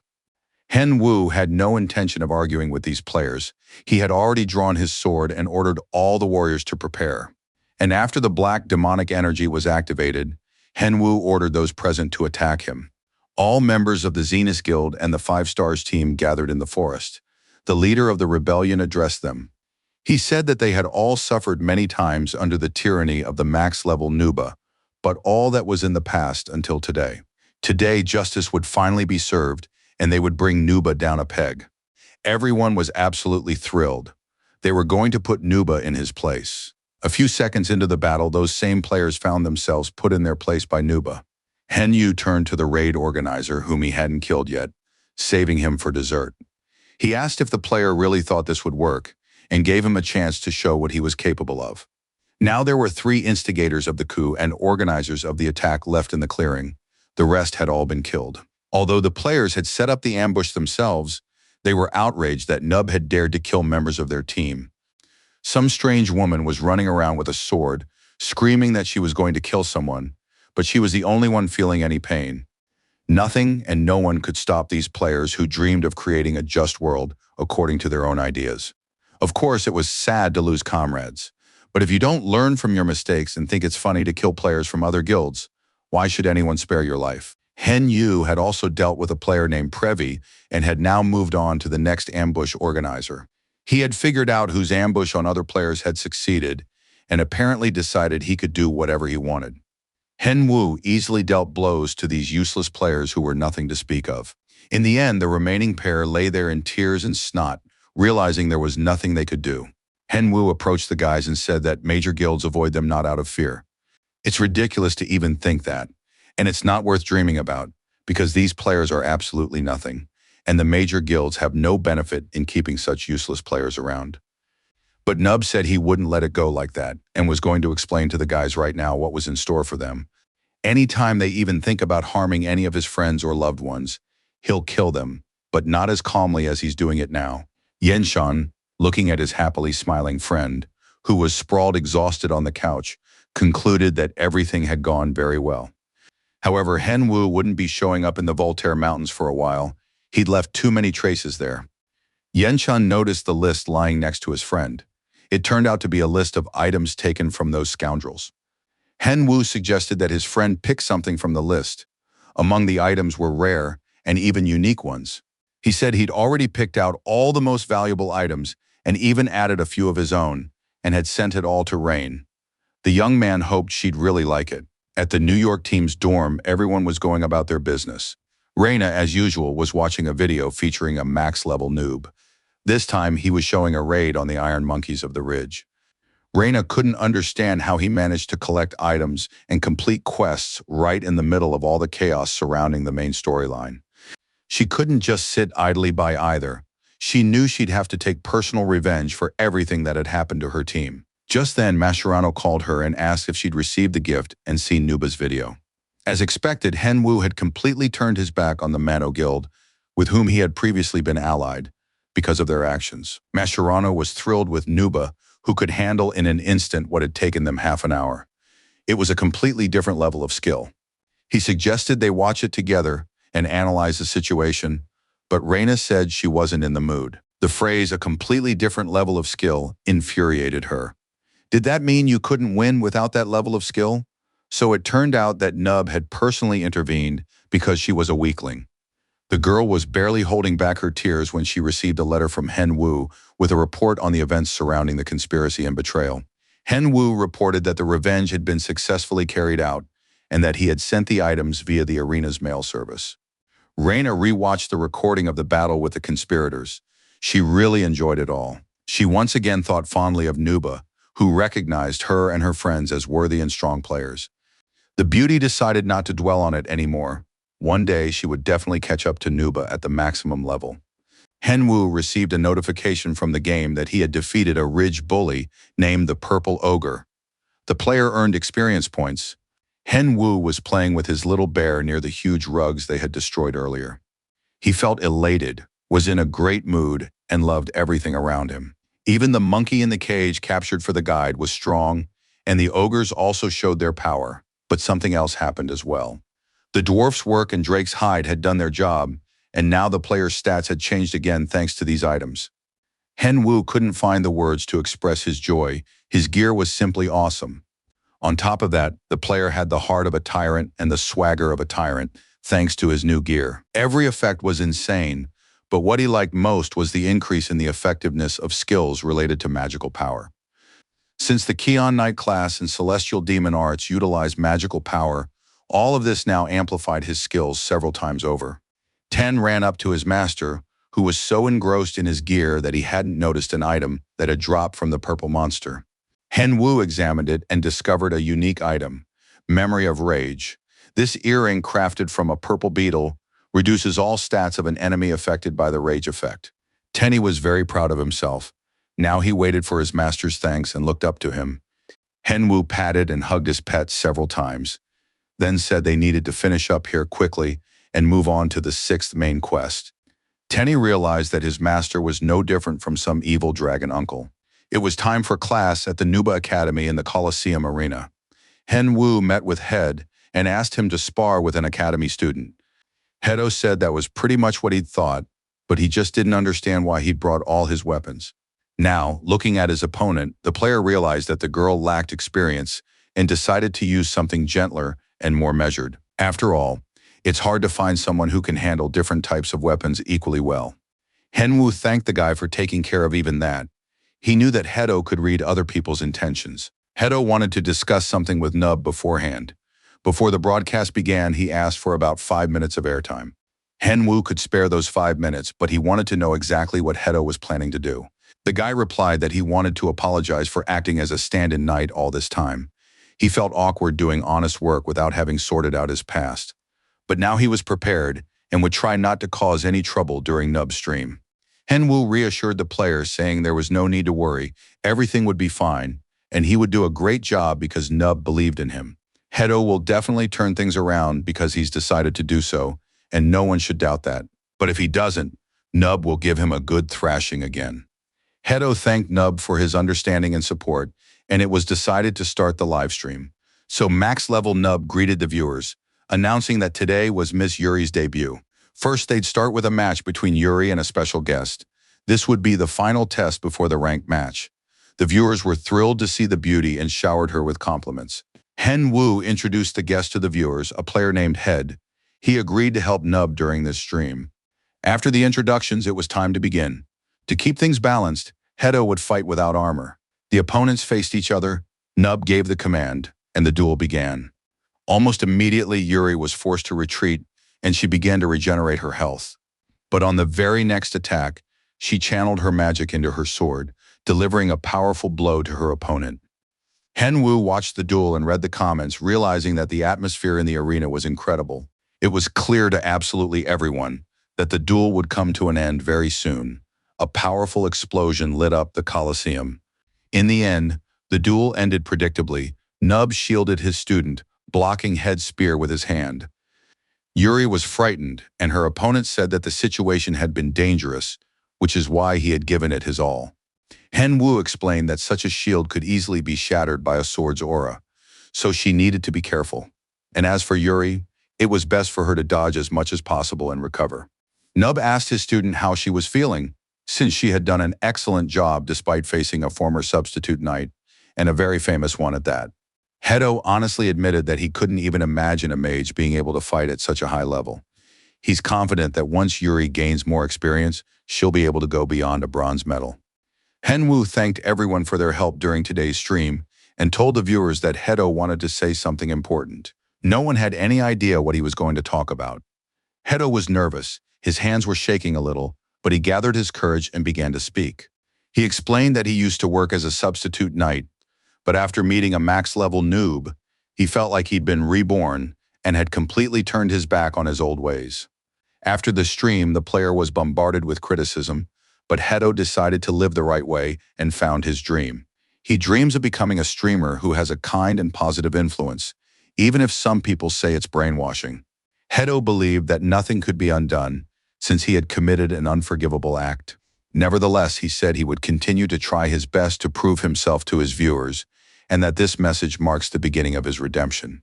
After that, the player transferred a donation of 1 billion and bowed deeply to his viewers. He said that this was all the money he had earned while performing as a stand-in knight. But now he realized that this money was tainted, and he didn't want anything to do with it. He sincerely repented and asked everyone for forgiveness. Hedo bowed once more to the max-level Nub and left the game. Hen Wu told his subscribers that investing $1 billion in an uncertain future is not an easy decision, and watching Hedo, It's clear that he has truly changed. Nub announced he would be taking a short break, after which ranked matches would begin. Henwoo hoped that Hedo would find his own path, and he himself would continue streaming after his student had rested a bit. The ranked matches began. Yuri fought against the challengers while her teacher analyzed her students' moves. Henwoo soon realized that his insight had not failed him. Yuri had defeated the opponent. The girl was genuinely happy. She hadn't even dared to hope she'd fight in the arena before, and now she'd won a bronze medal. Henwoo was pleased as well. He congratulated Yuri on becoming a bronze-ranked fighter, and as her instructor, he could now confidently wrap up her first year at the academy. In the comments, viewers were surprised. Many had thought this outcome was likely, but in reality, few had believed the priest would win. After reading the comments, Yuri felt a little upset. She was disappointed because she had demonstrated her abilities and tried very hard. Viewers immediately began to explain that they were simply surprised, and to cheer the beauty up, donations poured in. Yuri smiled sweetly at the teacher and said she needed to apologize to the viewers and thank them. Nub realized that the girl was a natural-born streamer. He gave her his spot, and Yuri began chatting with her subscribers and accepting their congratulations. Finally, it was time to say goodbye. Nub and Yuri wrapped up the stream together, thanked everyone for the time they'd spent together, and said goodbye until the next season. When the stream ended, Henwoo checked the stats and saw that the stream had received excellent feedback, and everyone had had a good time. He also thanked Yuri for her hard work in training and for acing the bronze-level exam, and invited her to have lunch together. Yuri immediately confirmed that she wasn't busy today and was given complete freedom to order whatever she wanted and choose the menu. A few days later, Nub was hosting a stream in which he planned to reveal some details of the main storyline. He said that today, together with his viewers, he would venture into the Voltaire Mountains because, according to reports, there are many powerful monsters in those mountains. The black maned lion is particularly dangerous. This beast looks like a true predator, very fast, with strong, sharp claws and fangs. Henwoo defeated the black maned lion, and from the outside it might have seemed like an easy opponent. However, viewers need to be careful and not come here unprepared. Followers began to have doubts and decided that Nub simply didn't want them in this area. The player had to show off his massive paws with long, sharp claws.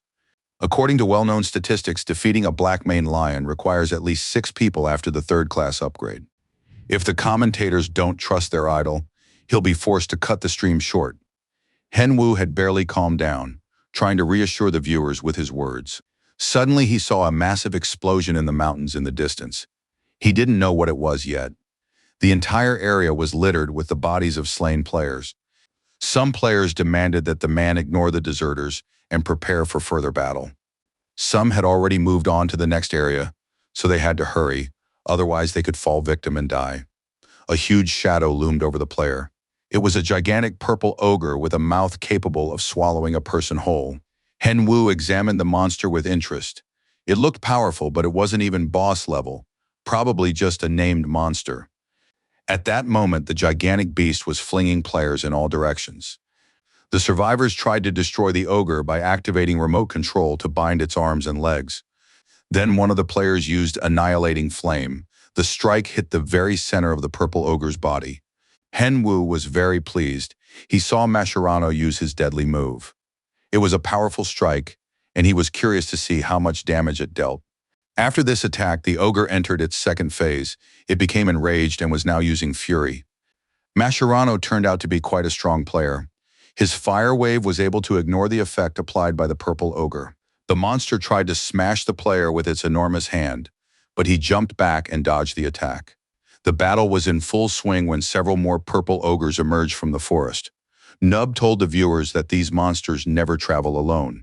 The viewers were in shock. They began demanding that Nub join the battle.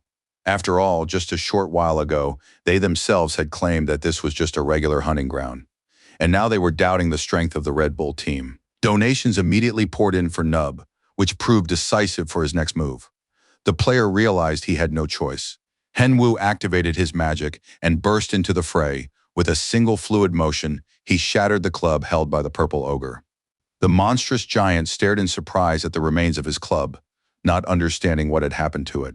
At that moment, someone's sharp sword made a straight vertical cut, and the purple ogre's body was split in two. Hen Wu received a notification that he had dealt with the neighborhood bully, the purple ogre. The player immediately addressed the viewers, saying he hoped they had seen everything and understood that he wasn't lying. There were no comments in response, so Nub decided it must be some kind of bug or a connection issue. Soon the connection was restored and messages poured in. Subscribers believed that their idol was a truly amazing player, and now everyone else could relax. Mascherano approached Nub and thanked him for his timely help. Hen Wu hoped his followers would never forget just how strong their idol was. After that, he said goodbye to them and ended the live stream. Mascherano tried to ask Nub if he'd like to go hunting together, if he had some free time.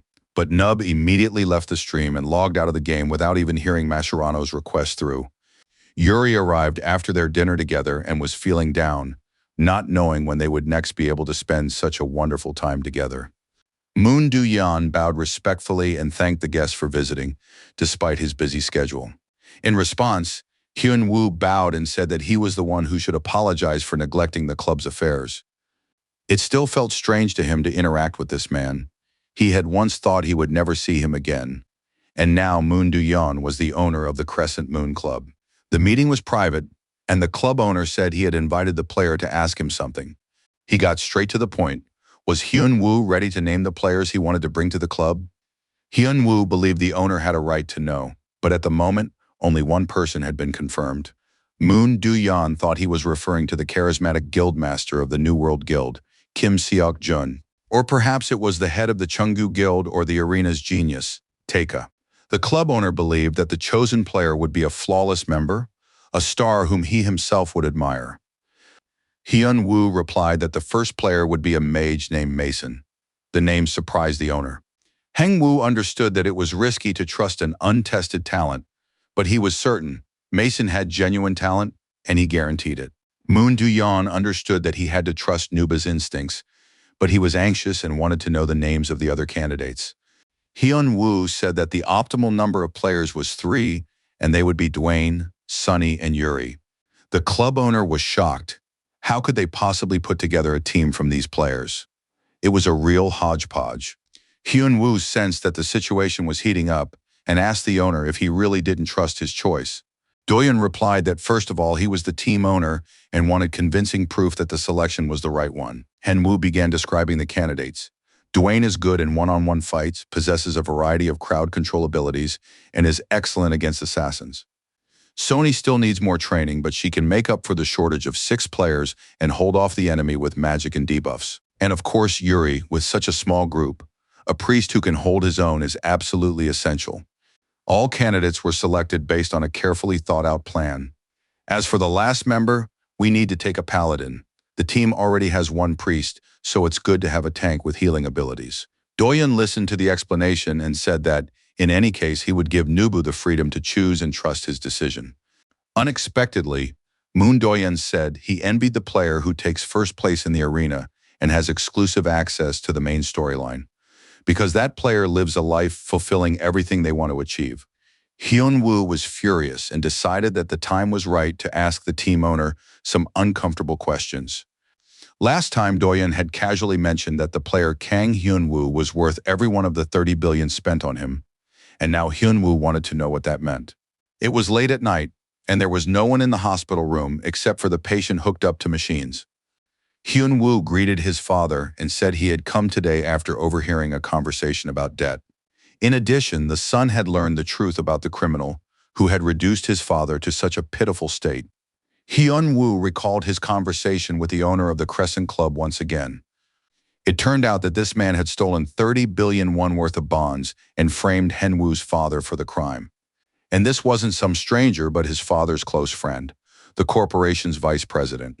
He had calculated everything precisely so that no one would have any questions or doubts about the main villain. That man was Jeong Cheol-ho, a former friend, partner, and colleague of Mr. Kan. Now the son knew that this villain had pinned everything on his father for the sake of money. No one would have ever thought that Mr. Jeong would turn out to be such a scoundrel. Hyun-woo could imagine what a shock this must have been for his father, almost as if Yeon-chan had betrayed Hyun-woo. The young man would probably have felt the ground give way beneath his feet. Now Hyun-woo fully understood the situation and promised his father that he would definitely take revenge. He intended to take away from the scoundrel what he considered most precious, and he would do it in such a way that Mr. Jong would never recover from the loss. Now Hyun-woo was crying by his father's bedside. He desperately wanted the man to wake up and stop him, preventing his son from becoming the same monster as Mr. Jong. While spending time at the computer, Hyun-woo decided that he'd become too complacent lately, thinking that everything was going well and had simply been going with the flow. He quickly decided to finish recruiting for his team of professional players. He was far ahead of the others in the sixth scenario. He needed to choose the final team member. Hyun-woo knew that finding a paladin with good abilities was very difficult. Headlines about Head were flooding the internet. It would be nice if public opinion would die down a bit, but perhaps something on a massive scale would have to happen to make the issues surrounding the replacement knight seem trivial. Hyun-woo browsed the web for a while longer, and soon realized he had a way to recruit Hedo without any trouble. Yenchun had prepared a meal and was waiting for his friend to finally join him, because everything was already getting cold. Hyun-woo was very preoccupied. He hadn't slept much, had been training hard, and was constantly thinking about his teammates. As he shoveled food into his mouth, he thought about how to come to an agreement with all the participants, but perhaps they wouldn't agree, and then his plans would fall apart. After all, each of these players has their own life to lead, and they most likely already have their schedules set. And even if they don't have a schedule, being a professional player is quite an exhausting job. Of course, he could always find someone else, but those others wouldn't be as reliable as the current candidates. Hyun-woo snapped out of his thoughts and asked his friend what Yuri was up to these days. It turned out she had taken a leave of absence from school and was working to earn money. Hyun-woo decided to get in touch with her soon. Hyun-chan thought that perhaps Hyun-woo had taken a romantic interest in Yuri, but Hyun-woo was outraged that his friend could think such a thing. He regarded Yuri almost as a sister. Yenchan could see that his friend was at his limit. It was understandable that he wanted to avenge his father, but pushing himself so hard was dangerous. You can't be so harsh and blunt, even if you're planning to recruit someone to a team of professionals. Hyun-woo realized that his friend, as always, was right. Besides, it was so nice to have such a good friend as Yenchang. He thanked his friend for his concern and help and asked if Yuri would feel too much pressure now that she was becoming a professional player. Yenchang believed that if Hyun-woo had invited her, she would be all for it. With his brother's support, Hyun-woo met with Yuri and offered her a spot on the professional team. Yuri said this was a great opportunity to learn from Hyun-woo and earn money at the same time. But at the same time, she was worried that her skills might not be good enough and that she would hold the others back. Hyun-woo was confident that no one would get hurt. In the entire Korean Student League, the number of students who could match Yuri could be counted on the fingers of one hand. Yuri listened to this with pleasure and said she was ready to put herself in Hyun-woo's capable hands. Most likely, Hyun-woo had worried for nothing. The team tryouts went more smoothly than he'd expected. What pleased him most was that everyone took the offer to join the Crescent team as their own personal cause and accepted it with joy. This was because everything Hyun-woo had done up to that point hadn't been in vain, and he felt a warmth spreading deep within his heart. The present was nothing like those days when the young man had been drowning in despair all by himself. Now there was only one person left to talk to. Hyun-woo met with Hedo and made him an offer. Mr. Lee Hong, Hedo's real name, listened carefully to everything Hyun-woo had to say. The young man admitted that considering everything Hyun-woo had personally done for him, he wanted to work with him. However, he wasn't sure if this was the right move because public opinion was still negative toward him. Hyun-woo understood this and said that, although it sounded optimistic, he would personally handle public opinion. The most important question, does Lee Hong want to compete for first place in the professional league alongside Nub? Lee Hong, trying to keep his emotions in check, said that he has great respect for Hyun-woo and wants to be by his side to fight together for first place among the pros. Hyun-woo said that this is what matters most. Through his actions, Hedo will prove his intentions even if it takes time. The KL manager was enjoying a wonderfully peaceful morning in his office. While checking his email, he saw a message from Kang Hyun-woo with the subject line, "Final roster for the Crescent team." Kyle remembered that the player had said the roster selection might take a while, but Hyun-woo had finished faster and had already made a decision. Kyle was eager to see the roster right away, and when he saw it, he nearly choked on his drink. After reading the names of the future team members, he couldn't make sense of the selection. There was no professional criteria involved. It was simply a lineup of players chosen for the sake of hype. Kyle decided to tell the boss everything right away so they could figure out their next steps together. Henwoo was very unhappy. He couldn't find the right spot, and although he thought he'd figure out the map quickly, he'd had absolutely no luck so far. Tenny thought they could take it slower since nothing terrible was going to happen. They still had 3 more peaks to survey, one of which was supposed to be Mount Cruz. Henwoo tried to guess which one it was. Tenny said that if it were that simple, they wouldn't be struggling like mad dogs. Henwoo hadn't had time to go any further when he received a call from the head of the New Light Guild. He delivered alarming news. The major guilds had united under the slogan, "Let's take down the max-level noob." Chungu thought they should split into 2 teams and start searching. Henwoo replied that he only had 3 peaks left to check. Chungu wanted to know what the player intended to do next and insisted on notifying everyone immediately. He suggested splitting the teams, focusing on the American leaders whose schedules didn't align. The New Light Guild was on the same team as the New Yorkers. Henwoo listened to all this and suggested starting with the mountain on the right. He went there himself and the rest were supposed to meet him there. Henwoo wanted to send the coordinates to the leader. He needed to stay put until the guilds from his team arrived, but in the meantime, he could keep himself busy, for example, by leveling up. Tenny tried to quietly slip away from his master, taking advantage of the fact that he was busy on the phone. The little bear sat down near a stone monument. It was hard for him lately. His master had picked up all sorts of odd habits from various dragon uncles. Tenny thought that if his master didn't start treating him better, he'd take a vacation. Just then, the stone monument the bear cub was leaning against crumbled into tiny pieces beneath his back. When the pet opened his eyes, he saw a huge stone beetle looming over him. Tenny rushed to his master, demanding that the player save him and protect him from this creature. Henwoo was surprised to see the giant insect. It became clear that there would be no rest, and Henwoo drew his sword, beginning the battle with the monster. The giant beetle was enormous, and its gaze glowed with hatred and malice. Henwoo fought calmly, putting his new skills to use.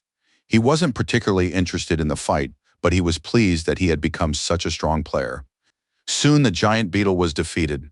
The player gained experience and tried to calm his frightened pet.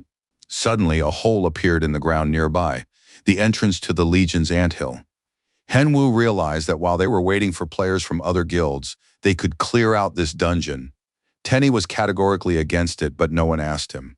Company director Nazar Jamie was sitting in his office, completely unaware of the trouble brewing. Suddenly, the door burst open. Manager Kyle rushed in. He thought Henwoo was good, but a bit too much for the professional team roster. Jamie was certain that the player had his own reasons, and that each candidate's selection made sense. The director advised Kyle to calm down. Even if he didn't like the roster, there were no available professional players who could be recruited immediately. The noob proves his professionalism every day on streams, and the numbers speak for themselves. The director played a clip from a previous stream where Henwoo helped the American team, even though they couldn't handle a single purple ogre. Henwoo did it single-handedly without any trouble. He destroyed the purple ogre with a single blow, and that says it all. It speaks to his skill and the fact that he deserves to be trusted. Jamie admitted honestly after seeing the video, his last doubts vanished, and he must reject any offers that limit Henwoo. The team members arrived at the Volta Ridge just as the carcasses of slain or wounded giant ants lay scattered all around. Henwoo smiled at his comrades, greeted them, and asked if everyone was there. The players were shocked by what they saw. Soon another latecomer ran up, the head of the Blaine Guild named Anthony. There were indeed a lot of people. Henwoo greeted everyone and introduced himself. He explained that all the players would now be organized and divided up to head to the first location. Everyone needed to move to their assigned positions according to their profession. Henwoo believed that every player should visit the Eastern continent at least once. Therefore, they needed to do everything possible to explore 2 of the 3 mountains while he worked on the plan. Specifically, from this point on, the players must seriously focus on completing the 6th main storyline. As they made their way forward, they encountered giant monsters and had to defeat them to continue on. Seokjun defeated the troll from the mountain range and realized that it was no easy feat. Henwoo encouraged the players, telling them they were keeping up a great pace and doing an excellent job. Time passed and the players fought monsters, but none of the battles provided any clues for the plot to develop further. Seokjun felt that while it wasn't entirely without meaning, it seemed rather strange. Hengwoo didn't want to admit that the goal wasn't just to check out the two mountains. He wanted to complete the entire storyline.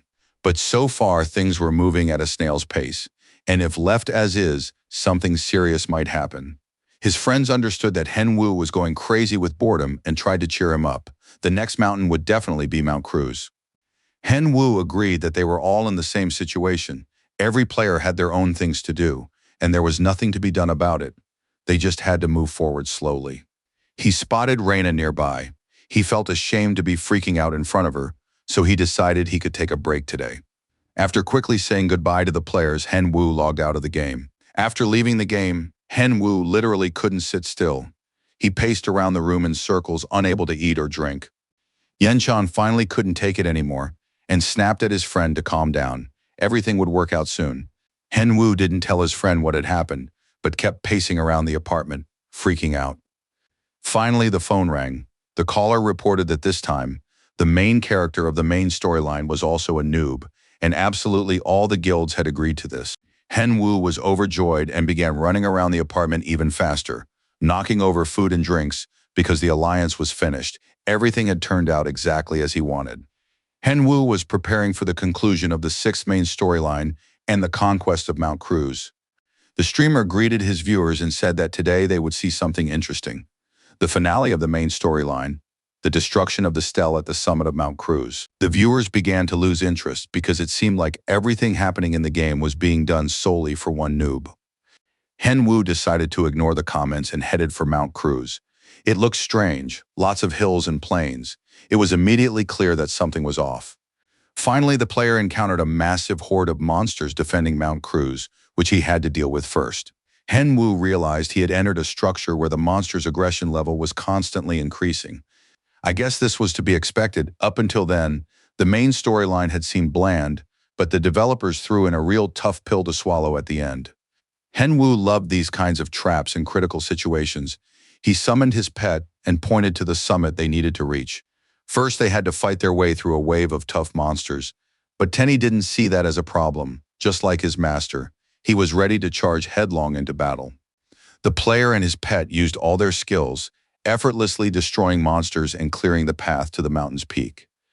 Hengwoo was once again convinced that his hands allowed him to use almost no mana, and his celestial demon art had reached 6 stars. The realization of this power was enough to drive anyone mad. The explosion unleashed by the player instantly wiped out everything around them, and now Hengwoo stood at the summit of Mount Cruz in front of a massive stone stele. At first, everything looked calm. Not a single monster was in sight. At first glance, it seemed like an easy task. Hengwoo sensed that something unusual was happening, but he wanted to be the first to reach the stele and rush toward it.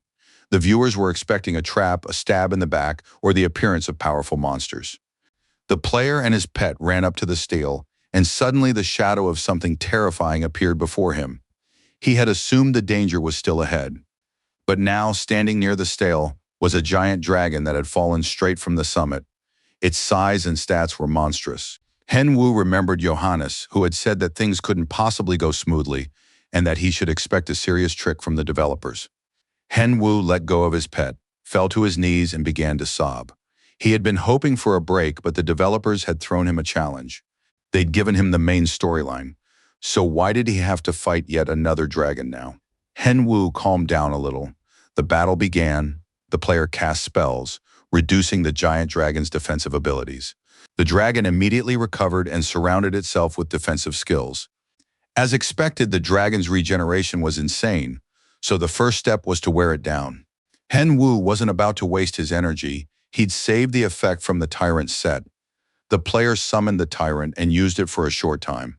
The audience was thrilled. Such massive summoned objects were impressive, and the developers had clearly gone overboard. Hengwoo couldn't help but agree. It was spectacular, and it seemed there was nothing left to do here.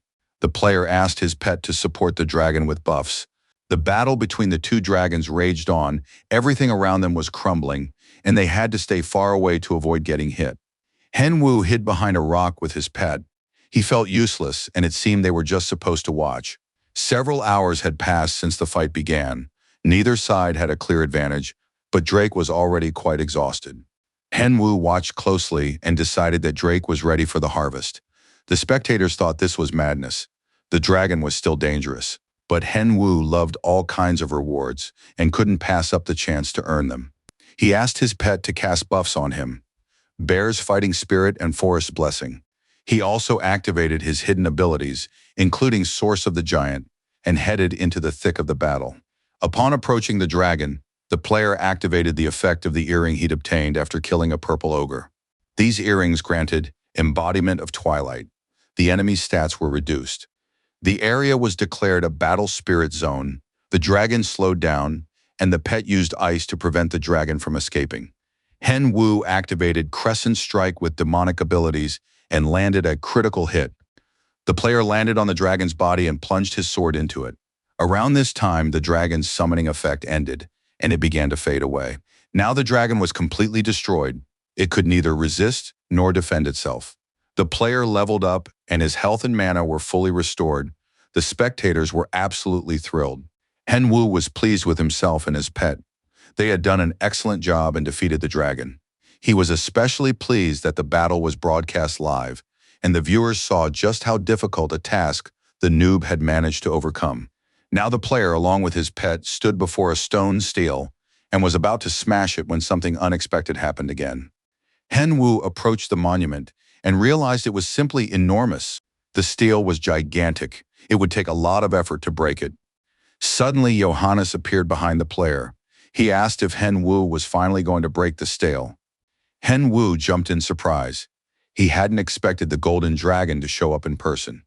Johannes didn't understand why the player was looking at him that way, so he immediately reminded him all he had to do was break the stone. Henwu regained his composure, smiled at the camera, and said he was just about to do that, though he realized he'd been nervous in front of the audience because of Johannes. He channeled dark magical energy into his sword and split the stone monument with a few strikes. The stele crumbled into pieces. Henwu was proud and pleased with himself, while Johannes looked surprised and pensive. Suddenly, a glow appeared from beneath the stone fragments, as if there were a clock there, and Johannes immediately reached for it. In just a few moments, the stone stele stood whole and intact once more. Henwu didn't understand what was happening. It seemed like a mockery. He thought the golden dragon could have simply said right away that the stele shouldn't be broken. But Johannes said mockingly that Henwu couldn't be so naive as to think the matter was settled. It turned out that the trial protecting the stele would only take place after all the adventurers had completed their own trials. Henwu stood out too much to represent all the adventurers on his own. It also became clear that Drake needed to be captured, and this would require the help of the other adventurers. Henwu wanted to smash the stele by force, but he managed to smile and said that everything would be taken care of. The adventurers would pass the trials and prove their worth to the eastern continent. Besides, as it turned out, there were plenty of drakes in the Volta range.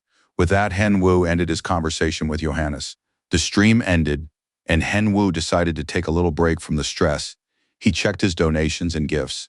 The main takeaway was that he'd managed to cross the eastern frontier, and the experience had been substantial. On top of that, he received 3 valuable items, a real stroke of luck. The first was Drake's heart, which he had obtained while attempting to capture the Volta Ridge. It randomly boosted stats. Henwu tossed the heart so his pet could play fetch and use the item. The second item turned out to be a stone of an unknown class with unknown effects. It looked like nothing more than a pile of golden manure. Henwu was worried the item might turn out to be a dud. If so, he'd complain to the developers. The third item turned out to be a blood-stained helmet made from feral drakes nicknamed Bloody for their crimson scales and blood. The item was unique and boosted all stats. Tenny had almost reached the dragon's heart and didn't notice that the owner was watching him. Henwu was pleased. He tossed the bear cub up in the air, considering it a real stroke of luck. He snatched the dragon's heart from his pet's paws and began teasing him again, hoping the bear cub would try to catch it and earn the item. But Henwu wasn't a cruel owner and let his pet swallow the dragon's heart. This caused a massive boost to all of Tenny's stats. Strength, agility, and magical power.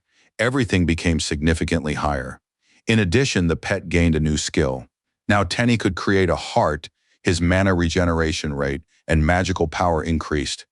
Henwu realized that, of all the items, the heart was by far the coolest and most effective.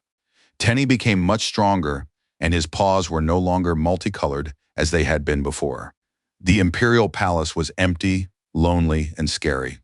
The completion of the main quest meant that the next one would begin soon. Hen Wu went to Emperor Alexander to tell him everything.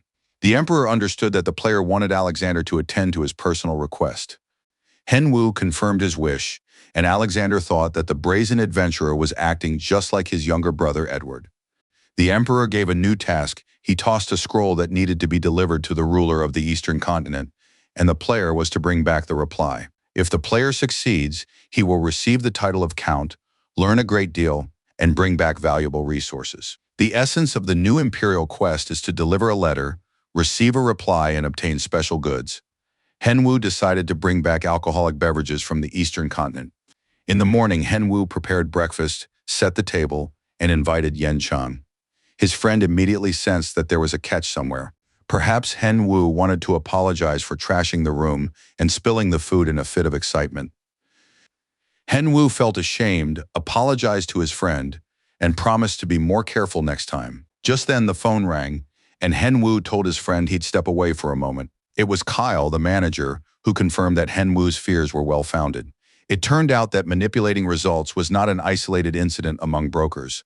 Since the matter was serious, Kyle and the director planned to come in person. Hen Wu ended the call and told his friend that, following the investigation, the manipulation had indeed been confirmed. Hen Wu knew this even without an investigation, which is why he took on the head team without hesitation. But he couldn't just let scoundrels like that ruin other people's lives. He asked his friend to check the records of suspicious activity in the arena community so they could punish those who had manipulated the results. Yuan Chan handled it quickly, thanked his friend, and even left the dishes for him to wash. Hen Wu couldn't rest easy. He was playing to the crowd, filming content and streaming, while dishonest brokers were the ones making money. Hen Wu posted an announcement in the community inviting reports of suspected result manipulation. He told his followers that he wanted to punish the dishonest brokers. Representatives from Nazar flew to Korea and met with the main partner to find out what had been uncovered. Kyle explained that the investigation was based on documents that Hen Wu had brought. It was confirmed. It really was a fixed game. Jamie explained everything in detail, showing the prepared materials, and then went over the analysis using examples from the video. Everything was handled meticulously, so even the developers were unaware of what had happened. Now the community will discuss this news and quickly forget about the substitute player named Head. Compared to this scandal, the story about the substitute knight was trivial, so there's no need to worry anymore. Hen Wu was pleased now. He could safely add Head to his team's roster, and he thanked the sponsors for their cooperation. Johannes was ready to burst into tears at the sight of that persistent adventurer standing before him once again. The players had caught and dragged in yet another Drake, and were now waiting for the Golden Dragon's decision. Hen Wu stepped forward and said that it had all happened by accident, and that the adventurers were asking for forgiveness. The Golden Dragon realized this wouldn't stop, so he allowed the stone steel to be destroyed, but someone else had to do it. Only then would a blessing come. This time the honor of smashing the stele fell to Sokjun. With a single powerful punch, he shattered the stone monument into pieces. Now it was possible to travel to the Eastern continent. The Golden Dragon removed the barrier, wished everyone rapid growth, and calmly returned to reading his books. The players froze in surprise. They had just been granted the right to travel to the Eastern continent, and they didn't know what to do next. Hen Wu waved to them and told them they could head to the Eastern continent to earn their first titles. Sokjun couldn't believe his eyes. Hen Wu had come, helped them, and left to attend to his own business without accepting any gifts. Chenggu also looked surprised. He didn't recall Heian Wu ever leaving without taking anything after helping someone. It all seemed strange and suspicious. Meanwhile, Hen Wu was racing across the Eastern continent, thinking only of the title of Count that the Emperor had promised him. Hen Wu hadn't forgotten about the title of the first person to cross the mountains. Even though it was a small thing, it was nice. For the title of First to Cross, the player received additional stats and enhanced effects. It was simply fantastic. Hen Wu felt inspired and decided to ride that wave to immediately set out on the quests of the Eastern continent. He started his live stream, greeted his viewers, and said that first he needed to come down from the mountain, and then he'd tell them all about it in detail. The viewers welcomed their favorite streamer. The noob promised updates and showed off his pet's charm. Henwu decided to show off the updated version of his pet. He called out to Tenny, and everyone noticed the new brown paw pads on the bear cub's paws. For a wow effect, Henwu asked his pet to get angry and promised to give him some meat. In addition, the player talked about an item he had saved for just such an occasion. It was portable stage equipment, a portable stage to show Tenny in action. The stage was set up, and on it, the bear cub Tenny danced under the lights.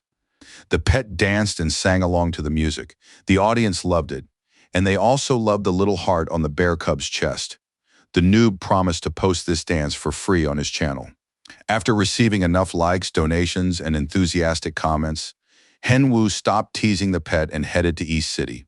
A guard ran up to meet him, bowed to the player, and asked if the stranger needed any help. Henwu replied that he had come from the Western continent via the Cheonsan mountain range and asked for a detailed description of the place. The NPC looked flustered, asked him to wait a moment, and said he would fetch his supervisor. Henwu was surprised by this reaction. He realized something was wrong. The spectators were pleased. They knew there would be another action sequence. He read the comments about how he always seems to run into trouble and wasn't sure if that was a good thing or a bad thing. The viewers demanded new content and reminded him that Noob could show them the Emperor's Palace. However, that wasn't a place for outsiders, so the stream ended. To keep the viewers from getting bored, he directed them to read a post in the community from a new team member.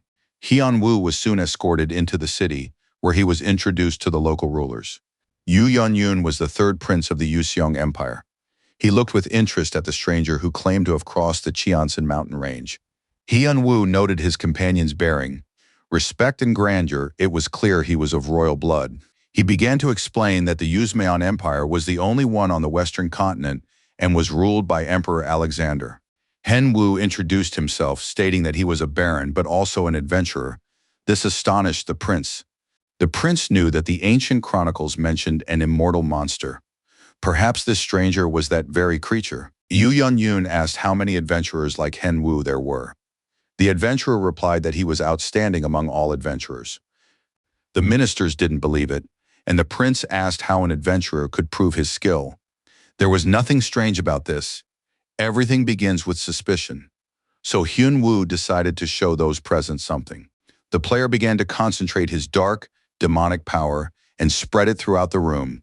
He then swirled the energy, forcing those present to feel its effects. They were powerless to do anything. Now it was clear to everyone, Henwu wasn't lying when he claimed that he was undoubtedly the strongest adventurer. The prince was in shock. His hands were shaking, his teeth were chattering. He said he acknowledged his guest's power and asked him to temper his fury. Henwu looked around and saw the local officials lying unconscious and realized he had gone a bit too far. The prince asked why the adventurer had come all the way across the mountains. Henwu explained that the emperor had personally written a letter that was to be delivered to the emperor of the Yuseong Empire.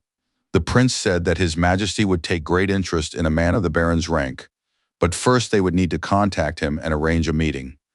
Henwu realized he would have to wait a little while and asked if he could ask a question in return. He asked if the prince had a map of the eastern continent. After receiving the map as a gift, the player, along with his pet, set out to explore the area. The player received a map of the eastern continent, the return talisman, and a golden pass for imperial guests. Henwu studied the map while sitting in a local restaurant, and his pet kept pestering him with questions. He pointed his fluffy paw at the Bonchon Pavilion and asked what kind of place it was and why it was located next to the imperial palace. Henwu recalled that this was exactly where the traitor from the secret organization had sent the money. Just then, a waitress approached him with the appetizers they'd ordered, and the young man asked her what she knew about a place called Bonchon. The girl replied that it was a huge complex where you could find everything under the sun, hotels, restaurants, shops, and much more. Hyun-woo realized this smelled like a new quest, but first he needed to figure everything out in advance. He recalled the story of how the leader of the heavenly demon had fought against the hidden 9-star clan. This was exactly what he'd been missing, so he told his pet that it was time to finish their snacks and head out to hunt a wild boar. By evening, the group had gathered near the spot where a wild boar was roasting. Cheonpeng greeted his old acquaintances from the western continent. Cheonpeng gradually drank more alcohol, became more cheerful, and remarked that Tenny was a very sweet child. Hyun-woo watched as Malish devoured the meat with relish. It was a pleasant sight. After that, he decided to ask some business-related questions and told his companion that he planned to investigate the Bonchon Pavilion. Hyun-woo realized that, ultimately, he would even reach the Nine Heavens sect. Cheon-pung didn't understand why the player would get involved in such a dangerous matter. The fact is, the Nine Heavens sect is a secret organization. If Cheon-pung had any evidence, he would have destroyed it long ago. If you act carelessly, you could get into serious trouble. That's the advice from his older brother. Hyun-woo thanked the NPC by pouring him some alcohol. The player insisted that just living like this was boring, so he needed to find situations where he could be useful to others. Cheon-pung took a couple more sips and said that if the player was so determined, he should stop by the school principal's office to get information about the sect of the Nine Heavens. The next morning, they went to see the leader to explain the situation. The leader of the Sunwamun sect said that this was not about revenge for the attack, which was quite reasonable, but even he had only part of the information, even though they had been gathering it for many generations. Hyun-woo agreed. Everything in the world starts small. Soon a special quest called Investigating the Mystery of the Nine Heavens was created. Hyun-woo was satisfied. The essence of the quest was to gather information about the Nine Heavens sect, to find out what their goal was and who they really were. Towering mountains already loomed before the player. There was no information on the sect's location, but it was known that several groups of fighters existed. It was clear that they possessed immense power, but it was unknown where they obtained their funding. There were no suspects among the major merchant heretics, though there was speculation that someone wanted to turn the eastern continent upside down. Hyun-woo had hoped to get information from the head of the school, but he didn't learn anything significant. Most likely, all the money goes through Bonchon. It would be nice if they were easy to find, and perhaps the sect leader knows about this. Hyun-woo could barely stay on his feet from exhaustion when he reached the mountaintop. He peered into the cave and called out to the sect leader. But when the player stepped inside, he was unpleasantly shocked. Everything around him had been destroyed. In fact, this sect was essentially a potential version of Hyun-woo's sect, and he felt a connection and kinship with these people. The player realized that it couldn't all end so simply. There had to be at least something left to advance the plot, even if it was just the slightest hint. He searched through the ruins of countless walls and objects, sifting through debris and rocks to find anything at all. Finally, something fell into his hands, and the young man realized his efforts hadn't been in vain. This had to be a clue. The sect had deliberately left a message for its followers, hoping that whoever found this place would be the heir who had mastered the celestial demonic martial arts. The old man wrote that an adventurer from the western continent who had mastered the heavenly demonic arts had once come to them. With his help, they managed to restore the heavenly demonic martial arts and record them. But unexpectedly, the leader learned the truth after overhearing a conversation by chance. It turned out that the disciples he had nurtured for so long were in fact the strongest fighters of the secret sect of the Nine Heavens. The leader wrote that he believed a follower had found this cave and reached his letter, but that he himself was most likely no longer alive. He asks no one to avenge him, but he does ask that the power of the heavenly demonic clan be used to wipe this place off the face of the earth. Furthermore, from this point on, Hyun-woo is declared the leader of the heavenly demon clan and must take care of the entire clan. Of course, it was all a game, but the content of the letter was very sad. Hyun-woo used magical demonic techniques to carry out the former leader's instructions and destroy the cave. The young man understood that he had done everything right. He had fulfilled the old man's last wish and had no intention of abandoning the heavenly demon clan. Tenny watched with interest as his master effortlessly destroyed the cave and the mountain, and now he wanted to know exactly what his master had eaten, since good things should be shared with a pet. Hyun-woo insisted that he hadn't eaten anything special and wanted to leave this place as quickly as possible, but suddenly something glinted among the rocks. Hyun-woo began digging through the rocks, trying to find the source of the glint. Soon his search was successful. The player found a ring, the symbol of the clan leader carved by the founder of the heavenly demonic martial arts. It was passed down exclusively to the clan leader. For a long time, the ring had served as the core of a protective barrier shielding the clan. The clan leader's authority granted insurmountable power to those who mastered the heavenly demonic martial arts. Now it became clear why the cave had to be destroyed. Only then could the player find the clan's ring, which would now serve him in his new position. Hyun-woo was invited to a cafe for a business meeting. He wanted to know why he had been called in for a consultation again.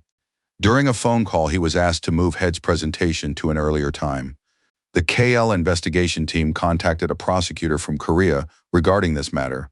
The prosecutor said he would like to meet with Mr. Kang. In fact, it was the perfect time for the presentation, but it was unclear why the prosecutor wanted to see Hyun-woo specifically.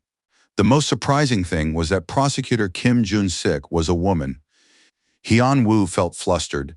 He immediately thought he needed to dress a little better and comb his hair. Kim Jun-sik also felt awkward, since she was standing before practically the god of the arena, and she had even forgotten his name.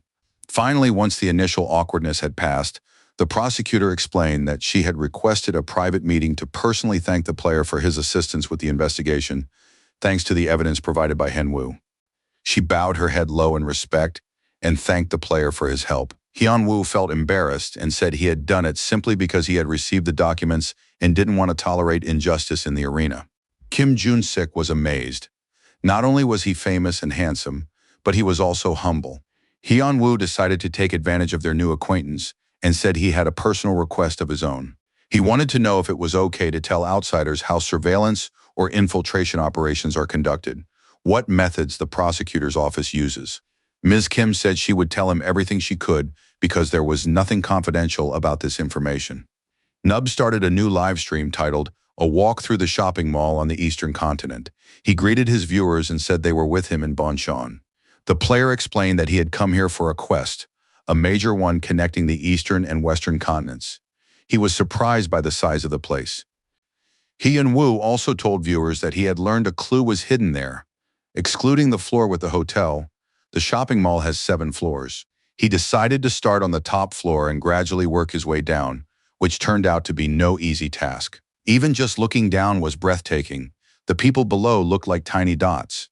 Hyun-woo spent the entire day exploring every floor but never found a single clue. He even decided to pause the live stream because he'd spent the whole day scouring the place but hadn't found anything. Viewers acknowledged his efforts and asked him to bring his pet along next time. Hyun-woo walked through the store, thinking he hadn't found anything after all. But since he had to post the announcement about recruiting for the Hedo team, he had no choice. He had to log out of the game, even though it was a shame about the time he'd wasted. Suddenly, the player sensed that the sect leader's majesty skill had activated, and now he could restrict the movement of those who possessed celestial demonic martial arts. Hyun-woo had never encountered such a skill before and didn't realize it was a passive ability, but for some reason it had activated right then. If the ability had triggered, it meant there were traitors somewhere nearby, and he could stop them. As the clan leader, Hyun-woo immediately put this skill to use and could now calmly deal with the traitors. All that remained was to arrange them in the proper order. Hyun-woo was pleased and decided right then and there who to start with. He watched with a smile as the man froze in his tracks, trying to leave the establishment.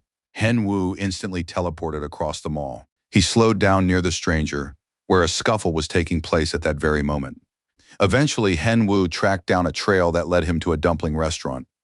It was immediately clear that the person he was pursuing was there. The young man peeked inside the restaurant. There was almost no one there. Everything was quiet, and there were no suspicious characters. The owner was wiping down the tables and complaining to a customer that, unfortunately, there weren't many people in the restaurant at that time. Hyun-woo found this strange, since there were plenty of people in the shopping center, but for some reason the dumpling shop was empty. The waiter explained that the shop was run by a father and his daughter. Hyun-woo tried to get some information out of the man, but he avoided giving direct answers, though he wasn't doing anything suspicious. Soon the man went into the kitchen to pick up an order. Hyun-woo watched them through the walls and realized that the waiter and his daughter were working together.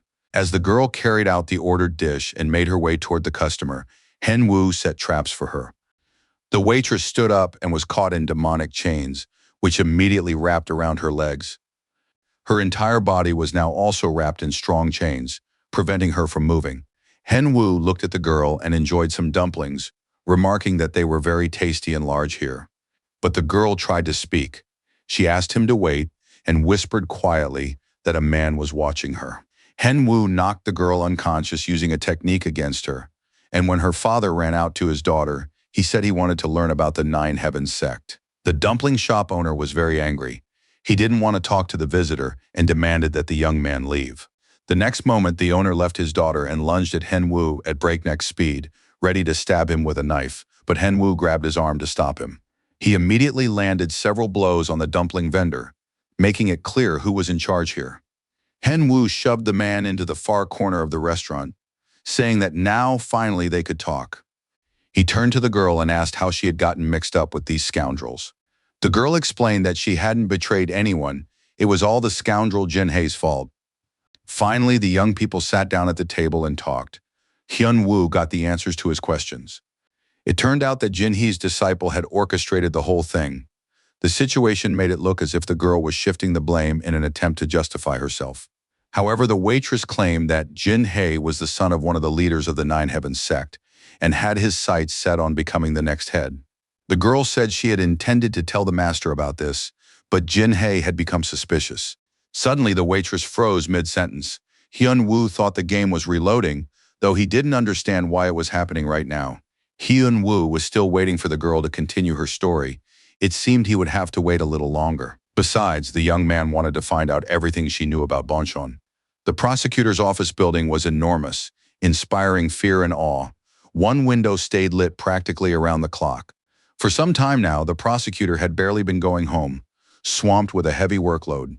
Her secretary, a man who was no longer young, also wanted to rest, but had no idea when the prosecutor would finish her work. The prosecutor immediately threatened that she might give the investigator a well-deserved break and force him into retirement. The man said he was just trying to make a joke. Kim Jun-sik always reacted badly to jokes, especially when she had a lot of important work to do. Suddenly, the investigator jumped up. He thought he'd finally found something worthwhile, said he needed to use the restroom, and dashed out of the office. The prosecutor was furious. Some of the documents and facts didn't add up, and she was already seething with anger. The investigator declared that they needed to call it a day. The prosecutor wouldn't even hear of it, as she was completely focused on her work. And then the investigator announced that a press conference was scheduled for the next morning. It would be a live broadcast from a top-tier Nuba, in which he would reveal the third member of the Half Moon team. That night, the community literally exploded with excitement. As soon as the press conference was announced, the news went wild, and even Yenshin couldn't contain himself. Heng-woo had just woken up and could barely keep his eyes open, but Young-chan said the news was reporting on fixed matches. The city prosecutor spoke at the press conference and explained that match fixing was rampant in the Korean arena, that testimony had been obtained from key witnesses, and that evidence was currently being actively gathered. Yenshin was surprised by his friend's reaction. He didn't seem surprised at all. Henwu simply replied that there are all kinds of people in this world. As the press conference drew to a close, the prosecutor concluded by urging everyone not to give up and to keep pursuing their goals. The prosecutor added that this was the only way they could ensure that match fixers would never set foot in the arena again. Henwu was satisfied. Now no one would pay attention to the formation of his team. With that matter settled, there was one more thing to do. Hyun-woo was thinking about bringing the matter with Bonchong on the eastern continent to a proper conclusion. He returned to the game and met with a waitress at a table. She told him that Bonchong was connected to 3 locations associated with the secret organization Nine Heavens, the Golden Calf Jewelry Store, a place called Wangmantu, and the 7th floor. On the 7th floor was a casino with enormous sums of money. Heng-woo understood that the reason for the lack of connections to the commercial district was clear, but at the same time, it was strange to assume that the imperial family really knew nothing. Most likely, one of 2 scenarios was at play. Either the Nine Heavens secret organization, a powerful force capable of deceiving the emperor, or the Yuxing Empire itself, was the secret organization. At that moment, a notification arrived that the investigation into the secret organization was complete. The player gained experience and additional quests. Zen-woo thought that everything had turned out to be simpler than he'd imagined. Now he needed to uncover the true nature of the Nine Heavens secret division. The player decided to simply ask the emperor. And so at long last, the player's meeting with the emperor of the eastern continent took place. Seated on the throne was a rather elderly man, who scrutinized the guest and asked if he was indeed the very same guest from the imperial house who had arrived with the token. The emperor shared what he knew. The player had arrived via the Shanzan Mountains, which spoke to his exceptional skill. Heng-woo reported that he had arrived with a letter from His Majesty Alexander. The emperor examined the letter and noted that Alexander wished to conclude a cooperation treaty between the continents. The Eastern emperor thought the idea was not bad and prepared to write a reply. Heng Wu apologized for interrupting the emperor, but said he had one important question he would like to ask if he might. Heng Wu asked the emperor who the owner of Bonshon was. It turned out that the place had no owner at all. Then the player asked the same question about the seventh floor. A deathly silence fell over the room. And before the emperor could answer, Heng Wu saw and sensed an assassin leaping toward him from the ceiling, a ball in his hands. Heng Wu managed to dodge the blow, defend himself, and then began attacking the assassin himself. Once the assassin was dealt with, the emperor turned to his guest and asked him not to take any further action. The emperor said that anything related to Bonshon was a very sensitive subject. Heng Wu was very angry. He realized that the old man was testing him. The master of the seventh floor is the secret organization, Nine Heavens, founded by the late emperor several hundred years ago. It was created to facilitate governance, but now the situation had changed.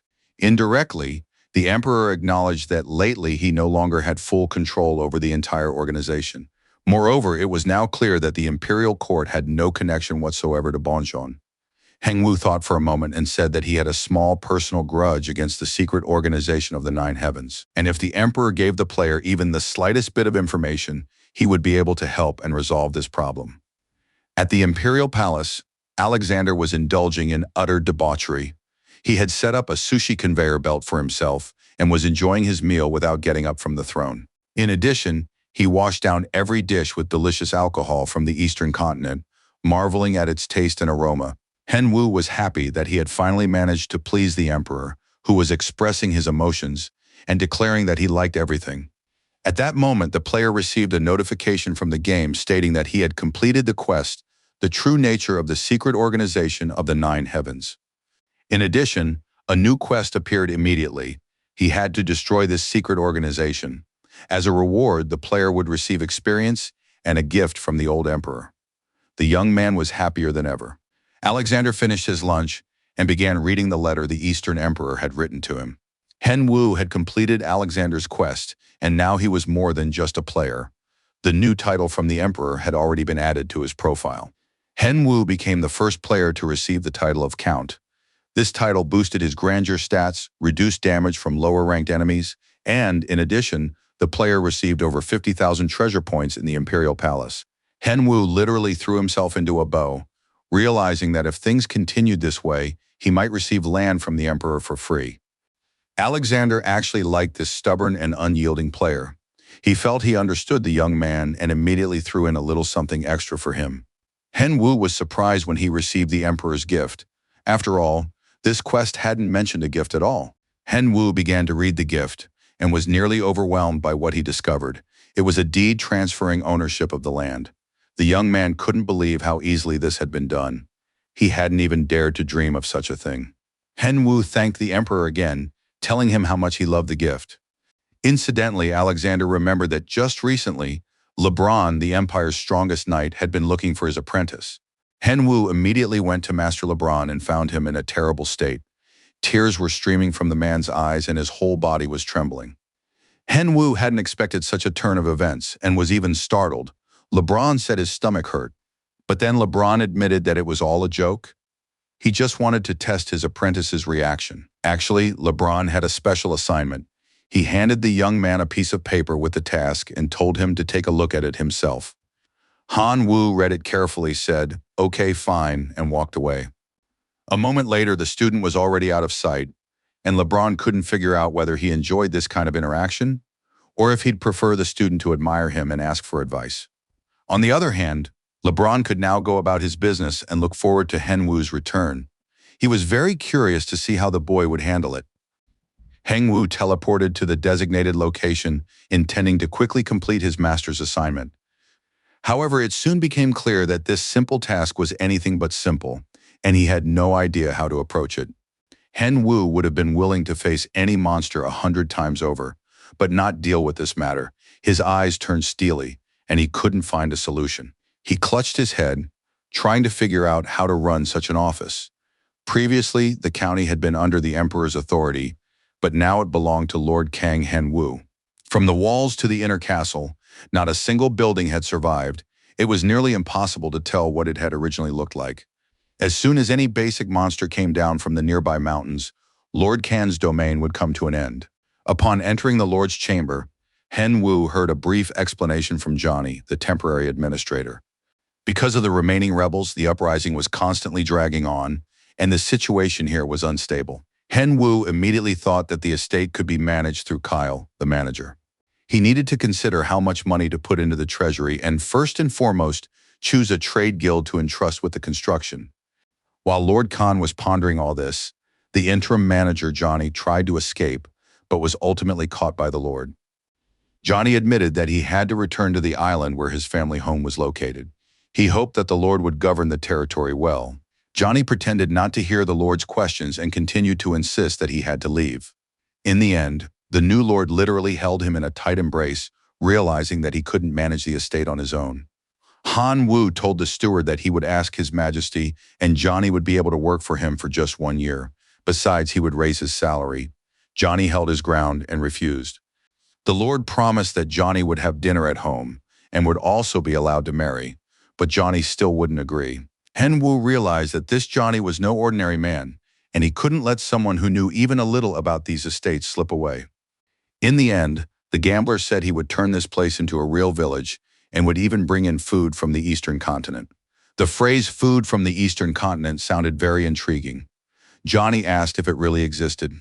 Lord Kan began to talk about the beautiful Eastern continent, as well as the wonderful and delicious food of unexplored lands, the peace of mind it brought, and everything else.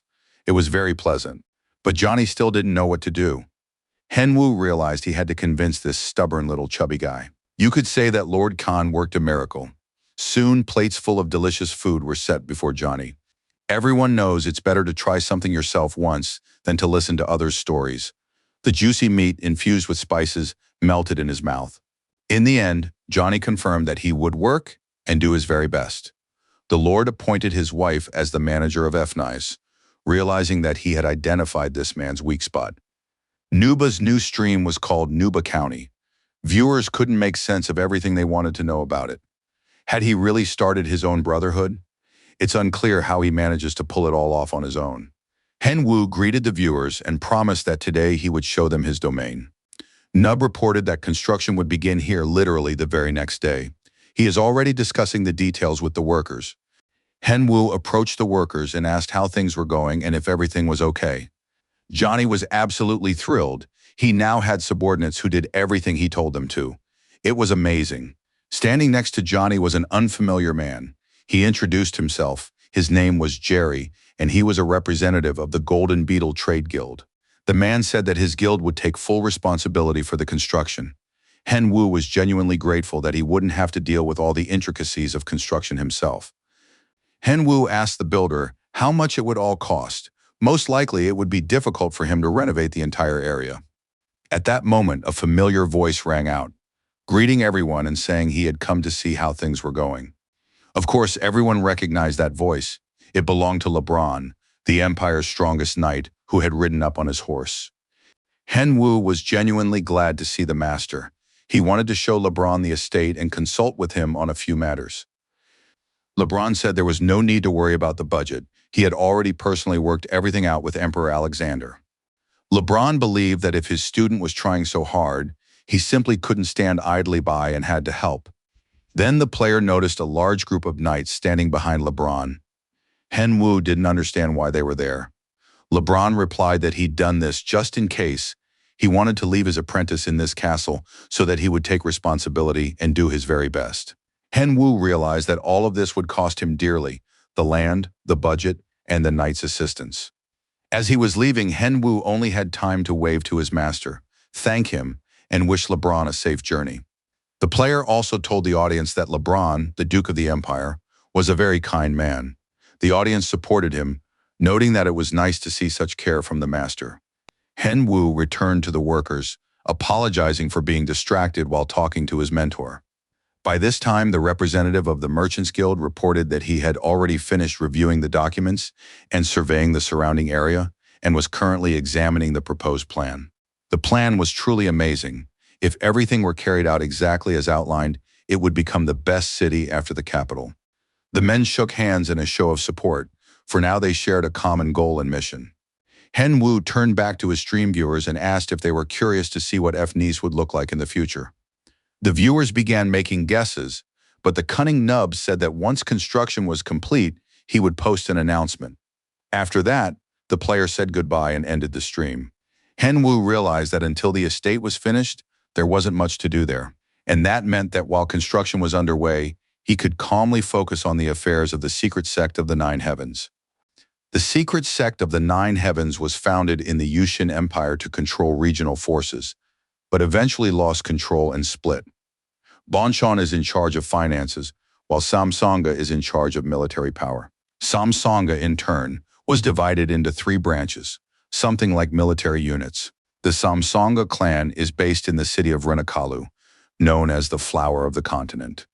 Its current strength is unknown, as are its goals, but it is presumed to have its sights set on the imperial throne.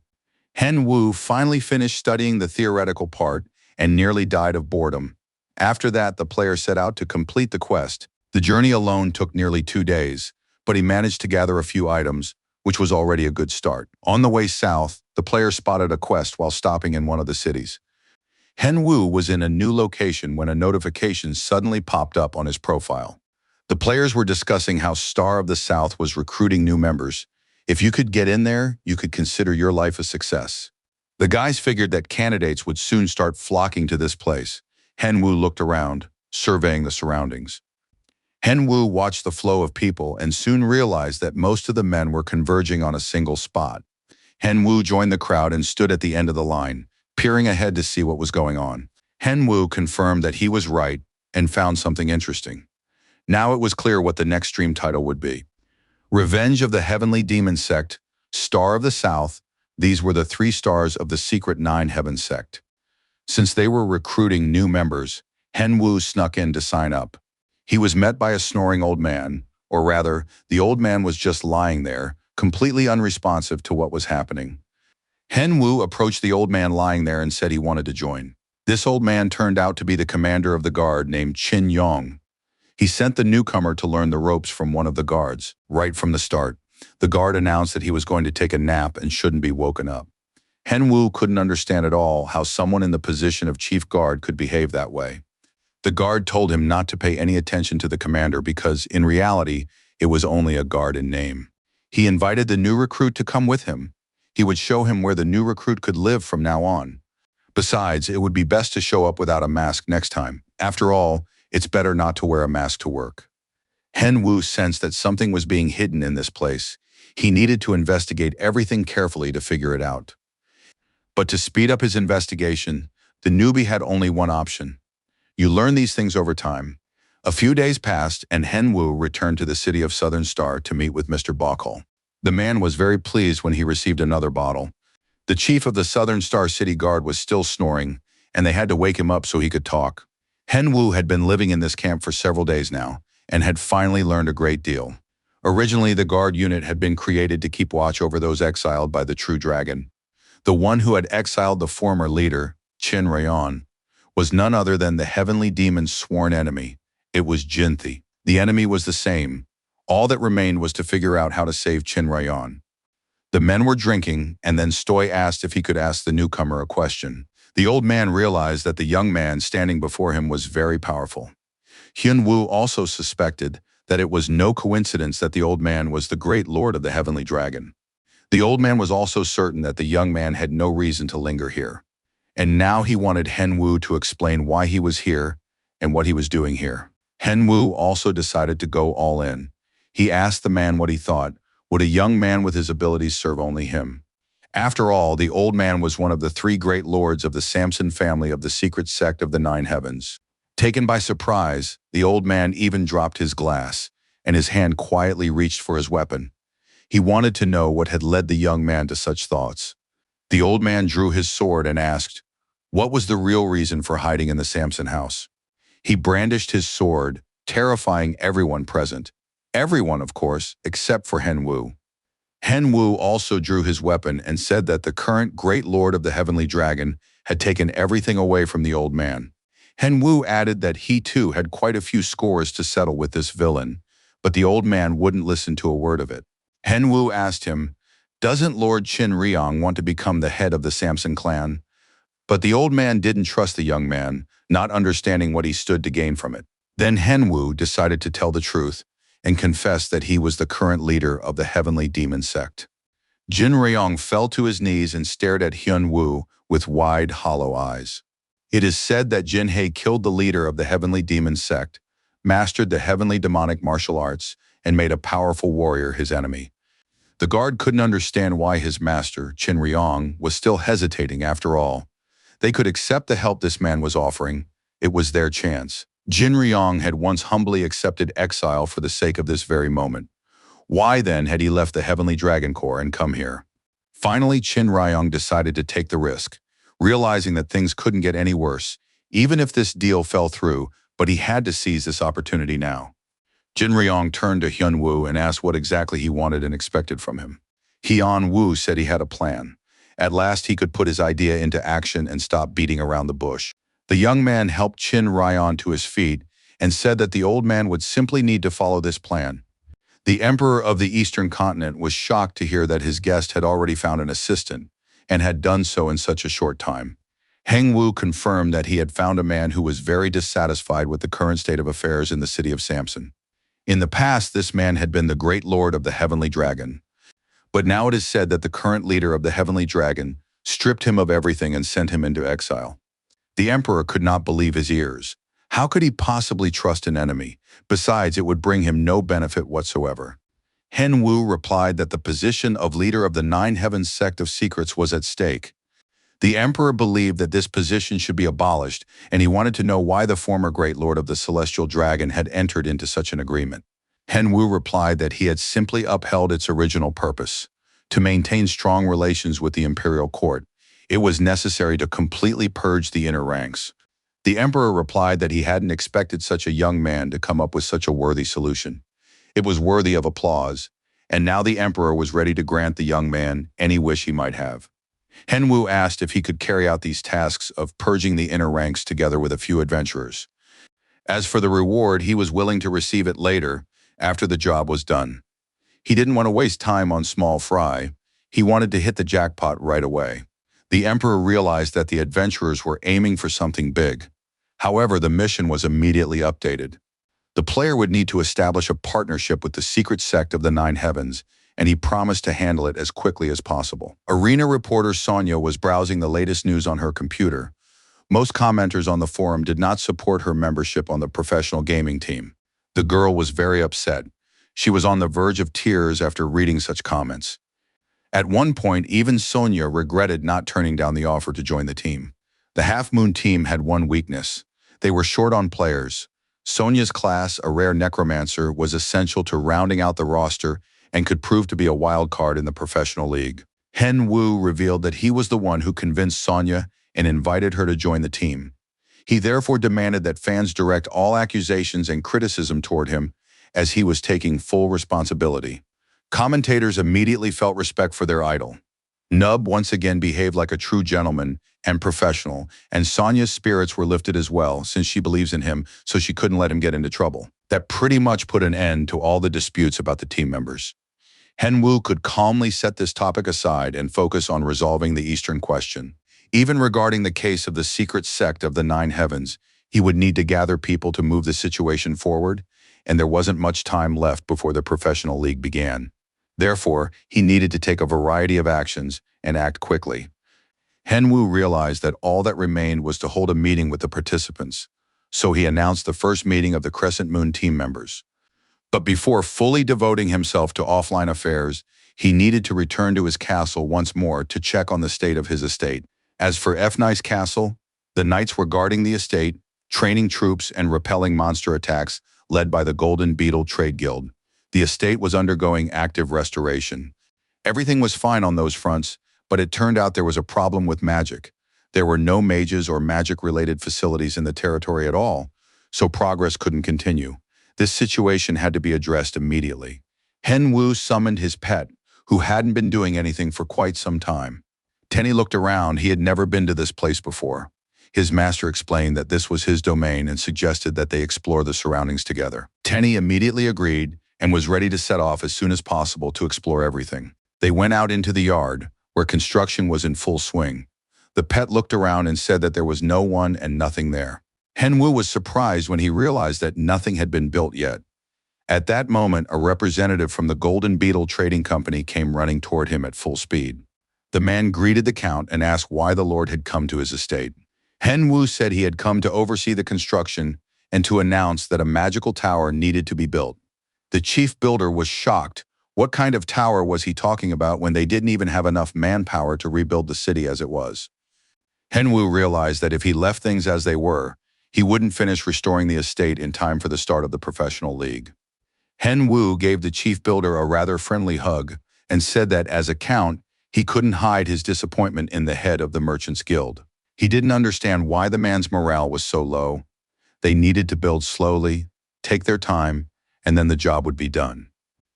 Henwu let go of the builder and asked his pet to fetch something.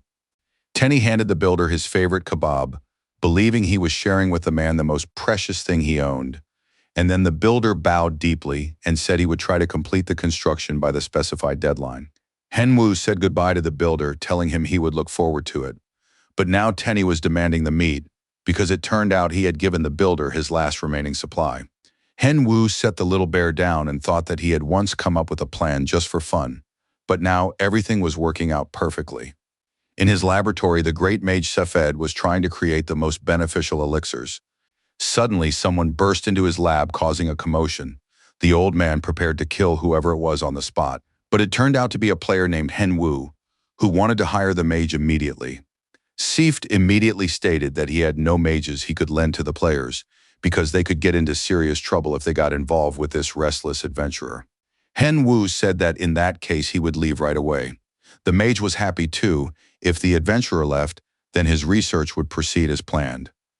Henwu stepped aside and, glancing back at the mage, began to break down a certain skill, saying that he had accidentally discovered something interesting. Seift rushed over to the adventurer. He wanted to know exactly what this crafty adventurer had found. It turned out to be the location of Senna, which the mage Sefed had been searching for so long. The player had stumbled upon the Middle Academy, associated with Rake, and known as Senna, while traveling south across the eastern continent. The mage Sefed was desperate to reach this place and was now willing to make any concessions, even though searching the entire land had yielded not a single clue. Seft had personally spent more than a year searching and now could not understand where this adventurer had found Senna. The exhausted old man fell to his knees before the player and began begging Henwu to tell him where Senna was. For this, the old man was willing to do anything. Henwu agreed to tell him if the mage Sefed would give him some outstanding individuals right away, free of charge. After wrapping up his business, Henwu ran to his teacher, LeBron. However, the master said he already knew everything. It turned out that the mage Sefed had turned to LeBron for help, asking him to make sure Henwu wasn't pushing the mages he'd taken too hard. Henwu was fed up with this old man, who thought of him as nothing more than some kind of monster, even though everyone knew that Henwu was actually very kind to his people. LeBron confirmed that he knew the adventurer was kind, which is why he had entrusted his nightly squad to him, and now he wanted to know why the apprentice had come to see him. First and foremost, Henwu wanted to show his master something and hear his opinion. It was a book containing all the techniques Henwu currently uses. LeBron carefully studied these notes, then stood up, looking somewhat displeased, and asked his student, why had he shown him all of this? Henwu wanted LeBron to teach him these techniques. Henwu wanted LeBron to teach his nightly squad, which was based in Finese, the celestial demonic martial arts. But the master asked if his student would object to him learning these techniques first. Henwu replied that he had no objection, but as the clan leader he would be able to control his students, which meant that LeBron would be under his command. LeBron began to weigh his options and think it over. The situation was all too tempting, yet at the same time contradictory. Finally, LeBron, scratching his beard, asked the disciple, did he really believe he could restrain LeBron with such a pathetic thing? A terrifying aura appeared around LeBron. Henwu suddenly realized that LeBron was much stronger than he was, but at that moment LeBron told Henwu to try to subdue him. LeBron was significantly stronger than the player, and the clan leader's authority had no effect on him, He looked very powerful and said that not even the monster living in the palace dared to speak to him that way. LeBron snapped his fingers, and Henwu couldn't even straighten up, as if the apparently foolish apprentice had forgotten who LeBron was. After all, it wasn't for nothing that he was the Empire's strongest knight and Henwu's mentor. Henwu smiled and replied that it seemed he'd worried for nothing. It was actually pretty cool. LeBron laughed at his student, too. In the end, it became clear that they were well matched. LeBron asked his apprentice if he could pass this secret art on to the Keon Order of Knights. Henwu said that of course it was possible, and that it should be done in collaboration with LeBron's Order of Knights. In the end, LeBron confirmed that from that moment on, the FNIS Order of Knights would be the second Order of Keon, and he himself would personally oversee their thorough training. Mason stood at the bus stop, glancing at his watch. He was waiting for them to pick him up. Soon, a car pulled up beside him, driven by Henwu. The guy said everything was fine, but they needed to drive somewhere quickly. Henwu was practically certain that the others were already waiting impatiently. At that very moment, a group of completely different strangers had gathered in one of the office spaces. Finally, the door opened and Henwu walked in. He apologized for being late and greeted everyone present. Everyone was happy to finally see Henwu. They greeted each other, exchanged pleasantries, and smiled. Henwu asked the group if they had reviewed the contracts lying in front of them. That was the main reason he had called them together today. If anyone had any objections, they could discuss everything now. Once the matter of the contracts was settled, since no one had any objections, Hyun-woo became very serious and said he'd like to talk to them about something in person, looking them in the eye. Henwu sincerely thanked everyone for coming. He confessed to the team that for personal reasons he couldn't disclose yet, this professional debut was very important to him. And as a token of gratitude for their current and future support, Henwu wanted to make one promise to all members of the Half Moon team. On the day the professional league ends, they will gather again to discuss one thing. Henwu promises to lead the team to the very top. And to ensure this promise isn't just empty talk, every player must reach a respectable rank within the remaining 2 months. Everyone was in shock. Mason cried out, saying it was impossible to do that in 2 months. Henwu simply replied that there would be special intensive training. On the one hand, the idea of special training was reassuring, but on the other hand, it was also frightening. Everyone realized it would be some kind of extremely grueling ordeal, and soon they were looking around in horror, unsure how they could possibly handle it. The mage Cephid reassured Mason, telling him that he'd done everything perfectly. It was just that Henwu was a real monster, but he shouldn't take it personally. Mason calmed down a little after receiving Cephid's words of support and asked where exactly Henwu was now. The old man replied that Henwu had already set off for Senna, although the mage had wanted to go there first himself, knowing that even an adventurer like him would have a hard time handling the situation. Henwu stood in the middle of a field looking around. At first, everything was fairly calm, and there were no signs of trouble. But soon he saw a huge army that had surrounded him on all sides. They were hordes of knights. Henwu had absolutely no idea what was going on. Suddenly, he found himself inside a completely empty room.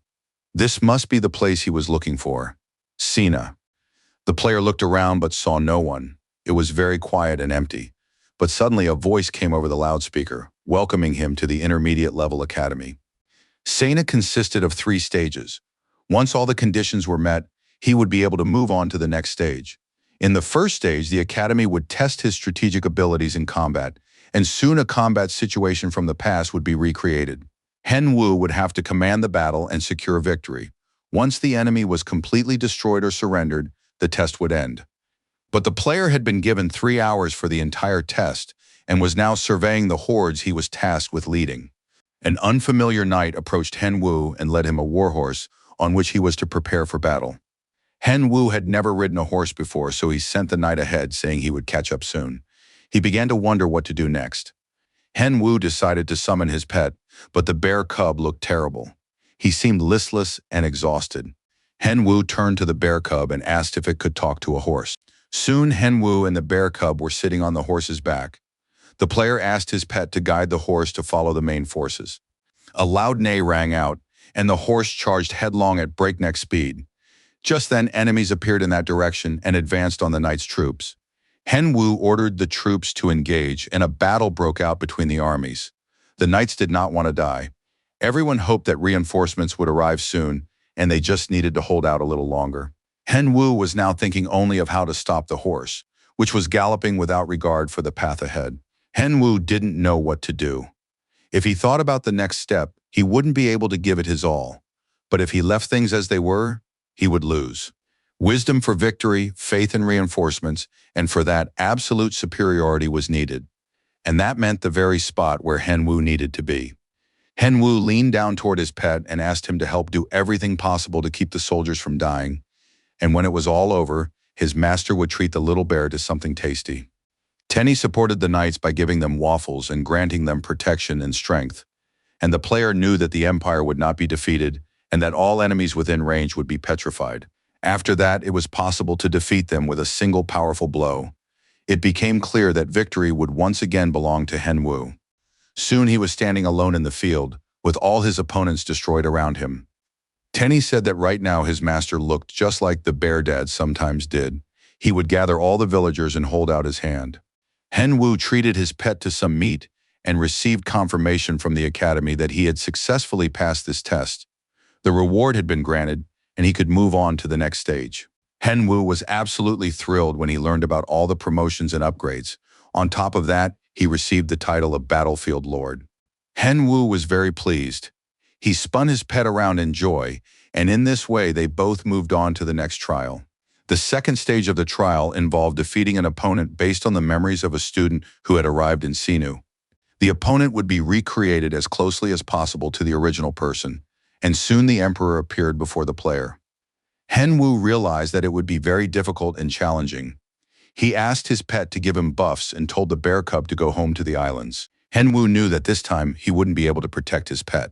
Ten didn't need to be told twice to say victory and cast every possible buff on the player. Henwu received the spirit of the bear as well as the protection of the forest. In addition, the gust of wind and a large amount of Lai were also activated, and now the opponents stood facing each other. Henwu, of course, didn't want to fight the emperor at all, but he certainly wanted to defeat him. Henwu was deeply focused and seemed ready for battle, but he had absolutely no idea what awaited him. However, if not now, then when else would he get the chance to face the emperor? Henwu took out the book he'd received from the mage Cephid. The player realized he'd been saving it for just the right moment for a reason. Today he had the skills Strength, Aura, and Giant's Root. Henwu felt that today he would push past his limits and shatter them in order to defeat an invincible opponent. Because of the powerful aura emanating from the emperor, many of the player's skills simply didn't work. He felt restricted in his movement and speed, bound hand and foot and completely immobilized. Henwu couldn't understand what the game developers were thinking when they created this quest. Of course, this was a truly wild imbalance, and there seemed to be no point to this confrontation at all. But at the same time, the player realized that none of that mattered. He just needed to land a single strike. With all his might, he tried to break free from his bonds. And just when it seemed that Henwu had broken free and was about to strike, the emperor flicked the player's sword aside with a light movement of his fingers. Henwu knew he stood absolutely no chance in close combat, and the emperor possessed a power that was almost impossible to even imagine. On the other hand, Henwu had fought countless diverse and powerful monsters, so he couldn't just die without putting up a fight. Henwu activated his magical power to land just one strike, but at that moment, Alexander cut off all his attempts and pierced the player right through. Henwu lay stricken, face down on the ground, with Emperor Alexander standing beside him. The player's sword made a sound, and the emperor walked toward it. At that moment, the defeated Henwu stirred and twitched his fingers. Without lifting his head, the player activated the summoning of a giant sword, which appeared high in the sky and went unnoticed. Alexander pulled the sword out of the ground, and at that moment, the giant sword, launched from the sky, flew toward him. The emperor managed to spot the danger and began to fend it off. Henwu managed to confirm that he had succeeded before falling again and losing consciousness. The second stage test was complete. Henwu woke up, lying on his back in an empty room. In the end, he had lost to Alexander. If his clone was that strong, just how powerful was the emperor himself? At that moment, the final scores began to be tallied. The tally was complete. Facing an opponent he couldn't possibly match, Henwu had performed better than expected, and so the academy deemed that the player had passed this test with flying colors. It turned out that the test requirements did not mandate a victory. Henwu stood up, satisfied and happy. The Academy announced that it would now proceed immediately to the third stage of the test. The Empire was looking for candidates who possessed not only skills but also good character. In the third stage, the Academy examines a student's life through their acquaintances. Whether a participant passes the test or not depends on the choice of acquaintances. It was, of course, unpleasant when your fate depended on who showed up. So the first acquaintance was invited. Henwu couldn't figure out what the point was because there was absolutely no one there. The Academy kept summoning the first acquaintance, doing so many times. The player even thought the game had glitched again. But finally there was a loud explosion, and a voice said, "No bastard dares to tell me what to do." He could have laughed out loud at this, but it turned out to be Emperor Alexander again. He was angry because he'd been pulled out of the game for the sake of Count Kang Henwu. Henwu was on his knees, his head bowed low. He told the emperor that this place was called Senna. It was located on the eastern continent. It was the very academy that the mage Safed had been searching for. The emperor realized that the academy had summoned him, and now he was just about to tear everything to shreds. Henwu knew the emperor was capable of doing this, but he had to stop him. Otherwise, he would destroy the academy, and everything they had gone through up to that point would have been for nothing. Henwu quickly pulled a rare wine from his storeroom, one brought from the eastern continent, and asked if the emperor would like to try it. Out of respect for the count, Alexander agreed to keep him company. Henwu knew he would only remain alive until the wine ran out. He hoped the system would start up as soon as possible. Soon questions rained down on Alexander, and they lasted exactly as long as it took him to drink the wine. The questions were over, and all of the emperor's answers were sent back. Alexander enjoyed the wine. He said he would bring more next time, said goodbye to the count, and left the academy. Henwu breathed a sigh of relief and asked the academy how he had done. They told him that he had passed the first test. The second acquaintance was due to appear soon. The system had spent a long time searching for and selecting him. A group of players was battling a huge demonic beast. It seemed to have gone into a rage. A player demanded that the priests and paladins give them buffs. That way they could quickly end the battle. The guy gathered all the supportive buffs and set off alone to destroy the enemy. But unexpectedly he died before even reaching the demonic wolf and somehow ended up in a completely different location. Yenshin was furious when he realized what had happened. After all, they were just one final blow away from finishing this raid. The guy demanded to be sent back immediately. But the academy's system stated that Yenshin could only return after passing the second test. The second test was a test of friendship through a game. For example, they had to simultaneously name their favorite dish from a list of options. Yenchang just couldn't calm down. Henwu realized that his friend had indeed been pulled out of a difficult situation. Be that as it may, when the test began, both boys answered the questions and selected their responses. All their answers matched, and they had successfully passed this test with their friend. Yenshan suddenly remembered that he was supposed to be angry about being pulled out, and his expression turned serious again. He asked the academy to return him as soon as possible to where he had just been, and the academy carried out the recall to his original location.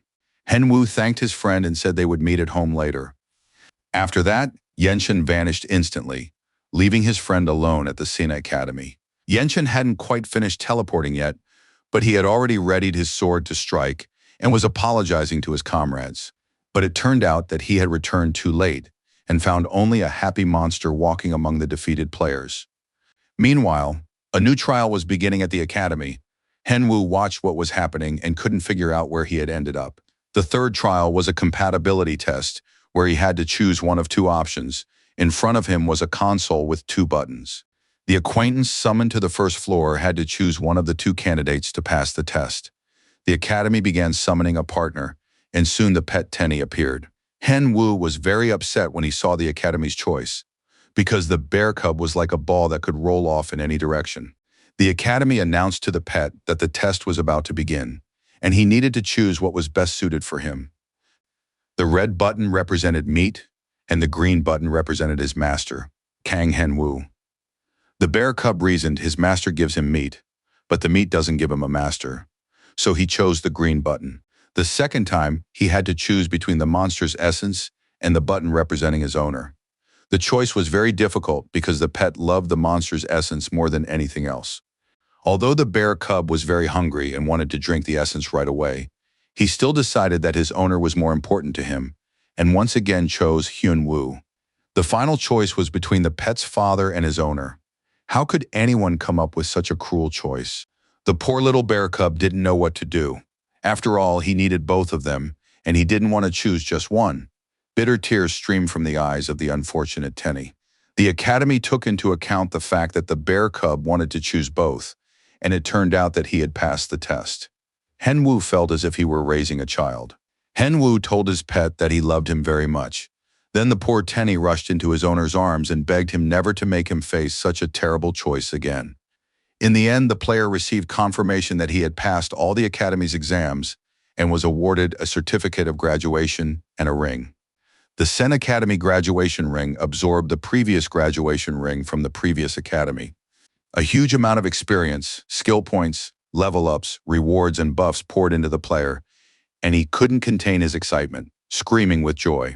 Sina's ring absorbed Rake's ring, and its stats improved. Now the player was eligible to enroll in the senior academy and received additional ranks and stats. Hyun-woo now had access to a celestial demonic buff that channeled magical energy. In addition, with the upgrade to his celestial demonic martial arts, the player gained yet another new skill. Another bonus was that the quest had been updated. Now the player had to find Randall's location. This was a quest for the Advanced Academy. Hyun-woo was literally drooling at the thought of what a powerful reward awaited him upon graduating from the Advanced Academy. Hyun-woo finally set off for the Eastern Continent to the Southern City to settle matters with the sect. And this time, the player didn't come alone. He brought along some adventurers who were supposed to help him. Last time, Noob had agreed to come with the adventurers.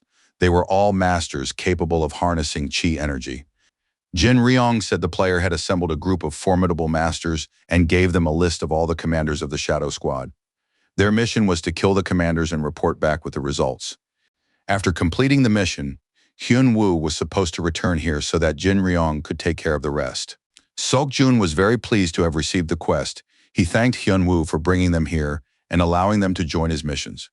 After reviewing the list, it turned out the guys would have to deal with as many as 50 people. So Hyun-woo suggested splitting into 2 groups to avoid getting in each other's way. Everyone agreed. It made sense.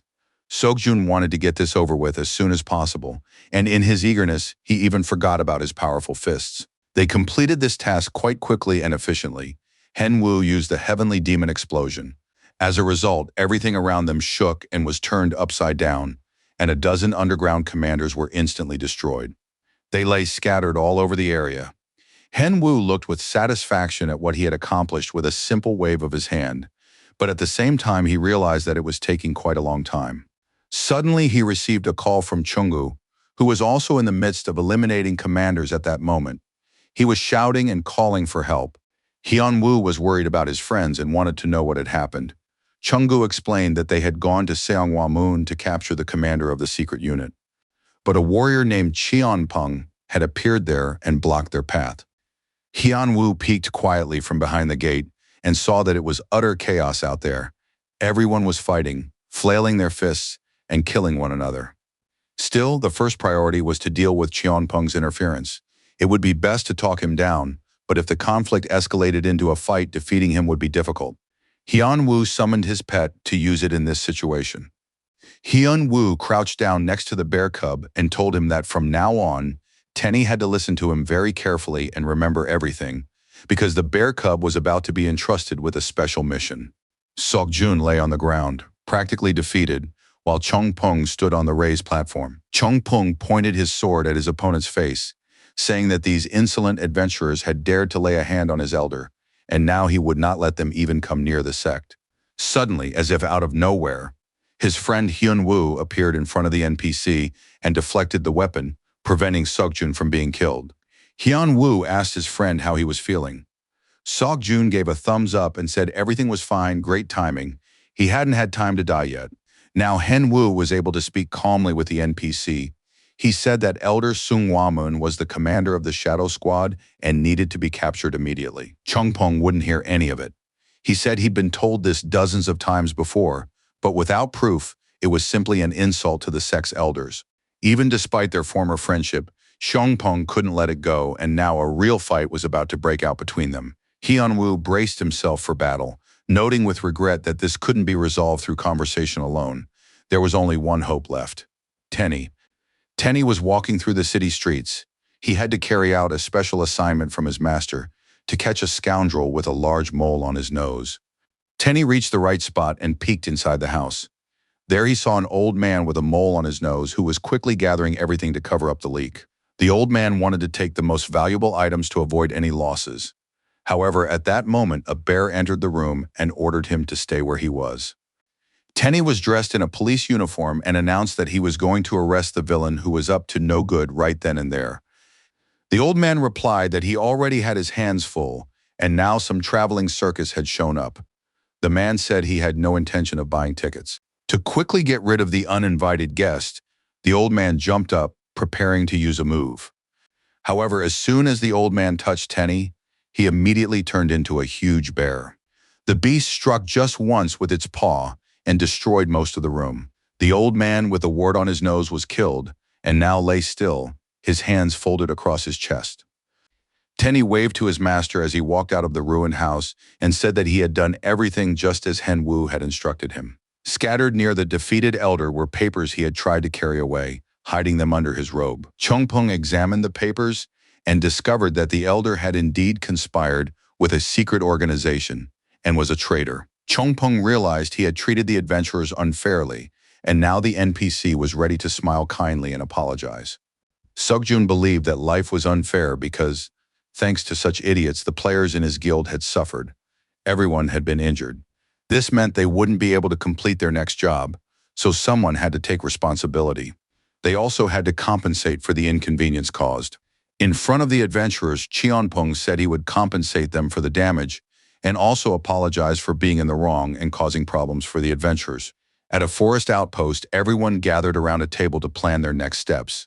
Previously, they had suffered defeats at the hands of a max-level noob. His overwhelming power and the New Light Guild backing him continued to hinder all other players simply by their very existence. Everyone acknowledged that in a fair fight, no one was capable of defeating the max-level noob. But winning the game isn't just about strength. You can exploit a player's specific weakness to make them lose their composure and get angry. Now the conspirators had found that very weakness that could throw the max-level nooba off balance. Everyone present received slips of paper with a photo of Reina. The players said that if they destroyed Reina, they would throw the max-level noob off balance. Reina used her ice abilities to defend herself, but she felt she couldn't hold out against the overwhelming numbers and wanted to find out who they were. She looked at the group of players and demanded an explanation for why they had attacked her. One player stepped forward from the group. He said his name was Bion and that he was from the 5 Stars Guild. Reina remembered that it was this very guild that had attacked them once before in the Volter Mountains. Why were they hunting her again now? Bion replied that it was because of her closeness to Nub, since he always suffers greatly when he can't protect one of his own. He added that it was so sweet and thrilling that Reina had to die as soon as possible. The girl killed yet another player, but it was clear there was no end in sight to the stream of enemies. Indeed, the circle around her wasn't getting any smaller, and yet another opponent stepped forward to fight the beauty. Reina checked and saw that her mana was almost at 0. She didn't know if she'd be able to hold out until reinforcements arrived. But the beauty decided not to dwell on the negative and instead focus on how to land a crushing blow. Better yet, to imagine what Nub would do right now. Reina tried to psych herself up for the strike and immediately activated the ice crystal. She was determined not to die before her time.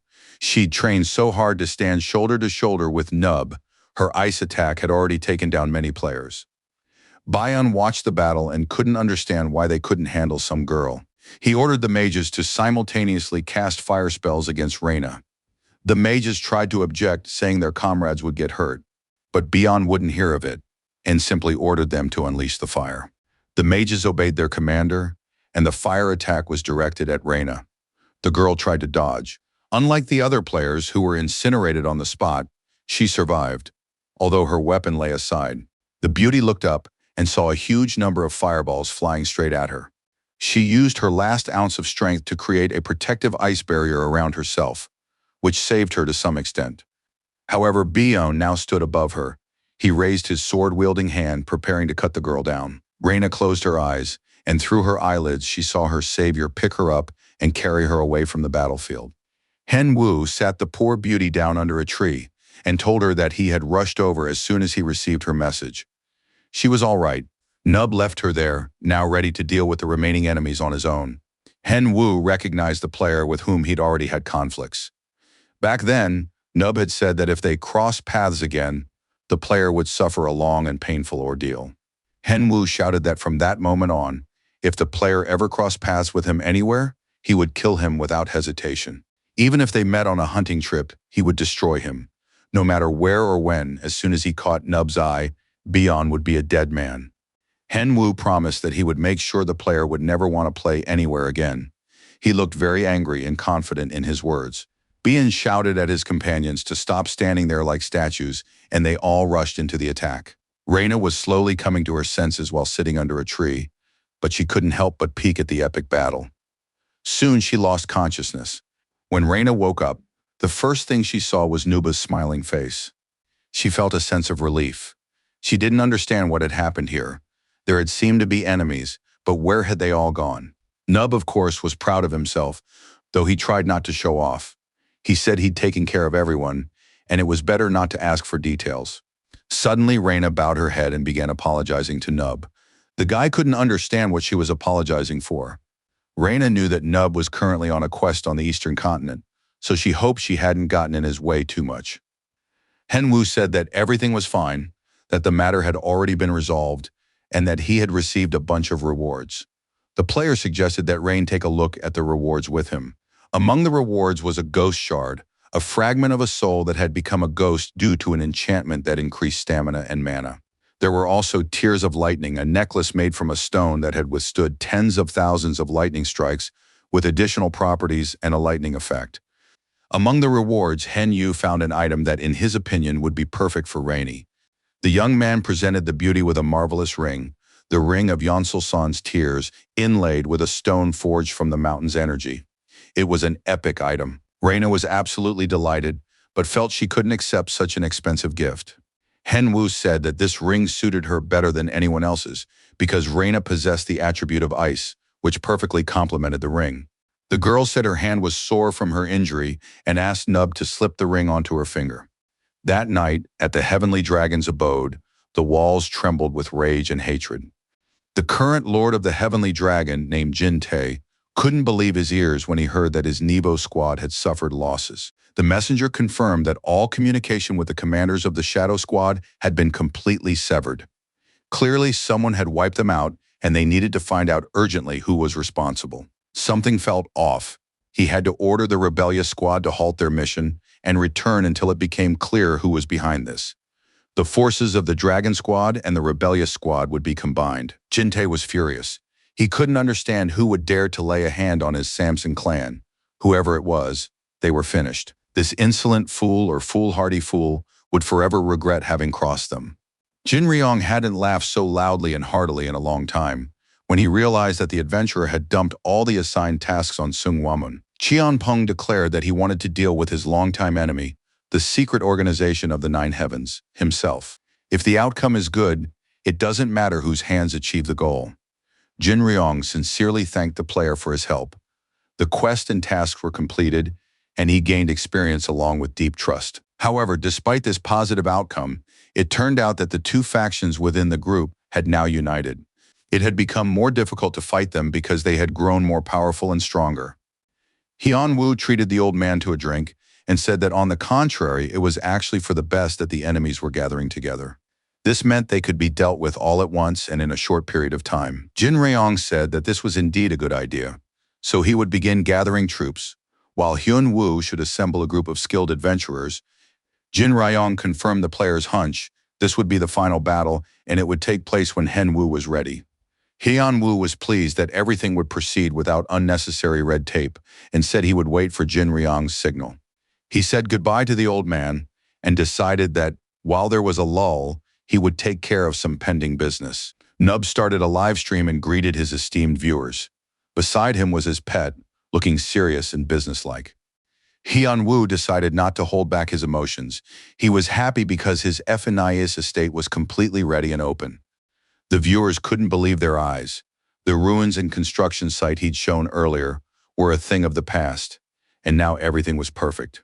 In the center of the estate stood a symbolic statue, a statue of Tenny, the best symbol one could possibly imagine. How adorable. All the viewers agreed it was simply perfect because the symbol of Efnis is none other than his incomparable pet. Henwoo continued to tell the viewers about a few things. He said there were still many interesting things in his domain, and they would be able to see the details for themselves if they came. He reassured the viewers and said that exciting content was planned for today. They would be tackling the newly updated buffs together. Henwoo admitted that he's truly lucky, but now he's ready to show off the gear he earned by completing quests on the Eastern continent. It was a ghost shard. What's more, Nub reminded everyone that he was the one who unlocked the main storyline of the Eastern continent, so you could say he's the embodiment of luck itself. Now he wanted to upgrade his weapon and was ready to do so together with his viewers. Henwoo had prepared 20,000 gold coins for today's enhancement. That was more than enough to boost the sword's stats by 10 points. He held the hammer in his hands, got ready, and began the enhancement, imbuing the sword with the enhancement stats he had purchased. After a while, the sword of the Celestial Kingdom looked simply unreal. It was even scary to look at. Nub was absolutely thrilled. He'd been able to enhance the weapon far too easily, and it was clear he needed to continue the enhancement process. After all, the sword allowed for it. Henwoo continued to enhance the sword, intending to finish the process soon and say goodbye to his viewers. But suddenly something went wrong. There was a massive explosion, and the enhancement level dropped to 0. Henwoo screamed in despair and demanded that the developers give him his money back. All he could think about was how to restore everything as quickly as possible. After rummaging through his stash, he finally found an item he hoped would help him restore the sword. Henwoo was very upset, flew into a rage, and couldn't contain his anger, abruptly ending the stream. But now the player was back on track.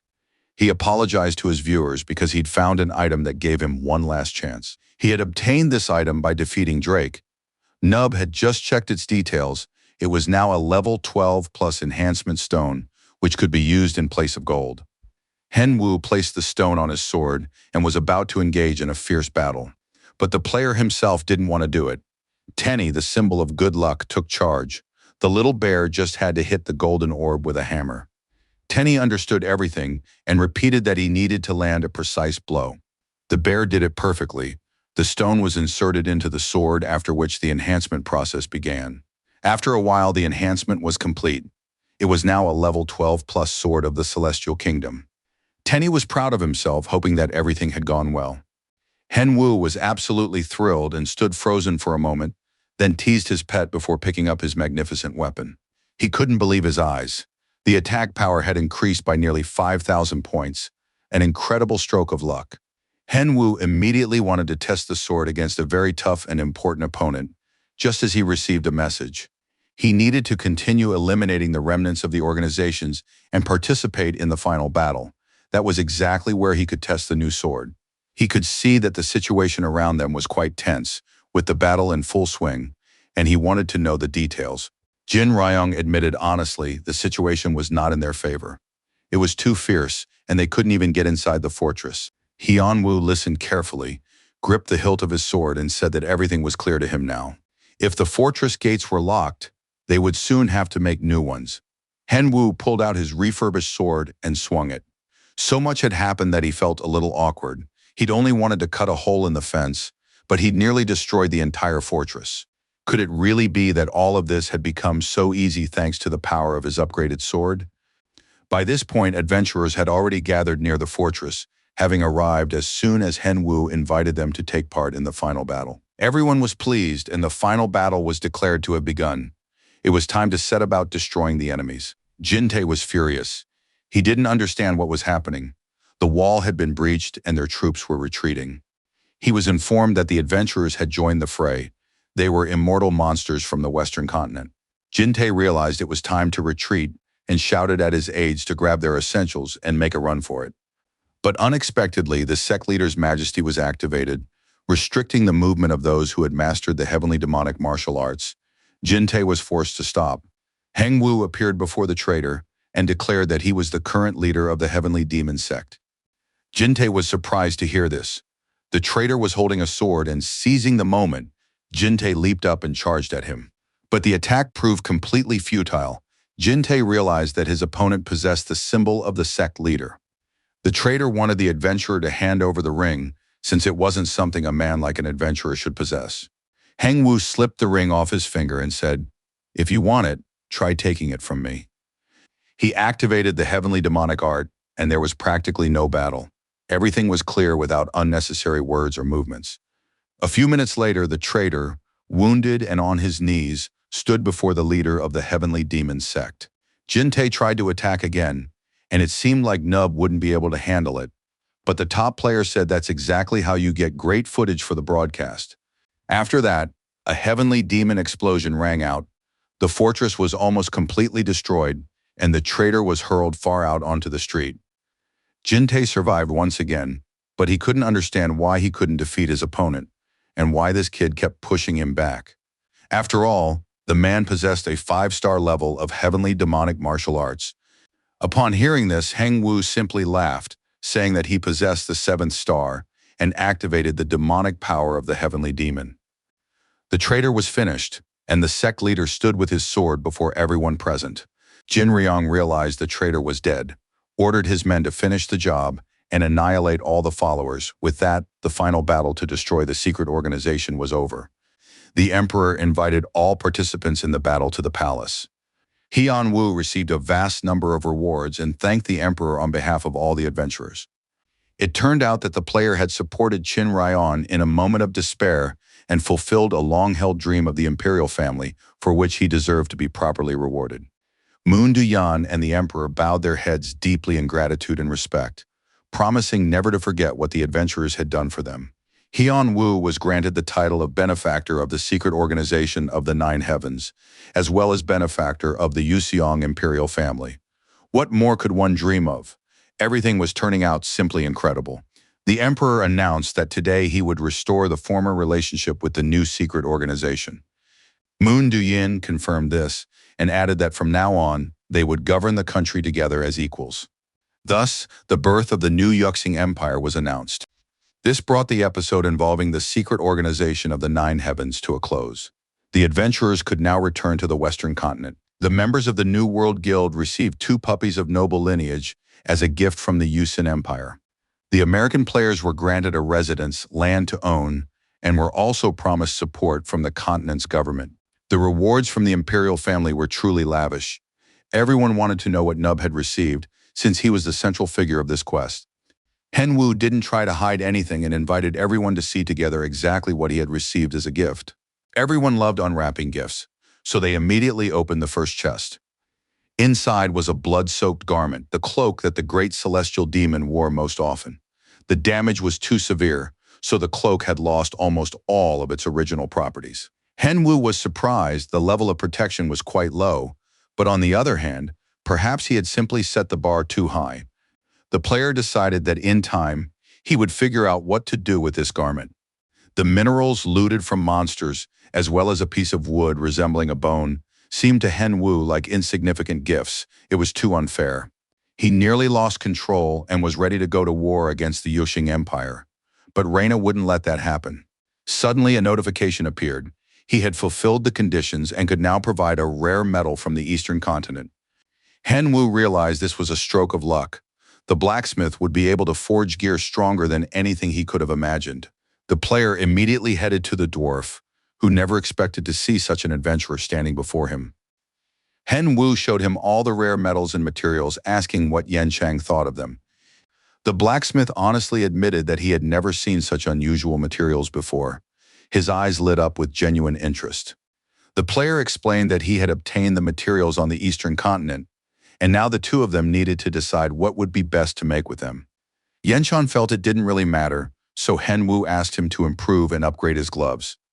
The dwarf Yenchan wanted to be alone to carefully examine the materials, so he gently pushed Hangwoo out of the workshop, telling him to leave everything behind and go rest in peace.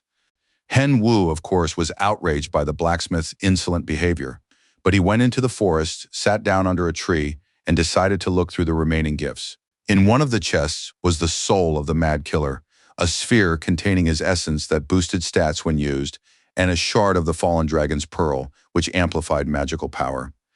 These were excellent materials for boosting stats. The player immediately summoned his pet. Hen Wu handed the bear cub a dragon. It was that very favorite elixir that Tenny liked so much. This time, Hen Wu decided to use the elixir imbued with the soul of the mad killer himself. The guys clinked their elixirs and prepared to undergo the enhancement together. The effects were stunning. Their strength, agility, stamina, and magic stats had increased significantly. Hen Wu checked his stats and saw that the increase was simply insane. Unfortunately, his pet didn't change as dramatically, so the player got upset, thinking he'd lost at least one piece of content for his stream. Hen Wu tried to comfort the bear cub, telling him that he still loved him despite the modest changes. As they hugged, the pet announced that it had learned a new skill. The bear cub had created a pearl, an item necessary for the mythical creature to become a dragon. This was amazing news because it turned out to be an epic skill, and Tenny had become even cooler. His owner promised to throw a party with meat today. After finishing everything, Hen Wu logged out of the game. He was very pleased as he had received many valuable items. Yenchan ran into the room and told his friend to get ready, because the court's verdict was about to be handed down. The reporter began his live broadcast from the courthouse, where the hearing on the arena vote rigging case was scheduled to take place. The final verdict was about to be announced, and Hen Wu wasn't nervous at all. He remembered the prosecutor and was confident of the outcome. Finally, the reporter announced that the verdict had been read, and now everything would be revealed. It turned out that the prosecutor's demands had been fully met. Those who turned a blind eye to the rigging were punished, as were all the clubs and players involved in the scheme. Hen Wu was very pleased. Now this kind of thing would never happen again in their domestic league. This is great news. It means we can watch the Winter League and expect a fair competition. Yeon-chan was happy because this would be the first major league for his best friend, Kang Hen-woo, as a professional player. He was confident that Hyun-woo would get to Jonghan-byuk and crush him. Hyun-woo was confident too, since all the players on his team were giving it their all. He was almost certain that the Crescent Moon team would win the Winter League. The massive Drake had been defeated and lay motionless, while the jubilant players stood before him. Yuri was happy they'd done it and defeated Drake without the help of a max-level noob. The victory greatly inspired the players, and now they wanted to explore this territory as soon as possible and move forward. Hen Wu watched his comrades from a distance as they analyzed their mistakes and planned their next moves even after the battle had ended. Now he was certain there was no need to worry about the team. Deciding that he could leave his comrades unattended, Hen Wu decided to move on with his own business. The meeting place looked rather gloomy. Bats were circling in the sky, and the atmosphere was oppressive. Hen Wu appeared before his friends and waved at them. They hadn't seen each other in a long time, since everyone had been traveling to interesting places, which was, after all, the purpose of their guild. His friends thanked the max-level noob for coming, despite his busy schedule. He replied that it was no big deal. You should always help each other out. Besides, he wanted to test his abilities. It turned out that the boss of this dungeon was a vampire with immense vitality, one the players couldn't handle on their own. Hen Wu told his friends not to worry. He would help and do all the dirty work. Everyone knew that a max-level player could handle this. And besides, Hen Wu held the title Vampire Baron Slayer.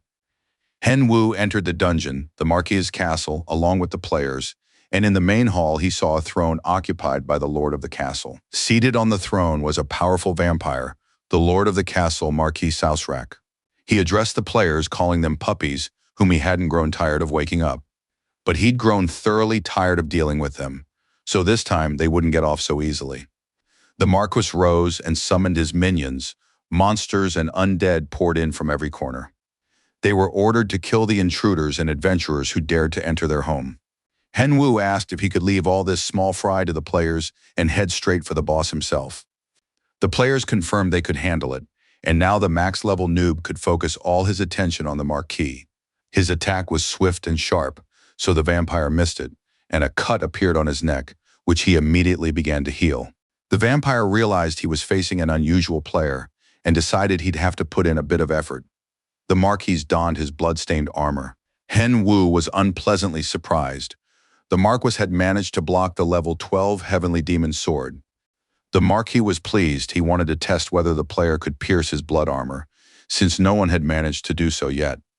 Henwu landed several blows and said that it seemed he was the player who had managed to do it. The Marquis flew into a rage. He couldn't believe his eyes. In the very next moment, a series of new slashes covered his body, despite the blood armor.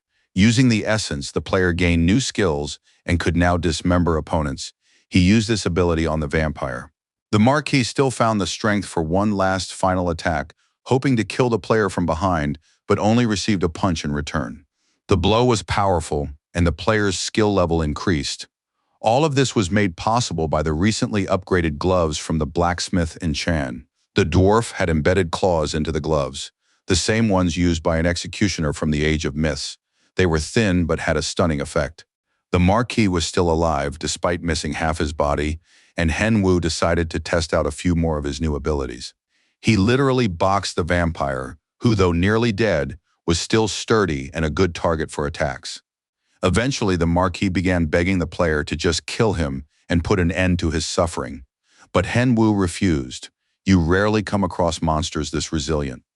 Now the vampire won't die until the player finishes experimenting with new techniques and hones his skills. The vampire considered this a disgrace and decided to retrieve the orb, preparing to die. The Marquis crushed the sphere, and an acid-like liquid spurted out of it. The villain began to dissolve, never to be resurrected again. Henwu was left without his toy, but there was nothing to be done. The vampire had tricked him and cut short his life. The dungeon was cleared, and upon completing the quest, a host of valuable items dropped. Bracelets, the Marquise's heart, a necklace, the vampire's blood, and ceremonial robes. The players couldn't believe it when Nub said he was giving them all of it. Henwu loved to be generous, especially since he'd already snagged 2 skill books for himself, and his gear was every bit as good as the loot. In addition to the books, the player received a title upgrade. He was now the Vampire Marquis Slayer. The goal had been achieved, and it was time to set off to meet the Emperor. Alexander listened to the adventurer's account and realized that the situation on the eastern continent had stabilized. This meant it was time to assemble and dispatch a diplomatic mission. The Emperor noted that Count Kang Henwu had done an excellent job. Henwu was pleased. The Emperor had set a new quest to establish successful trade with the eastern continent. Alexander pondered who to choose as the delegation's representative and began considering possible candidates. At that moment, the servants reported that Duke Lebron had arrived to see the Emperor, just in time. Hyun Woo and Lebron clearly hadn't expected to meet here and exchanged friendly greetings.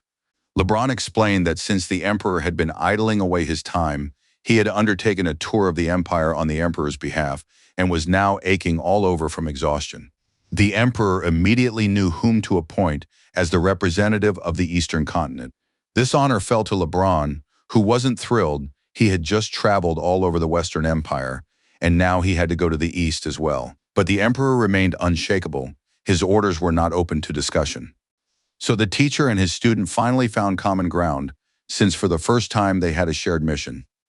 Henwu speculated that it was because of him that Lebron had to take on this case. Lebron replied that it wasn't the student's fault, but rather that of the malicious Emperor, and clenched his fist in rage. Henwu asked how Lebron was getting along with the celestial demonic martial arts he had recently mastered. Lebron said confidently that he had mastered everything, and there was no need to doubt it. Henwu was absolutely thrilled. He himself had only reached the 7-star level, yet his teacher had already mastered everything completely. Lebron agreed to demonstrate his skills, and suddenly a sword filled with magic appeared in his hand. The warrior swung his arm once and sliced through the rocks and even a portion of the sky. Henwu looked at his incredible teacher with admiration and amazement, trying to figure out how Lebron had done it. Lebron replied that it was simple. He had compressed his mana to the limit and then released it. Easier said than done, he added. Henwu decided to commit this skill to memory. It might come in handy in the future. The professional teams took their seats in the arena's stands. Inside the arena, host Yoon Ji-bin greeted the TV audience and announced that there was just 1 week left until the start of the Winter League. All 8 teams gathered in full force for the draw to determine the order of play. The captains of each team drew balls numbered 1 through 8 from a box to determine the match order. Future matches will be held according to this order. Yuri asked the team which number they would like to draw. The player thought for a moment, then said it didn't really matter. They were going to beat everyone anyway. Representatives of last year's champions, the telecom team, were invited into the arena. The team captain stepped forward to draw their number. Everyone was curious to see what number it would be. The draw continued. The teams took their places in order, and half of the tournament bracket was already known. The host announced that the first match of the season would go to a team making its debut this year. Their roster included the arena's superstar, a top-tier noob who stepped up to draw a number. Hedo really hoped it wouldn't be number 1. He was literally praying and straining.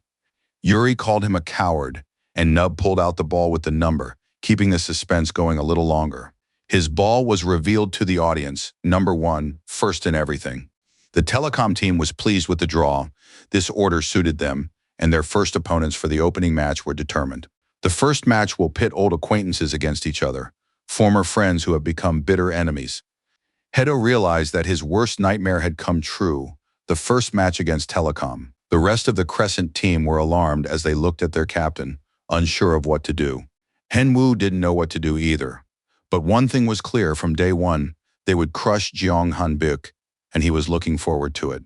Day 1, the opening ceremony, and 2 teams ready to put on an impressive match for the fans. Host Yoon conducted a brief interview with players from the Crescent and Telecom teams. Hanbik said he was intrigued to face the arrogant Nub, while Hyun-woo replied that it was an honor for him to play against last year's champions. The host thanked them for their honest answers and turned to the top-tier Nub. He had come wearing a mask today, so she asked if he ever planned to reveal his face to the public. Heng-woo replied that it would be simply rude to hide his face behind a mask on the first day of the official league. Hanbyeok could barely contain himself, thinking Nubo was overly confident if he planned to win. Hanbyeok was certain the player would be too scared to show his face on the first day, especially after Telecom crushed the Crescent team. If Nub is showing his face, it means he's confident of victory. Hanbek burst out laughing. The opponent hasn't a clue. This isn't an entertainment show, it's the professional world, where real skill is what counts. He added that Nub needs to understand that this is far from the same thing as the King of Two Masks. Henwoo said that in this PvP match, he would defeat all 6 Telecom players. He promised to defeat them in a solo match. Furthermore, if Nub loses as the first contestant, his team Crescent Moon will withdraw from the tournament that same day. It was a bold and confident statement intended to force their opponents to prepare thoroughly. Kanbek flew into a rage, ready to pounce on Nub, but his friends held him back. He continued to rant for a long time, promising that he wouldn't let it go and would do everything in his power to ensure his opponent never took off his mask again. Interest in the match was building. The news reported on Hanbek's rage, even though as a professional player he was supposed to keep his emotions in check. On the opening day of the Winter League, spectators began streaming into the stadium first thing in the morning. The stadium was already filled with journalists and reporters, all eagerly awaiting the start of the match, which had been the center of attention even before the season began. The match promised to be intense, a league newcomer against last season's champion, who would emerge victorious. The first game, Siege, kicked off the match. In Siege, there are attacking and defending teams. The condition for victory for both sides was the complete destruction of the opponent. The attackers must capture the inner room within a limited time, while the defenders must hold their ground. Following the coin toss, the Telecom players became the attackers, and the Half Moon team became the defenders. When both teams were ready, the host announced the start of the match. Immediately, the first projectiles flew from the attacker's side, and the fortress walls began to crumble under the onslaught. But soon something unexpected happened. Even the host was taken aback. It seemed that the best defense was offense. A max-level noob stepped into the spotlight. He created an unexpected situation, and now everyone was curious to see how Telecom would react. The Telecom captain immediately noticed the Nub's activity and ordered his team to attack. Nub had anticipated this move by the enemy and was preparing to fight them. However, the unbelievable happened. The Telecom players completely ignored him, marching right past him. No, not all of them. Telecom's second squad in full strength was supposed to fight Nub. Henwoo estimated that there were 3 tanks and 3 priests among them. These players planned to tie up Nub while the rest captured the base. In the first few minutes of the battle, the Crescent players looked, to put it mildly, terrified. The commentators speculated that the Crescent team would be in danger from the very start. Telecom had planned their strategy perfectly. Telecom targeted the weaker and less experienced players. Nuba's move didn't quite work out for him. Now it was unclear how he would get out of this situation. The Crescent team was in danger. Would they be able to stop Telecom without Nuba? Henwu explained to his teammates that their opponents would definitely start with them. He would have done the same himself. He sketched out a diagram and pointed out that he was ranked first in the Crescent individual standings, while the main group was at the sea level. Henwu passionately explained everything to the guys and added at the end that the assessment was wrong. He would prove it to them. He promised to develop a strategy that would allow his comrades to prove themselves during the siege. Sunny became a key element of the strategy. The girl was torn between feeling happy and scared. Now she was leading her team in the siege and had to defend the fortress alongside them. As a necromancer, she raised an army of the undead and sent it against the Telecom team. The Telecom players were bogged down in battle with the undead, and the captain couldn't make sense of what was happening. Sunny had never been able to control skeletons before. Now, however, she was acting like a pro, and it became clear, if the undead weren't stopped, the match would be lost. The captain ordered them to deal with the sorceress first. All of the Telecom team's attacks were directed at the fragile Sunny. A powerful explosion rang out, and some of the female spectators fainted from the shock. When the smoke cleared, everyone saw Sunny alive and almost unharmed, sitting amid the rubble and rubbing a bump on her head. The next moment, Hedo leaped in front of her, shielding her with his shield, and ordered her to quickly grab her staff and summon the undead. Even long-range attacks were ineffective, and a new wave of undead joined the battle against Telecom. Henwu realized they needed to change tactics. The priest would have to heal while they fought their way through. However, the priest declared that he couldn't do that, since the mad mage was constantly targeting only him. The crazy mage turned out to be Mason, who was carrying out his part of the plan. The day before, Henwu had warned that catching the healer wouldn't be easy. He had excellent control. If Mason decides he can't be caught, he needs to be cornered against the wall. Then Dwayne would deal with him using his own methods, his fists. Dwayne didn't let them down, and the healer was killed. Everything went exactly according to Henwu's plan. Mason agreed with his comrade, and they both decided that it would all be over soon.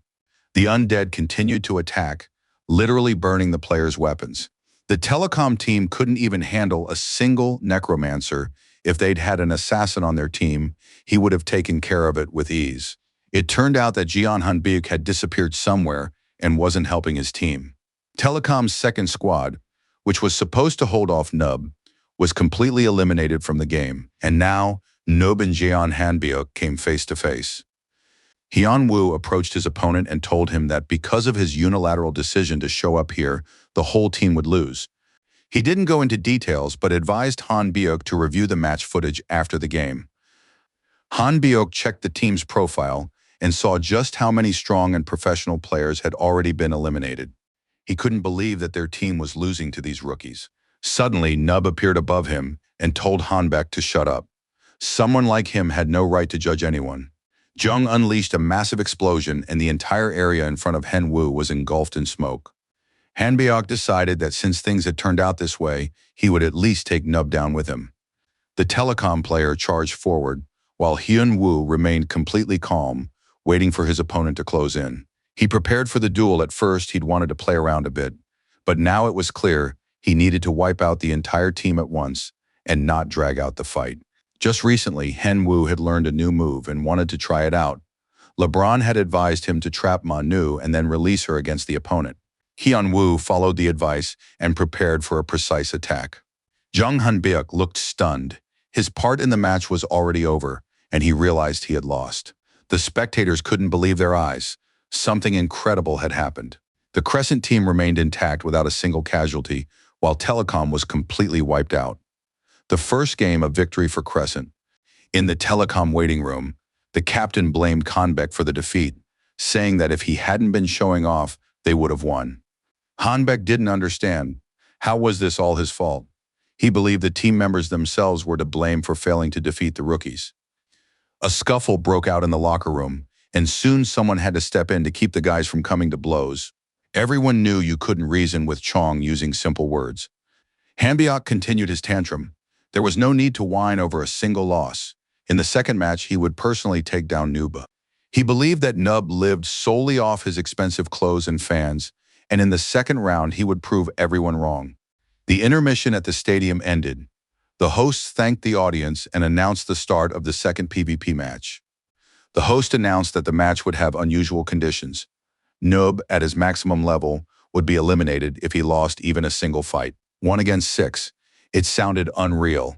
Nothing like this had ever happened in the history of the league. Previously, PvP had only been held in team battles, and the fight lasted until one of the participants lost. The use of items and abilities was significantly restricted, and the players' stats were completely balanced. Under such conditions, it's nearly impossible to take on 6 pros. Each player's skill comes to the forefront. But if the noob does manage to win, he'll go down in arena history. An unprecedented achievement will be set, one that no one could have even dreamed of. Soon everyone will see how this situation plays out. Hyun-woo faced his first opponent in mountainous terrain. Jung-han Beok stepped into the ring, insisting that last time the team had lost without a chance. But now things would be different. Hyun-woo warned him right away. His gear wouldn't help him here. It was time to stop the chatter and show what the telecom team was really capable of. He told his opponent to stop blabbering and attack. Han Beok, as usual, was furious, insisting that he would definitely finish off Nuba this time. The fight began, and soon everyone saw that Hanbek had dropped his weapon. All he had left were his fists, and he braced himself to defend with them. How could he get out of this situation? The noob threw his sword. It spun around a few times and stuck into the ground in front of the stunned Hanbek. Hyun-woo handed the sword to Chon so he could use it for both defense and attack. Nub himself believed that his fists were more than enough. Chon understood how it looked from the outside, but he grabbed the sword's hilt anyway. He charged forward, but Nub landed a powerful blow to his ribs. Then Nub lost all restraint and simply pounded his opponent with his fists. In the end, Jeong was lying on the ground, unable to stand. Hyun-woo wanted his opponent to get up, but Han Beok spoke up. He wanted to know who was hiding behind the mask and why Nub kept getting in his way. Han Beok couldn't understand why Nub was treating him this way, leaving him no chance at all. Hyun-woo took off the mask and reached out to help his opponent up so he could see who was hiding beneath it. Han Beok saw the face and was so shocked that he couldn't get up from his knees. Standing before him was Kang Hyun-woo, and there was absolutely no doubt about it. It turned out that all this time, while Han Beok had been suffering defeat and humiliation at the hands of Nub, he had merely been a pawn in Kang Hyun-woo's hands. Han Beok couldn't accept this fact and still believed he could defeat Nuba. He grabbed his sword and charged forward. Hyun-woo recalled the scenes that constantly played in his mind, his parents' illness and poverty, the pain and humiliation he had endured, all because of the Jeong family. Hyun-woo's fist was strong and didn't disappoint. He struck with all his might, right into Han Beok's jaw.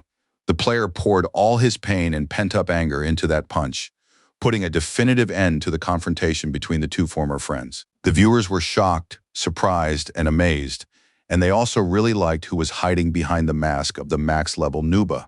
The hosts were literally going wild with excitement. They recognized that face. It belonged to Milligat. For those unfamiliar with the name, they were immediately told Milligat had been #1 in the rankings for several years in a row. He was that very legendary player who was the subject of so many stories, and he turned out to be Nuba. Now the viewers who had missed their idol realized they had found him again in the form of a noob. Kang Hyun-woo was pleased with himself. One of the points in his plan had almost been accomplished. That evening, the whole team gathered at a restaurant to celebrate the victory. The team's main sponsor raised a glass to the player's first victory.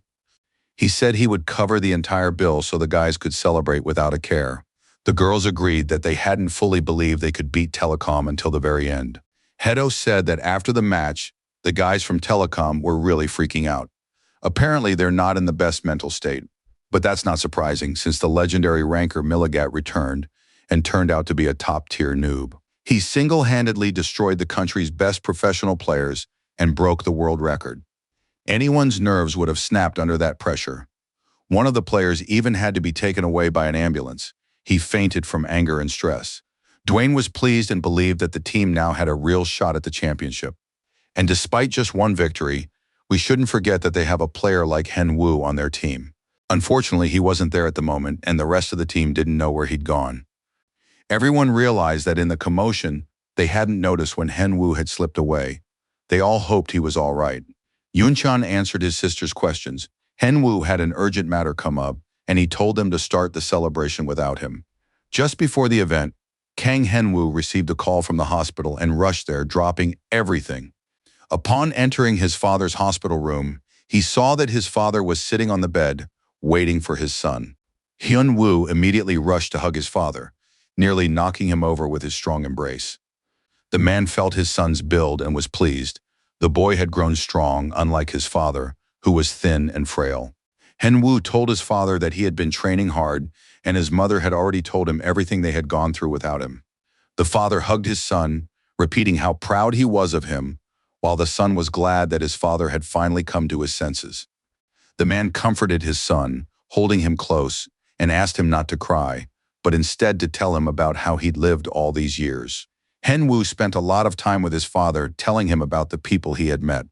He didn't leave out the events that had taken place or all the various hardships he'd faced.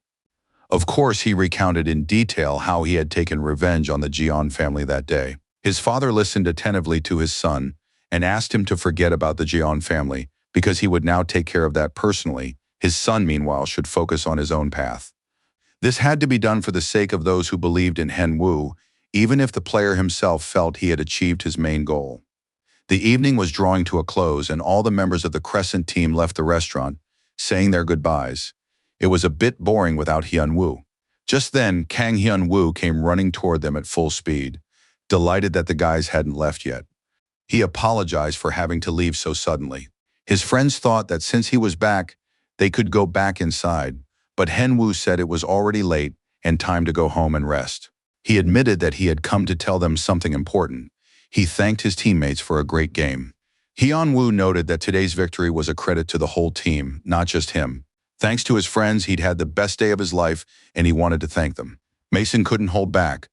"We won because of you, and every day with Henwoo brings joy." Hedo also thanked Henwoo for pulling him out of a vicious cycle and believing in him. The others joined in the thanks. Kang Hyun-woo listened to this and was convinced once again he had chosen the right path and met the right people. As a token of his gratitude, Hyun-woo said he would continue to help his friends grow stronger and would now head home to draw up a new training plan. He wished the team a good rest before tomorrow's match at the arena. The members of the Crescent Moon team realized that they wouldn't be getting any real rest now.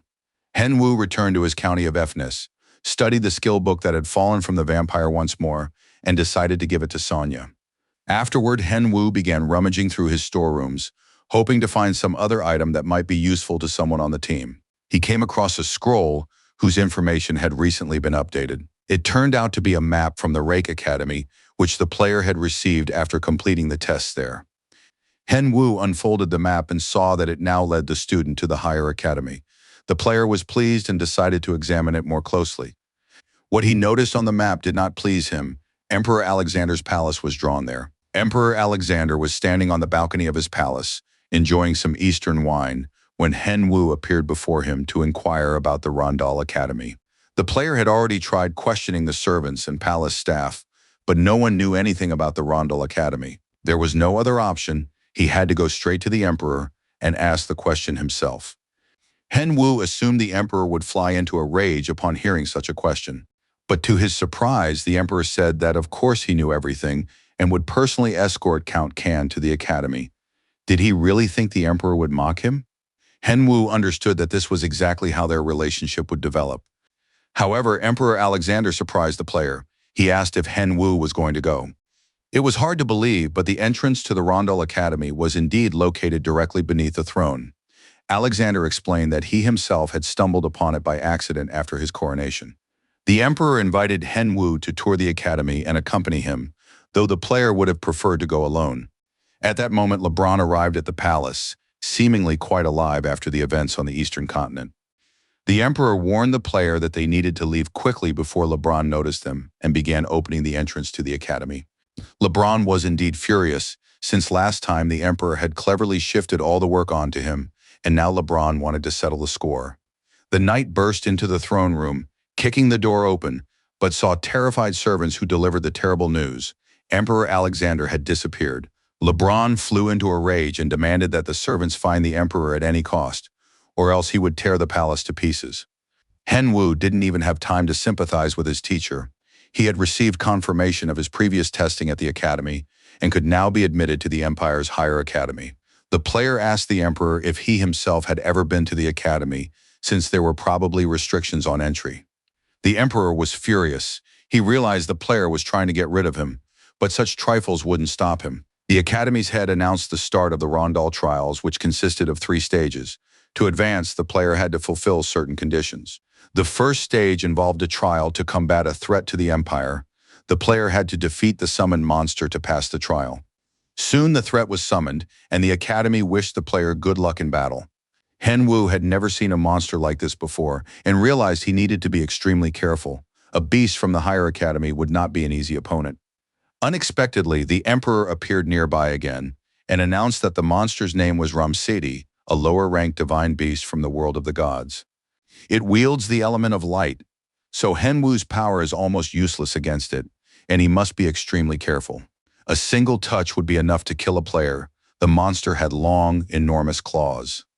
Henwu managed to raise his sword to defend against the strike, but it was extremely difficult. He realized he had to attack. He activated his abilities and began striking at the monster. The monster sustained minor injuries, but the player felt himself taking heavy damage.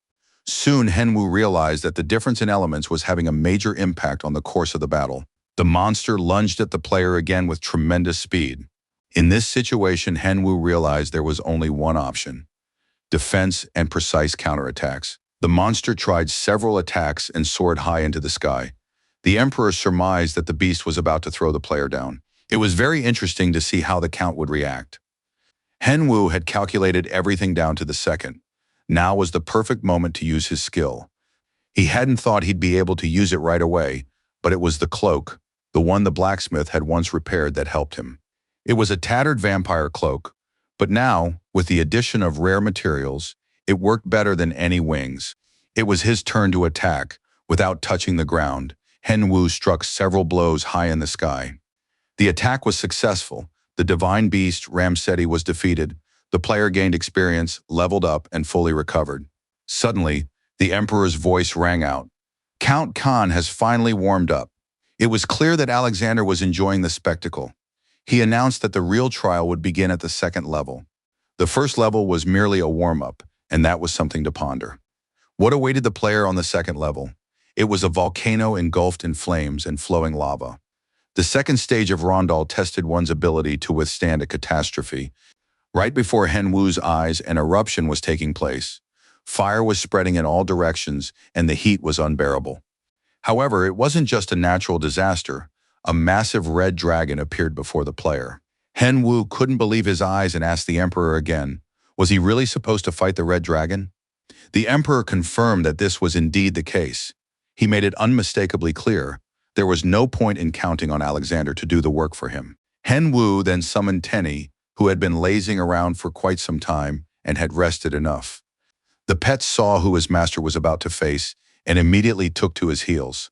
Henwu asked Tenny to come back and hide. There was no need to mention any other options. Tenny chose not to reveal everything he had up his sleeve and preferred to leave the battlefield. Henwu knew there was no way to avoid the fight. He'd have to fight for real. He landed a few blows and jumped back to the ground, realizing the effect would be almost negligible. Tenny peered out from behind a rock, frustrated. Even at full strength, his master was retreating.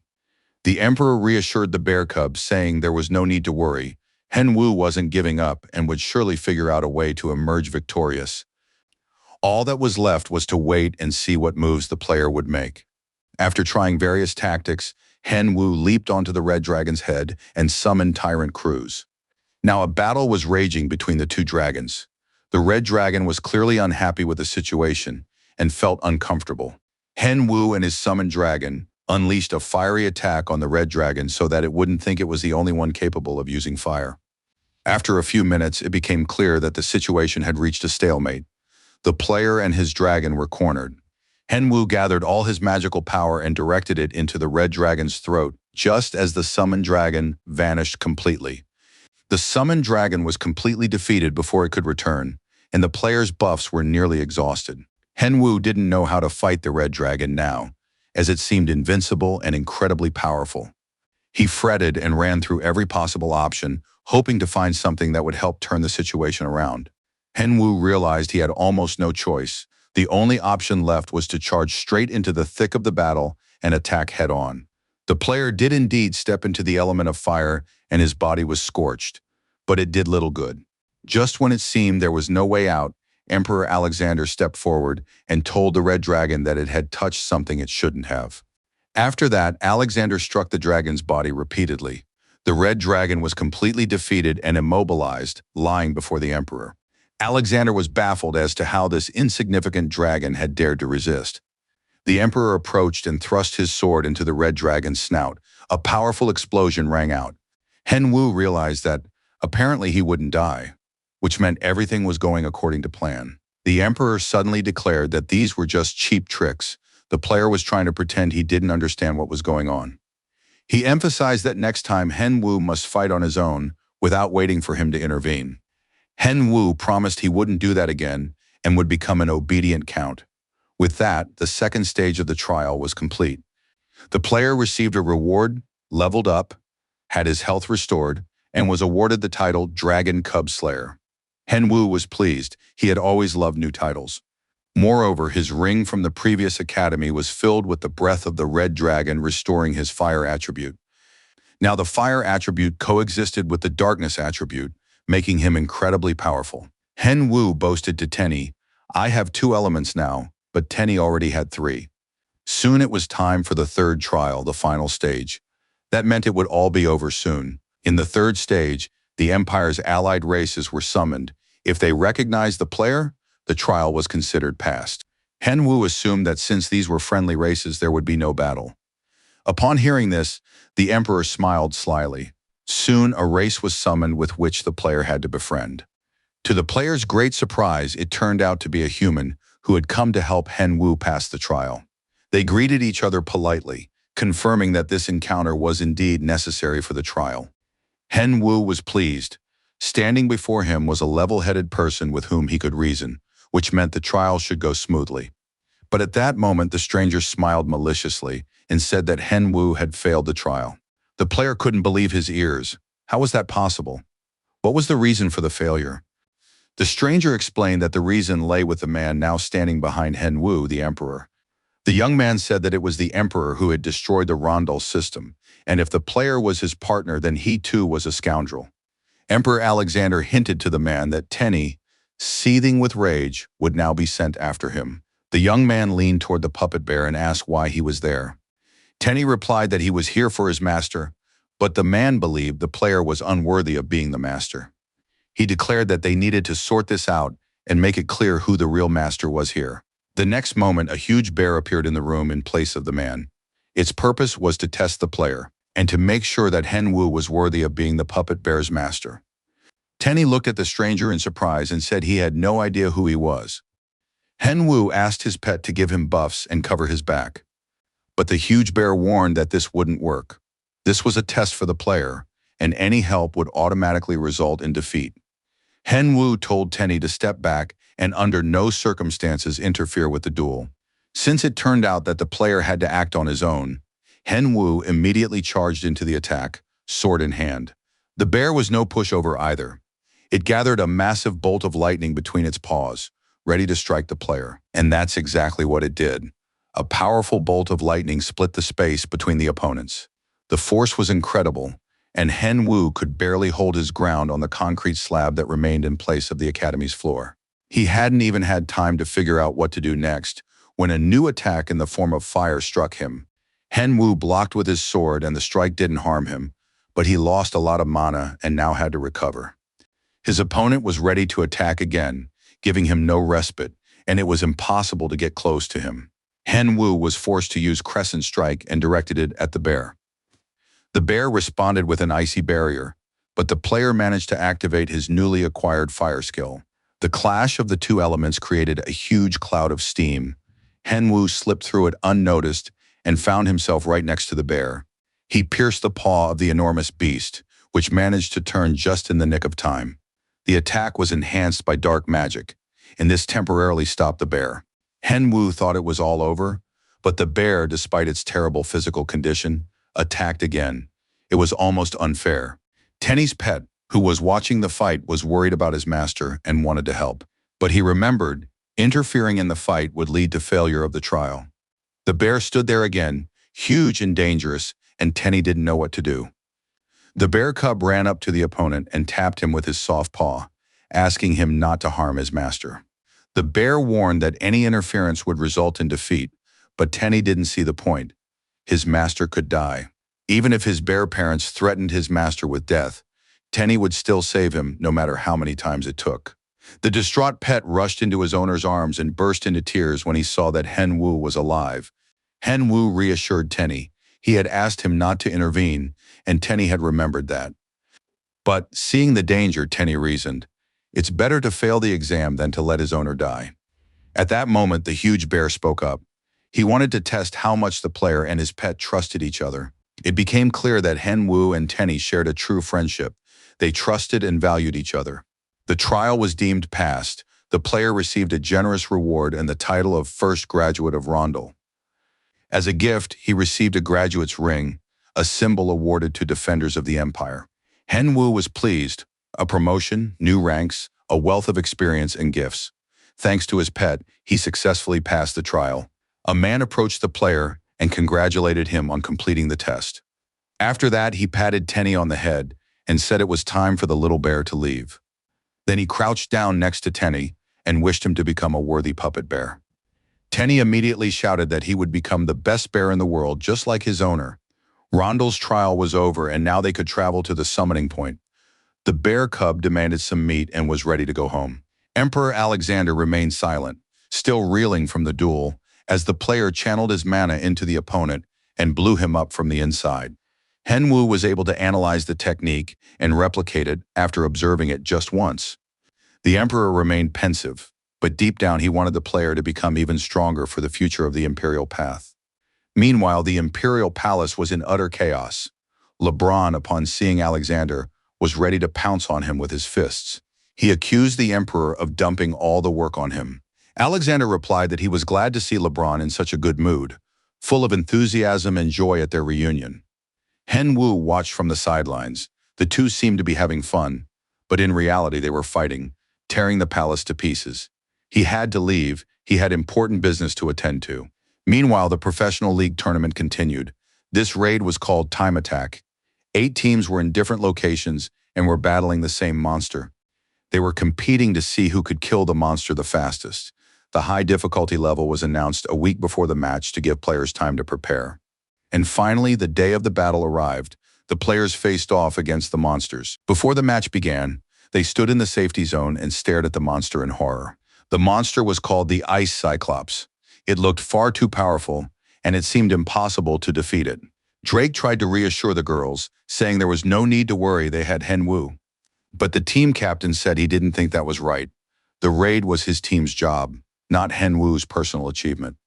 The players couldn't believe their ears. Was Mr. Kang really going to abandon them and not participate in the match?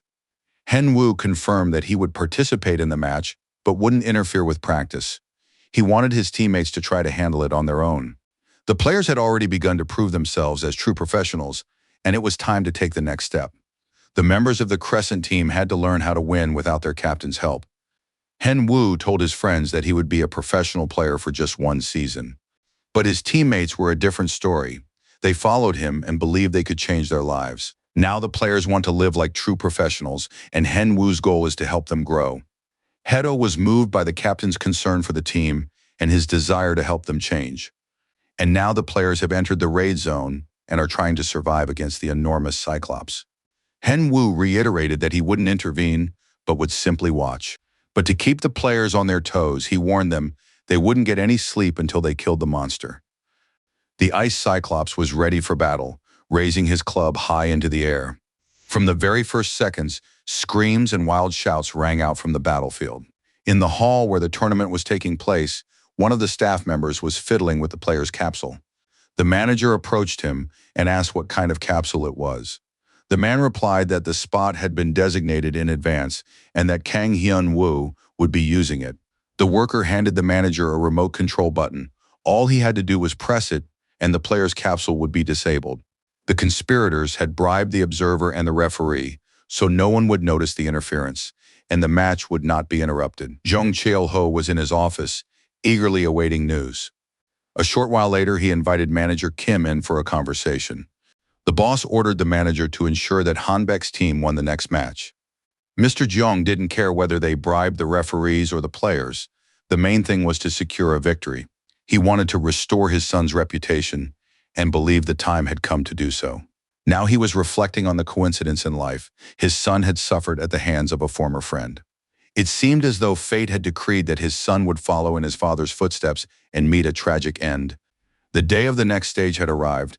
The host welcomed the guests and TV viewers to the Winterline match, featuring professional players, a timed raid. The host asked the referee who, in his opinion, would finish the raid first. The judge replied that it was obvious. It would be the Crescent Moon team. However, there was still a risk. The other players could end up being dead weight for Kang Hyun-woo. It wasn't that the others were weak. They had performed excellently in sieges and one-on-one battles. But in terms of individual stats, these players still lagged behind the competing teams. All the contestants lined up on stage next to their cubes. Commentators believed that the Crescent team was essentially known as a one-man team. A decisive push was needed to turn the tide. The start of the game was announced, and it was time to watch all the participants, both as a group and individually. There were only seconds left before the monster was summoned. The players discussed their tactics and made sure they remembered their roles. Everyone cheered each other on, and the pre-match tension began to ease. The players couldn't figure out where their captain had gone. Anxiety was written all over their faces. Hyun-woo was walking with them, but his microphone was turned off. There was only 1 minute left before the match began. A little while later, he told the guys to calm down. This was a special test for them from Hyun-woo. Over the course of a week, they had to prove their skills in action. Everyone was sure that the captain was watching from somewhere nearby, so there was no real need to be afraid. Hedo decided that the players would show what they were capable of and demonstrate their growth to the spectators and the captain. Meanwhile, Kang Hyun-woo lay completely flat on his back, unable to move his arms or legs. He tried to move his arm, but his body wouldn't obey. Not a single part of it would respond. Hyun-woo was terrified, not understanding what was happening or what forces were affecting him. The transmitter with the button lay on the table, sending a signal. Mr. Jeong watched the device, wondering what would happen if he pressed the button. The manager explained that if the machine misinterprets brainwaves, it blocks movement. In addition, the microphone and the entire system would be completely disabled, making it impossible to request a stoppage of the match. Mr. Jeong was certain, without Kang Hyun-woo, his son's team would easily win. He eagerly pressed the button on the remote, and Hyun-woo's body stopped responding. When he tried to move his right arm, his right leg moved. When he tried to move his left leg, his right arm moved. His body's signal system was completely scrambled, and the cube broke. About 20 minutes had already passed since the start of the match, and the commentators decided to assess each team's situation. First and foremost, they turned their attention to the telecom team. It was advancing faster than anyone else, and things were going well for them. The players were battling the Cyclops, who was stomping his foot several times in a row, creating powerful shockwaves. To avoid these waves, they had to jump at just the right moment. Missing the jump meant instant death, so caution was absolutely essential. Next, the commentators turned their attention to another team, and the second-place finisher turned out to be quite unexpected. It was the Crescent Moon team battling the Ice Cyclops. Everyone was surprised to see Kang Hyun-woo among the players, and thanks to his excellent knowledge of mechanics and massive damage output, the team worked seamlessly together. Now these players could rightfully be called top-tier professionals. At that moment, the Cyclops stomped his foot again, creating a shockwave, and Hedo shouted to his teammates, "Get ready to jump!" Everyone executed the command flawlessly as they had prepared thoroughly. The stomp pattern was usually bypassed with a jump, and all the players knew this. But during the intense training sessions organized by Hyun-woo, they had found another way to counter it. When the Cyclops jumps on both feet, you need to take advantage of that moment and activate your shield. This will have the desired effect. The monster will be knocked off its feet, the stomp pattern will be interrupted, and it will be stunned. Hedo watched the Cyclops closely and gave the players the command just in time. Instead of jumping, everyone rushed to attack the stunned monster. The commentators were absolutely thrilled. They watched as the Crescent Moon team broke the stomp pattern using a new method and gained time to attack. Now the team had caught up to Telecom. There was only half an hour left in the match, and everyone was eagerly awaiting the outcome. Would the Half Moon team be able to overtake Telecom? It was a battle to the death. The teams were neck and neck, and it remained unclear until the very end who would win. Despite a fierce chase, the Half Moon team ultimately lost this match. It seemed that the 5 players had a hard time handling 11 opponents. Hedo was completely exhausted and closed his eyes, realizing he would be killed by the Cyclops. But someone's cloak flew right over his head. It was Kang Hyun-woo. The captain rejoined his teammates and was about to end the match. The player knew there was little time left, so he had to act quickly. Hyun-woo did indeed finish everything very quickly, landing blows on the body of the enormous icy Cyclops. Mr. Jong was furious in his office and summoned manager Kim, demanding an explanation. The manager reported that player Kang Hyun-woo's machine wasn't working. This meant that the player was moving despite a completely malfunctioning signal system. Hyun-woo lay in the cockpit feeling nauseous since he had to control too many things at once. But on the other hand, it was a hell of a lot of fun, pushing the limits and winning. The next moment, the Snow Cyclops was defeated. It lay before the players, who looked around in surprise. The commentator was shouting at the top of his lungs, congratulating the Crescent team on a magnificent game. After the captain returned to the lineup, the team overtook everyone in the final seconds and reclaimed first place.